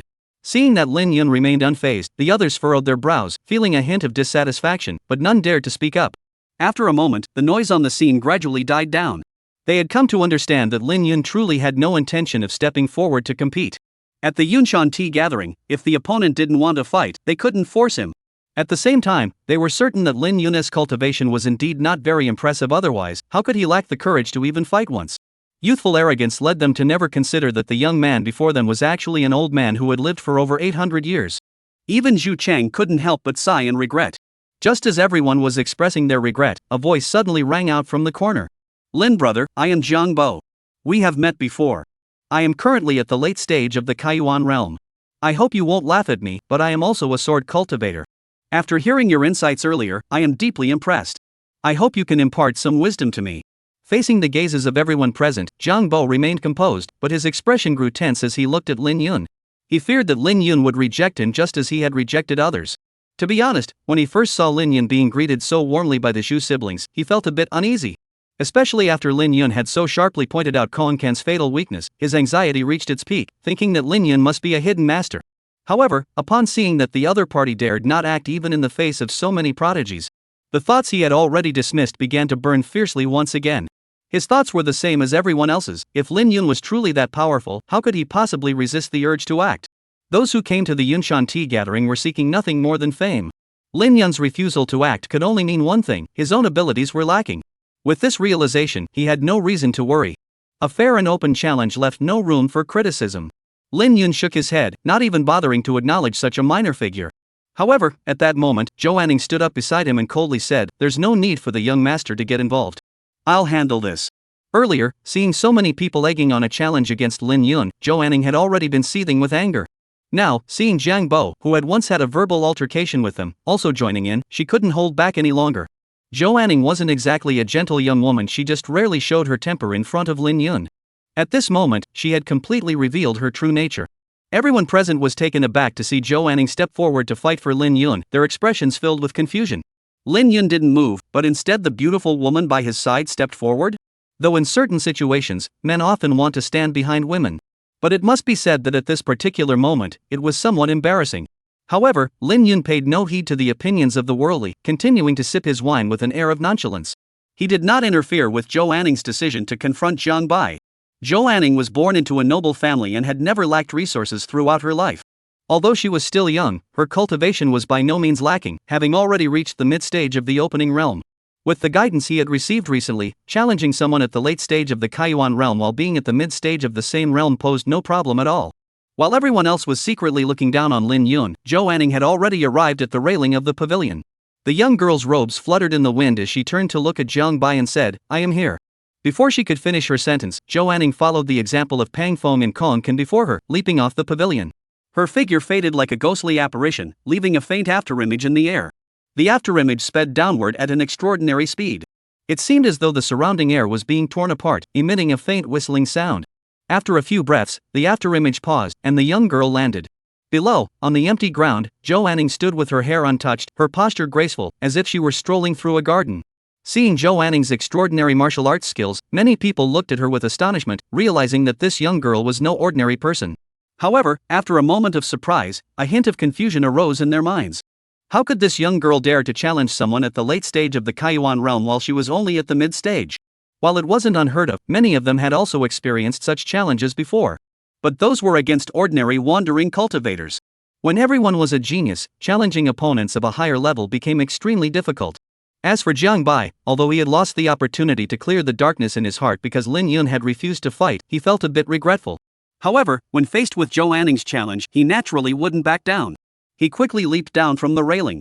At that moment, Zhu Cheng looked at Lin Yun, who was standing there with a composed expression, and spoke with an odd expression, just like the others. "Lin brother, that young lady is only at the mid-stage of the opening realm, right?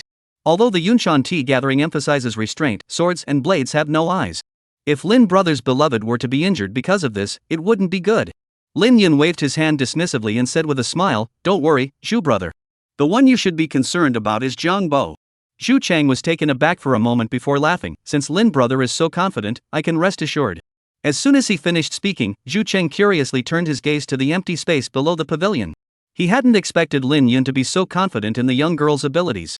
If even the woman by his side was this powerful, then Lin Yun himself couldn't be weak either. At that moment, Zhou Anning and Jiang Bo stood facing each other on the empty ground. Jiang Bo smiled at the young woman before him and said politely, "Please go first, young lady. My cultivation is slightly higher than yours, so I'll let you take the first move." Feigning humility, Zhou Anning furrowed her brows, her expression filled with disgust. She despised hypocrites even more than outright villains. Such people were like venomous snakes, you never knew when they would strike. Her grandfather had once trusted his own brother too much, which is why he had been tortured by the Shenbing Hansha for so many years. Jiang Bo stiffened, his expression darkening. He coldly replied, "Since you show no respect for me, I see no need to hold back." With such a beauty before him, Jiang Bo had originally intended to show some gentlemanly grace and let the other party lose gracefully. But since she didn't know when to back down, he wouldn't blame her. Jiang Bo didn't waste any more words. He swept his long sword forward.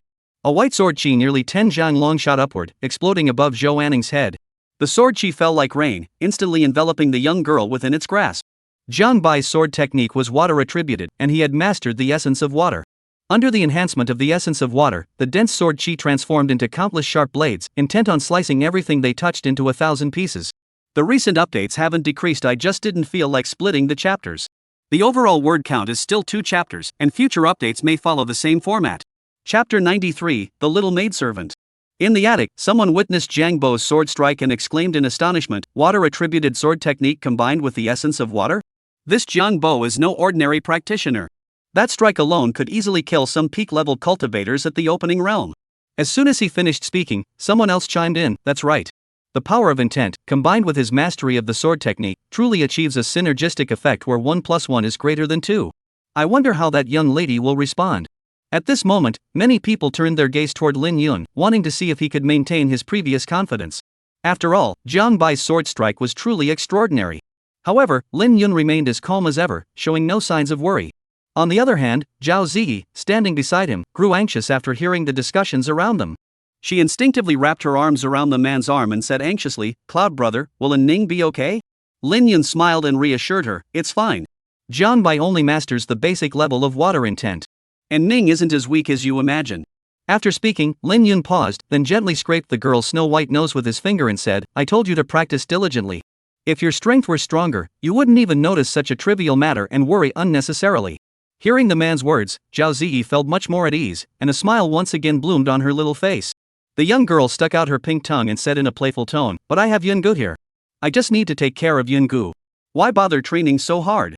Once Yungu becomes the strongest in the world, I'll be the woman of the strongest man in the world. That's still being second to none, right? What's that called? That's called getting stronger indirectly. After speaking, the young girl blinked her eyes and began to gently rub against the man's arm. Lin Yun could only sigh helplessly at Zhao Ziyi's words. Though he found her words absurd and outlandish. But he couldn't deny that being relied upon by a beautiful, obedient young girl felt incredibly wonderful.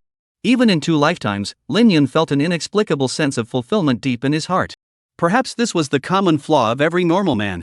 Just as Lin Yun was secretly savoring the softness of the young girl, downstairs on the battlefield, Jiang Bai's sword strike had reached its peak. The sword chi tore through the air, emitting a whistling sound. Facing Jiang Bai's terrifying sword strike, Zhou Anning remained unfazed, calm and composed. Her fingers danced swiftly, and a mysterious aura began to surge from her body, spreading outward like ripples. Suddenly, dozens of red beams appeared in the void, resembling blooming red lotuses. As soon as the red lights appeared, the space grew illusory, and the spiritual energy within a radius of dozens of feet began to boil and surge. A searing heat instantly enveloped the area, as if it were about to incinerate everything around it. The sword rain above her head, like winter snow meeting the scorching sun, evaporated completely before it could fall. Upon witnessing this scene, Jiang Bai's pupils contracted, and his face betrayed his shock. He never imagined that his pride and joy, the sword rain, could be so easily broken by Zhou Anning. The intent of fire, and its mastery was at least at the initial stage of proficiency. It was a technique that naturally countered his sword style. In an instant, Jiang Bai realized what was happening. Facing the rising temperature around him, he didn't hesitate for a moment and swung his sword again. A colossal sword chi roared into the air, slicing through space with a sharp edge, emitting faint sizzling sounds, and carrying the latent power to split mountains and sever seas. Before the sword chi had even descended, the killing intent, which seemed almost tangible, surged forward like a raging tidal wave, engulfing Zhou Anning in a torrent of destruction. The air was compressed, humming loudly, and the sand and stones on the ground were lifted into the air, swept into the violent airflow, and torn to pieces.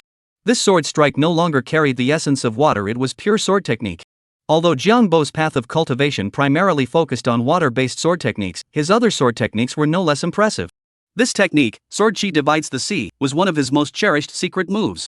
He had once used this technique to defeat a peak-level cultivator of the opening Yuan realm. He was eager to see how Zhou Anning would fare against this sword strike now that he no longer had the advantage of his divine technique. However, facing this sword strike, Zhou Anning remained calm and composed. A dazzling long dress fluttered in the wind, its sleeves billowing gracefully. Her face was cold and composed, her eyes as clear as water, resembling a 1,000-year-old well, calm and still. The young girl raised her slender white hand and gently touched the void. Instantly, dozens of red lotuses burst into flames in the void. The flames danced wildly, the lotus flowers blooming with a beauty that was both breathtaking and terrifying. A terrifying force of destruction began to build up. In an instant, the lotus flowers exploded like cannonballs. In an instant, a surge of red light engulfed the area, like a raging tidal wave. The sharp sword chi that Jiang Bai had slashed out was instantly swallowed by the red light. Boom! It sounded like the roar of a thunder god, the sound nearly shattering the eardrums. The red light and sword energy intertwined, carving the ground beneath their feet into a network of gullies. Moments later, the red light and sword energy vanished. A muffled groan echoed through the swirling dust.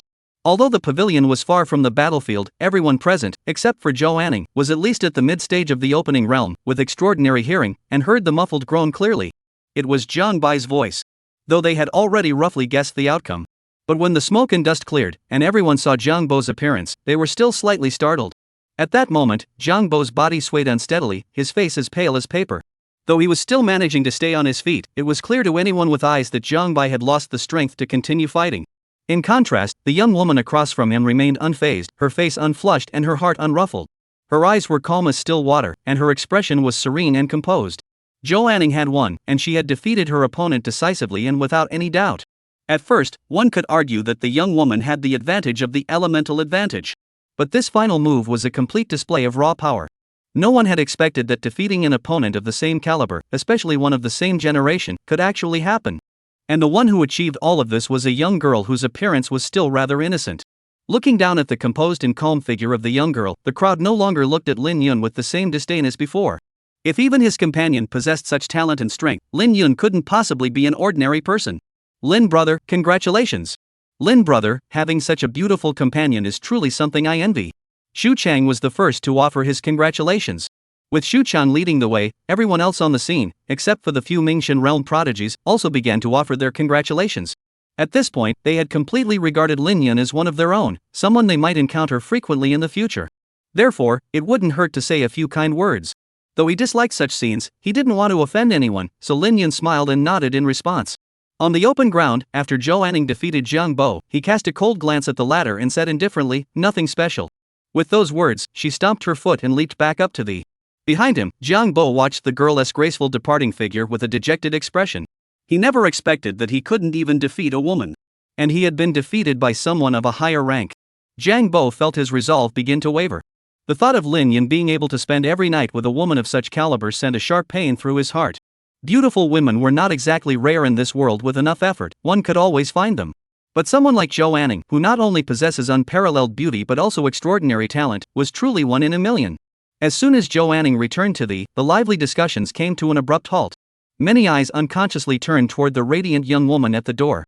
At first, they had merely thought of Zhou Anning as a pretty face with no substance, but now their opinions had completely changed. This wasn't a mere ornament, she was a prodigy whose talent and strength were no less than theirs, and perhaps even surpassed them. Most importantly, the young girl before them was so young. And youth often meant potential, meant the future. With her striking beauty and exceptional talent, many who looked at Lin Yun couldn't help but feel a pang of envy. Such a woman, they too wanted to get close to her. While envying her, they also began to wonder about the young woman's identity. At one point, someone couldn't help but speak up. This young lady managed to defeat a late-stage cultivator of the Kaiyuan realm despite being only at the mid-stage of the same realm. I am truly impressed. You must not be an unknown figure. May I ask your name? As soon as he spoke, many people's expressions shifted slightly, including that of the Tsungyun prince. Such talent was more than enough to pique his curiosity. Zhou Anning remained silent, gracefully moving her lotus steps back to sit beside Lin Yun. The young girl took the empty wine cup from Lin Yun's hand and poured him a full cup of fine wine with an obedient smile. After finishing, she glanced at the man who had spoken earlier and said indifferently, "There's no need to mention my name. I am merely a lowly maid by the young master's side." A mere maid? Everyone looked astonished. A woman of such remarkable beauty and talent was merely a maid by Lin Yun's side?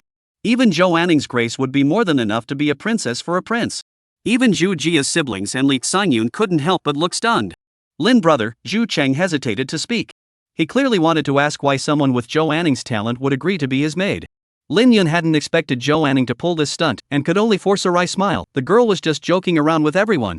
Don't take it to heart. Although he had initially intended to take her as a maid, he no longer viewed Zhou Anning as such. Everyone was taken aback and looked at the quiet, well-behaved young girl sitting beside Lin Yun. Was this really just a joke? They found it hard to believe. Zhou Anning took in everyone's expressions.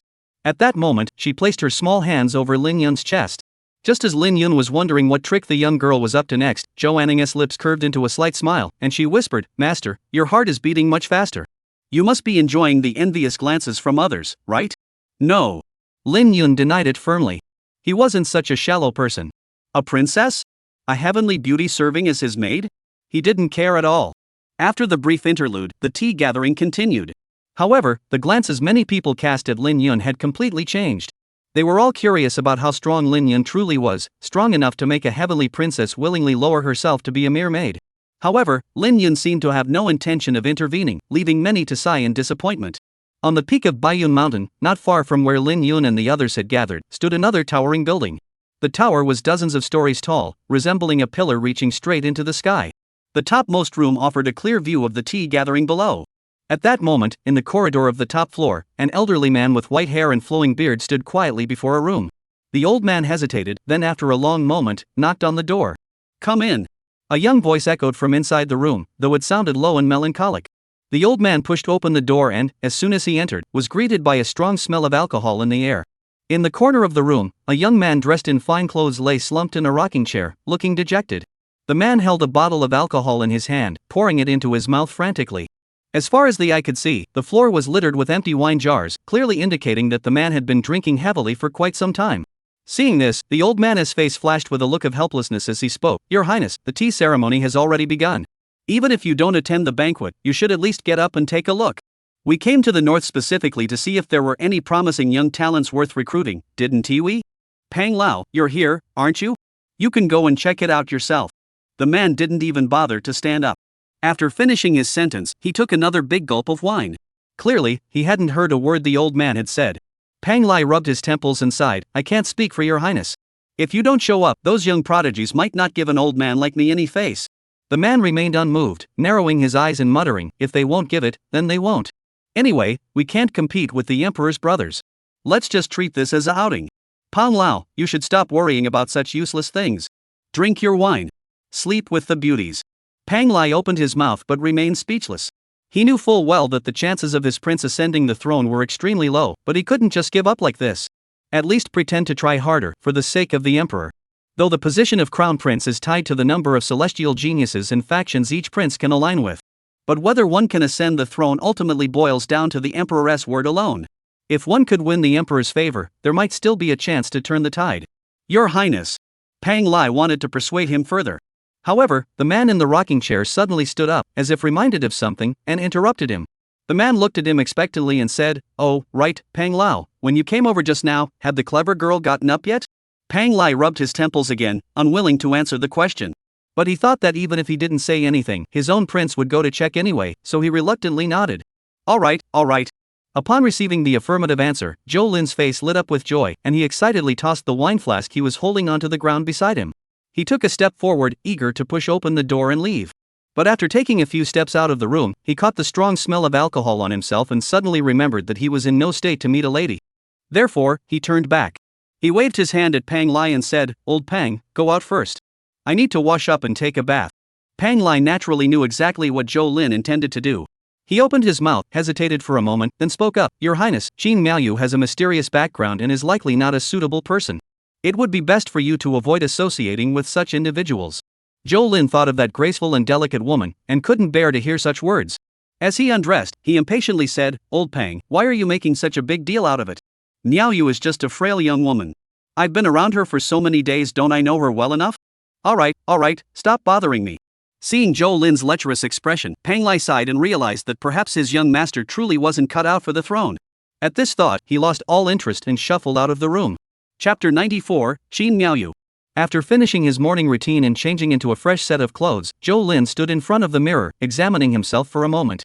Looking at his refreshed appearance in the mirror, he nodded slightly, finally showing a satisfied expression. He then rushed out the door impatiently. Walking down the long corridor, Zhou Lin stopped in front of a quiet, elegant room. He forced a gentle smile onto his face and knocked lightly on the door.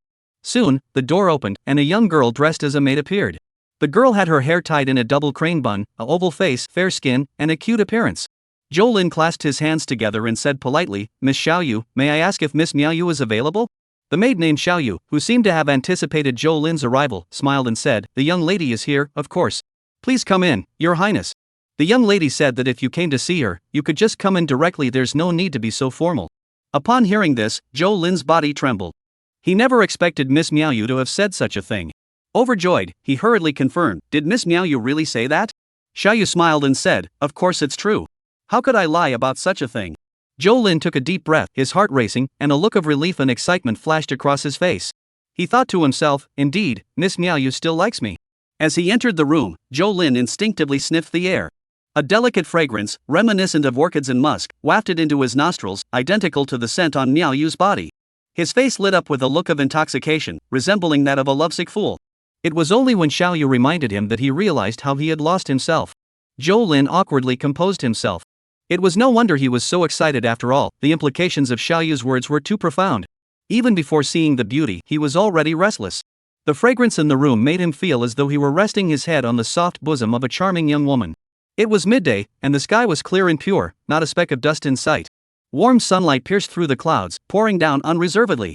On the terrace of the room, a graceful figure stood bathed in golden light, gazing quietly at the distant scenery, as if a fairy had descended to earth. She was tall and slender, wearing a moon-white gown that fell gracefully, tracing the contours of her curves with flowing lines. The hem of her dress flutters in the breeze, gently brushing her snow-white ankles, like a light cloud obscuring the moon or a gentle breeze stirring snowflakes. The woman stood barefoot, without shoes or socks. Her small feet were as white as jade, delicate and beautiful, without a single flaw, evoking an irresistible urge to hold them in one's hands and admire them.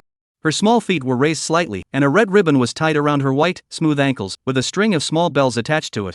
A gentle breeze rustled through the bells, producing a crisp, melodious sound.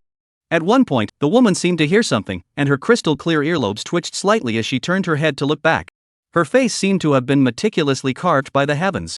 Her skin was as white as snow, flawless and delicate, glowing with a warm, lustrous sheen under the soft light. Her eyebrows were as delicate as distant mountains, and her eyes were as clear as water, brimming with life and radiating a captivating charm that seemed to hold a spell over anyone who looked at her. Zhou Lin swallowed hard. Though he had seen the woman many times before, he still found himself momentarily mesmerized each time they met. My lady has been introduced to His Highness. The woman lifted the hem of her skirt, stepping forward with bare feet, and curtsied gracefully. Her posture was natural and graceful, her voice as sweet as a nightingale emerging from the valley, like the gentle trickling of a spring. The beauty's voice was like a gentle silk thread, instantly pulling Zhou Lin back from his daydreams. He raised his hand slightly and said urgently, Miss Miaoyu, there is no need for such formalities. I have already said before that there is no need to address me as Your Highness. You may simply call me by my name. If you find that inappropriate, calling me master would also be acceptable. Qin Miaoyu shook her head slightly and said softly, Your Highness is Your Highness. I am but a commoner, how dare I overstep my bounds? Zhou Lin smiled and said, the rules of this world are ultimately made by people. Besides, Miss Miaoyu is no ordinary commoner. In the imperial city, who wouldn't consider it an honor to hear you play the zither? Qin Miaoyu bowed her head slightly, her humility evident in her words, and replied softly, Your Highness is too kind. I am merely honored by your kindness and have been granted a little face. Playing the zither is a minor skill, a way to please others, and it will never be considered a refined art. Though Zhou Lin spoke earnestly, insisting on addressing her by her given name. But every time Qin Miaoyu spoke, the words Your Highness remained firmly on her lips. A fleeting glimpse of sadness flashed across Zhou Lin's eyes. However, this fleeting sadness was quickly overshadowed by a smile. He spoke with anticipation, Miss Miaoyu, ever since our chance encounter in Yuzhou last time, I have been unable to stop thinking about your piano playing. Would you be willing to play a piece for me? Qin Miaoyu's red lips parted slightly, revealing a smile as radiant as a flower, captivating and enchanting. Since His Highness had such a refined taste for music, Miaoyu naturally had no reason to refuse. After speaking, the woman moved gracefully, her steps light and elegant, and walked slowly to an ancient, simple table inside the room. On the table lay a wooden zither.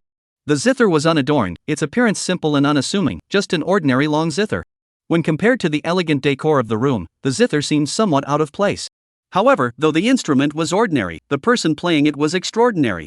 It was Qin Miaoyu, known as the Fairy of the Zither, in the imperial city. Qin Miaoyu slowly sat down, her skirt flowing gracefully like clouds, gently spreading out on the ground. She wore a moon-white gown, her sleeves fluttering in the breeze, as if enveloped in a soft, ethereal glow, like a dream. The beauty gently raised her delicate hands, her long, fair fingers resembling graceful butterflies, landing elegantly on the strings of the qin. As her fingertips touched the strings, a clear and resonant note echoed through the air, piercing the heart. As she gently plucked the strings, the music flowed like a gentle stream, gushing forth from between the strings. The music was melodious and enchanting. Before long, Zhou Lin was completely immersed in the music, oblivious to the passage of time. He did not know how much time had passed. When the sound of the zither gradually faded away, it felt like a beautiful dream had come to an end. Zhou Lin slowly came back to his senses. His eyes still held a trace of intoxication. His eyes sparkled as he praised, Miss Miaoyu, you truly are a master of the zither. Today, I finally understand what it means for music to linger in the air for 3 days. Your skill on the zither is unmatched, not only in the Imperial City, but perhaps even throughout the entire realm. Qin Miaoyu remained composed, smiling faintly. Your Highness is too kind. As a member of the Imperial family, it is an honor for me to play the Qin for you. Seeing that the woman still spoke so distantly and politely, Zhou Lin grew impatient. He decided to be straightforward. Miss Miaoyu, after all this time, don't you understand my feelings? Since our chance encounter in Yuzhou, I have been unable to sleep, thinking of you day and night. To see you once, I followed you from Yuzhou to Jinzhou, and then from Jinzhou to Yunzhou. My feelings are as clear as the heavens and earth. Hearing the man's heartfelt confession, Qin Miaoyu neither refused nor agreed, but sighed softly. Miaoyu is not made of wood or stone. How could I not feel your Highness's deep affection? However, your Highness is of noble birth, while I am merely a courtesan. How could I possibly be worthy of you? Zhou Lin keenly sensed the slightest hint of softening in Qin Miaoyu's words and realized there might be a glimmer of hope. His heart filled with joy, he hurriedly said, Miss Miaoyu, I do not care about such things. As long as you are willing to follow me, I am willing to have you carried in a palanquin and marry you as my concubine. A prince was actually willing to marry a courtesan as his concubine. It must be said that such an opportunity would be a stroke of immense fortune for any woman, akin to a phoenix rising from the ashes. However, Qin Miaoyu merely glanced at Zhou Lin, her expression calm as water, and said, Your Highness is joking. Even if you were willing, I doubt the current emperor would agree. Moreover, does your Highness truly accept this lowly origin of mine? I suspect it is merely a passing fancy, a momentary impulse. A woman like me, with a body as withered as fallen flowers, could never be your Highness's concubine. Zhou Lin's body stiffened, his mind going blank, with only the words withered flowers and broken willows echoing in his ears. His heart began to ache faintly. Qin Miaoyu's words were like a sledgehammer, instantly jolting him awake. He too began to wonder if he could truly accept a woman whose lips had been kissed by countless men as his concubine without a single qualm. The stunningly beautiful woman before him claimed to be a courtesan who sold her art but not her body. But could a place of filth and corruption truly produce a lotus flower? Whether it was the rumors circulating in the Imperial City or the information occasionally revealed by his clan brothers, all pointed to the fact that Qin Miaoyu was no longer a virgin. At least, in his understanding, there were at least 3 of his imperial brothers and 5 noble young men who had shared her bed. Previously, he had been deceiving himself, or perhaps simply refusing to face the truth. Thinking of this, Zhou Lin's spirit sank, and a complex expression appeared on his face. As Qin Miaoyu had said, deep down, he simply couldn't accept such a woman as his princess. Even if she was as beautiful as a goddess, with a face that could captivate the world. Zhou Lin opened his mouth, wanting to say that if she were to be a concubine, it might be acceptable. But when he thought of his earlier solemn vows, he couldn't bring himself to say it. Seeing Zhou Lin's expression, Qin Miaoyu shook her head and said, Your Highness's deep affection leaves me speechless. If your Highness does not despise this withered flower, I am willing to serve you today. Zhou Lin had already prepared to give up. After all, he was a man who valued his reputation and wasn't the kind of person who only thought with his lower half. However, upon hearing Qin Miaoyu's words, his body trembled violently and an expression of disbelief flashed across his face. He hurriedly asked, Miss Miaoyu, do you mean what you said? Qin Miaoyu nodded, clearly speaking of matters between a man and a woman, yet her face showed no trace of shyness. From start to finish, her expression remained calm and composed, undisturbed by the storm raging within. Zhou Lin's eyes widened instantly, and his breathing became rapid. The woman before him, Qin Miaoyu, though not of pure virtue, was still one of the most beautiful women in the Imperial City. Countless imperial relatives and noble young men in the Imperial City longed to catch a glimpse of her beauty but could not. Though women always humbly referred to themselves as commoners, their words were filled with humility. But the secret behind her, the Yumeng Pavilion, was far from ordinary. On the surface, it was just a brothel, but its background was extremely mysterious. Even the 4 major families had to give it some face. And Qin Miaoyu is the top courtesan of the Yumeng Pavilion. With unparalleled musical talent, beauty that rivals the heavens, and a combination of intelligence and grace, she is the object of admiration for countless young prodigies. Even as a prince, it was extremely difficult for him to even catch a glimpse of her in ordinary times. After all, he was merely an unloved prince, far inferior to his brothers. However, now that he had the opportunity to spend time with such a beauty, he was naturally overjoyed. Qin Miaoyu gently tucked a strand of hair behind her ear and smiled brightly, saying, Of course it's true. Let me play another song for your Highness. As the song came to an end, Miaoyu and the prince departed together for the realm of ultimate bliss. After speaking, Qin Miaoyu gently plucked the strings of the zither, and a series of ethereal and clear melodies drifted through the air. The woman sat elegantly before the zither, dressed in a light, mist-like gown that swayed gently with her every movement, resembling a fairy descended from heaven, exuding an otherworldly aura. Her face was serene, her eyes half closed, as if she were immersed in the world she had woven with her music. Her long, smooth hair flows down like a waterfall, with a few strands gently swaying with the movement of her fingers on the strings. At that moment, Zhou Lin no longer paid attention to the melody she was playing. His gaze was fixed on the woman's delicate, dainty feet, and he licked his lips, a meaningful smile fleeting across his face. Lost in his fantasies, Zhou Lin did not notice that as the music flowed, the air around him had begun to tremble gently. The sunlight streaming through the terrace flickered, casting ever-changing patterns on the walls. Unconsciously, Zhou Lin's pupils gradually lost focus, and his expression grew vacant. At some point, he slowly rose to his feet and shuffled toward the bedroom like a zombie. Soon, joyful sounds drifted out from the bedroom. Miao Yu, do you know how long we've waited for this day? I want you. Qin Miaoyu's slender fingers stopped moving, gently resting on the strings of the zither, and the music came to an abrupt halt. She listened to the sounds coming from the room, her expression calm and composed. At that moment, the maid Xiaoyu approached, looking curiously and said, "Miss, Zhou Lin is merely an unloved prince of the royal family. This time he went out without even a decent bodyguard by his side. Why bother wasting so much effort on him?" Qin Miaoyu rose to her feet and walked with her delicate white feet to the original terrace. As the woman moved, the bells on her ankles jingled softly. The woman placed her hands on the railing, enjoying the gentle breeze, and explained softly, "Xiaoyu, do you remember what the master said? Never underestimate anyone in this world. Even if someone is as insignificant as dust now, they may one day stir up the winds of change in the world." Xiaoyu opened her mouth, her voice stubborn. "Miss, I think you've definitely misjudged this time. Zhou Lintian has no talent and no wisdom. Facing those other ruthless princes, he probably doesn't even have a chance of surviving, let alone stirring up the winds of change." Qin Miaoyu didn't argue. She smiled sweetly and said, "It doesn't matter if I've misjudged him. It's just a risk-free deal, something done on a whim. Let us just consider it placing another pawn in the imperial court." Xiaoyu covered her mouth and giggled, blinking her eyes and asking, "A pawn? Just like the men Miss has dealt with before?" Qin Miaoyu remained silent, her beautiful eyes fixed on the distant horizon. Her gaze was as sharp as arrows, piercing through the swirling clouds, and finally settling on a majestic tower. Within that tower, the young prodigies from the 14 northern states had gathered. Dressed in fine robes, they were full of vigor and enthusiasm, whispering to one another in a lively buzz. By her side, the maid Xiaoyu was still smiling sweetly, her eyes sparkling like crescent moons. "In my opinion, those men are quite pitiful. They think they can accompany the young lady to the mountains and enjoy her tenderness, but little do they know that all of this is just a beautiful dream carefully woven by the young lady. A dream behind a curtain." The women of the Dream Pavilion are the most skilled at creating dreams. Chapter 95, Two Women with Secrets. Upon hearing the maid's words, Qin Miaoyu was about to withdraw her gaze from the distance. However, at that moment, her delicate body trembled, and her brows, as smooth as spring mountains, suddenly furrowed. Her fair face. She confirmed several times before finally murmuring, how can this person resemble the master so much? Similar? What's similar? Xiaoyu noticed the unusual expression on her mistress's face and asked curiously. Qin Miaoyu extended her slender fingers, pointing toward the distant pavilion. She spoke softly, "Xiaoyu, take a look at the young man sitting between the two girls. Doesn't he look very much like our master?" Xiaoyu, upon hearing this, hurriedly followed the direction her mistress was pointing and looked over. The young man sitting between the two young women was unmistakable, as there was only one person in the pavilion who fit the description. Xiaoyu quickly found the young man Qin Miaoyu was referring to. In the room filled with talented youths, the young man sat upright on a carved pearwood chair, his posture as straight as a pine tree, his face handsome, with sword-like eyebrows and star-like eyes. Two young women, as beautiful as flowers and as graceful as willows, were closely embraced by the young man. The two young women had different demeanors, but each was an extraordinary beauty, even rivaling their own mistress.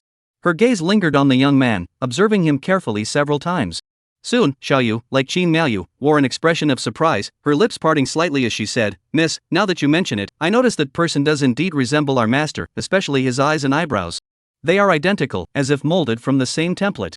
Upon hearing Xiaoyu's confirmation, Qin Miaoyu murmured again, "Is this a coincidence?" While Qin Miaoyu was still deep in thought, Xiaoyu, standing beside her, had already started gossiping. The carefree young girl smiled and said, "Miss, do you think this could be the master's illegitimate child? All these years, the master has been so mysterious. If he has an illegitimate child, I wouldn't be surprised." An illegitimate child? Qin Miaoyu furrowed her brows, beginning to suspect the same thing. Though the world is vast, and people with similar appearances are not particularly rare, the resemblance between the young man in the attic and the master was simply too striking to ignore. The terrace fell into an eerie silence as both master and servant began to consider the possibility of such a situation. At that moment, Xiaoyu suddenly remembered something, and a strange expression appeared on her face. She turned her head and began to scrutinize Qin Miaoyu, eventually fixing her gaze on the woman's curvaceous figure. Only she knew what kind of exquisite figure lay beneath Qin Miaoyu's white dress. It was as if it had been tailored specifically for a man, a perfect vessel for desire. Qin Miaoyu noticed Xiaoyu's gaze and asked curiously, "What's wrong?" Xiaoyu's lips curled slightly, her eyes twinkling with mischief. Miss, if that young man is truly the master's illegitimate son, wouldn't you have to marry him? Qin Miaoyu was startled for a moment, then recalled the words the sect master had spoken when he had found her over a decade ago. Remember, it was I who granted you a second life. From this day forward, your life no longer belongs to you. Everything you possess belongs to the Yumeng Pavilion and to the master. Should you ever marry, it will only be to the future young master. From today onward, you must not only learn the art of seduction but also how to maintain your body. Your body must be flawless, with not a single scar. Your face must be as smooth as jade, with not a single blemish. Your hands and feet must not have even the slightest callus. Everything about you belongs to the future young master. You must bathe daily in milk, use medicinal baths to steam your body, and eat only spiritual fruits and spring water for all 3 meals. You must not consume any impure substances, and you must ensure that even the sweat that drips from your body is fragrant. In addition, you must set aside half an hour each morning and evening to practice body cultivation techniques. Any movements others can perform, you must be able to perform. Any movements others cannot perform, you must also be able to perform. The vision faded, and Qin Miaoyu suddenly looked at the young man in the pavilion, her face flashing with a complex expression. Could this be the man she would marry in the future? Qin Miaoyu stared blankly for a long time, as if trying to imprint his appearance into her mind. After an unknown amount of time, Qin Miaoyu snapped back to reality. At that moment, Xiaoyu wore a playful expression, looking as though he was taking pleasure in others' misfortune. Qin Miaoyu furrowed her brows slightly. You're so happy to see me get married? Xiaoyu smiled sweetly and said, of course I'm happy. After all, I've been taking care of your body for all these years. It's about time it came in handy. Otherwise, wouldn't all my hard work have been for nothing? Qin Miaoyu's chest rose and fell rapidly. She glared at the mischievous maid and said coldly, if I were to marry, do you think you could escape? Don't forget, you're my personal maid. From childhood to adulthood, you know every hair on my body. Do you think the master would spare you? Let me tell you, even if I marry, the master will make you come with me as a concubine. Xiaoyu heard this and her smile froze. Yunge, what are you looking at? Zhao Ziyi noticed that Lin Yun had suddenly turned his head to look outside and curiously asked. Lin Yun gazed at the swirling mist outside the room, then withdrew his gaze and casually replied, nothing. Just 2 women with a little secret. His tone was calm, as if he had merely witnessed an ordinary occurrence, paying it no further mind. However, upon hearing this, Zhao Ziyi's delicate lips immediately puckered, resembling a plump cherry slightly swollen, tinged with a hint of reproach. She pouted, you're such a tease, Yungu. With me and Ning here to keep you company, you're still not satisfied? You actually went to sneak a peek at other women? Humph. After speaking, the young girl activated her innate skill and quietly twisted the man's waist. Lin Yun sighed wryly. He wasn't secretly checking out other women at all. He had merely noticed someone peering at them earlier and, out of curiosity, had briefly scanned the area with his divine sense. However, Lin Yun didn't bother to explain further, as he knew that the more he tried to clarify, the worse it would sound. At times like this, a man just needed to keep his mouth shut and stay quiet. It was already afternoon, and the tea gathering had been underway for some time. Fewer and fewer people were actively challenging others on the field. This wasn't surprising, as although over 100 prodigies had attended the banquet, not everyone would participate in the duels. In fact, many people come to Yunzhou with the intention of making friends. After all, those invited to the banquet are all young and prominent figures from the northern 14 states. Making connections with such people can only be beneficial. The martial arts world isn't just about fighting and killing, there's also the art of human relations. Looking down at the empty space below, it had been quiet for some time. At that moment, a voice rang out from the room. Li Sangyun, it is said that your sword technique is unmatched, and you are the top sword cultivator in Sangzhou. I would like to see if you live up to your reputation. Chapter 96, Sword and Man as One? It was like a calm lake suddenly had a huge rock thrown into it, instantly causing 1,000 waves to surge. Hearing this familiar voice, many people felt a surge of excitement. Looking in the direction of the voice, they saw a man dressed in black, with a high nose, thin lips, and a stern expression. It was none other than Ma Lo, one of the few geniuses at the Mingxin realm in the arena, and the son of the city lord of Yangzhou City. In terms of fame, Ma Lu was only slightly inferior to Li Sangyun and the Zhu siblings. Was the long-awaited showdown between the top young prodigies of the northern region finally about to begin? At that moment, all eyes turned toward Li Sangyun. They wanted to see how this young master Li Sangyun would respond. However, faced with Ma Li's challenge, Li Sangyun seemed uninterested. His face remained expressionless, cold and indifferent, as if he hadn't even noticed Ma Lu. Li Sangyun didn't rush to respond. Instead, he took another leisurely sip of wine before speaking, "You're not my opponent." His voice was calm as water, yet it resonated like a great bell, echoing through the room with unparalleled confidence. Upon hearing this, Ma Li's brows instantly furrowed into a shape, and a look of displeasure flashed across his face. He snorted coldly and said, Li Sangyun, we haven't even fought yet. How do you know I can't beat you? Could it be that others' flattery has made you arrogant and delusional?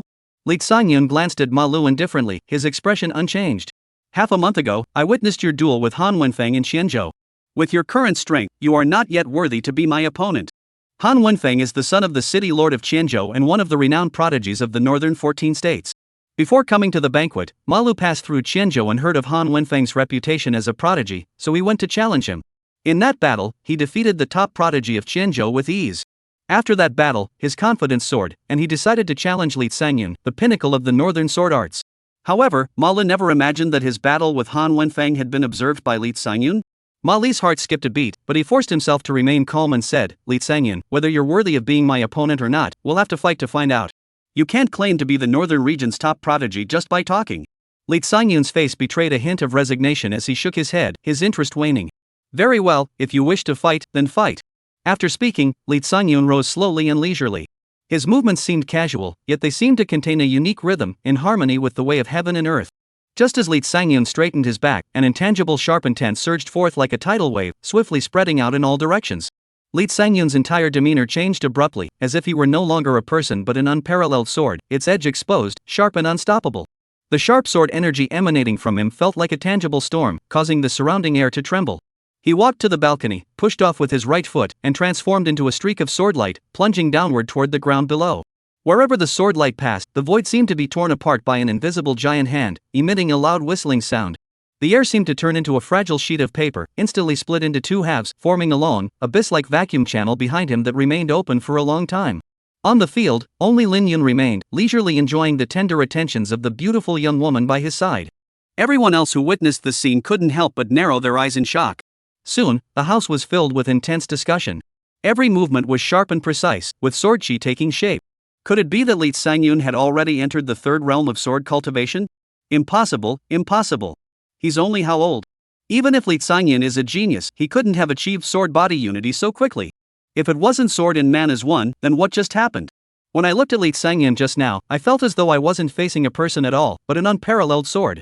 That oppressive pressure was like a mountain crushing down on me. I'm sure you all felt it too. Listening to the murmurs of the crowd around him, Ma Lu looked down at the figure waiting for him below the pavilion, his brows furrowed and his expression solemn. Li Sangyun seemed even stronger than he had imagined. However, this was no time for retreat. Even if he was outmatched, he had to push forward. It wasn't a life or death battle, losing was just losing. With that thought, Ma Lu relaxed slightly and walked to the edge of the balcony, leaping down. At the front, the Shu siblings exchanged glances, their faces equally solemn. Shu Qing couldn't help but speak up. Brother, has Li Sangyun truly entered the third realm of sword cultivation? If that's true, it's truly terrifying. It could be said that if Li Sangyun truly achieved unity between sword and self at such a young age, he would undoubtedly rise to the top as the strongest young cultivator in the northern 14 states. Even the two siblings would have no chance of competing with him. Xu Chang, upon hearing this, fixed his gaze on the figure below, which stood as straight as a sword, and said with flickering eyes, I'm not sure either, but the aura emanating from Li Sangyun just now did indeed resemble the legendary state of sword and man as one. He wasn't a sword cultivator, so he wasn't very familiar with the cultivation methods of sword cultivators. Upon hearing the words sword cultivator, Xu Chang suddenly snapped back to reality. Wasn't there another sword cultivator present whose mastery of the sword was quite remarkable? Why not ask him directly? With that thought, Xu Chang turned to the handsome young man seated below and asked, Lin brother, has Li Sangyun already attained the realm of sword and man as one? If anyone on the field could answer this question, it must be Lin Yun. As soon as Xu Chang finished speaking, everyone's gaze turned toward Lin Yun.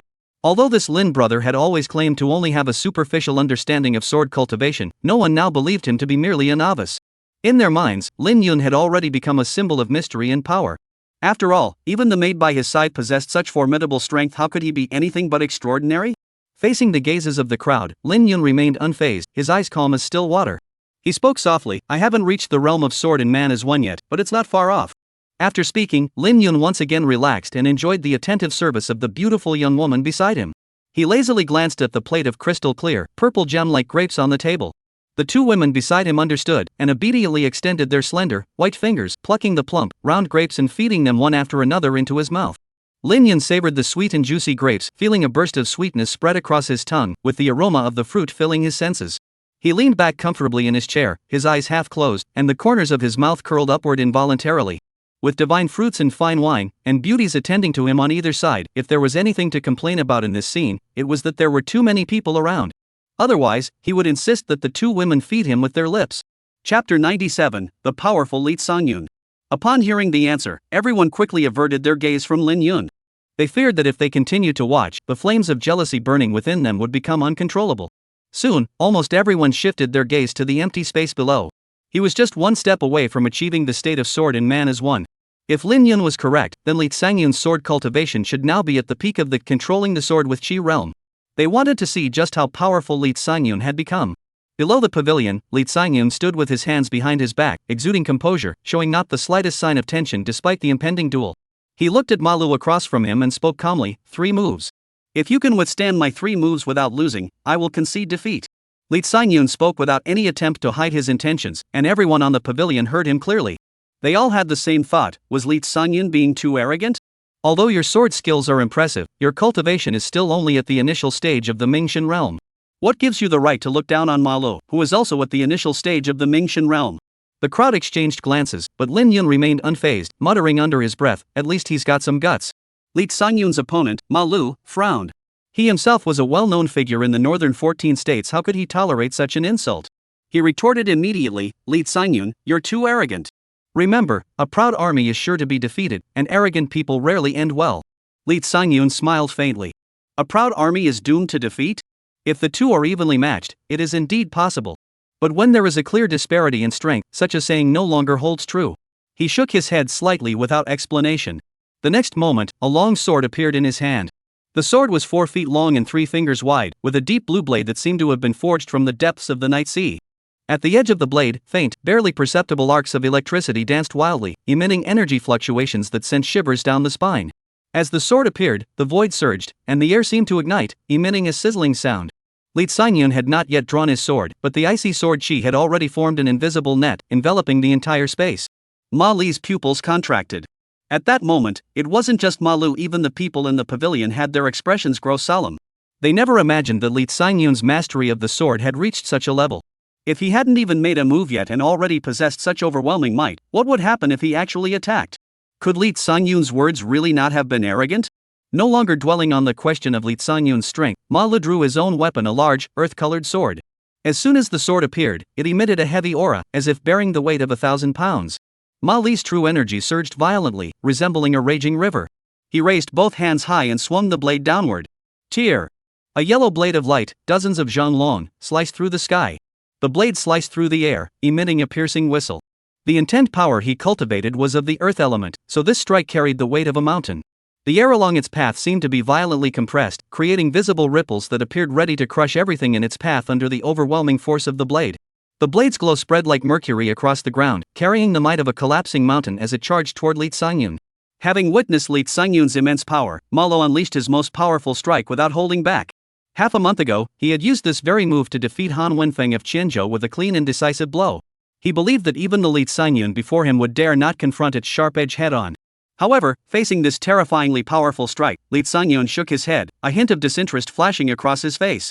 Electric arcs danced around his body as he casually swept his long sword through the air. In an instant, a sword chi that seemed capable of tearing apart the sky roared forth. The sword chi was a dazzling blue-white, with electric arcs darting wildly within it, emitting a sizzling sound. Wherever the sword chi passed, space seemed to be sliced apart by a sharp blade, emitting a hissing sound of shattering. Compared to Ma Li's heavy-handed blade aura, this sword chi was far more ruthless and swift, resembling a world-ending thunderbolt from the heavens. It collided with Ma Li's blade aura in an instant. A deafening crash echoed, as if a mountain had collapsed, sending clouds of dust billowing into the air. Ma Li's expression changed drastically as he felt an overwhelming force bearing down on him. His arms went numb in an instant, his palms split open, and a terrifying crack appeared on the earth-colored great sword in his hands. This wasn't just any ordinary sword, yet it couldn't withstand Lee Sang-yoon's single strike? Before he could recover from the shock, an even more colossal force surged toward him. Ma Lu was forced to retreat step by step, each step leaving a deep footprint in the ground, kicking up clouds of dust. It was time to end this. Lee Sang-yoon had no intention of prolonging this meaningless duel. He didn't give Ma Lu a moment to catch his breath, flickering forward like a ghostly figure. His long sword trembled, and sword shadows flickered. Blue sword chi surged forth like a tidal wave, engulfing the latter in a torrential storm. Each sword chi carried the might to shatter mountains and split peaks. The sword chi intertwined, forming a sword net that seemed capable of tearing apart the void. The sword net instantly enveloped Ma Lu, leaving him with no escape. Ma Li's eyes widened in terror, and a chill ran down his spine. He swung his already damaged greatsword with all his might, attempting to block the sword chi surging toward him like a storm. However, his defense was no match for Li Sangyun's overwhelming assault, and his body was instantly covered in several gruesome wounds. His clothes were torn to shreds, and blood stained his garments. With a loud thud, a sword chi broke through his defenses and pierced straight into his chest. Malo let out a muffled groan of pain as his greatsword clattered to the ground. His entire body collapsed to the ground like a, lifeless and powerless, his eyes vacant as he stared at Li Sangyun, having lost all will to fight. Mali's defeat sent a wave of commotion through the pavilion. Malo has lost? That was way too fast. Yeah. I thought they'd at least fight for a while longer. I didn't expect Malo to lose so quickly. Is the mastery of sword control through chi really that powerful? Li Sangyun's strength isn't just from his mastery of the sword of chi. Didn't you notice the strange nature of those blue sword energies? Li Sangyun has likely already attained the realm of thunder, and his proficiency in it is at least at the advanced stage. The current Li Sangyun has likely already seamlessly integrated the essence of thunder into his sword techniques, so every move he makes carries the overwhelming might of thunder and slaughter. It's no wonder Malu lost. As they listened to the discussions, the Shu siblings, seated at the head of the table, exchanged glances and furrowed their brows. Li Sangyun's strength was far beyond their expectations. They had organized this Yunshan tea gathering for far more than just gathering everyone together to drink tea and chat. Their true purpose was to use this tea gathering to establish the Shu family's reputation and solidify their status as the leading figures among the young generation in the northern 14 states. However, Li Sangyun's overwhelming strength had already made them begin to question the feasibility of their plan. With his mastery of controlling the sword with chi and the thunder realm at its peak, facing such power, their chances of victory were slim to none. Are we really going to be working for someone else today? In the end, Zhu Qing couldn't hold back any longer and turned to Zhu Chang beside him. Brother, do you have any confidence in defeating Li Sangyun? Although both of them were at the initial stage of the Mingxin realm, Zhu Chang was slightly stronger than her. If even Zhu Chang couldn't match Li Sangyun, then she certainly wasn't his match either. Chapter 98, Li Sangyun's Challenge. Hearing his sister's words, Zhu Chang's expression grew serious, and he reluctantly replied, I'm not confident less than 30%. Zhu Qing opened her mouth, but even her own brother admitted he was no match for Li Sangyun. Could it really be that they would have to watch him ascend to the top today? They had put in so much effort, finally managing to invite so many prodigies here. If this opportunity were to be snatched away by an outsider, it would indeed be a disgrace. Below the pavilion, Li Sangyun stood with his hands behind his back, his posture as straight as a pine tree. He tilted his head slightly, his eyes as cold as stars, radiating a sharp, intimidating aura. This was a stark contrast to his earlier demeanor when he had been drinking alone in the pavilion. Li Sangyun first glanced at the crowd on the attic. Finally, he looked down at Malu, who was still slumped on the ground, and said, 2 moves not bad. I thought you wouldn't last a single move. Not bad? Mali's eyes darkened, and a bitter expression flashed across his face. A person's reputation is like the shadow of a tree. He had expected Li Sangyun to be strong, but after actually fighting him, he realized that the other man was no longer just strong, he had clearly surpassed them in skill. He suspected that even the Zhu siblings wouldn't stand a chance against Li Sangyun. After a long silence, Malo forced himself to ignore the sharp pain in his chest, looked up at the young man before him, and asked in a hoarse voice, with your strength, you must already be the undisputed young master of the northern 14 states, right? The top young warrior of the northern 14 states? Li Sangyun's face showed a look of contemplation. To be honest, he had once cared deeply about that title. But once he had achieved it, he no longer felt the same excitement as before. As one of the most outstanding disciples of the Lingxiao sword sect, he had naturally comprehended the sword intent that had been passed down for 10,000 years within the sect. In the face of the vast and timeless Tao, worldly fame and fortune were but fleeting clouds. One should live like the founder of the Lingxiao sword sect, whose single sword could chill 14 states and whose single sword could establish a sect that would endure for 10,000 years. As long as the sword intent endures and the legacy continues, even in death, countless will sing of his legend. This was the life he aspired to. Li Sangyun did not answer Mali's question. His gaze pierced through the layers of mist, fixating on the gathering of northern prodigies inside the pavilion. His gaze first landed on a young man with a slender build and dark skin. This man was named Yen Fei, one of the few Mingxin realm prodigies present, and the young master of the Yen family, a prominent clan from Fengzhou. His mastery of the flaming dragon roar fist was unmatched in Fengzhou, and it was said that his proficiency had reached the pinnacle of perfection. However, Li Sangyun merely glanced at him and shook his head. His gaze then shifted to the Zhu siblings seated at the head of the table. Yunzhou was the most prosperous state capital among the northern 14 states and served as the northern hub of the Great Qian dynasty. As the children of the city lord of Yunzhou City, Zhu Chang and Zhu Qing enjoy unparalleled advantages compared to others. Not only did they have Zhu Mingyang, a heaven-defying realm-level expert, as their father, but they also possessed exceptional talent and were students at the Qinghe Academy in the imperial capital. With abundant resources, noble status, and their own efforts, both siblings had broken through to the Mingxian realm before the age of 30. A family with two prodigies, they were the envy of all. However, despite the Zhu siblings' renowned reputation, Li Xinyun still shook his head. His gaze shifted and eventually settled on a young man with a handsome face and a calm demeanor. If there was anyone on the field he couldn't fathom, it was undoubtedly this Lin Gongzi. In the northern 14 states, there was no one who could catch his eye on the surface. Returning home now would be too disappointing. He had come to this banquet with the intention of competing with the top talents from all over the world. Fame meant nothing to him. What he needed now was an opponent. A worthy opponent. Li Xinyun smiled faintly, raised his head, and addressed the pavilion with a loud voice. Lin brother, too much fine wine can grow tiresome. Why not come down and exchange a few moves to warm up? His tone was calm, but his voice, enhanced by his true energy, rolled out like thunder, spreading in all directions. Li Xinyun had issued a challenge to Lin Yun? Everyone's eyes turned toward Lin Yun, even the Zhu siblings were no exception. Lin Yun took a sip of wine and looked down at Li Xinyun below. There stood Li Xinyun, hands behind his back, spine straight, a calm and confident smile on his face. Setting aside his mastery of the sword, his demeanor alone was enough to outshine many of his peers. Li Xinyun was indeed one of the few people in the crowd who could barely catch his eye, but it was only barely. As I mentioned earlier, I was only here to join the festivities. Given his status, if he were to act, it might seem like he was bullying his juniors, so Lin Yun chose to refuse. Li Xinyun remained unfazed, as if he had anticipated Lin Yun's refusal. The next moment, he took out a small bottle from his storage ring and smiled. Lin brother, this bottle contains Lingxi milk, which I obtained by chance from a secret realm. Lingxi milk is of little use to me, but it is a rare beauty-enhancing elixir for women. If you are willing to accept my challenge, regardless of the outcome, this bottle of Lingxi milk will be yours. Lin Yun raised his eyebrows. Lingxi milk was no stranger to him. In fact, he was quite familiar with it. It was indeed a rare beauty-enhancing elixir. He recalled that as a child, he was often summoned by his master to help her apply Lingxi milk lotion. And every time he finished applying it, his face would turn bright red. As a result, he was occasionally teased by his master about having improper thoughts toward her. At that time, he hadn't yet cultivated the path of emotionlessness, and his blood was still boiling. Applying Lingxi lotion, which couldn't be worn over clothing, naturally elicited the normal reactions of a young man. Lingxi lotion? What is that? Does anyone know? Someone asked in confusion. Soon, someone explained, I've heard of this. It's said to make the skin more elastic and smoother, and it's very popular among some female cultivators who value beauty. Lin Yun shook his head, intending to refuse. After all, he wasn't a woman. What use would he have for such a thing? However, just as he was about to speak, he suddenly noticed two intense gazes fixed on him, their faces betraying extreme anticipation. The owners of those gazes were none other than Zhao Ziyi and Zhou Anning. Only then did he realize what Li Xinyun had been planning all along. Lin Yun couldn't help but laugh and asked the two women a question whose answer he already knew. Do you want it? Yes.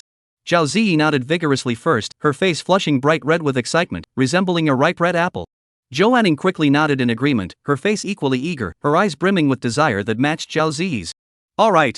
Such things indeed held an unparalleled appeal for women. Especially Zhao Ziyi, a woman who soaks her hands in milk every day, clearly couldn't resist the temptation of such a magical item. Lin Yun shook his head, stood up from the chair, and strolled leisurely toward the terrace. Since the two women wanted it, he might as well agree. After all, it was just a trivial matter. Seeing Lin Yun's actions, Li Xinyun's lips curled into a slight smile. He had guessed correctly. For someone like Lin Yun, who even took two beauties with him whenever he went out, the only way to get him to act was to focus on the women. The others looked on with puzzled expressions. They had spent so much effort trying to persuade him, but this Lin Gongzi remained unmoved. Yet now, because of a bottle of Lingxi milk, his attitude had done a complete 180-degree turn. They couldn't help but mutter to themselves, could the temptation of having such beauties by his side truly be that great? As they pondered this, they looked at the two young women sitting beside Lin Yun. The girls had eyes as beautiful as paintings, skin as white as snow, and their smiles were so charming they seemed capable of melting the hardest steel in the world. Chapter 99, Everyone's Doubts. Lin Yun walked to the edge of the terrace, his robes fluttering in the wind. He stood with his hands behind his back, his gaze drifting toward the clouds below, which churned and rolled like angry waves. He did not rush down like the others. Instead, he lifted his feet as if strolling through a garden and stepped down leisurely. A faint ripple of true energy rippled out, slowly spreading in all directions. With each step he took, the void beneath his feet formed an invisible stone staircase made of pure true energy. The stone steps steadied his body, preventing him from falling. Walking on the void, as if treading on solid ground. Witnessing this scene, some couldn't help but exclaim in awe, what masterful control of true energy. Though it is said that Lingshu Yugong is a technique exclusive to those above the Yitian realm.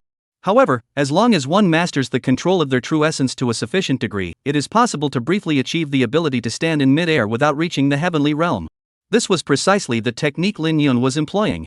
Many of them could also achieve this, but none could do it with the same ease and grace as Lin Yun. Just as everyone was captivated by Lin Yun's exquisite control of his true energy, a startled exclamation rang out. Did you see that? How can this Lin Yun master's cultivation be only at the late stage of the opening Yuan realm? As soon as the words left his mouth, the entire arena fell silent. Everyone's attention was immediately drawn to the fluctuations of true energy surrounding Lin Yun. Upon closer inspection, they were all startled. It was indeed only the late stage of the opening realm. Everyone looked at each other in disbelief, their faces filled with astonishment. How could someone with such cultivation level possibly fight against Li Sangyun? They had originally assumed that Lin Yun was at least on the same level as Li Sangyun, Ma Luo, and the Zhu siblings, all of whom were at the Mingxin realm. After all, whether it was his ability to instantly discern the vital points of Kong Kan's life gate or the astonishing talent and strength of the young girl by his side, everything hinted at Lin Yun's extraordinary nature. However, now that his cultivation level had been exposed, it truly caught them off guard. Even the Zhu siblings looked stunned. They never expected Lin Yun's cultivation level to be so low. After all, the person he was about to face in battle was Li Sangyun, who was at the early stage of the Mingxin realm. Even if Lin Yun were a genius, he couldn't possibly fight someone who was one minor realm and one major realm above him, could he? Although Zhou Anning had previously demonstrated a successful example of defeating a higher-ranked opponent, that was only by one minor realm, and Jiang Bo and Li Sangyun were not even in the same league. Brother, do you think this Lin gentleman really intends to fight Li Sangyun? Xu Qing spoke with a peculiar expression. Zhu Chan looked out at Lin Yun, who was floating in mid-air outside the pavilion. The young man's expression was calm and composed. It was as though he was about to face not the renowned Sangyun, but an obscure nobody. Xu Cheng shook his head inside. I'm not sure either. By all accounts, Lin Yun should have no chance of winning. The gap in their cultivation is simply too vast. Even if Lin Yun has an extraordinary grasp of his techniques, it would be difficult to bridge that gap in cultivation. Then, Xu Qing opened his mouth to speak, but suddenly a thought struck him. She said uncertainly, Brother, do you think Lin Yun is just after the Lingxi milk? He probably never intended to fight Li Sangyun seriously. After all, Li Sangyun just said that regardless of the outcome, he would hand over the Lingxi milk willingly. Do you think Lin Yun is just going through the motions, planning to surrender as soon as the fight begins? That can't be it, can it? Although her sister had a point, Zhu Chang subconsciously felt that Lin Yun's demeanor and composure didn't suggest he was the type to do such a thing. After all, even if Lin Yun's cultivation was lacking, his eyesight and talent were undeniable. Would someone like that resort to the tactics of a street thug? He found it hard to believe. What Xu Qing could think of, others on the scene had also considered. A voice filled with uncertainty rang out. Do you think Lin Yun is just going through the motions? His real goal is that bottle of Lingxi milk. As soon as the words left his mouth, the strange expressions on everyone's faces grew even more pronounced. Given Lin Yun's current preference for beautiful women, such a thing was indeed possible. After all, it's just a martial arts competition. It's about winning or losing, not life or death. Going up there for a casual stroll, easily obtaining a bottle of Lingxi milk that could win a smile from a beauty, what's there to lose? Except for a few people, almost everyone believed they had deduced the correct answer. Only Zhao Ziyi and Zhou Anning, the two women, furrowed their brows slightly. Zhao Ziyi even retorted angrily, don't underestimate Yungu. Let me tell you, on our way to Yunzhou, Yungu already killed 2 Mingxin realm experts. After speaking, the young girl extended 2 slender, snow-white fingers before the crowd. Her delicate face betrayed a look of pride, as if she were sharing in his glory. Miss, are you serious? Someone asked. Zhao Ziyi lowered her hands and snorted coldly, this lady would never lie about such a thing. Just wait and see with your own eyes. You'll see how my brother Yin defeats that so-called Sangyun prince. Seeing the young girl speak so confidently, without any signs of lying, the crowd fell silent. Among them, the Xu siblings exchanged glances, their eyes flickering uncertainly. To kill a Mingxin realm cultivator with only a late Kaiyuan realm cultivation base.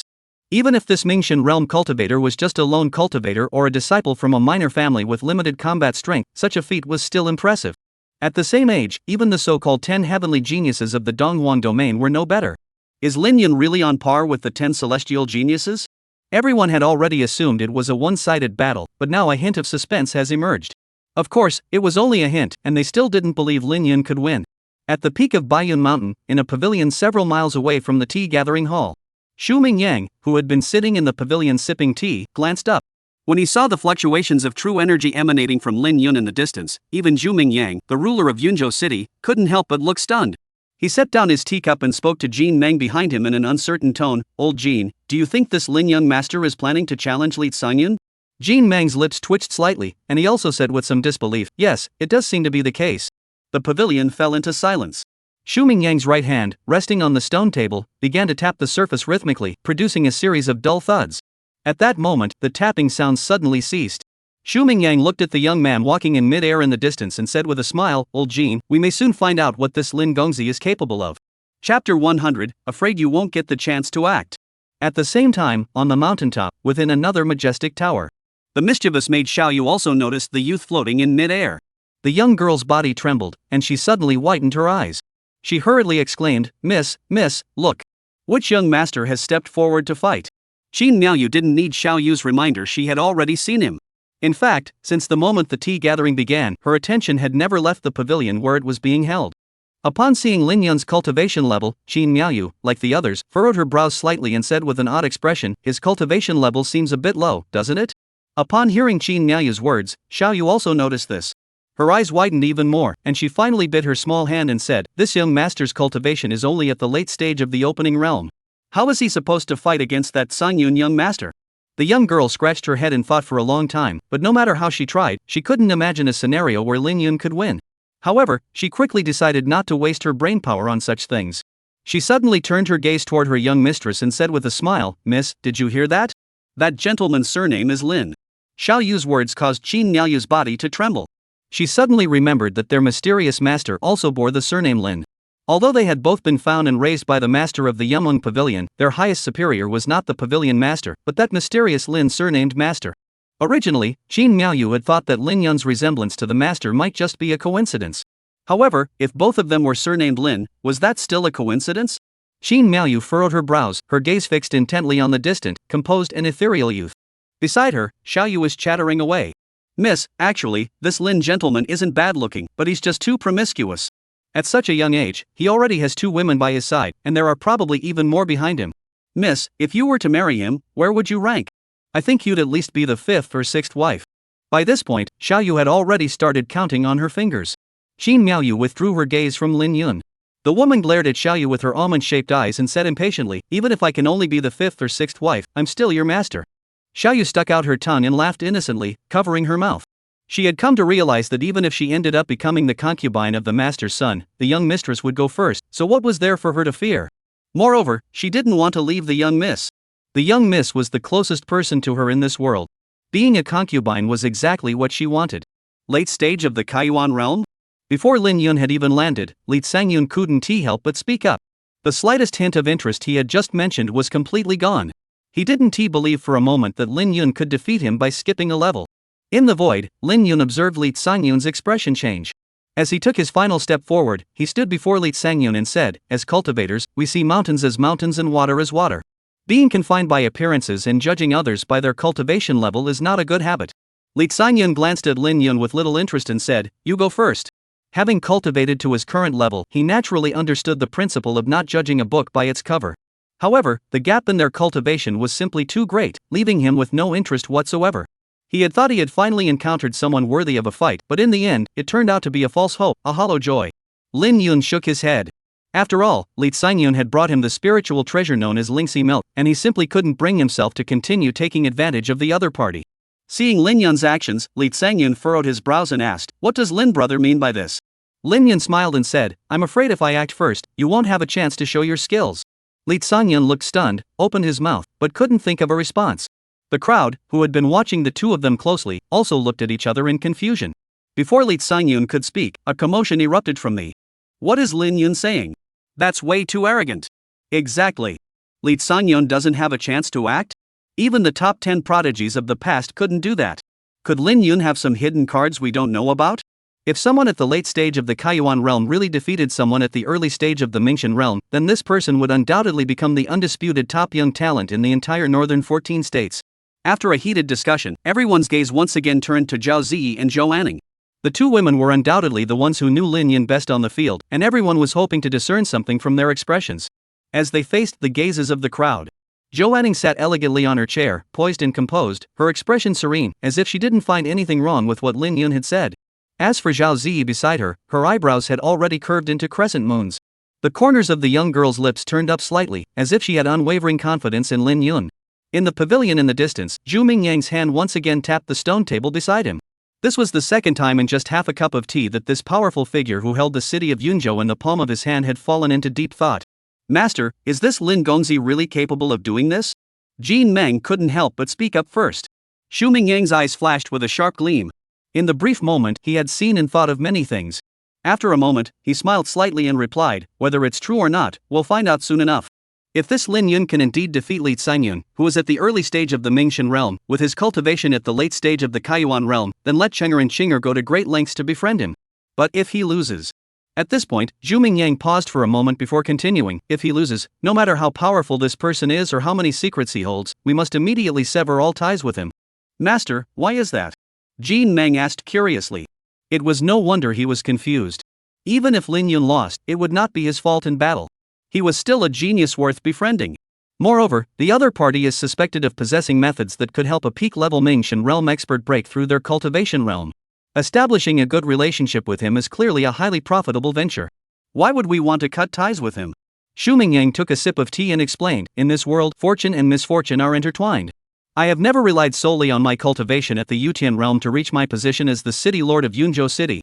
I have always relied on my own eyes. I have a clear standard for who to befriend deeply, who to keep at arm's length, and who to sever ties with entirely. And among those who must be severed, there are those who are arrogant and self-righteous. Jin Meng's face flashed with sudden understanding. Xu Mingyang's meaning was clear. If Lin Yun wins, it would be the conduct of a sage, the demeanor of a divine being, worthy of deep friendship. If Lin Yunxing fails, then he is self-important and arrogant, and must be cut off. Because while associating with such people may bring immense benefits in the short term, it often also sows the seeds of great danger. And a self-righteous, arrogant person clearly wasn't worth taking such a risk. Because of Lin Yun's words, the city lord of Yunzhou City also began to doubt. Chapter 101, Shattered Mountains and Rivers. Within the majestic tower, the maid Xiaoyu began chattering excitedly again. Miss, did you hear that? That Lin Gongzi said Li Xinyun didn't have a chance to act. Do you think that's true? Xiaoyu spoke while clinging to Qin Miaoyu's arm and shaking it wildly. Qin Miaoyu's body didn't move, but her chest rose and fell rapidly. She rubbed her temples and sighed. When will you ever stop being so jumpy? Xiaoyu pouted and said, I'm not a lady, so I don't need to act like one. I don't want to be like you. When I want to laugh, I have to worry about showing my teeth. When I walk, I have to worry about my posture. I can only eat until I'm 3/4 full, and I can't make a sound when I drink. I'm so tired I could die. Qin Miaoyu shook her head with a wry smile. In truth, she had once been just like Xiaoyu, carefree and doing whatever she pleased, following her own desires. She never bothered with all the formalities or cared about what others thought. Even after entering the dream pavilion, even with the pavilion master's constant reminders every day, she would still sneak into the kitchen in the dead of night to steal food, still sit with her legs crossed without a care in the world when no one was around, still flash a row of pearly white teeth when happy, and still curse under her breath when angry. Until one day, she missed the time for her medicinal bath due to playing too much. She would never forget that night, nor the look of disappointment on the pavilion master's face. That gaze was like a sharp, icy blade, piercing straight into her heart and causing it to tremble violently. After that day, for a long time, she could no longer see the master's kind and gentle smile, nor could she enjoy the warmth of his embrace. To her, the sect master was like a mother, and she simply couldn't accept his distance. So from that day onward, she never let the pavilion master down again. Whether it was cultivation or physical training, she was the most outstanding among all the women of the Yameng pavilion. She no longer indulged in play or overeating. She smiled without showing her teeth and moved with poise. She sat with grace and moved with poise. She has become the perfect woman that the pavilion master hoped she would be, the ideal woman in every man's heart. Below the pavilion, Li Xinyun snapped back to reality, a look of deep speechlessness flashing across his face. But he said nothing more. He wasn't the type to engage in verbal disputes with others. He always believed that if something could be resolved with a sword, there was no need to waste words. With a flick of his wrist, the deep blue longsword that had been stored in his storage ring reappeared in his hand. This sword was named Lei Yuan, a gift from his master when he had ranked among the top 10 outer disciples during the sect's grand competition. As soon as Lei Yuan was drawn, the spiritual energy in the surrounding void surged violently, resembling boiling water in a cauldron. Within a 10-zhang radius, blue lightning arcs flickered intermittently, emitting a sizzling sound. Sharp sword chi flickered in and out of sight, slicing through the air. A destructive pressure quietly built up, like the calm before a storm. Lin Yun looked up at the sword energy gathering above his head, then turned to Li Xinyun with a look of approval. Not bad. Even a lion uses all its strength to catch a rabbit. A sword cultivator's sword should either remain sheathed or, once drawn, strike like a thunderclap, shattering the heavens. Li Sangyun pointed his long sword at the ground and said calmly, "My sword is in my hand. Where is yours?" As a sword cultivator, drawing one's sword is a sign of respect for one's opponent. Therefore, even though he felt it was completely unnecessary, Li Sangyun still drew his sword. He had allowed Lin Yun to draw his sword because Lin Yun had previously acknowledged himself as a sword cultivator. However, Lin Yun shook his head and said, "I haven't held a sword in a long time." "Are you not a sword cultivator?" Li Sangyun raised his eyebrows. It was no wonder he was confused. A sword was a sword cultivator's second life. How could a sword cultivator not have a sword? Lin Yun smiled and said, "I am a sword cultivator, but currently, I am a sword cultivator without a sword." Li Sangyun asked again, "Why don't you have a sword?" Lin Yun replied, "Because I haven't found a sword that suits me yet." Li Sangyun coldly said, "Without a sword, you dare call yourself a sword cultivator?" Lin Yun stood with his hands behind his back, his expression calm. "You're fixated on the surface. Why must a sword cultivator have a sword? Though I have no sword in my hands, I have one in my heart. If you're so overly obsessed with the sword, you may never achieve unity with the sword." The problem Li Sangyun faced now was identical to that of Lin Shuang back then, a natural-born sword obsessive who placed excessive importance on the sword itself, neglecting the essence of the sword way. Don't be fooled by Li Sangyun's current state of mastering sword control through qi, seemingly just a step away from achieving oneness with the sword. But if he cannot break through this barrier, he may never take that final step. Li Sangyun laughed, but it was a laugh born of frustration. He had never heard such absurd words before. He no longer wished to engage in idle chatter with Lin Yun. His smile faded, and he spoke with a touch of arrogance. "All right, draw your sword then. Let me see how a sword cultivator without a sword can harm another." However, Lin Yun shook his head and said, "If you can pique my interest, I might consider drawing my sword." "Humph." Li Sangyun snorted coldly, saying no more. He swept his long sword through the air. Boom! It seemed as though he was not wielding a sword blade, but the nine heavens thunder pool itself. A deafening thunderclap echoed through the air. Countless deep blue sword beams shot into the sky, creating a whirlwind of sword shadows that plunged straight toward Lin Yun's head. Before the sword beams had even landed, the overwhelming killing intent swept down like collapsing mountains and rivers, crushing everything in its path with an unstoppable force. Lin Yun stood with his hands behind his back, his expression unchanged. Under everyone's gaze, he gently raised a fist. This fist was fair and delicate, resembling a woman's hand, devoid of any destructive power. However, at that moment, the delicate fist was already surging with terrifying energy fluctuations. Before Lin Yun even threw the punch, the void around him had already been compressed by immense force, turning into a hazy, illusory expanse. As the countless sword beams above his head magnified in his pupils, he struck out with a single punch. This punch was like a divine being swinging an axe, its momentum sweeping through the air. The ground beneath his feet trembled violently, as if capable of shattering mountains and rivers. A vast and overwhelming force of the heavens and earth converged within that single punch, as if submitting to an emperor. The surrounding void emitted cracking sounds, as if it would shatter into pieces like glass at any moment. This punch was called "Shatter the Mountains and Rivers." Boom! The fist collided with the sword's blade. In an instant, fierce winds rage, and thunder roars. Lin Yun's fist charged forward, like a massive millstone, sweeping away everything in its path, crushing the void as it went. Li Sangyun's sword energy and killing intent shattered under the punch, exploding like fireworks. The ground beneath their feet seemed to be gripped and torn apart by an invisible giant hand. Grim, spider-like cracks spread rapidly in all directions. For a moment, sand and stones swirled, and dust filled the air. Chapter 102, Sword and Man as One. Moments later, the dust settled, and the sword's glow and the fist's momentum vanished. Li Sangyun's pupils contracted, and an expression of disbelief flashed across his face as he exclaimed in shock, "The great momentum of heaven and earth, how could you possibly control it?" It was no wonder he was so shocked, as summoning the heavenly and earthly great trend to repel enemies was a technique exclusive to those at the hidden realm. And just now, he had felt the vast and overwhelming force of the heavens and earth emanating from Lin Yun's single punch. In the face of this overwhelming force, he felt the vastness of the heavens and earth, and the insignificance of his own existence. His sword heart wavered, causing his sword chi to be shattered by Lin Yun's fist in an instant. At this moment, not only Li Sangyun, but also the onlookers on the balcony were stunned. Li Sangyun's terrifying sword strike was broken so easily? Can you see the secret behind Lin Yun's punch just now? Why did such an ordinary-looking punch have such immense power? It was the great momentum of heaven and earth. Lin Yun had harnessed the great momentum of heaven and earth, which is why that punch was so terrifying. The momentum of heaven and earth? Isn't that a technique only masters of the Dongyin realm can use? Not necessarily. While it is true that only those who have reached the Dongyin realm can begin to understand the rules of the heavens and earth, if one's cultivation techniques and divine abilities are extremely powerful, it is possible to borrow the power of the heavens and earth for one's own use even below the Dongyin realm. As far as I know, the top-ranked genius on the Eastern Wasteland's 10 Heavenly Geniuses list can also do this. It seems that Lin Yun is far more formidable than we imagined. With his cultivation at the opening realm, he dared to challenge someone at the early stage of the Mingxian realm. Could he really pull it off? During the intense discussion, everyone swallowed hard, feeling a sense of disbelief and confusion. In the pavilion, Zhu Mingyang gazed at the young man in the distance, who seemed as calm as the clouds and wind. Even with his composure, he couldn't help but raise his eyebrows. After a moment of silence, Zhu Mingyang spoke softly, "Old Jin, perhaps this Lin young master isn't just arrogant and self-important." Jin Meng opened his mouth, but his throat felt blocked, and he couldn't utter a single word for a moment. On the terrace of the towering building, Qin Miaoyu's eyes sparkled like water. On the open ground, Lin Yun looked at Li Sangyun, whose expression was still stunned, and smiled. "There's nothing impossible in this world. Just because you haven't seen it doesn't mean it doesn't exist." After pausing, Lin Yun continued, "If that's all you've got, you won't be able to force my sword out of me." Li Sangyun fell silent. If not for what had just happened, he would have dismissed it as a joke. However, facing someone who could manipulate the forces of heaven and earth at the late stage of the opening realm, he no longer harbored any trace of contempt. Though he didn't know how Lin Yun had done it, the other's strength was clearly on the same level as his own, leaving him no choice but to take him seriously.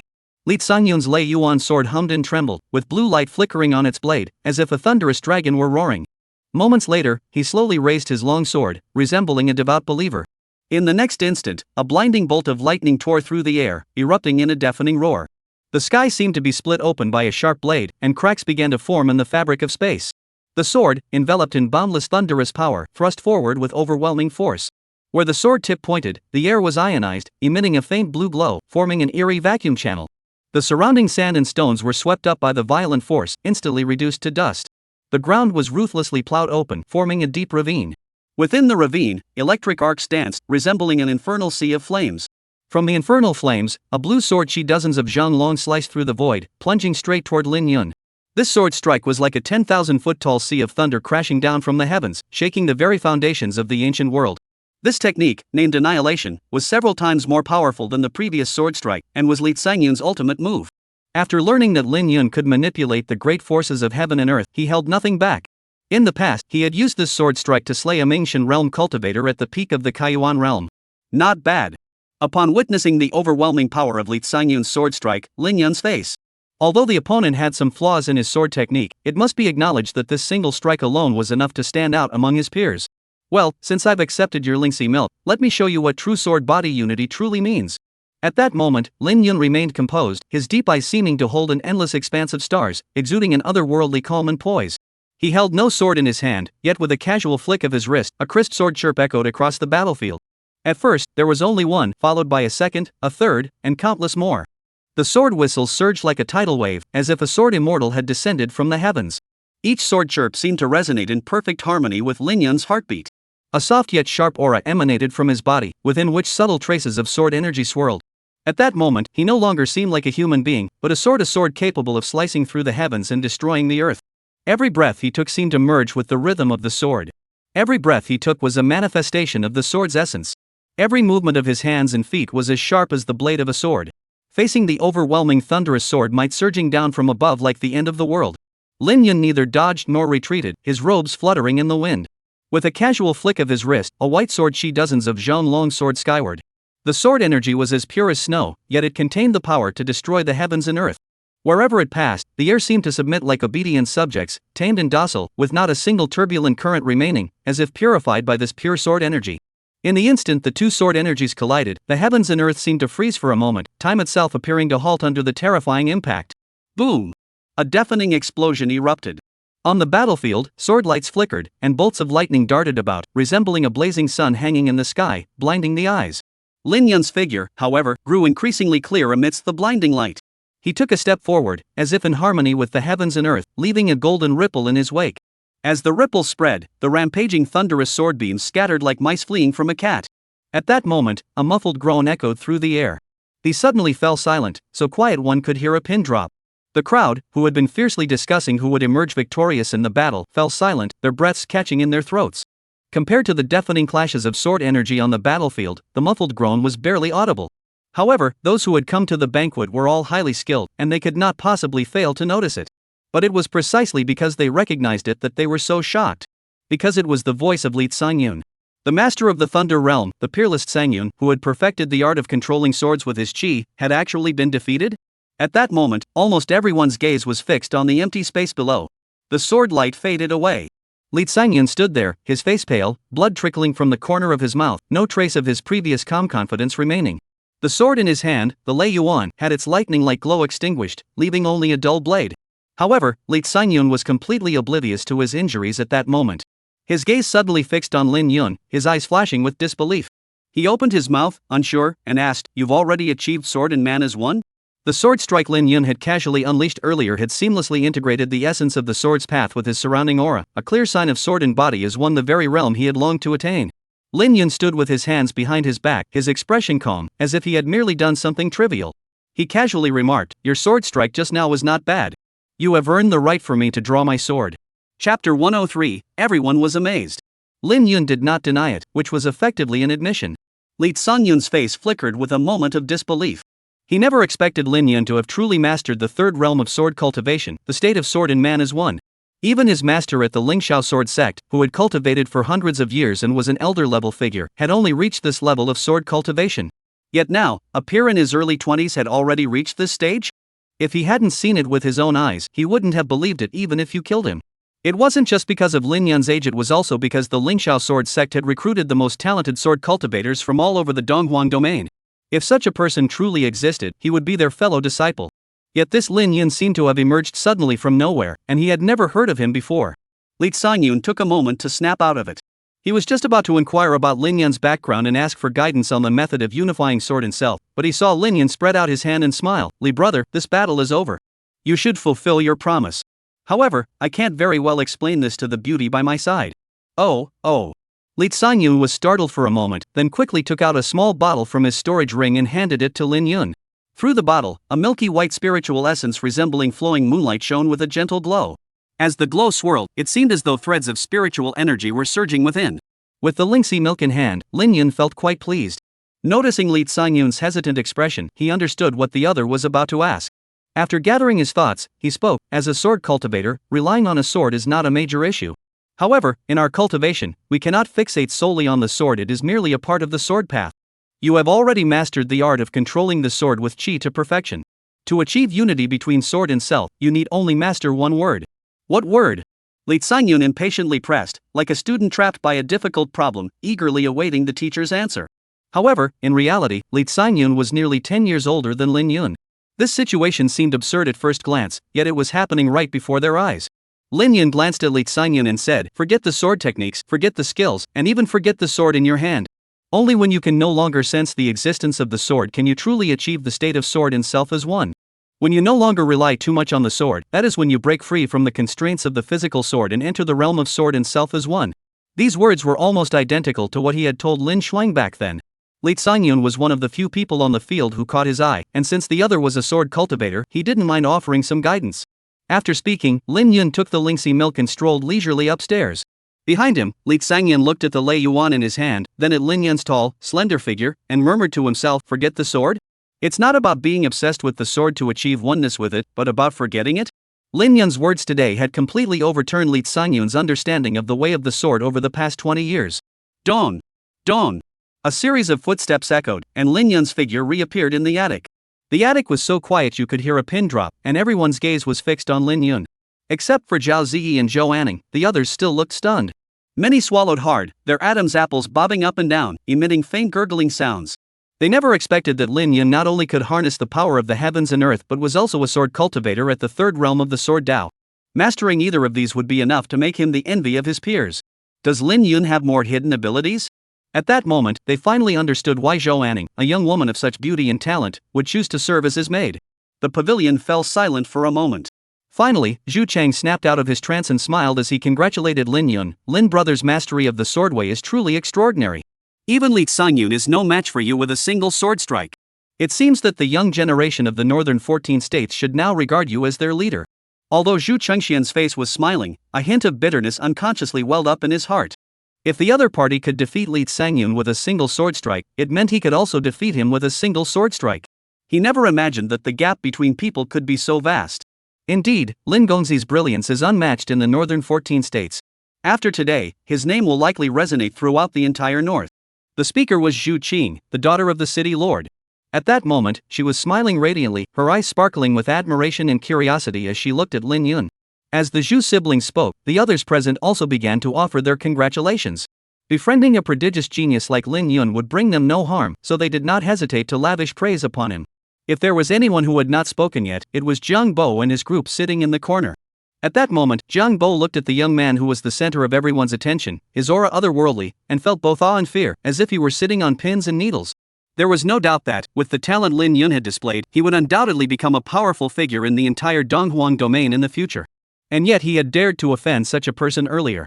At that moment, he only hoped the tea gathering would end quickly. He didn't want to stay there another minute. The one who spoke was Fengmin, standing beside Jiang Bai. However, Fengmin had only spoken 2 words before being glared at harshly by Jiang Bo. He growled impatiently, "Shut up.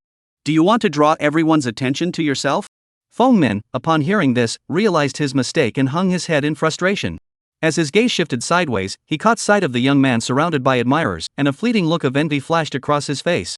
Surrounded by beautiful women, he wields his sword with unmatched skill. This was precisely the life he had always dreamed of. On the other side, facing everyone's flattery, Lin Yun smiled and replied, "These are just minor tricks, nothing worth mentioning. The path of swordsmanship is vast and boundless. I am merely a traveler on this journey." After speaking, he bowed his fist and sat back down beside the 2 women. As soon as he sat down, Zhao Ziyi and Zhou Anning stared intently at him, or rather, at the small bottle in his hand. Their faces lit up with eager expressions. Lin Yun sighed helplessly. "Both hands are flesh. There's only 1 bottle of this Lingxi milk, and it doesn't seem like a good idea to share it." Thinking this, Lin Yun decided not to share it after all. He put it back into his storage ring and said, "I'll apply it for you myself tonight." Applying Lingxi milk was something he was exceptionally skilled at. After all, he had practiced it countless times on his master in his previous life. Zhao Ziyi looked expectant, her eyebrows and eyes curving into beautiful crescent moons. Meanwhile, Zhou Anning's neck was quietly tinged with a pink blush. She had also used a similar beauty-enhancing elixir before, but this stuff couldn't be applied over clothing. Even though their relationship was already as close as that of a married couple, hearing it mentioned still made them feel a bit shy. Lin Yun noticed the expressions on both women's faces. At that moment, Zhou Anning was just like Zhao Ziyi had been back then. However, the current Zhao Ziyi had evolved to the point where she could enthusiastically discuss all sorts of strange and unusual techniques with him. She was completely different from the shy girl who would blush at holding hands back then. Perhaps this is the power of time. Time not only transforms girls into women but also transforms a person into someone else. As for when Zhou Anning would become like him, Lin Yun wasn't in a hurry. Because he found that her shy demeanor had a certain charm of its own. Anyway, with Zhao Ziyi by his side, life would never lack excitement. In the attic, after a burst of lively congratulations, the tea party continued. However, after witnessing the intense battle between Lin Yun and Li Sangyun earlier, everyone had lost interest in the upcoming matches. As for the Zhu siblings, they had completely lost any desire to take the stage for a match. For them, failing to secure first place at this tea gathering was already a defeat. Competing further held no meaning. Borrowing the momentum of heaven and earth, sword and man become one. The light emanating from Lin Yun was too overwhelming, leaving them with no desire to compare themselves to him. Just a quick note, sometimes I don't reply to the comments from the big names on the list, but it's because the platform is swallowing the comments, and many of the messages you send don't even show up in the backend. 00. Chapter 104, The Most Triumphant Performance. In the pavilion, Zhu Mingyang had already risen from the stone bench. At that moment, the powerful lord of Yunzhou City, his gaze piercing through the layers of mist, looked at the young man with a serene expression, his face betraying a complex mix of emotions. After a moment, he sighed deeply, his sword and body as one. Such a young third-realm sword cultivator. Old Jin, have there ever been such existences in the history of the Donghuang domain? Hearing his master's words, Jin Meng also replied with a complex expression, there probably hasn't been. It is said that the founder of the Lingxiao sword sect also only understood the concept of sword and body becoming one around the age of 25. Now, the Lingxiao immortal of the sword sect, who has lived for over 800 years, only attained this understanding when he was nearly 30. And this Lin Gongzi is probably only in his early 20s. His mastery of the sword way is already so profound. He truly possesses extraordinary talent, truly astonishing. Just looking at today's duel, the swordway talent he displayed has already far surpassed his peers and even rivals those who have immersed themselves in the swordway for hundreds of years. Xu Mingyang nodded, cast another lingering glance at the young man, then turned and left with his hands behind his back. His question had been answered, but the answer seemed a bit too shocking. If he hadn't seen it with his own eyes, even he wouldn't have believed it. At the late stage of the Kaiyuan realm, he harnessed the power of heaven and earth, achieving unity between sword and self. While there may be no one who can surpass him in the future, he is certainly without equal in the past. It was foreseeable that, given time, he would not only dominate the Donghuang domain but might even carve out a place for himself on the vast continent. As the sun set, the evening glow dyed half the sky crimson.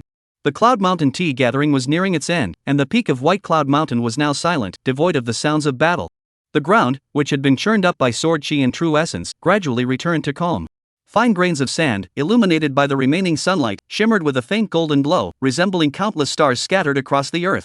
The trees in the mountains, their branches and leaves bathed in the hues of the sunset, swayed gently in the breeze, emitting a soft rustling sound.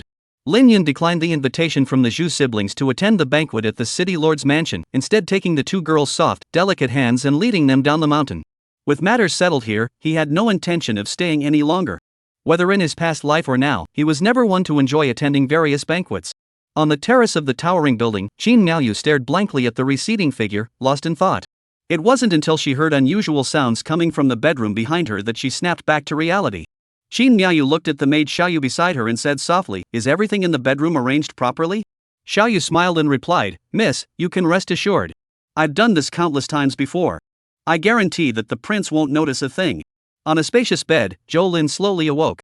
He looked at the messy bedding and scattered women's garments on the floor, a smug smile curving his lips. 2 hours, 2 hours. He had managed to stay with that elegantly beautiful woman for a full 2 hours. Normally, he could only last half a cup of tea before losing control. Yet this time, he felt like a dragon and tiger possessed, delivering the most satisfying performance of his life, and all in front of the woman he had been longing for. Thinking of this, Zhou Lin felt a surge of boundless courage, silently sighing to himself, "A true man should be like this." The only thing that left him slightly regretful was whether he had been too excited during their intimate moment and forgotten to look at her face. At that moment, he realized that his memory of that beautiful moment was nothing but a vague, blurry image. However, Zhou Lin soon stopped dwelling on such minor details. After all, being able to spend time with the beauty today was already a joy beyond his wildest dreams. What was there to regret? Zhou Lin's lips curled into a slight smile as he continued to survey the room, savoring his handiwork. However, at that moment, he suddenly remembered something and hurriedly put on his clothes.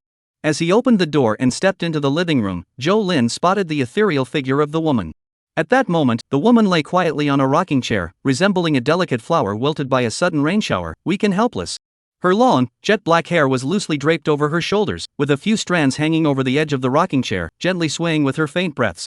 Her flawlessly delicate face was now pale as the first snow of winter, exuding a faint chill. Her eyes were tightly closed, and her long, thick eyelashes cast faint shadows beneath her eyelids, occasionally trembling slightly, as if even in her dreams she could find no peace. Her slender hands lay limply on the armrests of the chair, her chest rising and falling slightly, each breath seeming to come with great effort, as if a 1,000-pound weight were pressing down on her chest. The moon-white gown she wore was slightly disheveled, the hem draping carelessly on the ground, dusted with a hint of dirt. A gentle breeze blows in from the window, caressing her face and the bell on her snow-white ankle, which tinkles softly. She instinctively shrank back, her brows furrowing slightly, as if even the gentle breeze had become an unbearable burden to her. Zhou Lin saw the once vibrant beauty transformed into this frail, weakened state, and his heart clenched tightly. He hurried over to her side in 2 strides, his eyes filled with concern and urgency, murmuring, "Miaoyu, are you all right?" The woman's eyelashes trembled slightly before slowly opening her eyes. Those eyes were like a pool of autumn water, clear yet tinged with endless fatigue and weakness. As her gaze shifted, the former liveliness had vanished, leaving only a fragile vulnerability that begged for sympathy. She opened her lips slightly, as if to speak, but only a faint, barely audible sound escaped her lips. Her pale lips trembled slightly, and she managed to force a faint smile. Xiaoyu, standing nearby, murmured with a hint of reproach, "Your Highness, you really are something. Though my mistress was willing to share a moment of passion with you, you shouldn't have been so reckless. My mistress is already frail, this will likely leave her needing rest for some time." Zhou Lin, upon hearing this, felt even more guilty and hurriedly said, I'm sorry. It's all my fault. She's just too beautiful, and I couldn't resist."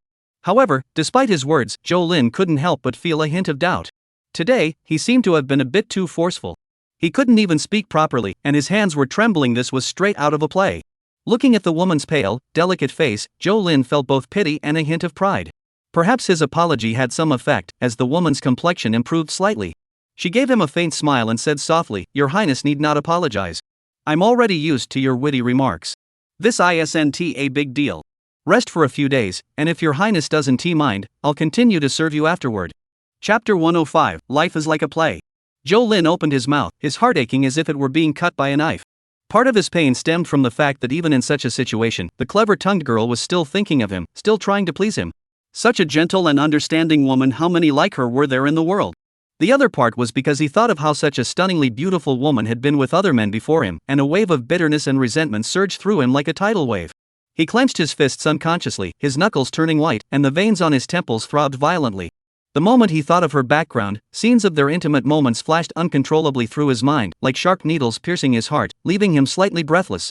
The woman was still the same woman, but the male protagonist had changed. At that moment, Zhou Lin wished he could turn back time and erase all those traces. But it was just wishful thinking. Even if he could go back in time, what could a worthless prince like him possibly do?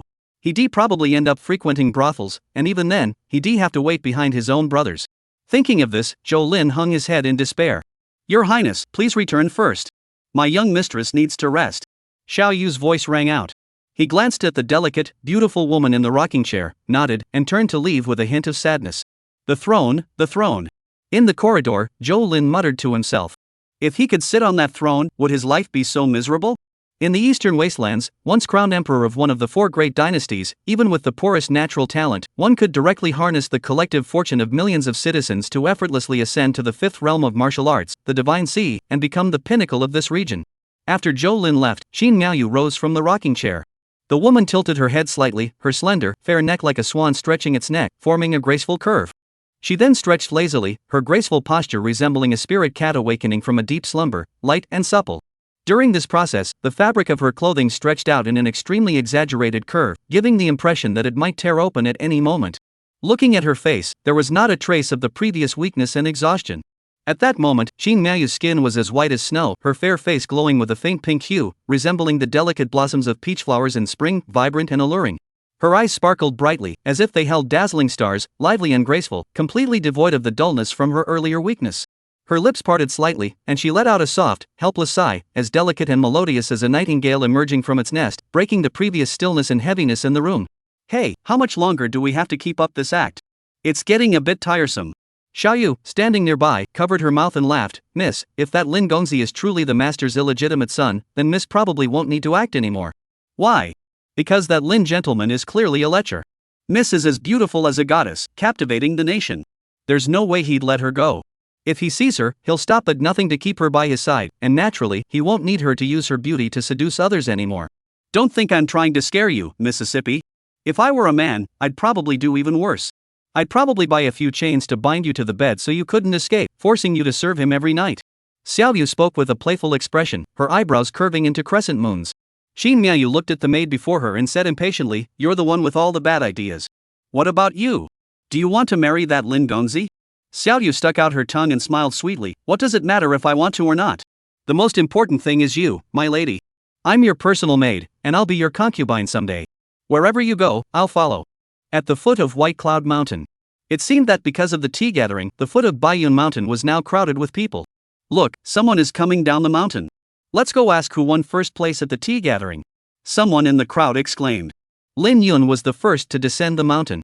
As soon as he reached the foot of the mountain, a crowd gathered around him. One of them asked, "May I ask, sir, who won first place at the tea gathering, Sangyun or Zhu Chang?" Clearly, in this person's eyes, the winner of the tea gathering today could only be either Li Sangyun or Zhu Chang. Lin Yun glanced at the curious faces around him and replied calmly, "It's Li Sangyun." Upon hearing this, the man's face immediately lit up with a joyful smile. He raised his neck high and said to his friends behind him, "Zheng Huai, I told you so. Sangyun is unmatched in swordsmanship. How could anyone in the northern 14 states be his match? I told you not to follow me and buy tickets. Now you've lost out big time. Who would have thought that Zhu Chang, who was personally taught by the city lord, would lose?" The man named Zhang Huai looked dejected. Of course, where there are those who are sad, there are those who are happy. Someone in the crowd exclaimed excitedly, "Good! Good! Thank goodness I also bet on Li Sangyun." The Yunshan Tea Gathering is the biggest event in Qingzhou City lately, and those gambling dens wouldn't miss such a golden opportunity. These people in front of him were clearly involved in some casino bets. Lin Yun shook his head and continued leading the two women toward the inn. As the three of them walked a short distance away, Zhao Ziyi looked curiously at Lin Yun and asked, "Brother Yun, why did you say Li Sangyun won first place? Shouldn't it be you?" Before Lin Yun could respond, Zhou Anning interjected with a smile, "It's probably because the young master doesn't want to get into a dispute with these people. If he had said that the winner wasn't Li Sangyun or Zhu Chang, they would have kept asking questions. With the young master's laid-back nature, he wouldn't bother with them." Zhao Ziyi nodded thoughtfully. Lin Yun glanced at Zhou Anning and said meaningfully, "You guessed right. I plan to reward you handsomely tonight." Lin Yun spoke in an extremely calm tone, as if he were discussing something as trivial as eating or drinking tea. Upon hearing this, Joanning's snow-white neck was instantly tinged with a faint blush, more beautiful than the evening sunset. By the time the group returned to the Yunhai Shijan, it was already evening. The moon hung low over the willow branches. In the living room, Lin Yun took out the Lingxi milk from his storage ring, looked at Zhao Ziyi and Joanning before him, and smiled. Which one of you two wants to go first? The two women exchanged glances but said nothing. After spending time together, Zhao Ziyi and Joanning had grown as close as sisters and neither felt comfortable speaking first. Seeing the two women silent, Lin Yun smiled and suggested, why not both of you together? Zhao Ziyi's lips curled slightly, her gaze challenging as she looked at Lin Yun. Joanning clutched the hem of her skirt and lowered her head. Soon, a slightly flustered voice rang out. You help GE first. After saying that, Joanning turned and hid in her own room. After Joanning left, Zhao Ziyi threw herself into Lin Yun's arms and smiled sweetly. Cloud brother, you're thinking pretty nicely, aren't you? You want to sleep together under the same blanket, right?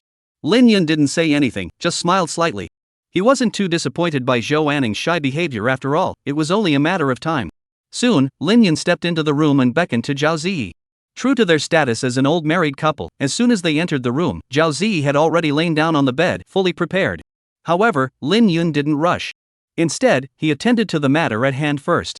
After all, if he didn't act now, it would be harder to proceed later. In the quiet room, a seductive melody began to play. The moon in the sky shyly hid behind the clouds.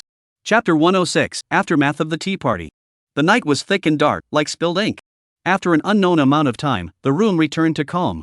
Lin Yun took out a small bottle and began applying the Lingxi lotion to Zhao Ziyi. The Lingxi lotion indeed had excellent skin nourishing and beautifying effects, no wonder it was so favored by many female cultivators. Just moments after applying it, he noticed that the young girl's skin had gained a subtle glow, becoming smoother and more radiant. Seeing the noticeable results, Zhao Ziyi's eyebrows curved into beautiful crescent moons. Combined with the faint blush on her face after their intimate moment, she looked incredibly alluring, making one want to take a bite. However, Lin Yun quickly suppressed the lingering desire in his heart. It was not the right time for such things. He shook his head, finished applying the cream to the young woman's back, and stepped out of the room. On the other side of the wall, Joanning wasn't as sensible as Zhao Ziyi. When he entered the room, the young girl was still dressed neatly. Fortunately, this was just a matter of words. Soon, he skillfully began to apply the same ointment to Joanning. During the process, the young girl's face turned slightly red, and her breathing became slightly rapid, but nothing else unusual happened. In the well-lit mansion of the city lord in Yunzhou City, Xu Mingyang sat upright in the seat of honor, with his two children, Zhu Chang and Zhu Qing, seated below him. At one point, Zhu Cheng couldn't help but ask, Father, who exactly is this Lin Yun gentleman? As soon as Zhu Cheng finished speaking, Zhu Qing also urgently asked, Father, do you know anything about this person's background? He seems to have come out of nowhere. We've never heard of him before. It was no wonder the siblings were so anxious. The shock they had experienced today was simply too great, and they were still unable to calm down.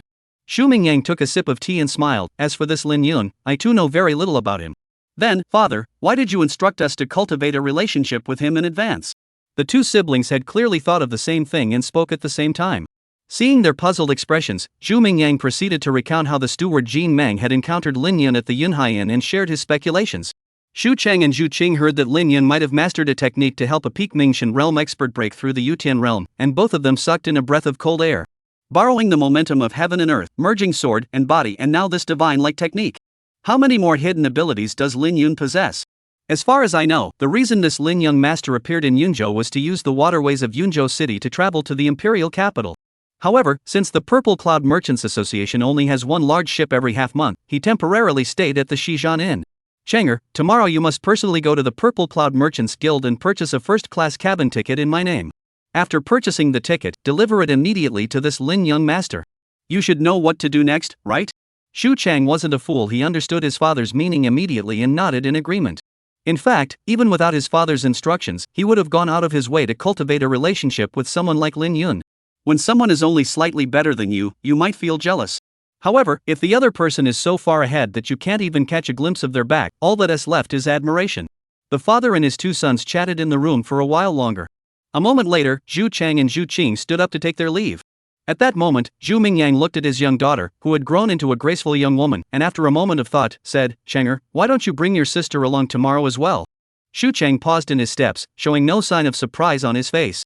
Zhu Qing, standing beside him, said nothing, but her snow-white neck was faintly tinged with a blush. In Yunzhou City, within a majestic high-rise building, a middle-aged man with a dignified appearance and a composed expression took a piece of paper from a servant. The man sat down in his chair, about to take a sip of tea. However, upon seeing the contents of the note, he suddenly let out a startled exclamation and immediately set down the teacup he had already picked up. Borrowing the power of heaven and earth, merging sword and man, a single strike defeated the peerless Lee Tsangyun of the Tsangyun clan. The more the man read the note, the more astonished he became. The tall building beneath the man's feet was known as the Fengyun Pavilion. Fengyun Pavilion was not only the name of the building but also the name of a massive, powerful organization. The Fengyun Pavilion gathers information from all corners of the world, specializing in the collection and sale of intelligence. It is said that their influence even reaches the distant Central Plains. As the hub city of the northern 14 states of the Great Qian dynasty, Yunzhou City naturally had a branch of the Fengyun Pavilion.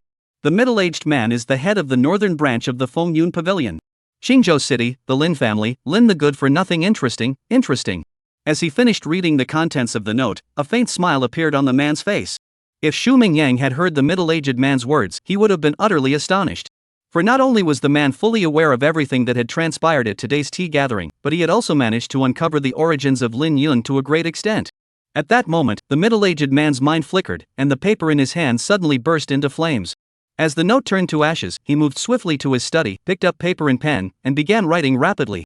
Moments later, a brilliantly red Xian Yuchu bird pierced the thick night sky and landed at the window of the man's room.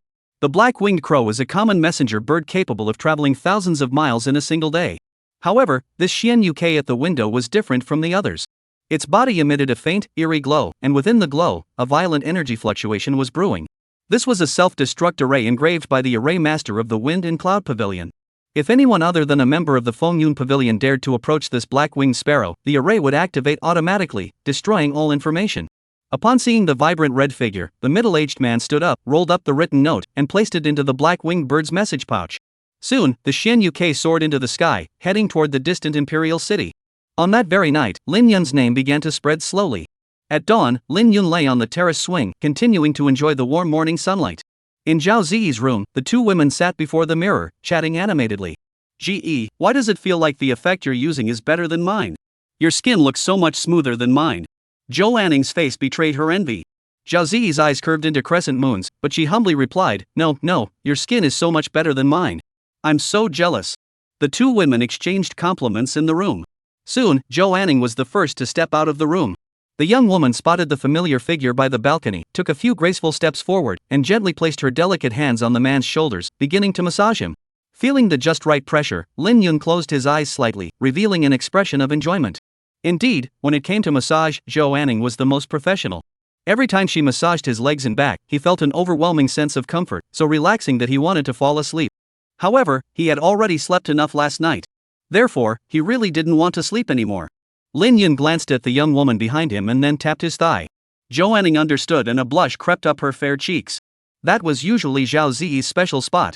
Chapter 107, The Shu Siblings' Doubts. Zhou Anning showed no resistance, like a docile kitten, gently nestling into the man's embrace. The scent of perfume filled his nostrils, the warm sunlight shone down on his head, and the bustling crowd flowed beneath his feet. Lin Yun felt that he had been living a rather lazy and indulgent life lately. These days, he basically never slept alone if he could sleep with someone else, never stood if he could sit, and never sat if he could lie down. Perhaps this was one of the drawbacks of reincarnation and rebirth. For someone who had once reached the pinnacle of martial arts, there was little left to ignite his passion on that path. Now, he was more interested in things he hadn't experienced in his previous life, such as the tempting pink lips right before his eyes. Zhou Anning had been leaning against the man's chest, and she noticed his change immediately. Looking into the man's slightly intense gaze, she smiled slightly, pushed herself up, and moved closer. Just then, the door to the room rang at an inopportune moment.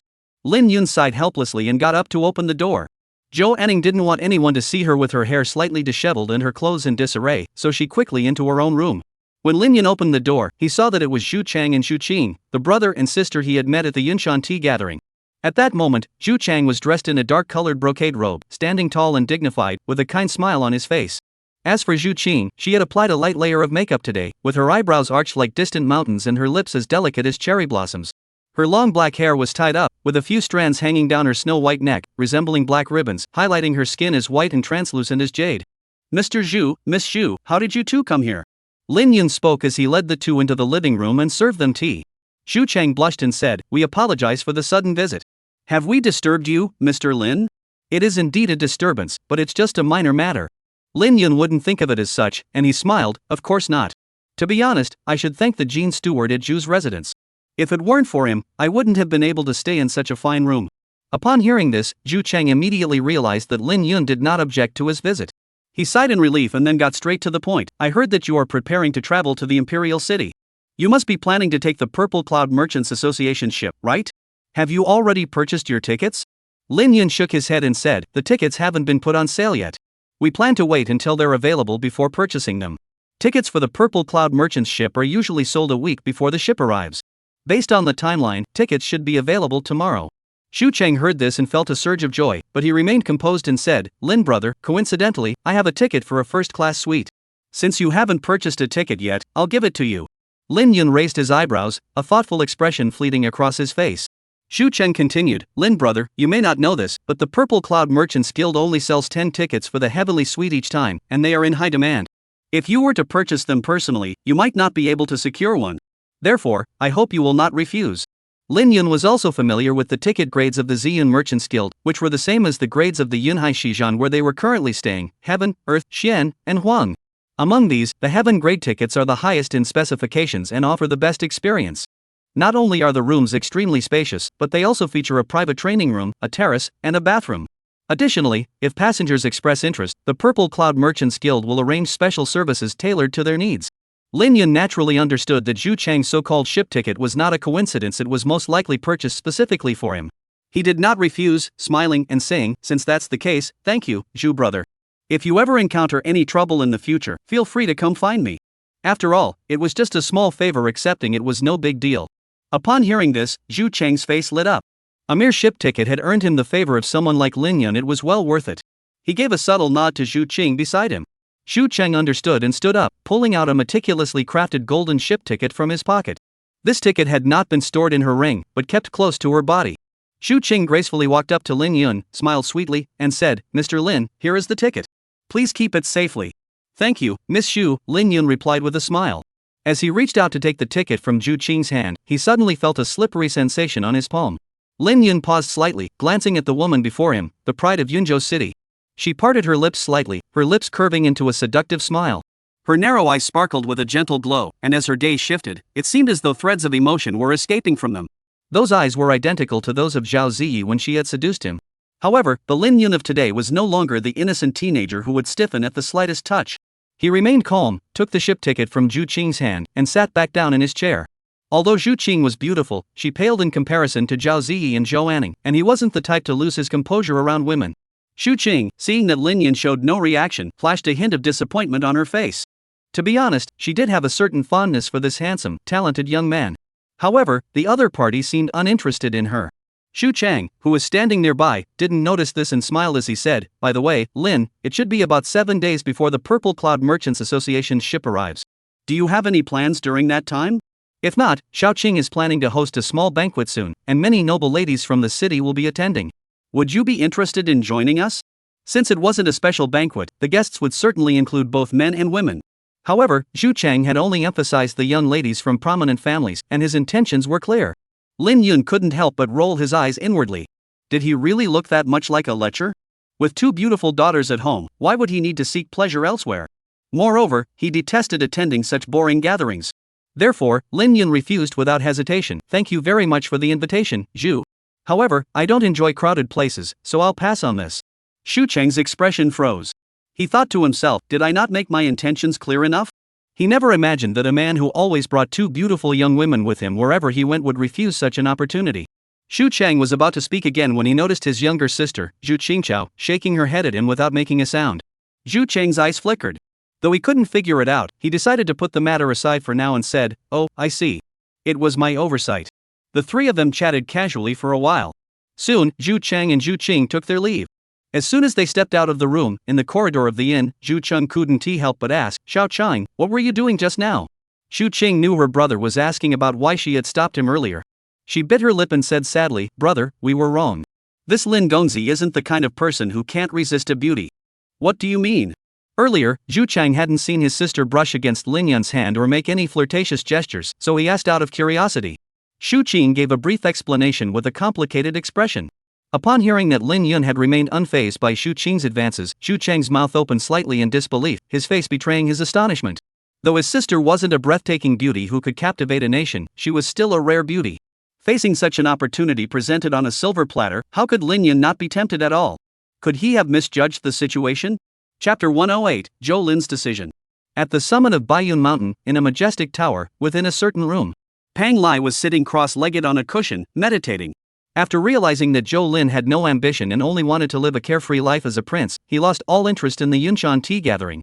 Since his master had given up, there was no point for him, a mere servant, to continue with such meaningless tasks. Thus, for the past 2 days, he had remained in his room, focusing on cultivating his qi. At that moment, a knock sounded at the door. Pang Lai stood up, opened the door, and saw the visitor, a look of surprise flashing across his face. Since meeting that woman, Jean Miaoyu, Zhou Lin had been clinging to her side at all times and hadn't come to see him on his own initiative in a long time. Your Highness, why have you come to see me? Pang Lai asked after ushering Zhou Lin into the room. As he spoke, Pang Lai also curiously examined his master. He noticed that Zhou Lin had changed. More accurately, his demeanor had changed. He had lost some of his usual laziness and gained a touch of seriousness. Zhou Lin sat in the chair, remained silent for a moment, then spoke. Old Pang, do you think I have any chance of winning if I were to participate in the succession struggle now? Your Highness, what do you mean? Pang Lai opened his mouth, his face growing even more puzzled. After all, just yesterday, Zhou Lin had seemed so unambitious. How could he have changed his mind overnight? Zhou Lin noticed Pang Lai's expression and explained, Old Pang, I thought about it all night. In this life, one must take risks. I have nothing to lose except my worthless life. Don't you agree? Is that really how your Highness feels? Zhou Lin nodded. Pang Lai looked deeply at his young master, seeing no sign of deception, and said solemnly, Forgive me for speaking frankly, but your Highness's chances of ascending to the throne are virtually non-existent. After pausing for a moment, he continued, However, where there's a will, there's a way. Some things are still possible if you put in the effort. But if you choose to give up, there will be no chance at all. Alright, then let's do it. Zhou Lin straightened his body and spoke each word clearly. Your Highness might die. Pang Lai stared straight at Zhou Lin. Zhou Lin gave a light laugh. If I die, so be it. When a man dies, he rises like a bird. In 20 years, I'll be a hero again. Seeing Zhou Lin's attitude, Pang Lai nodded silently, feeling a little relieved, and began to seriously consider the next plan. He did not know why Zhou Lin's thoughts had changed so drastically, but it was better than his previous dejected appearance. After pondering for a moment, he said solemnly, Your Highness, since you have decided to participate in the struggle for the throne, our most urgent task now is to recruit some young geniuses. Zhou Lin smiled and said, These matters are up to you, Pang Lao. If you need my assistance, just let me know. Pang Lai heard this and wore a satisfied expression, continuing, In previous years, given your Highness's background, you might not have had even a sliver of a chance to compete for the throne. But this year is different. It's the year of the ancient battlefield's opening, a once in 800 years opportunity. The ancient battlefield only allows young prodigies under the age of 30 to enter. If your Highness can recruit a few prodigiously talented individuals before the ancient battlefield opens and have them enter in your place, you may still have a chance to turn the tables. Upon hearing the words ancient battlefield, Zhou Lin interrupted, Old Pang, over the past year, I've noticed that almost everyone in the imperial city has been discussing the ancient battlefield. Besides the numerous extraordinary opportunities it offers, what does it have to do with my chances of ascending to the throne? Pang Lai stroked his beard and smiled, Your Highness, you are unaware that within the ancient battlefield, while the inheritances, techniques, and divine weapons are indeed important, the most extraordinary opportunity lies in the collective fortune energy of the countless beings across the boundless continent. Fortune power?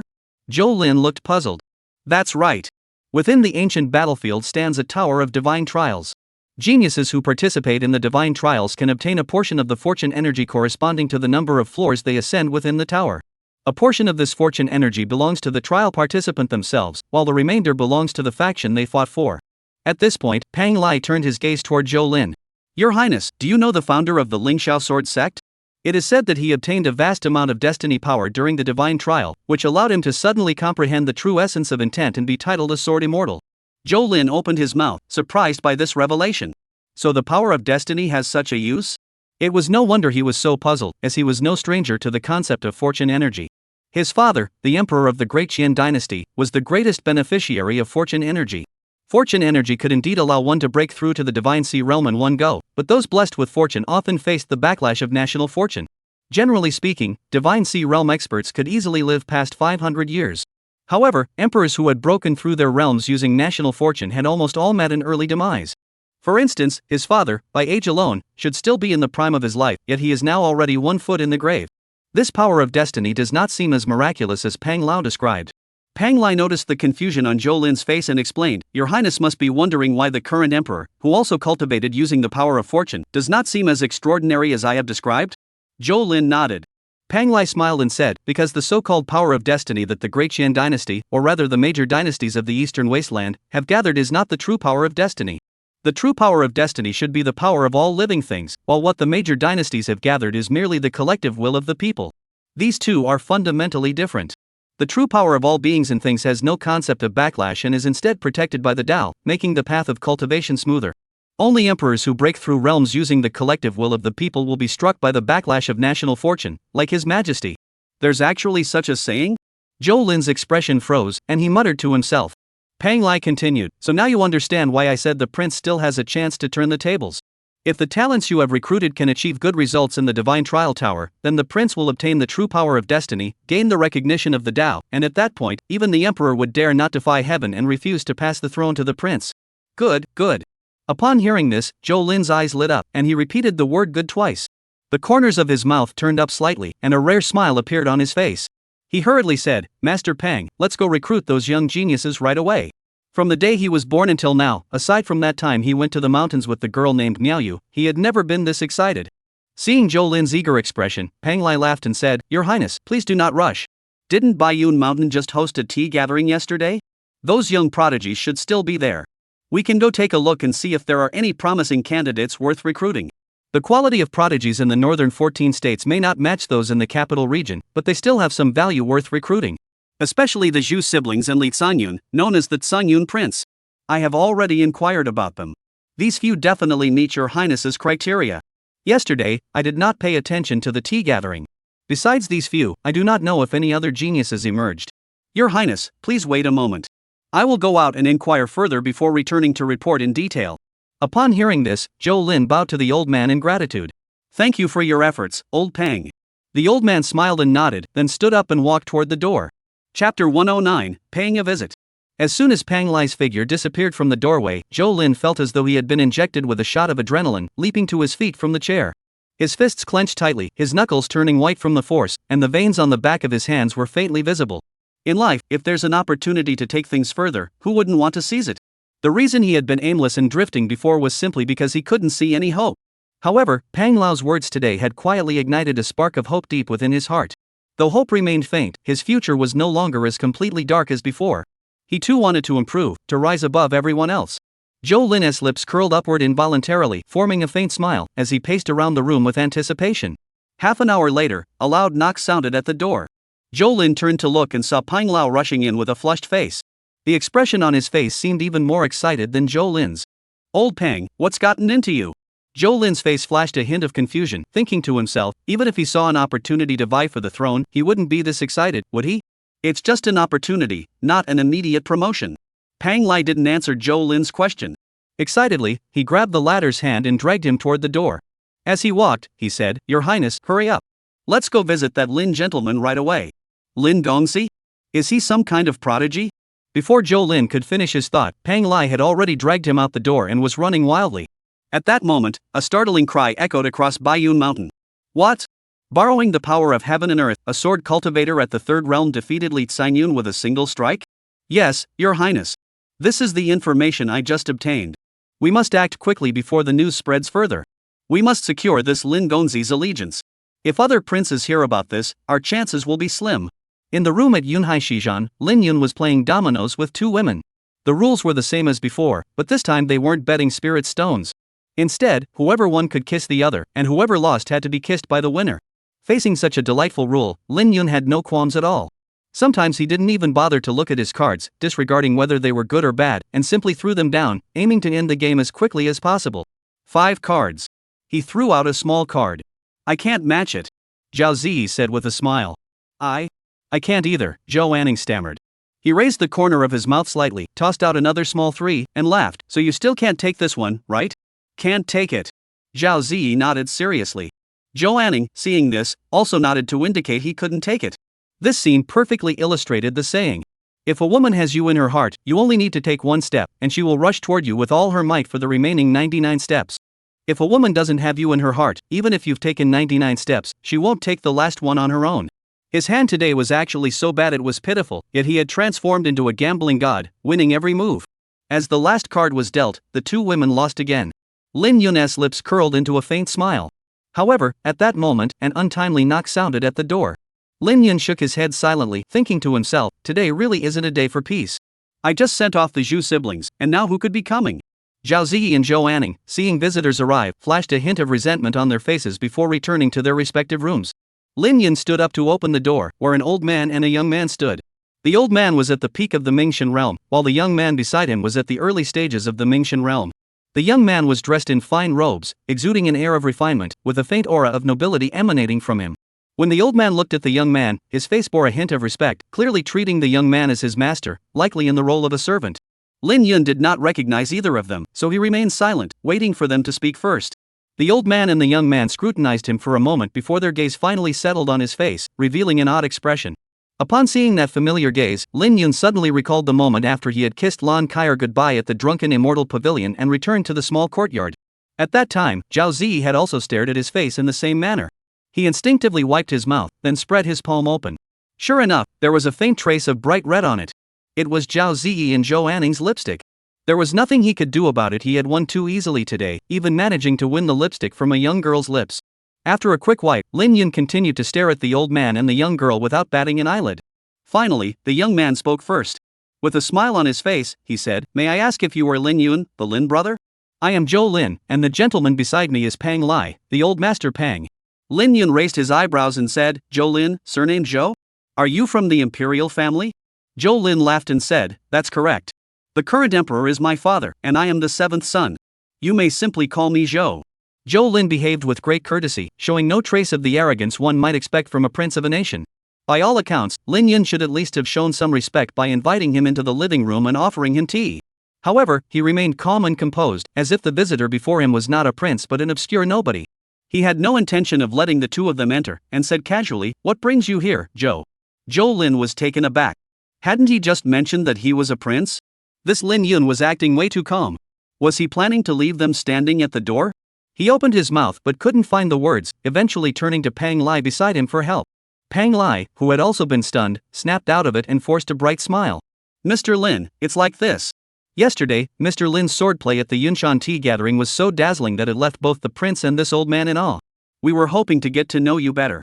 As soon as the old man finished speaking, Zhou Lin hurriedly added, Exactly. Lin brothers' performance yesterday was truly breathtaking, leaving me in awe. That's why we came to bother you today. Please forgive us." Lin Yun listened, his interest waning, and said, "If the two of you are here just to meet me, then you've already met me. The inner room of the inn is too small to accommodate the two of you." Chapter 110, The Ancient Battlefield. Zhou Lin and Pang Lai heard this and their lips twitched. If even the heavenly suite at Yunhai Shijan is cramped, then there must not be many spacious rooms left in the world. This is a clear invitation to leave. The two exchanged glances, their faces filled with deep confusion. They still couldn't understand why Lin Yun's attitude was so cold. Especially Zhou Lin. Even if he wasn't favored, he was still a prince. At that moment, Zhou Lin was completely lost, turning to the old man beside him for help once more.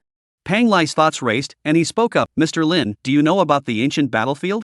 Lin Yun had already been about to close the door, but upon hearing those words, his movements paused. He glanced at the elderly man before him, whose hair and beard were both white, and said, "Would you two like to come in for a cup of tea?" Zhou Lin and Pang Lai both lit up with joy. Zhou Lin, in particular, smiled broadly and said, "Mr. Lin's kind invitation is impossible to refuse. I happen to be thirsty. Please trouble you, Mr. Lin." Ha ha. In his excitement, he didn't even have time to think about why Lin Yun's attitude had changed so suddenly. In the living room, the host and guests took their seats. Lin Yun took a sip of tea and looked at the old man, asking, "Mr. Peng mentioned the ancient battlefield earlier. What did he mean by that?" Pang Lai muttered under his breath, "As I thought. This young Master Lin before him didn't care about their status at all. He was only interested in news about the ancient battlefield." It also confirmed his suspicions a prodigious genius like Lin Yun would never miss the opportunity presented by the opening of the ancient battlefield. He organized his thoughts and spoke up, "Since you know about the ancient battlefield, you must be aware of the extraordinary opportunities it holds.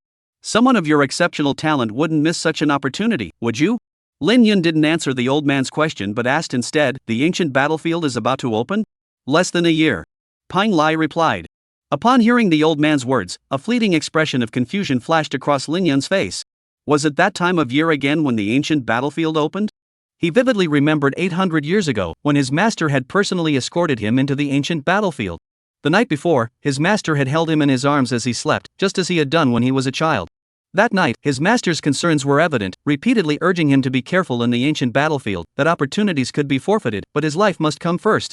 He could no longer recall the exact words his master had spoken that night, but every time he thought of it, a wave of warmth would wash over his heart. After a moment, he snapped back to reality and nodded at Pang Lai, saying, "Master Pang, please continue." Pang Lai smiled and said, "If you have any plans to enter the ancient battlefield, we can assist you." Lin Yun glanced at the old man and said indifferently, "How can you help me?" Pang Lai explained, "First, there's the entry ticket to the ancient battlefield. Although the ancient battlefield holds countless extraordinary opportunities, opening the spatial passage to it consumes vast resources, and only a portion of the prodigies can be sent in. Currently, the majority of entry slots are controlled by the 10 major powers of the Eastern Wasteland, making it extremely difficult for outsiders to obtain them. However, as a member of the royal family, the 7th prince happens to have some slots available. If you are willing to serve the prince." As he spoke, Pang Lai suddenly realized his words were inappropriate and quickly changed his tone. "If you are willing to enter the ancient battlefield under the prince's name, the prince will grant you this precious spot free of charge. Furthermore, if the prince should one day ascend to the throne, he will bestow upon you the title of national preceptor." Lin Yun remained unfazed.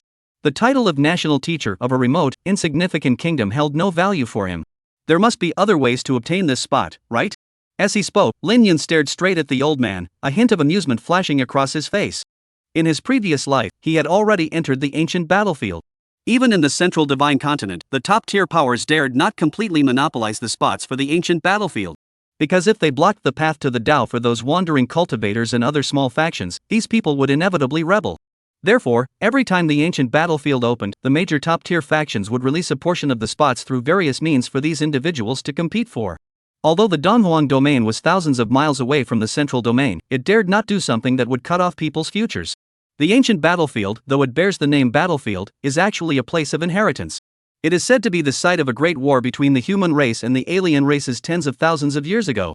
In that brutal war, some human race great beings, even after death, clung to their last breath, unwilling to let their heritage be cut off. They chose to transform their entire Tao into various opportunities and pass them down to future generations. It can be said that over the ages, the ancient battlefield has forged countless renowned figures of great renown. Famous warriors who have faced life and death battles in history have, to varying degrees, benefited from the blessings of these great human beings. Though they have passed away, their teachings and spirit have been passed down through the generations. As a result, some later generations began to emulate the ancients. Throughout history, many of the most powerful warriors at the life and death realm have chosen to forcibly tear open the void interface leading to the ancient battlefield when they were about to die or prepare to ascend to the immortal realm, leaving behind their legacy within. In his previous life, before ascending, he had left behind a sword and a sword manual in the ancient battlefield. Upon hearing Lin Yun's words, Pang Lai's face flashed a hint of embarrassment. He had deliberately avoided mentioning it, but he hadn't expected the other party to notice. The spots in the ancient battlefield were not entirely controlled by the 10 great sects. A significant portion were distributed through martial arts competitions, array arts competitions, and alchemy competitions. For example, the upcoming Qingyun competition in the Imperial City, besides ranking the young generation of Donghuang domain, also serves the purpose of selecting young prodigies qualified to enter the ancient battlefield. Given Lin Yun's current talent, securing a spot would be a breeze. But if he obtains the spot through such means, how can they lure him over? Thinking of this, Pang Lai hurriedly said, "Young master, there are indeed other ways to obtain the spot, but why would someone of your status engage in meaningless battles with those lowly individuals?" Before the old man could finish, Lin Yun waved his hand and said, "Pang Lao, there's no need to say more. I understand your intentions. If you're here to recruit me to help you vie for the throne, you may leave now." The 5 major factions of the Imperial City, the 4 great families and the Imperial family. He already had some friction with the 4 great families, and he didn't want to get involved in the messy struggle for the throne. He wasn't afraid of trouble, but he certainly didn't want it seeking him out. If he had the time, he'd rather spend it playing mahjong with Zhao Ziyi and Zhou Anning. Pang Lai opened his mouth but remained speechless. Beside him, Zhou Lin wanted to say something, but upon seeing Lin Yun's cold expression, the words that had reached his throat were swallowed back. This was something they hadn't anticipated. They hadn't expected Lin Yun to refuse so decisively, rendering much of their preparation useless. In the living room, there was a moment of silence. Finally, Pang Lai spoke first. "Since that's the case, we won't bother you today. If you ever change your mind, feel free to come find us. The prince's doors will always be open to you." After a moment, Pang Lai and Zhou Lin left. Before leaving, the old man glanced at the rooms of Zhao Ziyi and Zhou Anning, his face betraying a look of deep thought. Chapter 111, Pang Lai offers a plan. In the corridor of the Shizhan. Old Master Pang, are we just giving up like this? Zhou Lin spoke, his face filled with reluctance and disappointment. He truly did not want to give up on Lin Yun, a talent so extraordinary he could be called a prodigy.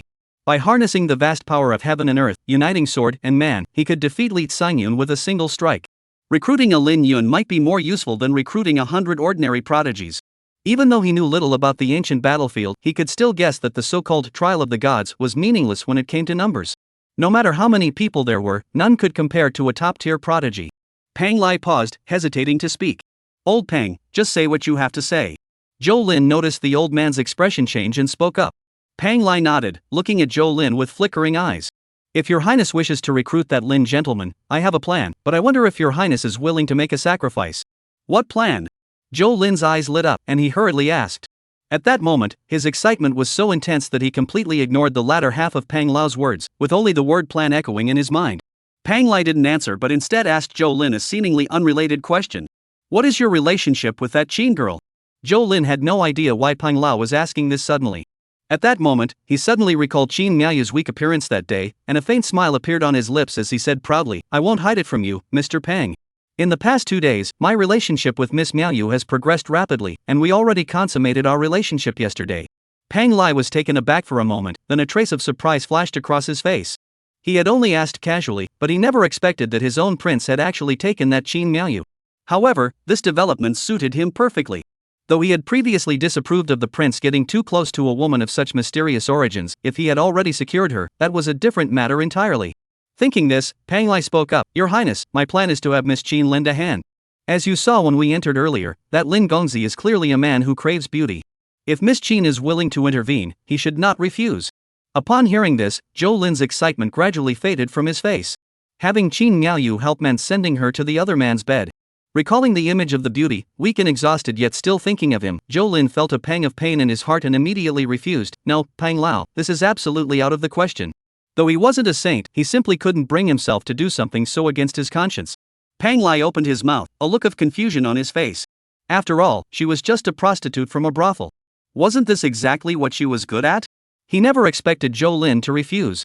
Zhou Lin saw Pang Lai's expression and explained, Old Pang, although Miaoyu has some feelings for me, she might not be willing to do such a thing for me. So let's not mention this again.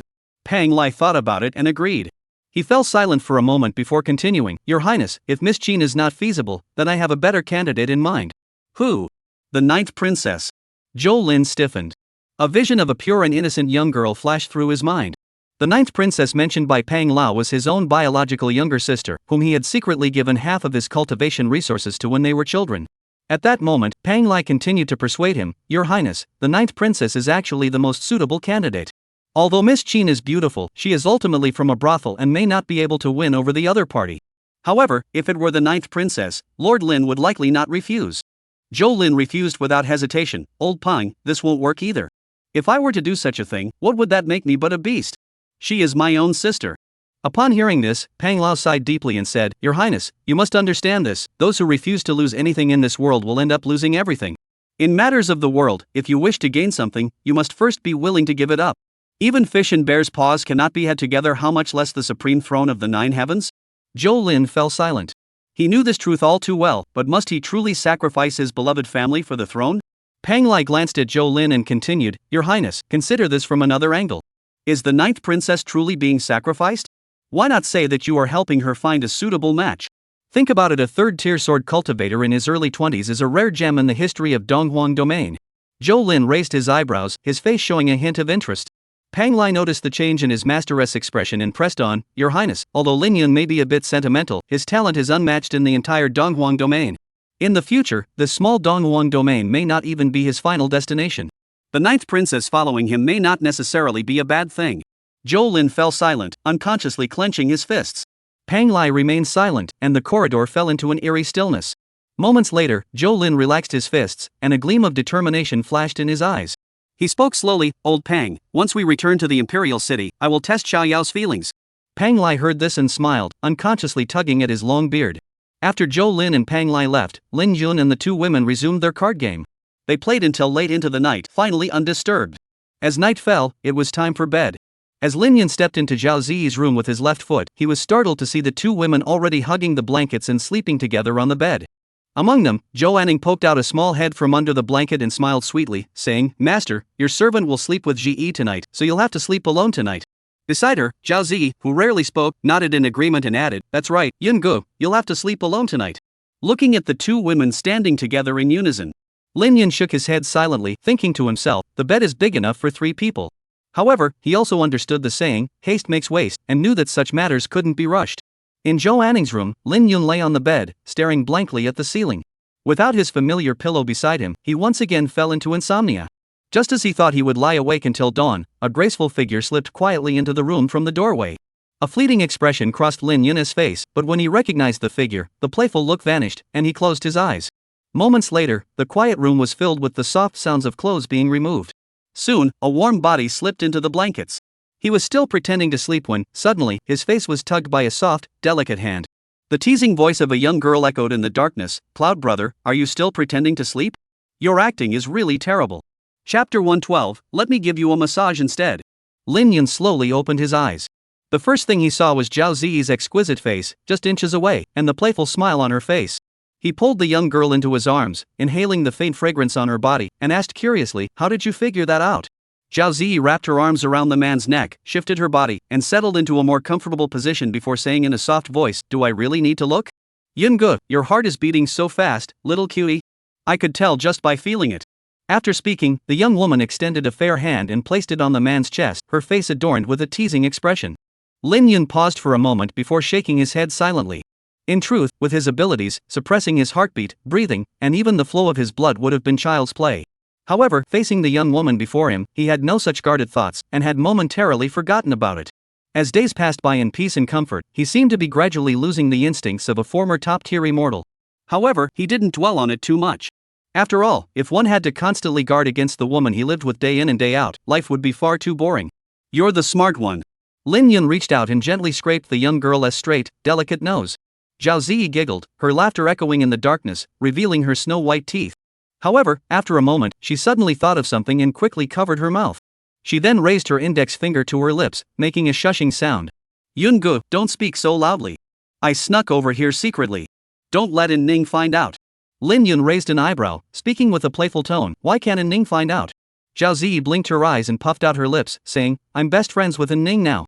We promised to sleep together tonight. I can't let her find out I came here secretly to see you. Otherwise, it'll ruin our friendship." "Then why did you sneak over to find your husband?" Lin Yun's lips curled up slightly.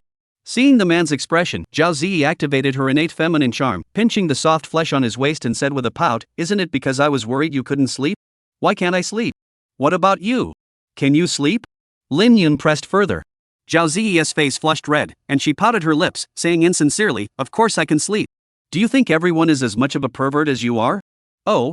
Then who was the one who stripped off my clothes the first time? I don't remember very well, could you remind me?" Zhao Ziyi, upon hearing this, recalled that day's events, her face froze, and she stammered, unable to explain herself. Finally, she buried her head in the blankets. Seeing this, Lin Yun's lips curled into a smile, and he crawled into the bed as well. Moments later, in the darkness, a voice rang out. "Cloud brother, don't make too much noise tonight. All right. Yun-gu, let's try to finish quickly tonight." "That won't do." The next morning, Zhou Anning emerged from the room with a faint dark circle under her eyes. She glanced at Zhao Ziyi, who was humming a song and swaying her feet in front of the mirror, then looked at the familiar figure sitting on the rocking chair by the balcony. A fleeting expression of resentment and helplessness flashed across her face. She sighed and quietly walked behind the man, preparing to start massaging him as she usually did. However, as soon as she placed her small hands on his shoulders, he pulled her into his embrace. "Did you sleep well last night?" The man whispered in her ear, his warm breath making her cheeks flush. "A little, maybe," she replied softly. "Since you're not feeling well, let me give you a massage today." You want to massage me?" Zhou Anning blinked in surprise. "What's wrong? Don't you trust my massage skills?" The man laughed. Zhou Anning opened her mouth, still dazed, but the man had already stood up, pressed her onto the chair, and began gently massaging her shoulders. As a gentle force flowed from her shoulders throughout her body, a look of surprise flashed across Zhou Anning's face. She hadn't expected the man to have such skills. His proficiency seemed to rival her own. She closed her eyes slightly, lying lazily in the rocking chair, enjoying a massage from a young man for the first time in her life. After her shoulders, he moved on to her temples, then her thighs, and finally her calves. The man essentially replicated every part of the body she had ever massaged before. Whether it was the strength or the precision, everything was perfectly executed, as if he were a seasoned massage therapist with years of experience. Jo Anning's expression grew increasingly blissful. Her eyes closed gently, her long lashes casting a soft shadow beneath her eyelids, and her lips curled upward involuntarily, letting out a few soft murmurs. Just as Jo Anning was about to drift off into sleep, immersed in the man's soothing massage, suddenly, she felt a chill on her feet. She abruptly opened her eyes, and the sight before her caused her face to flush bright red. There, the man had already removed her shoes and socks. At that moment, those warm, strong hands were firmly placed on the soles of her feet, massaging them slowly and gently. The soles of the feet are also a woman's private area, and she instinctively tried to pull her feet back. However, the man's voice sounded in her ear. There are many acupoints on the soles of the feet, most of which are closely connected to the internal organs. One can roughly determine a person's health and sleep quality by examining their feet. Anning, you've been having trouble sleeping, haven't you? Let me massage them for you now. As he spoke, his expression remained calm and composed, then slowly blossomed into a faint smile as gentle as a spring breeze. Jo Anning lowered her head to look at the man, and the panic and shyness she had felt moments ago were instantly soothed. After hesitating for a moment, she decided to relax completely, allowing the man's hands to work their magic on the soles of her feet. After all, she had done things far more embarrassing than this. A foot massage was nothing to be ashamed of. Foot massage seemed to truly have the sleep-inducing effects the man had mentioned. Gradually, drowsiness washed over her like a tidal wave. Her eyelids grew heavier and heavier, as if filled with lead, slowly drooping downward. Her head followed suit, dropping bit by bit until it finally tilted to one side, resting against the soft armrest of the rocking chair. In the warm morning sunlight. At that moment, Jo Anning resembled a lazy cat curled up in the rocking chair, breathing evenly and gently, her chest rising and falling slightly. Watching the young girl drift off to sleep, Lin Yun's face betrayed a hint of regret. He stood up, gently picked her up, and carried her toward the bedroom. Chapter 113, Chance Encounter at the Pier. Day after day, time slowly slipped away between his fingers. During the day, he played mahjong with the two girls, and at night, he played mahjong with Zhao Ziyi. Finally, the day arrived when the Ziyun Merchants Guild's large ship docked. It was also on this day that his cultivation reached the peak of the opening realm. At that moment, the docks of Yunzhou City were teeming with people, bustling with activity. Gentle sunlight poured down, casting a dazzling golden glow over the bustling city. The Ziyun Merchants Guild's large ship, resembling a moving mountain, broke through the water and slowly came into view. The ship stood dozens of meters tall and hundreds of meters long. Its sails, resembling a forest of trees, were each made from special silk fabric, as tough as steel. In the gentle breeze, they fluttered and rustled, creating a majestic and imposing presence. The ship's hull was crafted from rare ironwood, sturdy and heavy, gleaming with a cold, deep luster under the sunlight. The massive hull was adorned with intricate and elaborate runic patterns, from which faint ripples of energy occasionally emanated. These are protective arrays inscribed by an array master, capable of effortlessly repelling attacks from cultivators below the heaven-defying realm. As the ship drew nearer, faint voices could be heard from aboard. Many passengers leaned against the railings or peered out the windows, gazing at the bustling harbor and the city of Yunzhou in the distance. Some passengers took advantage of the rare opportunity to stroll along the riverbank, buy food, and enjoy the scenery. Small vendors, sensing an opportunity, pushed carts laden with an array of snacks, trinkets, and unique items, weaving through the crowd and hawking their wares.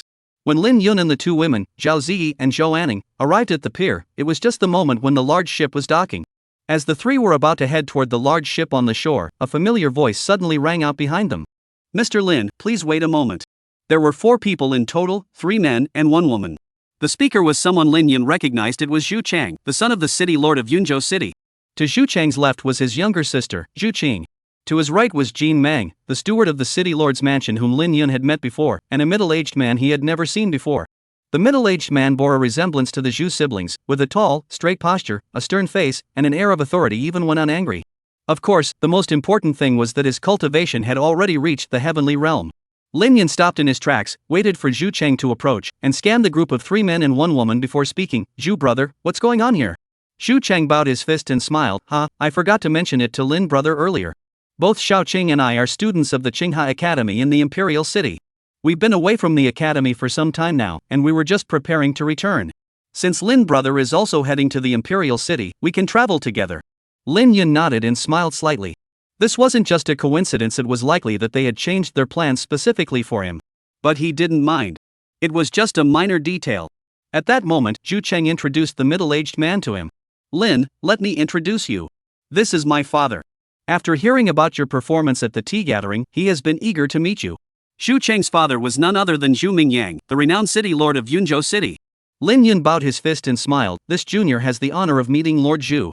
Xu Mingyang wore a cheerful smile and spoke politely, Mr. Lin, there's no need for such formalities. After the Yunshan tea gathering, Chang'er and Qing'er have been raving about how extraordinary you are. Now that I've seen you in person, your reputation is well deserved. Your presence is truly remarkable. You've achieved the realm of sword in self as one, and defeated Li Xianyun with a single strike. Your natural talent far surpasses mine from back in the day. I truly feel ashamed in comparison. Not at all, not at all. It's just a little trick. Lin Yun replied calmly. You are truly too humble, young master.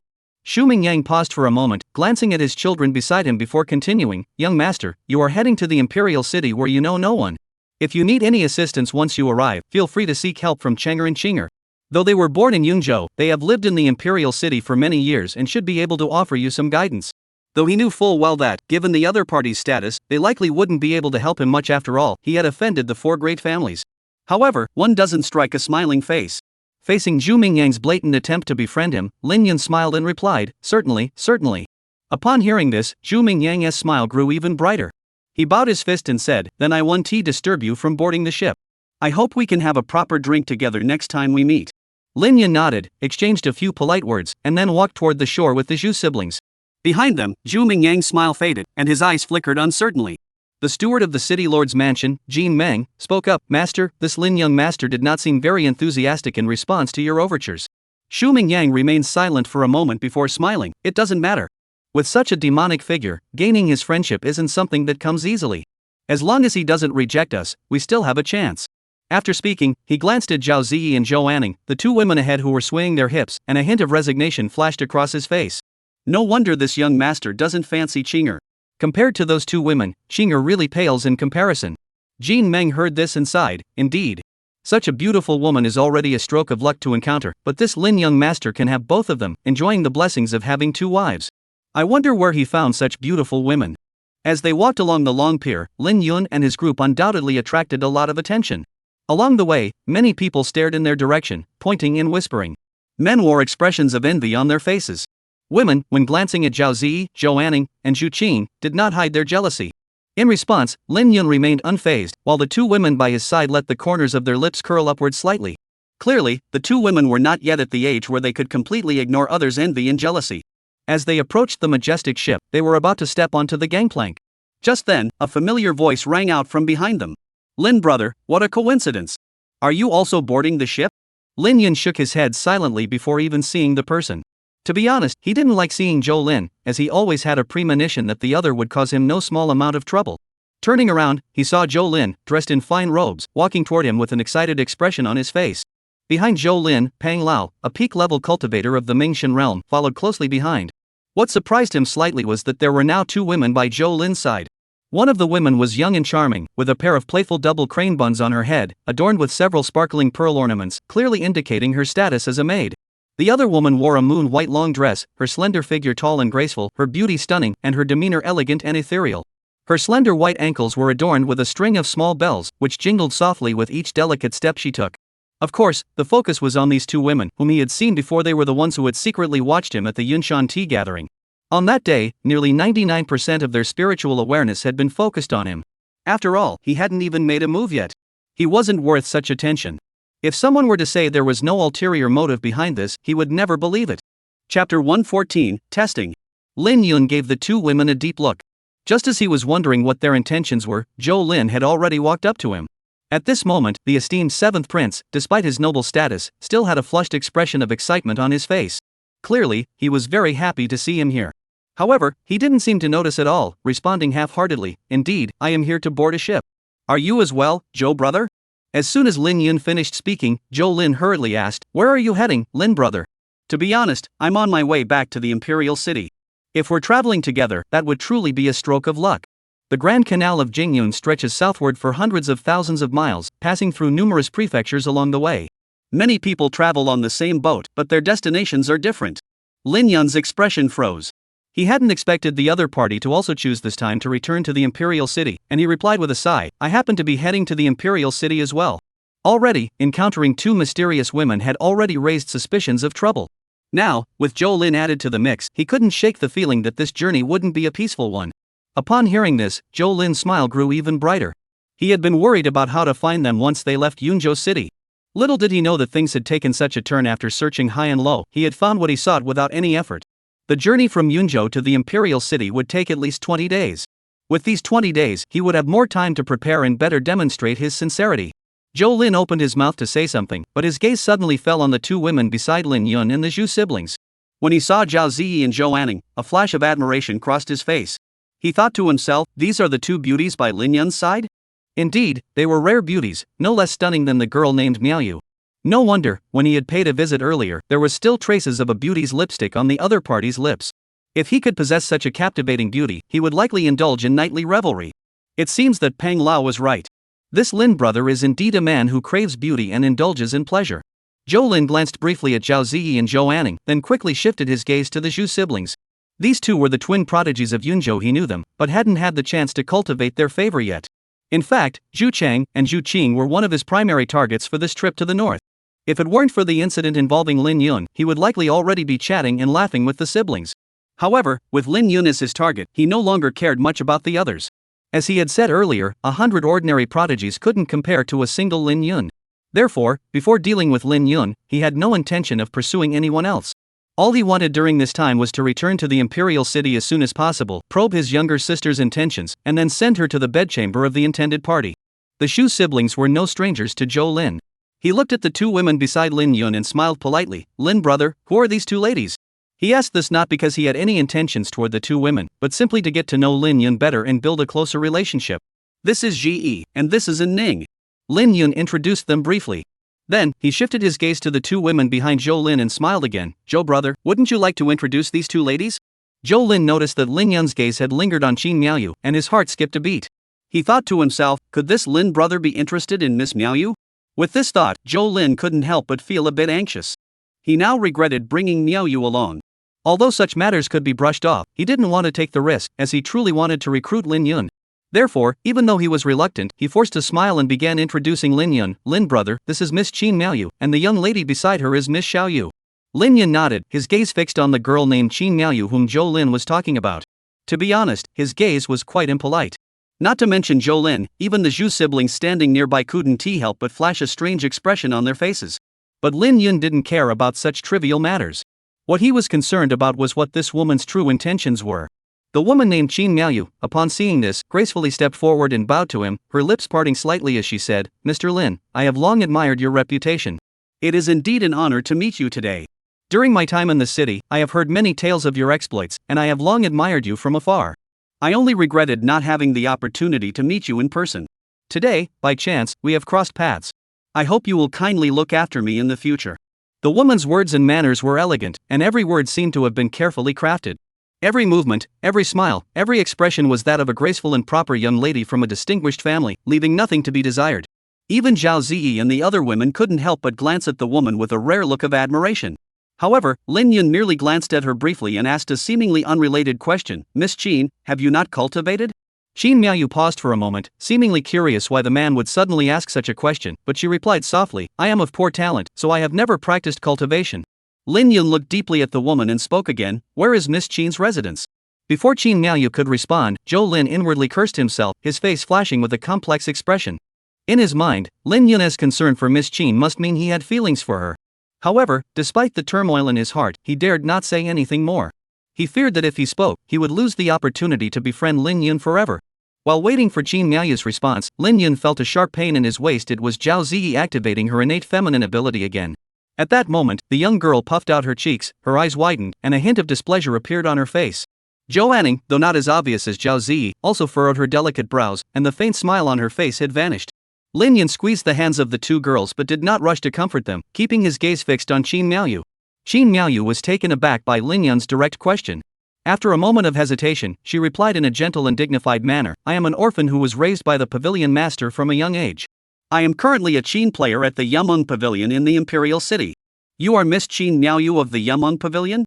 Lin Yun hadn't spoken yet when Zhu Chang, standing beside him, suddenly let out a startled cry. Originally, when he heard the name Qin Miaoyu, he felt it sounded familiar. Now, with the addition of Yumeng Pavilion, he finally remembered who this woman was. She was the top courtesan of the Yumeng Pavilion. And not just any top courtesan, the very best of the best. Countless noble young men in the Imperial City longed to catch a glimpse of her beauty but could not. The Yumeng Pavilion was the true den of debauchery in the imperial city. Even someone of his status would be left battered and bruised after just a few visits. As for Qin Miaoyu, a beauty renowned throughout the entire imperial city, he dared not even dream of her. She was a woman reserved for the top aristocratic families. He never expected to encounter her here. Chapter 115, hoping to hear Miss Qin play the zither. The Dream Pavilion? What is that place? It was Zhao Ziyi who asked. At that moment, the young girl furrowed her delicate brows, her eyes brimming with curiosity. Of course, it wasn't just Zhao Ziyi, even Zhou Anning looked puzzled. Although she was of imperial blood, due to her grandfather's failed attempt to seize the throne years ago, her family line was forever barred from entering the imperial city. Therefore, she wasn't very familiar with matters concerning the imperial city. Facing Zhao Ziyi's question, Zhu Chang and Zhou Lin both flashed a hint of embarrassment on their faces. After all, visiting a brothel wasn't exactly something to be proud of. Men might discuss such matters privately, but with a woman present, it was simply too awkward to bring up. For a moment, the atmosphere grew tense. Finally, Zhu Qing, who was also a woman, explained, the Dream Pavilion is the top-ranked brothel in the imperial city. It is said that even a single drink there could drain the savings of an ordinary family for several generations. A brothel? Zhao Ziyi blinked and looked at Qin Miaoyu again, completely without the previous wariness. She was just a courtesan from a brothel. Though she had some beauty, she believed that even if Yungu was starving, he wouldn't like such a woman. She was so obedient and sensible, and she had so many skills. How could Yungu not choose her over a courtesan? However, to Zhao Ziyi's surprise, her trusted Yungu suddenly spoke up, since you're a Qin player, your Qin skills must be quite good, right? Upon seeing this, Zhao Ziyi's eyes widened in disbelief. She had only a basic understanding of music and couldn't claim to be skilled. She was merely scraping by at the Yumeng Pavilion, relying on the kindness of the nobles to give her a chance to survive in the imperial city. Qin Miaoyu lowered her head slightly, her red lips parting gently, her voice soft and melodious, her words tinged with a delicate vulnerability that evoked sympathy. Lin Yun's lips curved into a faint smile, his expression serene, as if he were merely chatting with a friend. He hoped to have the opportunity to hear Miss Qin play the zither one day. If Mr. Lin has such a refined interest, Miaoyu will be honored to await your arrival at any time. Qin Miaoyu smiled gracefully, her eyes sparkling with a hint of mischief. Lin Yun nodded and said nothing more. After the brief interlude, everyone followed the stairs toward the boat. Throughout this, Zhao Ziyi kept her lips pursed, looking displeased. Zhou Lin, on the other hand, wore a complex expression, growing even more certain that Lin Yun had feelings for Qin Miaoyu. On one side was the woman he loved, and on the other was an unparalleled beauty, a matter that concerned his imperial ambitions. He was torn. Pang Lai, standing beside him, saw the expression on his master's face and knew exactly what he was thinking. He transmitted his thoughts telepathically. Your Highness, Qin Miaoyu is nothing but a prostitute. Please don't act impulsively and ruin our plans. Zhou Lin stiffened at the words, his eyes flickering uncertainly. At the same time, on the large ship, in a lavish suite, a young man dressed in blue robes, with delicate features, was leaning at the window, wearing a faint smile as he watched the direction where Lin Yun and the others were heading with great interest. Behind him stood a middle-aged man with a burly build and a stern expression. The man stood motionless like a wooden statue, his face devoid of any expression. If not for the occasional rise and fall of his chest, one might have mistaken him for a corpse. After a moment, the young man at the window spoke up, Uncle Lei, is that Zhou Lin? Upon hearing this, the man named Lei Shu finally moved his eyes, his gaze seeming to ignore the distance between them, fixating on the long staircase of the large ship. His expression remained cold and unchanging as he nodded and said, indeed, that is Prince Zhou Lin. The old man beside him is named Pang Lai, a peak-level cultivator of the Mingxian realm. The woman in the moon-white dress should be Qin Miaoyu of the Yumeng Pavilion. The man surnamed Lei not only confirmed Zhou Lin's identity but also immediately recognized Pang Lai and Qin Miaoyu's identities. Qin Miaoyu, is she the legendary piano fairy of legend? The man in the blue robe raised the corners of his mouth slightly, his face betraying a look of keen interest. The man surnamed Lei beside him spoke up, young master, don't forget what I warned you earlier. Even if you're interested in this woman, you must wait until we reach the imperial city. Don't reveal your identity before then. Hearing Lei Che mention this again, the man in the blue robe said with some irritation, Uncle Lei, I know. I was just confirming things. I didn't say I wanted to go bother that Miss Qin right now. Don't you know me by now? Lei Che silently scolded himself in his heart. It was precisely because he knew him too well that he had to remind him repeatedly. Realizing that Lei Che would not allow him to approach Qin Miaoyu, the blue-robed man reluctantly shifted his gaze to the other two stunningly beautiful women, whose beauty rivaled Qin Miaoyu's. When he noticed that the two stunningly beautiful women were affectionately clinging to the same man's arm, he couldn't help but pause in surprise. Even with his status, finding women of such caliber would be challenging, yet this man could have both of them? He pointed at the handsome young man between the two women and asked curiously, Uncle Lei, who is that person? Do you know him? Lei Che glanced at him and said, I don't know him, but he has an unusual aura. Judging from the 7th prince's attitude, he's probably someone with a background. He's not an ordinary person. Our priority now is to return to the imperial city as soon as possible. The women of such a man are best left alone. Once we're back in the imperial city, you can do as you please. The man in the blue robe flashed a look of helplessness and said, Uncle Lei, here you go again. Do I really look like a lustful demon? Lei Che didn't respond, merely nodding slightly with a faint expression. The blue-robed man's expression froze. This floating palace had 9 floors, and Lin Yun's room was the 19th room on the 9th floor, designated as the Heavenly Character Room. It was a suite with 4 bedrooms for guests to rest in. In addition, there was a private terrace, a training room, and 2 bathrooms, making it extremely spacious. Standing at the edge of the open-air area, one could take in the breathtaking views of both sides of the Jingyun Grand Canal. A gentle breeze blew by, carrying the moisture of the river and the fragrance of flowers and plants on both banks, refreshing the mind and soul. Lin Yun was very satisfied with the layout of the room.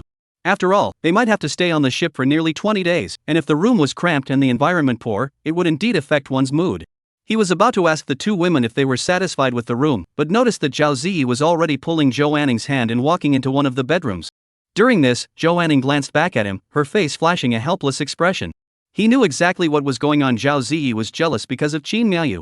Though he knew that a young girl's mood was as changeable as June weather, and it wouldn't be long before the storm passed. But Lin Yun thought for a moment and decided to push the door open and walk in. On the bed, the 2 girls were sitting by the side, whispering to each other. Upon seeing him enter, Zhou Anning gave him a meaningful glance, while Zhao Ziyi turned her head away. He acted as if nothing had happened, pushing the 2 women aside and sitting down in the middle. Zhao Ziyi tried to stand up and leave, but Lin Yun grabbed her and pulled her back. Zhao Ziyi tried to speak, but Lin Yun covered her mouth again.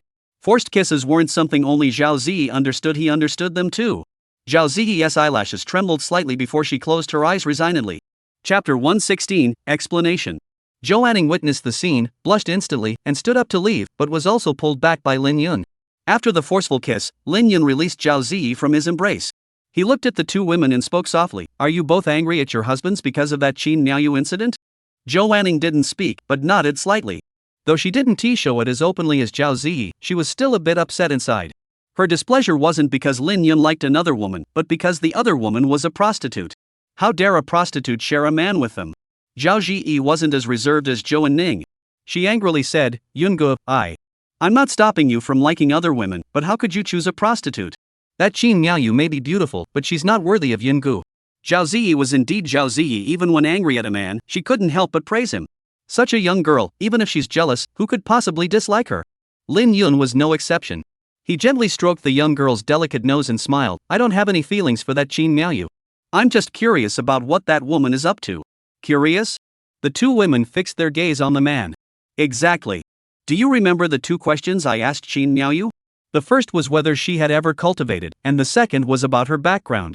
For the first question, Qin Miaoyu claimed she was just an ordinary person. However, her attempt to conceal her aura was no match for my eyes. In fact, this woman is far from ordinary. Her cultivation has reached the peak of the Mingxian realm. Peak Mingxian realm? The 2 women exclaimed in unison, their faces filled with disbelief. This was the level of talent among the top young generation in the Donghuang domain. Even the Zhu siblings and Li Cangyun are only at the initial stage of the Mingxian realm. Qin Miaoyu had hidden her true abilities so deeply? Lin Yun noticed the expressions on the 2 women's faces and continued to explain patiently, Hard to imagine, isn't it?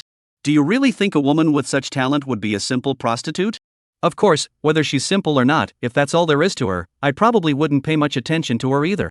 Everyone has their secrets, and as long as they don't come looking for trouble, I don't bother with them.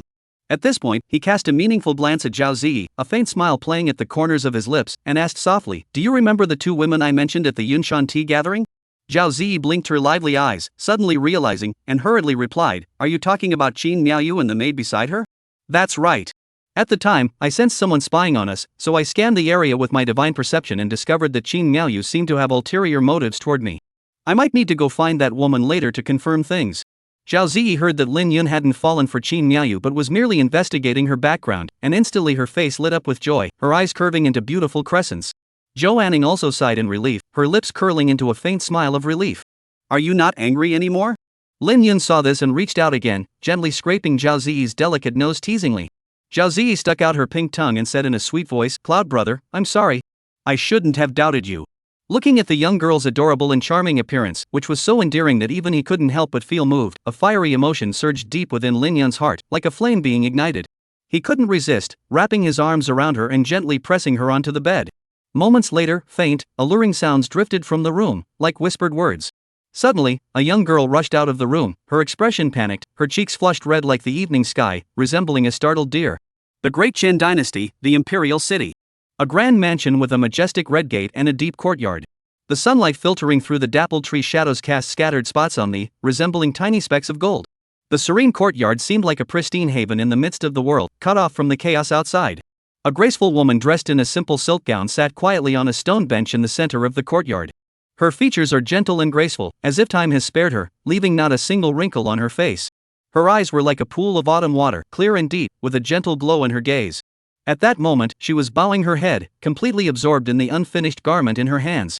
She was sewing a man's garment, and around her lay a pile of garments of the same style but varying in color and size. Blue, white, loose, and narrow. As she sewed, the beautiful woman's eyes narrowed slightly, her focus so intense that it seemed as though nothing else existed in the world. She carefully compared the colors of the silk thread in her hands with the garment, ensuring that every stitch perfectly matched the overall tone. Her technique was skilled and graceful, each stitch precise and even, with stitches so fine and uniform that her craftsmanship rivaled that of master artisans who had spent decades perfecting their art. In the small courtyard, birds chirped noisily in the trees, but the commotion did not disturb her concentration in the slightest. Suddenly, the sound of a door opening echoed through the air. The birds in the trees, startled, flapped their wings and scattered in all directions. The beautiful woman also paused her work. She looked up toward the entrance. There, a youthful and vibrant figure was running toward her. The figure moved gracefully, her sleeves fluttering in the breeze, as if sunlight followed her every step, dispelling the surrounding gloom. The moment she saw the figure, a rare smile blossomed on her lips, spreading like ripples across her cheeks, making her entire being radiate a soft and warm glow. The beautiful woman rose to greet her, but before she could speak, the vibrant figure darted into her arms like a swallow returning to its nest, nuzzling her neck affectionately, like a playful kitten. The beautiful woman couldn't help but smile wryly. Once the young girl had finished her little tantrum, she asked softly, "When did you come back?" The young girl smiled sweetly, lifted her head, and replied in a crisp voice, "I just got back today. I came straight here to find you as soon as I arrived." A look of tenderness flashed across the woman's face as she gently pulled the young girl to sit down on a nearby chair. As soon as the young girl sat down, her eyes fell on the pile of men's clothes nearly forming a small mountain nearby. She pouted slightly and said with a touch of jealousy, "Auntie, are you sewing clothes for my cousin again? Over the years, you've sewn enough for him to wear a different outfit every day of the year." "It's just in case," the beautiful woman explained with a smile. "Boys grow fast, you can't have too many clothes." "Auntie, I don't care. I want you to sew clothes for me too." The young girl clung to the beautiful woman's arm, acting spoiled. All right, I'll sew some for you later." The beautiful woman reached out her hand, gently stroking the young girl's head with a look of indulgence.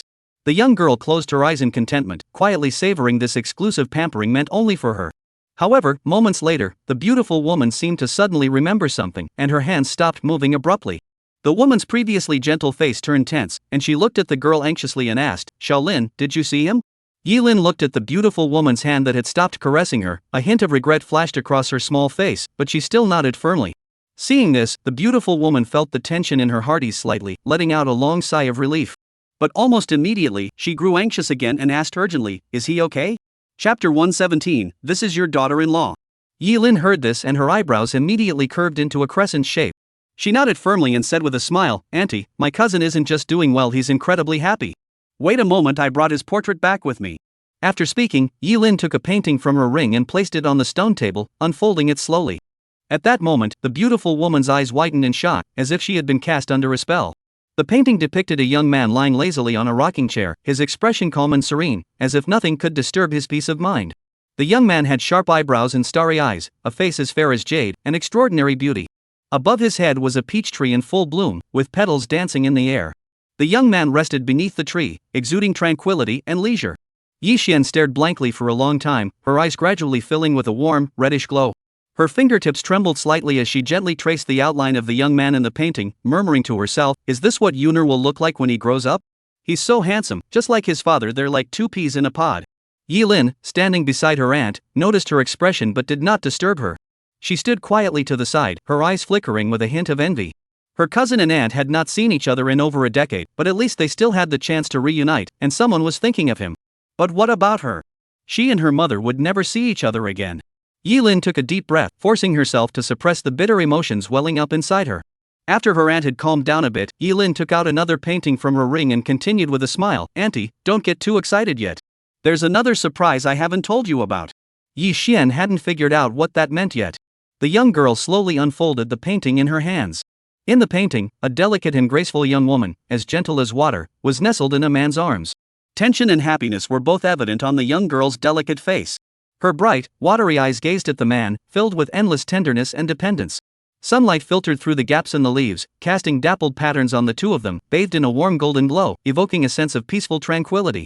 Yi Xian looked at the painting, where the man and woman were so well matched, and she paused for a moment, puzzled. "What is this?"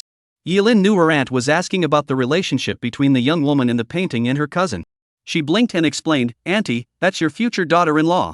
"Daughter-in-law?" Yi Xian murmured, a fleeting look of disbelief crossing her face. After so many years apart, her Yuner had already gotten married? After the days faded, she stared intently at the young woman in the painting once more. Though they had never met in person, the young woman's charming and lovely appearance truly befitted her son. However, she felt a slight pang of regret that she couldn't be by her son's side on such an important day. Yi Lin noticed the expression on her aunt's face and realized she hadn't been very precise. She added, "Auntie, I made a mistake. I should have said fiancé. They haven't gotten married yet. They've just become engaged." "Engaged?" Yi Xian heard this and secretly sighed in relief. As a parent, she truly didn't want to miss such an important moment in her son's life. At that moment, when she looked at the young woman in the painting again, she felt even more satisfied. Just as she was about to inquire about the identity of her future daughter-in-law, Yi Lin took another painting from her ring and unfolded it slowly. The young woman in the painting, though slightly less slender in build, was no less beautiful than her future daughter-in-law, and even exuded an air of nobility. Looking at the painting of another beautiful young woman, she turned to Yi Lin with a puzzled expression and asked, "Who is this young lady?" Yi Lin smiled sweetly and said, "Auntie, this is also your future daughter-in-law." Yi Xian's expression froze. "Another one? How many future daughters-in-law does she have?" After listening to the young woman's explanation, Yi Xian's face took on an odd expression, and she murmured under her breath, This is different from her father." After examining the three paintings on the table once more, she carefully rolled them up and placed them in her storage ring. After finishing everything, she looked at the cute and playful young girl in front of her, gently patted her own thigh, and smiled, "Shaolin, come sit here with Auntie. Tell me about Yuner." Upon hearing this, Yi Lin's eyes lit up instantly. She hurried forward and sat down on Yi Xian's lap, just like she had when she was a child. She wrapped her arms around her aunt's neck, resting her head affectionately on her shoulder, her lips curving into a perfect crescent smile. She hadn't held her aunt like this in a long time. In the vast Yi family, only with her aunt could she find the feeling of having a mother. After an unknown amount of time, Yi Xian sat upright on the stone bench. Her face still bore an expression of disbelief as she murmured, "To eliminate a Yutan realm expert with a single finger, has my Yuner grown this powerful?" On the other side, Yi Lin was humming a tune, skipping and jumping out of the small courtyard. However, her smile didn't last long. Just as she stepped out of the courtyard, a tall figure blocked her path. It was the silhouette of a man. Seeing that familiar silhouette, Yi Lin's lips twitched slightly, and the smile on her face gradually faded. She lowered her head, like a startled ostrich, trying to pretend she didn't see the other person, and quietly moved aside, intending to slip past unnoticed. But before she could take a few steps, the figure spoke, "Stop. You dare to ignore your own father?" The voice boomed like a gong, sending shivers down the young girl's spine. At that moment, the man turned around. His face was as sharp as a knife, with thick eyebrows slanting into his temples and a pair of tiger-like eyes beneath them, gazing deeply and sternly. Upon seeing the man, Yi Lin's face flashed with embarrassment, like a kitten caught red-handed after stealing something, reluctantly stopping in her tracks. She dragged her heavy footsteps forward, bowing slowly toward the man. Her voice was as soft as a mosquito's buzz. "Daughter has come to see father. What does father need from daughter? If there's nothing, daughter will return now." After speaking, the young girl's eyes darted around, looking as though she was about to make a run for it. Yi Zhaohan looked at his daughter's behavior and was furious. He scolded her, "I told you not to come to this small courtyard all the time. Don't you listen to your father at all?" Yi Lin raised her eyebrows, puffed out her cheeks, and retorted defiantly, "Father, I came to see how my aunt is doing. Besides, isn't she your own sister? I don't understand why, after all these years, there's still someone you can't let go of. Are you going to lock her away in the Yi family for the rest of her life?" Faced with his daughter's barrage of questions, Yi Zhaohan opened his mouth, as if 1,000 words were stuck in his throat, but he couldn't find the right words to say. He glanced at the small courtyard behind him and said with a complex expression, "Linger, I can't tell you much about this matter. All you need to know is that coming to this small courtyard will bring you a lot of trouble, and it won't be good for you. I'm doing this for your own good." Yi Lin snorted coldly, unmoved. Father, don't say any more. Your daughter won't stand by and watch her aunt live alone here. Unless you lock me up too, I'll come back tomorrow. After speaking, the young girl didn't give Yi Zhaohong a chance to respond and stormed off angrily. Watching his daughter's retreating figure, Yi Zhaohong sighed and smiled bitterly. This girl is just like her mother back then. Chapter 118, The Wind Rises Part 1. In a quiet study of the Yi family mansion, a middle-aged man with a stern expression read the contents of the letter, his eyes flickering with a hint of surprise. After a moment, he put down the letter and spoke in a low voice. The 2 Imperial Heaven Realm attendants I sent to the Lin family in Qingzhou City offended a supreme expert on the way and were both killed by him. Do you think my niece is telling the truth? The study was empty except for the man. However, as his words fell, the corner of the room grew faintly illusory, and a faint shadow emerged. A slightly hoarse voice emerged from the shadow, though it was unclear. However, Miss Yi Lin did indeed return with traces of yang impurity on her person. In the cultivation world, the most direct way to determine whether a man or woman is pure is to check for the presence of yin or yang impurities on their body. Generally speaking, if a woman has yang impurity on her body, it means she has likely had physical relations with a man. According to Yi Lin, she had survived by sacrificing her body to that supreme being. From an evidential standpoint, it seems that she is not lying. As a noble lady of the Yi family, it is highly unlikely that she would sacrifice her body to a man just to tell a lie. The probability of such an event occurring is extremely low. However, the middle-aged man laughed and said, Yi, you don't know my niece. Her words can only be trusted to a certain extent. This girl is cunning and clever. She's always the one taking advantage of others. Others wouldn't dare to take advantage of her so easily. Are you saying that Miss Yi Lin is lying? Should we send someone to Qingzhou City to investigate? A hoarse voice sounded again. The middle-aged man shook his head and said, no need. The top priority right now is the Qingyun Grand Competition in a month. Let's put the Lin family matter on hold for now. After a pause, he added, by the way, how is Juner preparing? This year's Qingyun Grand Competition also involves the allocation of spots for the ancient battlefield, so even the Yi family can't afford to take it lightly. It could be said that whether the Yi family can maintain its 1,000-year glory depends on this generation. The shadow in the corner remained silent for a moment before speaking. Young Master Yi Jun has been training with the ancestral master on the back mountain. He has already reached the 7th level of the Qingmu Lingjue. Entering the top 10 in the Qingyun Grand Competition should not be a problem. However, but what? It's just that, perhaps influenced by the old ancestor, young Master Yi Jun's personality has become a bit peculiar lately, and his temper has grown much more volatile. Yesterday, he even beat a servant to death. The middle-aged man frowned upon hearing this, sighed, and muttered, I wonder if it's good or bad for Juner to be training under him. On one side was his own son, on the other the future of the clan. Just as the middle-aged man was caught in his dilemma, the shadow spoke. The ancient battlefield is about to open. We have no choice. The middle-aged man heard this, his eyes flickering, and after a long silence, he nodded slightly. The ancient battlefield, which occurs once every 800 years, is both an opportunity and a disaster. If one couldn't improve their strength before then, even if they entered the battlefield, they'd be nothing but cannon fodder against the prodigies and demons from other realms. Rather than dying at the hands of others, it was better to fight with all one's might. The Great Qian Dynasty, Qingzhou. In the vast wasteland, a dimly lit cave.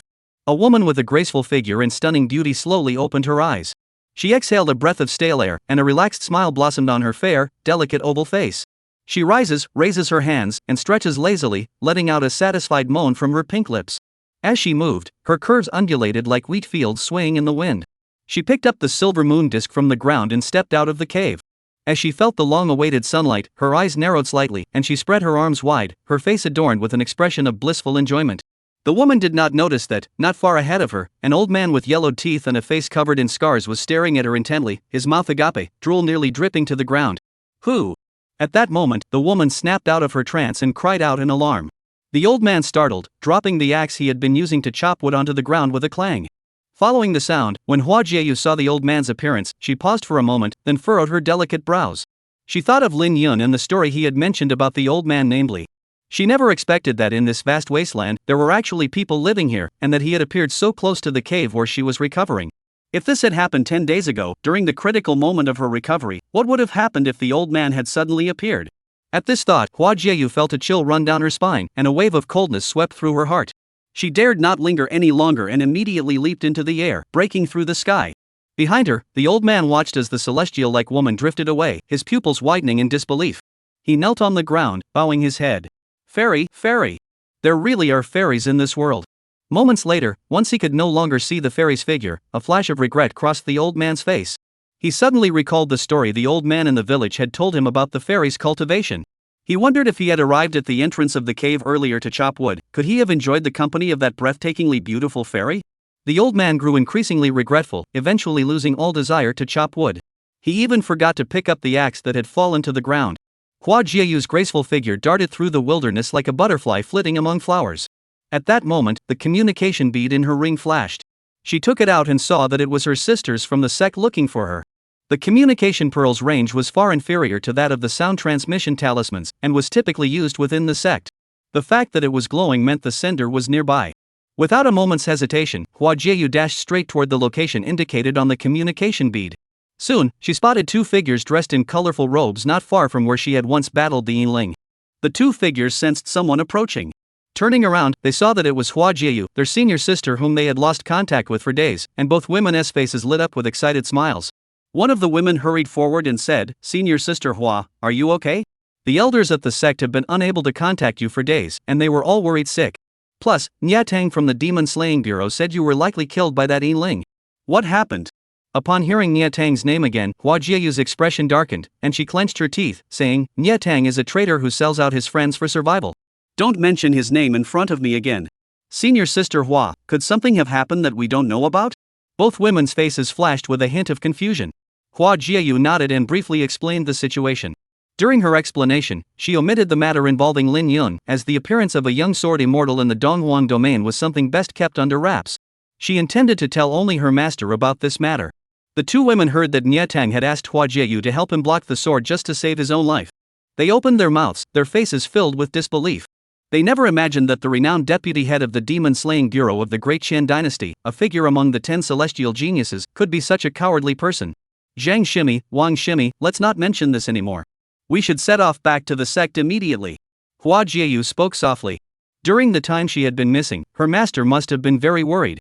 She wanted to return quickly to report her safety and also inform him about Lin Yun's situation. However, the two women shook their heads upon hearing this. Zhang Shimi spoke first. "Hua Shixian, when we set out, the elders said that if we found you, we were to send you directly to the Great Qian Imperial City. The Qingyun Grand Competition will begin in just over a month, and the Palace Master and the elders will be waiting for you there." "Alright, then we'll head straight to the Great Qian Imperial City." Hua Jiayu nodded. Chapter 119, The Wind Rises Part 2. In the Diyu dynasty, amidst an endless range of mountains, rays of light pierced the sky, and auspicious clouds swirled around. Beneath the clouds, magnificent buildings were embedded in the sheer cliffs, resembling the dwellings of immortals. This was the location of the Yuan Gate, the first sect of the Donghuang domain. The Lingxiao sword sect of the Great Qian dynasty was the first sect of the sword arts in the Donghuang domain, but the Yuan Gate was universally recognized as the first sect, without any prefix. At that moment, atop a towering peak, an extraordinary natural phenomenon pierced through the clouds and shot skyward. Above the azure sky, lush green mountains stretched endlessly, with layered cliffs and rugged peaks, rivers and streams crisscrossing the landscape, and waves crashing violently, resembling a mirage projected into the void. Upon witnessing this extraordinary sight, those on the surrounding peaks stared wide-eyed, their faces filled with horror. Many gathered in small groups, whispering and murmuring to one another. "Look, it's the Clear Peak. That's Senior Brother Mo's mountain and river realm. After half a year of seclusion, has Mo Senior Brother made another breakthrough? If that's the case, he'll probably secure the top spot on the Qingyun rankings this year. Isn't that normal? I think we should just drop the word probably. Mo's senior brother is already ranked first among the 10 heavenly geniuses listed by the Fengyun Pavilion. If he's made further progress, taking the top spot on the Qingyun rankings is only natural." Exactly. I doubt senior brother Mo even cares about the Qingyun Grand Competition anymore. The ancient battlefield is about to open, and competing with the demonic geniuses of the world is likely his true focus. At Tongming Peak, a young man slowly emerged from his cave residence. The man stood tall and straight, clad in a sleek black robe with no unnecessary embellishments. His facial features were sharp and angular, his eyes deep and piercing, like an ancient well, making it impossible to discern even a hint of his true thoughts. As his left foot stepped out of the cave, the void above his head rippled like a stone dropped into a lake. After a moment of ethereal fluctuation, a slender figure materialized out of thin air. The figure was an old man, dressed in a moon-white robe, his sleeves fluttering in the breeze, exuding an air of otherworldly grace. His silver hair was neatly tied back, and his white beard was thick and flowing, trembling slightly, exuding an air of authority. The old man was none other than the master of the Yuanmen sect, Zhong Sangsong, known by his nickname Kangsanzi, a powerful cultivator at the Divine Sea realm, and one of the few at the pinnacle of the food chain in the Donghuang domain. Upon seeing the old man in the black robe stepped forward and bowed, saying, "Disciple greets his master." Zhong Sangsong appraised his disciple with a satisfied expression, nodding and saying, although you may no longer be interested in this, you must still participate in the Qingyun Grand Competition in over a month's time. Bring back as many spots in the ancient battlefield as possible for your fellow disciples. Master, rest assured. The top spot will be Yuanman's. Moe spoke calmly, confident and composed, as if securing first place among the many prodigies of the Donghuang domain was as easy as eating and drinking for him. Zhong Sangsong nodded, swept his robe, and vanished from the spot. As the old man departed, Moe strolled to the edge of the cliff on Tongming Peak, standing with his hands behind his back. He looked down at the endless sea of clouds below, his eyes flickering, murmuring to himself, the Qingyun Grand Competition is boring. The ancient battlefield, a once in 800 years great era, I hope this will be more interesting. The Great Qian Dynasty, the borderlands. Yellow sand swirled in the air, and the wind howled fiercely. A luxurious convoy of dozens of carriages slowly made its way eastward along the official road. The wheels of the carriages ground against the on the ground, emitting a creaking sound. Each carriage is intricately carved with dragon and phoenix patterns, with curtains fluttering in the wind, occasionally revealing glimpses of the luxurious interior adorned with brocades and precious treasures. Suddenly, a cloud of dust swirled up ahead of the procession, resembling a sandstorm. The dust obscured the sky, resembling a horde of roaring beasts. A rumbling sound echoed in the distance, causing the ground beneath their feet to tremble slightly. Amidst the smoke and dust, a group of massive figures could be seen, resembling a surging tide, rushing toward them from the distance. As the figures drew nearer, everyone realized they were a horde of ferocious demon beasts, numbering over 100. At the forefront was a massive black-scaled cheetah, emanating a powerful demonic aura, reaching the peak of the third-tier equivalent to a human cultivator at the peak of the Mingxian realm. Its scales resembled black armor, shimmering with a cold glow in the dim light. Its blood-red maw revealed sharp fangs, and droplets of saliva fell onto the yellow sand, creating small pits. As it charged forward, it fixed its gaze on the convoy ahead, as if appraising a delicious prey. Facing this dire situation, the guards of the convoy remained calm, as if they had seen such a scene countless times before. At the front of the convoy, an old man in black robes sat atop a majestic celestial qilin. The old man glanced at the group of demonic beasts still raging in the distance, a cold gleam flashing across his lips. Just as he was about to urge his horse forward, a lazy voice suddenly rang out from the luxurious carriage behind him. "Old Tao, hold your horses. Let me have some fun. We've been on the road for nearly a month, and I'm about to burst from boredom." The old man nodded slightly, halting his movements, and waited quietly to the side. Soon, the silk curtains of the carriage were gently lifted, and a young man stepped out leisurely. The man was tall and slender, with a faint smile playing at the corners of his lips. He was dressed in a golden brocade robe, with the hem adorned with intricate four-clawed dragon patterns embroidered in gold thread. In his hand, he held a long white sword, with droplet-shaped patterns engraved on the scabbard. The man said nothing, merely gazing silently at the swarming demon beasts charging toward him, their claws outstretched. As a series of continuous thuds echoed, the demon beasts suddenly appeared 10 zhang away from the caravan. Demon energy surged into the sky, snapping the trees along the official road in half, accompanied by a series of cracking sounds. The man remained unfazed, his lips curving into a faint smile. His right hand slowly lowered, his fingers gently resting on the hilt of his sword. Zhang!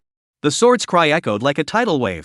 Like a bolt of lightning splitting the sky, the sword's glow flickered. With a single strike of his sword, a faint mist seemed to rise from the void, and the sword's energy transformed into countless droplets of water, falling densely from the sky. Though the sky above was still bright and sunny, under the man's sword strike, one could feel the dampness of a sudden downpour.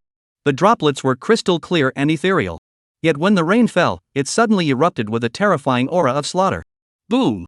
The rain mist instantly engulfed the group of ferocious demon beasts, and their agonizing screams echoed across the sky. Sword energy surged, and bloodlight shot into the sky. After an unknown amount of time, the rain mist dissipated, leaving the air thick with the stench of blood. The corpses of the demon beasts littered the ground of the official road, their massive bodies riddled with countless blood-soaked holes, slowly oozing fresh red blood. The man sheathed his long sword, a hint of boredom flashing across his face, and said, "Old Tao, let's continue on our way." Old Tao nodded slightly. From here to the imperial city of Deqian, it would take another 20 days or so. They couldn't afford to waste any more time. Chapter 120, Inviting the Supreme Elder for a Worldly Trial. Lingshao Sword Sect, a pavilion hidden among bamboo groves. A woman leaned against the doorframe, sitting quietly on the clean wooden floor. Her gaze was vacant as she stared blankly at the bamboo grove swaying in the wind. Her figure was graceful and slender, like a willow in the wind, exuding delicate beauty. A sky-blue flowing robe draped smoothly over her body, spreading out on the ground. A gentle breeze swept past, causing the skirt to flutter slightly, revealing a pair of bare feet. Her feet were white and flawless, like carefully carved jade, with not a single blemish, glowing with a warm luster under the light. By her feet lay the white kitten that had accompanied her for over 800 years. At that moment, the cat curled its paws, its eyes half closed, and its abdomen rose and fell rhythmically with each breath. Though it appeared to be asleep, the occasional twitch of its ears betrayed its true state of slumber. A faint smile gently spreads across the woman's face. She gently lifts one of her delicate, jade-like feet and places it slowly on the white kitten's head, using the sole of her foot to gently stroke the kitten's smooth, silk-like fur. The moment her foot touched the kitten, it felt ticklish and smooth, a strange sensation welling up in her heart, causing her to close her eyes slightly. At that moment, not only the woman but also the kitten let out a contented purr. However, when the kitten slowly opened its eyes and realized that the foot on its head belonged to its owner, its fluffy face instantly revealed a hint of human-like displeasure, resembling a child who had been wronged. The kitten immediately perked up its ears and its fur stood on end. The kitten stretched out its tiny paws, grabbed the woman's foot, and began to gently nibble on it, while meowing incessantly. The sound seemed to say, "How dare you touch me with your foot? I'll bite you to death." The woman giggled, her smile as delicate and sweet as the first blossoms of a pear tree in spring, instantly dispelling the chill around the attic. Seeing the kitten's adorable and playful demeanor, the woman, rarely in such a playful mood, began to tease it without restraint. She gently swayed her bare feet, like dancing ribbons, causing the kitten to leap and jump, meowing insistently as it tried to catch the moving prey. The woman and the kitten played together in front of the bamboo-covered attic, like two children, for nearly half an hour. At some point, a figure emerged from the bamboo grove in the distance and approached the pavilion. The person's footsteps on the fallen leaves produced a soft rustling sound. The woman's smile faded. She slowly stood up and gazed quietly in the direction of the approaching figure. The little cat on the ground seized the opportunity, its tiny paws darting out swiftly to cling tightly to the woman's ankle, gently nibbling in retaliation. Its fluffy face betrayed a hint of human-like satisfaction, as if declaring its victory. When Yuchi reached the entrance of the attic, the first thing he saw was this rather amusing scene. His gaze first fell on the mischievous kitten on the ground, then shifted to the woman's delicate, jade-like feet, a fleeting look of envy flickering in his eyes. However, this envy vanished quickly. He soon turned his gaze to the breathtakingly beautiful woman before him, bowed respectfully, and said, "Senior Elder, the ancient battlefield is about to open. According to tradition, you may need to join the elders from other sects to travel to the eastern wasteland ancient city to break the barrier leading to the ancient battlefield." Lu Lingxiao opened his mouth, a fleeting look of confusion crossing his stunningly beautiful face. Was it that time of year again when the ancient battlefield opened? It had been so many years since she last saw that man. After the days faded, she nodded gently and said, "Just let me know when it's time." Upon receiving her reply, Yuchi was about to leave, as he knew that this Lingxiao fairy always preferred solitude. However, this time, he hesitated for a moment before speaking up. "Senior Elder, before the ancient battlefield opens, the imperial capital of the Great Qian dynasty will host the Qingyun Grand Competition, a martial arts tournament for the young generation across the entire Donghuang domain. Would you be interested in leading a team to participate?" Lu Lingxiao shook his head without hesitation, "No." Having lived in seclusion for 800 years, she was not accustomed to interacting with others. Yuchi showed no surprise on his face, as if he had already anticipated the woman's refusal.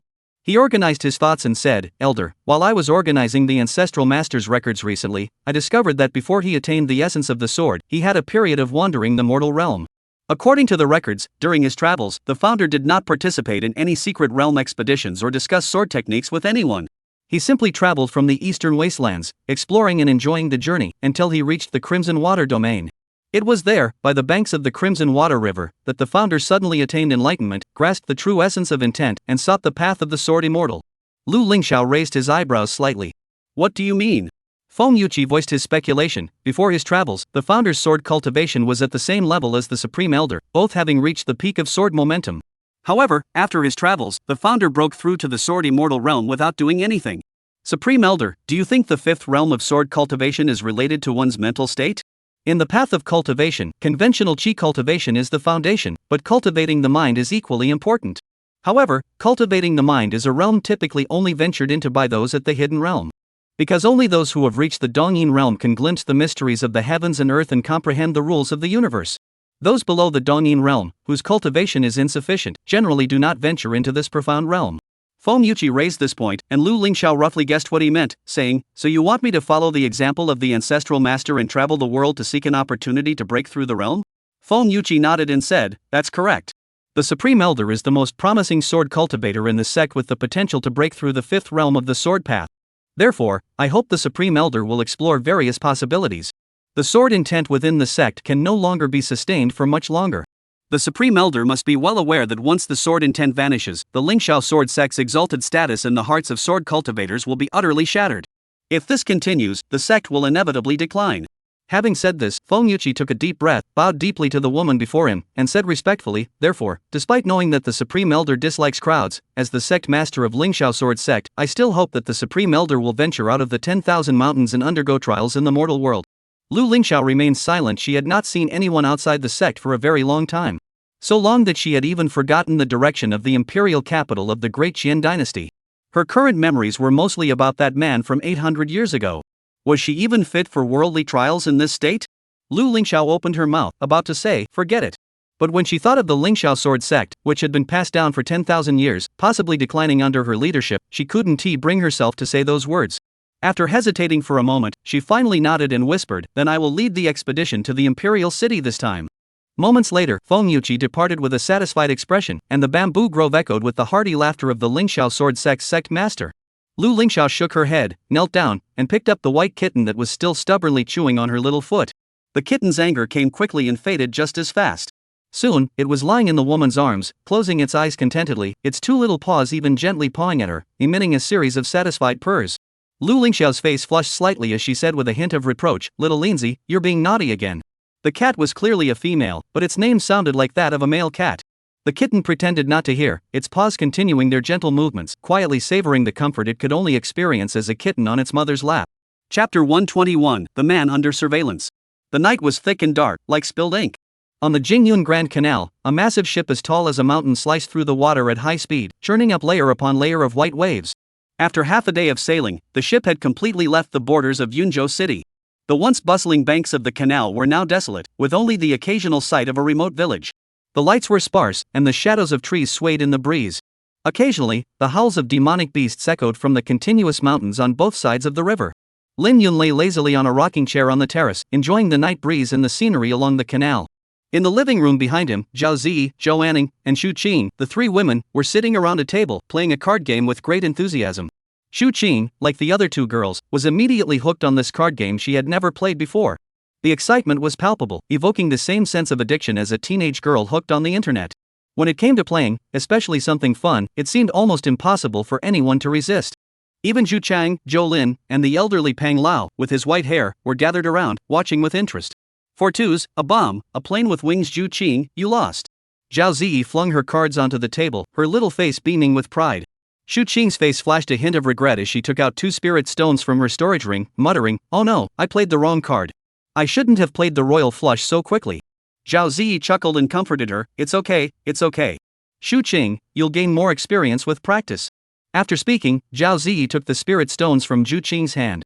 The young girl looked at the small mountain of spirit stones piled up in front of her, her smile growing even brighter. Zhou Lin, who was watching nearby, laughed and said, "You know, Lin Brothers' invention of this little game is actually quite interesting. This style of play is something I've never heard of before." Xu Chang, who was also watching intently, agreed, "That's right. The gameplay is indeed very innovative. I've watched a few rounds and I'm already itching to try it myself. I just wonder why this game has such an odd name as Landlord. In the living room, the chatter of the young girls never ceased, with Xu Qing's frustrated voice dominating the conversation. Xu Qing was just a novice who had only recently started playing card games. Facing Zhao Ziyi, who was cunning and experienced at the table, her clumsy skills and inexperienced strategies were no match for him, and she was soundly defeated in almost every round. Between rounds, Xu Qing stared at her cards, furrowing her brows and muttering under her breath, "Oh no, I lost again. Why are these cards so hard to play?" After speaking, Xu Qing reached into her storage ring and pulled out 2 spirit stones. This time, Zhou Anning took them with a smile. By this point, Xu Qing had already lost nearly 100 spirit stones. For an ordinary small family, this would be a significant loss. However, for the beloved daughter of the powerful city lord of Yunzhou City, it was merely a drop in the bucket. Therefore, even if he lost 9 out of 10 games, Xu Qing didn't take it to heart, and the atmosphere remained light and harmonious. Just as the women were about to start another game, a knock sounded at the door. Moments later, a graceful maid dressed in a simple blue gown entered the room with light footsteps. She bowed slightly, her hands folded in front of her, and looked at the people in the room, speaking politely, "Honored guests, dinner has been prepared on the ship. If you would like to join us, please feel free to come along." The highest-ranked cultivator in the room was Pang Lai, who had reached the peak of the Mingxian realm, far from the level required to practice fasting. After a brief discussion, they decided to go and try the banquet prepared by the Purple Cloud Merchants Guild.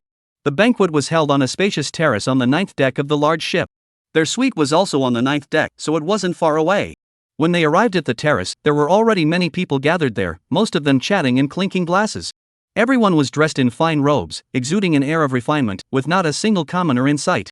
Clearly, those of insufficient status had no place here. Everyone present was either wealthy or of high rank.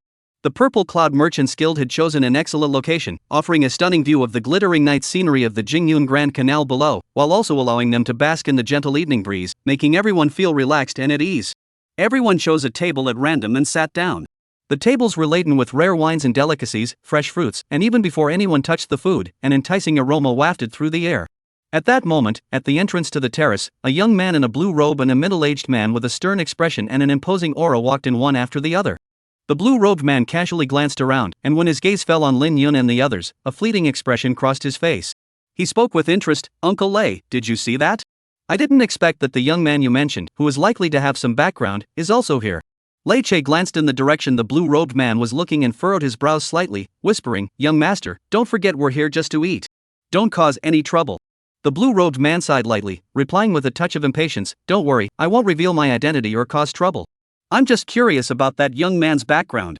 He has 2 exceptionally beautiful women attending him, and even the 7th Prince Zhou Lin treats him with such courtesy." "Uncle Lei, aren't you curious at all?" Lei Che was naturally curious as well.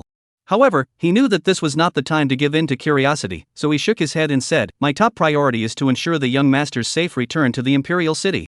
I won't concern myself with anything else." The man in the blue robe heard this and felt helpless. He rolled his eyes and said, "Uncle Lei, we've all boarded the Purple Cloud Merchant's ship safely.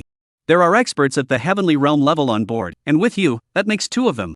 Do you really think those demonic cultivators dare to attack the Purple Cloud Merchant's ship? Don't worry so much." After speaking, the blue-robed man no longer paid attention to his dull and uninteresting bodyguard, and walked directly toward Lin Yun and the others. Behind him, Lei Che shook his head and thought to himself, "I hope I'm just overthinking this." At that moment, Lin Yun and the others were leisurely drinking and eating, the atmosphere relaxed and pleasant. As soon as the blue-robed man made a move, he was noticed by Pang Lai among the crowd. As Zhou Lin's personal bodyguard, he naturally wouldn't focus all his attention on the food and drink in front of him. As he watched the young man approaching them, Pang Lai furrowed his brows. He felt as though he had seen this man somewhere before and couldn't help but mutter, "Strange, I feel like I've seen this man before." "Old Pang, what do you mean déjà vu?" The old man's voice was soft, but Zhou Lin still heard it. Pang Lai gestured toward the blue-robed man and said, "Your Highness, did you see the young man in the blue robe walking toward us? I feel like I've seen him somewhere before." Zhou Lin glanced in the direction Pang Lai had indicated and shook his head. "Old Pang, I don't recognize him either." Upon hearing their conversation, Lin Yun and the others also looked over. The others showed no unusual expressions. They glanced over briefly before going back to what they were doing. However, when Lin Yun saw the man in the blue robe, his brows furrowed. He sensed trouble in the air. For he had detected a faint, barely perceptible spiritual imprint emanating from the blue-robed man. The person who left this mark must have reached at least the late stage of the heavenly realm. Within the mark, he sensed a faint trace of murderous intent. This blue-robed man has been targeted. Chapter 122, Blue Yu. Upon realizing this, Lin Yun now only hoped that the blue-robed man wasn't heading their way. Having grown accustomed to a life of ease, he now despised trouble above all else. However, it seemed that the world worked in such a way the more you hated something, the more it came your way. The blue-robed man walked over to their table, bowed slightly, and said politely, "Greetings, friends. May I join you for dinner?" Lin Yun remained silent, while Zhao Ziyi and Zhou Anning, the 2 women, also did not respond. The Shu siblings furrowed their brows slightly. They didn't recognize this man and naturally didn't want to sit with a stranger. The scene fell into a brief silence. Moments later, Pang Lai, who had been observing the man in blue, suddenly trembled, stood up abruptly, and exclaimed excitedly, Your blue young master?" Lan Yu was startled, a hint of surprise flashed across his face. He hadn't expected to be recognized. After all, he wasn't the type to draw attention to himself in the Imperial City. He never imagined that someone in the distant northern 14 states would recognize him. The middle-aged man who had been following Blue Yu closely stepped forward upon hearing Pang Lai's words, shielding Blue Yu behind him, his aura emanating a faint yet intimidating pressure. Although there was a prince before him, Lei Che's gaze instinctively fixed on the crowd. After all, aside from Zhou Lin, there were still many strangers present. Better safe than sorry. Seeing the aura of power emanating from Lei Che. At that moment, everyone realized that the middle-aged man was actually a Yutian realm expert? Except for Lin Yun, everyone else's faces flashed a hint of shock.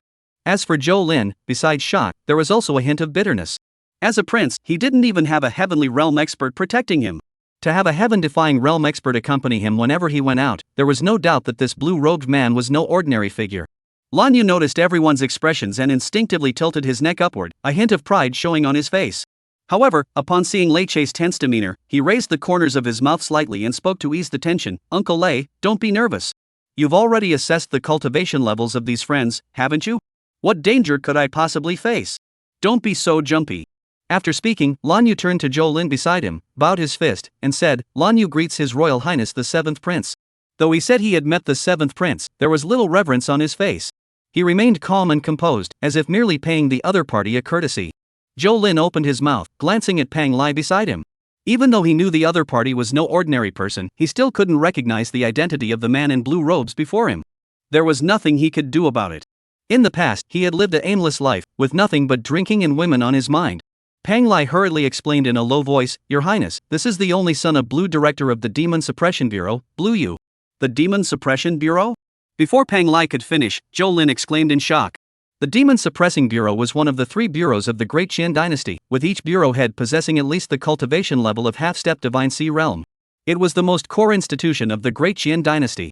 It could be said that whoever controlled the 3 departments controlled the lifeline of the Great Qian dynasty, making it a violent institution that every prince aspiring to the throne would desperately seek to align himself with. He never expected to encounter the son of a bureau head on this ship, let alone the only son. Zhou Lin snapped out of his shock, quickly stood up to return the greeting, and smiled broadly, saying, Haha, Brother Lan, no need for formalities. I never expected to meet you here. This must be fate. Tonight, we must drink until we're drunk. Though whether he could ascend the throne ultimately depended on his father's whim. But if he could secure the full support of the Demon Suppression Bureau, it would undoubtedly greatly increase his chances of ascending to the throne. Therefore, he made no attempt to hide his intentions to court him. Lan Yu was no stranger to the petty schemes of the royal family and had naturally noticed this. However, he had no intention of accepting any prince's overtures. Therefore, he merely smiled without responding to Zhou Lin's enthusiasm. Instead, he swept his gaze across the crowd and spoke, Friends, I do not wish to reveal my identity on this journey. I hope you will all help me keep this a secret. The Shu siblings, upon hearing this, hurriedly nodded in agreement, understood. The sole son of the head of the Demon Suppression Bureau, this was someone they dared not provoke. Meanwhile, Lin Yun and the 2 women, Zhao Ziyi and Zhou Anning, were leisurely enjoying the food before them, as if they hadn't heard Lan Yu's words. Lan Yu, seeing this, flashed a look of displeasure. Few dared to be so disrespectful despite knowing his identity. Nevertheless, he forced himself to suppress his emotions and smiled, saying, May I ask how I should address you, friend? He was addressing Lin Yun. Among the group, it was clear that Lin Yun was the leader. Lin Yun glanced at him but did not respond. Lan Yu's expression grew slightly uneasy. At that moment, Zhou Lin seemed to have missed the exchange and began introducing them enthusiastically. Lan brother, let me introduce you. This is Lin Yun, and the 2 beautiful ladies beside him are his companions, Ji and An Ning. When Zhou Lin introduced them, he specifically emphasized that Zhao Ji and Zhou An Ning were Lin Yun's women. Lin Yun? Lan Yu pondered silently, his mind racing as he tried to recall any prominent Lin clans or young talents surnamed Lin in the Great Qian dynasty, but came up with nothing. He curled the corners of his mouth into a smile and continued to ask, Pardon my ignorance, but may I ask where Mr. Lin resides? As soon as Lan Yu spoke, even Zhou Lin and Pang Lai turned their gaze toward Lin Yun, curious about his family background. However, Lin Yun merely replied dismissively, just a country bumpkin from a remote town. There's nothing worth mentioning. Lan Yu's eyes flickered. Nothing to say, wasn't that just a way of saying his family background wasn't impressive? As for why Zhou Lin was being so polite, it was probably because he had some talent. With that thought, Lan Yu no longer paid much attention to Lin Yun and casually found an empty chair to sit down. Talent is just talent, it's not combat power. Besides, these days, there are plenty of geniuses who fail before they even get started. Come, Blue brother, let me toast you. Zhou Lin was full of enthusiasm, raising his cup as if he were an old friend of Lan Yu. Your Highness is too kind. Lan Yu raised his cup and drank it in one gulp. For the next while, Zhou Lin and Lan Yu chatted animatedly at the table, exchanging banter, the atmosphere lively. Meanwhile, Lin Yun and the others enjoyed the food as if no one else was there. After a while, having had their fill, Lin Yun glanced at Lan Yu and directly called over the 2 women to prepare to leave. The Shu siblings, noticing Lin Yun's actions, also stood up to leave. Once Lan Yu arrived, they all seemed like outsiders, clearly not wanting to stay any longer. Zhou Lin, noticing that Lin Yun was about to leave, quickly ended his lively conversation with Lan Yu. Brother Lan, we've eaten our fill. Let's head back to rest. We'll drink until we're drunk tomorrow. Although Lan Yu was also important, in his heart, Lin Yun was still more important. At that moment, a look of surprise flashed across Lan Yu's face. He hadn't expected Zhou Lin to value Lin Yun so highly that he would abandon him to return with the other man. Had he misjudged the situation? However, he didn't say anything, just smiled and said, Alright, then we'll have another round tomorrow. Seeing this, Lin Yun shook his head silently. This Lan Yu clearly had major trouble brewing. He had rushed back so quickly precisely because he didn't want to get involved in this mess and didn't want to see this man again tomorrow. Chapter 123, Reminder. In the corridor of the large ship, Zhou Lin was still basking in the joy of his chance encounter with Lan Yu, his mind racing with ideas about what topics to bring up tomorrow to strike up a conversation and build a connection with him. Just as he was lost in thought, a deep voice suddenly interrupted his musings. It was his bodyguard, Pang Lai. The old man furrowed his brows slightly, his face filled with confusion. He stared straight at Lin Yun and asked, "Mr. Lin, when you left earlier, I noticed that you shook your head slightly when you looked at young Master Lan Yu. What could that mean?" If anyone else had made that gesture, he wouldn't have given it a second thought. But if it was Lin Yun, he couldn't help but take it seriously. Although the other party was young, he dared not treat him as an ordinary junior. Lin Yun hadn't expected Pang Lai to observe so closely. Even his slightest movement had been noticed. He had no intention of hiding anything. Looking at Pang Lai and Zhou Lin, he spoke slowly, "There's big trouble with Lan Yu. I advise you not to get too close to him." Pang Lai and Zhou Lin heard this and their faces flashed with a look of surprise. They almost spoke at the same time, asking, "What kind of trouble?" At that moment, even the Zhu siblings and the two women, Zhao Ziyi and Zhou Anning, couldn't help but look curious. Given Lan Yu's status, coupled with the presence of a Yutian realm-level expert protecting him closely, who would dare to harm him? Lin Yun explained calmly, "Someone has placed a divine consciousness mark on Lan Yu. The person who planted this mark must have reached at least the late stage of the Yutian realm. If you don't want to invite trouble, it's best not to meet this man." A single stone sent ripples across the water, leaving Pang Lai and Zhou Lin frozen in place. The sole son of the head of the Demon Suppression Bureau had been targeted by such a powerful individual? The two exchanged glances, their faces filled with disbelief. How dare someone within the Great Qian dynasty be so bold as to lay a hand on Lan Yu? Zhou Lin swallowed hard and confirmed, Lin brother, are you serious?" It was no wonder he asked such a question. Lin Yun's words were simply too shocking. After all, in a certain sense, Blue Yu's status might even be higher than his own. On the surface, he was indeed a prince, but he was not favored by the emperor. His mother, who had become the emperor's concubine, had once been an ordinary palace maid, and she could not offer him much assistance. If he were to die, there might be some turmoil, but it would likely die down within a few days. However, if Lan Yu were to die, the people from the Demon Suppression Bureau would stop at nothing to overturn the Great Qian dynasty. Of course, the most important thing is the middle-aged man by Lan Yu's side, who is clearly a being of the Imperial Heaven realm. Such a figure couldn't detect the divine consciousness mark placed on Lan Yu, yet Lin Yun could? This was also why he had some doubts about Lin Yun's words. Lin Yun understood Zhou Lin's doubts, but he didn't feel the need to explain. He simply replied, "Do you think I'm the kind of person who speaks without thinking?" Zhou Lin fell silent. Given the demeanor Lin Yun had displayed so far, he didn't seem like the type to speak without thinking. After answering Zhou Lin's question, Lin Yun was about to turn and leave when he suddenly thought of something. He looked at Zhou Lin and said, "Oh, by the way, what's the room number for that Qin girl? Zhou brother should know, right? Could you let me know?" Zhou Lin was completely preoccupied with the matter of Lan Yu being targeted, and it took him a moment to snap out of it. He stammered, Oh, I know. Miss Qin is staying in room 13 of the Tianzi wing." Lin Yun nodded. Seeing that Zhou Lin was still dazed, he didn't bother to say anything else. Once Lin Yun and the others had disappeared at the end of the corridor, Zhou Lin stood there for a while longer before finally snapping back to reality.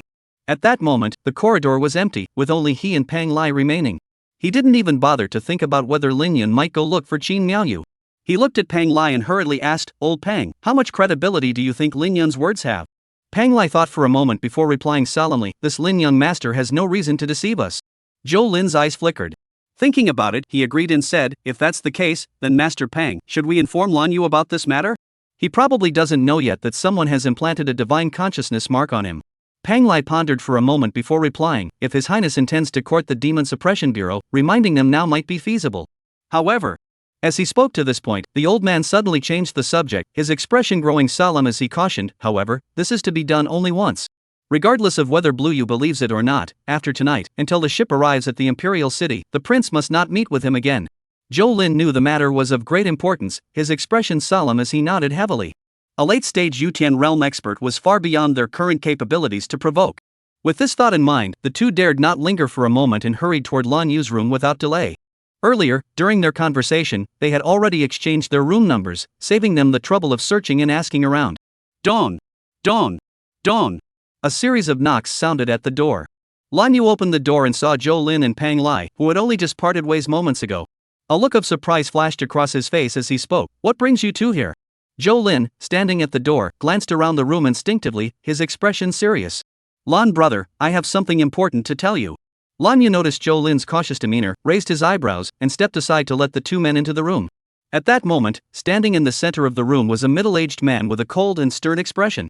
As soon as he entered the room, Zhou Lin didn't even sit down before hurriedly speaking, Lan brother, have you recently offended any enemies? Lan Yu heard this, furrowed his brows slightly, and his eyes filled with confusion and vigilance. Meanwhile, Lei Che's eyes flashed with a cold, icy glint. May I ask why the prince says that? Lan Yu's tone carried a hint of caution. Zhou Lin could tell the other party didn't want to explain, so he cut to the chase. To be honest, someone informed me that someone has planted a divine consciousness mark on you, and the person who planted it is a late-stage Yutian realm expert. Therefore, I hope you can check your body to see if there's anything wrong. Lan Yu's body stiffened, and without asking who the person Zhou Lin had mentioned was, he hurriedly turned to Lei Che and said, Uncle Lei.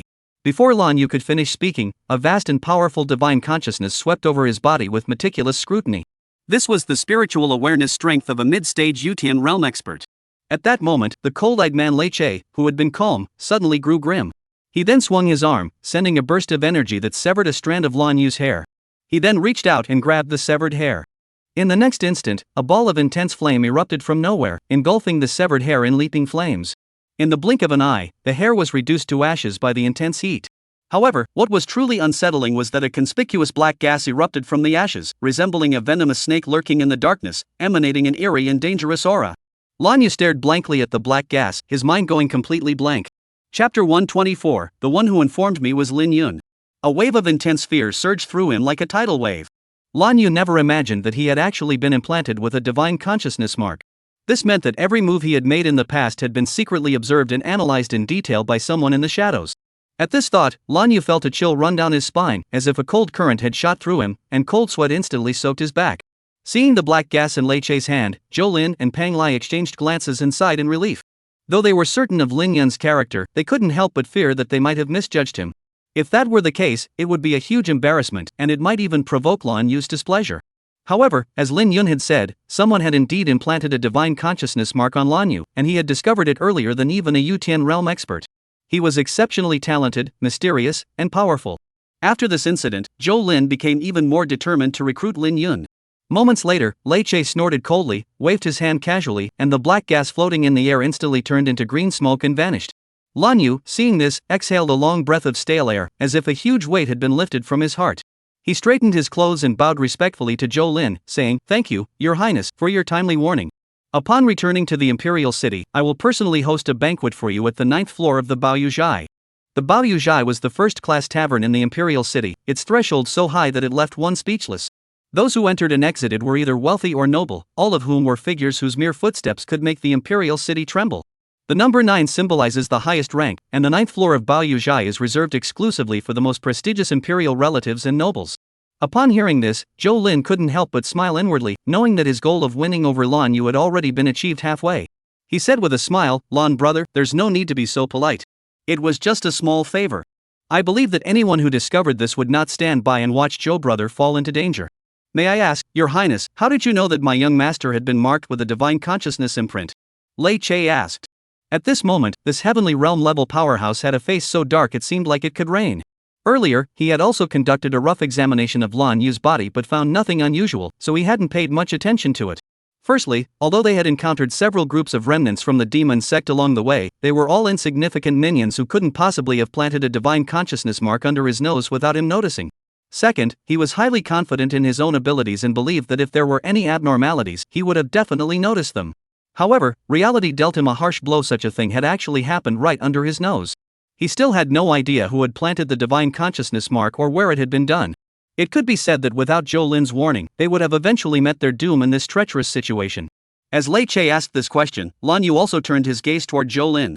He suddenly recalled Zhou Lin's earlier words. The matter of the divine consciousness mark was not something he had discovered on his own, but had been informed of by someone else. Zhou Lin remained silent. He didn't want to reveal too much about Lin Yun to others. After all, in the matter of recruiting Lin Yun, he didn't have much of an advantage to begin with. If others were to learn of Lin Yun's mystery and power, it would be even more difficult for him to lure him into his own camp. Lan Yu noticed Zhou Lin's hesitation and asked curiously, Your Highness, is there something you can't say? Zhou Lin furrowed his brows, still torn about whether to reveal Lin Yun's identity. Lan Yu, witnessing this scene, recalled the subtle hints of recruitment in Zhou Lin's words during the banquet earlier. To be honest, he had originally hoped to stay out of the struggle for imperial power. However, considering the favor he had received from Lin Yun and his curiosity about who had advised Zhou Lin, he decided to speak up. Lan Yu thought for a moment and spoke up. Your Highness, although I cannot speak for my father, if there is ever anything you need help with in the future, feel free to come find me. I will not refuse to assist if I can. Upon hearing this, Zhou Lin's face lit up instantly, and he no longer held back any reservations. Lan Yu's words effectively tied him to Zhou Lin. Although Lan Yu claimed he couldn't represent his father, as the sole son of the head of the Demon Suppression Bureau, he effectively represented the Bureau's will. Zhou Lin laughed heartily and said, haha. There's no need to be so formal. If Brother Lan wants to know, I'll tell you myself. Moments later, when Lan Yu learned that it was Lin Yun who had informed Zhou Lin, a look of surprise flashed across his face. He turned to Lei Che and asked, Uncle Lei, didn't you say that Lin Yun's cultivation level hadn't reached the Mingxian realm yet? It was no wonder he was so surprised. Even his own bodyguard, who was at the mid-stage of the Yutian realm, had failed to detect the divine consciousness mark on Lin Yun's body at a glance, yet Lin Yun, a cultivator at the Kaiyuan realm, had spotted it with just a single glance? Could he have really mistaken him for someone else? Lei Che also furrowed his brows, his eyes filled with disbelief, and said in a low voice, Lin Yun's cultivation level is indeed at the peak of the opening heaven realm, not yet at the Mingxian realm. I am absolutely certain of that. I have no idea how he discovered it. Could he have learned some special secret technique?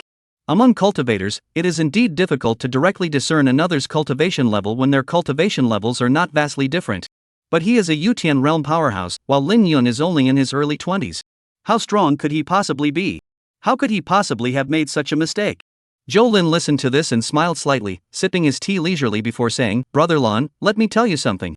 Although Brother Lin is only at the Kaiyuan realm, he is no ordinary person. Things that others cannot do are nothing special for him. Oh? Lan Yu and Lei Che both exchanged glances, their eyes flashing with surprise. They hadn't expected Zhou Lin to speak so highly of this Lin Yun. May I ask, Your Highness, who exactly is this Lin Yun? Lan Yu asked curiously. Zhou Lin shook his head slightly, his expression betraying a hint of helplessness. To be honest, I know very little about this Lin brother. All you need to know is that he is no ordinary person. After speaking, he briefly recounted what had happened at the Yunshan tea gathering. What? Borrowing the power of heaven and earth, merging sword and body? Lei Che's body trembled, and his eyes sparkled with intensity. Lan Yu, on the other hand, gaped in disbelief. If Zhou Lin wasn't exaggerating, then this Lin Yun was undoubtedly a true prodigy. Even more prodigious than the top 10 prodigies of the Donghuang domain. After all, in the Lingxiao sword sect, the young sword cultivator known as the first under the heavens, Suta Lingfang, had only just begun to enter the realm of sword in man as one. And C2 Lingfang was 7 or 8 years older than Lin Yun. Chapter 125, Remnants of the Demon Sect. Seeing the expressions on their faces, Zhou Lin smiled faintly and sipped his tea leisurely. If Lan Yu hadn't mentioned that earlier, he wouldn't have brought up such details. But now that they were all in the same boat, there was no need for such reservations. After a few sips of tea, once Lan Yu had regained his composure, Zhou Lin set down his teacup and immediately asked the question on his mind. May I ask, Brother Lan, who exactly is targeting you? Even the Demon Suppression Bureau dares to offend them. It's hard not to be curious. Even if it were someone from the other 10 major factions, they wouldn't dare to openly pursue and kill Lan Yu like this. After all, if you can kill someone else's junior today, they can kill your junior tomorrow. While fighting is inevitable, there are some things that shouldn't be brought out into the open. Without rules, there is no order. Without order, no one would bother to play by the rules or cultivate their abilities. They just fight all day long. Lan Yu took a deep breath, the shock on his face gradually fading, replaced by a serious expression. He spoke slowly. It's the remnants of the demon sect. The demon sect? Before Zhou Lin could speak, Pang Lai couldn't help but exclaim in shock. The demon sect does not refer to a specific faction but is a general term for groups that practice heretical cultivation techniques. These members of the demon sect, in their quest for rapid cultivation advancement, resort to any means necessary, committing every imaginable evil, slaughtering people and razing cities without hesitation, treating human life as worthless. They are complete destroyers of order and have been utterly rejected by the righteous factions of the world, deserving of annihilation by all. No faction desires the presence of such lawless, order-disrupting entities on their territory. There was a time when the demon sect enjoyed a period of glory, and at its peak, it could rival the 10 major factions of the Eastern Wasteland. However, after the Great Demon-Slaying War 3,000 years ago, the demon sect was nearly eradicated. The remnants who managed to escape were left to live like stray dogs, hiding in the shadows and clinging to life. Yet the demon sect has somehow managed to rise from the ashes? And dare to target the sole heir of the Demon Suppression Bureau's director? The original purpose of the Demon Suppression Bureau in each country was to suppress the demon sect, so the two sides have always been like cats and mice. But now, this mouse dares to provoke the cat? It must be said that this sounds rather absurd. Lan Yu glanced at Peng Lai and said, "That's right. The ones who were chasing me were demons from the demon sect, specifically the Yin Yang sect. The reason is simple: my father's position as the head of the Demon Suppression Bureau has already offended many members of the demon sect. Additionally, my father eradicated a Yin Yang sect stronghold a few months ago. With both new and old grudges, the Yin Yang sect has harbored a deep hatred toward me and has now set their sights on me. To be honest, if it weren't for Uncle Lei's close protection, you might not even be here to see me now." Though that may be the case, Peng Lai pondered for a moment before asking with some doubt, "Blue young master, according to logic, after the great battle 3,000 years ago, the demon sect should have been severely weakened and unable to pose much of a threat. How dare they act so brazenly against you?" Lan Yu remained silent, and Lei Che explained, "Although the demon sect's overall strength has greatly diminished, after thousands of years of rest and recuperation, they are not as weak as we imagine. Take the Yin Yang sect stronghold that the sect master eradicated a few months ago, for example. We discovered no fewer than 7 experts at the heaven-defying realm level there. Additionally, with the ancient battlefield about to open, various factions are growing restless, and the demon sect naturally refuses to lag behind. Recently, several border cities have been repeatedly raided by remnants of the demon sect, and the major dynasties are not as peaceful as they appear on the surface." Peng Lai listened in astonishment. If a single Yin Yang Gate outpost had 7 heavenly sovereign-level experts stationed there, what would happen if they all gathered together? Wouldn't they be able to rival an entire nation?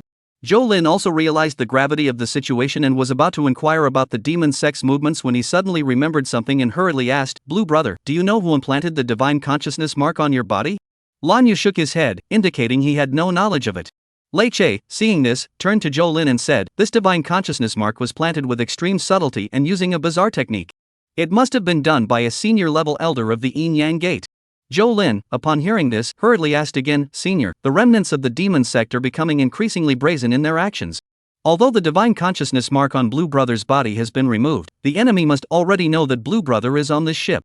Do you have any countermeasures?" Lei Che furrowed his brows and replied solemnly, "Are you saying that the remnants of the demon sect might attack us at any moment?" "That's correct." Zhou Lin nodded heavily, his face filled with concern. "Lin told me that the person who planted this divine consciousness mark has at least reached the late stage of the Yutian realm." "Late heavenly realm?" Lei Che and Lan Yu heard this and trembled, exclaiming in shock. Meanwhile, after sending the 2 women back to their rooms, Lin Yun planned to investigate the background of that Qin Miaoyu. However, he had only taken a few steps when Zhao Ziyi pulled him into the bedroom. The young girl wrapped her arms around his neck, batting her eyelashes, and spoke in a soft voice, "Cloud brother, you can go find that Qin Miaoyu, but you must leave something behind first." "What thing?" The young girl didn't speak, but instead tiptoed lightly and responded with a gesture. For a moment, the temperature in the room seemed to rise, and the atmosphere became intoxicatingly romantic. Half an hour later, Lin Yun emerged from the bedroom with a wry smile. As he walked, he shook his head silently. Such a trivial trick couldn't even force him into his sage mode, let alone make him feel any pressure. He reached the door and was about to push it open when a soft voice sounded behind him. He turned around to see Zhou Anning leaning against his doorframe, her face flushed. The young girl waved him over and whispered softly, "Master, come here for a moment." Lin Yun's eyes flickered with a hint of amusement as he walked toward the girl. Just like Zhao Zi, Zhou Anning also wrapped her arms around his neck and said in a seductive voice, "Master, you can go find Qin Miaoyu, but you must leave something behind first." Hearing the exact same words, he was slightly taken aback. Was this a case of telepathy, or had the 2 girls colluded beforehand? However, he didn't mind. He didn't even need the girl to make the first move, he simply picked her up and slowly walked into the bedroom. Another half hour passed before no one disturbed him. Walking down the long corridor, his footsteps came to a halt at the door of room 13. After being reincarnated and starting over, he hated nothing more than trouble, so he wanted to resolve anything that could be handled quickly. Regardless of what Qin Miaoyu's intentions were, he would get to the bottom of it tonight. Dawn! Dawn! Dawn! He gently knocked on the door in front of him. Soon, with a click, the door slowly opened. It was the maid named Xiaoyu who opened the door. When Xiaoyu saw him, a look of surprise flashed across her face, clearly not expecting him to visit so soon. However, the surprise on the young girl's face quickly turned into a joyful smile. The young girl smiled and ushered him inside, calling out to the bedroom inside as she walked, "Mr. Lin is here to see you." Moments later, the clear, pleasant sound of a bell drifted softly through the air. Before the person appeared, their voice was heard first. Soon after, a pair of delicate, snow-white feet stepped onto the wooden floor at the bedroom door. As the feet rose, a string of delicate, small bells hung from the slender ankles, jingling softly with each movement. Finally, a graceful and ethereal figure, as if stepping out of a painting, came into his view. Chapter 126, Honest Conversation. The Qin Miaoyu before him was not wearing the moon-white long dress she had worn when they first met, but had changed into a thin pink house dress. The dress clung tightly to her body, accentuating her already curvaceous and alluring figure. As she moved gracefully, glimpses of springtime beauty peeked through, soft and enchanting. At that moment, few young men in the prime of their lives could resist her charm. However, although Lin Yun's gaze was fixed on the woman before him, appearing as though his heart was in turmoil, he silently shook his head. The art of seduction, while using physical beauty to captivate others, is ultimately the most primitive method. True mastery of seduction lies in one's aura, the power to captivate others with every movement, leaving a lasting impression. The mere beauty of the flesh might captivate those with weak resolve, but in the eyes of true masters, it likely stirs not a ripple. As the saying goes, the lowest form of seduction is about who wears less, while the highest form is about who wears more. When he saw Qin Miaoyu at the pier, he thought she was already heading in that direction, but in the end, she still fell into the lower ranks. Or perhaps he truly resembled the kind of man who thinks with his lower half? Otherwise, it's hard to imagine that a woman who had been pretending to be a proper lady just moments ago would suddenly change her style so drastically and come out wearing such revealing clothes. Pushing aside his thoughts, Qin Miaoyu was already walking toward him with grace. The woman's figure was graceful as she curtsied lightly and whispered, "This humble maiden greets Mr. Lin." He glanced at the woman and smiled, "Miss Qin, there's no need to be so polite." After a brief exchange of pleasantries, the host and guest took their seats. Lin Yun took a sip of tea and looked at the elegantly dressed woman smiling beside him. He had no intention of beating around the bush or playing games with her. He cut straight to the point and said, "Miss Qin, to be honest, I hate trouble the most. Could you tell me why your spiritual awareness was fixated on me during the Yunshan tea gathering?" Qin Miaoyu heard this, and a flash of sharpness flickered in her watery eyes, but her face immediately filled with confusion as she said, "Mr. Lin, I truly do not understand what you are talking about." "You must have misunderstood. I have never practiced any cultivation, so how could I possibly understand anything about spiritual awareness?" Lin Yun remained calm, as if he had anticipated her response. He glanced at Qin Miaoyu with a calm expression and said slowly, "Miss Qin, your technique for concealing your aura is indeed impressive. Even those old masters at the Divine Sea realm would find it difficult to discern your cultivation level. However, such a trivial trick cannot escape my eyes." After saying this, Lin Yun paused for a moment before continuing, "If you have never practiced cultivation, then where did you obtain this peak Mingxian realm cultivation?" Qin Miaoyu's expression flickered slightly, her heart racing, but the breathing techniques she had cultivated over the years allowed her to quickly regain her composure. She suppressed her inner panic, put on a puzzled expression, and whispered, "Mr. Lin, I truly have no idea what you're talking about." Lin Yun saw this and shook his head slowly. Then, he gently raised one hand and, as if by chance, slowly pressed it toward Qin Miaoyu. In an instant, the spiritual energy within the room surged like boiling water, churning and surging violently. Immediately afterward, a colossal force of heavenly might, like a tidal wave, crashed down upon Qin Miaoyu. All things in the world are born from the heavens and earth, yet they are also bound by them. This technique, known as imprisoning heaven and earth, was the fourth divine ability of the shattering stars and imprisoning heaven technique. Qin Miaoyu, who had been feigning composure, suddenly changed expression. As a peak-level Mingxian realm cultivator, she actually felt a tremendous threat from Lin Yun's casual palm strike. This feeling was as though she was facing not a single person, but the vast expanse of the heavens and earth themselves. It was the overwhelming might of the cosmos. She had always known that Lin Yun could manipulate the power of heaven and earth for his own use, but today was the first time she had faced such power so closely and directly. The overwhelming might of the heavens and earth caused her to leap to her feet, no longer bothering to hide her true strength. The true essence energy of her peak Mingxian realm cultivation surged out of her body, frantically clashing with the overwhelming force of the heavens above her head, which felt like a mountain crushing down. The surrounding void seemed unable to withstand the immense pressure, trembling violently and emitting a piercing, grating sound. The young maid, seeing Lin Yun attack her mistress, quickly released her own true essence energy to assist Qin Miaoyu in the battle. Though the young maid appeared carefree, her cultivation had already reached the early stage of the Mingxian realm. As Xiaoyu joined the fray, the tremors in the void grew even more intense, as if the void itself was about to shatter and collapse at any moment. Lin Yun raised an eyebrow, seeing that the situation was about to spiral out of control, and decided to call it a day. He slowly lowered his hand and withdrew the overwhelming force he had unleashed. His purpose in coming here was merely to test Qin Miaoyu, not to engage in a life or death battle with her. As Lin Yun moved, the overwhelming pressure in the room vanished without a trace. Qin Miaoyu, seeing this, quickly gathered her true energy and exhaled a long breath of stale air. Fine beads of sweat formed on her fair forehead. Although she could have easily withstood Lin Yun's previous palm strike. However, she simply did not want to endure that overwhelming pressure from the heavens and earth again. The physical strain was secondary, it was the mental oppression that was suffocating her. As for Xiaoyu, she was even worse off, her face completely pale. At that moment, Qin Miaoyu and the maid Xiaoyu both wore expressions of caution, staring intently at Lin Yun. Although they had always teased Lin Yun about being the master's illegitimate son, it was merely playful banter. They had no way of confirming the truth of the matter. Therefore, when their cultivation was exposed, they couldn't help but feel a hint of panic, especially Qin Miaoyu. The Dream Pavilion had invested so much in her. If this were to be exposed, all their years of hard work would be for nothing. Lin Yun glanced at the mistress and maid, his expression unchanged, as if nothing had happened. He spoke softly, "Miss Qin, can we have an honest talk now?" Seeing that Lin Yun seemed to have no ill intent, Qin Miaoyu hesitated for a moment, weighed the pros and cons, and slowly sat back down in her chair. The years of planning by the Yuming Pavilion couldn't be ruined so easily. As soon as she sat down, she began to explain, "Mr. Lin, we have no hostility toward you." Lin Yun nodded slightly and said, "I am well aware of that. Otherwise, do you think you could still sit here and speak with me? I am merely curious as to why you have targeted me.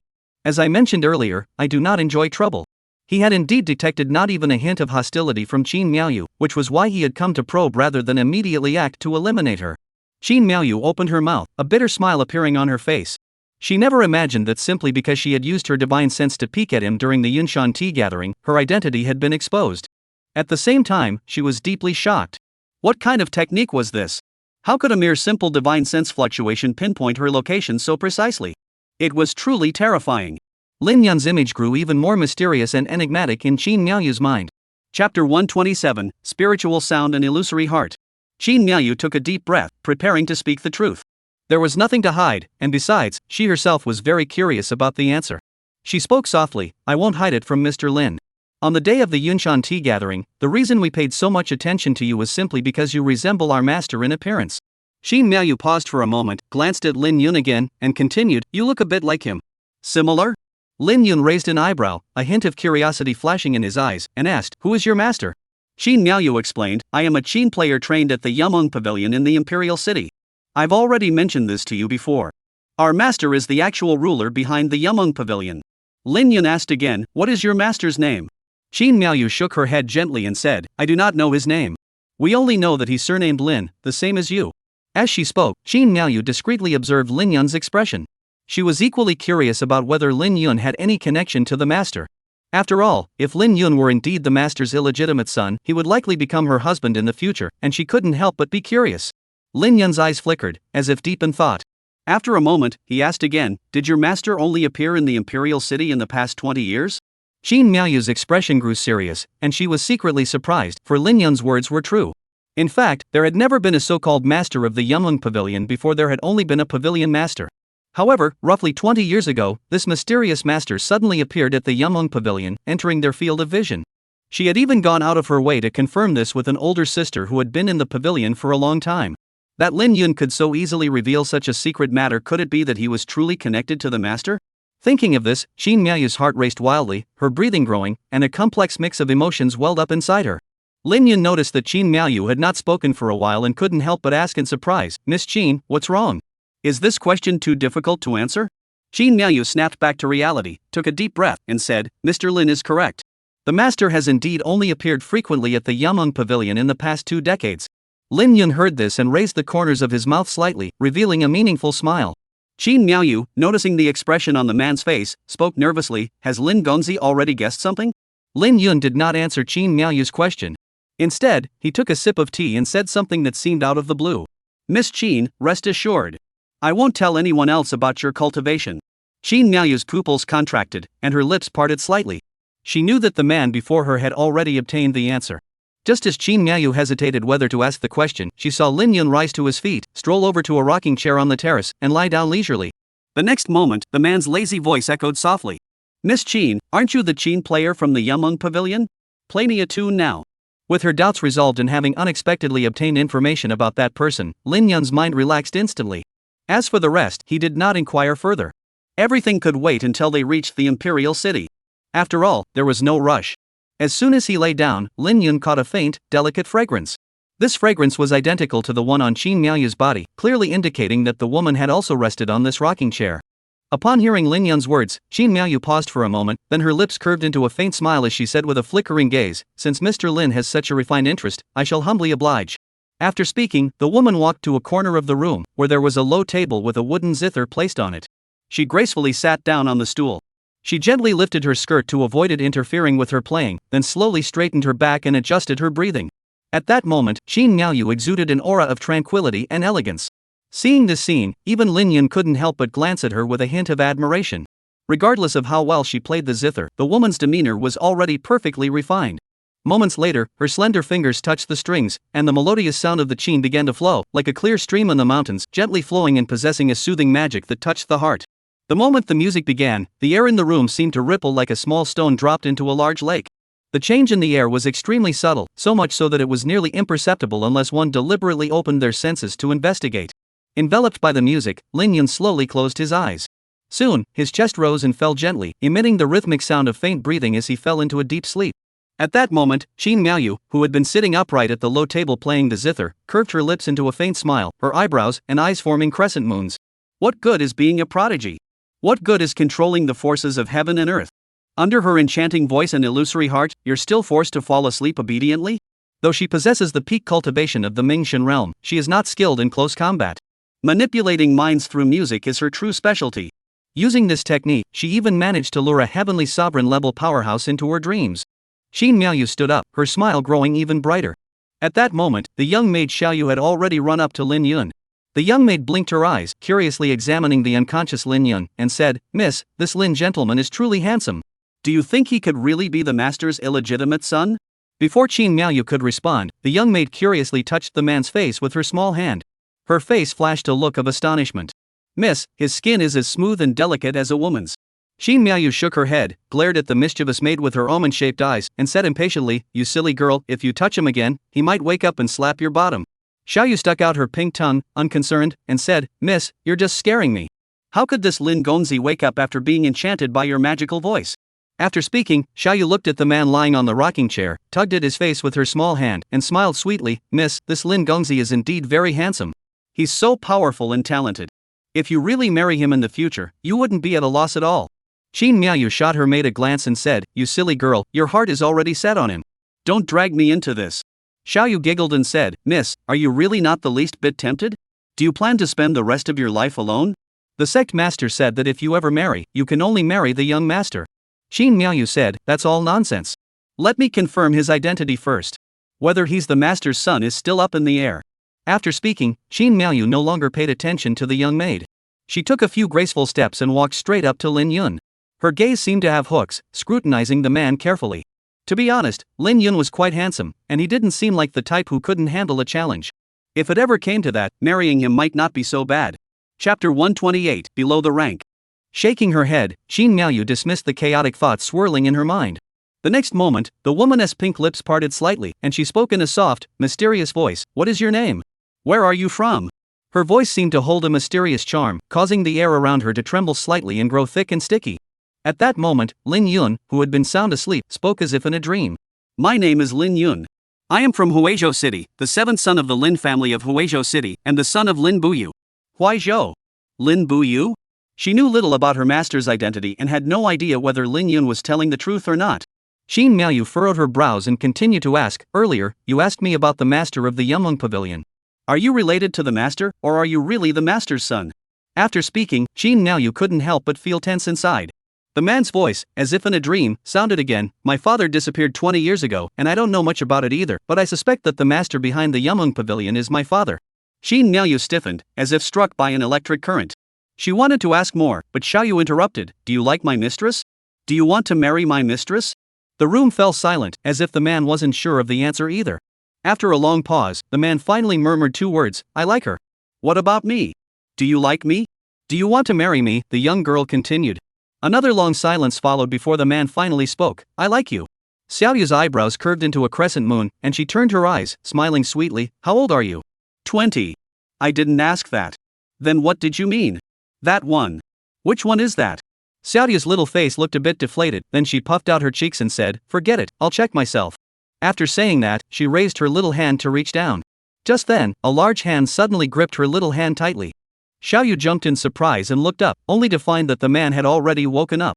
At that moment, the man's face was adorned with a playful smile, showing no trace of being mentally confused. Qin Miaoyu, who was standing nearby, saw this scene and recoiled instinctively, exclaiming in shock, When did you wake up?" Lin Yun glanced at Qin Miaoyu, lying back in the rocking chair, still speaking in a lazy tone, "With your pathetic ability to create illusions and deceive people, you're truly unworthy." His words were spoken with a look of disdain. At that moment, Lin Yun had already let go of the maid Xiaoyu's hand. Xiaoyu, looking panicked, hid behind Qin Miaoyu. The young girl peeked out a small head, her face still pale with shock, and said, You've never been in a dream at all? You've been pretending the whole time? Lin Yun remained silent, his face still bearing a trace of disdain. The answer was clear. The young girl's mouth dropped open in disbelief. How could a cultivator at the Kaiyuan realm remain conscious under Miss Qin's Lingyin Huanqin technique? Qin Miaoyu, after her initial shock, felt a bit embarrassed. After all, using such methods to pry into someone else's secrets wasn't exactly something to be proud of.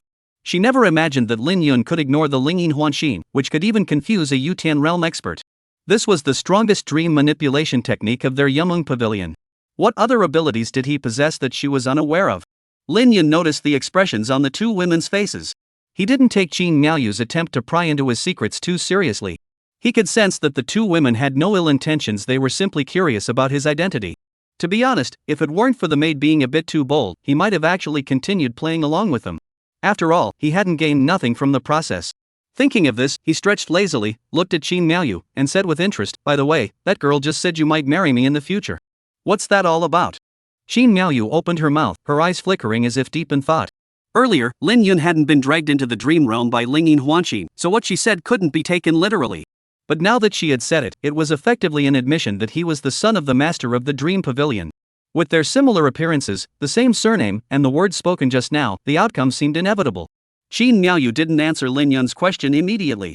Instead, she turned and glared at Xiaoyu behind her, implying, Why did you blurt that out earlier? She wasn't ready to face this so-called future husband yet, and besides, she might not even marry anyone in the future. Xiaoyu's face showed a look of grievance as she stammered, Miss, I didn't expect him to not enter the dream either. Qin Miaoyu took a deep breath, her face betraying her frustration, and raised her hand to scold the little girl. Xiaoyu saw Qin Miaoyu's stance, her eyes widened, and she quickly stepped behind Lin Yun. The young girl clung to the man's arm, looking at him pitifully and pleading, Master, please save Xiaoyu. The young miss is going to hit me. In the brief span of a few breaths, the young girl had seamlessly transitioned from loyal servant to traitor, even invoking the term master. This scene left Lin Yun both amused and exasperated. Qin Miaoyu, however, was so angry that her chest rose and fell rapidly. The woman's eyebrows were furrowed, her eyes wide open, and she stood with her hands on her hips, speaking harshly, You little brat, come here immediately. Xiaoyu, however, playfully stuck out her pink tongue, looking as bold as a pig in boiling water, and began to flatter the man in front of her. The young girl swayed the man's arm and said in a sweet voice, Sir, didn't you want to know why the young lady married you? The young lady dares not say it, so let me tell you. As Xiaoyu spoke, Qin Miaoyu did not interrupt her, and her expression quickly returned to calm. Clearly, the woman's anger wasn't genuine. Moments later, Lin Yun's face betrayed a look of surprise. He hadn't expected such a thing to happen. He glanced again at Qin Miaoyu, whose beauty was striking and whose demeanor was elegant and ethereal, then sighed inwardly. As a parent, one must plan for the long term. Though nearly 20 years had passed since their last meeting, his late father had clearly intended to leave the best for his son. The woman before him, Qin Miaoyu, he had only glanced at casually, yet he knew she was the perfect vessel for a man, with not a single flaw to be found. If anyone else had heard such news, they would likely be unable to contain their fantasies. However, he didn't give it much thought. Over the past 800 years, he had seen countless fairies and saintly maidens, and the mere beauty of their outward appearance no longer stirred his heart. What he truly enjoyed was the subtle affection that developed over time with someone like Zhao Ziyi or Zhou Anning. Chapter 129, Sudden Change Added for Spider in Flight. The room fell into a moment of silence. Qin Miaoyu saw the man's calm and composed expression, and a fleeting expression of surprise flashed across her face. She had always assumed that Lin Yun, upon learning of this matter, would be eager to pursue her. After all, the men she had encountered in the past had all acted similarly. But what was happening before her eyes was completely beyond her expectations, and it made her doubt her own charm. She instinctively looked down. There was nothing wrong. She still couldn't see her own feet. Where could the problem be? She looked at the man with a puzzled expression. However, Lin Yun completely ignored Qin Miaoyu and instead turned to the young maid standing nearby, smiling and asking, Can you give a massage? Give me a rub, will you? Xiaoyu was startled for a moment, then nodded vigorously and said with a smile, Master, of course I can do that. Massaging shoulders and back is what I'm best at. After speaking, the young girl placed her small hands on the man's shoulders and began to gently knead them. Lin Yun closed his eyes slightly, a look of enjoyment spreading across his face. The young maid hadn't been lying. Though her strength and technique couldn't match Zhou Anning's, they were already quite close. Master, did I do a good job? The young maid asked, massaging him while seeking praise. Lin Yun gave a soft hum in response. The young maid's smile grew even brighter. At that moment, Qin Miaoyu seemed like the third wheel in the room. The moon hung high in the sky, casting a silver glow. Just as Lin Yun was lying in the rocking chair enjoying the young maid's massage, the large ship suddenly jolted as if it had collided with a mountain. Teapots and cups inside the house crashed to the ground, making a clattering noise. Lin Yun remained unfazed, but the young maid behind him stopped her massage in fright. Qin Miaoyu furrowed her brows and extended her spiritual sense to investigate what had happened. At that moment, hundreds of cultivators' spiritual senses swept out in all directions, searching the surroundings. On the large ship, chaotic and panicked voices echoed. What was happening? What on earth was going on? Damn it, is it the earth dragon turning over, or are demon beasts causing trouble? Suddenly, a roar filled with endless anger rolled out like thunder. Who dares to attack the ship of the purple cloud merchants? No sooner had the words left his mouth than a figure clad in yellow robes shot out of the ship and stood suspended in midair. The figure in yellow robes did not use any martial arts techniques, it simply stood there in midair. Floating in the sky, this was a heavenly realm expert, and judging by the aura surrounding him, he was in the late stages of the heavenly realm. Everyone turned their gaze toward the figure in yellow. It was an elderly man with snow-white hair and a vigorous demeanor. His eyes were deep and mysterious, as if they contained the vastness of the universe. With each blink, a brilliant light shot out.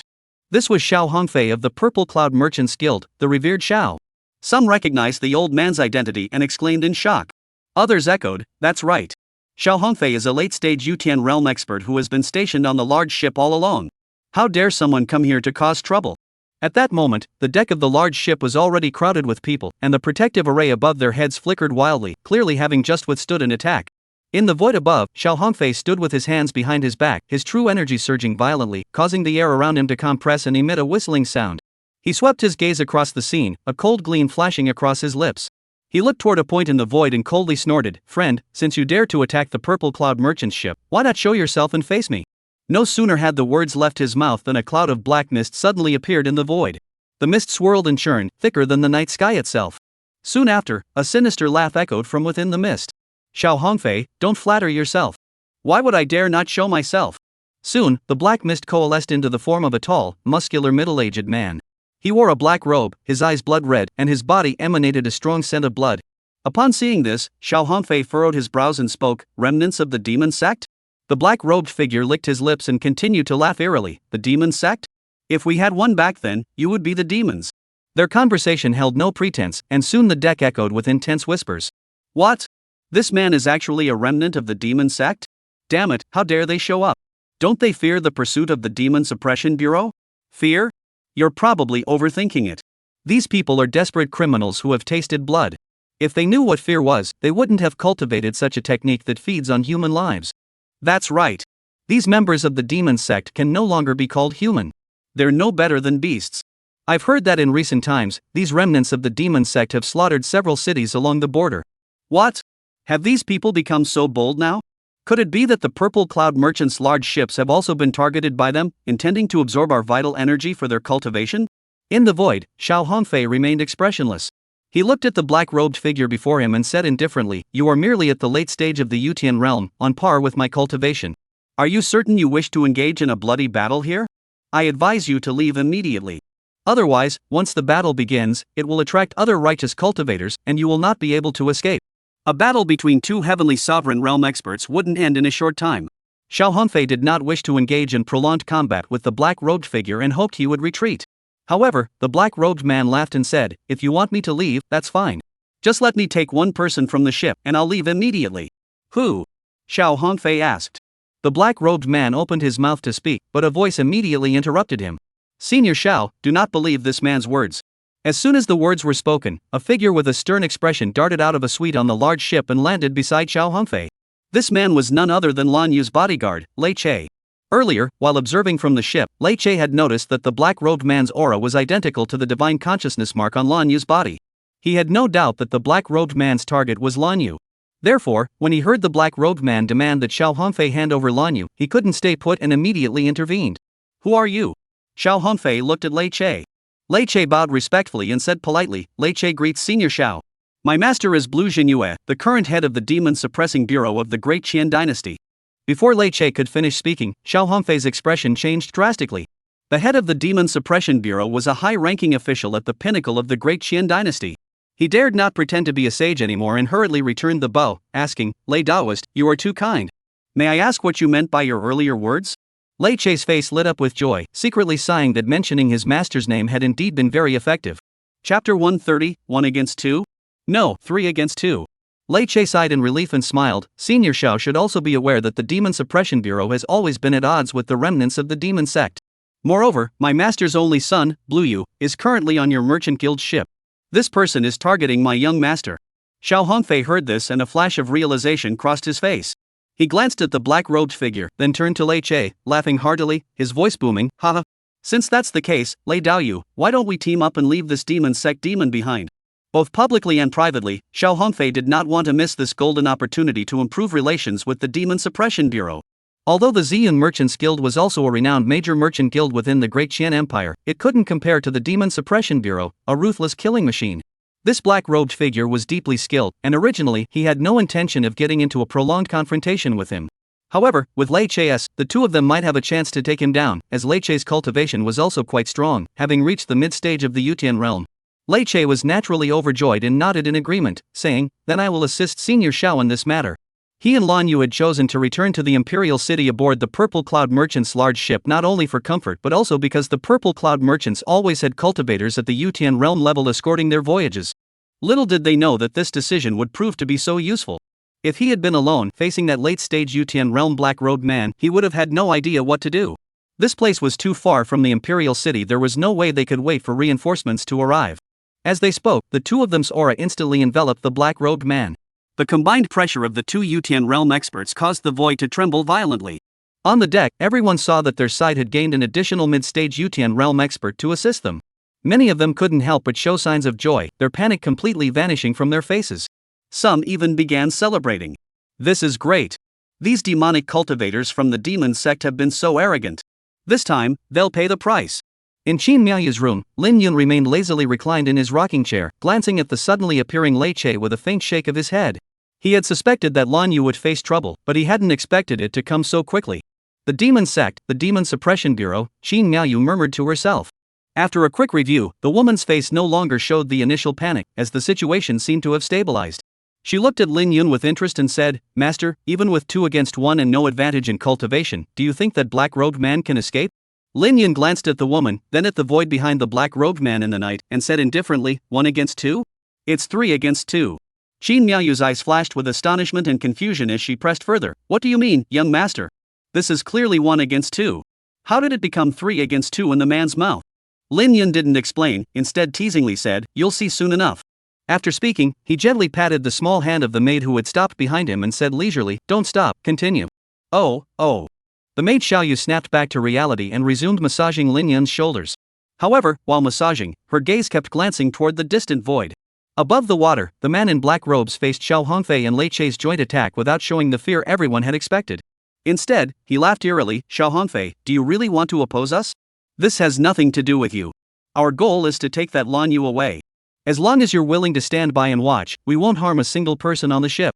Xiao Hongfei snorted coldly and refused without hesitation. Remnants of the demon sect deserve to be eradicated. Today, I will take it upon myself to uphold justice. His words were filled with righteous indignation, fierce and domineering, his voice rolling like thunder, spreading out in all directions, causing the crowd to cheer. The black-robed man let out a cold laugh. He knew full well that Xiao Hongfei was merely putting on a righteous facade because he saw the favorable situation. "Ming Yan, I've already told you to just act. Why all the nonsense?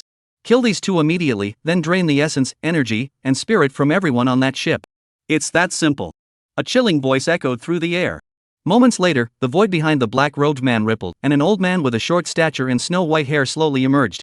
The old man leaned on a walking stick, his face wrinkled so deeply that they seemed to be pressed together, giving him a hideous and terrifying appearance. His frail body emitted terrifying fluctuations of true energy, and as he moved through the air, he unleashed an overwhelming sense of pressure. Another heavenly realm expert and one no less formidable than the black-robed man and Xiao Hongfei had arrived. Those on the deck saw this and their expressions changed abruptly, their hearts racing in their throats. They were terrified. After all, the old man had declared his intention to turn them all into nourishment for his cultivation. At this moment, some of those with cultivation bases were already considering whether to break out of the ship and flee to other locations, as the situation on the battlefield seemed to be turning against them. On their side, there was 1 late-stage Sky Sovereign and 1 mid-stage Sky Sovereign, while the enemy had 2 late-stage Sky Sovereigns. Clearly, the enemy held the advantage. However, the highest ranked among them was only at the Mingxian realm.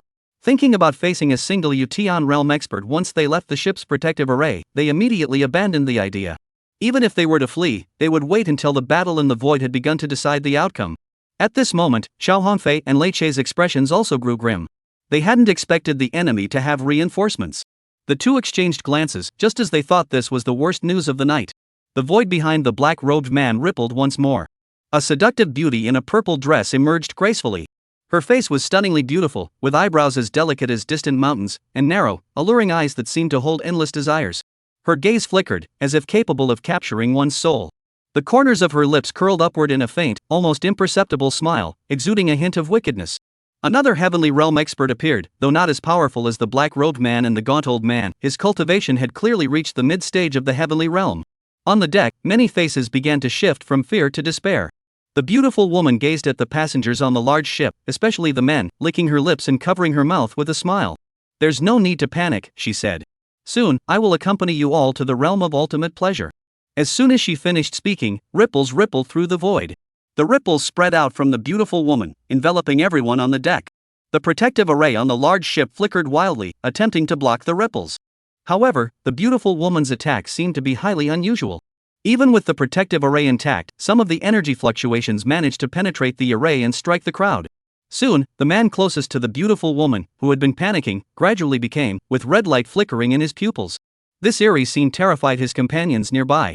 His companions urgently called out, trying to rouse their friend. "Old Lu, what's wrong?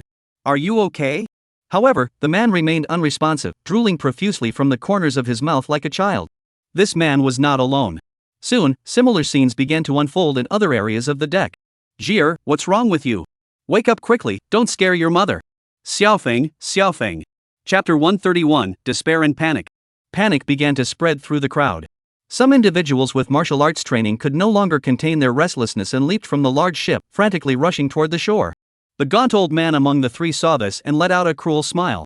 With a light flick of his walking stick, a gray-robed man who had nearly reached the riverbank suddenly halted in his tracks, as if bound to the spot by an unstoppable force. Next, the gray-robed man's face contorted with sheer terror, as if he had encountered something utterly horrifying. In the next instant, the gray-robed man's body deflated like a punctured balloon, shriveling at a speed visible to the naked eye. A surge of blood and chi was then drawn out by an eerie force. A large mass of bright red blood flowed like a river, gathering toward the gaunt old man. As the blood drew near, the old man retrieved a transparent jade bottle from his storage ring and sealed all the blood inside. The gaunt old man wore a satisfied expression on his face. Immediately afterward, he repeated the process. The second, third, and fourth. Those who attempted to jump off the ship to escape were all drained of their vital energy. Throughout this process, Xiao Hongfei and Lei Chei did not intervene. Because the black-robed man and the seductive woman had already locked their spiritual awareness onto them, and the gaunt old man acted swiftly with highly unconventional methods, they were completely unable to intervene. The people on the ship witnessed this scene, their faces filled with utter despair. Some covered their heads and screamed, "Why? Why dare the demonic cultists of the demon sect appear here so brazenly? Where is the Demon Suppression Bureau? Where is the Demon Slaying Bureau? Who can save us?" Some embraced each other and wept, while others collapsed onto the ground in resignation. Panic and despair swept across the entire ship in an instant. Xiao Hongfei and Lei Chei's faces were as dark as if they could drip water. In Lan Yu's room. At that moment, the sole son of the Demon Suppression Bureau's chief, Lan Yu, also looked extremely grim, with a hint of fear in his eyes, for those demons were targeting him. Zhou Lin, standing beside him, swallowed hard. He never imagined things would escalate to this point. Now, forget about Lan Yu, he was in danger too. These demonic cultists were lawless outlaws who likely wouldn't care about his so-called prince's status. Pang Lai, noticing Zhou Lin's expression, comforted him, "Your Highness, rest assured. Even if I die, I will protect you." The old man spoke with a serious expression, his face bearing a resolute determination to face death. However, Zhou Lin shook his head silently. Pang Lao's cultivation was only at the peak of the Mingxian realm, he couldn't stir up much trouble. The final outcome would likely depend on the showdown in the void. If Xiao Hongfei and Lei Chei win, they will survive. If Xiao Hongfei and Lei Chei lose, they will die. Of course, there was also a middle outcome. Both sides would be severely weakened, and they would take the opportunity to escape. 3 against 2, who would have thought it would actually be 3 against 2? Qin Miaoyu gazed at the two demonic cultivators from the demon sect who suddenly appeared in the void, her red lips parting slightly, her voice tinged with gravity. The next moment, the woman suddenly turned her gaze toward the handsome young man lying on the rocking chair. The youth had his eyes half closed, his expression serene, exuding an air of carelessness, as if the chaos outside had nothing to do with him. Qin Miaoyu's face betrayed a hint of surprise. This Lin Yun was way too calm. Given the current situation, if they couldn't think of a way to escape, even they would be in danger. Was he heartless, or did he simply trust that nothing would happen to him? Thinking about Lin Yun's mystery, Jin Miaoyu curiously asked, "Sir, do you already have a plan?" Lin Yun's composure was simply too calm, leaving her no choice but to be curious.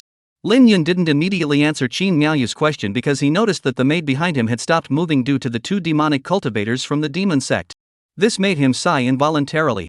If it were Zhou Anning, he would never have stopped for such a trivial matter. He patted the young girl's hand again and said softly, "Don't stop, continue." Xiao Yu's face froze, and she opened her mouth, wanting to say something. But upon seeing the confident and composed expression on the man's face, she felt reassured for some reason, and the words that had already reached her throat were swallowed back down. Her small hands began to gently knead once more. Feeling the comfortable pressure, Lin Yun finally answered Qin Miaoyu's question from earlier. "There's no good solution, but if it comes to that, it's just a matter of drawing a sword." After speaking, he closed his eyes once more. Qin Miaoyu's slender body trembled, and an expression of disbelief flashed across her face. From the tone of his words, was Lin Yun intending to face 3 Yutian realm experts alone? Even if he were a prodigy, such a feat would be impossible, wouldn't it? Qin Miaoyu was still reeling from the shock of Lin Yun's words. At that moment, a piercing roar echoed from the sky above. Under the cover of night, Xiao Hongfei and Lei Che were already locked in a fierce battle with the 3 demonic cultivators from the demon sect. Although they were at a disadvantage, Lei Che, due to his duties, couldn't abandon Lan Yu, so even knowing he was outmatched, he had no choice but to fight on. At the very least, he wanted to fight to a standstill to give Lan Yu a chance to escape. That was his plan. Xiao Hongfei, however, was merely a retainer of the Purple Cloud Merchants Guild and, in theory, had no reason to fight so fiercely. However, he also had his own thoughts. Retreating without a fight would be too humiliating. Even if he had to flee, he would wait until the situation was clearer before doing so. He had cultivated a martial art that allowed him to move with unparalleled speed, confident that he could escape even if he was outmatched. With that thought, Xiao Hongfei had no further reservations. He suddenly punched the nearest black-robed man with all his strength. The punch surged forward like a raging river, causing the surrounding air to violently tremble and emit a buzzing hum. Facing Xiao Hongfei's punch, the black-robed man remained unfazed. His body shifted like a ghost, vanishing from his original position in an instant. When he reappeared, he was already beside Xiao Hongfei. He raised his hand and struck out with a palm, sending a gust of wind accompanied by several black beams emanating a chilling aura, which slammed toward Xiao Hongfei's temples with relentless force. Xiao Hongfei snorted coldly, sidestepped swiftly, and swung his right fist with tremendous force. The fist's momentum whistled through the air, colliding violently with the black-robed man's palm strike. The impact produced a deafening explosion that shook the heavens. Their clash was like a thunderclap, shaking the ears of everyone on the large ship below, causing many to cover their ears in fear. A cultivator at the heaven-defying realm could defy the heavens and move with the speed of a god.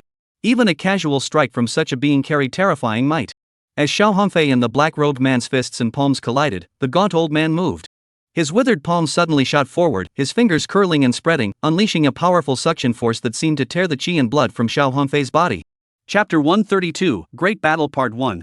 Xiao Hongfei's expression changed as he felt a colossal and eerie force bearing down on him. This force caused his body to stall, and he could no longer focus on attacking. He realized that the qi and blood within his body were surging wildly out of control, as if they were about to burst out of his body. He was filled with terror and quickly channeled his true energy to resist the suction force. He knew that if he couldn't resolve this strange suction force, he might end up like the others before him, turned into a desiccated corpse. Fortunately, although the methods of these demonic sect members were bizarre, they were not insurmountable. The flow of blood within his body soon slowed down. Xiao Hongfei sighed in relief, his expression growing even more solemn. The gaunt old man witnessed this scene and muttered to himself with regret. Indeed, directly absorbing the vital energy of a late-stage heavenly realm cultivator was still too difficult. At the same time, the figure of the seductive woman in the purple dress flickered, her crimson lips parting as she murmured incantations. As her lips moved, streams of pink mist poured out from her sleeves. Within the mist, there were growls and whispers, as if countless soul-stealing spirits were lurking within. The pink mist surged toward Lei Che like a tidal wave. Lei Che saw this, raised his eyebrows, and showed no fear. He gripped his long sword tightly, its blade emanating a chill that cut through the air. He swung his sword with all his might, unleashing a sharp sword chi that resembled a silver lightning bolt, instantly tearing a gap in the pink mist. From the opening, a graceful figure danced in the wind, her clothes half unbuttoned, exuding an irresistible allure. Even with Lei Che's cultivation at the mid-stage of the heavenly realm, he couldn't help but pause for a moment, as if he were about to succumb to the irresistible charm of that peerless beauty. However, Lei Che quickly regained his composure. His resolve was unwavering. He would not be swayed by such a simple seduction technique. Without a moment's hesitation, he unleashed several more sword chi. Wherever the sword chi passed, the surrounding spiritual energy surged, causing the void to tremble and emit a strained, creaking sound. A terrifying aura of slaughter erupted suddenly, instantly dispersing the mist. Yet Lei Che remained solemn in the face of this scene, for the pink mist seemed to possess a life of its own, swiftly repairing itself within a few breaths and surging toward him once more. On the other side of the battlefield, Xiao Hongfei finally broke free from the elderly man's gravitational pull, only to see the black-robed man tear through the air and charge toward him once more. He roared in anger and punched out with both fists. In an instant, countless fist shadows swirled around him, resembling 1,000 horses charging toward the black-robed man. The black-robed man did not dodge or retreat, his palms fluttering as he collided fiercely with Xiao Hongfei's fist shadows. For a moment, the night sky was illuminated by the glow of true energy, as bright as day. The ground beneath their feet trembled like a coiling dragon, and the river roared, instantly raising waves dozens of feet high.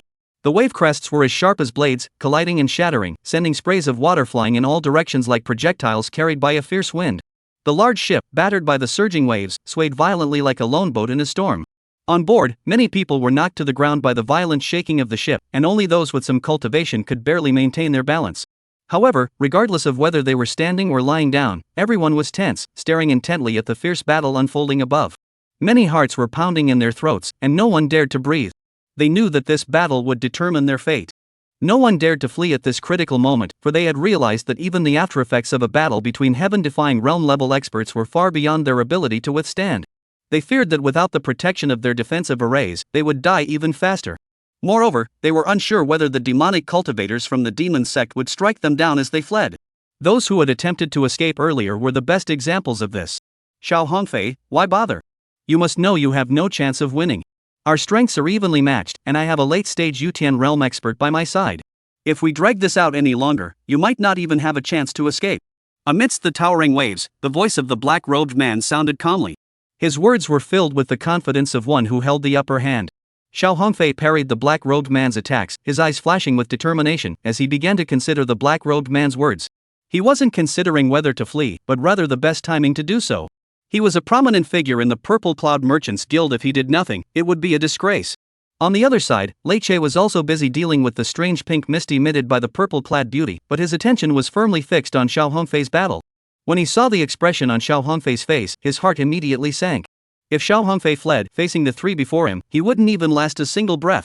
Lei Che's mind raced, desperately trying to figure out how to turn the tide or at least give Lan Yu on the ship a sliver of hope. However, in the brief moment Lei Che was distracted, the purple-clad beauty flickered and instantly moved behind him. Her jade-like hands formed claws, and she fiercely grabbed at his back. Her nails glinted with a cold light, resembling 5 sharp daggers. Lei Che felt a chill run down his spine. He tried to dodge, but it was already too late. He had no choice but to grit his teeth, channel his true energy, and tense the muscles on his back, attempting to withstand the blow. With a loud thud, excruciating pain surged through his heart. The purple-clad beauty's claw had torn through his protective true energy barrier. Lei Che grunted, a trickle of blood seeping from the corner of his mouth. He clenched his teeth, enduring the excruciating pain, and swung his sword in a swift strike. The sword chi sliced through the air like a rainbow, aiming straight for the purple-clad beauty. The woman giggled, her body flickering gracefully, and the sword blade sliced along the hem of her skirt. The strike missed its mark. As her seductive figure danced and twisted, the woman's alluring voice echoed. "Young master, you dare to fight me and still think about other things? You really are careless. But don't worry, I'm not like that old man. I won't let you die so easily. At least I'll let you enjoy some pleasure before you die. See how kind I am to you?" After speaking, the beautiful woman covered her mouth and giggled. Though her voice was undeniably seductive, it sent a chill down one's spine in such a setting. By the terrace, Lin Yun scratched his ear, glanced at the purple-clad beauty in the void, then turned to Qin Miaoyu and said indifferently, "You shouldn't follow her example. Using your looks to seduce others is the lowest form of seduction." Qin Miaoyu froze, unable to help but ask, "Then what is considered advanced?" Lin Yun replied succinctly, "Charm." "Charisma?" Qin Miaoyu looked puzzled. Lin Yun explained lazily, "Your cultivation is still low. The martial will of those you face isn't strong enough yet, so your upper body is easily controlled by your lower body. That's why your spiritual voice and mind manipulation can easily lure them into your dreams. However, once you reach the hidden realm, the realm of life and death, or even ascend to the immortal realm, you'll understand how difficult it is to seduce someone of the same level using only your physical beauty. In the eyes of those with firm martial arts willpower, so-called are nothing but painted skeletons. What they value more is a woman's aura. Low-level seduction techniques compete on who looks better and wears fewer clothes. High-level seduction techniques compete on who has a better aura and wears more clothes. Chapter 133, The Great Battle Part 2. When Lin Yun spoke, his expression was casual, but his words were far from casual. For in the celestial realm, the women most skilled in seducing hearts always wore simple hemp robes and long garments that shrouded their bodies. Forget about revealing any sensual curves, many couldn't even discern the outline of a woman's figure. When they spoke, there was no trace of a soft, delicate voice, for they rarely spoke at all. He could only remember her eyes, as bright as stars, and her arms, as white and smooth as lotus roots freshly washed and sliced. Yet it was precisely this woman, who seemed plain and unremarkable, with little to no charm and barely spoke a word, who caused 3 of the 10 great immortals of the celestial realm to fight fiercely over her. That battle shattered mountains and rivers, and stars were shattered. Someone curiously asked her, "Which one do you like?" She replied, "I don't like any of them." Yes, she answered with such clarity and decisiveness, without teasing or dragging things out, without using her beauty to seduce others, nor playing with their hearts. Yet despite this, countless men still fell at her feet. Qin Miaoyu had never heard such talk before. She was only at the divine realm now. Forget about ascending to the immortal realm, she was still far from the hidden realm, and whether she could break through to that realm in her lifetime was even a question. However, she felt that what the man said did have a grain of truth to it. Some men are exactly like that. If you strip naked and lie on the bed, he loses interest. But if you dress modestly, he becomes eager to undress you. Qin Miaoyu was still processing his words when Lin Yun's voice rang out again. Actually, you've done quite well so far. Despite your background in a brothel, your every movement exudes the grace and elegance of a proper lady. Why did you resort to such a lowly method tonight? After saying this, Lin Yun glanced at Qin Miaoyu's rather revealing outfit and her alluring figure, which was half exposed. Qin Miaoyu blushed with embarrassment. She couldn't say, "Because you're out in public with 2 beautiful young women by your side, I think you're a pervert." Her spirit sound and illusionary heart ability had its own conditions. The more a man was infatuated with her before entering her dream, the higher the probability of him being drawn into it. And the reason she chose to wear this outfit tonight was because she was too eager to uncover Lin Yun's secrets and didn't want to spend so much time building up her persona. Lin Yun noticed Qin Miaoyu's expression and shook his head silently. Seducing people's hearts isn't something you can rush, he thought. Those with a truly steadfast heart won't be swayed by a few pieces of clothing. Lin Yun remained silent, glancing at the tea on the table beside him. After speaking at length, he felt a bit thirsty. However, he noticed that the table was a short distance away, and if he wanted to reach the cup of tea, he would have to stand up. He was getting lazier by the day, and since he had finally gotten used to this comfortable position, he certainly didn't want to get up. He looked at the tea, then at Qin Miaoyu in front of him. Qin Miaoyu paused for a moment before reacting, picking up the teacup and bringing it to the man's lips. She sighed inwardly.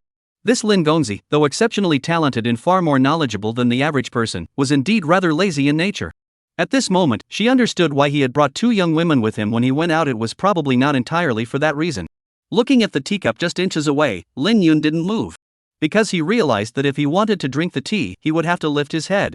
He looked back at Qin Miaoyu, or rather, at her delicate, pink lips. If it were Zhao Ziyi or Zhou Anning, they would probably already know what to do. But the woman clearly had no idea, her expression slightly dazed. Lin Yun shook his head silently, then rose lazily to take the teacup and take a sip. As the tea went down, he sighed inwardly. Indeed, the women of this world were still more understanding when it came to him. Boom! With a deafening explosion, 3 figures swiftly separated in the raging winds of the void. The shockwaves generated by the collision of true energy swept up waves of water, resembling a river pouring from the heavens, nearly submerging the entire ship. Fortunately, the ship was protected by an enchanted array, allowing it to remain intact despite resembling a fragile boat in a storm. However, everyone knew this was only temporary. When they saw Lei Che being injured by the purple-clad beauty's sneak attack while distracted, their hearts sank. On the battlefield, 2 figures sliced through the air like meteors, plunging toward Xiao Hongfei with deadly intent. These 2 figures were the black-robed man and the gaunt old man, who aimed to completely eliminate this late-stage Yutian realm cultivator from the Purple Cloud Merchants Guild. Such a figure of this caliber, if one could extract all his essence, energy, and spirit, the benefits would be far greater than. However, before the 2 could make contact with Xiao Hongfei, his body suddenly exploded like fireworks. Immediately afterward, countless shadows tore through their true energy domains and scattered in all directions. These shadows moved at an incredible speed, leaving them no time to react.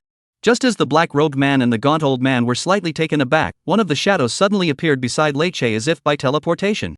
The purple-clad beauty, who had been about to capitalize on her advantage and capture Lei Che, saw this and her pupils contracted. She hurriedly stepped back. Xiao Hongfei glanced at the woman but had no intention of intervening. He looked at Lei Che, who was already injured, furrowed his brows, and said, "Lei Daoyu, are you okay?" Lei Che wiped the blood from the corner of his mouth, coughed a few times, but his voice remained strong as he replied, "I'm fine. Thank you for your help, Senior Xiao." Xiao Hongfei looked at Lei Che, who claimed to be fine but had a weak aura, and sighed inwardly. This didn't look like someone who was fine at all. His combat strength was probably down to 50% at best. They were already outnumbered, and with Lei Che injured, they had no chance against these few demonic cultivators from the demon sect. Xiao Hongfei, is this your reliance? Your martial arts are indeed impressive, no wonder you dared to engage us here. If you're determined to escape, we'd find it hard to stop you. But using such techniques must be exhausting. I'm curious to see how long you can hold on. Don't tell me you're planning to stay here with everyone on this ship. The speaker was the black-robed man. As he spoke, a faint sneer played on his lips. Though deep down, they hoped Xiao Hongfei was the kind of person who didn't fear death and would fight them to the end. But they also knew that was unrealistic. Someone who had cultivated to the heaven-defying realm wasn't a fool. Why would they risk their life for a bunch of strangers? Xiao Hongfei was merely a retainer of the Purple Cloud Merchants Guild. In this situation, making a token effort was more than enough. Escaping might tarnish his reputation, but many would likely understand. But while Xiao Hongfei could escape, the others couldn't. Tonight, everyone on the ship, except for the one Lan Yu intends to take back, must die. Chapter 134, Scaring Them Away. Xiao Hongfei looked up. During the black-robed man's speech, the gaunt old man and the purple-clad beauty had already surrounded him and Lei Che in a pincer formation. They didn't want to give them a chance to escape. Seeing this, Xiao Hongfei didn't seem too nervous. However, his fists clenched instinctively, and his eyes flickered. Was he really going to abandon everyone on this ship today? As the black-robed man had said, his martial arts were indeed formidable, but they couldn't be used indefinitely. If this dragged on, even he might be in danger. Xiao Qianbei Lei Che opened his mouth, but hesitated. Xiao Hongfei remained silent, pondering for a long time before glancing at Lei Che with a fleeting expression of regret. He had already decided to abandon this mess. Lei Che's expression froze. He knew that Xiao Hongfei had made his decision the one he did not want to see. However, he said nothing, as he couldn't come up with a reason to force the other party to fight to the death. He had stayed behind not only out of duty but also because his life had been given to him by his master, and he would rather die before Lan Yu.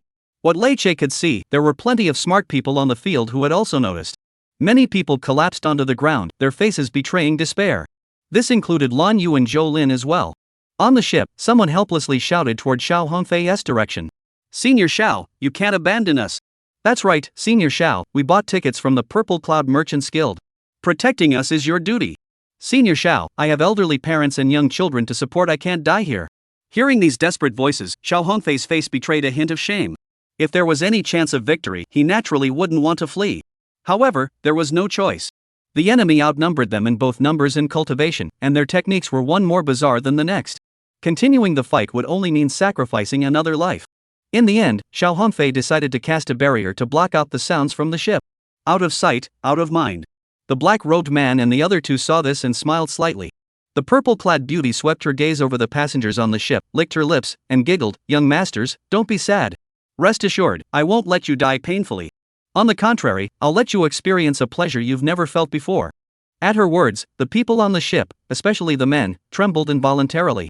Judging by the woman's demeanor, she was clearly practicing the of stealing yang energy to replenish yin energy. Anyone who was drained by her would likely become weak and powerless, no matter how strong they were in everyday life. As soon as the beautiful woman finished speaking, the gaunt old man glanced at his companion and said, "Once we capture that Blue Yu, the people on the ship will be distributed according to the old rules. Their vital energy belongs to me." After the gaunt old man finished speaking, the black-robed man spoke up, "The 3 souls and 7 spirits are mine." The beautiful woman covered her mouth and laughed, saying, "The 2 of you must take care of this young lady later. Wait until I've finished draining these men before you act." The 3 of them proceeded to divide the spoils among themselves as if no one else was present. As for Lei Che, he was completely ignored. Without Xiao Hongfei intervening, 3 against 1, dealing with a mid-stage Yutian realm cultivator was a matter of minutes. On the ship, everyone grew even more desperate. Lin Yun overheard their conversation and sighed inwardly. He really didn't want to get involved in such trivial matters. However, if he didn't intervene, this journey might drag on indefinitely before they could reach the imperial city. Thinking this, Lin Yun shook his head and rose to his feet. He first stretched his arms, then turned his gaze toward the several figures floating in the air. His deep eyes resembled 2 ancient wells. A flash of swordlight flickered in his eyes. Behind him, Xin Miaoyu and Xiaoyu, the master and servant, held their breath, their eyes darting around. They wanted to see just how capable this Lin Gongzi was, able to maintain such a calm and composed demeanor for so long. Soon, they saw it. Lin Yun's aura swirled around him, like ripples on a still lake, faint at first. However, in the blink of an eye, those threads of energy coalesced into a tangible, pale white sword chi.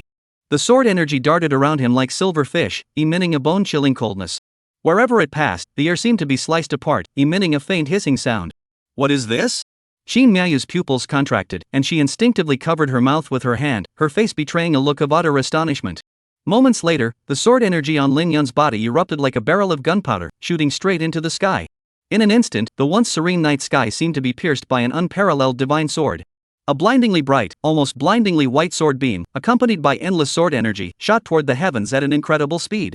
The sword's glow resembled a mighty dragon breaking through the dawn, tearing through the thick night sky as easily as tearing through thin paper, revealing a vast, deep sky that seemed to stretch endlessly into the abyss. The vast and overwhelming sword intent raged wildly across the night sky, causing the surrounding void to tremble violently, while the spiritual energy of heaven and earth surged and boiled. The three black-robed men who had been about to act froze in shock, their faces turning pale as they looked up at the sudden appearance of the pale white sword light above them. They all blurted out in unison, "Sword intent. This is sword intent." Not only did their voices tremble, but their bodies also began to shake slightly. At that moment, it wasn't just the three men in black robes. The passengers on the ship, as well as Xiao Hongfei, Lei Che, and the others, were all startled by the sudden scene. Those who had comprehended the essence of the sword could be titled sword immortals. Could this be a powerful figure of the sword immortal realm? Many were still pondering the answer to this question. However, the black-robed man, the gaunt old man, and the purple-clad beauty had no time to think. For the overwhelming sword intent surging toward them from above was like a collapsing mountain range, engulfing them in its path. Even before the sword intent had fully descended, the overwhelming pressure alone caused them to feel a piercing pain, as if sharp blades were slicing through their skin. What was even more terrifying was that the true energy that had been flowing freely within their bodies suddenly slowed to a crawl, as if they had been trapped in quicksand. Even their spiritual sea, the most vulnerable part of a cultivator, began to show signs of stagnation. It was said that sword cultivators who had mastered the sword intent were invincible among their peers, because the sword intent possessed the power to suppress a cultivator's physical body, soul, and even their will. Who would have thought that the rumors were true? That person had only released a single sword intent, yet they now felt as though they were bearing the weight of a mountain on their backs. Without a moment's hesitation, the three of them tore through the air and fled toward the shore without looking back. A sword immortal, his cultivation must be no less than theirs. They had no intention of confronting him. In just a few breaths, the demonic cultivators from the demon sect, who had been leisurely dividing the spoils, vanished from everyone's sight. This absurd scene left everyone staring at each other in disbelief. They just ran off like that? Chapter 135, The Sword Immortal Intervenes. The battlefield fell into an eerie silence. Many people gaped in disbelief, finding it hard to believe what had just happened, as if they were in a dream. After the few demonic cultivators from the demon sect fled, the sword beams above their heads vanished as well. The void returned to calm, with a gentle breeze blowing and the river water gently lapping against the riverbank. The sky, which had been pierced by the blinding sword beam, slowly filled with dark clouds once more. Many people were unaware of the significance of the sword beam and continued to stare blankly at the distant void, their faces filled with confusion. Of course, there were a few who had figured out what was happening, their expressions filled with excitement as they began to explain. Sword intent. It's sword intent. There's actually a sword immortal on our ship. That's right. It's been so many years since a sword immortal appeared in the eastern wasteland. This sword immortal saved our lives. Where is the sword immortal? Many who had narrowly escaped death wept tears of joy. However, some quickly regained their composure, curious about which sword immortal was hiding among the crowd. The sword beam from earlier was too blinding, like the sun itself, making it impossible for them to open their eyes. Moreover, the sword intent seemed to have the ability to block and suppress one's divine sense. They only knew that the sword beam had shot up into the sky from somewhere on the ship, but they had no idea who had unleashed that sword intent. In the void, Xiao Hongfei and Lei Che exchanged glances. At that moment, the two heavenly realm-level powerhouses wore expressions of shock, their astonishment still evident. Both took a deep breath simultaneously. They never expected that such a powerful figure was hiding on the ship. Merely revealing a hint of sword intent was enough to drive back three heavenly realm-level figures. This was truly the demeanor of an immortal. Xiao Hongfei felt a pang of regret, regretting that he had been too hasty in declaring his intention to give up. Lei Che, after the initial shock, was overcome with joy. Standing in mid-air, he bowed deeply toward the direction of the large ship with a respectful expression and said, "Lei Che thanks the senior for saving my life. This great kindness will never be forgotten." Xiao Hongfei, seeing this, realized it was a golden opportunity to curry favor with a powerful figure. He followed Lei Che's example and bowed toward the ship, saying, "Xiao Hongfei of the Ziyun Merchants Guild thanks the elder for saving so many passengers from certain death. I am ashamed to admit that I briefly considered fleeing earlier, but I hope the elder will forgive me." He was a decisive man. Since so many people had witnessed it, he might as well admit it openly. In such a helpless situation, choosing to give up was only human nature, and he believed many people would understand. In fact, that was indeed the case. After the demonic cultivators of the demon's sect retreated, many people regained their senses. When they looked at Xiao Hongfei, though their faces still bore a trace of dissatisfaction, there was no hatred, for they too would have made the same choice. Among the crowd, someone noticed that the two Yutian realm experts were bowing to the unknown sword immortal, so he followed suit, bowing in gratitude for the sword immortal's life-saving grace. The sounds of gratitude began with just one voice. Then a second, a third, and countless more followed. The sound echoed across the sky. Especially those who had awakened from the illusory realm created by the purple-clad beauty, they immediately knelt down and banged their heads on the ground. Only those who had experienced the overwhelming terror of being on the brink of death could truly appreciate the preciousness of life. The large ship lay still on the Jingyun Grand Canal. As the crowd moved, faint wisps of pale yellow gas gathered imperceptibly, coalescing in the void to form a massive yellow vortex. Though vast, the vortex made no sound, as if it did not exist at all. Even Xiao Hongfei and Lei Che, two heavenly realm experts, did not notice it.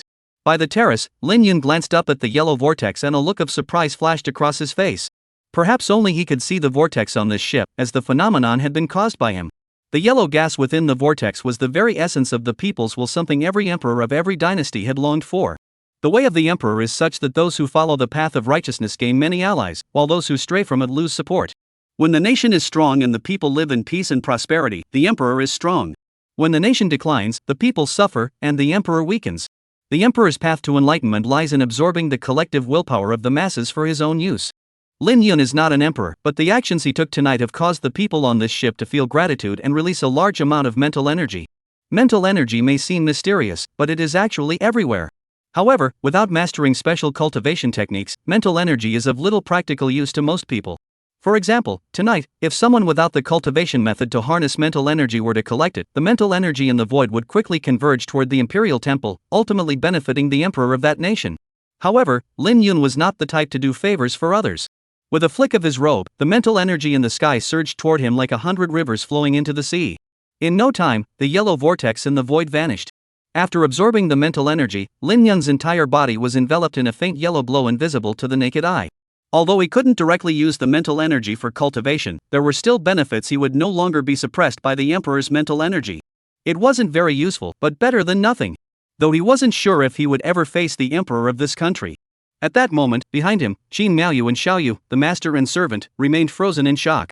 After a long while, Qin Miaoyu finally opened her mouth, her voice trembling with disbelief. "Master, you just used sword intent?" Lin Yun didn't respond, instead lying back lazily in the rocking chair and adjusting to a more comfortable position before speaking. However, he didn't answer Qin Miaoyu's question. Instead, he looked at the maid behind him and said, "Don't massage my shoulders this time. Come over and give me a leg massage. I'm a bit tired from standing earlier." Xiaoyu reacted quickly, grabbed a small stool, and hurriedly sat down beside the man. Her small hands immediately began massaging his thigh. As she massaged, she curiously examined the man, her bright eyes sparkling with a hint of wonder. When she saw the man's face relax into an expression of pleasure, she cautiously asked, "Master, are you actually a sword immortal? That's amazing. Could you tell your servant how you cultivated your skills? How do you cultivate? If you can first become invincible in the celestial realm and then reincarnate to cultivate again, you will be able to do so." However, Lin Yun naturally wouldn't say such things. He shook his head and said, "Sword immortal? That's just a title bestowed by outsiders. In the path of cultivation, one must reach the ultimate realm before they can be called an immortal." By not denying it, he had effectively admitted it. Lin Yun was indeed a sword immortal who had mastered the essence of the sword, a young sword immortal at the age of 20. Xiaoyu and Qin Miaoyu couldn't help but tremble. Such a prodigy, if he doesn't meet an untimely end, will undoubtedly become a legendary figure renowned across the continent in the future. Chapter 136, Please reveal yourself, Senior. Just as the two women were still immersed in the shocking revelation, a voice echoed from the void. Xiao Hongfei expressed his gratitude to the senior for his assistance and asked if the senior could reveal himself so that he could personally present a generous gift on behalf of the Purple Cloud Merchants Guild as a token of their gratitude. The speaker was Xiao Hongfei, the revered elder of the Purple Cloud Merchants Guild. At this moment, this late-stage Yutian realm existence bowed slightly, his expression filled with utmost reverence. As soon as Xiao Hongfei finished speaking, another voice rang out. "That's right, we humbly request that the senior appear before us so that we may repay your life-saving grace in the future." This was the voice of Lei Che. As the two spoke, their faces betrayed not only reverence but also a faint hint of anticipation. In fact, it wasn't just the two of them, many others on the ship were also curious about the identity of the sword immortal who had intervened. Therefore, as soon as Xiao Hongfei and Lei Che spoke, the ship fell into complete silence. Even those who had narrowly escaped death and were previously celebrating stopped their celebrations. Whether they were men, women, the elderly, or children. All of them froze in place, silently watching the nearby commotion. The evening breeze rustled the reeds along the shore. The ship was so quiet you could hear a pin drop. However, after a long while, the mysterious sword immortal still did not respond. Seeing this, many people's faces flashed a hint of disappointment. After thousands of years, the sword immortal had reappeared in the eastern wasteland, and there was no doubt that this would become the most sensational event to shake the entire eastern wasteland for a long time to come. Yet they had the fortune to encounter him but were unable to catch a glimpse of his majesty, truly a regrettable matter. In the void, Lei Che glanced at Xiao Hongfei beside him and sighed wryly, "Senior Xiao, it seems this sword immortal does not wish to see us." Xiao Hongfei also sighed wryly and replied, "Such an extraordinary figure probably doesn't want us to disturb him. Since he doesn't wish to reveal himself, let's just pretend this never happened." In truth, given his status, if we had conducted a thorough search on the ship, there would have been a chance to confirm the sword immortal's identity. However, given the current situation, this great figure clearly does not wish to reveal his identity, so he naturally would not do something so foolish. Lei Che nodded and swiftly returned to the ship. As soon as he landed, Lan Yu hurried over, concerned, and asked, "Uncle Lei, are you okay?" Lei Che waved his hand and exhaled a breath of stale air, saying, "I'm fine. I'll meditate for a while to recover." "Uncle Lei, what was that just now?" Although he had already formed his own conclusion, Lan Yu couldn't help but ask. Lei Che knew that Lan Yu was referring to the sword intent, and replied solemnly, "That was sword intent. The one who came to help us was a sword immortal." Upon hearing this confirmation from Lei Che, a powerhouse at the Yutian realm level, not only Lan Yu, but even Zhou Lin and Pang Lai beside him couldn't help but tremble slightly and swallow hard. Especially Zhou Lin, whose hands clenched tightly, a faint glimmer of hope flickering in his heart. A single sword intent had driven back 3 heavenly realm experts. If we could obtain the assistance of such a powerful figure, what great matters would we not be able to accomplish? Even his own father, the emperor, would have to show some respect in the presence of a sword immortal. The room fell silent for a moment. Moments later, Lan Yu's eyes flickered as he said, "Uncle Lei, since there's a sword immortal on board, doesn't that mean we don't have to worry about anything along the way?" Lei Che nodded, sighing in relief, and smiled, "Of course. Within the borders of the Great Qian dynasty, there's probably no safer place than here. It's just a pity that the elder refuses to show himself. Otherwise, if we could befriend such a high-ranking expert, that would be a once-in-a-lifetime opportunity. Uncle Lei, since this person is so powerful, why didn't he just kill those few demonic cultivators from the demon sect earlier?" Lan Yu asked curiously. Lei Che thought for a moment and replied, "He probably didn't deem it worth his while." Disdainful of acting? Exactly. For someone of his caliber, we so-called Yutian realm cultivators are probably no different from infants. Would an adult bother to attack a crawling infant? Using a single thread of sword intent to drive them back was likely already a decision that left this elder speechless. Even the Yutian realm level powerhouses, the core strength of the Great Qian dynasty, are merely infants in the presence of a sword immortal? Lan Yu opened his mouth, his face filled with disbelief. Meanwhile, Zhou Lin clenched his fists even tighter. He abandoned his earlier thoughts. If he could obtain the assistance of such a figure, his father, the emperor, wouldn't he just grant them face, he wouldn't he dare to defy them. Theoretically, Lei Che's words were not entirely wrong, as in history, sword cultivators who had comprehended the essence of the sword were at least at the Divine Sea realm level, and sword cultivators were said to be invincible among peers. However, what he might not have anticipated was that the sword immortal who had just intervened was not even at the Mingxian realm. Moments later, the large ship set sail once more, churning up layer upon layer of white waves as it headed toward the imperial city. "Young master, why didn't you leave those demonic cultivators from the demon sect?" the young maid asked timidly. Lin Yun smiled and did not respond. The answer was simple. Without relying on sword intent to forcibly enhance his cultivation, he was currently unable to match a cultivator at the Yutian realm level. The sword intent he had just unleashed was merely a bluff. It had the effect of suppressing his opponents but was unable to inflict significant damage. Although the backlash from forcibly boosting his cultivation had become less severe over time as his cultivation in sword art had improved, it wasn't worth it for a few minor foes. Having grown accustomed to the comfort of a woman's embrace, he couldn't even bear to be weak for a few days, let alone half a day, especially with Zhao Ziyi constantly teasing him. Thinking of this, Lin Yun suddenly remembered that there were 2 beauties in another room who might have been greatly startled by tonight's events. He immediately lost all desire to stay and got up to leave. After Lin Yun left, Xin Miaoyu watched the man disappear at the door, her eyes flickering uncertainly. After a while, the woman exhaled a breath of stale air, her chest rising and falling. At that moment, the young maid beside her smiled sweetly and said, "Miss, if you could marry a sword immortal, you'd really be getting the deal of a lifetime." A sword immortal? Xin Miaoyu bit her pink lips, her small hands clenching unconsciously. Tonight, Lin Yun had truly given her a huge surprise. On the other side, as Lin Yun stepped into the house, a soft, delicate body threw herself into his arms. There was no doubt about it, it was Zhao Ziyi. These days, Zhao Ziyi could express her care and affection without reservation, no matter the time or place. For instance, before he could even speak, his mouth was already covered. The young girl tiptoed, wrapping her arms tightly around his head, giving off the vibe of a mischievous girl teasing a good-hearted man. The girl's love was bold and passionate. Lin Yun's response, of course, would not disappoint such passionate emotions. Chapter 137, Pang Lai's Speculations. This kiss lasted for an unknown amount of time. Zhou Anning, who had been waiting nervously in the room for a long time, blushed deeply. Though she also liked men, she could never be so bold in front of others, let alone initiate such a passionate kiss. This passionate kiss finally ended with Zhao Ziyi surrendering first.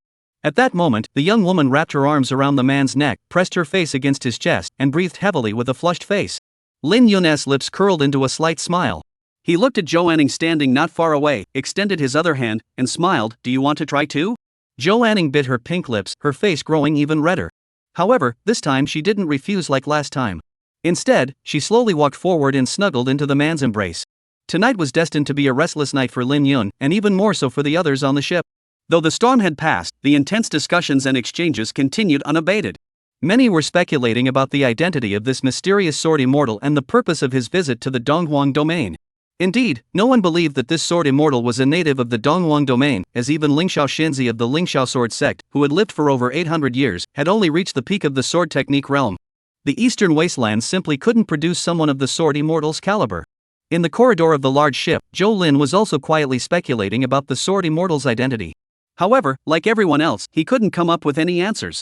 Just as he was about to ask Pang Lai beside him for his thoughts, the old man's furrowed brows suddenly relaxed, and his eyes sparkled with a sharp light, as if he had solved a crucial puzzle. "Old Master Pang, what's going on?" Zhou Lin asked curiously. The old man did not rush to answer Zhou Lin's question. Instead, he took a deep breath and then fixed his gaze on Zhou Lin, speaking excitedly. "Your Highness, do you think that sword immortal might be Lin Gongzi?" Zhou Lin's body trembled slightly. After thinking for a moment, he said, "Old Pang, that's unlikely, isn't it? Lin Xiong achieved the realm of sword in man at the age of 20, which is already a prodigious talent. How could there be such a young sword immortal?" Though he said it was unlikely, Zhou Lin couldn't help but feel a surge of emotion after speaking. What if Lin Yun really is a young sword immortal who has mastered the essence of the sword? As the first prince to discover him, wouldn't he already have one foot on the throne? After hearing Zhou Lin's words, Pang Lai pondered. "Your Highness, I did not speak those words lightly. There is some basis for them. Do you remember the Yunshan tea gathering?" Zhou Lin raised his eyebrows. Pang Lai continued, "That day, although I wasn't paying attention to the tea gathering, while I was meditating in my room, I faintly sensed a powerful sword energy. As a guard, I instinctively recorded the sword energy and the sword essence it contained. Afterward, I learned that this sword energy was actually the sword strike that Lin Yun used to defeat Li Sangyun." Zhou Lin thought of something and instantly opened his mouth wide. Pang Lai glanced at his own prince and nodded solemnly. "That's correct. The sword energy and the sword beam that shot straight into the sky tonight share nearly identical sword essence. In the vast continent, appearances may change, but the essence of the Tao remains constant. It can be said that the most effective way to determine a person's identity is to observe the Tao essence emanating from their techniques. If the essence of the Tao contained in their techniques is identical in two separate instances, it can almost certainly be confirmed that they are the same person." Zhou Lin took a deep breath and said slowly, "Pang Lao, do not tell anyone about this, including that Blue Yu." His voice trembled slightly as he spoke. Pang Lai naturally understood the gravity of the situation and nodded heavily. If Lin Yun, who had achieved the union of man and sword, merely increased the likelihood of Zhou Lin ascending the throne, then Lin Yun, the titled sword immortal, would undoubtedly ensure Zhou Lin's coronation as emperor with absolute certainty. Of course, the prerequisite was that they could secure Lin Yun's allegiance. Pang Lai and Zhou Lin exchanged a glance, said nothing more, and walked straight toward the room. If Lin Yun had overheard their conversation, a hint of surprise would have flashed across his face. Not because his sword cultivation had been exposed, but because of Pang Lai's meticulousness and keen observation. In fact, if he had intended to hide himself, no one would have been able to detect his Tao essence. He simply didn't bother to do so. These days, he had indeed become somewhat lazy, even too lazy to pick up a teacup when he was thirsty. Fortunately, he wasn't lazy when he was in bed, otherwise, Zhao Ziyi would have to twist his waist every day. However, it seemed that things in this world always went against one's wishes. Tonight, he wasn't lazy at all, he even genuinely hoped to put in double the effort. However, the two women each gave him a disdainful glance and sent him away. Well, it seems like this is going to be a long and arduous journey. Despite having two beautiful young women by his side, he could only resort to timing his advances. With no other choice, he could only embrace one of them and enter the bedroom. The next morning, when Lin Yun woke up, Zhao Ziyi was still sleeping in. Lin Yun didn't disturb the young woman and quietly left the room. Since Zhao Ziyi was the one who came later last night, she had been taken care of for a longer time and truly deserved some extra rest. By the terrace, Zhou Anning was already lying on his private rocking chair.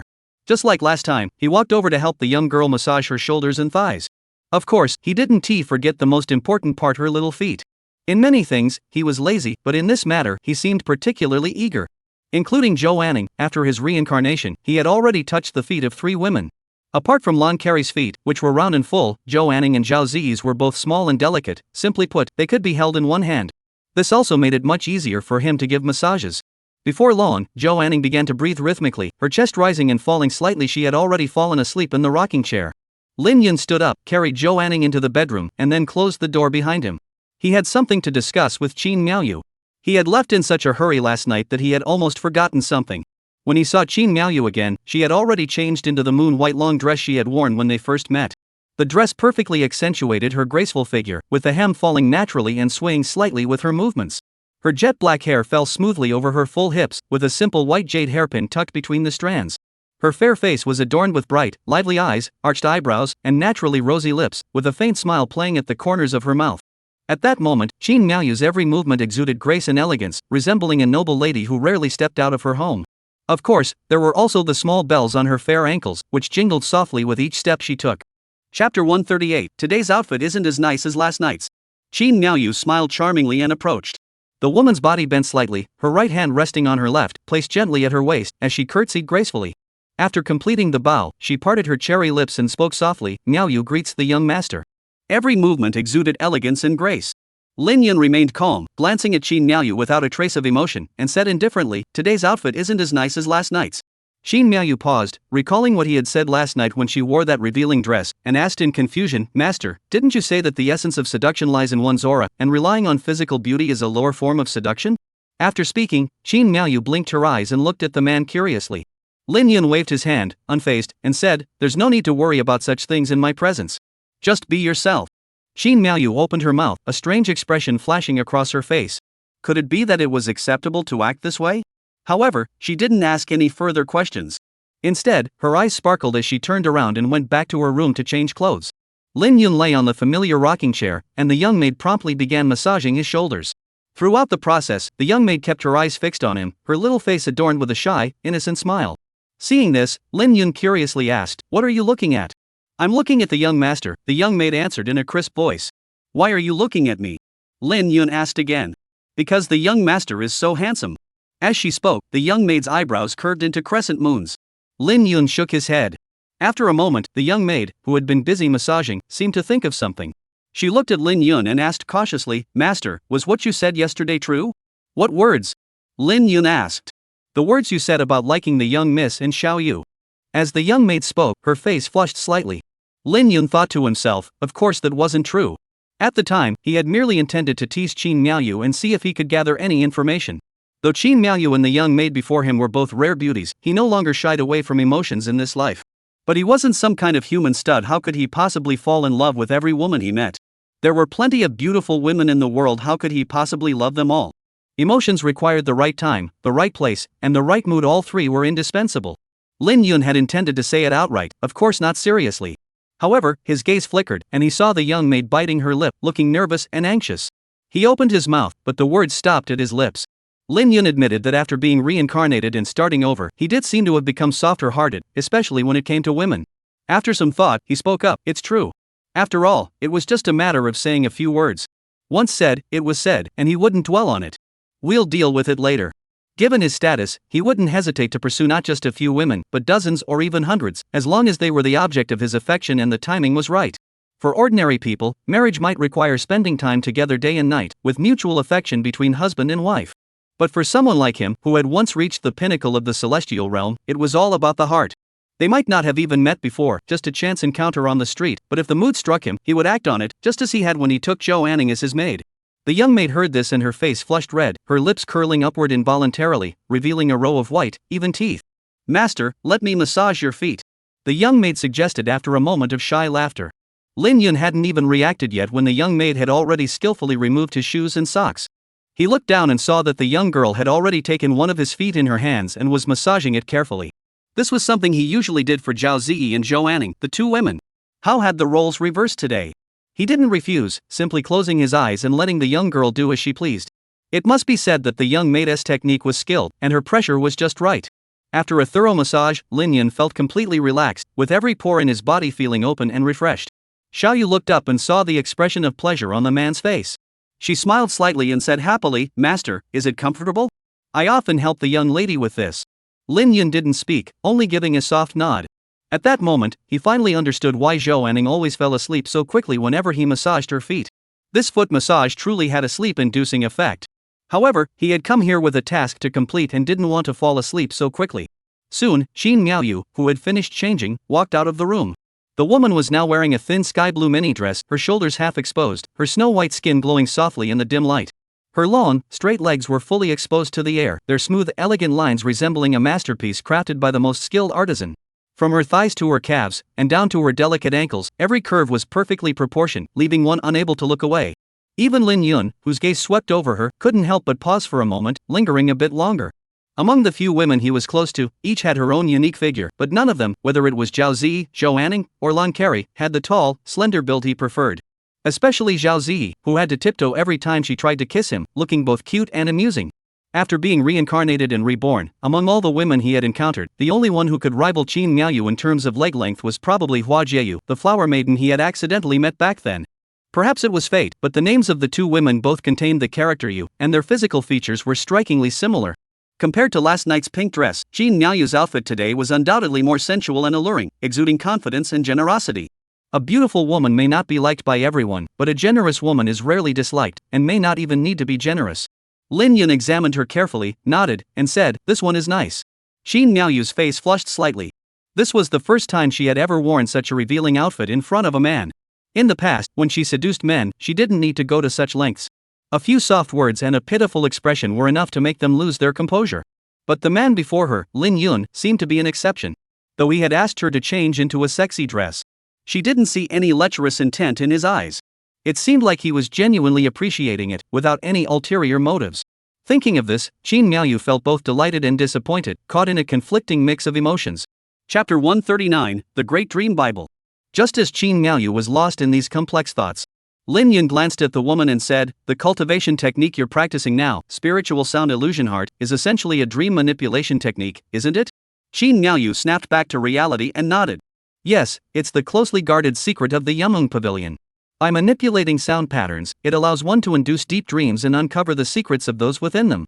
As she spoke, Qin Miaoyu's snow-white neck tilted slightly upward, and a hint of pride flashed across her face. Because the spirit sound illusion heart isn't something everyone can learn. Only the most outstanding few within the Yumeng Pavilion are qualified to cultivate it, and she was the most outstanding among them. The title of Qinin Xianzi was no empty honor. However, Lin Yun seemed oblivious to Qin Miaoyu's pride, responding casually, "This technique is garbage." As soon as the words left his mouth, the pride on Qin Miaoyu's face vanished instantly. She opened her mouth, her face filled with astonishment. Trash? Spirit sound illusion heart is an extremely rare cultivation technique targeting the soul, mysterious and unpredictable, with the ability to peer into one's heart. It's far more precious than those techniques that merely enhance the purity of true energy. Most importantly, this technique ignores cultivation level. If one's soul strength is insufficient, even a moment's carelessness could allow the practitioner to take advantage of the situation. Once, she had successfully used Spirit Sound Illusion Heart to enter the dreams of a cultivator at the Heavenly Sovereign Realm. The heaven-defying realm, those who can soar through the skies with the grace of immortals. To subdue a heaven-defying realm expert at the peak of the divine realm, how many such individuals exist in the vast eastern wasteland? Lin Yun noticed the hint of defiance on Qin Miaoyu's face and explained, "Your technique requires not only mastery of musical rhythms but also the ability to manipulate the emotions of the target through seduction before they enter the dream. It relies too heavily on external factors and is too slow to be effective in sudden battles. In real combat, your opponents won't give you the chance to manipulate their emotions. In that regard, it's no better than the seduction technique the demonists from the demon sect used last night. A truly powerful dream manipulation technique should be able to send everyone into a dream with a single gesture. The principle is indeed sound, but spiritual sound and illusory heart was never intended to be a combat-oriented technique. They were meant to achieve their goal of seducing hearts through a gradual, insidious process. That's why the Yumeng Pavilion had to be labeled as a brothel, and those who practiced the spirit sound illusion heart had to be labeled as courtesans." Qin Miaoyu opened her mouth to protest instinctively, but upon recalling the man's words and his air of mystery, she swallowed her rebuttal. After pondering for a moment, she asked curiously, if you think our Yumung Pavilion's dream weaving techniques aren't up to par, then in your opinion, what kind of dream weaving techniques would be worthy of your attention? Lin Yun raised the corner of his mouth, beckoned the woman closer, and said, come closer, I'll tell you. Qin Miaoyu didn't think much of it, taking graceful steps toward Lin Yun and stopping beside the rocking chair. A faint fragrance wafted into his nostrils. Lin Yun glanced down and noticed that the woman's legs were indeed very long, and all he could see was a sea of white. Looking up, he saw that, like Zhao Ziyi, he couldn't see the woman's face. It seemed that his so-called father had indeed put a lot of effort into this woman. Kneel down. I can't tell you like this. Lin Yun spoke again. Qin Miaoyu was curious, but she obediently followed his instructions. After all, given his status, there was no way he could deceive her. The woman squatted down, and Lin Yun turned his head to look, just catching a glimpse of that flawlessly beautiful face. It must be said that this face was indeed very alluring, with enough charm to tempt any man. However, Lin Yun only glanced at it briefly before raising a finger and gently touching Qin Miaoyu's snow-white forehead.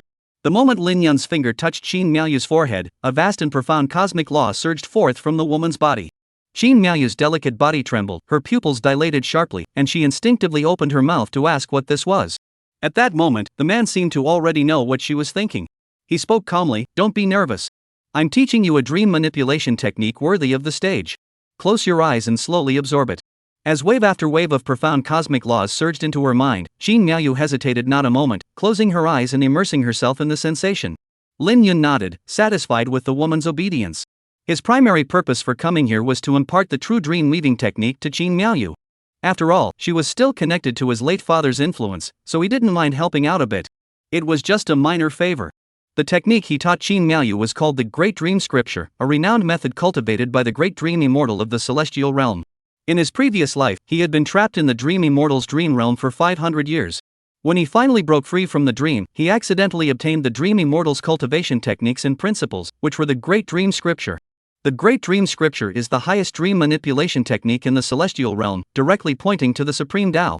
At the pinnacle of cultivation, with a single wave of his hand, the Great Dream Tao principles sweep across the realm, effortlessly sending all beings into dreams, where they are lost forever. In his previous life, before he had mastered the second realm of the Heartless Sword Path, he came into contact with the Great Dream Immortal's Dream Tao principles and was still drawn into the dream realm, enduring 500 years of torment within it. This alone demonstrates the immense power of this cultivation technique. It can be said to be no weaker than the merciless sword scripture he created in his previous life. Moments later, Lin Yun lowered his fingers. At that moment, the rules-based aura surrounding Qin Miaoyu also vanished. The woman opened her eyes, stood up abruptly, and a vibrant flush spread across her face, from her cheeks all the way to her ears, resembling the evening glow of the sky. Her breathing became rapid and heavy, her chest rising and falling violently, creating a surge of turbulent waves. Qin Miaoyu lowered her gaze, staring intently at Lin Yun. After a moment, she trembled and said, This is. Lin Yun remained lazily reclined in the rocking chair, smiling faintly and said, This is the dream weaving technique I spoke of, one worthy of the stage. Qin Miaoyu took a deep breath, bowed respectfully to Lin Yun, and said, Thank you, master, for teaching me this technique. As she bowed, her body continued to tremble slightly. The technique Lin Yun had taught her was simply too extraordinary, something she had never heard of before. This was no longer merely about gathering qi and cultivating energy, it was about cultivating the Tao, the path that was said to be accessible only to those who had reached the Dongyin realm. Moreover, she sensed that this technique was far from simple, she likely had only scratched the surface of its true depth. At this moment, she finally understood why Lin Yun, despite being only at the opening of the Yuan realm, could already manipulate the power of heaven and earth. If his cultivation technique was also this extraordinary, it would be incredibly easy for him. Because the cultivation technique itself directly pointed to the Tao of heaven and earth. Chapter 140, Dream Creation Practice. Thinking that she would soon be able to borrow the power of heaven and earth like those peerless geniuses, using it to overpower others before even reaching the cave hiding realm, Qin Miaoyu couldn't help but curve her lips into a smile. At that moment, Qin Miaoyu. Lin Yun remained silent, raising his eyebrows slightly, a peculiar expression flickering across his face. For as Qin Miaoyu bowed her head, from his angle, he could almost see everything beneath her. He realized for the first time that the woman was wearing nothing but a thin dress. In such a situation, any other man might have pretended to be a proper gentleman out of respect for modesty. However, Lin Yun simply looked at her with interest. As he looked, he secretly compared her to Zhao Ziyi and Lan Carey. As for why Zhou Anning wasn't present, it was because he had only recently begun to pay special attention to her, and there was no point in comparing her yet. Moments later, the results were in. Lan Carey was below Zhao Ziyi, but the fully matured Lan Carey still had the edge. Qin Miaoyu noticed that Lin Yun had been silent for a long time and looked up at the man. When she saw where his gaze was fixed, her heart raced wildly, and a tempting blush crept up her neck. Under normal circumstances, she would have panicked, straightened her back, and tidied her appearance. However, today she didn't want to do that. She pretended not to notice anything and continued to keep her head down, even adjusting her angle slightly. This angle was even more perfect than before, allowing her to see more. Lin Yun's face flashed a thoughtful expression. This time, he didn't linger his gaze for too long. He soon lay back in the rocking chair, closed his eyes, and said, "It was no trouble at all. No need to thank me. You're his person, which makes you my person too. Helping you is only natural." Shin Miaoyu's delicate body trembled. She thought to herself, actually, you could have just left out the word equivalent. She was the most outstanding woman cultivated by the Dream Pavilion, and to a large extent, she had been prepared for the future young master. If it weren't for the fact that there weren't enough outstanding women within the pavilion, she wouldn't have even come out into the world. In the past, if she had been asked to marry a stranger, she might have felt some resistance. But now that she had witnessed Lin Yun's abilities, she seemed to have no complaints. At the age of 20, he was already a sword immortal, and he could effortlessly wield the Great Dream Scripture, a supreme technique that directly pointed to the path of enlightenment. Who else in this world could achieve such feats? Moreover, he was exceptionally handsome, with an otherworldly aura, and there was scarcely a flaw to be found. Shin Miaoyu thought about it more and more, and her heart began to beat faster and faster, her breathing becoming rapid. Although she was born into a brothel, she had never truly interacted with a man before. The young maid who had been massaging Lin Yun's feet on the small stool noticed her mistress's excited expression and realized that the technique Lin Yun had taught her must be extraordinary. She stood up, wrapped her arms around the man's arm, and pleaded, "Master, could you please teach me a martial art as well?" Hearing the young maid's sweet and clingy voice, Lin Yun couldn't refuse. He smiled and asked, "What kind of technique do you want to learn?"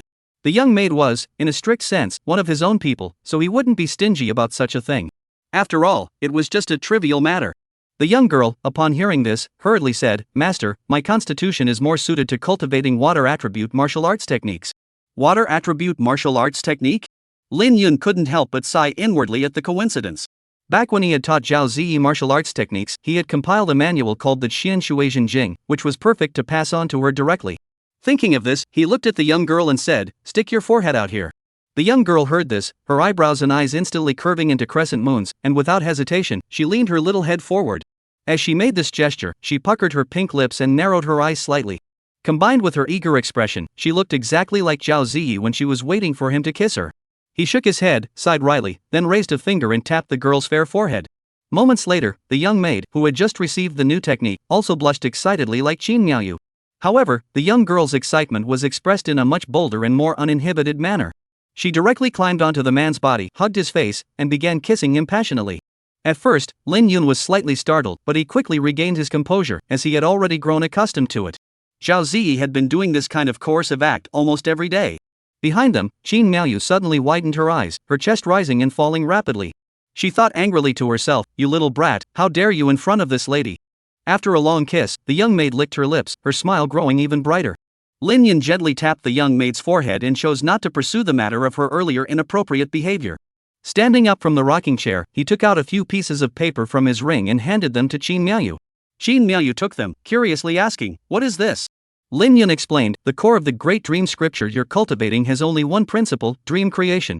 The more realistic the dream, the harder it is to distinguish from reality, and the longer the dreamer remains trapped within it, the harder it is to escape. These papers record the first dream you need to learn to create. Use this to practice first."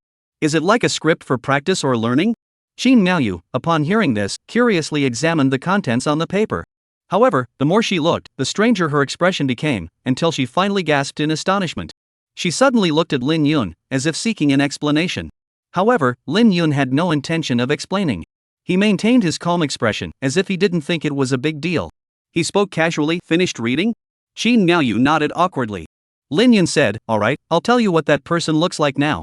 You can use that as a reference when you create your dreams later." After speaking, he gently tapped Qin Miaoyu's forehead. After completing all this, Lin Yun smiled slightly and walked toward the door. Today's task was complete, and it was time for him to return. However, as he reached the door, he couldn't help but turn back and give one last reminder, "I'll come back tomorrow to check your progress. I hope you don't disappoint me." Hearing this, the strange expression on Qin Miaoyu's face grew even more pronounced. After Lin Yun left, Qin Miaoyu murmured to herself, "Could it be that he likes this kind of woman?" Xiao Yu, hearing her mistress's words, stepped forward curiously and asked, "Miss, what kind of woman?" Qin Miaoyu didn't explain and simply handed the paper in her hand to Xiao Yu. Xiaoyu took it, glanced through it, and her expression was even more exaggerated than Qin Miaoyu's. She covered her mouth in shock. Her face also flashed a look of disbelief as she murmured, "I never thought the young master had such a peculiar taste." Chapter 141, Prove It to Me. After leaving Qin Miaoyu's residence, she had just returned to her room when she heard a series of urgent beeps. A pair of bare, delicate feet stepped onto the clean floor, carrying a faint, delicate fragrance as she appeared before him. The young girl tilted her head slightly, her nose wrinkling as she sniffed around him like a kitten. After a moment, Zhao Ziyi puffed out her lips and hummed, "Yun Gu, you smell like Qin Miaoyu and her little maid." Lin Yun sighed wryly. He knew Zhao Ziyi's little jealousy had been stirred again. However, he hadn't touched Qin Miaoyu, he had only glanced at her a few times. That shouldn't count as cheating, right? As for the little maid, he was the victim, truly innocent. He could only explain helplessly, maybe the perfume they used was special and left a trace of fragrance. "I just went over to chat for a while, nothing else happened." Zhao Ziyi blinked and said, "I don't believe you unless you prove it to me." "How am I supposed to prove it?" Lin Yun asked. The young girl didn't say a word, but made her usual gesture, tiptoeing up and pressing her lips against his mouth. Lin Yun immediately understood and bent down to carry the girl into the room. An hour later, Lin Yun looked at Zhao Ziyi lying on the bed, gently scraped her delicate nose, and said with a smile, "Do you believe me now?" Zhao Ziyi didn't speak, not because she didn't want to, but because she was too exhausted to do so. Watching this scene, Lin Yun's lips curved into a smile as he stood up and walked out of the room. As his left foot stepped out the door, he saw Zhou Anning staring intently at him in the living room. Recalling the telepathic connection between the two women last time, Lin Yun raised his eyebrows and laughed. "Anning, do you also need me to prove it?" Zhou Anning didn't speak, but nodded slightly before heading toward her own bedroom. Lin Yun was taken aback for a moment. All right. These days, Zhou Anning seemed to be growing bolder in this regard, showing signs of evolving toward Zhao Ziyi. But he was content with that. Thus, having just left one woman's room, he entered another woman's room, his life a repetition of the same. The sun was gently warming the air, and a soft breeze blew. The morning breeze rustled the reeds along the riverbank, their curved shapes swaying like the movements of a young girl running. Lin Yun lay leisurely on the rocking chair on the terrace. Seeing the reeds, he thought of the young girl again. Thinking of the young girl, he reached out and pulled her closer. The figure that had been quietly massaging him from behind now lay in his arms. Just as he was about to check if the curves of their bodies matched, the door to the room was knocked on. Lin Yun sighed regretfully and decided to postpone the inspection for later that night. He stood up and opened the door. It was Zhou Lin and Pang Lai, master and servant, with the Zhu siblings standing beside them. Seeing him, Zhou Lin smiled broadly and said, "Lin brother, it's time for the luncheon. Shall we go together and have a drink?" Lin Yun glanced at Zhou Lin. He noticed that this seventh prince seemed to be treating him with greater courtesy, his eyes even carrying a hint of respect. However, before this, although the other party had also been eager to court him, there had only been eagerness and excitement in his eyes, no respect.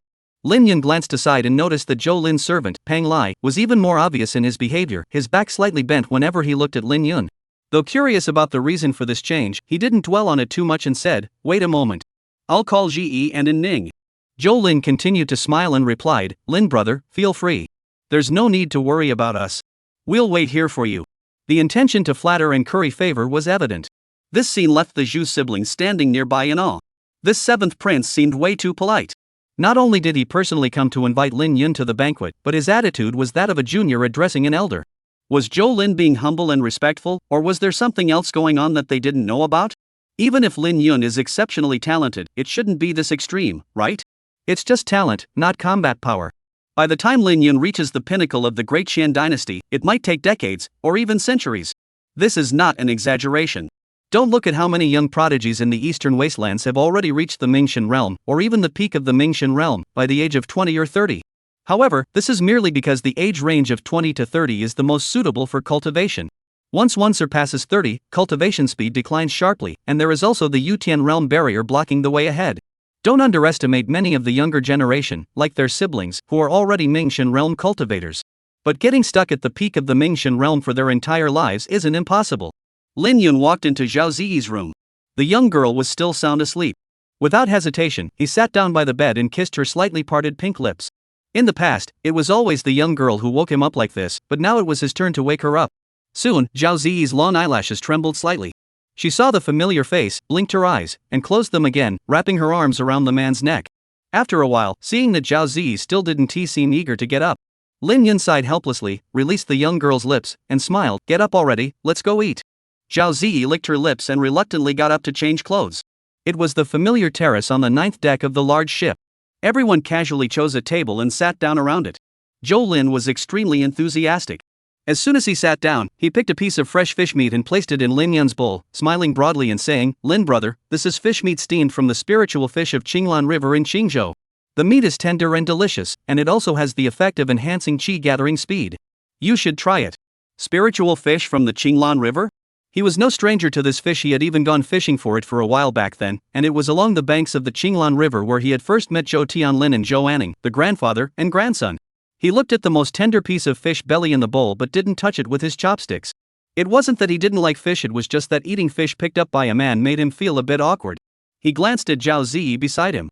The young woman, who had been leisurely enjoying her meal, caught the man's glance and immediately understood. She smiled and picked up a piece of fish, holding it to Lin Yun's lips. The piece of meat in front of him wasn't as fresh or tasty as the one Zhou Lin had picked earlier, but a faint smile appeared on Lin Yun's face. He didn't hesitate for a moment, putting it directly into his mouth and chewing it gently. Seeing this, Zhou Lin's lips twitched slightly. Xu Chang, standing nearby, couldn't help but look envious. Zhou Anning, upon seeing this, flashed a glance and followed Zhao Ziyi's example, picking up some food for Lin Yun. Lin Yun, of course, accepted everything with open arms. Chapter 142, Entering the Dream. The commotion caused last night seemed to have not yet subsided. While Lin Yun and the others were enjoying their lunch, many were still discussing the matter with great excitement. The discussions mostly revolved around the identity of the mysterious sword immortal, with various theories circulating. Zhou Lin naturally overheard these discussions. His eyes flickered, and he casually remarked, "Lin brother, you're also a sword cultivator. You must have noticed something last night, right? Who exactly was that sword immortal who intervened?" Although he had already pieced together most of the details, he couldn't resist testing the waters. After all, such matters were indeed rather unsettling. Lin Yun glanced at Zhou Lin, his expression unchanged, and replied succinctly, "I don't know." After speaking, he took a piece of meat that Zhou Anning had passed over and began to savor it carefully.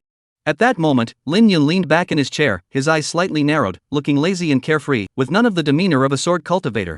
A hint of disappointment flashed across Zhou Lin's face as he shook his head silently. He realized that Lin Yun didn't seem interested in discussing the topic and remained silent. Just then, a voice rang out. "Lin brother, your highness, we meet again. Would you mind joining us for a meal?" The speaker was none other than Lan Yu. Behind him, the guard named Lei Che followed closely. Although Lan Yu addressed both Lin Yun and Zhou Lin by name, his gaze was fixed on Lin Yun for the majority of the time. Lin Yun replied casually, "Sure." He didn't want to get too close to someone who was causing trouble. With no connection to them, doing something that offered no benefit made him feel uneasy. He certainly didn't want to help them again. Unlike Lin Yun's coldness, Zhou Lin stood up immediately and greeted him enthusiastically. "Haha. There's no need to be so formal, Blue brother. Please sit down." Lan Yu smiled and nodded, then casually found a chair to sit down. As he sat down, his gaze subtly glanced at Lin Yun, who looked lazy, and the previous annoyance and anger in his heart had vanished. A sword cultivator who could harness the vast power of heaven and earth, achieving unity between sword and self, indeed had reason to be proud. Moreover, last night a sword immortal had just saved his life, so he naturally felt a great deal of goodwill toward Lin Yun, who was also a sword cultivator. This lunch was eaten even faster than last night's meal. The surrounding noise was simply too loud, and Lin Yun had never been one to enjoy chaos. Therefore, he soon left with the two women. In the room, when Zhao Ziyi heard he was going to find Qin Miaoyu again, she pouted angrily. However, this time the young girl dared not let him leave anything behind. After all, last night he had only slightly demonstrated his abilities, and the young girl had nearly been unable to get out of bed today. Clearly, she was still afraid. When he arrived at Qin Miaoyu's room, the first thing that caught his eye was the mischievous little maid. The little maid saw him, her eyes lit up, and she excitedly called out to the room, "Miss, the gentleman has come to find you." Soon after, the familiar jingling of bells could be heard. Moments later, a tall, elegant figure appeared before him. At that moment, Qin Miaoyu was still wearing that thin sky blue dress, with the neckline plunging deeply, bold and generous. From his line of sight, a vast expanse of scenery was laid bare before him. Lin Yun remained calm as he studied her for a moment before speaking. "Have you already mastered the basics of the Great Dream Scripture?" Qin Miaoyu hurriedly replied, "Yes, master. I've already mastered the basics. I can now construct simple dreams on my own." As she spoke, she was clearly excited, causing her chest to rise and fall slightly. Lin Yun cast another lingering glance at Qin Miaoyu and nodded. He couldn't tell if he was satisfied with her talent, the dress she was wearing, or her figure. Though he had no romantic feelings toward Qin Miaoyu, people naturally enjoyed looking at beautiful things. Even if one didn't seek to possess them, admiring them to refine one's aesthetic sensibilities was a delightful pastime. Soon, Lin Yun lay down again on the familiar rocking chair. After lying down, he adjusted his position for comfort and spoke softly. "Follow the instructions on the notes I gave you last night to construct the dream, then let me enter it." Shin Miaoyu's eyes flickered, and she thought to herself, as expected. She didn't ask any further questions. With a casual wave of her hand, a faint ripple of rules spread out like ripples toward Lin Yun. Now, she no longer needed to rely on music or stir a man's emotions to put someone to sleep. Just as Lin Yun had said, true dream crafting techniques could be executed with a casual gesture, allowing countless people to enter dreams. There was no need for such complicated prerequisites. Soon, Lin Yun's eyelids felt heavy as if lead weights were hanging on them, and he slowly closed his eyes. When he opened his eyes again, Lin Yun was no longer on the boat. The surroundings were eerily quiet, with only the gentle gurgling of water echoing through the air. Within his line of sight, mist swirled, creating a dreamlike, ethereal scene. He was now in a that was both familiar and unfamiliar to him. At that moment, he was lying in a hot spring pool within the attic. The warm spring water enveloped his body, as if it could wash away all his fatigue. The walls around him were made of smooth jade, emitting a soft glow in the gentle light. On one side of the hot spring pool, lifelike stone dragon statues stand quietly. From the mouths of the stone dragons, warm spring water flowed endlessly, cascading down like silver threads and splashing into the pool, creating layers of ripples. Lin Yun's face flickered with a moment of daze. He looked down at his hands, which seemed smaller than usual, and remained silent. He leaned against the edge of the hot spring pool, waiting quietly for the other person's arrival. He knew that at this moment, the other person would definitely come, whether in reality or in a dream. Soon, a faint sound echoed through the air. It was the sound of bare feet on the floor. The moment he heard the sound, Lin Yun's face flashed with a complex expression, and his breathing grew slightly. He hadn't experienced such emotional fluctuations in many years. He didn't rush to turn around, instead slowly adjusting his breathing. Soon, the figure came to a stop beside him. A faint, delicate fragrance wafted over him. Upon catching the familiar scent, the emotions that had already begun to settle once again stirred slightly. If he had used his sword intent, he could have easily dispelled these distracting thoughts, but he did not. He had had Shin Miaoyu construct this dreamscape specifically for this moment. He glanced aside and saw a small, jade-white foot. The instep was fair and smooth, and the toes were of just the right length. The woman's feet were the same as Lan Kai's, belonging to the round and full type, evoking an irresistible urge to hold them in one's hands and play with them. The next moment, the woman gently lifted her small foot and stepped into the hot spring pool. Her jade-like feet slowly submerged in the spring water. Next came her slender calves, full thighs, a concave, rounded navel, and Chapter 143, A Smile That Captivates the City. Lin Yun slowly turned around. Looking at this familiar face he hadn't seen in nearly 700 years, memories surged back like a tidal wave. That year, snowflakes were falling. A woman in a white dress, holding a long sword, appeared before him like a fairy descending from the heavens. She said, "Will you join me in cultivation?" He was startled, his heart filled with fear, thinking he had encountered some kind of demon. It took a very long time for the tension to subside. At that moment, he thought to himself that there couldn't possibly be such a beautiful demon in this world. Holding the steaming bun he had just bought for 2 coins from a street vendor, he timidly asked, "If I follow you, will I get to eat buns every day?" The woman paused for a moment, then smiled. As she laughed, he felt as though the world had come to a standstill for a moment, with snowflakes suspended in midair. He had never seen such a beautiful woman, especially when she smiled. Once, an old beggar had told him the story of how a beautiful woman's smile could captivate a city. At the time, he hadn't believed it. How could someone's smile alone be enough to captivate everyone? It was probably just those scholars who wrote books exaggerating things. Though he hadn't read many books, he knew that literate people loved to exaggerate. Phrases like fish sink and swans fall and the moon hides its light were just nonsense they made up. A woman so beautiful that fish forget to breathe, swans forget to fly, and the moon and flowers blush and hide? How could that be possible? Yet, when he saw her smile, he believed it. There truly is such a thing as a smile that captivates a city. He had just taken a bite of a hot steamed bun when it slipped out of his hands and landed on the ground. At that moment, he thought to himself, "She's beautiful, but she's too wasteful with the steamed buns that was my entire day's meal." Fortunately, the steamed bun was only slightly dirted after wiping it clean, it could still be eaten. The smile on the woman's face slowly faded, and the wind and snow resumed their howling. She said, "If you want, you can have more than just steamed buns every day. You can even sleep with them if you want." "Really?" he asked eagerly. The woman nodded. As she nodded, her chest rose and fell slightly, and he thought of reeds swaying in the wind. He stared intently at the woman, biting his lip, and after a moment of thought, asked again, "Then, can I marry a woman as beautiful as you in the future?" "That would be difficult." The woman replied without hesitation. "Why?" he pressed. "Because there is no woman in this world more beautiful than me," the woman replied. He still remembers the woman's expression when she said those words as clearly as if it were yesterday. It was a confidence unlike any other, as if it had been ingrained in her from birth. "What's wrong?" a gentle voice sounded beside his ear. Lin Yun snapped out of his reverie and remained silent for a moment. He didn't speak, his gaze fixed downward. A red thread hung around the woman's neck, with a jade pendant tied below it. The jade was ordinary, purchased with the last 5 coins he had on him when he had accompanied the woman back to the sword sect and passed through Immortal City. The woman had worn it for nearly 100 years. At least when he ascended to the immortal realm, the pendant was still deeply embedded in her chest. Back then, he hadn't thought much of it, but now, seeing it again, he couldn't help but marvel that this was probably the happiest jade pendant in the world. Eternal descent into the abyss, never seeing the light of day, that is happiness. What? Don't you recognize your master anymore? The woman spoke again. At that moment, the woman's lips curved into a smile, and her eyes, as bright as stars, were misted with a faint sheen of tears, as if they could melt the hardest steel in the world. If anyone else had seen this scene, they would undoubtedly think she was a gentle and dignified woman. However, the woman's gentleness was reserved solely for him. In the central divine realm, who wouldn't he tremble in fear at the sight of her? After all, she was the one who dared to kick the master of the Tian Dao sect out of the mountain gates with a single word. She would even venture alone into the chaotic seas, staining the sky with blood, simply because of a casual tease from the leader of the demon sect. She was as fierce as they come, with no trace of gentleness whatsoever. Of course, he had only heard about these things. After all, women never show anger in front of her. The only time she did was when he decided to cultivate the path of the merciless sword. Thinking of this, Lin Yun couldn't help but let out a wry smile. After the wry smile, he looked straight at the woman and said, "Master, help me bathe."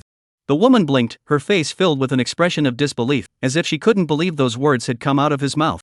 After a moment, the woman snapped back to reality, her lips curving into a playful smile. "What's this? Just a few days ago, you were still complaining that you'd grown up and were a big boy now, and didn't need your master's help anymore?" Lin Yun remained expressionless, his gaze intense as he said, "In front of my master, the disciple is always a child." Upon hearing this, the woman's eyebrows curved into a crescent moon. In a daze, Lin Yun seemed to see again the woman whose smile could captivate a city. The only difference was that this time, he was so close to her. Close enough that he could simply spread his arms and embrace her. And he didn't need to find a wife as beautiful as her. He could simply make her his wife. That was what he thought, and that was what he did. Moments later, a startled cry rang out. The sound carried shock, excitement, disbelief, and a mix of various emotions. Lin Yun stared intently at the woman, as if trying to imprint her appearance in his mind. After an unknown amount of time, the woman's sobs echoed through the attic. Suddenly, hot spring water splashed up in huge waves, continuing for a long time. "Miss, the young master is smiling." By the rocking chair, the young maid who had been observing Lin Yun spoke with a smile. Qin Miaoyu glanced at the man's slightly upturned lips and wasn't surprised, for only she understood what kind of beautiful dream this truly was. If the one who had entered the dream wasn't Lin Yun, she would even be a little worried that he might never want to wake up. Thinking of the woman's appearance in the dream. At that moment, she couldn't help but wonder if there really was such a beautiful woman in this world. Unparalleled beauty, captivating the nation. These idioms seemed to lose their depth when applied to the woman Lin Yun had told her about. Even she, who was hailed as the perfect vessel for a man, seemed to pale in comparison to that woman. She didn't pay too much attention to her figure, as she was still developing, but it was that noble yet gentle aura that was so hard to replicate. People cannot imagine or replicate what lies beyond their understanding. This noble aura, which only those who have long occupied high positions can possess, seemed beyond her current grasp. Just as Qin Miaoyu was quietly speculating about the woman's identity, Lin Yun slowly opened his eyes on the rocking chair. The moment his eyes opened, a vast and surging spiritual energy erupted from his body, like an endless ocean, surging endlessly. Qin Miaoyu's delicate lips parted slightly, and her face betrayed disbelief. After a moment, the spiritual energy on the man's body returned to calm. She took a deep breath, stepped forward, and cautiously asked, You've broken through?" As she spoke, her voice trembled slightly. Chapter 144, Breaking Through the Realm. Lin Yun's lips still curved into a smile, looking in good spirits. He glanced at Qin Miaoyu and nodded. Despite having mentally prepared herself, seeing Lin Yun acknowledge it in person caused Qin Miaoyu's body to tremble involuntarily. She pressed further, "Can one truly break through while in a dream?" Lin Yun replied calmly, "There's nothing impossible in this world. Just because you haven't seen it doesn't mean it doesn't exist. Don't let your narrow-mindedness limit your horizons. The path of cultivation isn't just about sitting in meditation and gathering energy, it also involves cultivating the mind and understanding the Tao. The Great Dream scripture I passed on to you is a technique that directly points to the great Tao of heaven and earth. You should already understand this. As for cultivating the mind, you'll understand once your cultivation reaches the realm of life and death. The pinnacle of the cultivation world is the realm of life and death, where one understands the nature of life and death. Even a genius like him spent nearly a decade in his previous life to fully comprehend life and death and break through the realm. The realm of life and death is the beginning of cultivating the mind on the path of cultivation. Qin Miaoyu opened her mouth, her eyes sparkling with wonder. At that moment, she also realized that the secrets this man harbored seemed far more numerous than she had ever imagined. She had originally thought that Lin Yun had asked her to create this dreamscape merely to satisfy some peculiar whim of his, but now it seemed there was a deeper meaning behind it. Cultivating the mind was still too abstract and intangible for her at this point, but she could see Lin Yun's true depth clearly. It was precisely because she had seen through it that Qin Miaoyu was so shocked. Although her cultivation was higher than Lin Yun's, in his presence, she felt her spiritual energy was like a mountain stream, while his was an endless ocean completely incomparable. If she hadn't known that he had broken through to the Mingshan realm, she would have thought he was a peak-level Yutian realm cultivator breaking through. This soul strength is already rivaling the Divine Sea realm. What kind of prodigy is this? His sword techniques were already astonishing, but even his soul strength far surpassed that of ordinary people. The so-called 10 heavenly geniuses of the Donghuang domain were completely incomparable to him. Lin Yun was unaware of the complex thoughts swirling in Qin Miaoyu's mind. At that moment, he was still immersed in the happiness of his dream, his lips curled into a slight smile that hadn't faded. Compared to the breakthrough in his mental state, the slight improvement in his cultivation was something he didn't care much about. After savoring the moment for a while, he furrowed his brows slightly, revealing a hint of dissatisfaction. He stood up and walked over to Qin Miaoyu, saying casually, "It's too small." "What's too small?" Qin Miaoyu didn't immediately understand what he meant. Lin Yun glanced at the woman's chest and said, "Make it a quarter larger, and it will be perfect." Qin Miaoyu followed Lin Yun's gaze downward. At that sight, she froze in place, her small mouth slightly agape in shock. After a moment, she gestured with her hands, her face expressing utter disbelief, and her mouth went from slightly open to an O shape. "This is still small? Another quarter bigger? Are there really women like this in the world? Does walking really not affect balance?" Qin Miaoyu asked herself 4 questions in rapid succession. She looked at Lin Yun, her expression shifting from shock to confusion. Lin Yun noticed Qin Miaoyu's expression and sighed inwardly. This woman's perspective is still so narrow. How could he not know about his master's body? After all, he had been holding him and sleeping with him for years as a child. However, he didn't explain such things. After the woman had regained her composure, he took out a few pieces of paper from his storage ring and handed them to Qin Miaoyu. "The optimization can wait. For now, continue constructing the dreamscape as before. The content should follow what's written on the papers." After speaking, Lin Yun repeated the process, gently touching his finger to Qin Miaoyu's forehead and transferring the portrait of another main character to her. After completing all this, Lin Yun left the room directly.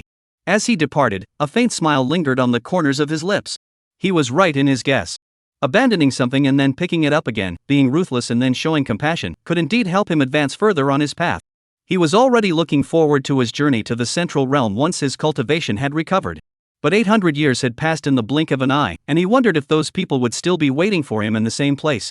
The only thing he could be certain of was that his master would definitely be there. But what about the others? Thinking of this, Lin Yun couldn't help but let out a wry smile. This was indeed a bit much to ask of others. But then he thought again. Those figures on this path, whether they stayed or left, he should be able to accept them all with a smile. After all, gain and loss are simply part of the natural order of the universe. There is no way to have everything in this world. Regret and loss are the norm. After Lin Yun left, Qin Miaoyu stared blankly at the paper in her hands, murmuring to herself, "Last time it was the master, and now it's the princess? The princess of the divine realm sure knows how to enjoy herself." "Princess? What princess?" Xiaoyu, standing nearby, leaned in to take a look. This time, the young maid wasn't as shocked as before. Instead, she said with interest, "Miss, do you think the young master prefers women with a special status?" "What do you mean?" "It's all about the status boost.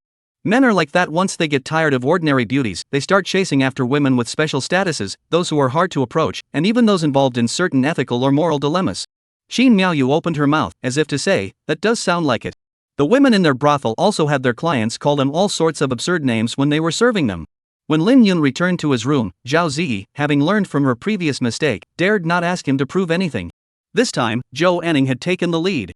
Zhou Anning didn't know what that meant, thinking it was just like the previous intimate encounter. However, that was only because he had restrained himself.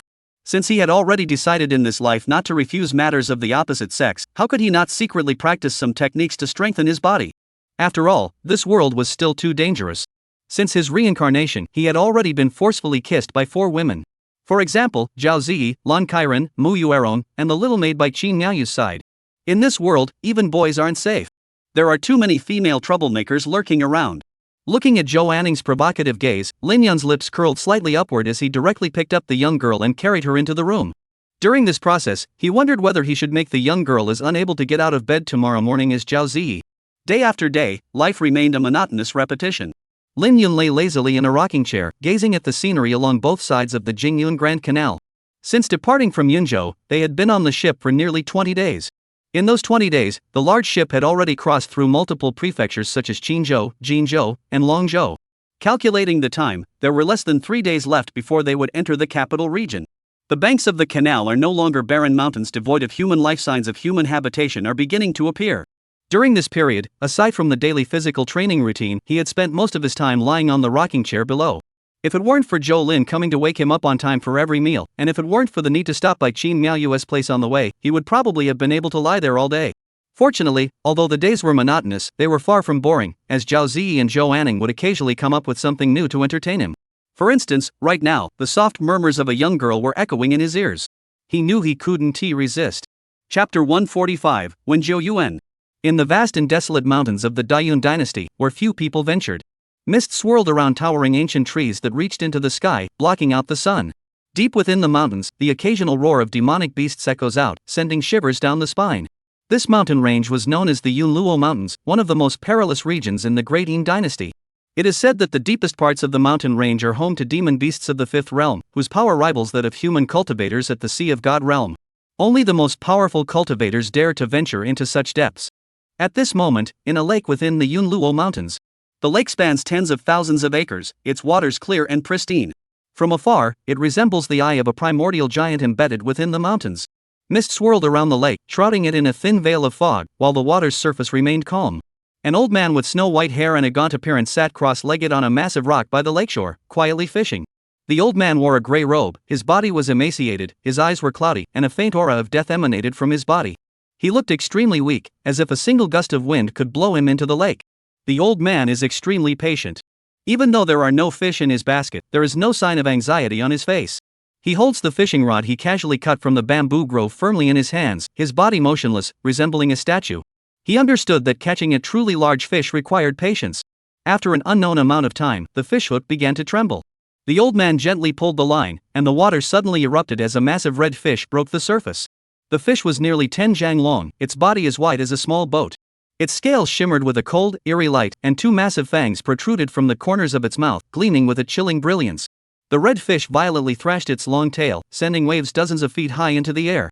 Each thrash sounded like an explosion, accompanied by a deafening roar. If it were an ordinary person, being tossed around like that by the red fish would have left them terrified or even dragged into the lake along with their fishing rod. However, the old man remained as steady as a mountain, not even flinching. The waves of water splashed down from above, with the force of a boulder crashing down. Yet the moment the waves made contact with the old man, they seemed to collide with an invisible wall, unable to penetrate even an inch.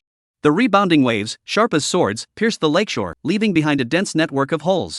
The lake water churned violently, but no matter how fiercely the red fish struggled, it could not break free from the old man's fishing hook. Seeing that it couldn't break free, the fish grew desperate, surging forward with all its might, its massive body darting toward the shore like an arrow released from a bow. It opened its enormous mouth, wide enough to swallow a cow whole, intending to devour the old man in one gulp. The old man remained unfazed, casually waving his hand.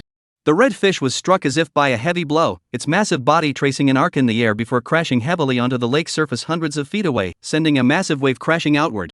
After doing all this, he shook his head gently. Although he had caught a big fish, it wasn't the one he wanted. He looked at the empty fishing basket beside him, sighed, and decided that today wasn't a good day for fishing. He stood up, gathered his fishing line, and prepared to leave. Just then, a faint sound of footsteps echoed from the jungle behind him. He spun around abruptly, his eyes flashing with a terrifying gleam, and the lake water behind him rippled. The old man's face betrayed shock, caution, and confusion. With his cultivation level, how had he only just noticed someone approaching? His brows furrowed, and his true energy surged within him, ready to unleash a thunderous strike at any moment. Since reaching the peak of the heavenly sovereign realm, he had not felt such tension in many years. Yet he couldn't help but feel tense. Because the footsteps were deliberately made by the other party. In other words, whoever was coming could bypass his divine sense and approach him effortlessly, and most likely kill him just as easily. Who was this person? When Zhou Yuan fixed his gaze intently on the jungle behind him, the brief span of a dozen breaths felt like an eternity to him. Just as his heart was racing wildly, a mocking, aged voice suddenly echoed from the jungle. The tone was playful and teasing, but there was no trace of hostility. "Old man one, it's been so many years since we last met. Are you still stuck in the same place?" Upon hearing this familiar voice, when Zhou Yuan's heart immediately relaxed. He recognized this person and knew him well. He immediately withdrew his inner energy and exhaled a breath of stale air. However, his furrowed brows remained tightly knotted. Now, his face was filled with nothing but pure confusion. He was curious how this old friend had managed to sneak up on him so quietly. In his memory, their cultivation levels were the same. Moreover, due to his injuries, the other party's strength was inferior to his own. Moments later, an elderly man with a kind appearance emerged from the jungle. The old man had snow-white hair and a youthful face, walked with the grace of a crane and the stride of a tiger, and exuded an aura as deep as the ocean. It seemed as though a primordial beast was lurking within his body. The moment he saw the old man, Wen Zhou Yuan's pupils contracted, and he exclaimed in shock, "Old Zhou, you've actually reached the Divine Sea Realm?" The transformation of the Dantian into the sea is the hallmark of the Divine Sea Realm. As Wen Zhou Yuan spoke, his body trembled slightly, his face filled with disbelief. Only those who had reached his level knew how incredibly difficult it was to advance from the Heavenly Sovereign Realm to the Divine Sea Realm. If 100 peak Mingxian realm cultivators were to attempt it, perhaps 10 or so might reach the Yutian realm. Breaking through from the peak of the Divine Sky Realm to the Divine Sea Realm was truly a 1 in 100 chance. This is why the emperors of the 4 great dynasties, despite knowing that breaking through the realm using the collective willpower of the people would backfire on the nation's fortune, couldn't resist the temptation. Because breaking through to the Divine Sea through sheer cultivation and gathering energy on one's own was simply too difficult. Take him, for example. 200 years ago, he was at the peak of the Divine Realm. 200 years later, he remains at the peak of the Divine Realm. Although his true essence has been refined to become increasingly profound, his cultivation has not advanced by even an inch. While feeling joy for his old friend's breakthrough, Wen Zhou Yuan couldn't help but feel a hint of bitterness in his heart. Because if he couldn't break through in the coming years, he would face his final limit. Zhou Tianlin, noticing the expression on Wen Zhou Yuan's face, naturally understood what he was thinking. In the past, given their relationship, he would have likely offered some words of comfort. However, he now felt no need to hide his inner satisfaction. He didn't respond to Wen Zhou Yuan's words but instead looked at Wen Zhou Yuan's empty fishing basket and teased, "What's wrong? Your luck is so bad? You didn't even catch a single fish or shrimp? That doesn't sound like your skill." Wen Zhou Yuan saw the smug expression on his old friend's face and snorted coldly, "Old Zhou, you came all this way just to show off in front of me, didn't you? What, can't you handle it?" Zhou Tianlin's lips curled into a smile as he replied, "Back in the day, you were always showing off your wonderful granddaughter in front of me. Now that I've broken through to the Divine Sea Realm, it's only fair that I return the favor." After speaking, Zhou Tianlin raised his neck high and strolled leisurely toward the lakeside. Soon, he took out a fishing rod and bait from his storage ring, sat down on a rock like Wen Zhou Yuan earlier, and began fishing with a contented expression. "Thank you to the generous patron who supported me through Spider in Flight. This is the second patron certification I've received, and I'm truly honored. I'll make sure to add the extra chapters the patron requested after the new year, as I'm currently busy preparing for the holiday. Right now, I can't even promise extra chapters, and there's a possibility of delays or even missed updates. I might not even be able to maintain a consistent update schedule." 00. Chapter 146, A Chance Encounter. When Zhou Yuan looked at Zhou Tianlin, who was sitting on a rock fishing leisurely and was at a loss for words. He had every reason to boast about his granddaughter, as she was truly exceptional. At not even 30 years old, she had already achieved the union of sword and self. How many people in the vast Donghuan domain could claim such an accomplishment? Moreover, he didn't have many years left to live. If he didn't boast about his descendants, was he supposed to boast about himself? Where is Lingxi, that girl? Why haven't I seen her? Zhou Tianlin spoke leisurely from his seat on the rock. When Zhou Yuan saw his old friend looking so relaxed and sat down on the rock as well. "She's training deep within the Yunluo Mountains. That girl just loves putting pressure on herself, she can't sit still for a moment." Mentioning his granddaughter, when Zhou Yuan's lips curled into a slight smile, dispelling the earlier gloom. After speaking, he turned to Zhou Tianlin beside him and said, "Old Zhou, you wouldn't really be here just to show off, would you? By the way, how did you break through to the Divine Sea Realm? Don't tell me you just sat in meditation and broke through. Breaking through the Divine Sea Realm isn't something you can achieve solely through gathering chi and cultivation. Both effort and opportunity are essential. Otherwise, he wouldn't have been stuck at the peak of the Divine Heaven Realm for so many years." Zhou Tianlin grinned and didn't answer Wen Zhou Yuan's question. Instead, he spoke mysteriously, "Wait until Lingxi that girl comes back, and I'll tell you." When Zhou Yuan, hearing his old friend mention his granddaughter again, looked wary and said, "Old Zhou, you wouldn't happen to have your eyes on my precious granddaughter, would you? Let me tell you, with your bunch of good-for-nothing brats, don't even think about it." After speaking, Wen Zhou Yuan snorted coldly. Though they had been friends for years, he knew exactly who his granddaughter was. She was destined to marry a young genius of the 10 celestial geniuses. As for his old friend's sons, to put it bluntly, they weren't even worthy of being mentioned in the same breath. In such matters, he had no outdated notions of strengthening family ties. Zhou Tianlin didn't expect Wen Zhou Yuan to think this way. To be honest, he had indeed considered it before and even tried to bring the two families' younger generations together. But later, he realized that the two sides were simply too different, and it felt like a mismatched pairing, so he abandoned the idea. Seeing the expression on Wen Zhou-yuan's face, as if he were guarding against bandits, Zhou Tianlin sighed wryly, "Rest assured, I know my place. I also very much like Ling Shi, and I would never harm her. To be honest with you, I came here today to offer you and Ling Shi a great opportunity." A great opportunity? When Zhou-yuan heard this, but his face showed no joy. Instead, he grew even more wary and said, "Old Zhou, hundreds of years ago, you also said you wanted to give me an opportunity. In the end, I followed you to fight for that so-called imperial throne and nearly lost my life in the great Qian imperial city. Now you're back, aren't you? This time, I won't believe a word of it. My body is too weak to endure any more hardships. Why don't you go find old man Duan and old lady Chiu instead?" Zhou Tianlin fell silent, a flash of guilt crossing his face. The events of the past were indeed his fault. He had nearly endangered the lives of his friends. Thinking of this, he sighed and said with a complex expression, "It was indeed my fault back then." When Zhou Yuan heard this, paused for a moment, then waved his hand and laughed, "Old Zhou, let's not talk about that. Just tell me what you came here for. As long as you can guarantee Ling Shi's safety, I'll risk my worthless life and cause trouble with you again." These words directly overturned his earlier decision not to bother him. Zhou Tianlin felt a warm surge in his heart. This old friend of his was indeed a man with a sharp tongue but a kind heart. He didn't hesitate any longer and directly took out a leaf from his storage ring, handing it to Wen Zhou-yuan. It was a willow leaf, slightly yellowed, covered in densely written small characters. "What is this?" Wen Zhou-yuan asked curiously. "It's an opportunity for you," Zhou Tianlin said with a smile. Opportunity? What kind of opportunity could a willow leaf possibly hold? Wen Zhou-yuan muttered to himself. However, when he took the willow leaf and looked at it, his expression changed drastically. He suddenly stood up, and the fishing rod in his hand clattered into the lake. "Old Zhou, this is." After clearly seeing what was on the willow leaf, when Zhou Yuan's gaze suddenly turned to Zhou Tianlin, his body trembling slightly. Zhou Tianlin tugged at his beard and said with a smug expression, "You and Ling Shi are both sword cultivators, aren't you? This thing is useless to me. It will be more useful to you and Ling Shi." What he gave Wen Zhou-yuan was the very same willow leaf that Lin Yun had given him by the banks of the Qinglan River. The sword intent engraved on the willow leaf was an undeniable treasure for any sword cultivator. When Zhou Yuan snapped back to reality, his eyes fixed on Zhou Tianlin. "Old man Zhou, tell me the truth. Where did you get this sword intent?" As everyone knows, in the vast Donghuang domain, the only place where sword intent is preserved is on the stone wall of the Lingxiao sword sect. However, outsiders can never obtain it, as it is the very foundation of the Lingxiao sword sect. In his youth, he had once visited the Lingxiao sword sect, confident in his talent, hoping to gain some insight into that sword intent said to have endured for 10,000 years. However, he couldn't even enter the sect's gates. The Lingxiao sword sect is the foremost sword cultivation sect in the Donghuang domain. The Lingxiao fairy, who had lived for over 800 years, possessed the aura of the strongest in the eastern wastelands and did not need to grant any favors to anyone. He believed that even if his old friend had broken through to the Divine Sea realm, the Lingxiao sword sect would never allow him to touch that stone wall, let alone bring out the willow leaf imbued with sword intent.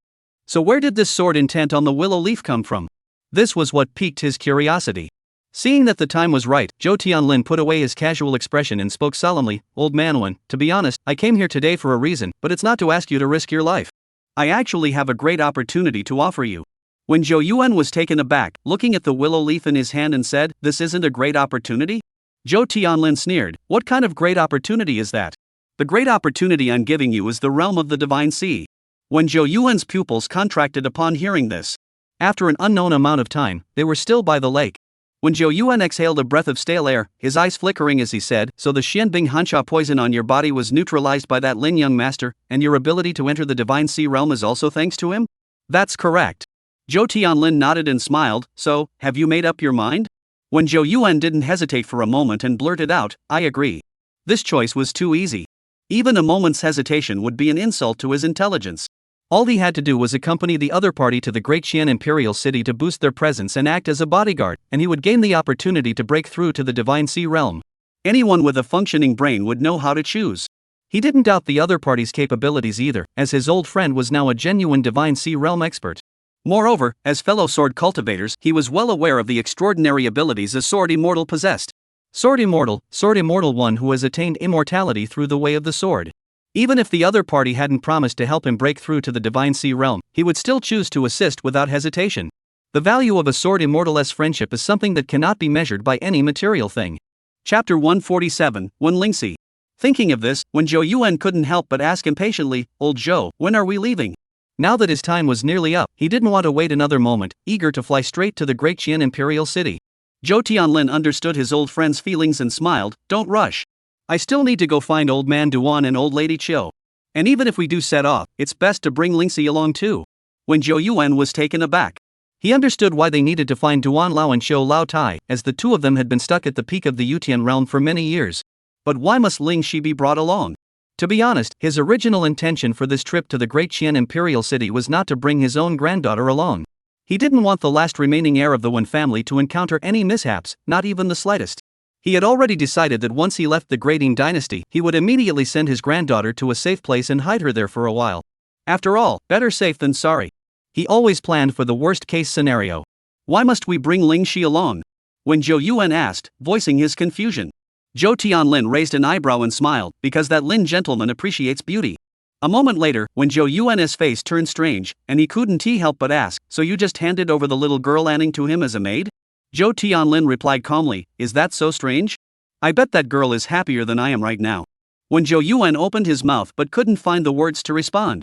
To have a princess serve as someone else's maid, such a thing even an old friend would think of? It was truly astonishing.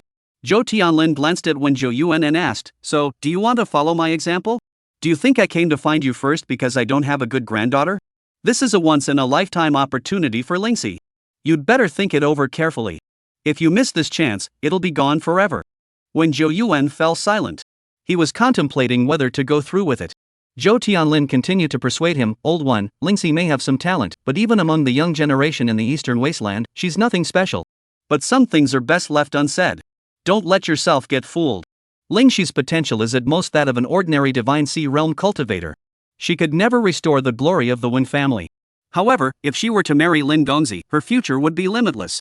She might even leave the Eastern Wastelands and venture into the Central Divine Continent, where geniuses abound. Moreover, Lingxi is a sword cultivator by nature, and marrying a sword immortal would be a perfect match. When Zhou Yuan's eyes flickered, he admitted that he was somewhat tempted by his old friend's proposal. For a sword cultivator, marrying a sword immortal with such a promising future is indeed an excellent choice. However, he was still unsure of his granddaughter's thoughts on the matter. Thinking of this, he looked at Zhou Tianlin and said, Old Zhou, I'll ask Lingxi about this later. If she has no objections, I'll take her with me to the Great Qian Imperial City. Zhou Tianlin's lips curled into a slight smile as he nodded. He believed that with her intelligence, she would make the right choice. Even if she couldn't make up her mind immediately, once she saw Lin Gongzi's charisma, she would surely be captivated. Deep within the Yunluo Mountains.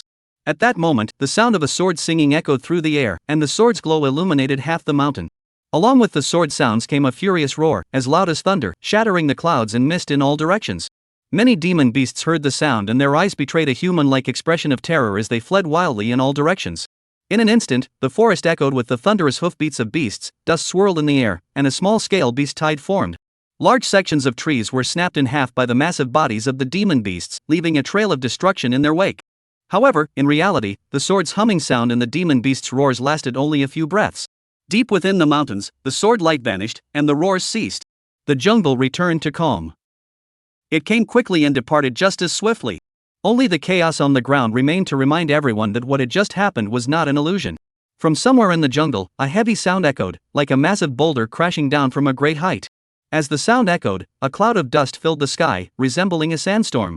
Moments later, the dust slowly dissipated.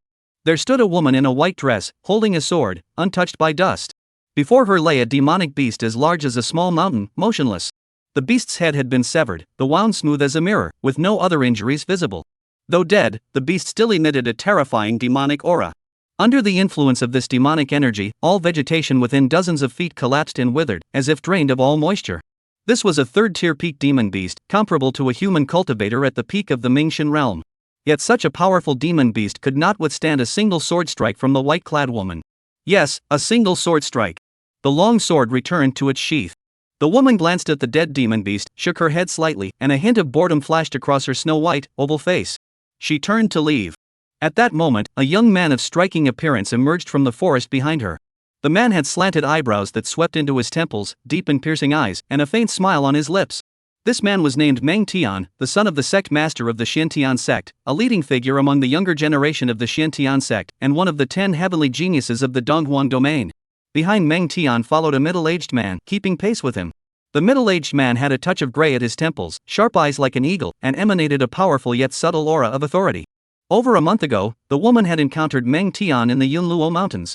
Since then, Meng Tian had occasionally appeared by her side. However, she did not wish to see him. Therefore, the moment she saw Meng Tian, her beautiful eyebrows furrowed slightly. What excellent sword technique! Wen Shimi's sword strike is likely on par with that of C2 Lingfeng from the Lingxiao sword sect. Meng Tian walked toward her with a smile. The smile on Meng Tian's face looked sincere and enthusiastic. However, when Lingxi did not respond, and her right hand gripping the sword tightened further.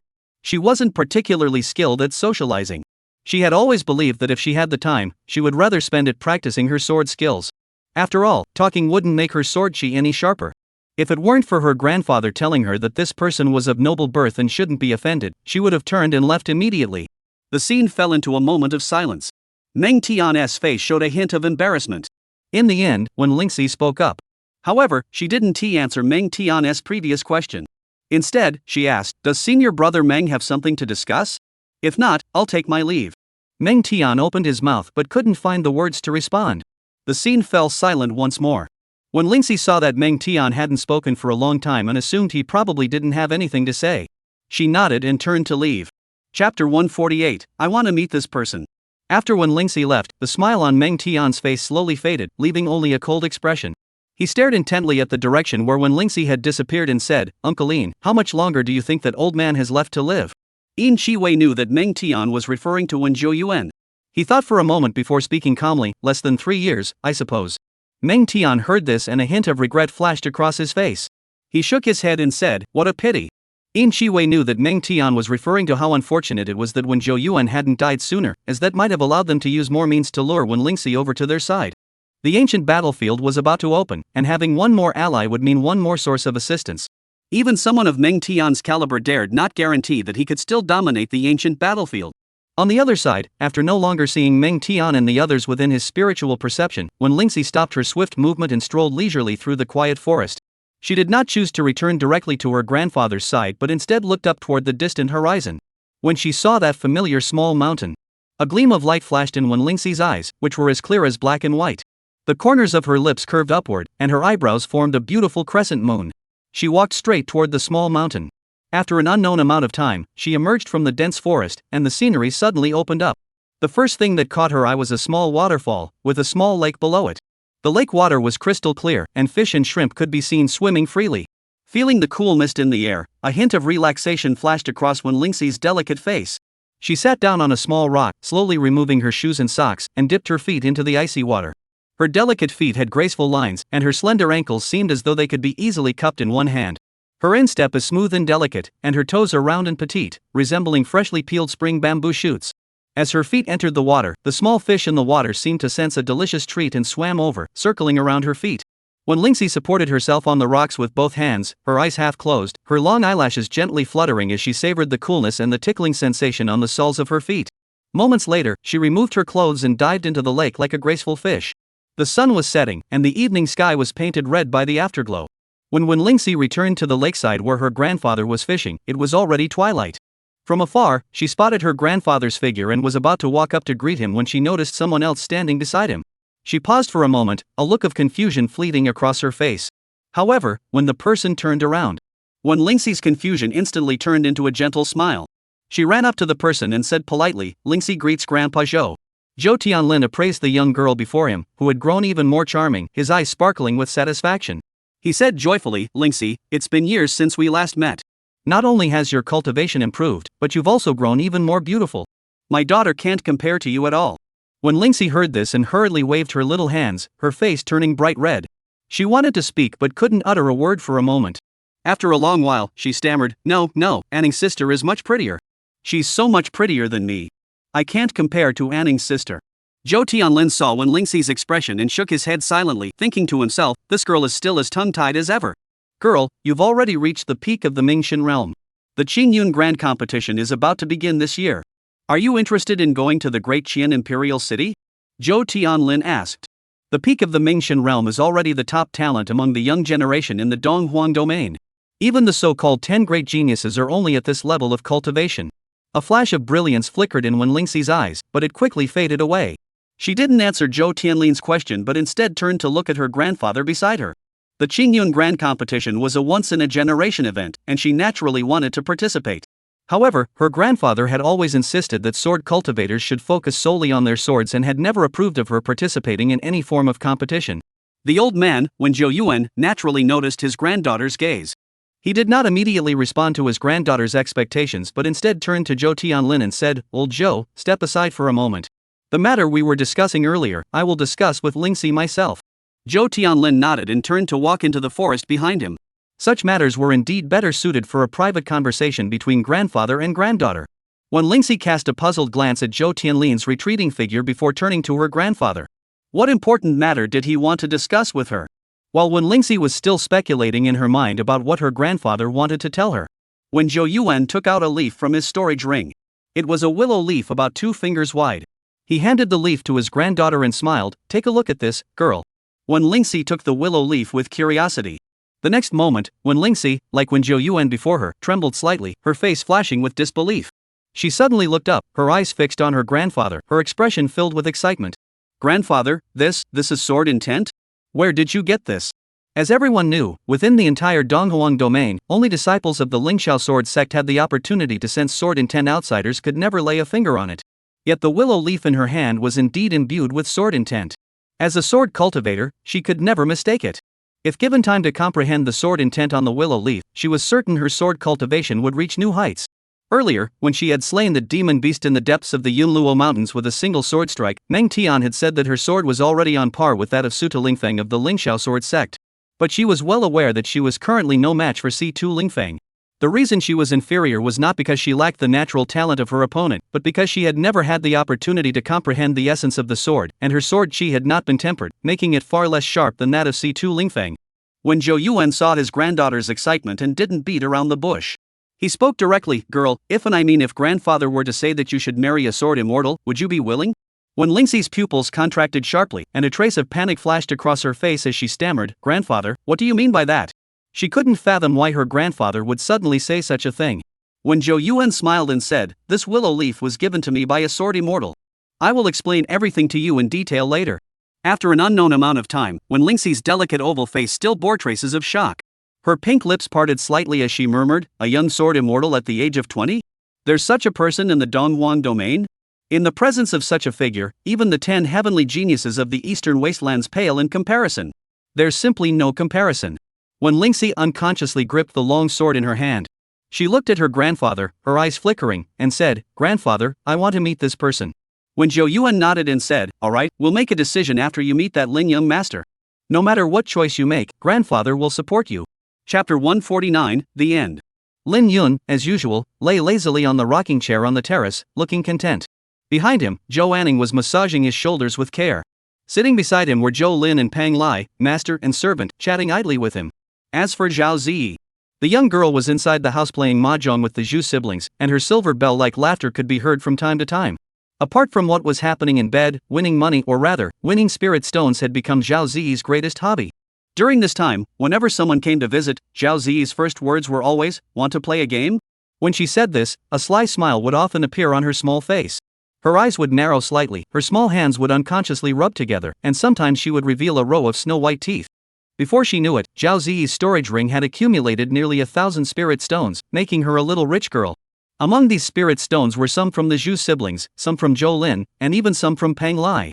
Men with money tend to get carried away. Women are no different. Human nature is the same for both genders. Lately, Zhao Ziyi had become noticeably arrogant.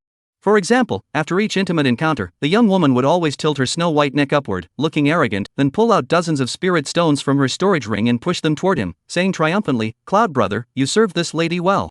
These spirit stones are your reward." At this point, Lin Yun would simply smile and, without any qualms, store the spirit stones in his own storage ring. Of course, Zhao Ziyi's arrogance was something only he knew about. Outsiders would likely never find out. 1 against 7. 1 pair, 8. Go ahead. Bomb. Royal flush. Inside the house, the card game continued. At that moment, Zhou Lin furrowed his brows, frantically thinking of any topic he could bring up to keep the conversation going. He wasn't the type to let a conversation die easily, but unfortunately, Lin Yun beside him was a true conversation killer. No matter what topic he brought up, the other person always looked disinterested. Occasionally, he would respond with a simple oh, okay, or not bad.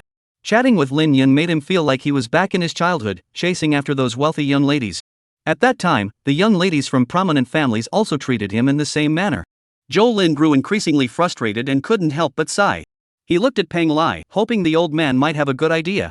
However, just as he was about to speak, he noticed that Peng Lai's gaze was fixed on Zhou Anning behind Lin Yun, as if he had discovered something important. Seeing this, he curiously asked, "Old Master Peng, what's going on?" Peng Lai glanced at his own prince, did not respond, and then turned his gaze back to Zhou Anning, saying, "Miss Anning, may I ask where your family is from?" When Lin Yun introduced the two women earlier, he had only mentioned their given names, not their surnames. Though somewhat suspicious, Peng Lai couldn't be entirely certain.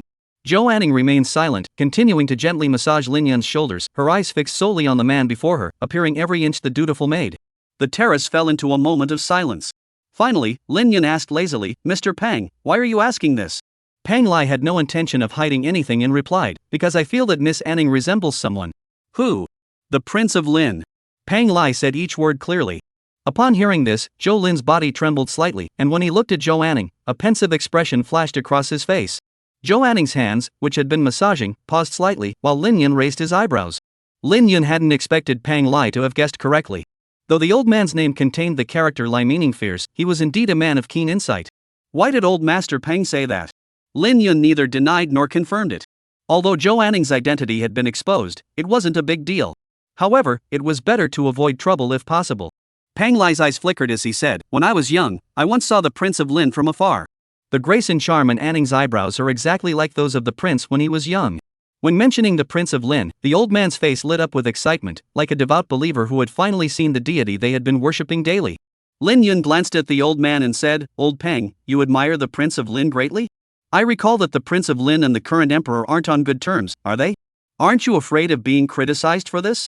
Peng Lai opened his mouth, his muscles tensing slightly. In theory, his words and actions were indeed problematic. After all, he now swears allegiance to the current emperor, and his master is also a prince of the current dynasty. As the defeated contender for the throne in the past, mentioning him should not have been done with such enthusiasm. However, he soon dismissed such trivial matters. After all, anyone who had ever seen the prince in the past found it hard not to be captivated by his charisma, and even today, many still believed that he was the one truly destined to sit on the imperial throne. He was just one of them. Moreover, the conflict between the prince and the emperor has not reached the point of life and death. Thinking of this, Peng Lai explained, "I won't hide it from you, young master. I once met the prince and truly admired him. As for the rumors, you may not know that the prince and the emperor are brothers from the same mother. Although they had some disagreements over the throne in the past, it wasn't to the point where they couldn't even speak to each other." Lin Yun nodded. He had never heard of such a thing before. He had always believed that there was no familial affection within the royal family, and that Zhou Tianlin and the current emperor were sworn enemies. It seems it hasn't escalated to that point yet. However, this was good news for him. After speaking, Peng Lai turned his gaze toward Zhou Anning, seeking a definitive answer. Zhou Anning remained silent, for she knew men were lazy and disliked trouble. Even if he admitted it, it wouldn't necessarily cause trouble, but it would inevitably lead to unnecessary complications. Seeing this, Peng Lai didn't show the slightest displeasure. He quickly stopped dwelling on the matter. Some things hadn't been said outright, but from Zhou Anning's actions and subtle expressions, he had already confirmed his suspicions. And precisely because he was certain, though his surface remained calm, a tidal wave was already raging within him. The granddaughter of the Lin Wang, who ruled over the entire realm, was willing to become someone's attendant. It was truly beyond comprehension.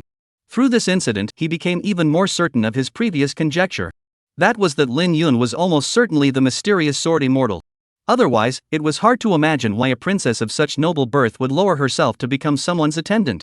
The speed of the large ship gradually slowed at a certain moment. The surface of the canal suddenly widened, expanding from nearly 1,000 feet to nearly 10,000 feet. As far as the eye could see, sails were as numerous as trees, densely covering a vast expanse of sky. Ships of various shapes and sizes crisscrossed each other, layered upon one another, with bows touching sterns. At the horizon's edge, a narrow strip of land came into view. That was a bustling port, and also the final destination of their journey. Chapter 150, Shenyun Ferry. The wharf was teeming with people, and the distant sounds of commotion could faintly be heard. On the large ships, the clamor of conversation also rises. Many people rush to the deck, leaning against windows or railings to gaze at the distant wharf, engaged in lively discussions. Zhou Lin looked at Lin Yun and smiled. "Lin brother, this is Shenyun Ferry. Once we reach Shenyun Ferry, it's just a few dozen miles along the official road to the imperial city." "Are we finally arriving at the imperial city?" Lin Yun, who had been slightly squinting, suddenly opened his eyes, and a flash of sharpness flickered in his gaze. As a reincarnated being, he must avoid karmic entanglements at all costs, and the greatest karmic debt of his current life lay within the Imperial City not far ahead. However, upon arriving at the Imperial City, he wasn't as excited as he had anticipated. Instead, he felt unusually calm. Yes, calm, as if he were merely there on a sightseeing trip. At noon, the sun hung high in the sky. At the dock, people came and went. After a long journey of over 20 days, Lin Yun, accompanied by the two women Zhao Ziyi and Zhou Anning, finally set foot on the soil of the Imperial City. By his side were the Zhu siblings, Zhou Lin and Pang Lai, master and servant, as well as Qin Miaoyu and her maid Xiao Yu. Lan Yu had originally wanted to travel with them, but as soon as he disembarked, he was taken away by several men dressed in black robes with deep, ominous auras. The official ranks of the Demon Suppressing Bureau were divided into 4 tiers, similar to the Demon Slaying Bureau, from lowest to highest: blue-robed guards, red-robed guards, white-robed guards, and black-robed guards. Those dressed in black robes were the black-robed guards, corresponding to the Yutian realm level of strength. Even the son of a Jinhua Bureau director was escorted by a Yutian realm level expert, yet Zhou Lin, as a prince, had only Pang Lai, a Mingxian realm peak level bodyguard, by his side. It must be said that Zhou Lin, as a prince, is indeed quite underachieving. However, Zhou Lin doesn't seem to think this is something to be ashamed of. He chatters non-stop along the way, his mouth never stopping, which is indeed quite noisy. Lin Yun, on the other hand, has always disliked noise. Fortunately, after spending so many days together, he had already developed a way to deal with it. His approach was to glance away whenever Zhou Lin spoke. This way, when Zhou Lin realized he wasn't interested, he would shut his chatty mouth. Sure enough, Zhou Lin's voice soon died down. However, this time, Lin Yun didn't turn his gaze back as usual. Instead, he paused for a moment and stared intently at the distant horizon, as if he had discovered something interesting. Zhou Lin was the first to notice Lin Yun's unusual behavior. He asked curiously, "Lin brother, what are you looking at?" At his words, the others also stopped in their tracks and followed Lin Yun's gaze. In the distant void, beneath the thin layer of clouds, 2 figures crossed paths. As the figures collided, a sharp sword chi pierced through the clouds, shattering the cloud sea above. The crisp sound of swords echoing through the air was like waves crashing against the shore, one after another, fading into the distance. Accompanying the sword's hum was a thunderous explosion. The source of the explosion was nothing more than a fist, an ordinary fist. "Is that thunder?" someone exclaimed in surprise. But commotion instantly drew everyone's attention. Almost everyone's gaze instinctively turned toward the direction of the sound. Though the distance was great, it was still within the range of perception for cultivators at the Kaiyuan realm. Soon, someone recognized the identities of the 2 individuals. There they were: Situ Lingfeng of the Lingxiao Sword sect and Yun Fei of the Yunlan sect. Situ Linfeng and Yun Fei were both prominent figures of their respective generations, one from the Lingxiao Sword sect and the other from the Yunlan sect, and were renowned young prodigies in the Donghuang domain, ranked among the top 10 prodigies in the Donghuang domain as listed by the Fengyun Pavilion. Some people might encounter them by chance, while others might hear of them by chance. These 2 names were no strangers to anyone; even ordinary people with no cultivation at all had heard of them to some extent. See Tu Lingfeng and Yun Fei? Goodness! They've already arrived at the Imperial City ahead of everyone else and even clashed with each other. Are they not even waiting for the Qingyun Grand Competition? Some people looked shocked.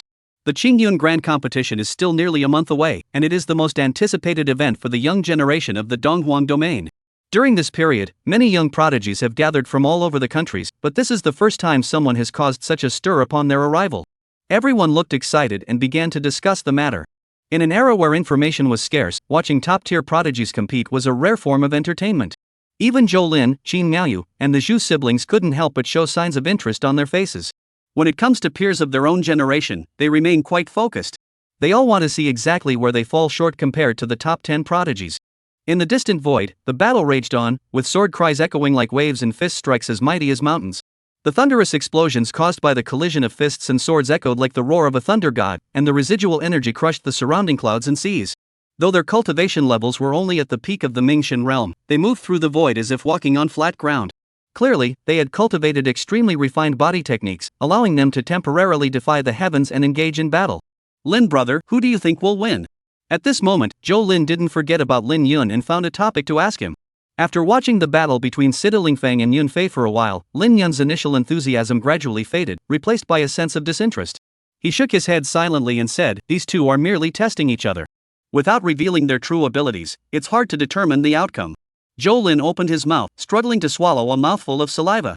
He stared wide-eyed at the 2 figures engaged in fierce combat in the distance. Such power rivaling the heavenly realm was merely a test of strength? Though he was a prince, his cultivation talent was mediocre. At nearly 30 years old, his cultivation had only reached the early stages of the Mingxian realm, and he had no idea where the limits of such top-tier geniuses lay. Zhou Lin unconsciously clenched his fists, thinking to himself, the gap between people can be this vast? At that moment, Zhou Lin became even more determined to recruit Lin Yun to his side. After this incident, he also realized that without Lin Yun's help, the few so-called geniuses he had previously recruited would never amount to anything in the ancient battlefield. To ascend the throne, he must bring the most elite figures into his camp to have any chance of success. Situ Lingfeng, Yun Fei. Qin Miaoyu murmured to herself beside him, her eyes sparkling with a mysterious light. Though she was a woman, the tricks she had used in the past to charm others were nothing but superficial and unworthy of mention. However, this did not mean she lacked a heart dedicated to martial arts. She had suppressed this desire all along because the limitations of her martial arts techniques had capped her potential. However, everything had changed now. With the great dream scripture given to her by Lin Yun, she believed that given time, she would not be inferior to the so-called 10 heavenly geniuses. Chapter 151, The Fallen Immortal Pavilion, The Tasting of Immortals. Qin Miaoyu's hands clenched unconsciously, and a confident glow flashed across her face. When she looked at Lin Yun again, the corners of her mouth curled upward, forming a charming curve. Lin Yun withdrew his gaze from the battle between Situ Lingfeng and Yun Fei, speaking disinterestedly, "Let's go." After speaking, he gestured to Zhao Ziyi and Zhou Anning to follow him onto the official road. It wasn't a particularly thrilling duel to begin with, and with both parties holding back, it was even less interesting. Zhao Ziyi and Zhou Anning, upon hearing Lin Yun's words, obediently followed behind him. Zhou Lin and the Zhu siblings, who had been watching intently, saw Lin Yun leave and lost interest in the so-called top 10 geniuses competition. They hurriedly followed behind. The distance from Chenyun Ferry to the Great Qian Imperial City was not great, so the group did not hurry, instead strolling leisurely and admiring the scenery along the way. Before they knew it, the sun had set, and the evening sky was ablaze with fiery hues, painting the entire sky into a breathtaking masterpiece. At that moment, a thin black line came into view. It stretched across the distant horizon, extending endlessly in both directions, with no end in sight. This was the city wall of the Great Qian Imperial City. Half an hour later, Lin Yun and the others arrived at the gates of the Imperial City. By then, the sky had grown dark, and the night sky spread out like a vast black silk cloth. The sky was dotted with stars, resembling jewels embedded in the silk. The city walls before them soared into the clouds, hundreds of feet high, resembling a giant dragon lying on the ground, exuding an awe-inspiring aura of grandeur and magnificence. Under the cold moonlight, the walls shimmered with a faint silver glow, emanating an ancient and weathered aura. This is the heart of the Great Qian dynasty, the very center of its power and the beating heart of the entire empire. Purple mist swirled above the city walls, the aura of an emperor. Those who ascend to the throne as emperor or empress are blessed with the purple aura, enabling them to rule over a nation. However, Lin Yun sensed a faint trace of black mist mingled within the purple mist, like a flaw on a flawless jade plaque, standing out starkly. Impure purple mist is a sign that the emperor's reign is about to collapse. It seems that Zhou Lao was correct. This emperor of the Great Qian dynasty is being consumed by the nation's declining fortune and has little time left to live. To wear the crown, one must bear its weight. This is the fate of every emperor. Lin Yun casually glanced at the purple mist before striding confidently through the bustling crowd into the Imperial City. As he stepped into the Imperial City, a fleeting, barely perceptible flicker of something unusual flashed across Lin Yun's eyes. To his surprise, although the purple aura of the Imperial City was impure, the collective willpower of its people was overwhelming beyond imagination. Especially in a certain area of the city, a golden light shot straight into the sky, piercing through the clouds. In the void, several massive yellow vortexes slowly took shape, and the collective willpower they contained was even greater than what he had gathered after saving an entire ship of people on the large vessel earlier. After all, he had saved an entire ship of people back then. Lin Yun turned his gaze toward the direction where the yellow vortex had appeared. There stood a towering tower piercing the clouds. Lin Yun pointed in the direction of the tower and looked at Zhou Lin, curiously asking, "Zhou brother, what is that place?" Zhou Lin glanced in the direction Lin Yun was pointing, and his expression instantly grew uneasy. The usual enthusiasm he had when responding to questions vanished, replaced by a hint of awkwardness, as if he were about to reveal something he couldn't bring himself to say. Lin Yun noticed this, raised his eyebrows, and became even more curious. Zhou Lin remained silent. At that moment, Zhu Cheng stepped forward and took up the conversation. "Lin brother, that tower is called the Luoxian Tower, a renowned landmark within the Imperial City." As Zhu Cheng spoke, a peculiar smile played on his face. That smile was reminiscent of the meaningful glances exchanged between male friends when discussing a sexy woman in the dead of night. "Oh? Is there any story behind the Luoxian Tower?" Lin Yun asked. Before Zhu Cheng could respond, Zhao Ziyi also interjected with curiosity. "The Luoxian Tower, did an immortal once fall from this tower?" Upon hearing this, Zhu Cheng's peculiar smile grew even wider, and the corners of his mouth turned up slightly, revealing a hint of cunning. He said, Miss Ji, the term Luo Xian does not refer to a fallen immortal, but rather to a fairy descending to the mortal realm. This Luo Xian tower seems to have some stories behind it. Upon hearing the words fairy descending to the mortal realm, Zhou Lin lowered his head, his expression growing increasingly awkward, as if he wanted to find a crack in the ground to crawl into.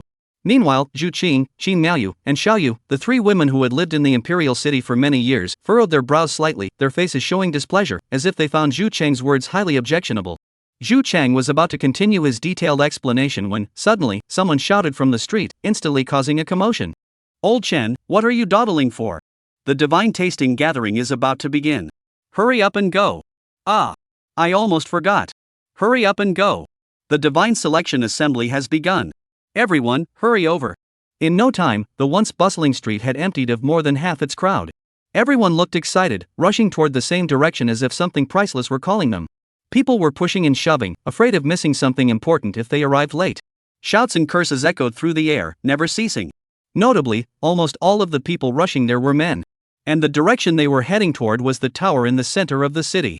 Lin Yun witnessed this scene and turned his gaze toward Zhu Chang, asking, Zhu brother, what is this tasting the immortals gathering? Zhu Chang smiled and explained, tasting the immortals, as the name suggests, means tasting the immortals. At this point, Zhu Chang paused, raised his eyebrows, and said, the Xian naturally refers to immortals. Is that tower a brothel? Hearing Zhu Chang's words and observing his expression, Lin Yun furrowed his brows slightly. Zhu Chang explained, of course not. The common courtesans in those places of ill repute cannot be compared to the one at the Tasting the Immortals pavilion. She is the most beautiful woman in the imperial city today. Moreover, even if one is wealthy and powerful, it is not enough to simply desire her favor. One must first emerge victorious in the competitions of the Tasting the Divine Gathering, defeating numerous prodigies to claim the top prize. Only the winner of each Tasting the Divine Gathering is granted the honor of sharing a night with her. The Pinxian Assembly is a renowned event in the imperial city, held once a month at the beginning of each month, and has been ongoing for many years. Each gathering attracts a large crowd of onlookers. Zhu Chang spoke enthusiastically, then turned his gaze toward Lin Yun, raising the corners of his mouth slightly with a hint of encouragement. Lin brother, it's the beginning of the month now. Are you interested in joining the festivities? Lin Yun did not respond immediately to Zhu Chang's suggestion. Suddenly, he recalled the awkward expression on Zhou Lin's face when he had mentioned this earlier, and his heart stirred. He asked, Zhu brother, who is the most beautiful woman in the imperial city? Zhu Chang's lips curled into a mysterious smile as he spoke slowly and deliberately, the imperial family, the princess. Chapter 152, Head to Luo Xian Pavilion. The eldest princess of the imperial family, the most beautiful woman in the imperial city, is actually holding such a competition openly, engaging in romantic affairs every month? Even Lin Yun, who had seen much of the world, couldn't help but reveal a hint of surprise on his face. As for Zhao Ziyi and Zhou Anning, who had just heard about it, they stared wide-eyed, finding it hard to believe. Is this really the princess of the imperial family, or just some courtesan from a brothel? The two women turned their gaze toward Zhou Lin. Zhou Lin rubbed his nose awkwardly and explained, my imperial sister's behavior is indeed, somewhat unconventional. It's not just unusual, it's completely outrageous. Zhao Ziyi asked curiously, the current emperor doesn't stop the princess from doing this? For a princess of a nation to engage in the deeds of a prostitute is an utterly disgraceful matter for the royal family. However, according to Zhu Cheng's earlier statement, this divine selection assembly has been held continuously for many years.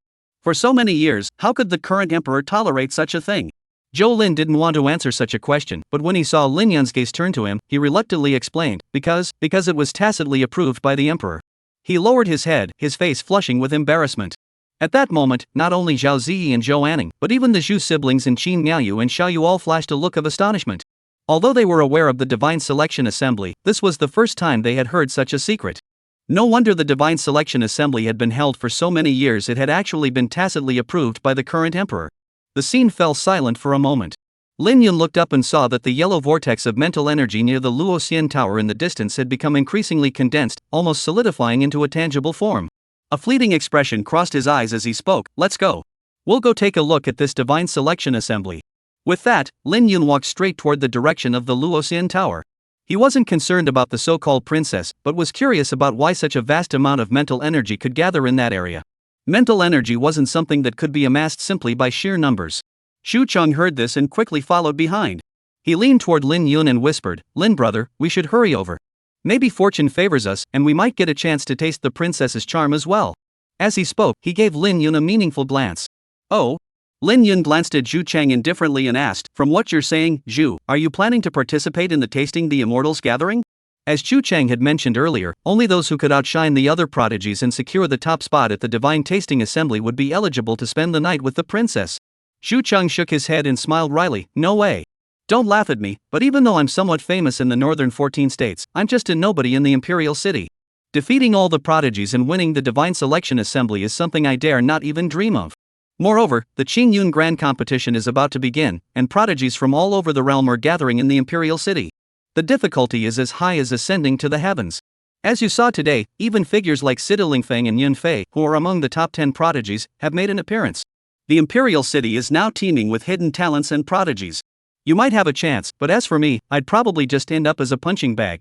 Speaking of which, Zhu Chang shrugged his shoulders, looking helpless.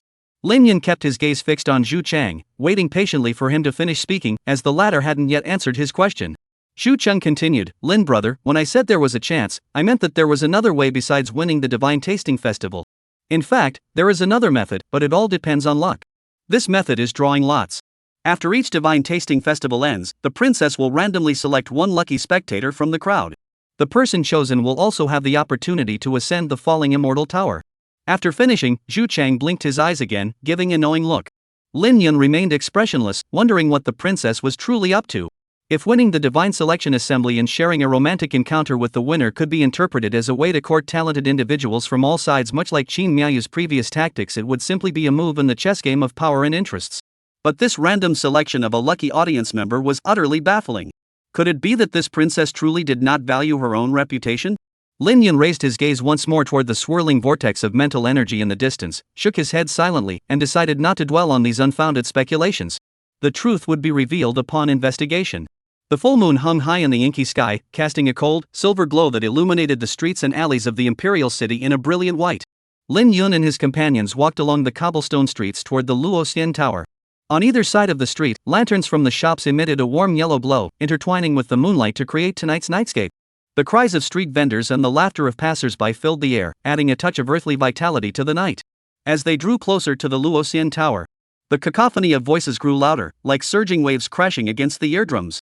Soon, a vast square came into view. The square was packed with people, so many that it was difficult to estimate the exact number, but it must have been in the hundreds of thousands. Every person was wildly waving their arms, their eyes red with excitement, shoutingly toward a stage in the center of the square. Cheers and shouts echoed across the sky, as if the crowd had gone mad. On the stage, two figures darted back and forth like ghosts, engaging in fierce combat. Occasionally, the thunderous clashes of their supernatural abilities echoed through the air. Huge crystal balls hung around the stage, clearly reflecting the battle on the platform. Even those at the edge of the square could see every detail of the fight. This is Wei Ping from the North Star Academy. As soon as Zhu Cheng arrived at the edge of the square and saw the two combatants on the stage, he couldn't help but exclaim in astonishment. The North Star Academy is one of the two major academies in the imperial city, alongside the Qinghe Academy, both serving as cradles for cultivating talent for the royal family. The Wei Ping Zhu Cheng was referring to was a man on the stage wearing a blue robe. The man held a long spear, exuding an imposing aura, with each move radiating a fierce and domineering force. Who is Wei Ping? Zhao Ziyi asked. It was the young girl's first time in the imperial city, and everything around her was new and fascinating. Even the slightest movement caught her attention. Before Zhu Cheng could speak, Xu Qing explained, Wei Ping is the grandson of Wei Changkong, the current dean of Beichen Academy, and the top-ranked student in the inner court of Beichen Academy. He has reached the peak of the Mingxin realm and possesses the talent of a top-tier prodigy. I never expected even such a figure to be unable to resist the allure of the Pincian Assembly. As Xu Qing spoke, his expression betrayed a hint of envy, a fleeting glimpse of jealousy across his face. Even Qin Miaoyu and Xiao Yu, with their beautiful brows, furrowed them slightly. Soon, the young maid hummed disdainfully, I just can't understand what's so great about that cow. These men are so superficial. Even the so-called first beauty of the imperial city isn't as beautiful as my young mistress. Chapter 153, The Fairy Descends to the Mortal Realm. The young maid spoke without any restraint, her words carrying a hint of bluntness. However, no one present dared to rebuke her. Not even Zhou Lin, the current crown prince, showed any sign of displeasure, clearly indicating that his relationship with the princess was not very good. Lin Yun didn't pay attention to what Xiao Yu said. He was staring at the excited crowd surrounding the square, his face adorned with a pensive expression. At that moment, a faint, multicolored mist was silently enveloping the entire square. As the mist appeared, the people around the square grew increasingly excited. Their eyes shone with an unusual light, and their shouts and cries grew louder and louder, turning the entire square into the seven-colored illusion. Lin Yun never expected such a thing to appear in the grand capital city of the great Qian Empire. The seven-colored illusionary mist was a poison. Inhaling it caused one to become emotionally agitated and fall into a state of euphoric madness. Short-term exposure to the gas isn't too harmful, but prolonged inhalation can cause mental confusion and disorientation. This was the Imperial City, and at that moment, there were tens of thousands of people in the square. The fact that someone dared to release poison under the Emperor's nose was truly shocking. The person who released the seven-colored illusionary barrier was highly skilled, nearly blending the poison seamlessly into the air. Even the highest-ranked cultivators present, who were only at the Mingxian realm, would struggle to detect it. Even if those old monsters from the Shanhai realm were here, they would likely remain unaware. Moreover, the user of the seven-colored illusionary barrier had carefully calculated the dosage, ensuring it induced a sense of joy in everyone while remaining undetectable, perfectly concealing their presence. Even if there were a few observant individuals who noticed something amiss among the audience, they would likely attribute it to the excitement of watching the battle on the stage. Lin Yun finally understood where that massive mental energy in the void was coming from. When the people live in peace and prosperity, they release corresponding mental energy. The so-called happy life corresponds to this joyful emotion. Some were exploiting the seven-colored illusion to collect mental energy. He knew about the seven-colored illusion because he had read about it in an ancient text. According to the ancient records, some emperors from the ancient era had also used this method to gather mental energy. In the short term, the seven-colored illusion does indeed have a very noticeable effect. Under the illusion of this fleeting happiness, the people forget all their troubles, immersing themselves in a false sense of happiness, and thereby releasing large amounts of mental energy. However, once the effect wore off, the side effects of the seven-colored illusion became evident. A large number of citizens turned into mindless zombies, and the nation's psychic energy plummeted sharply. The emperor would also suffer backlash, and this backlash was irreversible. In severe cases, it could even shake the very foundations of the nation. It is precisely because of these severe consequences that no emperor has dared to use the seven-colored illusion to gather mental energy since ancient times. The Imperial City, psychic energy, the princess, could it be him? As everyone knows, in the Great Qian dynasty, only one person is publicly permitted to cultivate using mental energy. Additionally, the tens of thousands of people present are all here for the so-called princess. The poisoner seems to be about to reveal themselves. Interesting. Is this someone who, seeing their time is up, is resorting to any means necessary to prolong their life? No wonder he didn't come out to stop his daughter from becoming a prostitute. He probably arranged it all himself. Thinking of this, Lin Yun looked up at the towering Luoxian tower piercing the clouds. In the void, massive streams of mental energy were being sucked into the tower like whales drinking water. Cloud brother, what are you looking at? Seeing Lin Yun's actions, Zhao Ziyi followed the man's gaze and began to examine the Luoxian tower. Lin Yun smiled, about to respond, when suddenly a slender figure appeared in the void above the tower. Lin Yun's eyes flashed with a strange expression, while Zhao Ziyi's eyes widened suddenly upon seeing that slender figure, as if he had witnessed something utterly unimaginable. "Ge, what's wrong?" Zhou Anning noticed Zhao Ziyi's unusual behavior and also looked up at the tall building. Upon seeing this, Zhou Anning also wore an expression of disbelief, his body stiffening as he froze in place. Those watching the Luoxian pavilion were not alone at that moment. Someone in the audience shouted out, "The princess is here! The princess has appeared!" In an instant, the entire square fell silent, as if under a spell, so quiet you could hear a pin drop. The cheers and shouts faded away, and everyone lowered their arms, as if the earlier commotion had been nothing more than a fleeting dream. At that moment, no one paid attention to the outcome of the battle on the stage. Everyone's gaze was firmly fixed on the figure in the void.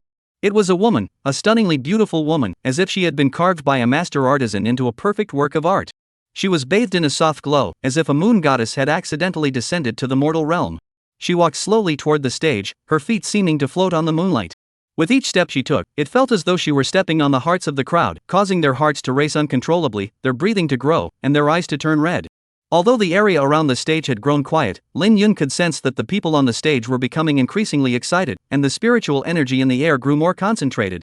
Floating in the air, this princess appeared young, but she was clearly a figure of the heavenly realm.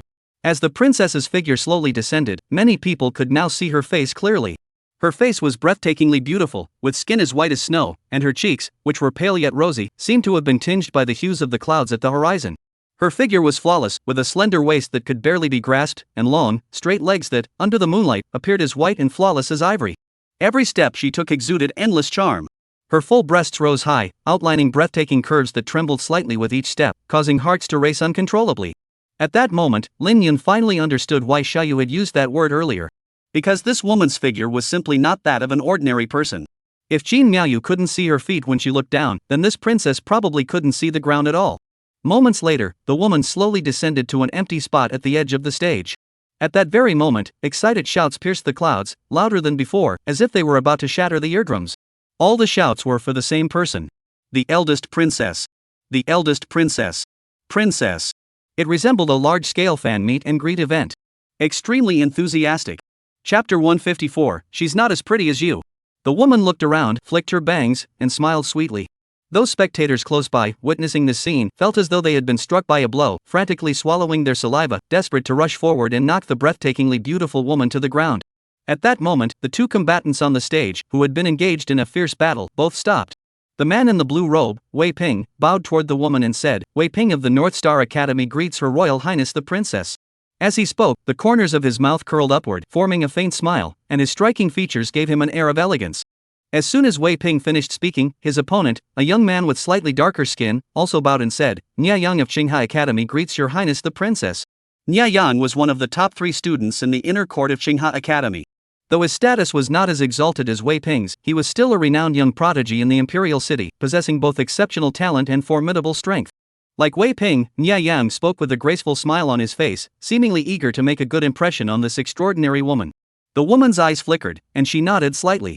Raising her hand lightly, she spoke in a calm tone, "Both of you are young prodigies of extraordinary talent in the great Qian dynasty. There is no need for such formalities. I hope that one of you will be the one to ascend the Luoxian Tower behind me later." As everyone knew, only the winners of each session of the Divine Selection Assembly and the lucky audience member drawn that night would be granted the opportunity to ascend the Luoxian Tower. Ascending the Luoxian Pavilion means joining the peerless beauty and noble princess in the clouds. Wei Ping and Nia Yang heard this and couldn't help but show a gleam in their eyes, their breathing becoming. Even with their status and no shortage of women, they couldn't help but feel a surge of excitement in the presence of the most beautiful woman in the imperial city. How could an ordinary woman compare to the noble princess? Soon, a thunderous explosion echoed across the stage. If their previous exchanges had been mere tests of strength and concealment of their true abilities, then now there was a faint hint of a life or death struggle. Both seemed eager to end the battle as soon as possible. Wei Ping flickered his long spear, its tip flashing with a cold light, instantly transforming into countless spear shadows, rushing toward Nia Yang with blinding speed. The spear whirled through the air, creating a whistling sound that seemed to tear the air apart, aiming straight for Nia Yang's vital chest. Nia Yang did not back down, swinging his long sword horizontally. The blade gleamed like a surging black wave, colliding fiercely with Wei Ping's spear shadows. His sword techniques were bold and sweeping, each strike delivered with immense force, the sword wind howling as if it could split the earth. The two exchanged blows, their figures darting across the stage. The collision of their true energies sounded like an avalanche, causing the air around the stage to distort and warp, while the protective array flickered wildly. The cheers and shouts from the crowd grew louder and louder, but the stunningly beautiful woman standing at the edge of the stage remained unfazed, her face adorned with a faint smile. In a corner of the square, Lin Yun cast a lingering glance at the stunningly beautiful woman before turning his gaze toward the Luoxian Tower shrouded in the night. A hint of a playful smile flashed across his lips. At that moment, Lin Yun felt a sharp pain in his waist. It was Zhao Ziyi, who had noticed his gaze lingering on the princess, activating her innate feminine ability. At that moment, the young girl's cheeks flushed bright red, and her lips puffed out. Lin Yun glanced at Zhao Ziyi and laughed, "She's not as beautiful as you." Before he could finish, Xiaoyu chimed in from the side, "That's right, that so-called princess isn't as beautiful as our young miss." As Xiaoyu spoke, her little face bore a hint of resentment. After finishing, as if to prove her point, she added with a sniffle, "Besides, bigger isn't always better. She's ugly, and it doesn't look right. She must be afraid of tripping while walking. Our young mistress is much prettier." Qin Miaoyu turned her head slightly, gave Xiaoyu a reproachful glance, and said softly, "Xiaoyu, just speak your mind. Don't always drag me into it." Though she spoke thus, the slight upturn of her lips betrayed her true thoughts. It was clear that she was quite pleased with her maid's words defending her. Scholars look down on one another, and so do beauties. She was the first beauty of the Dream Pavilion, while the other was the first beauty of the Imperial City. There was naturally no question of mutual affection. Upon hearing Qin Miaoyu's words, Xiaoyu huffed and closed her mouth. As for Zhao Ziyi, his mood had grown somewhat gloomy. His gaze kept drifting toward the eldest princess standing by the stage, then would occasionally lower to look downward. This expression was exactly the same as when he first saw Lan Care. Clearly, Zhao Ziyi had been struck again. Of course, it wasn't just Zhao Ziyi. Zhou Anning and Zhu Qing, the two women, were the same, their faces flashing with complex emotions and a hint of subtle jealousy. Among them, Zhou Anning muttered to herself, "What on earth did she eat to grow so tall?" After speaking, the young girl made a gesture with her hands. As she gestured, her little mouth instantly formed an O shape. Lin Yun smiled. He naturally knew why it was so big. It wasn't from eating, but from being made. However, he didn't explain it on the spot. There were too many people around, and he wasn't sure if spreading such a thing would cause trouble for him. Whether in his previous life or now, he hated trouble the most. Therefore, he had no intention of dealing with the 7-colored illusory poison surrounding the stage. He simply waved to the 2 women and said, "Let's go.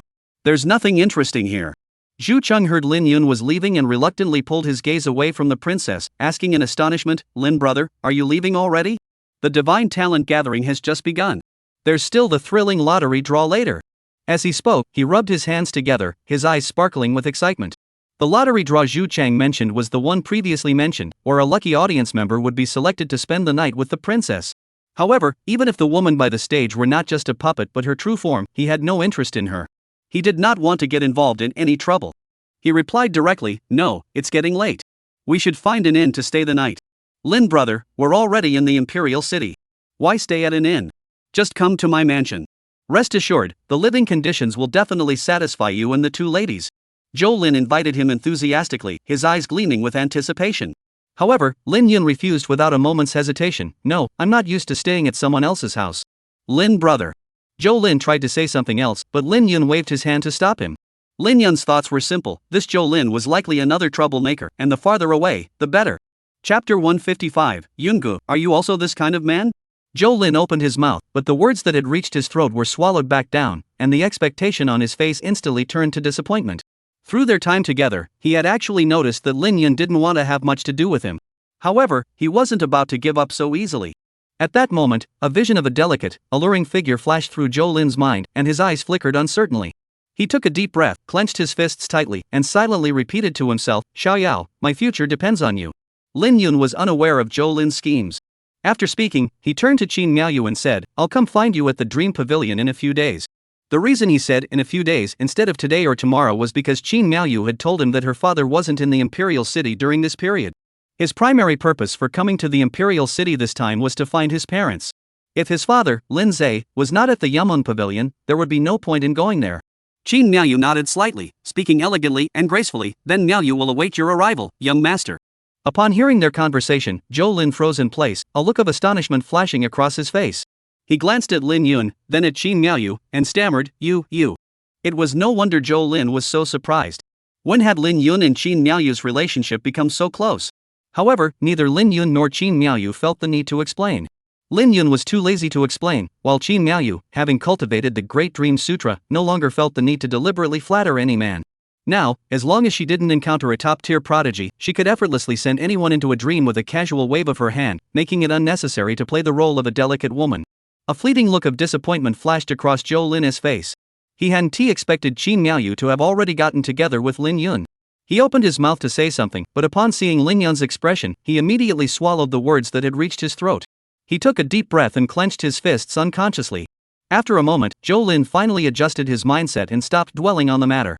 As Peng Lao had said, the most critical matter at present was the imperial throne. Everything else must take a back seat. Once he ascended the throne, what woman could he not have? Moreover, he could use this opportunity to break through to the Divine Sea realm and become one of the few peerless powerhouses in the eastern wastelands. With this thought, Zhou Lin felt much more at ease. The moon hung high in the sky, resembling a silver lantern suspended in the heavens. The group parted ways at a corner of the Imperial City, exchanging communication orbs as they did so. Of course, though they called it an exchange, it was really just Lin Yun unilaterally accepting the communication orbs given to him by Zhou Lin and Zhu Chang. Communication beads were no strangers to him. Though their range was limited, they were indeed quite effective within the same sect or city. It was clear that Zhou Lin and Zhu Chang had exchanged the communication beads in such a hurry because they feared they might lose contact with him in the future. After parting ways, Lin Yun and the 2 women, Zhao Ziyi and Zhou Anning, strolled through the streets of the Imperial City, searching for an inn to stay the night. Along the way, Zhao Ziyi's spirits were low. After what had happened with Lan Carey, Lin Yun knew exactly what the young girl was thinking. He chuckled and said, "Still fixated on that imperial princess? Don't worry, she's just a beautiful puppet. She's not real, so it's perfectly normal that you can't compare to her." After saying that, Lin Yun added to himself, "Not all women are as blessed as his master." Puppet? Zhao Ziyi and Zhou Anning both turned to look at Lin Yun. Exactly. Lin Yun explained, "Not only is it a puppet, but it's a puppet made from a corpse. Who knows what kind of junk they stuffed inside it? Forget about the figure, I bet the face was just randomly molded. That woman isn't the real imperial princess." After finishing, he explained again the 7-colored illusions surrounding the stage and the massive mental energying above the Luoxian Tower. What? Are you saying that the current emperor is using poison to collect mental energy? Zhou Anning exclaimed in shock, his face betraying disbelief. That's correct.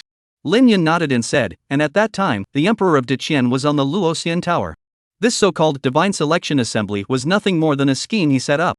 It seems grandfather was right. The current emperor's time is indeed up.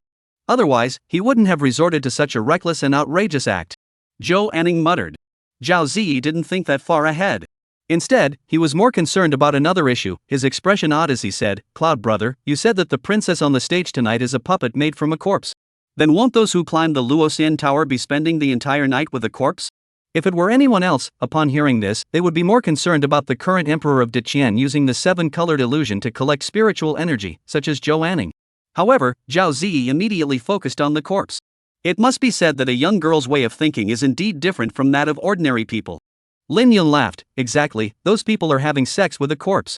As the words fell, the two women imagined the scene, and both Zhao Ziyi and Zhou Anning couldn't help but feel a chill run down their spines. Such a scene was indeed too shocking.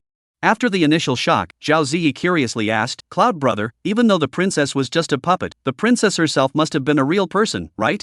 Does the current emperor not worry at all about his daughter's reputation?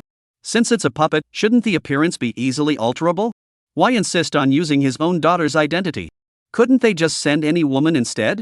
Before Lin Yun could respond, Zhou Anning smiled and explained, Ji, you don't understand. An ordinary woman can't compare to the influence of a princess of the current dynasty. In some men's hearts, a noble title is far more attractive than a beautiful face. Take Wei Ping from the North Star Academy, for example.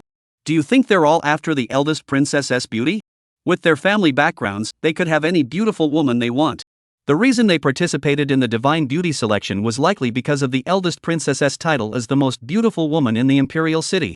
An ordinary beauty is just a beauty, but if she is adorned with a noble title, she becomes more than just a beauty. She immediately exudes a peculiar charm that draws countless men like moths to a flame. People will also bestow various titles upon her, such as the most beautiful woman in the realm or a beauty that could topple a kingdom. Zhao Ziyi heard this kind of talk for the first time. She blinked her eyes and looked at Lin Yun curiously. Cloud brother, are you also that kind of man? Lin Yun didn't hesitate and blurted out, of course not. Zhao Ziyi glanced at Zhou Anning, who was standing nearby with a slight smile on her lips, and narrowed her eyes slightly. Brother Yun, I'm not quite convinced. I thought Anning had the title of a princess, didn't she? That was an accident. Lin Yun said. Humph. The young girl crossed her arms and let out a soft hum that cut through the night air. Chapter 156, The Divine Gathering comes to a close. In a suite at the Xinghai Shizhan, Lin Yun stood with his hands behind his back at the edge of the terrace, quietly overlooking the night view of the great Qian imperial city. The city was ablaze with lights, and the streets were bustling with people, creating a lively atmosphere. If there was any difference between the night view of the imperial city and those of Qingzhou city and Yunzhou city, it was merely that the imperial city was even more prosperous. With his spiritual perception, he couldn't even see the end of this ancient city. The imperial city truly lived up to its reputation as the heart of the great Qian dynasty. As his divine sense swept over the area, he detected no fewer than 7 buildings harboring one or more extremely powerful auras. These auras were at least at the half-step Divine Sea Realm or Divine Sea Realm level. The 7 structures were the Imperial Palace with its red walls and yellow tiles, 2 areas with densely packed buildings and picturesque scenery, and 4 grand mansions with imposing gates. If Lin Yun was correct, the 2 areas with densely packed buildings were likely the 2 great academies of the great Qian dynasty, Qinghe Academy and Beichen Academy. As for the 4 mansions, they are the so-called 4 great families. Only such powerful factions could cultivate beings at the Divine Sea Realm level. What surprised him, however, was that besides the current emperor residing in the Luoxian Tower, there was actually another Xinhai realm-level elder hidden deep within the imperial palace. It seems that the imperial family's foundations are indeed stronger than those of other families, which is why they can rule over an entire kingdom. Cloud brother, what are you looking at? While Lin Yun was still observing the power dynamics of the imperial city, Zhao Ziyi embraced him from behind. Feeling the astonishing sensation on his back, Lin Yun spoke, I'm looking at the Yi family. The Yi family? Where is the Yi family? Zhao Ziyi poked her little head out from under Lin Yun's arm, looking curiously. At such times, it was usually women who rested their heads on a man's shoulder. However, the young girl wasn't tall enough, so she could only peek out from under his arm. At first glance, the scene looked rather comical. Lin Yun stroked the young girl's head and pointed to one of the imposing mansions, saying, There. Brother Yun, are you thinking about your parents? The girl glanced over and asked in a soft voice. Lin Yun remained silent. Are you thinking about them? In truth, he hadn't thought much about it. His journey to the imperial city was largely to settle the karmic debts of this lifetime. The words parents were more like a noun to him, carrying little emotional weight. Therefore, upon arriving at the imperial city, he wasn't as excited as he had anticipated, but rather felt a bit lost. To be honest, he hadn't yet figured out how to face his parents in this life. However, Lin Yun's silence was mistaken by Zhao Ziyi as a sign of longing. The young girl hugged him tighter, as if trying to convey a bit of warmth through her own body. An even more astonishing softness surged through his heart, and Lin Yun turned around. Without a moment's hesitation, he leaned in and kissed those delicate, pink lips. This time, Lin Yun took the initiative, and the young girl didn't have to tiptoe like before. She simply kept her head tilted back. The moonlight was gentle as water, cascading down, yet the girl's body was even more tender than the moonlight itself. Inside the house, Zhou Anning had originally intended to ask Zhao Ziyi which room to choose. However, upon seeing the two of them tightly embraced on the balcony, Zhou Anning's face flushed red, and she quietly stepped back. Put. At the Divine Artistry Gathering, the competition was nearing its end. As a young figure flew off the stage, the winner of the night was decided. As expected, the winner was Wei Ping from the North Star Academy, and cheers and shouts echoed across the sky. Wei Ping sheathed his long spear, took a deep breath, and turned to look at the breathtakingly beautiful woman beside him, his eyes sparkling. He bowed his fist toward the woman, struggling to contain his excitement, and said, "Your Highness, I have one." The woman's pupils shifted, and she smiled and nodded. Wei Ping's heart raced, and his blood surged through his veins. From that moment onward, the smile never left the woman's face as she stood quietly, bathed in the gaze and cheers of the crowd. Moments later, the towering Luoxian Tower suddenly erupted with a blinding white light. The light, like a sharp sword, sliced through the night sky and shot straight toward the square. In the instant the white light appeared, the once bustling square fell into complete silence. The deafening cheers suddenly came to an abrupt halt, as if time itself had frozen in that moment. In the vast square, not a sound could be heard, except for the rapid, tense breathing that echoed through the air. Everyone's eyes were fixed on the direction of the white light, their expressions filled with tension and anticipation. According to the long-standing tradition of the Divine Selection Assembly, the appearance of the white light signaled the moment when the lucky audience members would be revealed. At this moment, whether you were a noble heir from a prestigious family or a destitute beggar, as long as you were within the square, you could participate in this segment and have the chance to win the opportunity to spend a night with the breathtakingly beautiful princess. It could be said that many people had come here specifically for this moment. Even though they knew the odds of winning were 1 in hundreds of thousands, no one could resist the chance to be with that heavenly beauty, even if it was just a sliver of a possibility. Under the gaze of the crowd, the beam of light, as bright as a spotlight, slowly descended upon a corner of the square, landing precisely on an emaciated old man. The old man's once cloudy eyes suddenly burst into an unbelievable glow. His lips began to tremble uncontrollably, an instinctive reaction to the overwhelming excitement. His legs trembled uncontrollably, as if made of sieve, and his entire body felt as though he were in a dream, unable to believe that such immense luck had truly befallen him. Ha ha!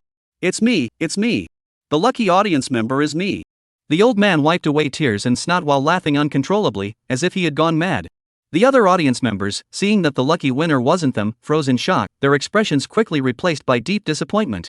Some clenched their fists in frustration, their knuckles turning white from the pressure, their teeth grinding together. Some muttered under their breath, uttering vicious curses. I wonder what kind of luck that old man got.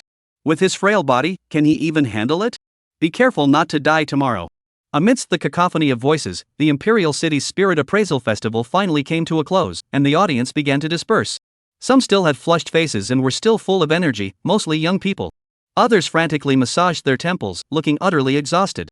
These were mainly middle-aged and elderly people.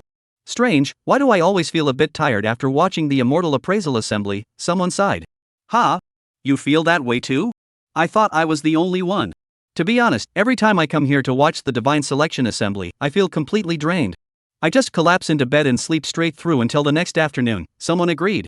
Could it be because we shouted too excitedly earlier? Maybe. I don't know why, but when I heard everyone else shouting, I couldn't help but join in. It's really strange. Chapter 157, Zhou Wuchen. As the crowd dispersed, in a room on the top floor of Luo Xianlu, an elderly man dressed in a bright yellow robe, with white hair, sat cross-legged on a cushion. His face was gaunt, with wrinkles like dry gullies covering his cheeks, and his skin was so loose it seemed like it could peel off with a gentle tug. He kept his eyes slightly closed, his lips tightly sealed, and the corners of his mouth turned downward in a faint frown. Though his appearance was withered and frail, his brows exuded an imposing authority that commanded respect without a word. His eyes were deep and mysterious, and the occasional flash of brilliance seemed to pierce the soul, making it impossible to look directly at him. As the old man breathed in and out, the massive streams of mental energy that had been swirling in the void around the Luoxian Tower surged into his body like 100 rivers flowing into the sea. As the energy flowed in, the old man's skin gradually became firmer, his breath grew heavier, and even his white hair began to show signs of turning black. After an unknown amount of time, the old man's chest rose and fell as he exhaled a long breath of stale air. He slowly rose from the cushion, his movements slow and stiff, as if he had been sitting there for a long time, or like an old, rusty machine that had been idle for years. The old man's slightly cloudy pupils shifted slightly in the night, gazing toward the balcony of the house. There, a faint figure stood. The woman wore a moon-white dress, its hem gently swaying in the breeze, as if she were a moon goddess ready to float away on the wind. Her jet-black hair cascaded down like a waterfall, the end swaying gently in the breeze. A few lustrous white pearl flowers adorned her hair, shimmering softly in the moonlight. Her figure was graceful and slender, her waist delicate, like a willow branch caressed by the breeze. Her full hips curve upward slightly, their rounded contours forming a breathtaking arc.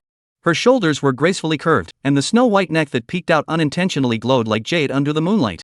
The woman leaned against the old man, and from this angle, something that would be impossible to see on any other woman was revealed, a stunning half-profile, like a full moon on the 15th day of the month, half hidden by clouds yet still radiating its brilliance. Zhou Wuchen gazed at the woman's breathtakingly beautiful silhouette, then looked down at the crowd dispersing below the Luoxian pavilion, and sighed, "My child, have you ever blamed your father? Why did Father Emperor say that?" The woman's voice was ethereal and faint, like a fairy whispering. Zhou Wuchen remained silent for a moment before saying, "Not even a hint of displeasure?" The woman laughed softly and said, "Father, in the face of the vast path ahead, fame is nothing but a fleeting illusion. How could a daughter like me harbor such meaningless emotions over such a trivial matter? Everything must serve a purpose, and to achieve that purpose, one must even resort to any means necessary. Isn't that what you've always taught us, Father? Have you forgotten?" Zhou Wuchen's eyes flickered, and he nodded, a satisfied expression on his face. Among all his children, this eldest daughter was the one who most aligned with his heart. He glanced at the woman and sighed again, "Ah. If only you had been born a few years later, then your father wouldn't have had to resort to such despicable means to prolong his life. The ancient battlefield, such a great era you cannot participate. What a pity! In the divine trial tower of the ancient battlefield lies the true power of destiny. If he could obtain this true power of destiny, he could definitely avoid the backlash of national fortune." However, the sons he valued most had mediocre cultivation talents, not even ranking among the top 10 prodigies of the eastern wastelands, let alone making a name for themselves in the ancient battlefield. His eldest daughter, the only one with a chance, was already past the 30-year-old age limit for the ancient battlefield. This was his greatest regret. Upon hearing the words ancient battlefield, the woman's body trembled, and her slender fists clenched slightly. In a voice so low only she could hear, she murmured, "Even without the opportunity of the ancient battlefield, I can stand atop this endless continent. I don't need anyone else." The room fell into silence. After a long while, the woman finally responded to Zhou Wuchen's earlier remark, "Father, do you not believe in the one from the demon-slaying bureau? Are you talking about Nye Tang?" Zhou Wuchen spoke up. "Nye Tang is a talented young man, and he is considered outstanding among the younger generation of the Great Qian dynasty. However, he is still far from sufficient. Don't even mention comparing him to Moe of the Yuan Gate, Si Tu Lingfeng of the Lingxiao Sword sect, or Yunfei of the Yunlan sect. Even Meng Tian of the Xian Tian sect is slightly superior to him. As one of the 10 heavenly geniuses, the gap between them is so enormous?" The woman's voice carried a hint of surprise. She had not appeared in public for many years, so she was not very familiar with the current state of the younger generation in the Donghuang domain. She had assumed that even if others were stronger than Nye Tang, their advantage would be limited. However, hearing her father's words now, the situation seemed somewhat different from what she had imagined. Zhou Wuchen laughed. "The so-called 10 heavenly geniuses of the Donghuang domain are nothing but a list of names with a lot of exaggeration. The so-called 10 heavenly geniuses are just a list created by the Feng Yun Pavilion to attract attention. Those who compiled the list probably had their own ulterior motives. They likely thought that if the Great Qian dynasty didn't have a single representative on the list, it would be a loss of face, so they included Nye Tang. This way, they could save face for all parties involved while also boosting the sales of their publications. In the end, it's just a petty marketing tactic by merchants." The woman nodded lightly, not taking it to heart, for she knew that Nye Tang of the demon-slaying bureau was no match for her. She could defeat him with a single finger. The room fell silent once more. Moments later, Zhou Wuchen let out a startled exclamation. He took out a communication bead from his storage ring and studied the information on it for a long time. During this time, his brows gradually furrowed. His face betrayed shock, confusion, and a rare hint of apprehension. Yes, fear. As the emperor of the Great Qian dynasty, he was supported by the collective will of millions of his subjects, and the vast lands of the Great Qian dynasty were his domain. On the soil of the Great Qian dynasty, even when faced with the joint attack of several Divine Sea Realm experts, he remained unfazed. Yet at this moment, his face betrayed a look of apprehension that had not been seen in centuries. The woman naturally noticed this, but she did not ask, for she knew her father would speak of it himself. Sure enough, moments later, Zhou Wuchen spoke solemnly, "Daughter, do you know what news I just received? A sword immortal for the first time in 10,000 years, the land of the Great Qian dynasty, or rather the Donghuang domain, has once again witnessed the appearance of a sword immortal." Chapter 158, The Form of an Immortal. The woman's body trembled, and she turned around. As she turned, a dark cloud swept across the sky, obscuring the moon. Yet in the dimly lit room, a faint starlight suddenly appeared. Has the Lingxiao fairy of the Lingxiao sword sect broken through? Her delicate red lips parted slightly in the night, and her slender hands clenched unconsciously in shock. In the vast Donghuang domain, with sword techniques having reached the pinnacle of perfection, the only one with a chance to be titled a sword immortal was the Lingxiao fairy, who had lived for over 800 years. She had thought it might be Lu Lingxiao. However, Zhou Wuchen shook his head and said, "It's not her. She is currently leading the disciples of the Lingxiao sword sect on their way to the imperial city to participate in the Qingyun Grand Competition." The woman opened her mouth, her stunning face filled with deep curiosity. If it wasn't Lu Lingxiao, then this must be an unfamiliar sword immortal. Who could this person be? A sword immortal alone was enough to shake the entire eastern wasteland. After an unknown amount of time, the room was left with only the woman. She stood quietly by the balcony, feeling the cool night breeze, murmuring to herself, a single sword intent was enough to scare away 3 demon sect heavenly realm experts? Truly the demeanor of an immortal. After speaking, she tucked a strand of hair behind her ear that had been tousled by the wind, then lowered her gaze to the square below the Luoxian tower. There, a woman walked gracefully ahead, followed closely by 2 men. The woman's face bore a faint smile from start to finish, as if that was the only expression she possessed. As for the 2 men, one was young and handsome, none other than Wei Ping from the North Star Academy. The other was gaunt and emaciated, none other than the elderly man who had been chosen as the lucky audience member. At that moment, both of them stood with their backs straight, their faces flushed with excitement. Upon seeing this scene, the woman's lips curled into a faint, mocking smile. The atmosphere at the Great Qian Demon Suppression Bureau was so oppressive it felt as though one could squeeze water from the air. In the spacious yet dimly lit hall, flickering candlelight cast eerie shadows on the walls. The head of the Demon Suppression Bureau, Lan Jinyue, sat majestically on the large sandalwood chair at the head of the hall. Dressed in a pitch-black robe, he was tall and muscular, exuding an overwhelming presence even while seated. Standing before Lan Jinyue was a middle-aged man with a stern expression. This man was none other than Lei Che, the bodyguard of Lan Yu. At this moment, this powerful figure of the Imperial Heaven Realm was reporting the events that had occurred along the way with a respectful expression. Lan Jinyue leaned back slightly, resting against the chair's backrest, with one hand resting on the armrest, his fingers tapping rhythmically. Each tap felt like a blow to everyone's hearts, leaving no one daring to breathe. When Lan Jinyue heard that his son, Lan Yu, had been attacked by demonic cultivators from the demon sect on his way back, his fingers froze instantly, and an intense killing intent emanated from his body. The killing intent seemed to materialize, causing the surrounding void to surge violently, as if being torn apart by an invisible hand. This scene sent a chill down the spines of those present, who silently marveled at how much the Lord of the Gate must have advanced in his cultivation. 3 heavenly sovereigns, very well. Just don't let me catch you, or I'll make you taste the agony of having your bones crushed and marrow extracted. Lan Jinyue spoke each word slowly and deliberately. As he spoke, his fists clenched tightly, and a cold gleam flashed in his eyes. At his level of cultivation, the probability of having more children was already extremely slim, and Lan Yu was his only son. Those remnants of the demon sect had dared to lay a hand on his son. This was an attempt to sever his lineage. He had already made up his mind. After tonight, he would immediately order all branches of the Demon Suppression Bureau nationwide to spare no expense in finding those 3. The scene fell silent for a moment. Lan Jinyue snorted coldly, then suddenly remembered something. He turned his gaze to Lei Che, who was seated below, and asked curiously, "According to what you said, at the time, you and Yuer were surrounded by 3 demon sect cultivators at the Heavenly Sovereign Realm. Theoretically, there should have been no chance of escape. How did you and Yuer manage to return safely to the Imperial City?" As soon as Lan Jinyue spoke, the other Demon Suppression Bureau members all turned their gaze toward Lei Che, equally curious about the matter. Lei Che bowed and smiled, reporting to my lord, "It was because there was a sword immortal on that Purple Cloud merchant ship at the time. It was that sword immortal who saved us." A sword immortal? A single stone can stir up 1,000 waves. Many people abruptly stood up from their seats, their eyes fixed intently on Lei Che.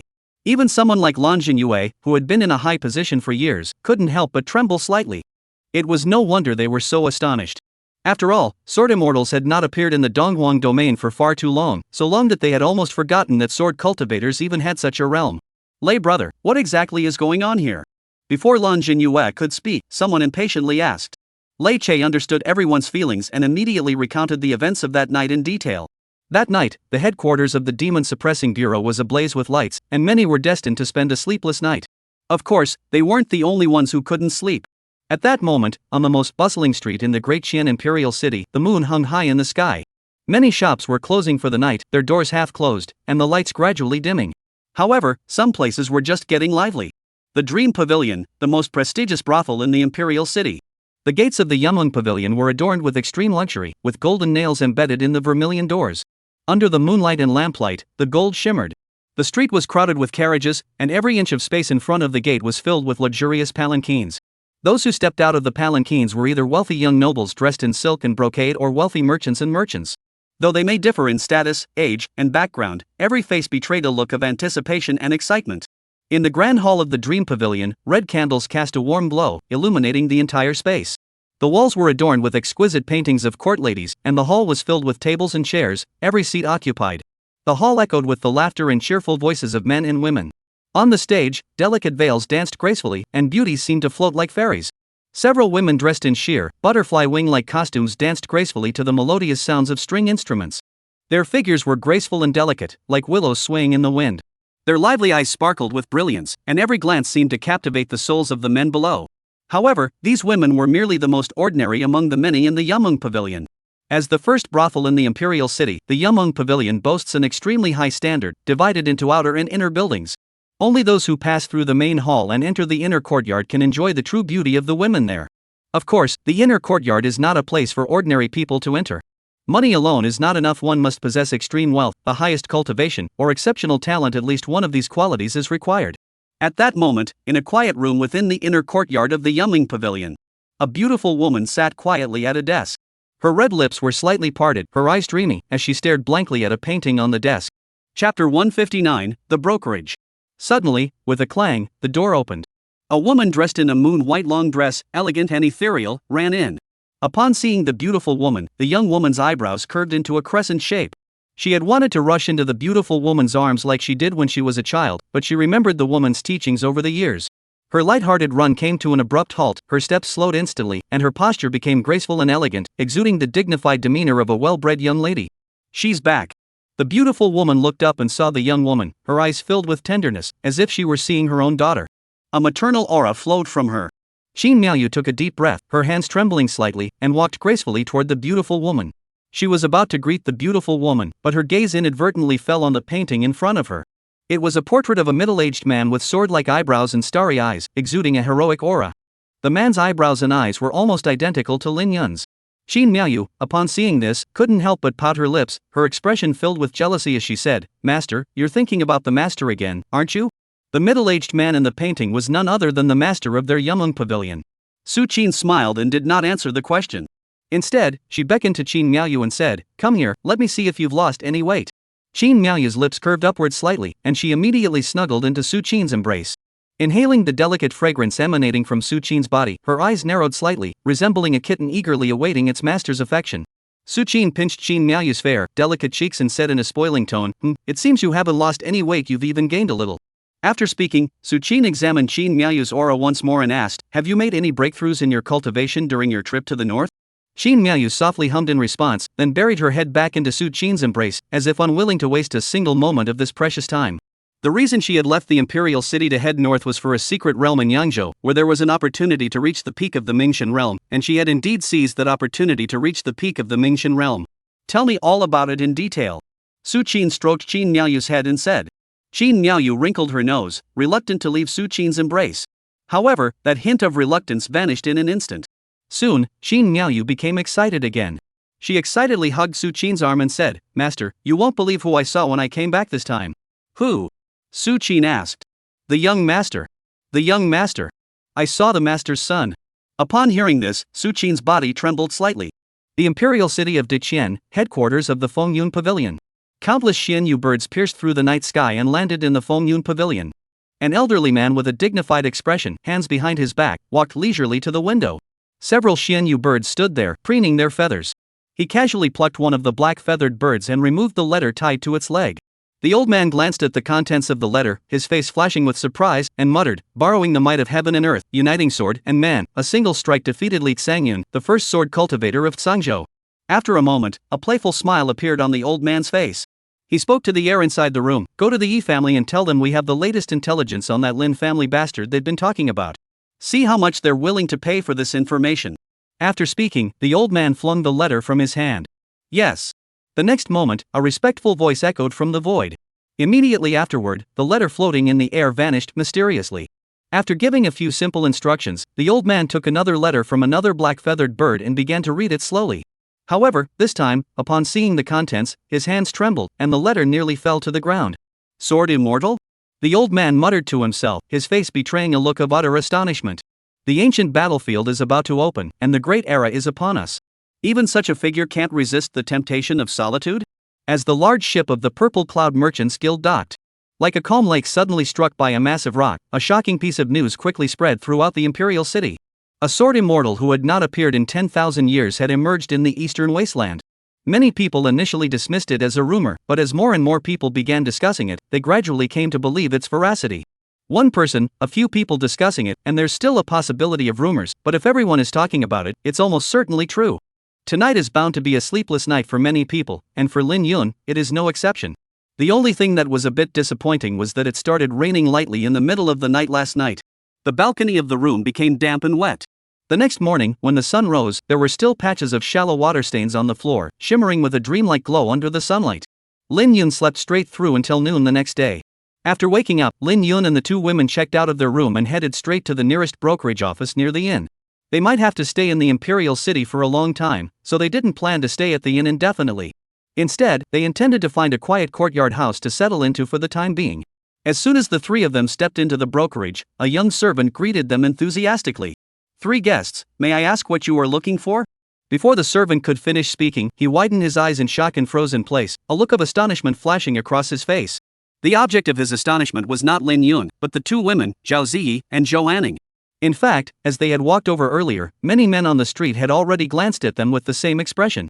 No matter where the two women were, they seemed to act like magnets, effortlessly drawing the attention of most men. The servant stared at the two women for a moment before snapping back to reality. He shook his head and smiled broadly, asking, "May I ask if the three of you are here to buy a house or sell a house?" "You've come to the right place. Our real estate agency offers fair prices and never cheats anyone, young or old." The servant's attitude was extremely enthusiastic, speaking loudly as if trying to attract everyone's attention. Sure enough, as soon as the servant spoke, the customers who had been looking at the house listings and the other staff members at the brokerage agency all turned their curious gazes toward Lin Yun and the others. Suddenly, the room fell into an eerie silence, and the haggling sounds that had been echoing through the room vanished. Most people, upon seeing Zhao Ziyi and Zhou Anning, the two women, had the same expression as the young servant earlier, a fleeting look of astonishment.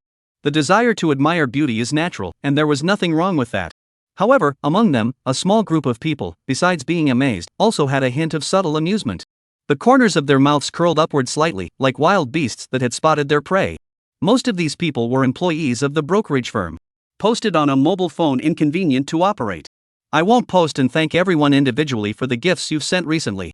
Thank you all for your support. Chapter 160, Nothing But a Clown.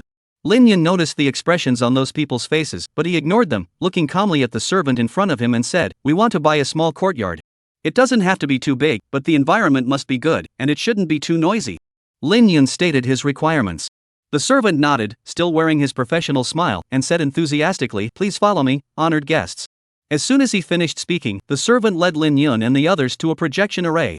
Under the servant's manipulation, ripples began to form in the void before the three of them, and the outlines of dozens of small courtyards and mansions slowly emerged. The room layouts, interior decorations, and even every blade of grass in the courtyards were clearly visible. "Sir, the location and layout of these houses perfectly match your requirements. If you wish to purchase them now, we can offer you a special discount." The servant began to describe them enthusiastically. At this point, he seemed to realize that the trio before him was led by Lin Yun, so he addressed his words directly to him. However, even so, the servant's gaze occasionally drifted toward Zhao Ziyi and Zhou Anning. His face, like that of the other staff members at the brokerage, flashed a subtle, almost imperceptible hint of amusement. Lin Yun seemed oblivious to all this and quickly selected a small courtyard. He pointed and said, "I'll take that one." Following the direction Lin Yun had pointed, the servant paused for a moment, his face flickering with an odd expression. "What's wrong? Is there something wrong with that courtyard?" Lin Yun saw that the servant didn't respond and asked casually. The servant snapped back to his senses and hurriedly waved his hands, saying, "No problem, of course not." As he spoke, his smile grew even brighter. Soon, Lin Yun and the two women paid the money, completed the paperwork, and left the brokerage directly. Behind them, the young servant stood frozen in place, staring at Lin Yun and the others as they walked away, his eyes flickering. Soon, a short, stocky servant approached and asked curiously, Ding Yi, did they choose the courtyard in Yanlu Alley? Earlier, when Lin Yun and the others were selecting houses, he had been secretly observing them, but he hadn't seen clearly, so he wasn't certain and asked out of curiosity. The servant named Ding Yi nodded, his earlier enthusiasm fading. A strange smile appeared on his face as he said, yes, I never expected that out of so many courtyards, they would choose that one. I wonder if they're unlucky or if this is their fate. The short, stocky servant heard this, rubbed his hands together, and chuckled, that's even better.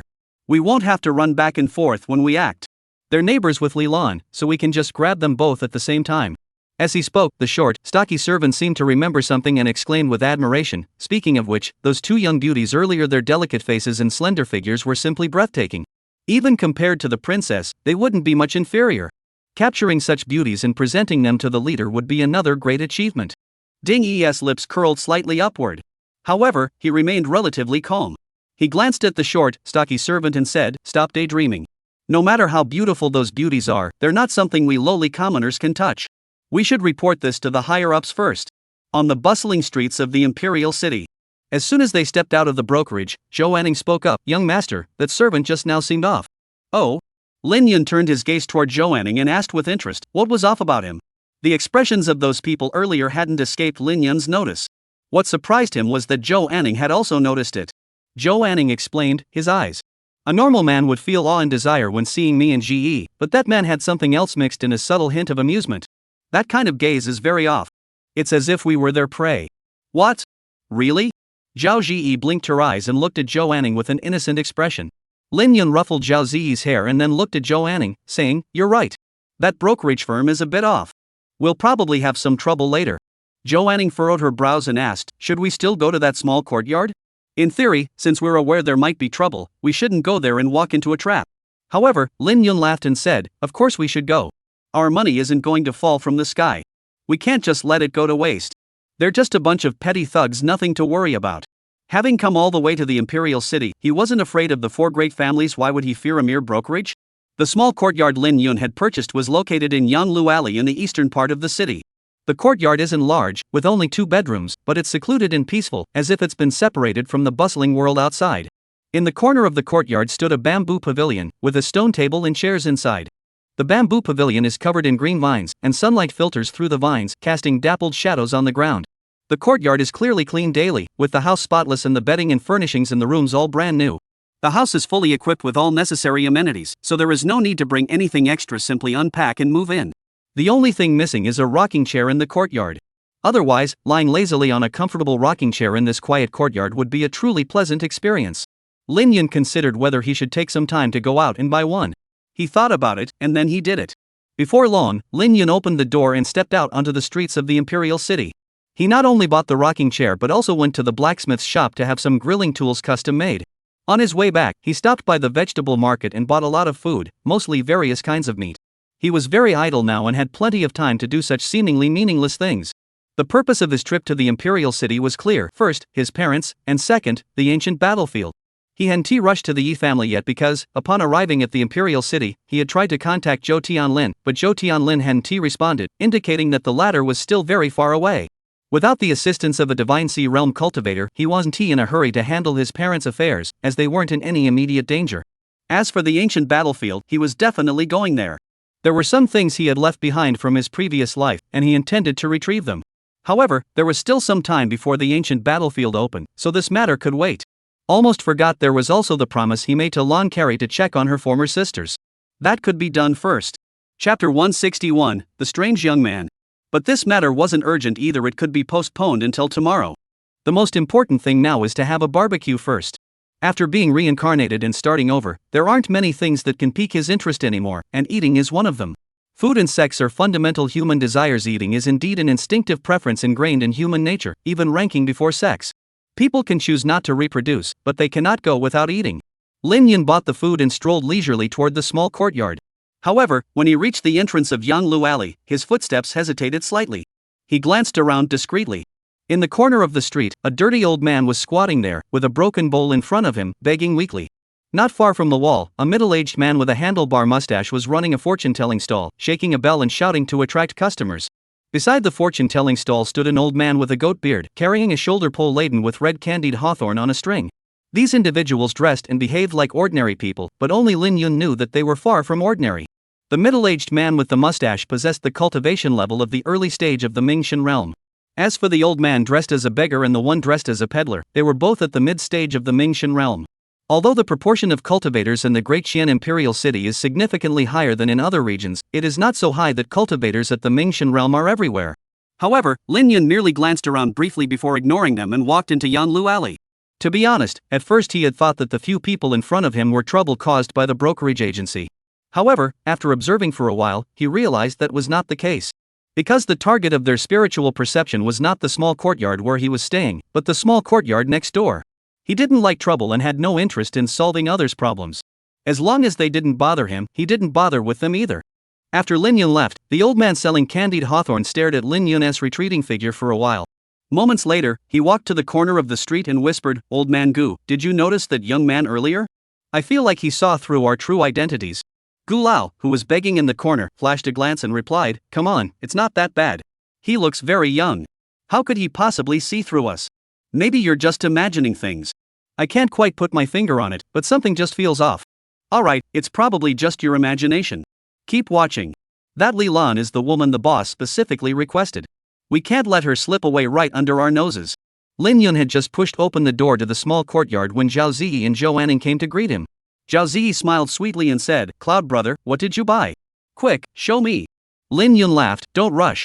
We'll have barbecue later." Barbecue? Upon hearing the word barbecue, Zhao Ziyi and Zhou Anning both widened their eyes, instantly recalling the scene from their last barbecue together. The tender, juicy pieces of meat sizzling on the fire, the aroma filling the air. The scene seemed to be right before their eyes. At the thought of it, the two girls couldn't help but drool uncontrollably, their throats involuntarily moving as they swallowed several times. Watching the two girls look like little greedy cats, Lin Yun's smile grew wider. He shook his head and turned to walk into the kitchen to start preparing the ingredients. Zhao Ziyi and Zhou Anning wanted to come in to help, but he shooed them out. In many matters, he was lazy, but as a skilled chef, preparing ingredients was akin to slowly removing a bride's garments on their wedding night, a task he would never delegate to others. He wanted to control every detail that might affect the flavor. He loved the moment when the dish was served, taking a small taste and feeling the juices burst in his mouth, just as he enjoyed slowly removing a young woman's shoes, socks, and undergarments, savoring her blushing shyness. Both are rare pleasures. He loves the outcome, but he also cherishes the journey toward it. In his previous life, he had been too fixated on the outcome and neglected the process. In this life, he would not make the same mistake again. The scenery at the pinnacle of the sword arts is indeed beautiful, but the scenery along the way is no less impressive. Reaching the goal directly is boring. A qualified chef isn't just someone who can cook, they also know how to prepare ingredients, just like he does now. He carefully peeled off the outer layer of the green onion, as reverently as if he were peeling the garments off a maiden. An hour later, the afterglow of the setting sun filtered through the gaps in the branches, casting a golden veil over the small courtyard. Lin Yun and the two women sat around the stone table in the center of the courtyard. The table was laden with various ingredients freshly brought from the kitchen. The tender meats were sliced into uniform thin slices, their texture clear and gleaming with an enticing luster. Among them were common beef and lamb, as well as various rare game meats. Lin Yun recalled the scenes of people grilling on Blue Star, a faint smile curving his lips. He skillfully lit the charcoal, and the red flames danced across the grill. In no time, the grill was scorching hot. He picked up a skewer of well-marbled game meat and placed it on the grill. As the meat touched the grill, it emitted a sizzling sound. As the temperature rose, the fat began to slowly seep out of the meat, glistening in the flickering flames. Under the force of gravity, the fat dripped onto the charcoal, producing a popping sound and sending up sparks of golden flames. The air gradually filled with the faint aroma of meat. Lin Yun held a pair of long chopsticks, skillfully turning the skewers with a steady hand, as if he were a seasoned chef who had worked in a restaurant for decades. As the skewers continued to turn, the aroma of the meat grew more intense, a blend of the natural freshness of the meat and the unique spices, filling the nostrils and making one's mouth water. Upon seeing this scene, Zhao Ziyi and Zhou Anning's eyes sparkled with admiration. The two women stared intently at the grill, their eyes filled with anticipation, their delicate noses twitching occasionally as they inhaled deeply. "It smells so good." Zhao Ziyi couldn't help but exclaim, her voice tinged with urgency. "Cloud brother, when can we eat?" As the young girl spoke, she swallowed several times. As for Zhou Anning, though she remained silent, the eager expression on her face spoke volumes. Lin Yun smiled and replied, "Don't rush, it'll be ready soon." As he spoke, he picked up a brush, dipped it in a layer of golden oil, and spread it evenly over the skewered meat, then sprinkled on a handful of his special seasoning. Instantly, a more intense aroma filled the air, enveloping the entire courtyard in the enticing scent of grilling meat. Thank you to Astria for the one-show coin donation. Thank you to the senior for the gift. Wishing you a happy new year and all your wishes come true. Chapter 162, The Head Growing Out of the Courtyard Wall. A gentle breeze carried the aroma out of the courtyard, drawing the attention of passers-by, who couldn't resist taking a few deep breaths. In the endless continent, where culinary culture was underdeveloped, they had never before encountered such an enticing aroma emanating from various spices being roasted over charcoal. Whispers echoed outside the courtyard walls. Ha! What's that smell? It's so fragrant. Someone stopped in their tracks, curiously examining the small courtyard beside them. That's right, it really is so fragrant. Even the food at the moon-hugging pavilion in the city doesn't smell this good. I wonder what kind of meal this family is preparing. Someone agreed. Darn it, the more I smell it, the more my stomach, which was just full a moment ago, starts growling again. The aroma drifted over the courtyard wall, and Lin Yun and the others had no idea that their simple barbecue had already awakened the cravings of many. In the courtyard, a few moments later, the skewered meat was ready. Lin Yun handed the grilled meat skewers to Zhao Ziyi and Zhou Anning. The two girls' eyes lit up, and they eagerly took them. Delicious, delicious, Zhao Ziyi mumbled, chewing on the meat skewer, her little mouth puffed out like a squirrel eating chestnuts, completely lacking any ladylike manners. Zhou Anning ate more elegantly, taking small bites and savoring each one, her eyebrows curving into gentle crescents. Lin Yun watched the two women enjoy their meal with relish, a satisfied smile spreading across his face. The happiest moment for a chef isn't when the juices from the food splash around in their own mouth, but when the people they care about taste the food they've made and the juices splash around in their mouths. Moments later, he picked up a skewer, took a bite, and found the flavor indeed excellent, the meat tender and juicy, with a lingering aftertaste. It must be said that while the martial arts development on Blue Star was extremely backward, even to the point of being non-existent, in terms of culture, entertainment, and cuisine, it was far ahead of the endless cultivation planets by several streets. Just as the group was leisurely enjoying their delicious meal, a small head suddenly appeared by the wall of the small courtyard. It was a young girl, possibly a few years younger than Zhao Ziyi, with her hair styled in a maid's bun, large eyes, and a slightly chubby face. At that moment, the chubby-cheeked girl stared blankly at them, a string of crystal-clear drool trickling from the corner of her mouth. Upon seeing the chubby-cheeked girl, Lin Yun suddenly recalled Fang Ying, whom he had encountered on the Great Wasteland Highway. Though their appearances were completely different, their expressions were almost identical, as if they were both the type who couldn't resist delicious food. Brother Yun, what's wrong? Zhao Ziyi was still busy devouring the delicious food in front of him and hadn't noticed the little head peeking over the wall. Nothing, just found a little foodie. Lin Yun laughed. He didn't want to pay attention to the chubby-cheeked girl because the small courtyard next door was the one that the few Mingxian realm cultivators at the entrance of Yanglu Alley had been keeping an eye on. However, although Lin Yun didn't want to pay attention, Zhao Ziyi turned around and noticed the chubby-cheeked girl's presence. After hesitating for a moment, she picked up a few skewers and walked toward the courtyard wall. Seeing this, Lin Yun shook his head silently. However, he didn't stop her. The girl had a kind heart, and this was a good deed. There was no need to ruin the moment. By the courtyard wall, Zhao Ziyi tiptoed on her toes and held out the skewers of grilled meat to the chubby-cheeked girl. The chubby-cheeked girl saw the tempting grilled meat in front of her, and her eyes widened in astonishment. Her throat involuntarily moved rapidly, and she swallowed several times in a row, unable to believe what she was seeing. Sis, is this for me? Zhao Ziyi smiled and nodded, saying, that's right, try some. We've grilled a lot more. Upon receiving Zhao Ziyi's confirmation, the chubby-cheeked girl blinked her eyes, and a huge smile spread across her face, almost reaching her ears. Her eyes curved into crescent moons, sparkling with excitement, as she kept saying, thank you, sister. Thank you, sister. As she spoke, she eagerly reached out both hands and snatched the grilled meat from Zhao Ziyi's hands. She then opened her mouth wide and devoured it greedily. As she chewed, she mumbled indistinctly, it's so delicious. This is the best thing I've ever eaten in my life. Her eating manner was even more exaggerated than Zhao Ziyi's earlier. In no time, the few skewers of grilled meat were devoured in a whirlwind, leaving nothing behind. The chubby-cheeked girl licked her fingers greedily, as if trying to scrape every last bit of grease off them. After licking for a while, the girl looked at Zhao Ziyi with pitiful eyes, implying, I want more. Zhao Ziyi saw the chubby girl's eating manner and her greedy expression, and couldn't help but laugh out loud. She asked, your name is Wanwan, right? Wanwan, this name really suits you. Wanwan didn't understand where the similarity lay. Her little mind couldn't grasp such a complex concept. She planned to ask the question later when the young lady returned in the evening. For now, she hurriedly answered Zhao Ziyi's question, yes, my name is Wanwan. She was afraid that if she upset this young lady in front of her, she wouldn't be able to eat such delicious food again. Zhao Ziyi enthusiastically invited her, smiling, if you want more, come over to our place. Upon hearing this, Wanwan's eyes widened suddenly, and she nodded vigorously with uncontrollable joy, saying, yes, I'll go right away. She could barely get the words out. Soon, the little head by the courtyard wall disappeared. Moments later, the courtyard gate clanged open. Upon hearing the sound, Lin Yun shook his head silently once more. He hadn't expected Zhao Ziyi to bring trouble right into his own home. However, he didn't pay it much mind. Though he didn't like trouble, he wasn't afraid of it either. Lin Yun continued with his duties as a chef, focusing on grilling the meat. Soon, Zhao Ziyi led in the chubby young girl named Wan Wan. As soon as the girl stepped into the small courtyard, her nose twitched involuntarily, and her eyes fixated on the skewers of meat on the grill. Her chubby little face bore a hint of nervousness, but her desire for the food seemed to overcome her shyness.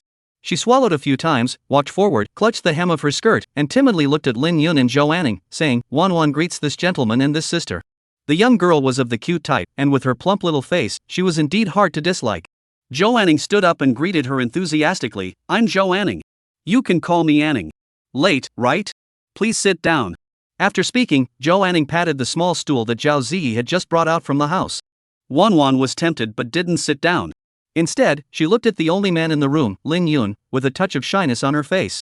The young girl was clearly not the type to be carefree and overly familiar. As a newcomer, she hadn't relaxed completely yet.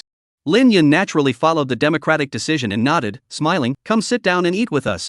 Chapter 163, The Greedy Wan Wan. Wan Wan exhaled a long breath and sat down gently on the small stool. The young girl's posture was very proper, not at all like a maid, but more like a well-bred young lady. Whether it was due to nervousness or simply her usual demeanor, Lin Yun couldn't tell. Lin Yun thought it was probably due to nervousness, because he noticed that the young girl's face was flushed red. As soon as she sat down, the young girl took out a few pastries from her clothes and shared them with Lin Yun and the others. "Master, the two sisters, these are osmanthus cakes made by my young mistress. Please try them." The young girl had a small pouch tied to her waist. The pouch was bulging, and the osmanthus cakes had been taken out from inside. True to her reputation as a foodie, she never forgets to bring snacks wherever she goes. Lin Yun didn't refuse. He took one and instinctively put it in his mouth and took a bite. The first bite left him momentarily stunned, as he realized the osmanthus cake actually tasted quite good. Zhao Ziyi couldn't help but praise, "Wan Wan, the osmanthus cake your mistress made is delicious." Zhao Ziyi had already swallowed the osmanthus cake in a few bites, clearly not the only one who found it delicious. Seeing that everyone enjoyed the Mrs. Osmanthus cake, Wan Wan's eyes curved into beautiful crescents, and she said happily, "As long as you like it, I have more here." After speaking, the young girl took out a few more pieces of osmanthus cake from her small bag and began to share them. In return, Zhao Ziyi picked up a few skewers of grilled meat from the grill and handed them to Wan Wan. Wan Wan took them, her bright eyes sparkling, and her smile grew even brighter. Although the osmanthus cake was delicious, she had already grown tired of it. How could it compare to the grilled meat before her? It was even more delicious than what the chef at Bao Yuzhai had made. Speaking of which, it wasn't just Bao Yuzhai. There was also Tian Xiang Lu, Bai Yun Xian, Shuang Shuiju, and Shang Yin Gu. The delicacies from these restaurants couldn't compare to the grilled meat in front of her. Soon, Wan Wan began devouring the food with gusto. As she ate, she muttered, "Sister, what did you sprinkle on this meat? How can the grilled meat taste so good?" As she spoke, the young girl glanced at the bottles and jars placed beside her, a look of curiosity flashing across her face. Earlier, she had noticed that Lin Yun would occasionally pick up these bottles and jars and sprinkle them over the meat, causing the slices to emit an enticing aroma. Though she wasn't as clever as the young lady, she could roughly guess that it was due to these ingredients. Zhao Ziyi smiled slightly, glancing at Lin Yun, who was focused on grilling the meat, and said, "Then you'll have to ask Cloud Brother. He's the one who came up with all these ingredients." Wan Wan blinked her eyes, clearly not expecting such delicious food to be made by the handsome young man in front of her. In her understanding, gentlemen stayed away from the kitchen, and men certainly didn't belong in such a place. Moreover, this young gentleman was so handsome that he seemed completely out of place in the kitchen. Facing the young girl's curious gaze, Lin Yun began to explain the basics of cooking, just as he had done when explaining to Fang Ying earlier. Wan Wan was amazed to learn that a simple barbecue meal could have so many nuances, with ingredients like cumin, chile, Sichuan pepper, and black pepper all completely unfamiliar to her. This young gentleman is truly remarkable. Unconsciously, the young girl's gaze toward Lin Yun had already taken on a hint of admiration, her big eyes sparkling as if they were hiding stars. She thought to herself, if only the young miss could cook this well. Yes, though she was a maid, she didn't know how to cook. Such tasks had always been handled by her young mistress. The moon rose above the willow branches. Wan Wan sat at the round table in the room, propping her chin up with one hand, her pink cheeks forming a cute curve. She sat there bored, her eyes fixed on the door, muttering softly, "Why isn't the young miss back yet?" As she spoke, her nose twitched slightly, and the aroma of roasting meat filled the air, wafting into her nostrils. Her gaze involuntarily fell on the small plate beside her. 1, 2, 3, 4. Wanwan began counting with her fingers. There were exactly 13 skewers of grilled meat on the plate, the fat glistening enticingly under the dim yellow light. These were specially brought back by Ji-E's sister when she left, for her young mistress to try. Time ticked by slowly. Wanwan sat on the small stool, her eyes darting toward the door and then back to the plate of grilled meat. She thought to herself, the food will get cold and taste bad. The grilled meat must be the same. As she thought this, her stomach suddenly growled softly, as if in response to her thoughts. Maybe I should eat it first for the young miss? It would be such a waste otherwise. A bold idea popped into Wanwan's mind.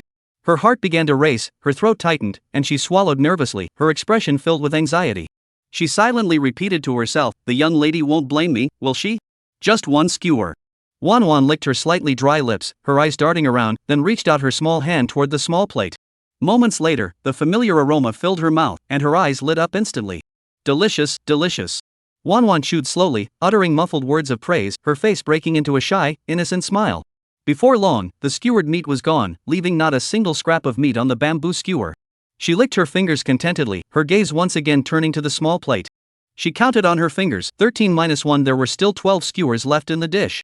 There's no way the young lady could have eaten that much, she thought. She found herself a perfectly reasonable excuse. The aroma of the grilled meat seemed to transform into an invisible hand, gently tugging at her heart. Maybe just one more skewer?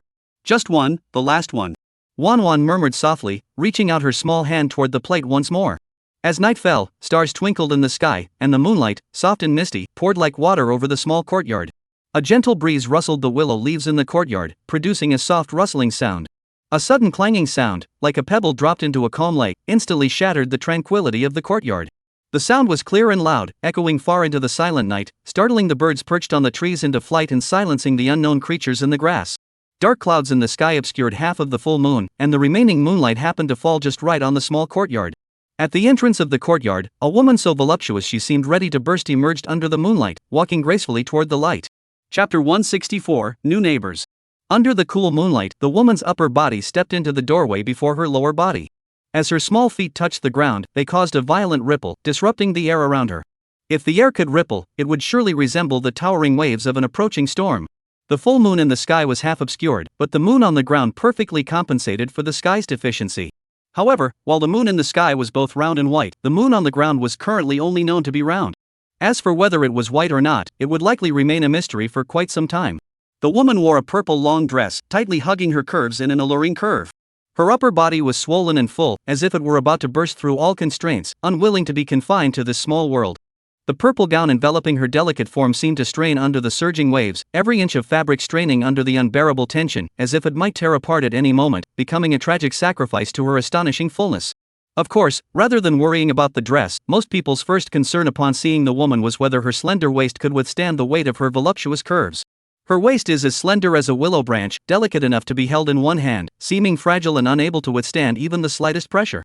This delicate fragility contrasts sharply with the fullness of the upper body, striking the viewer's visual senses. These two starkly contrasting elements coexist seamlessly and harmoniously on a single person.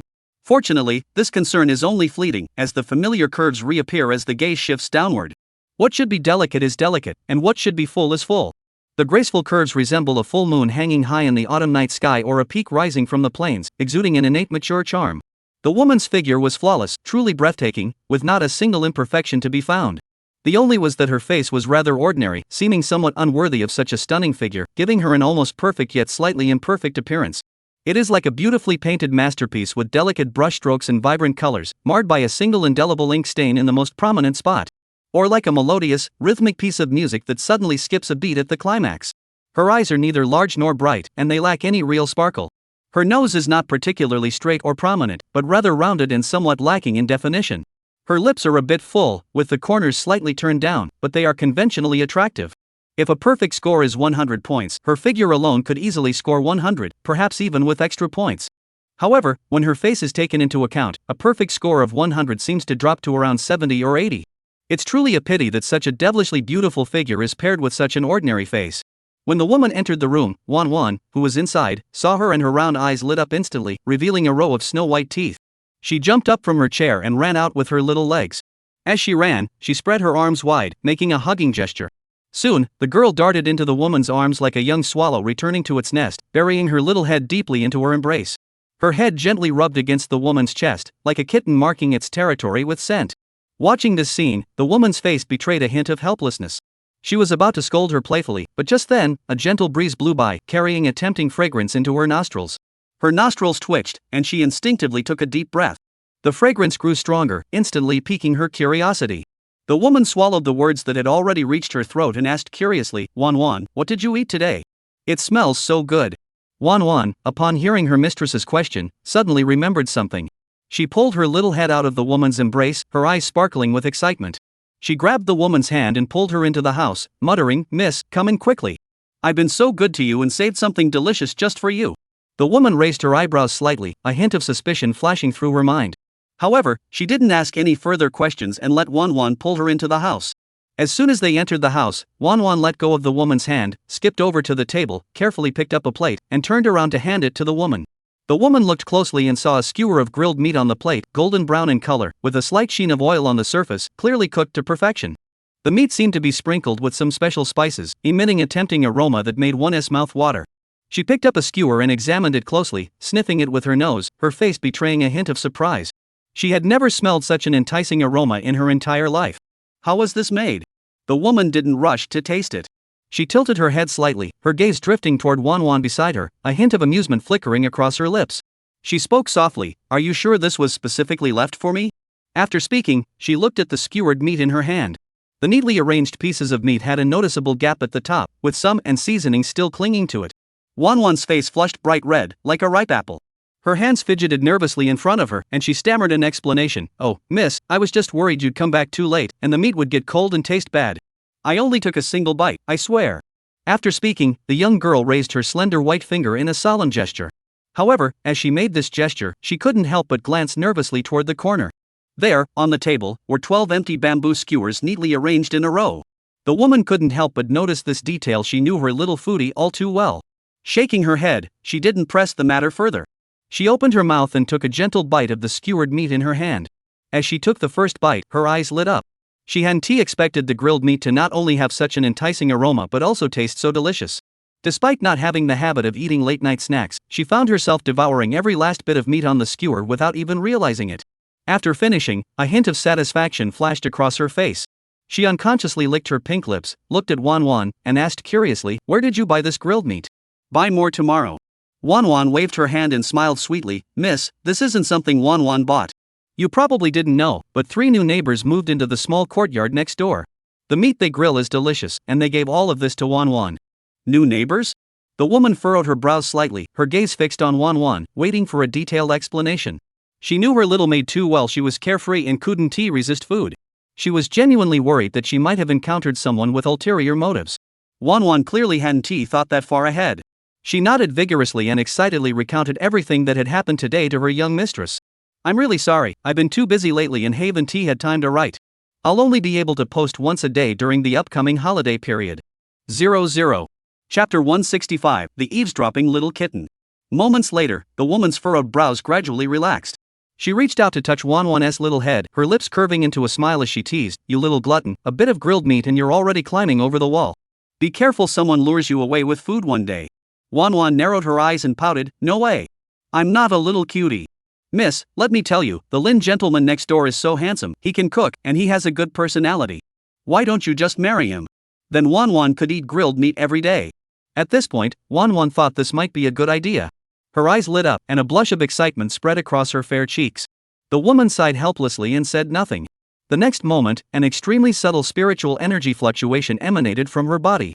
The spiritual sense pierced through the night and came to a halt outside a house in the neighboring courtyard. The night was as dark as ink. Just as her divine sense was about to pass through the door to investigate the so-called Lin Gongzi's background, a series of urgent gasps mixed with sounds of pleasure echoed from inside the room. The sounds were jarring in the quiet courtyard. Even though she was inexperienced, she knew exactly what those sounds meant. The woman raised her eyebrows slightly, hesitated for a moment, then decided to withdraw her divine sense.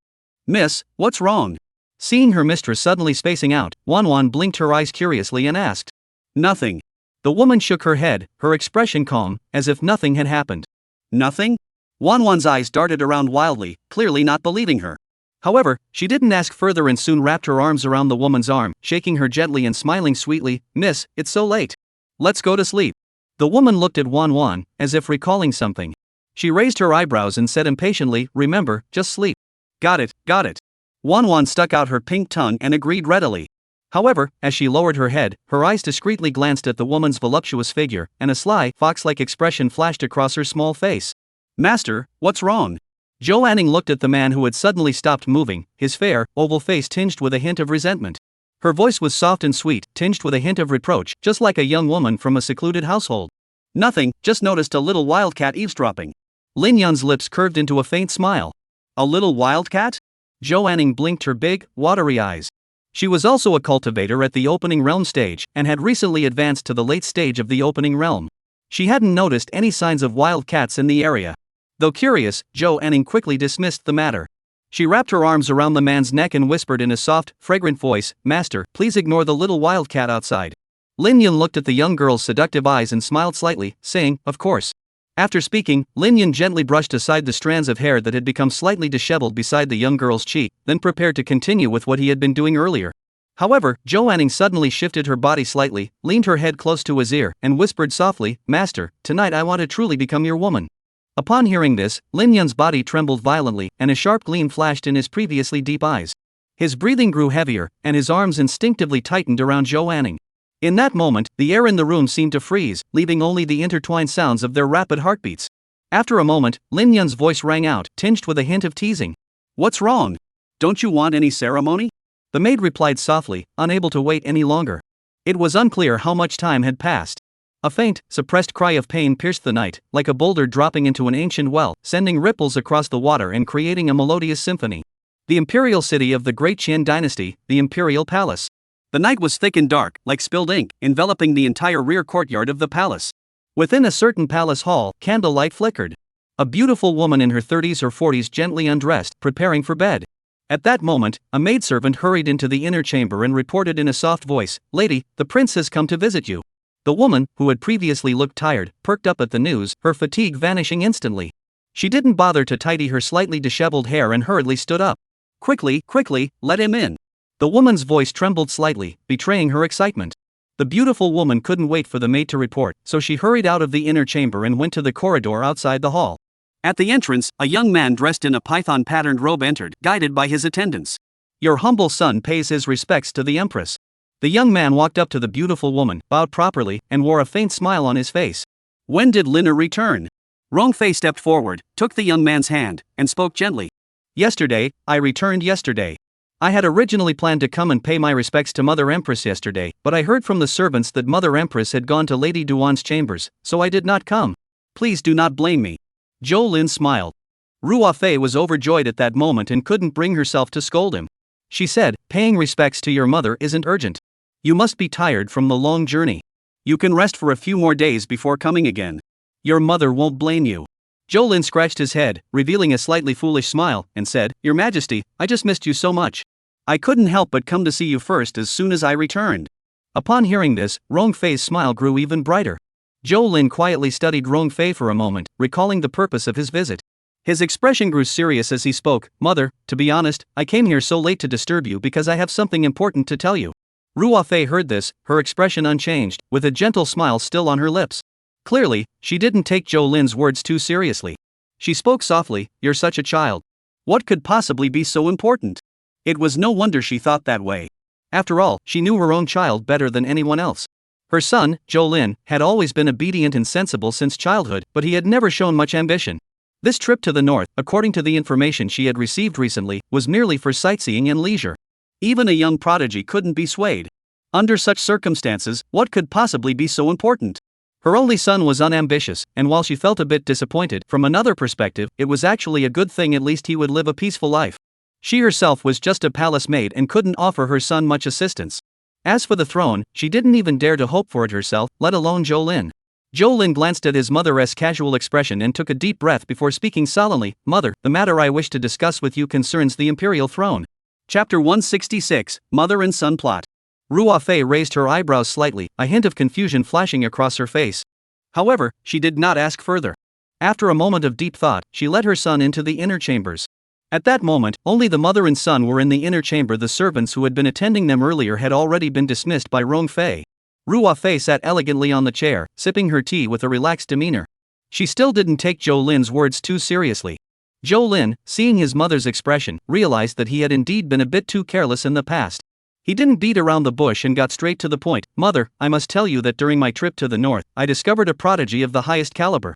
If we can recruit this prodigy, I am absolutely certain that I will be able to ascend the throne. A prodigy? Rong Fei's hand holding the teacup paused slightly, interrupting Zhou Lin as she curiously asked, Are you referring to one of the 10 great prodigies? Figures of that caliber have likely already been secured by your imperial brothers. After speaking, Rong Fei shook her head silently and continued sipping her tea. Recruiting someone of that caliber is far too difficult. The two of them have no advantages whatsoever. Ruo Fei believed that Zhou Lin was most likely referring to one of those individuals, as only they could truly be called the ultimate prodigy. However, Zhou Lin heard this and sneered disdainfully. Those so-called 10 celestial geniuses can't even be compared to the one I discovered. Mother, the one I found is a sword immortal, a 20-year-old sword immortal. What? With a loud clatter, Rong Fei's teacup fell to the ground, making a crisp sound.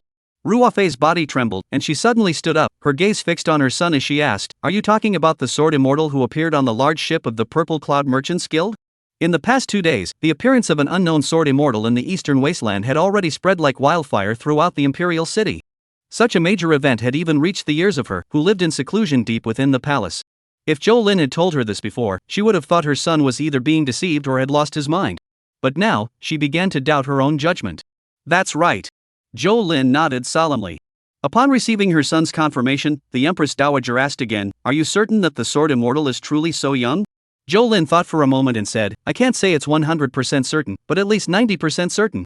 A gleam flashed in Rong Fei's eyes as she stared intently at Zhou Lin, saying slowly and clearly, Liner, your mother wants you to tell me everything you know about this person, word for word.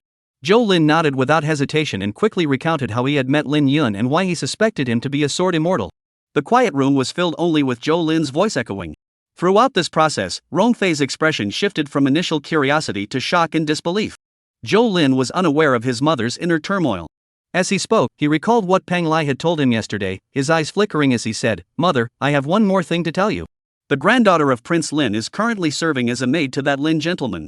Upon hearing this, Rong Fei's pupils contracted instantly. Zhou Lin noticed his mother's expression, paused for a moment, and added, That Lin Wang who once claimed to rule the world. Ruo Fei sucked in a sharp breath, her hands clenching unconsciously. Combining the previous words, she now fully believed her son's account.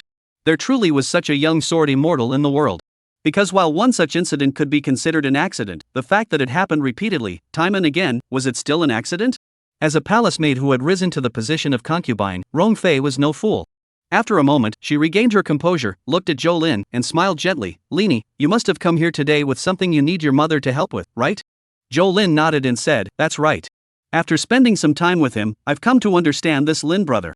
He has extraordinary talent, but he's lazy and dislikes trouble. I couldn't possibly persuade him on my own, so I need your help. What kind of help do you need from your mother? Rong Fei hurriedly asked.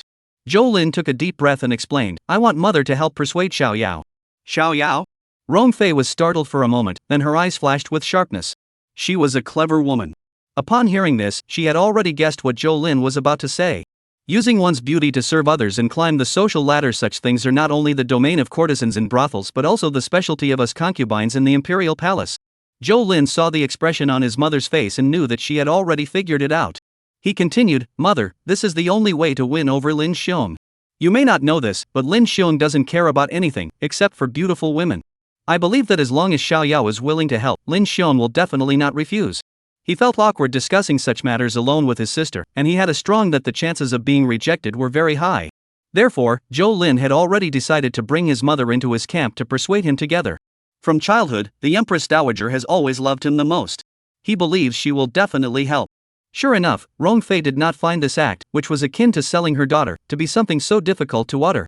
She smiled slightly and said, Liner, rest assured. I will speak to Xiao Yao about this matter properly. After speaking, Rong Fei's previously slightly curved spine straightened noticeably, her eyes sparkled, and her face radiated an unusual excitement. Although her daughter was also flesh of her flesh, she was still no match for a son, especially one with the potential to ascend to the throne. This choice was as simple as it could be. In the depths of the palace, concubines prioritize interests before emotions. If she could win over a sword immortal, she wouldn't hesitate to offer herself, not just her daughter, but even herself, if the other party had such intentions. Upon hearing Rong Fei agree, Zhou Lin's face lit up, and he hurriedly asked, Mother, when do you plan to tell Xiao Yao? Ruo Fei shot her son a disapproving glance, her lips curving into a smile. Don't worry. Do you think I can't handle this? Xiao Yao is currently learning alchemy from Master Son of the Alchemist's Guild, so she is quite busy right now. I'll discuss it with her the next time she comes over. You know Sun Master's personality, he hates being interrupted while he's refining alchemy or teaching. So let's wait a bit longer. It should only be a few more days. Chapter 167, Tianin's Visit. Zhou Lin heard this and sighed inwardly, feeling a sense of regret. He had originally planned to act swiftly and settle this matter as soon as possible. However, if his younger sister had already gone to the Alchemist Guild, it would indeed be inappropriate to simply call her back.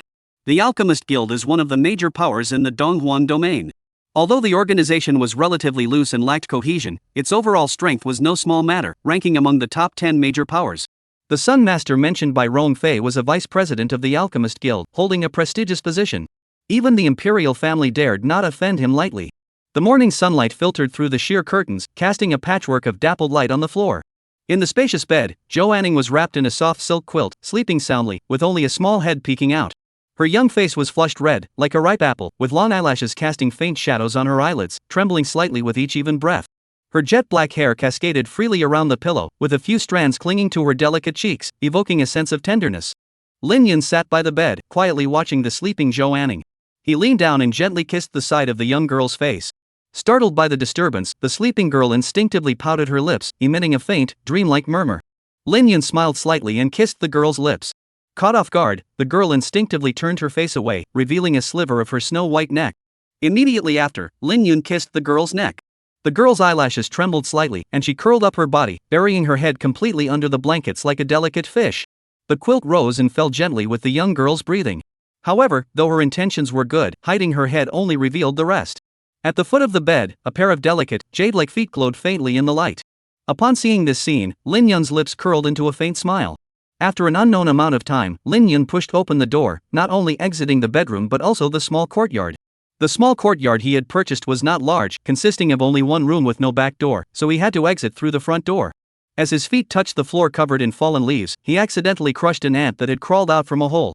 When he reached the entrance to Yanlu Alley, the dirty old man was still squatting in the corner begging, the middle-aged man with the handlebar mustache was still setting up his fortune-telling stall, and the old man with the goat beard was still carrying his burden, selling bright red candied hawthorn on a stick. Lin Yun merely glanced at them, noticing that their attention was still focused on the small courtyard next door, so he paid them no further mind. Tianin Pavilion had once been one of the most renowned music halls in the imperial city. Before Qin Miayu, the music fairy from the Yumeng Pavilion, rose to fame. The musicians of Tianin Pavilion were renowned throughout the city, with a reputation for having a melody that could move the imperial city. At its peak, many people considered it an honor to hear the musicians of Tianin Pavilion play a single piece, and the luxurious carriages at the entrance would crowd the street so densely that no one could pass through. At that time, Tianin Pavilion was unmatched in prestige, even surpassing the renowned brothels within the city, becoming the preferred gathering place for the wealthy and noble families to drink and socialize. Of course, that was many years ago. Ever since the Tianin Pavilion offended the Shangguan family, one of the four major clans of the Great Qian dynasty, over a decade ago, its business has plummeted. The musicians and performers have either left or fled, and the place is no longer the vibrant hub it once was. Now, when people in the imperial city mention Tianin Pavilion, they mostly do so with a look of regret. At dawn, the main hall of Tianin Pavilion was filled with a faint scent of alcohol. The hall is cold and deserted, with only a few customers present. There were no musicians playing, no storytellers reciting tales, and the only servant in the shop huddled in a corner of the hall. The servant glanced at the few guests in the hall, sighed, and looked helpless. For these few guests were not ordinary patrons. They were all young, dressed in fine clothes, and moved with an air of refinement. They were the young scions of some of the prominent families in the imperial city. They weren't there to listen to music or drink and have fun, they were there to gawk. Come, Brother Fong, let me toast you. In the best seat by the window in the hall, a man dressed in a light red robe raised his wine cup and spoke to a slender man. The slender man, Fong Zhe, smiled slightly and raised his cup in response. Shen brother, please. The two drank in one gulp. As the fine wine slid down his throat, Shen Ming looked at Fong Zhe with great interest and said, Fong, I heard that you accompanied the third prince to the north recently. I'm sure you must have had some interesting experiences along the way. Now that we have some free time, why don't you tell us about it to pass the time? That's right. I heard that recently in the north, a legendary sword immortal appeared and drove away 3 demon sect heavenly realm experts with just a single sword intent. This story is now spreading like wildfire in the imperial city. Brother Fong, you were in the north at the time. Did you happen to see that sword immortal? Others chimed in, their eyes sparkling with excitement and curiosity. Fang Zhe remained silent, for upon hearing the words northern region, his entire body trembled uncontrollably, and his mind was once again filled with the events of that day. That was the moment in his life when he had come closest to death. Before that, he had never imagined that, with his status and the presence of a royal prince by his side, anyone would dare to lay a finger on them within the great Qian dynasty. Yet that person had shattered his long-held beliefs, trampling their dignity underfoot without mercy. It turned out that there were indeed people in this world who dared to defy imperial authority and noble clans. Their so-called background and status seemed utterly laughable in the face of absolute power. From that day onward, he understood a truth: in this world of the strong devouring the weak, family was not the source of his unrestrained confidence, it was his own strength. Therefore, after returning to the imperial city recently, he had restrained himself significantly in his leisure activities and devoted more effort to cultivation. Today was even the first time he had gone out in over half a month. Fang Xiong, what's wrong? Seeing Fang Zhe hadn't spoken for a while, Qian Ming asked curiously. Nothing. Fang Zhe's lips twitched slightly as he gave a half-hearted response. He didn't want to recall anything related to the north, it was his nightmare. Qian Ming noticed the troubled expression on Fang Zhe's face and his eyes flickered with curiosity, but he did not press further. Just then, someone nearby exclaimed in surprise, "Hey! Look who it is! Besides us, there's actually someone else daring enough to come to Tian'an Pavilion?" As he spoke, his eyes fixed on the entrance of Tian'an Pavilion, his gaze flickering, and a hint of amusement played at the corners of his mouth. No way? Someone actually dares to ignore Ling Xiao's words? Someone raised an eyebrow and also looked curiously toward the entrance. He wanted to see who was bold enough to do such a thing. Chapter 168, The Foolhardy Youth. Ever since Shangguan Ling of the Shangguan family was injured by a woman from Tian'an Pavilion while listening to music over a decade ago, the music pavilion had effectively been shut down. Shangguan Ling was no ordinary aristocratic heir, he was a core member of the Shangguan family. The incident caused a stir at the time, with everyone on the streets and alleys talking about it. However, this was in the imperial capital, under the emperor's watchful eye, and the Tian'an Pavilion had a significant reputation at the time. The Shangguan family dared not act too harshly, as a mere music pavilion daring to offend the legitimate son of one of the four great families would have been easily eliminated. However, although the Tian'an Pavilion was not completely wiped out due to various reasons, it could no longer be considered a normal music pavilion. Today, aside from those who occasionally come by to gawk, no respectable customer dares to step foot inside the Tian'an Pavilion. Even if there were a few who dared to defy the Shangguan family's might, they would all tacitly give the Shangguan family face. Today, someone actually dared to come here? The Shangguan family dares not openly touch the Tian'an Pavilion because they must consider the imperial family's reputation, maintaining the illusion of fairness and harmony. However, they show no mercy to those who disobey. Among them, having limbs broken is the least of their worries. A single misstep could cost them their lives. Interesting. Qian Ming set down his wine cup, the corners of his mouth curling upward. He had already spotted the figure at the door, a young man of remarkable appearance. The man had sword-like eyebrows, starry eyes, a straight nose, fair skin, and deep comb eyes. Even as a man, he couldn't help but acknowledge that this man had the potential to be a heartthrob, especially with his effortlessly elegant demeanor. Even he couldn't help but look up to him. Of course, that was all he could do. He didn't recognize this man clearly, he wasn't from the imperial city, and even if he was unlikely to be anyone important. Without some sort of status to back him up, daring to enter the Tian'an Pavilion wouldn't end well. Upon hearing the other's words, Fang Zhe also turned his head toward the door. However, the moment he looked, his entire body froze in place, his body trembling as he instinctively revealed a look of terror. This face, he would never forget. It was this man who had forced a group of noble young men and a royal prince to kneel before an unknown woman. However, the people around Fang Zhe clearly had no idea about this incident and didn't notice the change in his expression. Soon, Qian Ming and the others stood up and walked toward the young man at the door, blocking his path. One of them crossed his arms and said with a smirk, "Kid, you're pretty bold. You're from out of town, aren't you? Didn't you even bother to ask around? This isn't a place you can just walk into. State your name.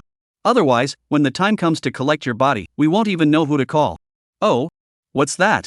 Is there some rule about entering the Tian'an Pavilion?" The young man glanced at the group blocking his path, his expression unchanged, his tone faint. A short man, hearing that the person in front of him didn't even know about the Tian'an Pavilion, couldn't help but sneer. "I thought you were some big shot, but you're just a greenhorn who doesn't know anything. You dared to come here? You deserve to die." As soon as he finished speaking, not only the short man but also the others burst into laughter. The young man ignored the crowd before him, his expression calm, his deep pupils resembling the bottom of an ancient well. He stood there silently, his gaze sweeping past the shoulders of the crowd, fixated on what lay beyond them. There, a frail-looking man was rushing toward them with a look of urgency on his face. The frail man's steps were hurried, his face pale, and his forehead covered in beads of sweat, as if he had seen something terrifying. He recognized him. It was the same man who had knelt down and apologized first when he had helped Lon Kairen resolve a problem at the Drunken Immortal Pavilion. Boy, cut off your own legs. The Shangwan family might spare your life, but if not. Qian Ming spoke coldly, tilting his neck slightly upward, his words carrying a hint of superiority. However, before he could finish his sentence, his words were abruptly cut off by a trembling voice from behind him. Qian Ming's words halted. Everyone turned their heads in surprise. Fang Zhe, who had been sitting on the chair moments ago, was now rushing toward them as if possessed, taking 2 steps at a time. In the blink of an eye, Fang Zhe had reached the group. At that moment, Fang Zhe's back was slightly hunched, as if bearing the weight of a mountain, and his expression was a mix of reverence and fear. Fang brother, what's going on? Qian Ming looked puzzled, unsure why Fang Zhe had suddenly changed so drastically. However, Fang Zhe paid no attention to Qian Ming. He looked at Lin Yun and stammered, Lin, young master, I'm truly sorry. This has nothing to do with me. I was just here to drink. Please investigate this matter thoroughly. He recalled that during his time at the Drunken Immortal Pavilion, the proprietress had addressed the Prince of Lin as Lin Gongzi, so he had blurted out Lin Xiao without thinking. Fang Zhe was now deeply regretting his decision. He wished he had checked the almanac before leaving home. Why did he have to come out and attend this ridiculous gathering? Although nothing had happened yet, he really didn't want to go through something like that again. A person protected by a quasi-divine sea realm expert was far beyond what their small family could afford to provoke. Moreover, at that time, the Prince of Lin was just 1 step away from the Divine Sea Realm. Now, over a month had passed. Who knew if he had made any breakthroughs? Once he breaks through, he'll be on par with the patriarchs of the 4 great families and the current emperor. Therefore, he was afraid and cowered. This scene left everyone on the field stunned. Everyone stared wide-eyed, their faces filled with shock and disbelief, as if they were watching a ridiculous farce. People looked at each other, their eyes filled with confusion. Could this seemingly naive and handsome young man actually be some kind of important figure? Everyone's gaze once again turned to Lin Yun. Lin Yun glanced at Fang Zhe but said nothing. Among the crowd, Qian Ming was the first to recover, his expression growing serious. He bowed his fist toward Lin Yun and spoke politely, My name is Qian Ming. My father is the head of the Qian family. May I ask your honorable surname? The imperial city was a melting pot of various factions, both large and small, and the Qin family was one of them. Their ancestral patriarch was a late-stage heavenly realm cultivator. Although the Qin family's overall strength pales in comparison to the top-tier factions, it is still a prominent clan in the imperial city, and in ordinary provincial cities, it would undoubtedly be considered a local tyrant. Lin Yun naturally had no intention of introducing himself and instead asked, Can I enter the Tianyin Pavilion now? Qian Ming opened his mouth, his face betraying a look of embarrassment. Chapter 169, Bringing Trouble Upon Oneself. If this had been before, Lin Yun would have dared to speak to him like that, and Qian Ming would have merely sneered, likely mocking him further, and even taking action to teach him a lesson was not out of the question. However, Fang Zhe's expression was clearly off. If there was no ulterior motive here, he wouldn't believe it even if you killed him. They had come to the Tianyin Pavilion merely to join the crowd and see if they could happen upon Shangguan Ling to make a connection. Therefore, before clarifying Lin Yun's identity, he didn't want to put himself in a dangerous situation. Thinking this, Qian Ming smiled and said decisively, Of course. Please, my friend. After speaking, he immediately stepped aside to make way for Lin Yun. His face was adorned with a faint smile, no trace of the arrogance from earlier. Lin Yun glanced at Qian Ming but said nothing, walking straight past him. Lin Yun's action was somewhat impolite, even borderline insulting, but no one dared to speak up and reprimand him. These second-generation elites, though accustomed to a life of luxury and debauchery, were not geniuses or prodigies. However, that didn't mean they were fools. They could still read the room. After Lin Yun left, Fang Zhe exhaled deeply, wiping the sweat from his forehead. He had genuinely feared that Lin Yun might lose his temper and start a fight, but fortunately, the other party wasn't the domineering type. Fang brother, what is going on here? Who is this man? Qian Ming first glanced at Lin Yun's retreating figure, then fixed his gaze on Fang Zhe, his eyes seeming to pierce through him. He wanted an explanation. Of course, it wasn't just Qian Ming who wanted an explanation. Everyone else also turned their gaze toward Fang Zhe. However, Fang Zhe certainly wouldn't explain anything, as the matter was highly complicated and involved the third prince and a large group of noble and powerful families. It wasn't something he could casually discuss. He couldn't afford to offend Lin Yun, and he certainly couldn't afford to offend the third prince and his entourage. The best course of action was to keep this matter buried deep within himself. Thinking this, Fang Zhe brushed it off casually. Qian brother, I'm sorry, but due to certain reasons, I can't go into details about this matter. All I can tell you is that this person is no ordinary individual. If you don't want to invite trouble, it's best not to meddle in others' affairs. Bring trouble upon oneself? Don't meddle in others' affairs? At that moment, not only Qian Ming, but everyone else's brows furrowed tightly. They never expected Fang Zhe to say such a thing. Was he exaggerating, or was he being serious? But looking at Fang Zhe's expression, he didn't seem like he was trying to scare them. Fang Zhe saw everyone's expressions but didn't care what they were thinking. After speaking, he turned and left Tian'an Pavilion without looking back. He didn't want to stay here for even a moment longer. With Lin Yun present, he felt a chill down his spine and was extremely uneasy.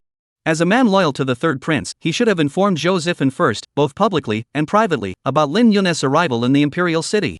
However, he didn't even consider doing so now. Better safe than sorry. He had survived this long by playing it safe.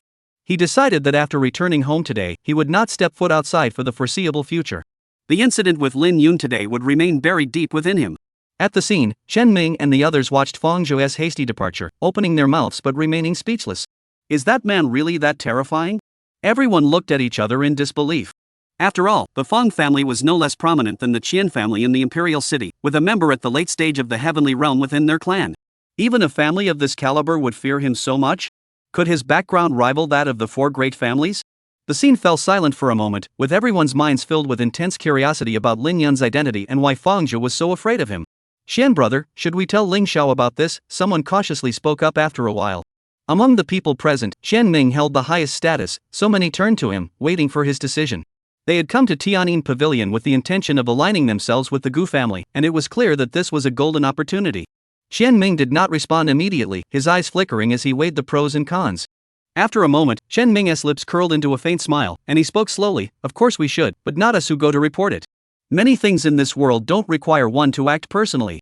The most perfect scheme is to always remain hidden in the shadows. Although offending Lin Yun didn't seem like a good idea, he didn't want to miss out on the Shangwan family's friendship. Besides, as a well-known figure in the imperial city, he wouldn't be intimidated by them so easily. At the very least, he needed to probe the other party's identity and true intentions before making a decision. The only remaining servant at Tian'an Pavilion was a young boy named Ashi, not yet 20 years old, with a youthful face and slightly tanned skin. Since Shang Guanling issued a stern warning years ago forbidding anyone from entering Tian'an Pavilion to listen to music, the pavilion's business had plummeted. To make ends meet, most people had no choice but to leave.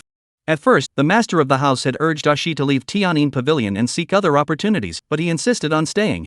He knew deep down that his life was owed to Tian'an Pavilion. Many years ago, during that bitterly cold winter, if it weren't for the master taking him in, he would have starved to death on the streets. Everyone else could leave, but he couldn't. From morning until now, Ashi had been quietly observing Qian Ming and the others from the corner. When he saw a handsome young man dare to walk into the Tian'an Pavilion so brazenly, he couldn't help but feel a pang of anxiety for him. In the imperial city, 99% of the people feared the might of the Shangwan family and regarded the Tian'an Pavilion as a plague, avoiding it at all costs. Those who dared to come here under such circumstances were likely just outsiders who were unaware of the situation. As a servant at Tian'an Pavilion, his greatest skill was his exceptional memory. He knew every young person from every family and faction in the imperial city. However, there was no record of Lin Yun in his memory. Therefore, he speculated that Lin Yun was likely a newcomer who was unfamiliar with the situation. With the Qingyun Grand Competition about to begin, the imperial city was teeming with people from all walks of life, and the number of people had increased by several times compared to usual. It wasn't surprising that someone who didn't know the situation would show up. Ashi wanted to stop the man, but reality made him dare not move, as he saw Qian Ming and the others had already blocked the man. At this point, going up would likely only make things worse. Just as Ashi looked helplessly at the handsome man, thinking he would be treated like the others before him having his legs broken and thrown out, the next scene left him momentarily stunned. Instead of doing anything excessive, the wealthy young man actually became polite and courteous. Ashi's eyes flickered. Could he have been mistaken? Though the man wasn't from the imperial city, perhaps his status was extraordinary? Chapter 170, Xinjingxian. Just as Ashi was secretly speculating about the man's identity, the man had already walked up to him. Your sect leader is Xinjingxian, right? I have business with your sect leader. Please inform him of my arrival. The man spoke in a calm tone. As he spoke, his expression remained calm, his deep eyes as still as a 1,000-year-old well, showing no ripples, making it impossible to gauge his true intentions. Though his appearance still bore traces of youthful innocence, the aura he exuded, casual yet composed, steady and reserved, suggested a middle-aged man who had weathered many storms, or even an old sage who had seen it all. Ashi had worked as a servant at Tian'an Pavilion for many years and had seen all kinds of people, but he had never encountered a young man whose demeanor and appearance were so vastly different from one another. Ashi didn't answer the man's question directly but asked instead, "May I ask your honorable surname, sir? What business brings you here to seek our sect master?" Due to the upper palace family's influence, there were few who dared to openly seek out their sect master in the imperial city these days. Lin Yun thought for a moment and said, "My name is Lin Yun." I have been sent by a friend to pay a visit to the sect master of Tian'in Pavilion. As he said this, he paused briefly, glancing at Ashi with a faint expression, then continued, by the way, my friend's name is Lan Carey. Just mention her name, and the sect master will certainly recognize her. Lan Carey? Ashi's eyes flickered as he pondered the name repeatedly. He had never heard of it before. He did know that years ago, there was a woman named Xiaolan at Tian'in Pavilion who was the sect master's close friend, as close as sisters. According to the elderly folks in the pavilion, it was this Xiaolan who had injured Shangguan Ling of the Shangguan family, leading to the current dire state of Tian'in Pavilion. Lan Carey and Xiaolan, could they be the same person? She studied Lin Yun for a moment, noticing that the man looked calm and composed, not like someone who was lying. Adhering to the principle of better safe than sorry, she hurriedly said, please wait here, young master. I will go inform the sect master immediately. After speaking, he turned and hurried upstairs, his footsteps echoing loudly on the wooden stairs. Whether it's the same person or not, it never hurts to confirm. Tian'in Pavilion has 5 floors, each with nearly 100 separate small rooms. At its peak, every room was almost always packed, creating a bustling atmosphere. Guests from all over the country gathered here to listen to music, enjoy performances, and socialize, with laughter and cheer filling the air. But now, the place is deserted and silent, with empty rooms devoid of life, only the long corridors and the occasional gusts of wind echoing through them. At this moment, in an elegantly furnished room on the 5th floor of Tian'in Pavilion, Shen Jingxian sat at her desk, her brows furrowed. She flipped through the ledger in her hands over and over again, the strings of numbers on the pages causing her heart to ache with each glance. Over the years, Tian'in Pavilion had been struggling to make ends meet. Despite once having a substantial fortune, it had now reached a point where it was barely scraping by. Though there were only a few people left at Tian'in Pavilion, the reduced labor costs were no match for the skyrocketing rent, which felt like a mountain crushing her, leaving her barely able to breathe. The rent in the imperial city was already exorbitant, and Tian'in Pavilion was located on the most bustling street in the city. At the current rate of expenditure, the remaining spiritual stones in the workshop might not even last half a year. If it were any other shop owner, they would have given up long ago and started selling off their assets. However, despite everything, Shen Jingxian could only grit her teeth and persevere, for she knew that if she lost her position as the head of Tian'in Pavilion, what awaited her might be even more brutal than death. Shen Jingxian massaged her throbbing temples and sighed softly, her delicate, beautiful face betraying a hint of exhaustion. She put down the ledger and stared blankly out the window, her thoughts drifting away involuntarily. A vision of a voluptuous, beautiful figure floated into her mind. It was a figure that would make most women feel inferior upon seeing her, a figure whose presence alone could fill an entire chair. Though she was several years younger, her fiery figure still made Shen Jingxian feel a pang of envy every time she thought of her. As she thought about it, a rare smile appeared on Shen Jingxian's face. She lowered her head, her hands unconsciously resting on her chest, and muttered, all these years later, Kyer must have grown even more, right? Back when they used to sleep together, they loved stripping naked and comparing sizes. Although she always ended up losing, she didn't feel discouraged. Because while the other had gained victory, she had gained a pair of pillows, the happiest time of her life. Although the current state of Tian'in Pavilion was all her doing, she had never hated her. All she felt was endless regret, regretting that she might never see her again in her lifetime. Just as Shen Jingxian was lost in her memories, a sudden knock on the door broke the silence in the room. Shen Jingxian froze for a moment before slowly rising to her feet and walking toward the door. During this process, Shen Jingxian's slender eyebrows furrowed tightly once more, for every time this knock sounded, it never brought good news. It was almost always the aristocratic youths led by Shangguan Ling coming to cause trouble. Due to the existence of the city guard bureau, Shangguan Ling dared not go too far, but he still came by from time to harass her. Shen Jingxian suspected that it was probably Shangguan Ling again. However, when she opened the door to ask, the response left her momentarily stunned. She raised her eyebrows and looked at Ashi in front of her, asking, you said someone was looking for me? Did he say why he was looking for me? Ashi bowed respectfully and hurriedly replied, Master, the young master did not say. He only said his name is Lin Yun. Lin Yun? A look of surprise flashed across Shen Jingxian's face. She was certain she had never heard that name before. At this point, she continued, oh, and the young master also mentioned that his friend's name is Lan Carey. Originally calm, Shen Jingxian's expression suddenly changed upon hearing Ashi's last words. She became so excited that her entire body trembled, and she hurriedly said, quick, take me to see him. Without waiting for Ashi to lead the way, she hurriedly started heading downstairs. However, after walking a short distance, Shen Jingxian suddenly stopped in her tracks, as if remembering something.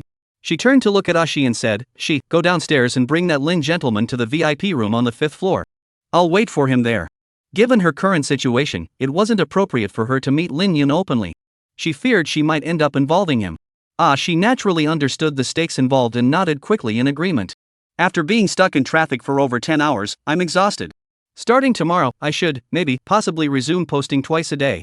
Chapter 171, Shangguanling. Baoyuzhai, the most prestigious inn in the imperial city, with no equal. At dawn, sunlight bathed the imperial city, and the bustling streets were filled with carriages and people. Amidst the bustling noise, Baoyuzhai stood tall like a colossal giant on the most bustling street of the imperial city, catching everyone's attention. At that moment, in a luxurious private room of the Baoyuzhai, a group of young aristocrats from prominent families were seated around a table laden with delicacies, clinking glasses, and drinking freely. Dressed in exquisite brocaded robes, with jingling jade pendants at their waists, every movement exuded an air of arrogance and pride. These individuals were either extremely wealthy or of noble birth, their family connections deep and intricate, capable of causing the ground to tremble with a single step within the imperial city. Seated at the head of the table was a young man who appeared surprisingly youthful. He wore a dark red robe, the collar slightly open, revealing a pale chest. His face was pale and lifeless, devoid of the vitality and vigor one would expect from a young man. His cheeks were sunken, and he was so thin that he was almost unrecognizable. His hair was loosely tied back, with a few strands hanging down by his cheeks, further emphasizing his gaunt appearance, as if he had just recovered from a long illness. However, despite his appearance of being drained by wine and debauchery, his eyes betrayed a cold, ruthless glint, like a dormant venomous snake ready to strike at any moment. At one point, he raised his wine cup, tilted his head back, and drank it all in one gulp, his movements exuding a mix of recklessness and defiance. A faint, almost imperceptible cold smile curled the corners of his lips as he scanned the crowd, his voice hoarse and tinged with an unyielding arrogance. "Everyone, drink freely. Today, if anyone doesn't enjoy themselves, it's a disgrace to my name, Shangguanling." With that, Shangguanling slammed his wine cup onto the table, sending wine splashing onto the exquisite tablecloth. Seeing this, everyone present felt a chill run down their spines and quickly smiled and agreed. Soon, flattery and toasts echoed through the room. Though they were no ordinary men, they could not compare to the direct heir of the Shangguan family, so each of them behaved with utmost courtesy, fearing to offend this nobleman. Just as everyone was drinking enthusiastically, a servant hurriedly entered the room. The servant seemed to be in a hurry. Upon entering the room, he walked straight toward Shangguanling, who was seated at the head of the table, and whispered something into his ear. No one knew what the servant had said, but moments later, Shangguanling suddenly stood up, his gaunt face flashing a menacing expression. He clenched his teeth and said, "Good, very good." After not making a move for years, it seems many in the imperial city have forgotten this young master's methods. After speaking, Shangguanling violently smashed the wine cup in his hand onto the ground.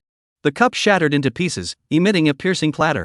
Shangguanling's actions startled everyone present, their eyes darting around in confusion, wondering who could have dared to provoke this young tyrant of the Shangguan family. Soon, someone couldn't help but ask, "May I ask, young Masterling, what happened? What could have made you so angry?"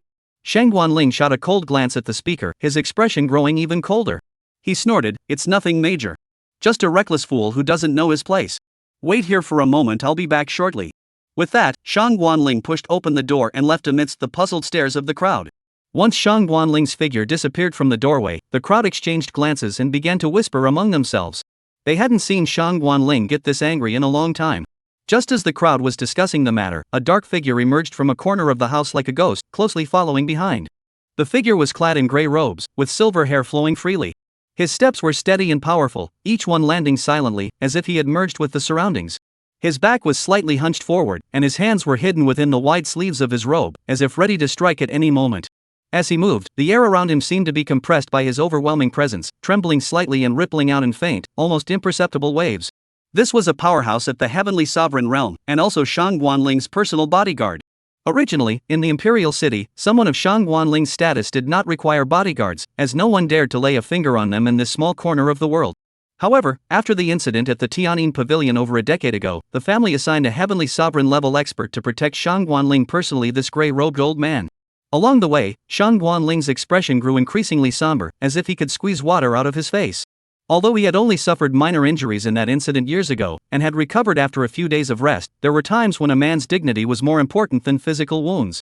Being teased and then beaten by a woman was something that would humiliate any man, and that was why Shangguanling still harbored such deep resentment after all these years.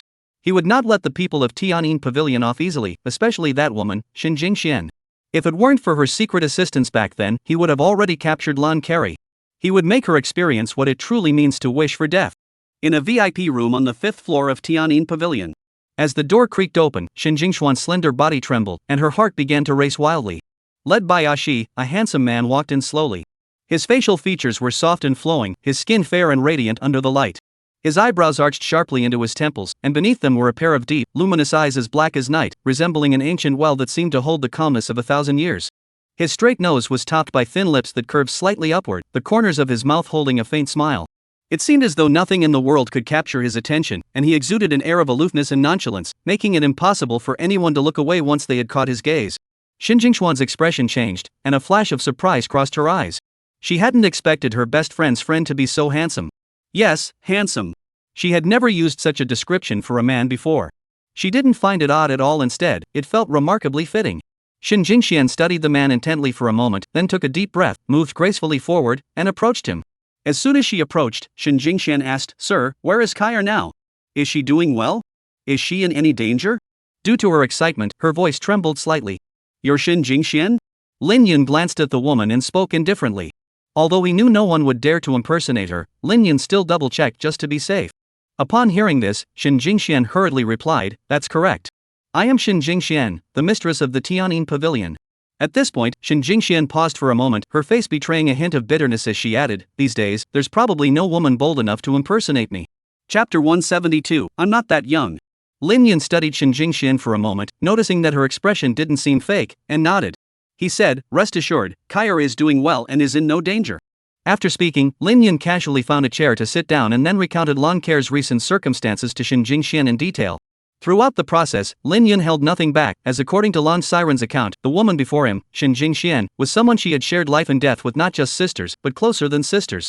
After an unknown amount of time, Shin Jingxian, who had been listening quietly, exhaled a long breath, her tense shoulders finally relaxing, and the corners of her mouth turned upward, her expression shifting from tension to ease. She never would have imagined that her best friend had ended up in distant Qingzhou, opening a tavern there and becoming its manager. It seemed that aside from Shangguan Ling, the higher-ups of the Shangguan family Henti paid much attention to that incident from years ago. Otherwise, given Lan Kai's flashy and outspoken nature, she would have been discovered long ago. This was a good thing, meaning that as long as her sister didn't come to the imperial city, she was unlikely to be in any danger. Shin Jingxian sighed in relief, then turned her clear eyes toward Lin Yun and asked, "May I ask, Mr. Lin, what is your relationship with Sairua?" Earlier, Lin Yun had only briefly mentioned Lan Kai's situation without introducing their relationship, so she asked this question. Now that she knew Lan Kairan was safe, she began to take an interest in her best friend's personal affairs. Lin Yun remained calm, picked up the teacup on the table, took a sip of tea, and spoke slowly and indifferently, "Kaya is my partner." Upon hearing this, Shin Jingxuan's body trembled slightly, and an expression of disbelief flashed across her face. She had suspected that their relationship was extraordinary. After all, Lan Kairan had confided such a secret to the man before her, and their bond spoke for itself. However, upon receiving the definitive answer, she still found it hard to believe. After all, the young man before her seemed a bit too young. Although the two of them had once whispered sweet nothings to each other, talking about their future lives, both had confidently declared that they would keep a few young men to pamper them, massaging their feet and legs every day, and enjoy the feeling of being someone important. She had only said it casually, assuming her best friend felt the same way. She never expected the other person to take it seriously. Shin Jingxian felt increasingly uneasy. Her pink lips parted slightly, as if she had 1,000 words on her mind, but she was too stunned by the sudden news to speak. Seeing Shin Jingxian's expression, Lin Yun smiled and said, "What's wrong? Are you shocked by our relationship, Miss Shin?" Hearing Lin Yun's words, Shin Jingxian snapped back to reality. After a moment, she suddenly remembered something and said with a strange expression, "It is a bit shocking." "Why?" Lin Yun asked. Shin Jingxian scrutinized Lin Yun from head to toe for a moment before speaking, because Kaya once said that if she were to marry someone, she would only marry a man older than her. Keeping a younger man around is just for fun, but if she wants to settle down, she should find a man who is a bit older, because older men know how to take care of people. These were the words Lan Kai had once told her. A fleeting expression crossed Lin Yun's face. He had never heard of Lan Kairan having such thoughts before. However, considering Lan Kai's tragic background, her family had been massacred, she had lost both parents at a young age, and had been forced to leave her hometown. He could understand her desire to find someone older to rely on. However, reliance often has little to do with age. It is more closely tied to strength, skill, and wisdom. Moreover, although he appeared young and inexperienced on the surface, his actual age was far from young. Counting his previous life, he was already an old man who had lived for over 800 years. Thinking of this, Lin Yun smiled slightly and said leisurely, "Miss Shin, I am not as young as I appear." In Lin Yun's view, his words were perfectly normal, merely stating a fact. However, when these words reached Shin Jingxuan's ears, they were immediately misinterpreted. Her originally fair complexion flushed with a faint blush, resembling the vibrant sunset spreading across the evening sky, delicate and enchanting. Shin Jingxian shot Lin Yun a glance, silently scolding him in her mind.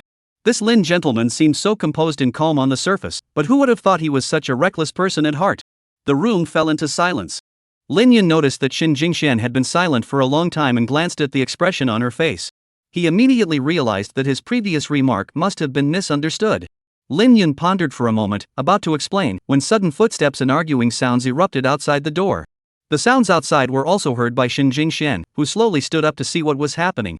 The next moment, a loud crash echoed through the room as the VIP room's door was violently kicked open by a tremendous force, shattering into several pieces. As wood chips flew everywhere, a figure darted in from outside straight into the room. That figure was none other than Ashi, who had been standing guard outside the door. At that moment, Shi's face was filled with terror and pain, his eyes wide open, and his mouth agape. His body traced an arc through the air before crashing heavily onto the floor of the room, emitting a dull thud. His body rubbed violently against the ground, tearing his clothes to shreds. Blood trickled out of the wounds, spreading across the clean floor in a horrifying sight. At the doorway stood a young man dressed in a dark red robe, none other than Shang Guanling, who had rushed over from the moon-holding pavilion. Though he was the one who had attacked and injured someone, Shang Guanling now appeared as though he were the one who had been struck. His face was dark and grim, with veins bulging on his forehead, and his eyes blazed with furious anger, resembling a raging beast. His chest rose and fell violently, and his luxurious brocade robe, now disheveled from anger, clung to his body. He raised his hand, pointing at Ashi lying on the ground, his voice hoarse with anger. "You worthless dog! How dare you obstruct this young master? Have you had enough of living?" The moment she saw Shang Guanling, Shin Jingxian clenched her fists tightly, her slender eyebrows furrowing deeply. She took a deep breath, suppressing her inner rage, and stepped forward coldly. "Shang Guanling, what do you think you're doing? How dare you injure someone in public? Don't you fear the City Guard Bureau's punishment?" The City Guard Bureau was one of the three major bureaus of the Great Qian dynasty, responsible for maintaining order within the city. It represented the imperial family, and even the four major clans had to give the imperial family some face. The reason Tian'an Pavilion has managed to survive all these years without being eradicated is not only because it is under the emperor's protection and the Shangguan family dare not act too recklessly, but also because it is under the protection of the City Guard Bureau. 2 updates have been restored. I apologize for the single update for so many days. Chapter 173, Choice. Shang Guanling curled the corners of his mouth into a mocking smile, glancing sideways at Shin Jingxian as if she were an insignificant ant, and sneered, "The City Guard Bureau? Do you really think they'd go to such lengths for a lowly servant?" Shang Guanling's words struck Shin Jingxian like a heavy blow, shattering her heart. She trembled with anger, her chest heaving violently, her clenched teeth almost piercing her pink lips. But it was only anger. After the anger subsided, a deep sense of helplessness washed over her. Shin Jingxian lowered her head, unable to respond, for Shang Guanling had spoken the truth. Privilege existed everywhere, and the privilege of the 4 great families was that, when dealing with those of lower status, as long as no one was killed, the city guard would often turn a blind eye. In this world of the strong preying on the weak, true equality under the law was difficult to enforce. If the imperial family were to enforce it forcefully, it might even shake the very foundations of their rule. Maintaining overall stability is already the limit of what the royal family can achieve. The City Guard Bureau would never risk offending the Shangguan family, one of the 4 great families, over an obscure servant. This is the reality of this world. Fairness is always relative, determined by your strength and status. Only when you possess both of these things will others respect the rules. Otherwise, they will only communicate with you through force. Seeing Shin Jingxian rendered speechless by his words, Shang Guanling curled the corners of his mouth, his nose turned upward, and his smile grew even more arrogant. Rest assured, the City Guard won't be able to protect you for much longer. Over the years, Tian'an Pavilion has been operating at a loss. In my opinion, you, the so-called pavilion master, won't be able to afford the exorbitant rent much longer. Once you lose your status as the pavilion master, I'll see who comes to protect you then. After speaking, Shang Guanling licked his lips, his greedy gaze fixated on Shin Jingxian like a starving wolf eyeing its prey, roaming freely over her body. At that moment, Shin Jingxian was dressed in a pale pink silk gown, which perfectly accentuated her delicate curves. Her slender waist was barely an inch wide, and the hem of her skirt swayed gently with her movements, like a delicate flower blooming in the wind, evoking a sense of irresistible temptation. Although Shin Jingxian's reputation did not match that of the celestial princess who had descended from heaven, nor that of Qin Miaoyu, the so-called piano fairy, she was still a renowned beauty in the imperial city. Facing such a beauty, Shang Guanling naturally would not let her slip away easily. In fact, he had been harboring feelings for Shin Jingxian for a long time. If it weren't for that incident years ago, which caused Shin Jingxian to become a key surveillance target of the City Guard Bureau, given his usual style, he would have already kidnapped her to his residence and let her taste his true capabilities. After merely glancing at her for a moment, Shang Guanling's gaze grew increasingly lecherous. His eyes flickered with a repulsive light of desire, as if he wanted to devour Shin Jingxian whole. Shin Jingxian was so overwhelmed by his unabashed gaze that her entire body broke out in goosebumps, and a chill ran down her spine, as if countless ants were crawling over her skin. She instinctively hugged her arms tightly, like a frightened deer, and took a few steps backward in panic. As the mistress of Tian'an Pavilion, Shen Jingxian was not inherently a weak woman, but in the face of Shang Guanling, she completely exposed her vulnerable side. Because she knew Shang Guanling's character, if it came to that, she would face something far more terrifying than death. The title of the most debauched noble in the imperial city wasn't given to him lightly. Falling into his hands meant a fate that was all too clear. She wasn't the first woman to catch Shang Guanling's eye. According to the rumors she had heard, this man acted with complete disregard for others. His deeds were shocking and terrifying. Among these, death or being used as a plaything were the lightest punishments imaginable. Shang Guanling seemed quite satisfied with Shen Jingxuan's performance, a smug smile curving his lips as he tilted his neck slightly, his smile growing even broader. He relished the thrill of being able to control others' destinies at will. What of the master of Tian'an Pavilion? What of her unparalleled beauty and captivating charm? In the end, she would still have to kneel at his feet, allowing him to toy with her as he pleased. This was the power of authority. How wonderful it was! Even though his cultivation talent was abysmal, and after decades of practice he hadn't even reached the Mingxian realm, it didn't matter.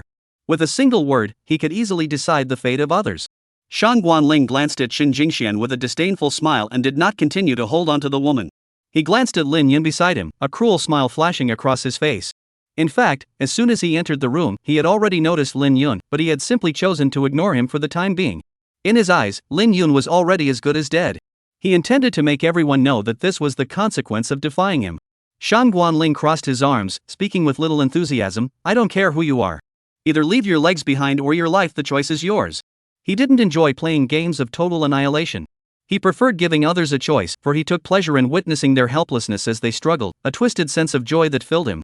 As soon as he finished speaking, Shen Jingxuan's gaze suddenly darted toward Lin Yun, her heart racing in her throat. At that moment, she no longer cared about herself, she began to worry about Lin Yun instead. After all, as long as she remained the mistress of Tian'an Pavilion, Shang Guanling dared not touch her.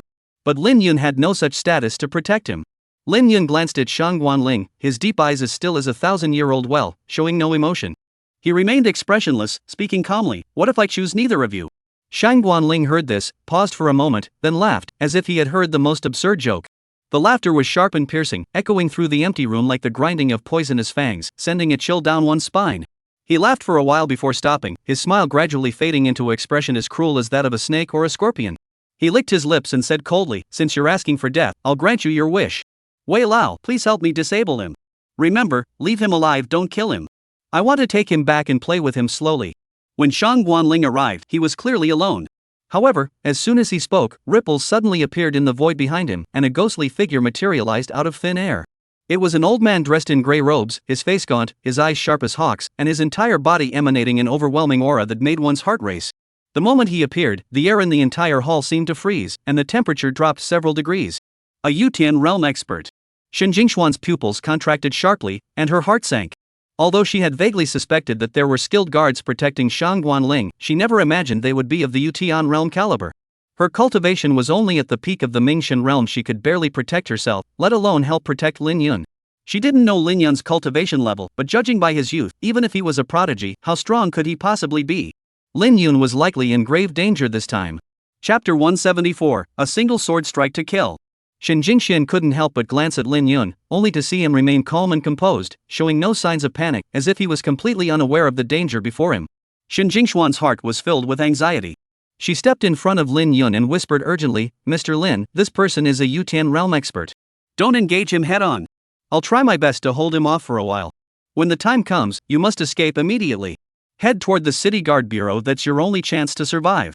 Her thoughts were simple. No matter what, she couldn't let her best friend's boyfriend die in the Tian'an Pavilion, even if it meant sacrificing her own life. Though she was no match for a Yutian realm expert, she should be able to hold them off for a dozen breaths. Lin Yun's face flashed a hint of surprise.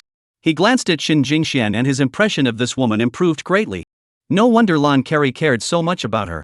Loyal and righteous, this kind of woman was worth befriending. He shook his head lightly, a faint smile curving his lips, and spoke, "Don't worry. It's nothing. A mere early-stage Yutian realm cultivator? He can't touch me. Just the early stage of the divine heaven realm?" Shen Jingxian froze, muttering Lin Yun's words under her breath. While Shen Jingxian was lost in thought, Wei Lao moved. His slender body instantly transformed into a blur, moving so fast that the naked eye could barely track him as he charged toward Lin Yun. Wherever Wei Lao passed, the air seemed to be sliced by a sharp blade, emitting a hissing sound. A terrifying pressure surged forward like a tidal wave, pressing down on everyone, making it almost impossible to breathe. Feeling this terrifying pressure, Shin Jingxian was filled with dread and immediately activated her inner energy to block the overwhelming force. However, the moment she came into contact with Wei Lao's domain pressure, Shin Jingxuan's body trembled, and her fair face turned pale. She had overestimated herself and underestimated the capabilities of a Yutian realm expert. At that moment, Shin Jingxian truly felt the strength of a Yutian realm expert. If they were to actually fight, she wouldn't even last a dozen breaths. She would likely be crushed in a single exchange. In the midst of desperately blocking the attack, Shin Jingxian turned her head abruptly to look at Lin Yun behind her.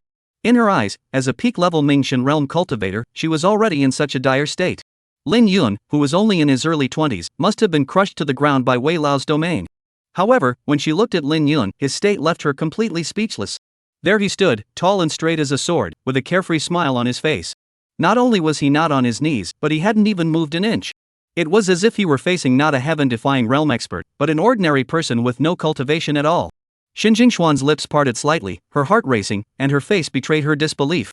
Before Shang Guanling arrived, Lin Yun had only briefly introduced himself, without going into detail about his cultivation level or lineage. Could it be that he was one of those once-in-a-lifetime prodigies?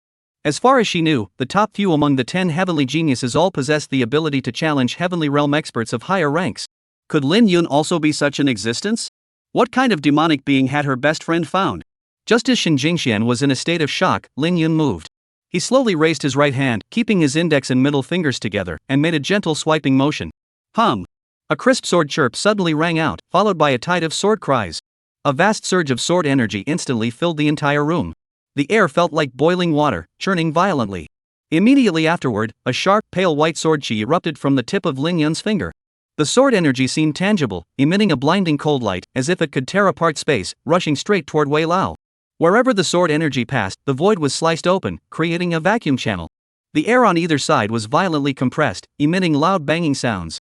The Yutian realm domain that had been enveloping Lin Yun and Shin Jingxuan's heads was as fragile as white paper, easily torn into two halves. Wei Lao's expression changed drastically, and a tidal wave of emotion surged within him. With his cultivation, he had believed capturing Lin Yun would be a trivial matter, but he never imagined Lin Yun could use his finger as a sword, and even less that the sword chi he had unleashed was so terrifyingly powerful. This was already on par with a full power strike from someone at the late stage of the Yutian realm. Where had this demonic prodigy come from? Wei Lao felt a chill run down his spine. Without a moment to spare, he hurriedly channeled all his true energy to try to block Lin Yun's sword strike. However, the sword chi swept through his protective true energy like a whirlwind, shattering it in an instant. Put! The sword chi pierced straight through Wei Lao's chest, sending a spray of blood into the air. Wei Lao's body stiffened suddenly, then flew backward, crashing heavily to the ground. His face was filled with disbelief, and he coughed up large mouthfuls of blood as he struggled to lift his head toward Lin Yun. Who are you? Wei Lao managed to utter, his voice hoarse, as if he had exhausted his last ounce of strength.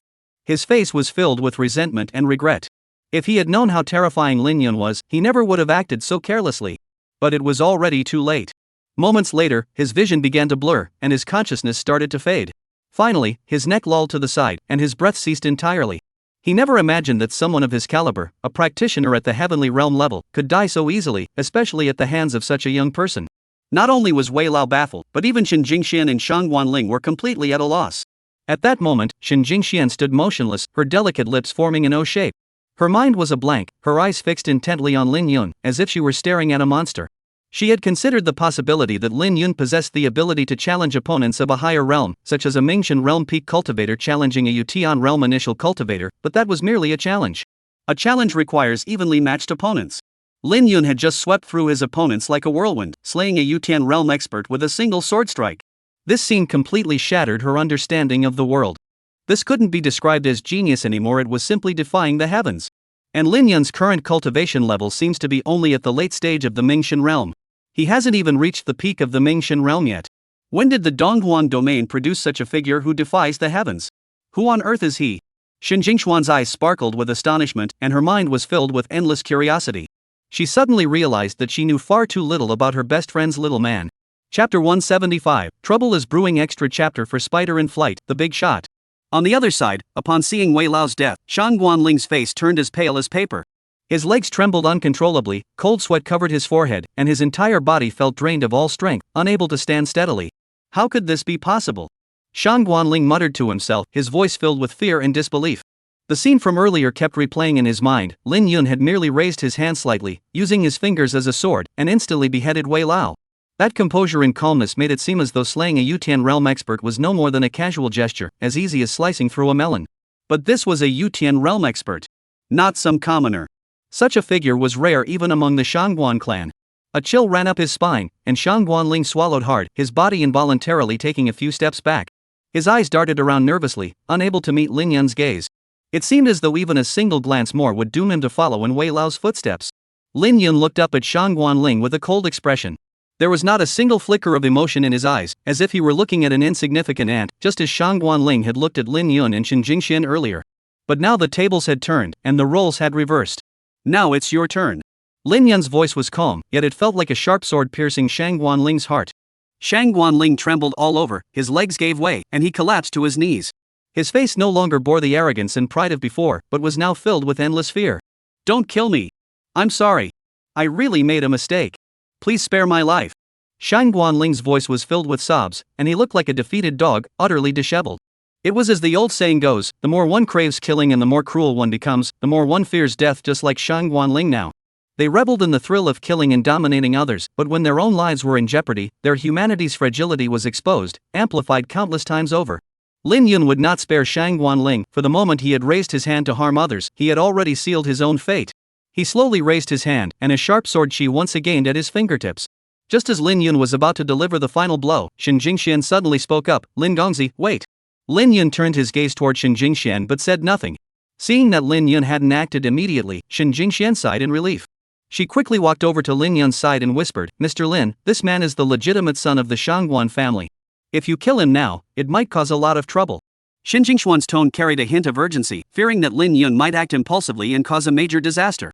Although she also hated Shang Guanling with a vengeance, wishing to tear him to pieces with her own hands, her reason told her that this was not the time for impulsive actions. Shen Jingxian feared that Lin Yun, being new to the situation, might not understand the gravity of the matter, so she explained everything in great detail. She continued, the Shangguan family is one of the 4 great clans of the Great Qian dynasty, with numerous cultivators at the heaven-defying realm within their ranks. Their ancestor is even a seasoned Sea of God's realm powerhouse. If you kill Shang Guanling, the Shangguan family will never let this go. At that point, you might find yourself caught in an endless cycle of pursuit. As Shen Jingxian spoke, her voice carried a hint of helplessness and bitterness. This is the terrifying aspect of a 1,000-year-old clan. The Shangguan family, such a colossal entity, is simply not something they can currently contend with. Even though Lin Yun possesses extraordinary talent and can defeat Yu Tianjing-level experts by surpassing their ranks, he remains as insignificant as an ant in the presence of a Shenhai realm ancestor. Lin Yun heard this and glanced at Shen Jingxian with a deep and calm gaze, as if he had already seen through everything. He did not respond immediately but asked softly, do you think that if we let him go, he will spare us? Shen Jingxian paused for a moment before falling silent. She wasn't naive. She knew full well that, given Shang Guanling's temperament, after suffering such a humiliation today, he would never let this go easily. Letting him go would be like releasing a tiger back into the mountains. But killing Shang Guanling would have even more dire consequences. Shang Guanling was the legitimate son of the current head of the Shangguan family, a man of noble birth. It was easy to imagine that if Shang Guanling were to die here, the Shangguan family would go mad with fury. Shen Jingxian was torn. She hoped Lin Yun would spare Shang Guanling to avoid greater trouble, but she also feared Shang Guanling would seek revenge in the future, bringing endless trouble to Lin Yun. This dilemma left her feeling utterly tormented. This is the tragedy of the common folk. Even when the other party is in the wrong and strikes first, you must still hesitate and worry about provoking even more severe retaliation. Lin Yun noticed Shen Jingxian's inner conflict and said calmly, Miss Shen, some people won't back down just because you do. On the contrary, the more you give in, the more they'll push their advantage. Shen Jingxian opened her mouth to say something, but found herself at a loss for words. She understood this principle all too well. But faced with the overwhelming power of the Shangguan family, what could she possibly do? Just then, Shang Guanling seemed to sense a glimmer of hope. He quickly got to his feet, knelt on the ground, and began to kowtow frantically. Mr. Lin, Miss Shen, I was wrong. I truly regret my actions. Please spare my life. I swear I will never cause you any trouble again. His voice was filled with fear and pleading, a stark contrast to his earlier arrogance and defiance, as if he truly understood his mistake. However, in the instant he bowed his head, a fleeting glimpse of venom flashed in Shang Guanling's eyes. He would never let Lin Yun and Shen Jingxian off so easily. He decided that if he could survive this crisis safely, he would immediately return home to gather powerful allies and destroy the Tian'an pavilion. To hell with the royal family, to hell with the city guard bureau, he didn't care anymore. Shin Jingxian witnessed this scene, her expression growing even more complicated. She knew that promises from someone like Shang Guanling were utterly untrustworthy, but was there a better option at the moment? Lin Yun seemed not to hear Shang Guanling's pleas for mercy. He turned to see Shin Jingxian still hesitating over whether to kill or spare him, and shook his head silently. Without a moment's hesitation, the sword chi between his fingers shot through the air, straight toward Shang Guanling's forehead. No! Just as Lin Yun moved to act, Shang Guanling let out a piercing scream. He never expected Lin Yun to actually dare to kill him. Didn't he fear the revenge of the Shangguan clan? However, this was a question Shang Guanling would never be able to answer, for the sword chi had already pierced his forehead. Shang Guanling's body stiffened suddenly, then collapsed lifelessly to the ground, his eyes still filled with deep fear and regret. The entire room fell into a deathly silence, the air thick with the scent of blood. Shin Jingxian stood there with her mouth agape, staring blankly at the scene before her, her mind in turmoil. Her mind went blank, with only one thought echoing repeatedly: the eldest son of the Shangguan family is dead, killed in the Tianyin pavilion. Moments later, Shin Jingxian snapped back to reality, a bitter expression crossing her face as she spoke in a trembling voice. Lin Gongzi, we've gotten ourselves into big trouble. Before Shin Jingxian could finish speaking, a voice filled with endless anger suddenly echoed across the imperial city, like thunder from the heavens, causing the entire city to tremble. Who killed my Linger? I will tear him to pieces. The voice was filled with overwhelming killing intent and violent fluctuations of true energy, as if it were about to tear the heavens and earth apart. This is the extra chapter 1 promised Spider in the Flying Edao earlier. I'm making it up now. I also promised Dreamdate that I'd add more, but I'll do that in a few days. I don't know if Dreamdate has already abandoned the book, but since I promised, I'll definitely do it. Chapter 176, The Imperial City Trembles. Everyone in the Imperial City, whether commoners or cultivators, was shaken to the core by the sound, lifting their heads to gaze at the sky. A figure shot into the sky from the upper official's mansion, resembling a burning meteor streaking across the heavens. The figure wore a purple gold robe, his face stern and imposing, his eyes red as blood, and his body emanating an overwhelmingly terrifying aura. Under the influence of this terrifying pressure, the surrounding void began to warp and distort. This man was none other than the current head of the Shangguan family, Shangguan Ao. Shangguan Ao was a half-step Divine Sea Realm powerhouse, with cultivation that reached the heavens, just a step away from the Divine Sea Realm. In the entire Great Qian Empire and even the Eastern Wasteland domain, he was one of the few who stood at the pinnacle of power. Who dares to kill my son, Shangguan Ao? Shangguan Ao's voice thundered like a clap of thunder, echoing across the imperial city, causing countless ears to ring and hearts to tremble. His divine sense surged forth unrestrained, like an invisible net, enveloping the entire imperial city and meticulously scanning every inch of the land below. The Great Qian Imperial City was the heart of the nation, a place where dragons and snakes mingled, and many strong individuals roamed. Many towers and courtyards were equipped with arrays that blocked divine sense. Under normal circumstances, even Shangguan Ao would dare not act so brazenly in spying on others' residences. However, his anger was boiling over, and he no longer cared about such things. His divine sense, already at the half-step Divine Sea Realm, broke through layer after layer of taboos, searching without restraint. Many people in the Imperial City heard Shangguan Ao's words and were stunned into silence. Shangguan Ling is dead? How is that possible? He's the legitimate heir of the Shangguan family who dares to touch him? Heaven forbid! Is the sky about to fall? Someone dared to kill Shangguan Ao's son? Have they lost their minds? Whoever it is, this is going to be a spectacle. Shangguan Ao is a half-step Divine Sea Realm powerhouse. Who could withstand his wrath? On the streets, in the taverns, and within the mansions, countless people were discussing the matter, their faces filled with shock. They were genuinely curious about who could be so bold as to kill the legitimate son of the Shangguan family right in the Imperial City. Shangguan Ling, the man in question, was no stranger to them. As the first playboy of the Imperial City, he had always relied on the Shangguan family's power to act with impunity, bullying men and women alike. His numerous misdeeds were almost enough to fill a thick volume of charges. Deep within the Imperial Palace, in the Imperial Study, an elderly man dressed in imperial robes sat upright on a purple sandalwood throne carved with dragons, his eyes slightly closed. Though his face was as withered as dried wood, he still exuded the majesty of a former emperor.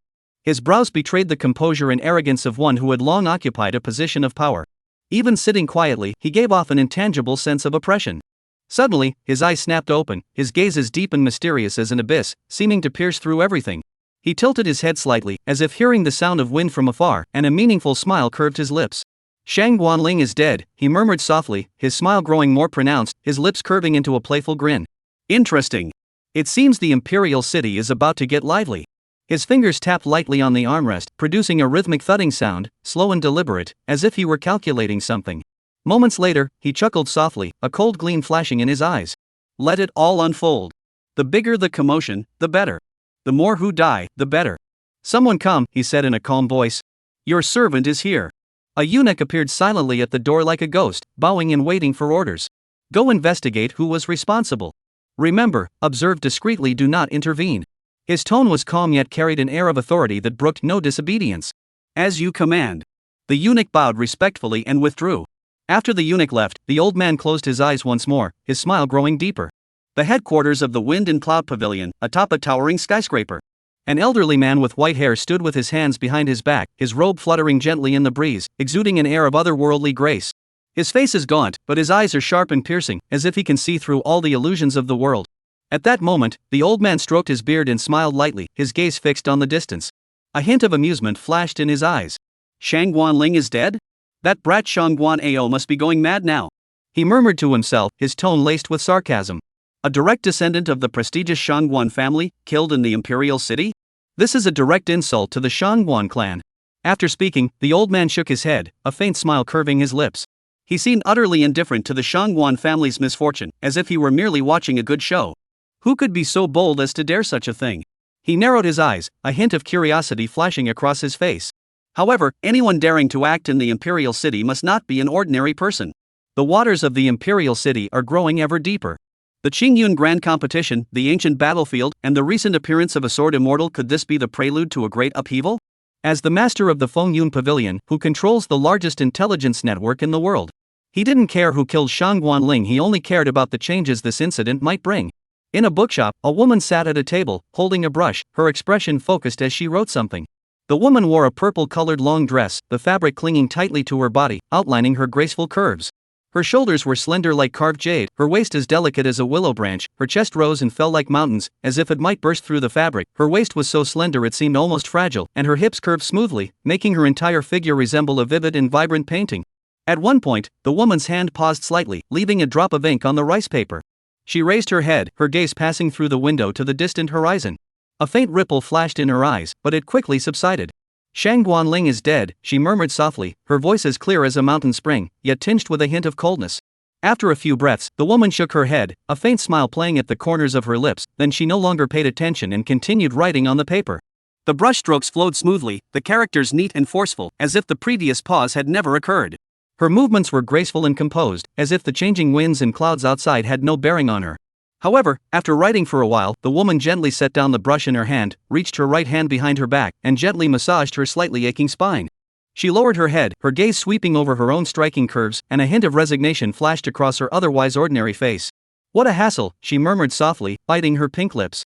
After a moment, she moved her chair closer to the desk, then placed both hands on the heavy weight in front of her chest, gently lifting them upward and resting them on the desk. This seemed to work, as the pressure on her back eased considerably. The woman exhaled deeply, a look of relief spreading across her face. This was much more comfortable. She curved her lips into a faint smile. Chapter 177, Shang Guanao takes action. The vast imperial city suddenly fell silent, with everyone's gaze fixed on the figure in the void. At that moment, Shang Guanao's gaze suddenly sharpened, and his eyes flashed with murderous intent. He spoke each word slowly and clearly, Tian, Yin, Feng. Shang Guanao's voice was as cold as ice, like a roar from the depths of hell, carrying endless anger and murderous intent. Just moments ago, he had used the last remnant of Shang Guanling's divine consciousness to pinpoint the location where Shang Guanling had last appeared, the Tianyin Pavilion within the city. He was no stranger to this place, as it was here, many years ago, that his son had been injured by someone. At the time, he hadn't taken it seriously, as Shang Guanling had only suffered minor injuries, nothing to worry about. However, he never imagined that the Tianyin Pavilion would dare to kill his son. Shang Guanao clenched his fists tightly, and his figure instantly transformed into a streak of purple gold light, rushing toward the Tianyin Pavilion. As he passed, the void cracked open, and the spiritual energy of heaven and earth surged wildly, as if the very heavens and earth were trembling. The speed of someone at the half-step divine sea realm was unimaginably fast. In the blink of an eye, Shang Guanao had already arrived above the Tianyin Pavilion. He glanced down casually, his eyes flashing with lightning, showing no hesitation. He raised his hand and struck down with a palm. Boom! A massive purple gold palm print materialized out of thin air, obscuring the sky and earth, carrying the might to shatter the heavens and crush the earth, crushing down toward the Tianyin Pavilion. Before the palm print even reached its target, the terrifying killing intent had already shattered the buildings surrounding the Tianyin Pavilion, causing the ground to crack inch by inch, as if the end of the world had arrived. All of you, die! Shang Guanao roared, his voice filled with madness and brutality. Across the imperial city, countless people looked up in shock, their faces frozen in disbelief. They were not shocked by Shangguan Ao's anger, but by his audacity to act so recklessly. After all, there were still many innocent civilians and cultivators around the Tianyin pavilion. A full power strike from someone at the half-step Divine Sea realm would have left no one below the heaven-defying realm alive in that area if it had landed. Has Shangguan Ao lost his mind? A cultivator's face turned pale as he spoke tremblingly. He's going to destroy the Tianyin pavilion and everything around it. That's the bustling heart of the imperial city. How many lives will be lost? Another person cried out in disbelief, his eyes filled with shock. Where are the city guard? Why aren't they coming out to stop Shangguan Ao from doing as he pleases? Someone spoke angrily, hoping someone would appear to stop Shangguan Ao's actions. The streets near the Tianyin pavilion, which had been bustling with people, suddenly descended into chaos. People from nearby shops, inns, and residential homes panicked and fled in all directions, their screams and cries echoing through the air. Run! Shangguan Ao has gone mad. He's going to destroy this place. Someone shouted while running. Shangguan Ao. You're mad. This is the imperial city. Don't you fear the city guard's punishment? A young cultivator glared angrily and roared toward the sky. However, his voice was quickly drowned out by the deafening roar. Inside the Tianyin pavilion, Xin Jingxian and Lin Yun also felt the overwhelming pressure that seemed to shatter the heavens and earth. Xin Jingxuan's face turned pale as she looked up at the sky, her eyes filled with despair. It's over. Shangguan Ao has personally intervened. We can't escape. She had originally intended to urge Lin Yun to flee, but she never expected the Shangguan family to discover them so quickly, leaving them no chance to escape. In contrast to Xin Jingxuan's despair, Lin Yun remained calm. He glanced up at the massive purple gold palm print blocking the sky, his eyes calm and composed, exuding an air of detachment from the world. As the palm print grew closer, it seemed as though the terrifying strike would reduce the entire Tianyin pavilion to dust. However, just as the purple gold palm print was about to strike, a clear voice suddenly rang out, Shangguan brother, hold your hand. Before the words had fully left his mouth, a figure appeared out of thin air above the Tianyin pavilion. The figure was clad in white, with a stern expression, and a faint silver glow emanating from his body. He raised his hand and swept it forward, instantly unfurling a silver light barrier that blocked the purple gold palm print. With a thunderous crash, the purple gold palm print collided with the silver light barrier, erupting in a deafening explosion that seemed to shatter the heavens and earth. Terrifying energy ripples swept across the area, causing the surrounding buildings to shake violently. The silver light screen remained unmoved. Moments later, it effortlessly neutralized Shangguan Ao's attack. Chu Jingtao. Seeing his attack neutralized, Shangguan Ao's eyes turned blood red as he glared intently at the white-clad man before him, his voice filled with even more rage. Chu Jingtao, one of the 3 departments of the Great Qian dynasty and the head of the city guard department, was also a half-step Divine Sea realm expert. Facing the enraged Shangguan Ao, Chu Jingtao remained unfazed. He looked at Shangguan Ao calmly and said indifferently, Shangguan brother, private duels are prohibited within the imperial city, and what you did this time was indeed excessive. After speaking, Chu Jingtao glanced at the numerous collapsed and damaged buildings at his feet, his expression displeased. It was easy to imagine that if he hadn't intervened, the damage would have been even worse. This was the imperial city, under the emperor's feet. How could he possibly allow such a thing to happen? Upon hearing this, Shangguan Ao's anger flared even more, and the pressure around him surged once again, causing the void itself to warp and distort under his might. He clenched his fists tightly, his knuckles cracking, and gritted his teeth, saying, Chu Jingtao, my son is dead. The murderer must pay with his blood. Shangguan Ao's intentions were clear. No one could stop him from avenging his son.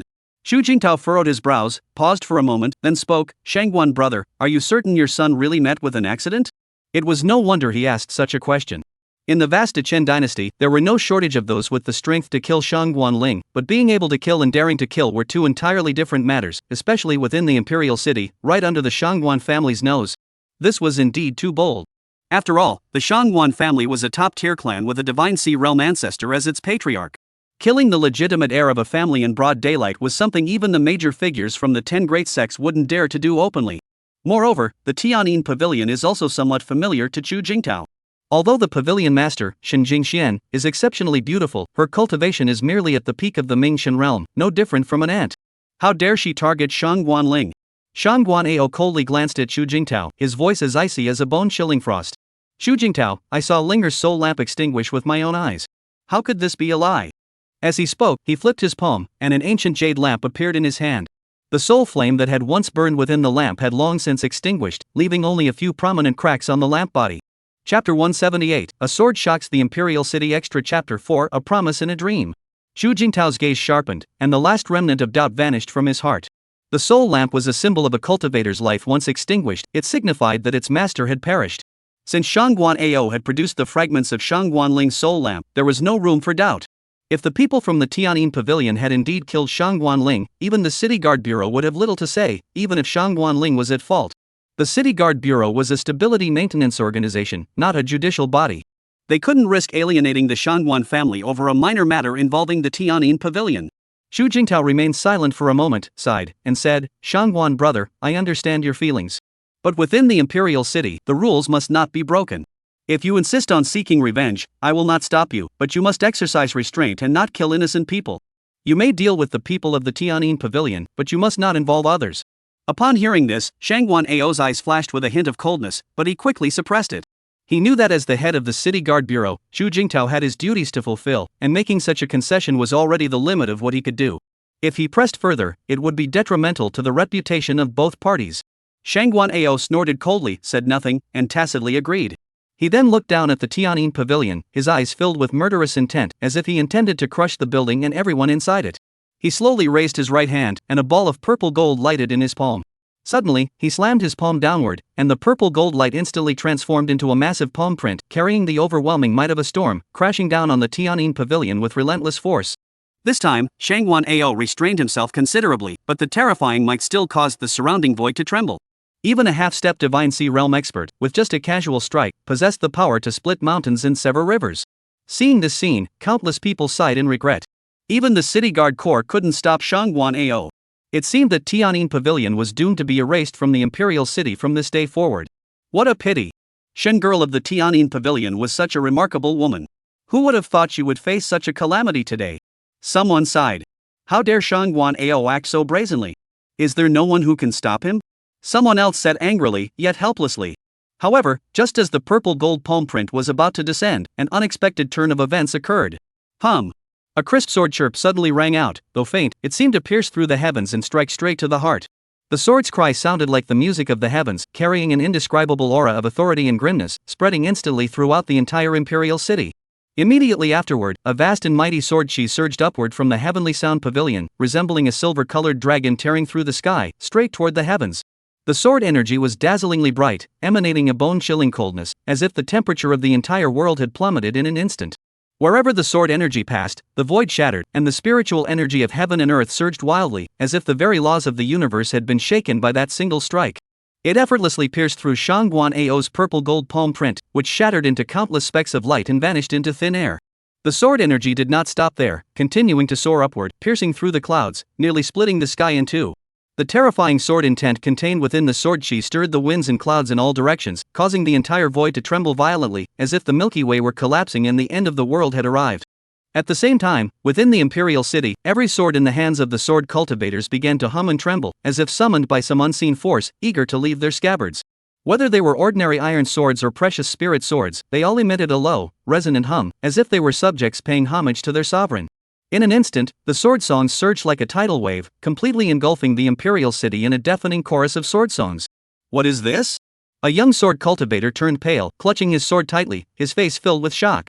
The moment the sword chi appeared in the void, his sword seemed to gain a will of its own, struggling to break free from his grip and flying toward the direction of the Tian'an Pavilion. 10,000 swords submit. This is the intent of a sword immortal.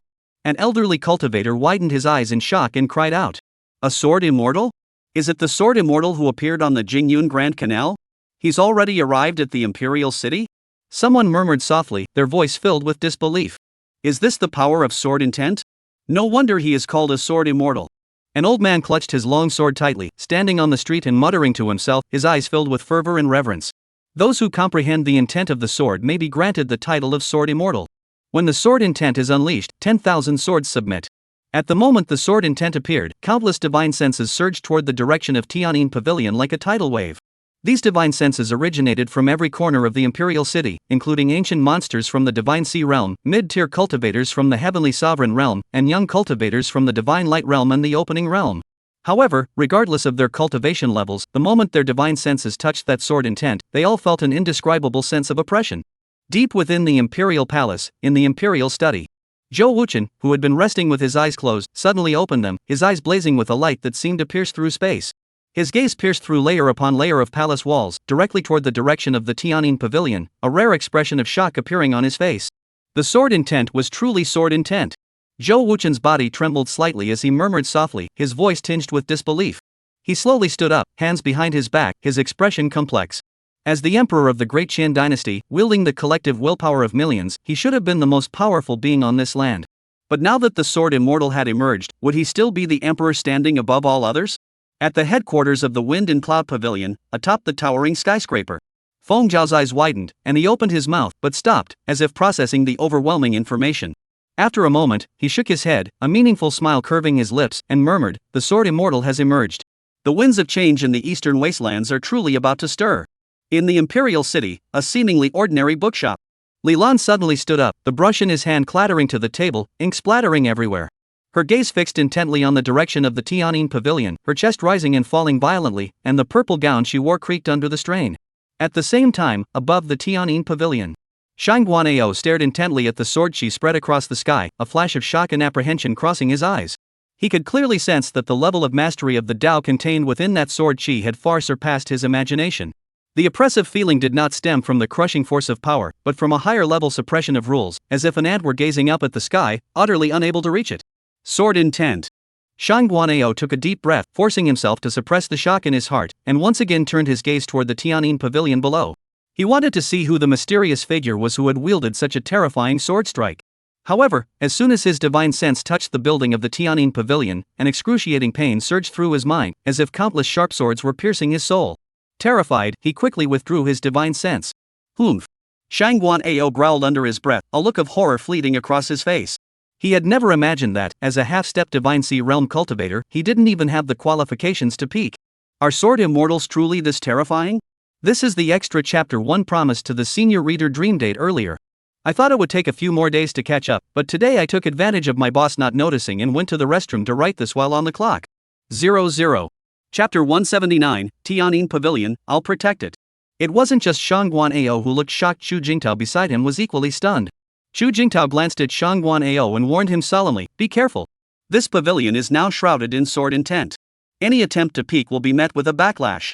The might of such a level of intent is not something we can easily touch, unless your cultivation of the Tao is far superior to theirs." After speaking, Xu Jingtao took a deep breath himself, his eyes flickering uncertainly. It was said that sword intent could block the probing of divine consciousness and suppress an opponent's soul, and it seemed to be true. He never imagined that this small Tian'in pavilion could hide such a great master. A sword immortal emerging into the world is a once-in-a-thousand-year occurrence. Not only in the eastern wastelands, but even in the central divine continent, where geniuses abound, such a figure is as rare as a dragon showing its head but not its tail. Though rumors of the sword immortal's emergence had already spread like wildfire within the imperial city, even he had heard whispers of it, but that was merely hearsay, nothing compared to witnessing it firsthand. Beside him, Shangguan eyes flickered with a hint of struggle. His fists clenched tightly, his knuckles turning white from the force, his heart filled with both anger and deep-seated fear. He was weighing his options, considering whether to continue his quest for revenge. After all, no one with the title of Sword Immortal could be simple. Even the old ancestor in his family might not be a match for the opponent. His son, Shangguan Ling, was protected by a powerful cultivator at the Yutian realm level. He had been wondering how the people from Tian'in Pavilion had managed to kill his son. Now everything was clear, it must have been the Sword Immortal inside who had acted. Now, if he insists on seeking revenge, it means he will have to face a Sword Immortal as an enemy. Such a decision concerning the survival of the family is not something even the head of the Shangguan clan would dare to make lightly. The Sword Immortal had merely broken his techniques without attacking him, indicating that the other party still harbored some reservations toward the Shangguan clan. He was speculating on the true cultivation level of that person. If they were to actually fight, would they stand a chance? Currently, the entire Tian'in Pavilion is shrouded in sword intent, and he cannot discern the true strength of the person inside. Just as Shangguan was hesitating, a faint voice drifted out from within the Tian'in Pavilion. The voice was not loud, yet it seemed to pierce through the void, clearly reaching everyone's ears. "Tian'in Pavilion, I will protect it. From this day forward, no one, no force, shall dare to act recklessly here. Do you understand?" The voice was calm yet carried an undeniable air of authority, as if it were the very rules of the heavens themselves. As soon as the words were spoken, the sword energy spanning the sky trembled violently, and the sword intent surged forth like a tidal wave, instantly enveloping the entire imperial city. At that moment, everyone felt an intangible sense of oppression, as if they were bearing the weight of a mountain on their backs. Even the powerful figures like Shang Guanao and Chu Jingtao could not help but feel their hearts tremble violently, unable to muster even a shred of resistance. This was the suppression coming from their very souls. They were closest to that sword intent and thus felt the strongest suppression. Shang Guanao's back suddenly bent, and his face turned an abnormal shade of pale. Though the voice was calm, the warning within was unmistakable, and it was clearly directed at him. He glared intently at the direction of the Tianyin pavilion, his heart burning with anger, yet he could do nothing about it. As the head of the Shangguan family, he had never been so thoroughly dominated before. Even the imperial family would grant the Shangguan family some face. Yet now, facing a sword immortal, he dared not utter a single word of rebuttal. Very well, very well. A sword immortal, indeed, truly domineering. Shang Guanao took a deep breath, clenched his fists tightly, and his knuckles cracked. He made his decision quickly. There was no choice. The opponent was simply too overwhelming. The might of a sword immortal, especially with the ancestral patriarch absent, was not something he could possibly match. He dared not risk the future of the Shangguan clan, let alone the survival of the entire family. Shang Guanao did not utter a single harsh word, not even a single polite remark. He merely cast a deep glance at the Tianyin pavilion, his eyes flickering with a complex expression, before transforming into a streak of light and vanishing into the sky. Throughout the imperial city, countless people witnessed this scene, their hearts stirred by a tidal wave of shock, whispering to one another in hushed tones. Shang Guanao actually just left like that? He was the head of the Shangguan family. A half-step Divine Sea Realm powerhouse, yet he was forced to retreat by a single sentence, dare not even avenge his son's death. It was truly beyond comprehension. The might of a sword immortal is truly unmatched. Even the Shangguan family, one of the four great clans, dares not stand against it. The imperial city is about to undergo a major upheaval. The Tianyin pavilion is protected by a sword immortal. No one will dare to act recklessly there anymore, and it might even rise to become one of the top powers in the imperial city. Shang Guanao has truly lost all face. As the head of the Shangguan family, he fled in disgrace without even uttering a single harsh word. Whispers could be heard, their tones tinged with schadenfreude. Shoo! Keep your voice down. If this reaches the Shangguan family's ears, we're all finished. Someone nearby quickly covered his mouth and looked around warily. Shang Guanao left, his face completely lost. Just as everyone thought the matter was settled, the terrifying sword she suspended in the void had not dissipated. Instead, it grew even more fierce and terrifying. The spiritual energy in the heavens and earth seemed to be drawn by a mysterious force, rushing toward the sword energy. The sword energy trembled violently, emitting a low humming sound. The surrounding space began to warp and distort, with the crisp cracking sounds of shattering echoing clearly, as if even the void itself could not withstand this terrifying force. Upon witnessing this scene, everyone in the imperial city couldn't help but look on in astonishment. Shang Guanao had already left. What else could that sword immortal possibly be planning? Just as everyone was filled with curiosity. At that moment, the sword chi suddenly trembled, like a thunderclap reaching its peak, carrying the might to shatter the heavens and earth, and crash down toward a point in the void. This sword strike was like the heavens collapsing, the sun and moon shifting. Boom! With a deafening roar, the void shattered like fragile glass, and spatial fissures spread out like a spider's web, emitting an eerie glow. A tall figure was forced out by the violent force, looking disheveled. It was a middle-aged man dressed in a blue robe, his face stern, his eyes flashing with sharp light, though his current appearance was somewhat disheveled. It was Yi Yinfeng, the head of the Yi family. Some in the crowd recognized the middle-aged man and couldn't help but exclaim in shock. Chapter 180, Warning. The exclamation echoed like a boulder dropped into a calm lake, instantly stirring up 1,000 waves, as everyone began to whisper among themselves. The emergence of a sword immortal naturally aroused curiosity, and people coming to take a look was nothing unusual. In fact, at that moment, the void around Tianyin Pavilion was already teeming with hidden powerhouses, a fact well known to all. What they were curious about was why the sword immortal had targeted only Yi Yinfeng. On the other side, Yi Yinfeng never expected the other party to discover him, let alone attack him.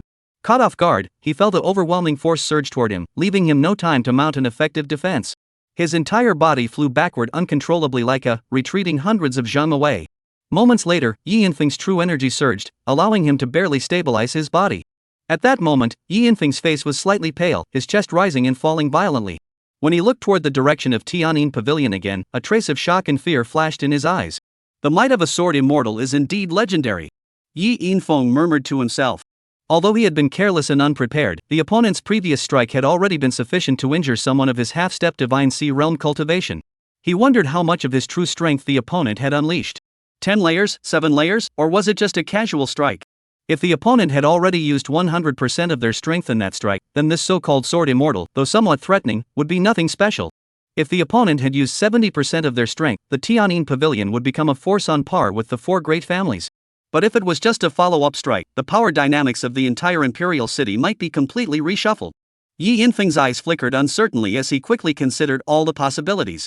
After pondering for a moment, he looked toward the Tianyin pavilion from afar and bowed his fist, saying, Yi family, Yi Yinfeng greets this fellow cultivator. Hiding your true strength, you have made this fellow cultivator laugh. Although he had been suddenly attacked, it was this renowned head of the Yi family who apologized first. There is a young lady named Yi Xian in the Yi family. Who are you to her? A faint voice echoed from within the Tianyin pavilion. The voice sounded very young, yet carried an air of detachment and composure. Upon hearing the voice, Yi Yinfeng and the others nearby couldn't help but pause in surprise. If one hadn't deliberately disguised themselves, one could roughly determine a person's age from their voice and appearance. In the path of cultivation, only those who reach the legendary realm of life and death can freely separate their souls from their bodies and possess the ability to reincarnate into another body. Before that, a person's age as reflected in their voice or appearance was their true age. Could it be that the sword immortal inside the Tianyin pavilion was so extraordinary, having mastered the essence of the sword at such a young age? Yi Yinfeng's heart raced, and a look of disbelief flashed across his eyes. After a moment, he suppressed his shock and spoke, My friend, Yi Xian is my younger sister. His tone remained respectful, but he felt a hint of confusion, wondering why the other had suddenly asked about Yi Xian. Everyone in the imperial city knew about his sister's affairs. Could this sword immortal have some connection to his seventh sister? I heard that your Yi family has confined her? The voice echoed once more from the Tianyin pavilion. The voice was calm, yet tinged with a faint hint of murderous intent. As the killing intent emerged, the sword intent in the void suddenly grew sharper, and the spiritual energy of heaven and earth surged unpredictably. Yi Yinfeng's heart sank, his eyelids twitching wildly as a sense of unease surged within him. He couldn't understand why the other party had suddenly become angry, nor could he fathom why this sword immortal cared so much about Yi Xian's affairs. Reply, friend, because of an incident that occurred years ago, the family did indeed impose a house arrest on my seventh sister, Yi Yinfeng answered cautiously, his tone tinged with a hint of testing. After he finished speaking, the scene fell into a moment of silence. The sword intent still lingered in the air, as if silently warning of something. After a long while, a faint voice drifted out from the Tianyin pavilion, In a few days, someone will come to visit Miss Yi Xian. If she suffers even the slightest injury during this time, your Yi family will be expelled from the Great Qin dynasty. The voice remained calm, yet it carried an undeniable air of dominance and strength, as if annihilating the Yi family, one of the four great clans, was as easy as eating or drinking. As soon as the words were spoken, the sword intent in the void trembled violently, as if silently affirming the weight of those words. In an instant, the sound of swords singing filled the imperial city once more, like a tidal wave, as if in pilgrimage. Hum! Clang! Clang! Countless sword cries echoed from every corner of the imperial city. The sounds rose and fell in waves, coalescing into a vast, overwhelming sound wave that shook the very soul. The sound pierced through the void, through the buildings, and even through the souls of everyone present, as if the very heavens and earth were changing color in that moment. Within the imperial city, in a certain inn, a tall, muscular young man with a stern expression stood there, his fists clenched tightly, his face betraying a complex mix of emotions. At that moment, his sword had already slipped from his grasp, hovering in mid-air, its blade trembling slightly and emitting a low, resonant hum. Beside him stood another young man, short and stocky, whose sword had also slipped from his grasp. The stocky man glanced at the tall man beside him, swallowed hard, and said, Senior brother Sidhu, I never thought the rumors of the past few days were true. There's actually a sword immortal who has emerged within the Great Qin dynasty. If the elders of the sect find out, they'll probably go mad. The Lingxiao sword sect had stood firm in the Donghuang domain for less than 10,000 years, relying on the sword intent engraved on the stone walls of the Sword Mountain. Now, they had discovered a living sword immortal. Such a shock is unimaginable for a sect dedicated to the way of the sword. Even the Lingxiao fairy, who has lived for 800 years, might find it hard to resist such temptation. Situ Lingfeng remained silent, continuing to gaze intently at his sword. At that moment, his heart was filled with shock and a hint of anger. This anger did not stem from the suddenly appeared sword immortal, but from his own sword. He had not bowed his head, but his sword had already done so. For someone as proud as he was, this was an unbearable humiliation. Who was he? He was the most talented sword cultivator in the Lingxiao sword sect in thousands of years, the future leader of the sect, and one of the 10 heavenly geniuses of the Donghuang domain. How could he tolerate his sword bowing to another? Not even if the other was a sword immortal. A sword cultivator must rather break than bend. Thinking of this, Tu Lingfeng slowly raised his right hand and clenched his fist tightly. Snap! A crisp cracking sound rang out. The ancient-looking long sword suspended mid-air shattered into two pieces, crashing to the ground with a series of dull thuds. The light on the sword's surface quickly dimmed, as if it had lost all its spiritual essence.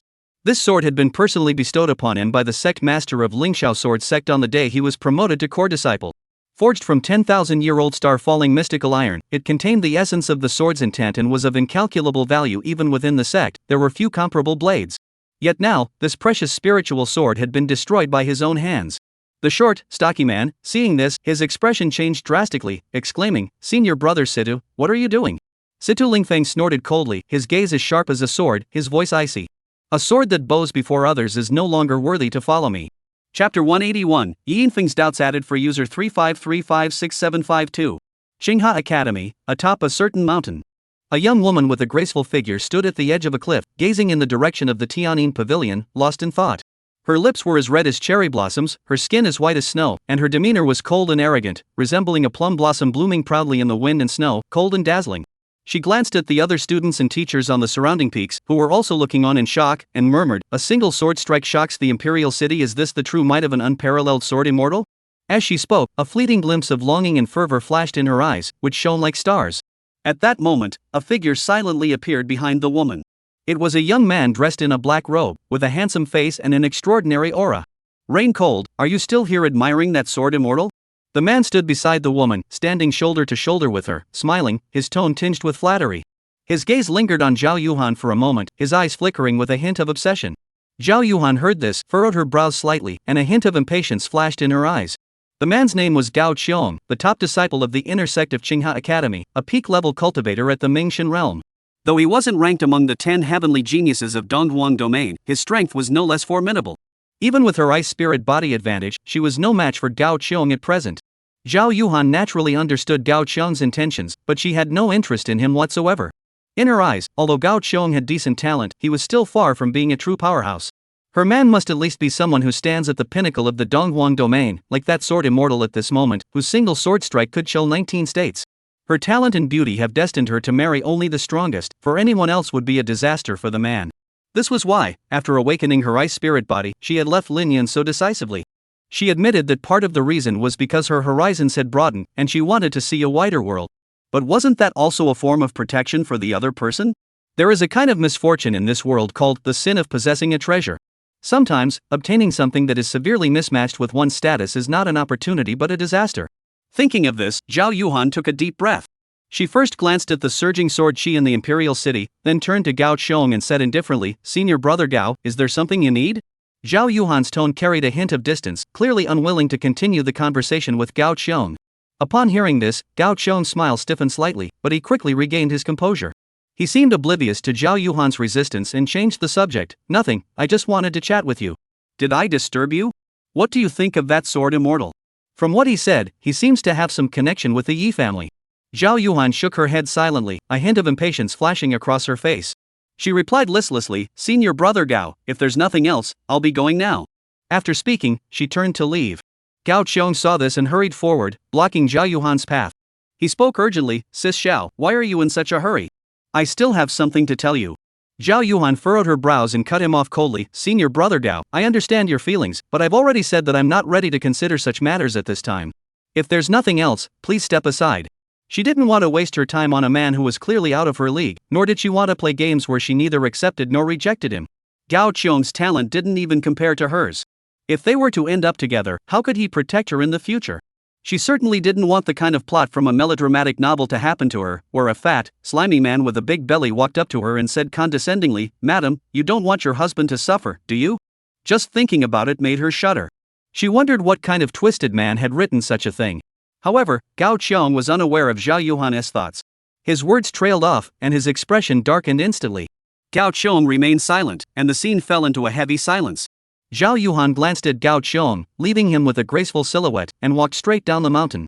Behind her, a shadow flashed across Gao Qiong's eyes. He clenched his fists, a cold smile flickering at the corners of his mouth, murmuring, "Zhao Yuhan, do you think I'm the only one watching you? One day, you'll realize that rejecting me was the biggest mistake of your life." At the same time, in the void above Tianyin Pavilion, Yi Infeng's expression was utterly grim. Those words were an outright insult to the Yi family's honor. As the head of the Yi family, when had he ever felt so humiliated? Amidst his anger, Yi Infeng also felt a hint of confusion, unsure of who the other party was referring to when they mentioned paying a visit.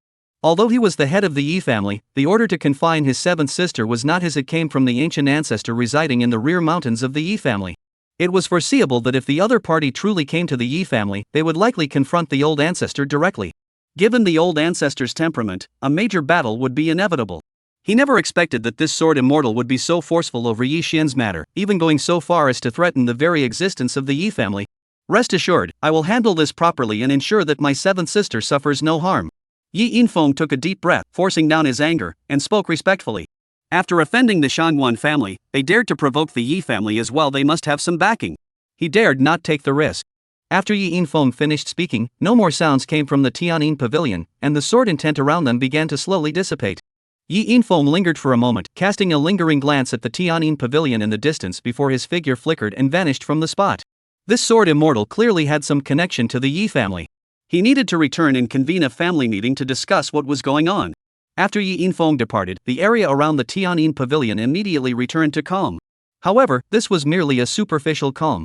In reality, the dense streams of divine sense had been lurking in the vicinity all along, refusing to dissipate. Clearly, countless people were curious about the identity of that sword immortal. However, it was merely curiosity. They dared not dare to peek into the inner workings of the Tianyin pavilion. After all, Shangguan Ao had already set an example for them earlier. At that moment, within Tianyin pavilion, Lin Yun rubbed his temples, a hint of fatigue flashing across his face. With his current cultivation level, directly confronting someone at the half-step Divine Sea realm was still a bit of a stretch. Unless he could make further breakthroughs in the near future, resolving his parents' matter would likely require waiting for Zhou Tianlin to arrive first. During his time in the Imperial City, he had relied on the great dream scripture cultivated by Qin Miaoyu to meditate in his dreams, with his master and the green-clad maiden taking turns to guide him. In a short period, he had broken through to the late stage of the Mingxian realm. This was an astonishingly fast breakthrough. Now, trying to break through again quickly would be extremely difficult. This technique is similar to elixirs. The more you use it, the weaker its effects become. During his last dream, he even arranged for his master and the green-clad maiden to appear together. Even then, the effects were already barely noticeable. It can be anticipated that his mental state will no longer be able to rely solely on dreams to achieve further breakthroughs. Thank you to the generous user for the donation and the expert certification. The author has gone out of their way, so here's an extra chapter for you. Special thanks also to Dreams Have an Appointment for the donation and the extra chapter. A bow of gratitude to both of you. Chapter 182, Should Miss Shin give it a try? Lin Yun shook his head and instinctively began searching the room for a rocking chair. These days, whenever he felt tired, he would instinctively want to lie down on the rocking chair to rest for a while. It had become a habit. He didn't notice that Shin Jingxian beside him had widened her eyes, staring at him intently, as if she were looking at a complete stranger. Lin, you're the legendary sword immortal everyone's been talking about in the Imperial City lately? Shin Jingxian's voice trembled so much it was barely audible, her face betraying her disbelief. Lin Yun heard this, paused for a moment, then smiled and said calmly, "If there is no other sword immortal in the Great Qian dynasty, then it must be me." His words were casual, as if he were discussing something ordinary. However, these words sounded like thunder to Shin Jingxian's ears. At that moment, her mind was in chaos, with countless images flashing through her mind. The scene of Lin Yun arriving at Tianyin Pavilion with such ease, effortlessly slaying a Yutian realm expert, and the overwhelming sword intent from earlier, everything came together in that moment. After an unknown amount of time, Shin Jingxian clutched the hem of her skirt, drew in a sharp breath, and accepted the reality. By all accounts, she should have been overjoyed that her best friend's man was a sword immortal, but for some reason, a bitter taste rose in her heart. She never imagined that not only was she physically inferior to Lan Carey, but her luck was also far inferior. Lin Yun was unaware of the complex emotions swirling within Shin Jingxian in such a short time. He casually found a chair to sit down and looked at Shin Jingxian, saying softly, "Miss Shin, do you know how to give a massage?" Shin Jingxian was taken aback, unsure why Lin Yun would suddenly ask such a question. As the mistress of Tianyin Pavilion, her daily needs were attended to by maidservants. How could she possibly know how to massage? Playing the flute, however, she was quite skilled at. Shin Jingxian shook her head, indicating she didn't know. Lin Yun suggested, "Then would Miss Shin like to learn?" A look of confusion flashed across Shin Jingxian's face as she asked, "Why would I learn massage?" Lin Yun replied, "Because men all appreciate women who know how to massage." Shin Jingxian looked at the man leaning back in the chair, blinked her eyes, and wore an odd expression. Why did she feel like it was because the man liked her? However, she didn't ask any further questions.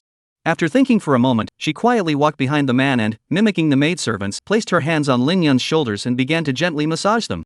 Massage, when it comes to the basics, isn't particularly difficult. Shin Jingxian, aside from using a bit too much force at first, quickly got the hang of it. Though she was far from Zhou Anning's skill, she was still much better than Zhao Ziyi had been back then. Clearly, Shin Jingxian had a natural talent for this, probably on par with Zhao Ziyi's talent in bed. Mr. Lin, does that feel good? Shin Jingxian asked softly, her voice tinged with a hint of nervousness. Lin Yun gave a soft hum in response. Upon hearing this, Shin Jingxian's lips curved upward slightly, and her movements became even more focused. Her slender fingers felt the slight tension in the man's muscles beneath his skin, and an unusual sensation welled up in her heart. This was the first time in her life she had ever served a man. As she massaged him, she couldn't help but curiously study the man before her. He had his eyes closed, his expression calm and serene, as if nothing in the world could disturb his composure. His features were sharp and defined, with arched eyebrows and starry eyes. His nose was straight and prominent, and the corners of his lips curved upward in a faint, almost imperceptible smile.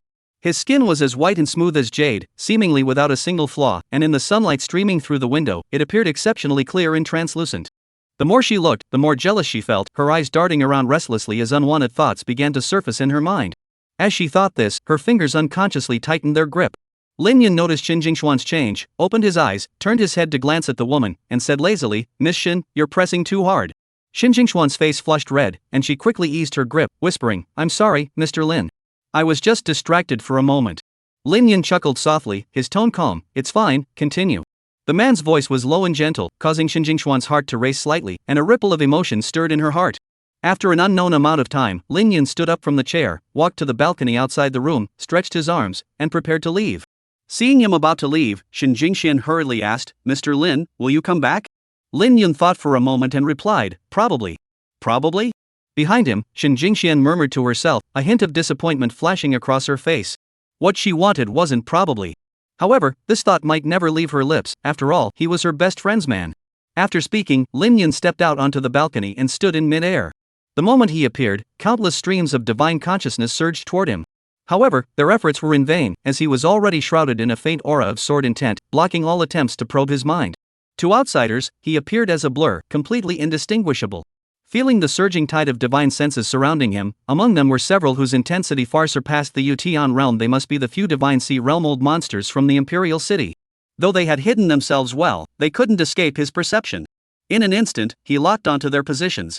At that moment, Chu Jingtao, the head of the city guard bureau who had not yet departed, flew over. Chu Jingtao's expression was respectful as he bowed and said, "Chu Jingtao greets this fellow cultivator." He had intended to address the other as senior, but the other's voice was far too young, so he changed his greeting to Daoist friend. Lin Yun glanced at Chu Jingtao, his gaze deep and unfathomable, and said indifferently, "What a pity." "What does the senior mean by that?" Chu Jingtao looked confused, furrowing his brows, feeling a vague sense of unease. He did not understand what Lin Yun meant by a pity, but his intuition told him that there was a deeper meaning behind those words. Lin Yun spoke again, "I see that the Tao energy surrounding you exudes a sense of righteousness. Clearly, your cultivation method follows the path of righteousness. However, this land lacks the suitable environment for your cultivation. If you were to resign from your position as the head of the City Guard Bureau and distance yourself from worldly affairs, there might still be a sliver of hope for you to break through to the Divine Sea Realm. Otherwise, you will likely remain stuck at the half-step Divine Sea Realm for the rest of your life." Chapter 183, The Legend of Old Manly. Upon hearing this, Chu Jingtao's body trembled violently, and an expression of disbelief flashed across his face. He never expected that the other party had instantly seen through his true nature, even knowing the path of his cultivation technique and the bottleneck in his cultivation. Lin Yun was correct. The cultivation technique he practiced was called the Vast Righteous Qi technique, which gathered vast righteous qi, clarified the mind, and emphasized the unity of mind and action, adhering to the principles of light and righteousness. This was also why the current emperor had appointed him as the head of the City Guard Bureau. In the vast Great Qian dynasty, there was indeed no one more suitable for this position than him. On the other hand, he truly lived up to the emperor's expectations. Over the years, he has managed the hundreds of states and prefectures of the Great Qian dynasty with great efficiency, ensuring that the people live in peace and prosperity, and that the imperial city and its surroundings are filled with harmony. However, all of this is merely superficial fairness. Whenever faced with entities of the caliber of the four great families, the law inevitably yields to power, as evidenced by the recent incident involving Shangguan Ao. If the person who acted had not been the head of the Shangguan family, he would not have cared whether the other party was in the right or wrong. Daring to act so brazenly within the imperial city was a capital offense, and he would have immediately gathered his men to arrest the offender and throw them into prison to be dealt with severely. However, for the sake of stability, he had no choice but to compromise. Chu Jingtao remained silent. Stuck at the half-step Divine Sea realm for years with no progress, he had already suspected that it was due to his cultivation technique, though he hadn't been completely certain. Now, Lin Yun's words were like a heavy hammer, striking his heart and leaving him with no room for hope. A sword immortal would never lie about such a matter. Lin Yun hadn't expected to encounter a cultivator practicing the righteous path of the Tao in such a remote place. Reminding him was no harm, after all, few dared to walk this path in this day and age. Of course, it was merely a reminder. After speaking, Lin Yun no longer paid attention to Chu Jingtao and took another step forward. As he took that step, the streets of the imperial city began to recede, vanishing from everyone's sight in an instant. In the instant Lin Yun vanished, the most powerful divine senses in the void trembled violently, as if they had detected something shocking. Many people within the imperial city merely marveled at Lin Yun's extraordinary martial arts, disappearing without a trace in an instant. However, only a handful of people knew what Lin Yun's seemingly casual step truly signified. The divine sense range of a divine sea realm expert could span hundreds of miles, yet Lin Yun had stepped beyond the limits of their divine sense in a single step. A step that spans 1,000 miles. In theory, this was a technique only mastered by reclusive cultivators who had attained enlightenment about the rules of the universe. Deep within the imperial palace, in the imperial study, Zhou Wuchen clenched his fists tightly, his face betraying a complex expression. The emergence of a sword immortal would have the greatest impact on him, the current emperor. As the emperor, the one he fears most is someone who stands above the heavens. The destructive power of a sword immortal was too great, and he was unsure whether the other party would challenge his rule. Originally, he had considered whether he could use the accumulated spiritual energy in the ancestral temple to fight against him. But after witnessing Lin Yun's inch-to-inch technique, he instantly abandoned any thoughts of opposing him. He couldn't even catch up to him. How could he possibly fight him?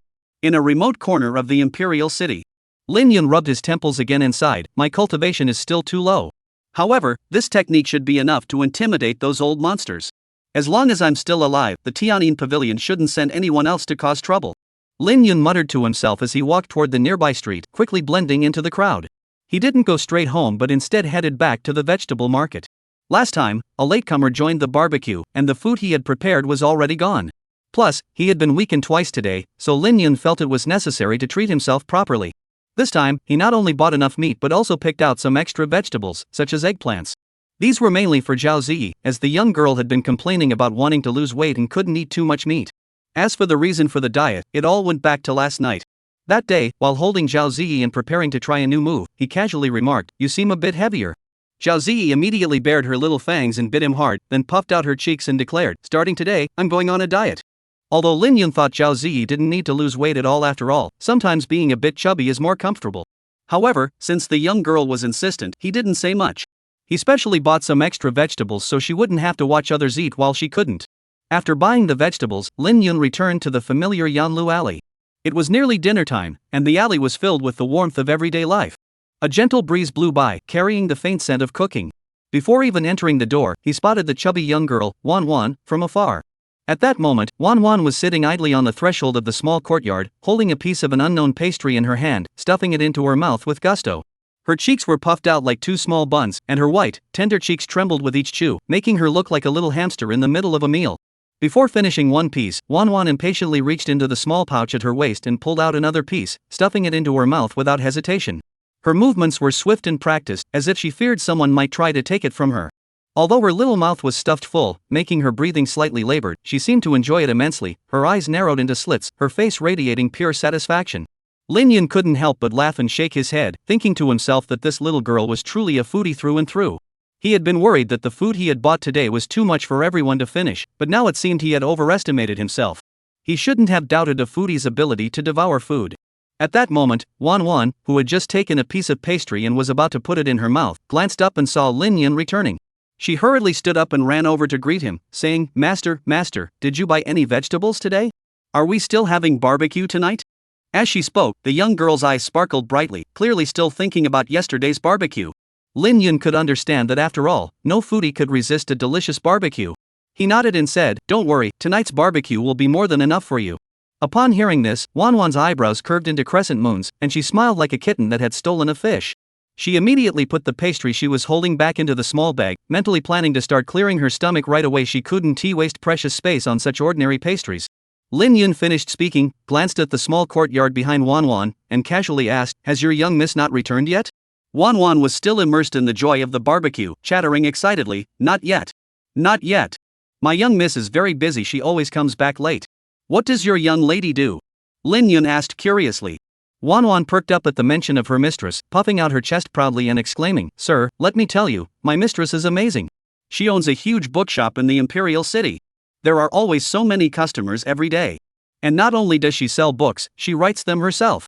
The best-selling book in the entire Deqian dynasty was written by my mistress.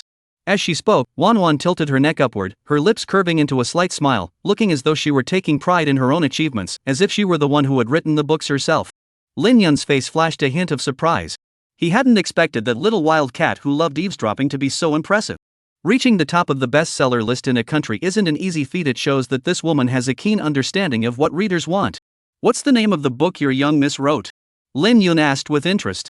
Wanwan heard this, her eyes darted around, and she wore a peculiar smile, like a cunning little fox.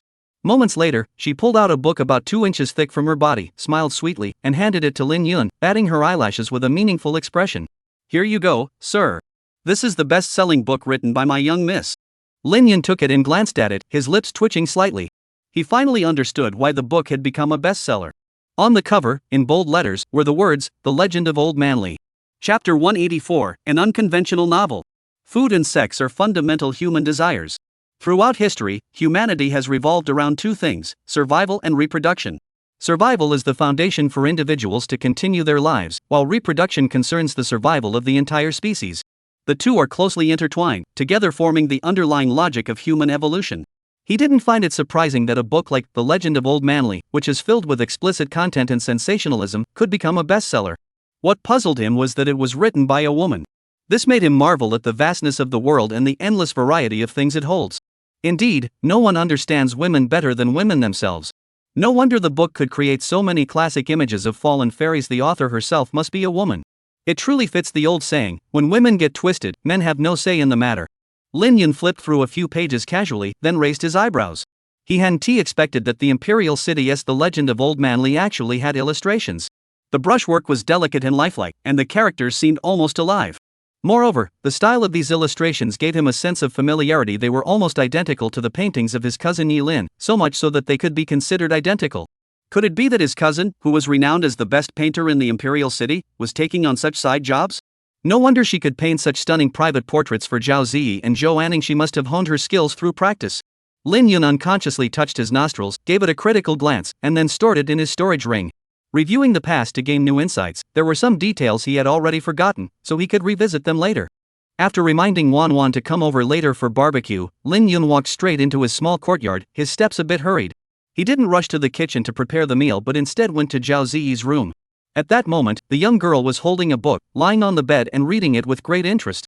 Her 2 snow-white feet were raised high, swaying rhythmically, and her small feet glowed faintly in the light. Due to her position, the soft bedding was pressed into 2 large circles, and the neckline of her nightgown was slightly open, revealing a large expanse of snow-white skin, bold and generous.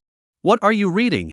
Lin Yun adjusted his breathing slightly and gently pressed himself against the young girl, inhaling the faint, delicate fragrance of her skin, reminiscent of orchids and musk. Zhao Ziyi turned her head, saw it was him, blinked her eyes, and smiled sweetly, saying, Cloud brother, I'm reading a novel. It's written by that lady from Wanwan. I'll tell you, it's so good. As she spoke, Zhao Ziyi flipped open the book's cover. The 4 large characters on the cover read, Can't Stop.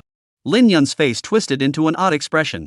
The title of the book seemed to carry an undeniably inappropriate undertone. And why was it written by that woman again? A hint of confusion and curiosity arose in his heart. Moments later, the strange expression on Lin Yun's face grew even more pronounced. He was right, Can't Stop was definitely not a proper novel.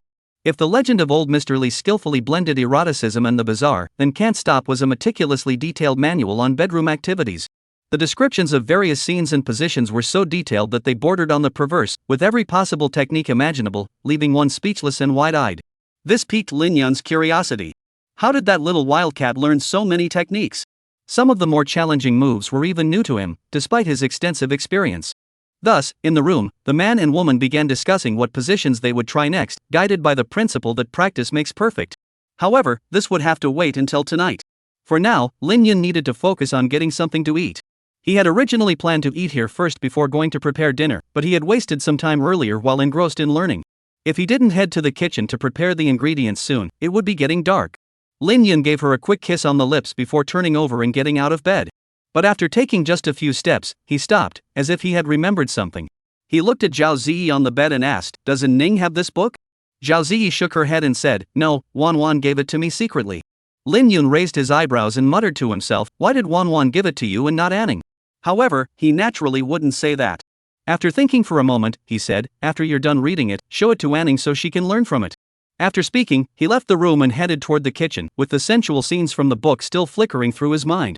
The moon rose above the willow branches, hanging high in the sky. Silver moonlight spilled across the courtyard like liquid mercury. Wanwan rubbed her round little belly, her face glowing with happiness. She thought to herself with delight, if only I could eat something this delicious every day. But how could she eat Lin Gongzi's barbecue every day? After all, Lin Gongzi and she were not related, they were just neighbors. What if Lin Gongzi moves away one day? She would never be able to eat it again. And it wasn't just the barbecue, there was also hot pot, steamed lamb, steamed bear paws, steamed deer tails, roasted duck, roasted young chicken, roasted ducklings, roasted pig, roasted duck, braised chicken, smoked meat, pine flour, pork belly, braised meat, sausage, assorted crispy platter, smoked chicken with white face, steamed 8 treasure pork, glutinous rice stuffed duck, canned wild chicken, canned quail, and braised assorted meats. Every night, she counted on her fingers, getting more and more excited, her eyes sparkling. There were so many delicious dishes she had never tasted before. If only she could stay by Lin Gongzi's side forever, she thought to herself. But she was the young Mrs. Personal Maid. How could she leave her mistress? Unless. Suddenly, Wanwan's eyes lit up, and she clapped her hands excitedly, unless the young miss marries Lin Gongzi. If that were the case, wouldn't she be able to stay by Lin Gongzi's side forever? Wanwan licked her lips, finding the idea absolutely brilliant, and began to fantasize about its feasibility. Just as Wanwan was secretly proud of her own cleverness, 2 full, round moons entered the small courtyard. Wanwan glanced up and saw her young mistress finally returning. She quickly picked up the skewers she had set aside and ran out. This time, she hadn't stolen any, she had left a full 13 skewers for the young lady. Upon reaching the courtyard, Wanwan saw her young mistress clutching her chest, her eyebrows furrowed, seeming somewhat unwell. She blinked her eyes curiously and asked, "Miss, what's wrong?" "Nothing," Lilan shook her head, refusing to explain further. She naturally wouldn't mention that it was because she had stood up too abruptly from the chair earlier, causing her chest to rise and fall too sharply, resulting in a minor strain and even sacrificing a skirt in the process. Otherwise, this little girl would probably tease her for a long time. The novel titles mentioned in this chapter are randomly chosen. Any similarities are purely coincidental and not intended as promotion. Chapter 2 was reviewed and will be available tomorrow morning at midnight. Chapter 185, Observation. Seeing that the young lady didn't want to say much, Wanwan didn't press further. She smiled and handed the skewered meat to her, saying, "Miss, try some. This is the barbecue Lin Gongzi made today. It's delicious. This time, I didn't sneak a bite." Lilan glanced at Wanwan, raised the corner of her mouth slightly, and teased, "You didn't sneak a bite this time, so that means you did last time?" Wanwan, upon hearing this, flashed a look of panic on her face and hurriedly waved her hands, saying, No, I didn't this time, and I didn't last time either." Lilan looked at Wanwan's awkward expression and shook her head silently, deciding not to tease her further. She took the skewered meat from Wanwan's hand and took a bite. It tasted just like last time, richly aromatic, tender yet not dry, and far superior to anything the chefs at the moonlit pavilion in the city could make. Before she knew it, Lilan had devoured all the skewers in Wanwan's hands. This was the first time she had eaten so much after dinner. After finishing, Lilan licked her lips with relish, growing even more curious about her neighbor next door. Thinking this, she sent out a thread of her consciousness to investigate who this mysterious person might be. Last night, since the other person was engaged in intimate activities, she had refrained out of politeness. This time, they should be resting normally, right? After all, she remembered that he had been at it for nearly 2 hours last night, continuing until she fell asleep. Even someone with an iron constitution should have taken a break by now. However, when her consciousness returned to the familiar small courtyard, Lilan was immediately stunned. Not only was the other person not resting, but the intensity of their actions had grown even more fierce, as if deliberately provoking her. Inside the house, the woman's voice was soft and urgent, coming and going, faint and teasing, stirring the imagination. The sound echoed through the silent night, piercing the air like a 1,000-year-old well suddenly struck by a massive rock. Outside the window, a nightingale, startled by the sound, flapped its wings and flew away, seemingly unable to endure the sensual atmosphere. Lilan furrowed her brows. This time, she didn't rush to withdraw her senses. She wanted to see how long this man could endure. As someone who wrote books about colors, she knew all too well that the so-called 10 times in one night was nothing but exaggerated claims made by writers to enhance their plots and characters. Such things only existed in novels and plays. In reality, a man could barely last 10 minutes. With this knowledge, Lilan quietly waited for the battle inside the room to end. However, an hour had passed. Inside the room, the woman's voice not only failed to subside but grew even louder, her urgent cries intertwined with tremors. Lilan furrowed her brows again and continued to wait. Another hour passed. The baby in her arms, Wanwan, had already fallen asleep with her head resting on her chest, but the commotion inside the house showed no signs of stopping. During this time, the woman's voice inside the house paused briefly 7 times before growing increasingly shrill once more. Li Lan's brows furrowed tightly, her eyes darting back and forth. She considered a possibility. Could the other party have discovered her eavesdropping and was putting on a show? Otherwise, how could there be such a man in this world who could endure for so long? Li Lan grew increasingly convinced that it was possible, for after all, some men would do anything for the sake of their reputation. For example, when visiting a brothel, some men would deliberately select a dozen or more beauties, then have them all scream wildly in the room to showcase their prowess, while they themselves slept soundly nearby. Such scenarios were common in the novels she wrote, so she was well acquainted with them. Thinking of this, Li Lan no longer hesitated and her consciousness pierced through the house. However, the next moment, Li Lan froze in place. Her pupils dilated instantly, her pink lips parted slightly, and her face flashed an expression of disbelief, as if she had seen a monster. After an unknown amount of time, Li Lan took a deep breath, and her expression slowly returned to calm. She gently moved Wan Wan, who was lying on her chest, and sat up on the bed. Having lost the 2 soft pillows, the sleeping Wan Wan instinctively reached out into the air with both hands, mumbling incomprehensible words in her sleep. Li Lan glanced at Wan Wan, shook her head silently, and her white, delicate feet made a soft sound as they touched the wooden floor. She walked straight to her study, began grinding ink, unfolding paper, and picked up a brush to start writing. The brush in her hand moved faster and faster, her expression growing more excited with each stroke. Her eyes sparkled with an unusual light, and eventually her snow-white neck slowly turned a faint shade of red, her face flushed like that of a young girl in the throes of passion. In the small courtyard next door, as another high-pitched voice rang out, Li Lan's chest rose and fell, and he exhaled a long breath of stale air. She set down the brush, her lips curving into a captivating smile. In just over an hour, she had completed what normally took her 7 days to finish. This was simply unimaginable. Could observing someone else's work actually enhance one's creative speed? Li Lan raised her eyebrows, her heart racing. After a moment's hesitation, her consciousness once again penetrated the walls of the room. She didn't know how much time had passed. At a certain moment, Li Lan, who had been gathering creative materials, paused with her brush in hand, and a cold gleam flashed in her eyes. She slowly stood up, not bothering to put on her shoes, and walked barefoot through a patch of murky water into the small courtyard. Dark clouds obscured the moon, and the wind rustled the old locust tree in the courtyard. In the center of the courtyard, a woman stood barefoot, her expression calm as she gazed toward the entrance. At the same time, in the neighboring courtyard, the voice that had been shouting all night was about to reach its peak once more. However, just then, the sound suddenly stopped, like a beautiful melody that had lost its accompaniment, leaving a sense of incompleteness and regret. Zhao Ziyi blinked her eyes, pouted her lips, and her eyes, misty with a faint film of tears, flashed a hint of resentment, like a young woman in a deep, secluded chamber. She couldn't understand why the man had suddenly stopped at such a crucial moment. Lin Yun looked down at the young girl, gently kissed her cheek, and smiled. "Wait for me. I'll be back after I deal with some troublemakers."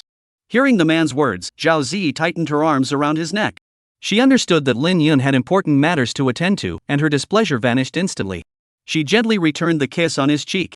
Lin Yun smiled slightly, dressed himself, and walked straight into the small courtyard. Chapter 186, Impressive Strength. The evening breeze blew through his sleeves, bringing a hint of coolness. Lin Yun glanced over at the small courtyard just a wall away, thinking about what had happened earlier, and a strange expression flashed across his face. He hadn't expected that the little wildcat next door not only liked eavesdropping but now also enjoyed peeping. In truth, he could have easily used his sword intent to block anyone from spying on him. But for some reason, he chose not to.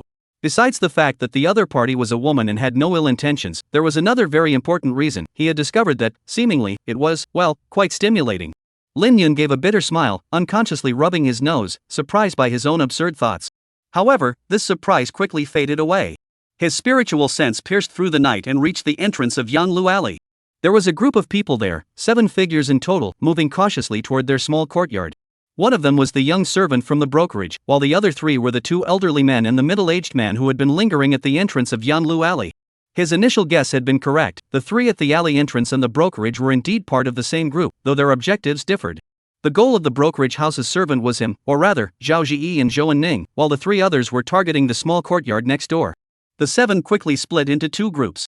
The 2 elderly men and the middle-aged man rushed toward the small courtyard next door, while the remaining 4, led by the brokerage house's young servant, flew straight toward him. "Be careful when we act. Don't hurt those 2 beauties," one of them whispered, none other than the servant who had greeted Lin Yun and the others that day. "Single brother, you don't trust us to handle this? We promise not to harm the beauties in the slightest." Someone chuckled and patted his chest in assurance. "That's right. Such exquisite beauties are treasures we cherish. We wouldn't dare hurt them," someone else chimed in. The 4 of them were communicating using mental transmission, but to Lin Yun, it sounded like they were shouting at the top of their lungs. He heard every word clearly.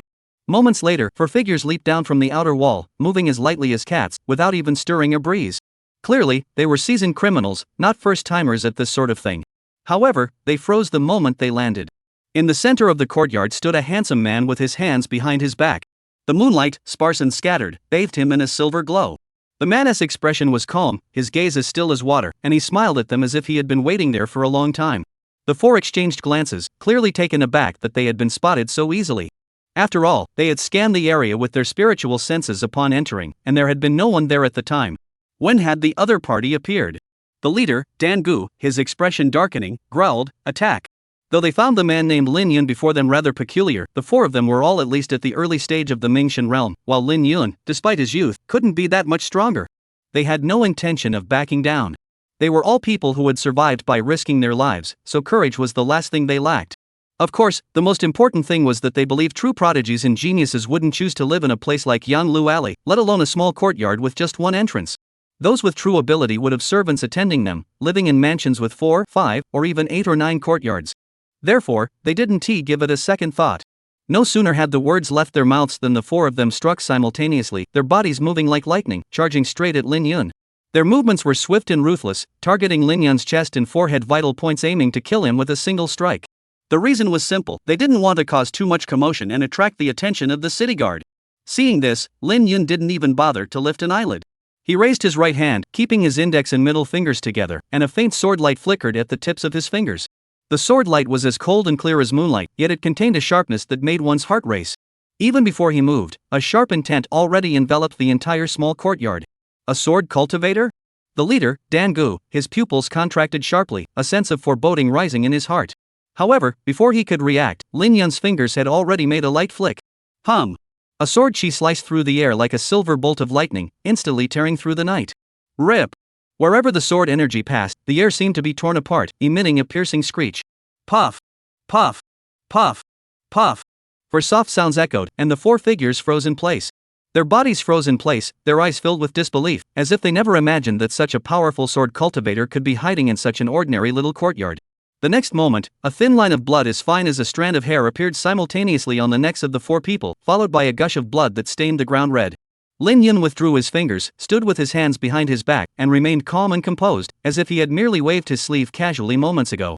Among the 4, the most powerful was only at the mid-stage of the Mingxian realm. With his current cultivation, dealing with such minor opponents was as easy as slicing through vegetables. As the 4 men slowly collapsed, he glanced down at the bodies on the ground, his brows furrowing slightly. "You've dirted my courtyard." With that, he swung his right hand, and a ball of intense flame appeared out of thin air, instantly enveloping the 4 corpses. The flames burned fiercely, yet they did not touch a single blade of grass or leaf in the courtyard, as if they possessed a sentient being. Moments later, the flames died down, leaving only a charred mark on the ground. Not even a single speck of ash remained. After disposing of the 4, Lin Yun turned his gaze back to the small courtyard beside him. This time, what he saw was no longer a cold, lifeless wall, but a fiery, graceful figure. I wonder if both the master and servant have a particular fondness for climbing walls. The previous woman had done so, and now this woman was doing the same. Under the moonlight, the woman stood barefoot on the wall, her gaze fixed on him. Her ordinary face was adorned with a curious expression. Her small feet glowed pale white in the night, her toes round and neatly arranged, resembling exquisite pearls. Looking up, the full moon in the sky was half obscured by dark clouds, but on earth, 2 moons appeared, larger and rounder than the one in the sky. Their gazes met in the air, and for a moment, everything around them seemed to fall silent, leaving only the sound of their breathing. Finally, the woman spoke first, her voice as clear and crisp as flowing spring water. "Are you the Lin Yun gentleman that Wan mentioned? You're quite skilled." Lin Yun studied the woman's seemingly ordinary face closely and smiled. "You're not bad either." At that moment, in the woman's small courtyard, 3 lifeless bodies lay quietly. They were the 3 Mingxian realm cultivators who had been lingering at the alley entrance. There was no trace of fear on their faces, only calmness, an extreme calmness, as if they were asleep. The reason for this was that the 3 had no time to react, their lives were taken in an instant. Chapter 187, Impossible. "You already know my name, but I don't know yours. That seems a bit unfair." As Lin Yun spoke, he gazed at the face that wasn't particularly striking with interest, his lips curving slightly upward, as if he had discovered something amusing. Lin Yun's gaze did not go unnoticed by Li Lan. She furrowed her brows and asked, "What are you looking at?" Lin Yun smiled, "I'm looking at your face." Li Lan was taken aback. If Lin Yun had been staring at her figure, she could have understood. After all, she was already used to it. What she didn't understand was what was so interesting about her face now. However, Li Lan didn't dwell on the matter. She wasn't a particularly curious person. She said, "My name is Li Lan. Wan is my maid. We've caused you trouble these past few days." After speaking, Li Lan shook her head silently. Wan, that silly girl, was probably only thinking about eating and hadn't even introduced herself when she went to someone else's house for a meal. Technically speaking, this was quite impolite. Lin Yun didn't think it was such a big deal. At most, it was just one extra pair of chopsticks. Li Lan. Lin Yun repeated the name, his gaze lingering on the woman's curves, and smiled. "What a nice name. What's so good about it?" Li Lan raised her eyebrows. "The character Lan is well chosen," Lin Yun said. "Why?" "Because Lan means wave." Li Lan looked puzzled, not understanding the connection between the two. Lin Yun smiled and didn't bother to explain such things. He continued, "If we could add one more character, it would be even better." "Which character?" "Tian. Li, Tian, Lan." Lin Yun looked at the woman and spoke each word slowly. Lan means wave, and heaven implies greatness, perfectly fitting the image of a woman. Li Lan heard this, her body trembled, and her eyes flashed with a sharp gleam. She looked deeply at Lin Yun and said, "Do you know that the name of the current princess is Tian Lan?" Whether in the secular world or the cultivation realm, ordinary people must avoid using names that are taboo for the royal family. Lin Yun heard this and looked surprised. He truly had no idea about this. He had simply thought that the name Li Tianlan suited a woman's image. The scene fell silent for a moment, and the two no longer discussed the matter of names. Li Lan glanced at the charred spot in the courtyard and said, "Do you know what power lies behind these people?" Lin Yun shook his head and said, "I don't know, and I don't want to know." He wasn't afraid of the four great families. Why would he fear these petty thugs? If trouble comes knocking, it's just a matter of drawing a sword. Li Lan glanced at Lin Yun. Though he said he didn't want to know, she still spoke up. "These are all members of the Giant Whale Gang." The Giant Whale Gang is one of the three major gangs in the Imperial City. Their leader, Pang Jing, is a Yutian realm-level existence and is somewhat renowned in the Imperial City. His two deputy leaders also possess peak Mingxian realm cultivation.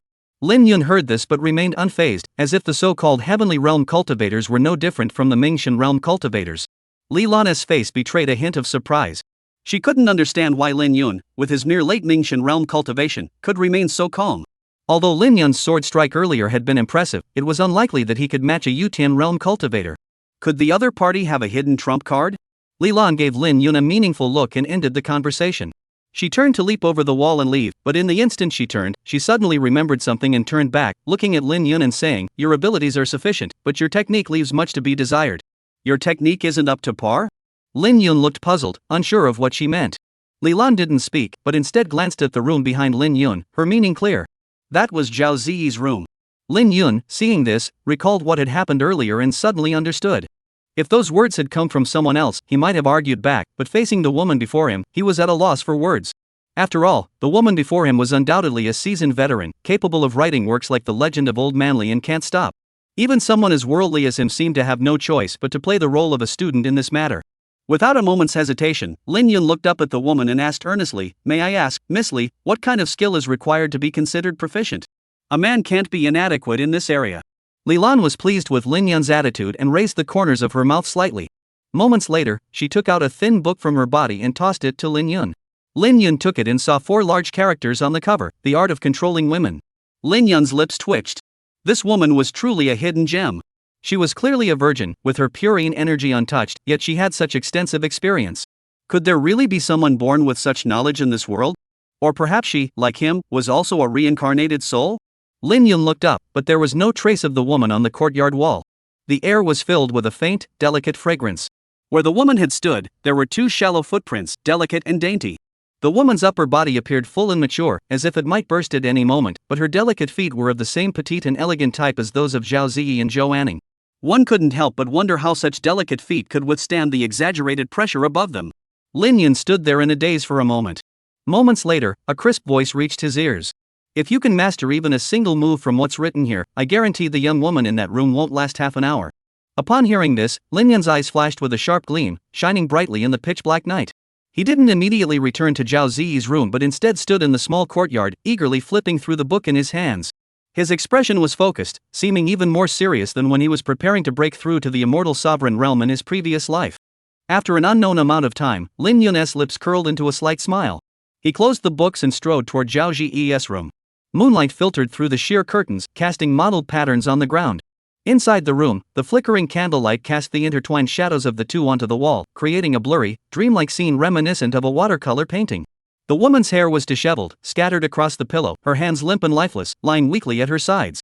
A gentle breeze rustled the curtains, causing the wind chimes by the window to tinkle softly, like a gentle melody. However, this delicate sound was soon overshadowed by the soft moans emanating from within the room. In the small courtyard next door, Lilan began to write furiously by candlelight.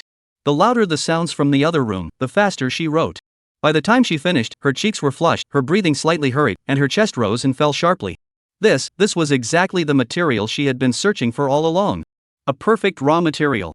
A perfect male lead whom she didn't need to embellish with any exaggeration or rhetorical devices. She could simply use plain description to crafting sentences. Apart from needing to improve their technique, there was not a single flaw to be found anywhere on their bodies. Chapter 188, Rain. The first rays of morning sunlight streamed into the small courtyard, casting a faint golden hue over the ground. Lilan carefully folded the manuscript on the table and set it aside. She stood up and stretched her arms instinctively. But before she could finish the movement, she sensed something was wrong. Sure enough, a tearing sound echoed through the air. The new dress she had just put on the previous day had ripped again. Lilan looked down and shook her head helplessly. What was an ordinary action for other women had become a clothing-tearing disaster for her. She had long known that, while wearing clothes, she was unlikely to ever be able to do that stretch again, yet she still often forgot about it. Lilan sighed and decided to just take off her clothes. After all, she was at home, so it didn't matter if she was a bit more casual. Just then, the maid Wanwan pushed open the door and walked in. When Wanwan saw Lilan, she paused for a moment, then licked her lips, as if she had seen something delicious. She walked over to Lilan, swallowed hard a few times, and just as she was about to speak, her gaze suddenly caught the written draft paper nearby.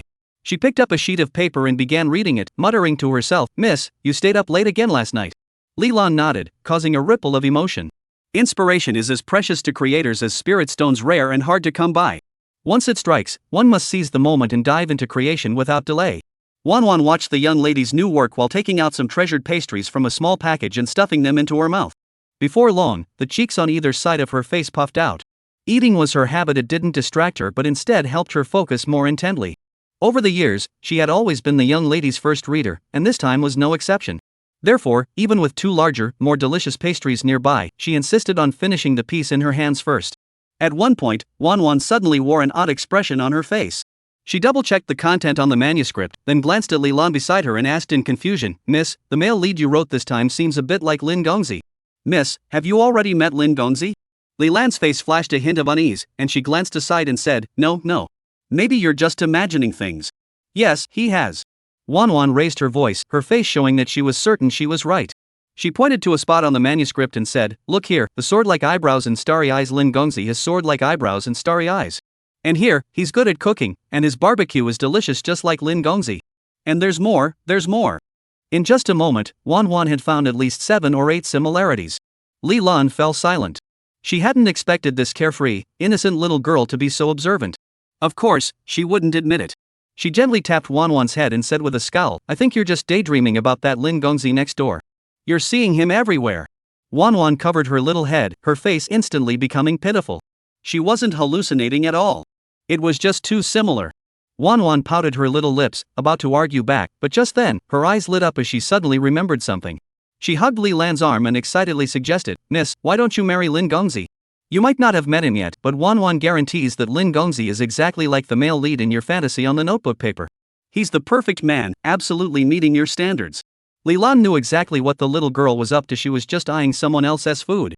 She remained expressionless, tapped Wanwan's head gently once more, and said indifferently, "Then you go off with your perfect man, Lin Gongzi, by yourself." With that, she walked straight out of the study, leaving Wanwan with a curvaceous silhouette. Behind her, Wanwan's face betrayed a look of disappointment. She sighed and prepared to find a place to sit down and finish reading the remaining content. However, after taking a few steps, her foot stepped into a wet puddle. Wanwan glanced out the window, blinked, scratched her head, and muttered, "Did it rain last night?" In Zhao Ziyi's room. The young girl was hugging her blankets and sleeping soundly, showing no signs of waking up. The faint blush on her face had not faded, resembling the hues of a setting sun. Her hair was soaked in large patches of sweat, clinging messily to her cheeks and neck.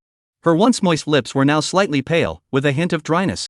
Her long eyelashes cast a small shadow on her eyelids, trembling slightly with each breath, giving her an air of fragility. Watching this scene, Lin Yun's lips curved into a faint smile. He glanced at a corner of the room.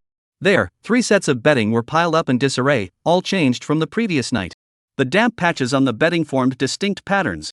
The secret manual Li Lan had passed down was indeed highly effective, though it was a pity to ruin these brand new blankets.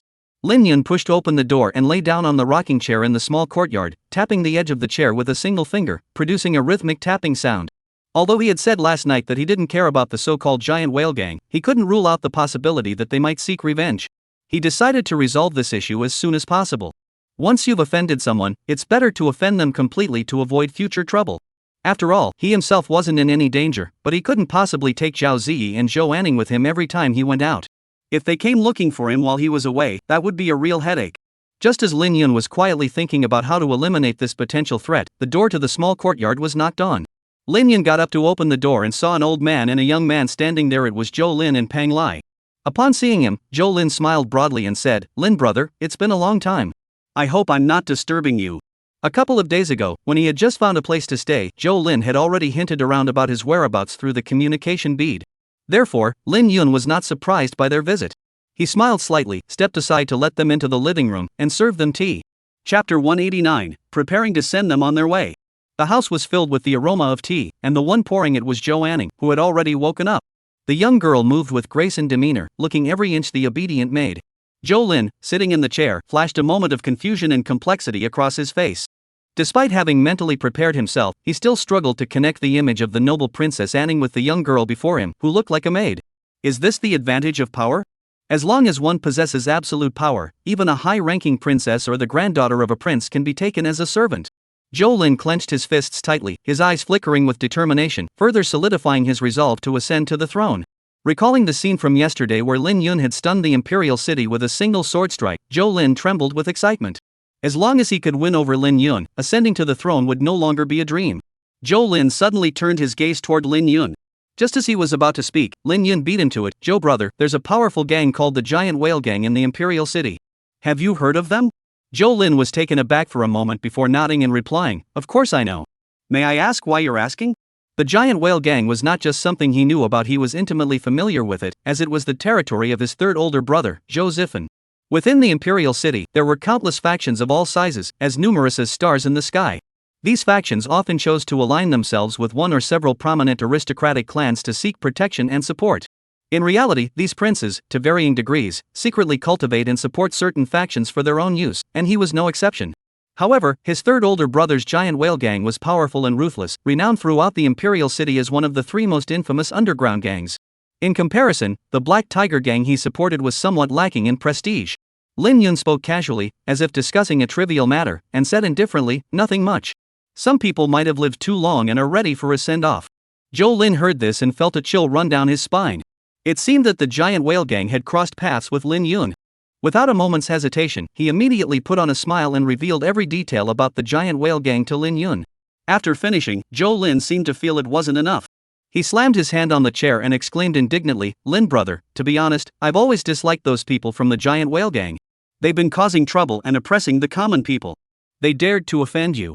This time, I'll take the lead and eliminate this cancer for the people of the imperial city." As he spoke, he secretly observed Lin Yun's expression, his eyes filled with flattery, fearing that his performance was not enthusiastic enough. He and the third prince Zhou Zifen were rivals, so he was naturally delighted to see anything that weakened his opponent's strength. Lin Yun raised an eyebrow. He hadn't expected to hear Zhou Zifen's name again in such circumstances. Truly, enemies meet in narrow places. He also didn't expect Zhou Lin to be so eager. It truly proved the old saying, there is no family affection in the imperial family. These so-called princes would do anything for power and influence. Lin Yun glanced at Zhou Lin and said indifferently, "As far as I know, the Giant Whale Gang has a member at the Heavenly Sovereign Realm level. Are you sure you want to lead the charge, Zhou?" Zhou Lin's personal bodyguard, Pang Lai, is only at the peak of the Mingshan realm, and there's likely no one at the Yutian realm in his household. What do you plan to use to fight against the Giant Whale Gang? It must be said that Zhou Lin, as a prince, is really quite incompetent. After all, Shangguan Ling of the Shangguan family has a Yutian realm bodyguard protecting him. Upon hearing this, Zhou Lin's expression stiffened slightly, and he said awkwardly, "Well, there's still Lin brother, isn't there?" Lin Yun smiled faintly, knowing that the other party might have already guessed something from his two previous interventions. He didn't bother to respond, simply standing up and saying, "Let's go. Take me to talk to the leader of the Giant Whale Gang." He didn't like leaving troubles unresolved, he preferred to deal with them as soon as possible. Zhou Lin didn't respond directly but rubbed his hands and said, "To be honest, Lin brother, I actually don't know where the Giant Whale Gang's headquarters is. At this point, Zhou Lin paused for a moment and said, "However, I have also supported a gang in the Imperial City called the Black Tiger Gang. They must know. Having them take the lead and guide us in dealing with the giant whale gang is the most appropriate course of action." "Lin brother, please wait here. I will immediately notify the Black Tiger Gang." After speaking, Zhou Lin gave a sly smile and took out his communication bead to send several messages. Lin Yun's visit to the giant whale gang was clearly motivated by murder. If Lin Yun could eliminate the giant whale gang's high-ranking members in one fell swoop, his Black Tiger Gang would have a good chance of directly taking over the giant whale gang's territory. Additionally, they could use Lin Yun as a banner to rise and become one of the renowned gangs in the Imperial City. Such a once-in-a-lifetime opportunity was something he certainly didn't want to miss. Zhou Lin's ulterior motives were more or less guessed by Lin Yun, who chose not to comment. After all, the other party had been flattering him for so long, and their attitude was decent. Giving them a little benefit wasn't a big deal. In the Imperial City, within a certain mansion, Yu Hu, the leader of the Black Tiger Gang, sat majestically at the head of the table, his build imposing and his expression solemn. His beard was neatly trimmed, and his chin was slightly raised, exuding an air of unquestionable authority. Below him were the deputy leader, Zhang Shang, and the core members of the Black Tiger Gang. Zhang Shang, slightly younger, had a rugged face and eyes that gleamed with a ruthless intensity. He sat to Yu Hu's left, leaning slightly forward with a respectful expression. Although the Black Tiger Gang was only a small gang within the Imperial City, they still had numerous daily tasks to handle. At that moment, they were discussing the distribution of interests in several streets in the western part of the city. Just then, Yu Hu took out a communication bead from his ring and began to examine it. Upon seeing the sender's name, his brows furrowed. Deputy gang leader Zhang Shang noticed Yu Hu's change in expression and couldn't help but ask, "Gang leader, has something major happened? Who sent the message?" Yu Hu remained silent for a moment before speaking slowly. "It's a message from His Highness." The prince referred to was the sixth Prince Zhou Lin. Upon hearing this, the room fell into complete silence. Although Zhou Lin was nominally their protector, the Black Tiger Gang had never taken him seriously, and they even occasionally worried that this somewhat capricious prince might assign them some mysterious and dangerous tasks. This had happened many times before. Therefore, upon hearing that Zhou Lin had sent another message, many members of the Black Tiger Gang grew uneasy, their expressions darkening. In truth, the Black Tiger Gang had agreed to serve Zhou Lin not because of his royal status, but solely out of respect for the ninth princess. If it weren't for the ninth princess, the Black Tiger Gang, no matter how insignificant they were, would never have agreed to serve a prince with no future. After all, the struggle for the throne is a matter of life and death. Even if Zhou Lin had no interest in the throne, they might still be caught up in the turmoil. Zhang Shang furrowed his brows and whispered, "Gang leader, what instructions did the prince give this time?" At that moment, Yu Hu had finished reading the contents of the communication bead. He trembled slightly before speaking with an odd expression. "The prince has ordered us to gather our men and prepare. He said we might need to take over the territory of the giant whale gang." Chapter 190, The Giant Whale Gang. The moment those words were spoken, the scene fell deathly silent. Everyone looked at each other in confusion, unsure what the prince was up to this time. The Giant Whale Gang was one of the three major gangs in the Imperial City. The gang leader, Pang Jing, was a cultivator at the initial stage of the Heavenly Realm, and his two deputy leaders were both at the peak of the Divine Realm. And what about their Black Tiger Gang?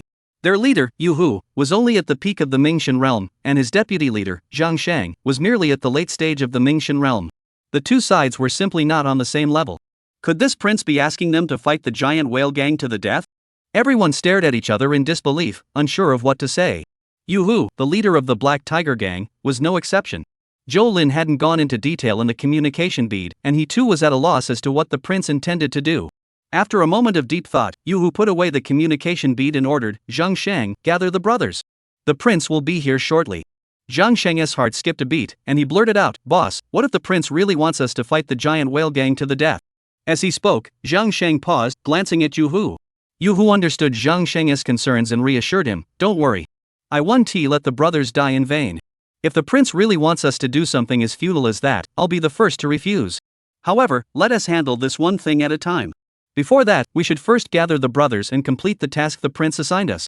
Zhang Shang nodded and withdrew. The Black Tiger Gang wouldn't risk a fight to the death with the Whale Gang just because of Zhou Lin's orders. If it were the ninth princess's orders, that might be possible. After all, the ninth princess is the disciple of Sun Miao, the deputy head of the Alchemist's Guild. Her status is far beyond that of a mere prince like Zhou Lin. The sun hung high in the sky, casting its rays down. The Black Tiger Gang's headquarters quickly gathered nearly 1,000 people. The weakest among them were at the initial stage of the opening realm. At that moment, everyone's eyes were fixed on the direction of the mansion's entrance. Moments later, 3 figures, an old man and 2 young men, entered. Upon seeing the three, Yu Hu and Zhang Sheng hurried forward to greet them. The two bowed respectfully to Zhou Lin, who stood in the center of the three. Yu Hu greeted the prince. Zhang Sheng had met the prince before. Though they didn't think much of Zhou Lin deep down, they still put on a good show. After all, the martial arts world isn't just about fighting, there's also the matter of human relationships. Some things are best kept to oneself, there's no need to let one's emotions get the better of one and risk damaging harmonious relations. After Yu Hu and Zhang Sheng finished speaking, the surrounding members of the Black Tiger Gang also shouted in unison, "We have seen His Highness." The sound was deafening, like thunder. Zhou Lin glanced around, nodded, and was satisfied with Yu Hu and Zhang Sheng's efficiency. He tilted his neck slightly, looking at Yu Hu and Zhang Sheng before him, and smiled, "Not bad. You should know where the giant whale gang's hideout is, right? Take us there immediately. The others can stay here and wait for further orders." Yu Hu and Zhang Sheng were taken aback by the order, a look of confusion fleeting across their faces. If only the two of them were going, the others would stay behind. Weren't they going to fight the giant whale gang? Yu Hu looked at Zhou Lin with a confused expression and asked, "May I ask, Your Highness, what are we going to do at the giant whale gang's hideout?" A gentleman doesn't stand under a crumbling wall. We're all men of the underworld, going straight to another gang's headquarters is a highly dangerous move. He didn't understand why the prince was going there. Zhou Lin furrowed his brows and said, "Why are you asking so many questions? Just help guide the way." Seeing that Zhou Lin was getting angry, Yu Hu remained composed and bowed slightly, saying, "Your Highness, it's not that I'm being nosy, but the giant whale gang isn't exactly a group of saints. You should know that they're under the third prince's influence. Your Highness is of noble birth. If you go there recklessly and something goes wrong, I wouldn't be able to take responsibility. Therefore, I humbly request that Your Highness make your intentions clear so that I may make preparations in advance to ensure everything goes smoothly." Zhou Lin heard this and his brows relaxed slightly. He did not speak, but instead turned to look at Lin Yun, who had remained silent all along. Yu Hu and Zhang Sheng exchanged glances, surprised that the decision-maker was the young man standing beside Zhou Lin. They had previously assumed that Lin Yun was merely Zhou Lin's subordinate and hadn't taken him seriously. Now, upon closer inspection, they noticed that this young man possessed an extraordinary aura, exuding a sense of calmness and detachment from the world. Even standing beside Zhou Lin, the prince, his presence was no less impressive, and he even seemed to overshadow him slightly. Yu Hu's eyes flickered as he looked at Lin Yun and bowed his fist, asking, "May I ask the honorable gentleman's surname?" With the Qing Yun Grand Competition about to begin, the imperial city was teeming with prodigies, and those who appeared exceptionally young might very well be prodigies capable of challenging higher-ranked opponents. Therefore, Yu Hu behaved with great courtesy, showing no trace of arrogance or superiority. Lin Yun glanced at Yu Hu and said, "My name is Lin Yun. I am here to find the leader of the giant whale gang. Just take me to the vicinity of their headquarters. If you're really worried, you don't have to come in." Yu Hu raised his eyebrows. Before he could speak, Zhou Lin hurriedly interjected, "Lin brother, how could we possibly let you go in alone? Rest assured, we will stay by your side at all times." After speaking, Zhou Lin glared at Yu Hu, signaling him to stop talking and lead the way. Yu Hu's mind raced, and he laughed heartily. "Since that's the case, then I'll personally guide the young master there." Since Lin Yun had already said that, he couldn't say anything else. However, he couldn't help but wonder about Lin Yun's identity. In his memory, there seemed to be no prodigies surnamed Lin within the borders of the Donghuang domain. Imperial City, Qingshi Alley. Qingshi Alley was located on the eastern side of the Imperial City, serving as the stronghold of the giant whale gang. The alley was flanked by towering greenstone walls covered in vines, giving it an ancient and eerie appearance that stood in stark contrast to the bustling Imperial City. At the entrance of the alley stood a massive stone sculpture carved in the shape of a giant whale. Even before entering the alley, the sounds of laughter and playful banter could be heard from afar. All that could be seen were rows of tables lined up along both sides of the street, piled high with wine jars and delicious food. Members of the giant whale gang gathered in groups of 3 or 5, sitting together, drinking heartily, and laughing loudly. They were dressed casually, with bare chests and exposed backs, exuding a rough and bold demeanor. By the tables, several women dressed provocatively held wine jugs, giggling as they poured drinks for the men. They were heavily made up, behaved provocatively, and occasionally exchanged playful banter with the gang members, causing everyone to burst into laughter. In the center of the alley, a tall pavilion stood out prominently. The flag of the giant whale gang fluttered in the wind.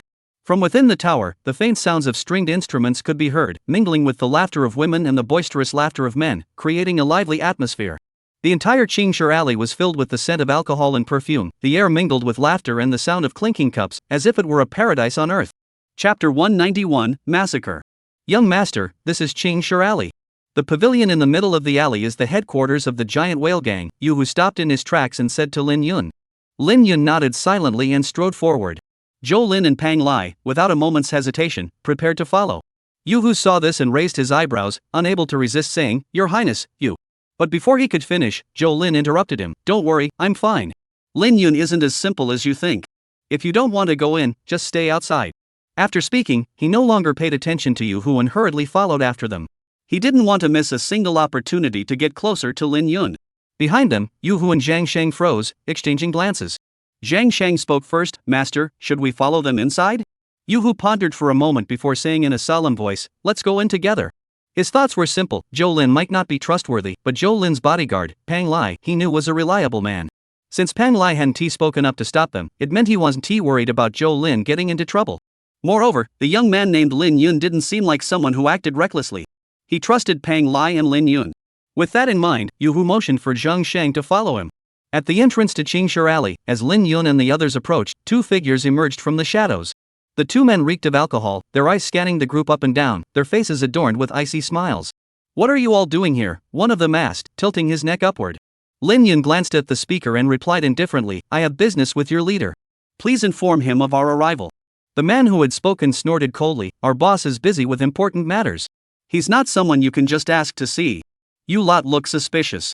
You're probably spies from another gang. Since you're here, you might as well stay and surrender peacefully. After speaking, the two licked their lips, pulled out a large knife from their storage rings, and approached Lin Yun with malicious intent.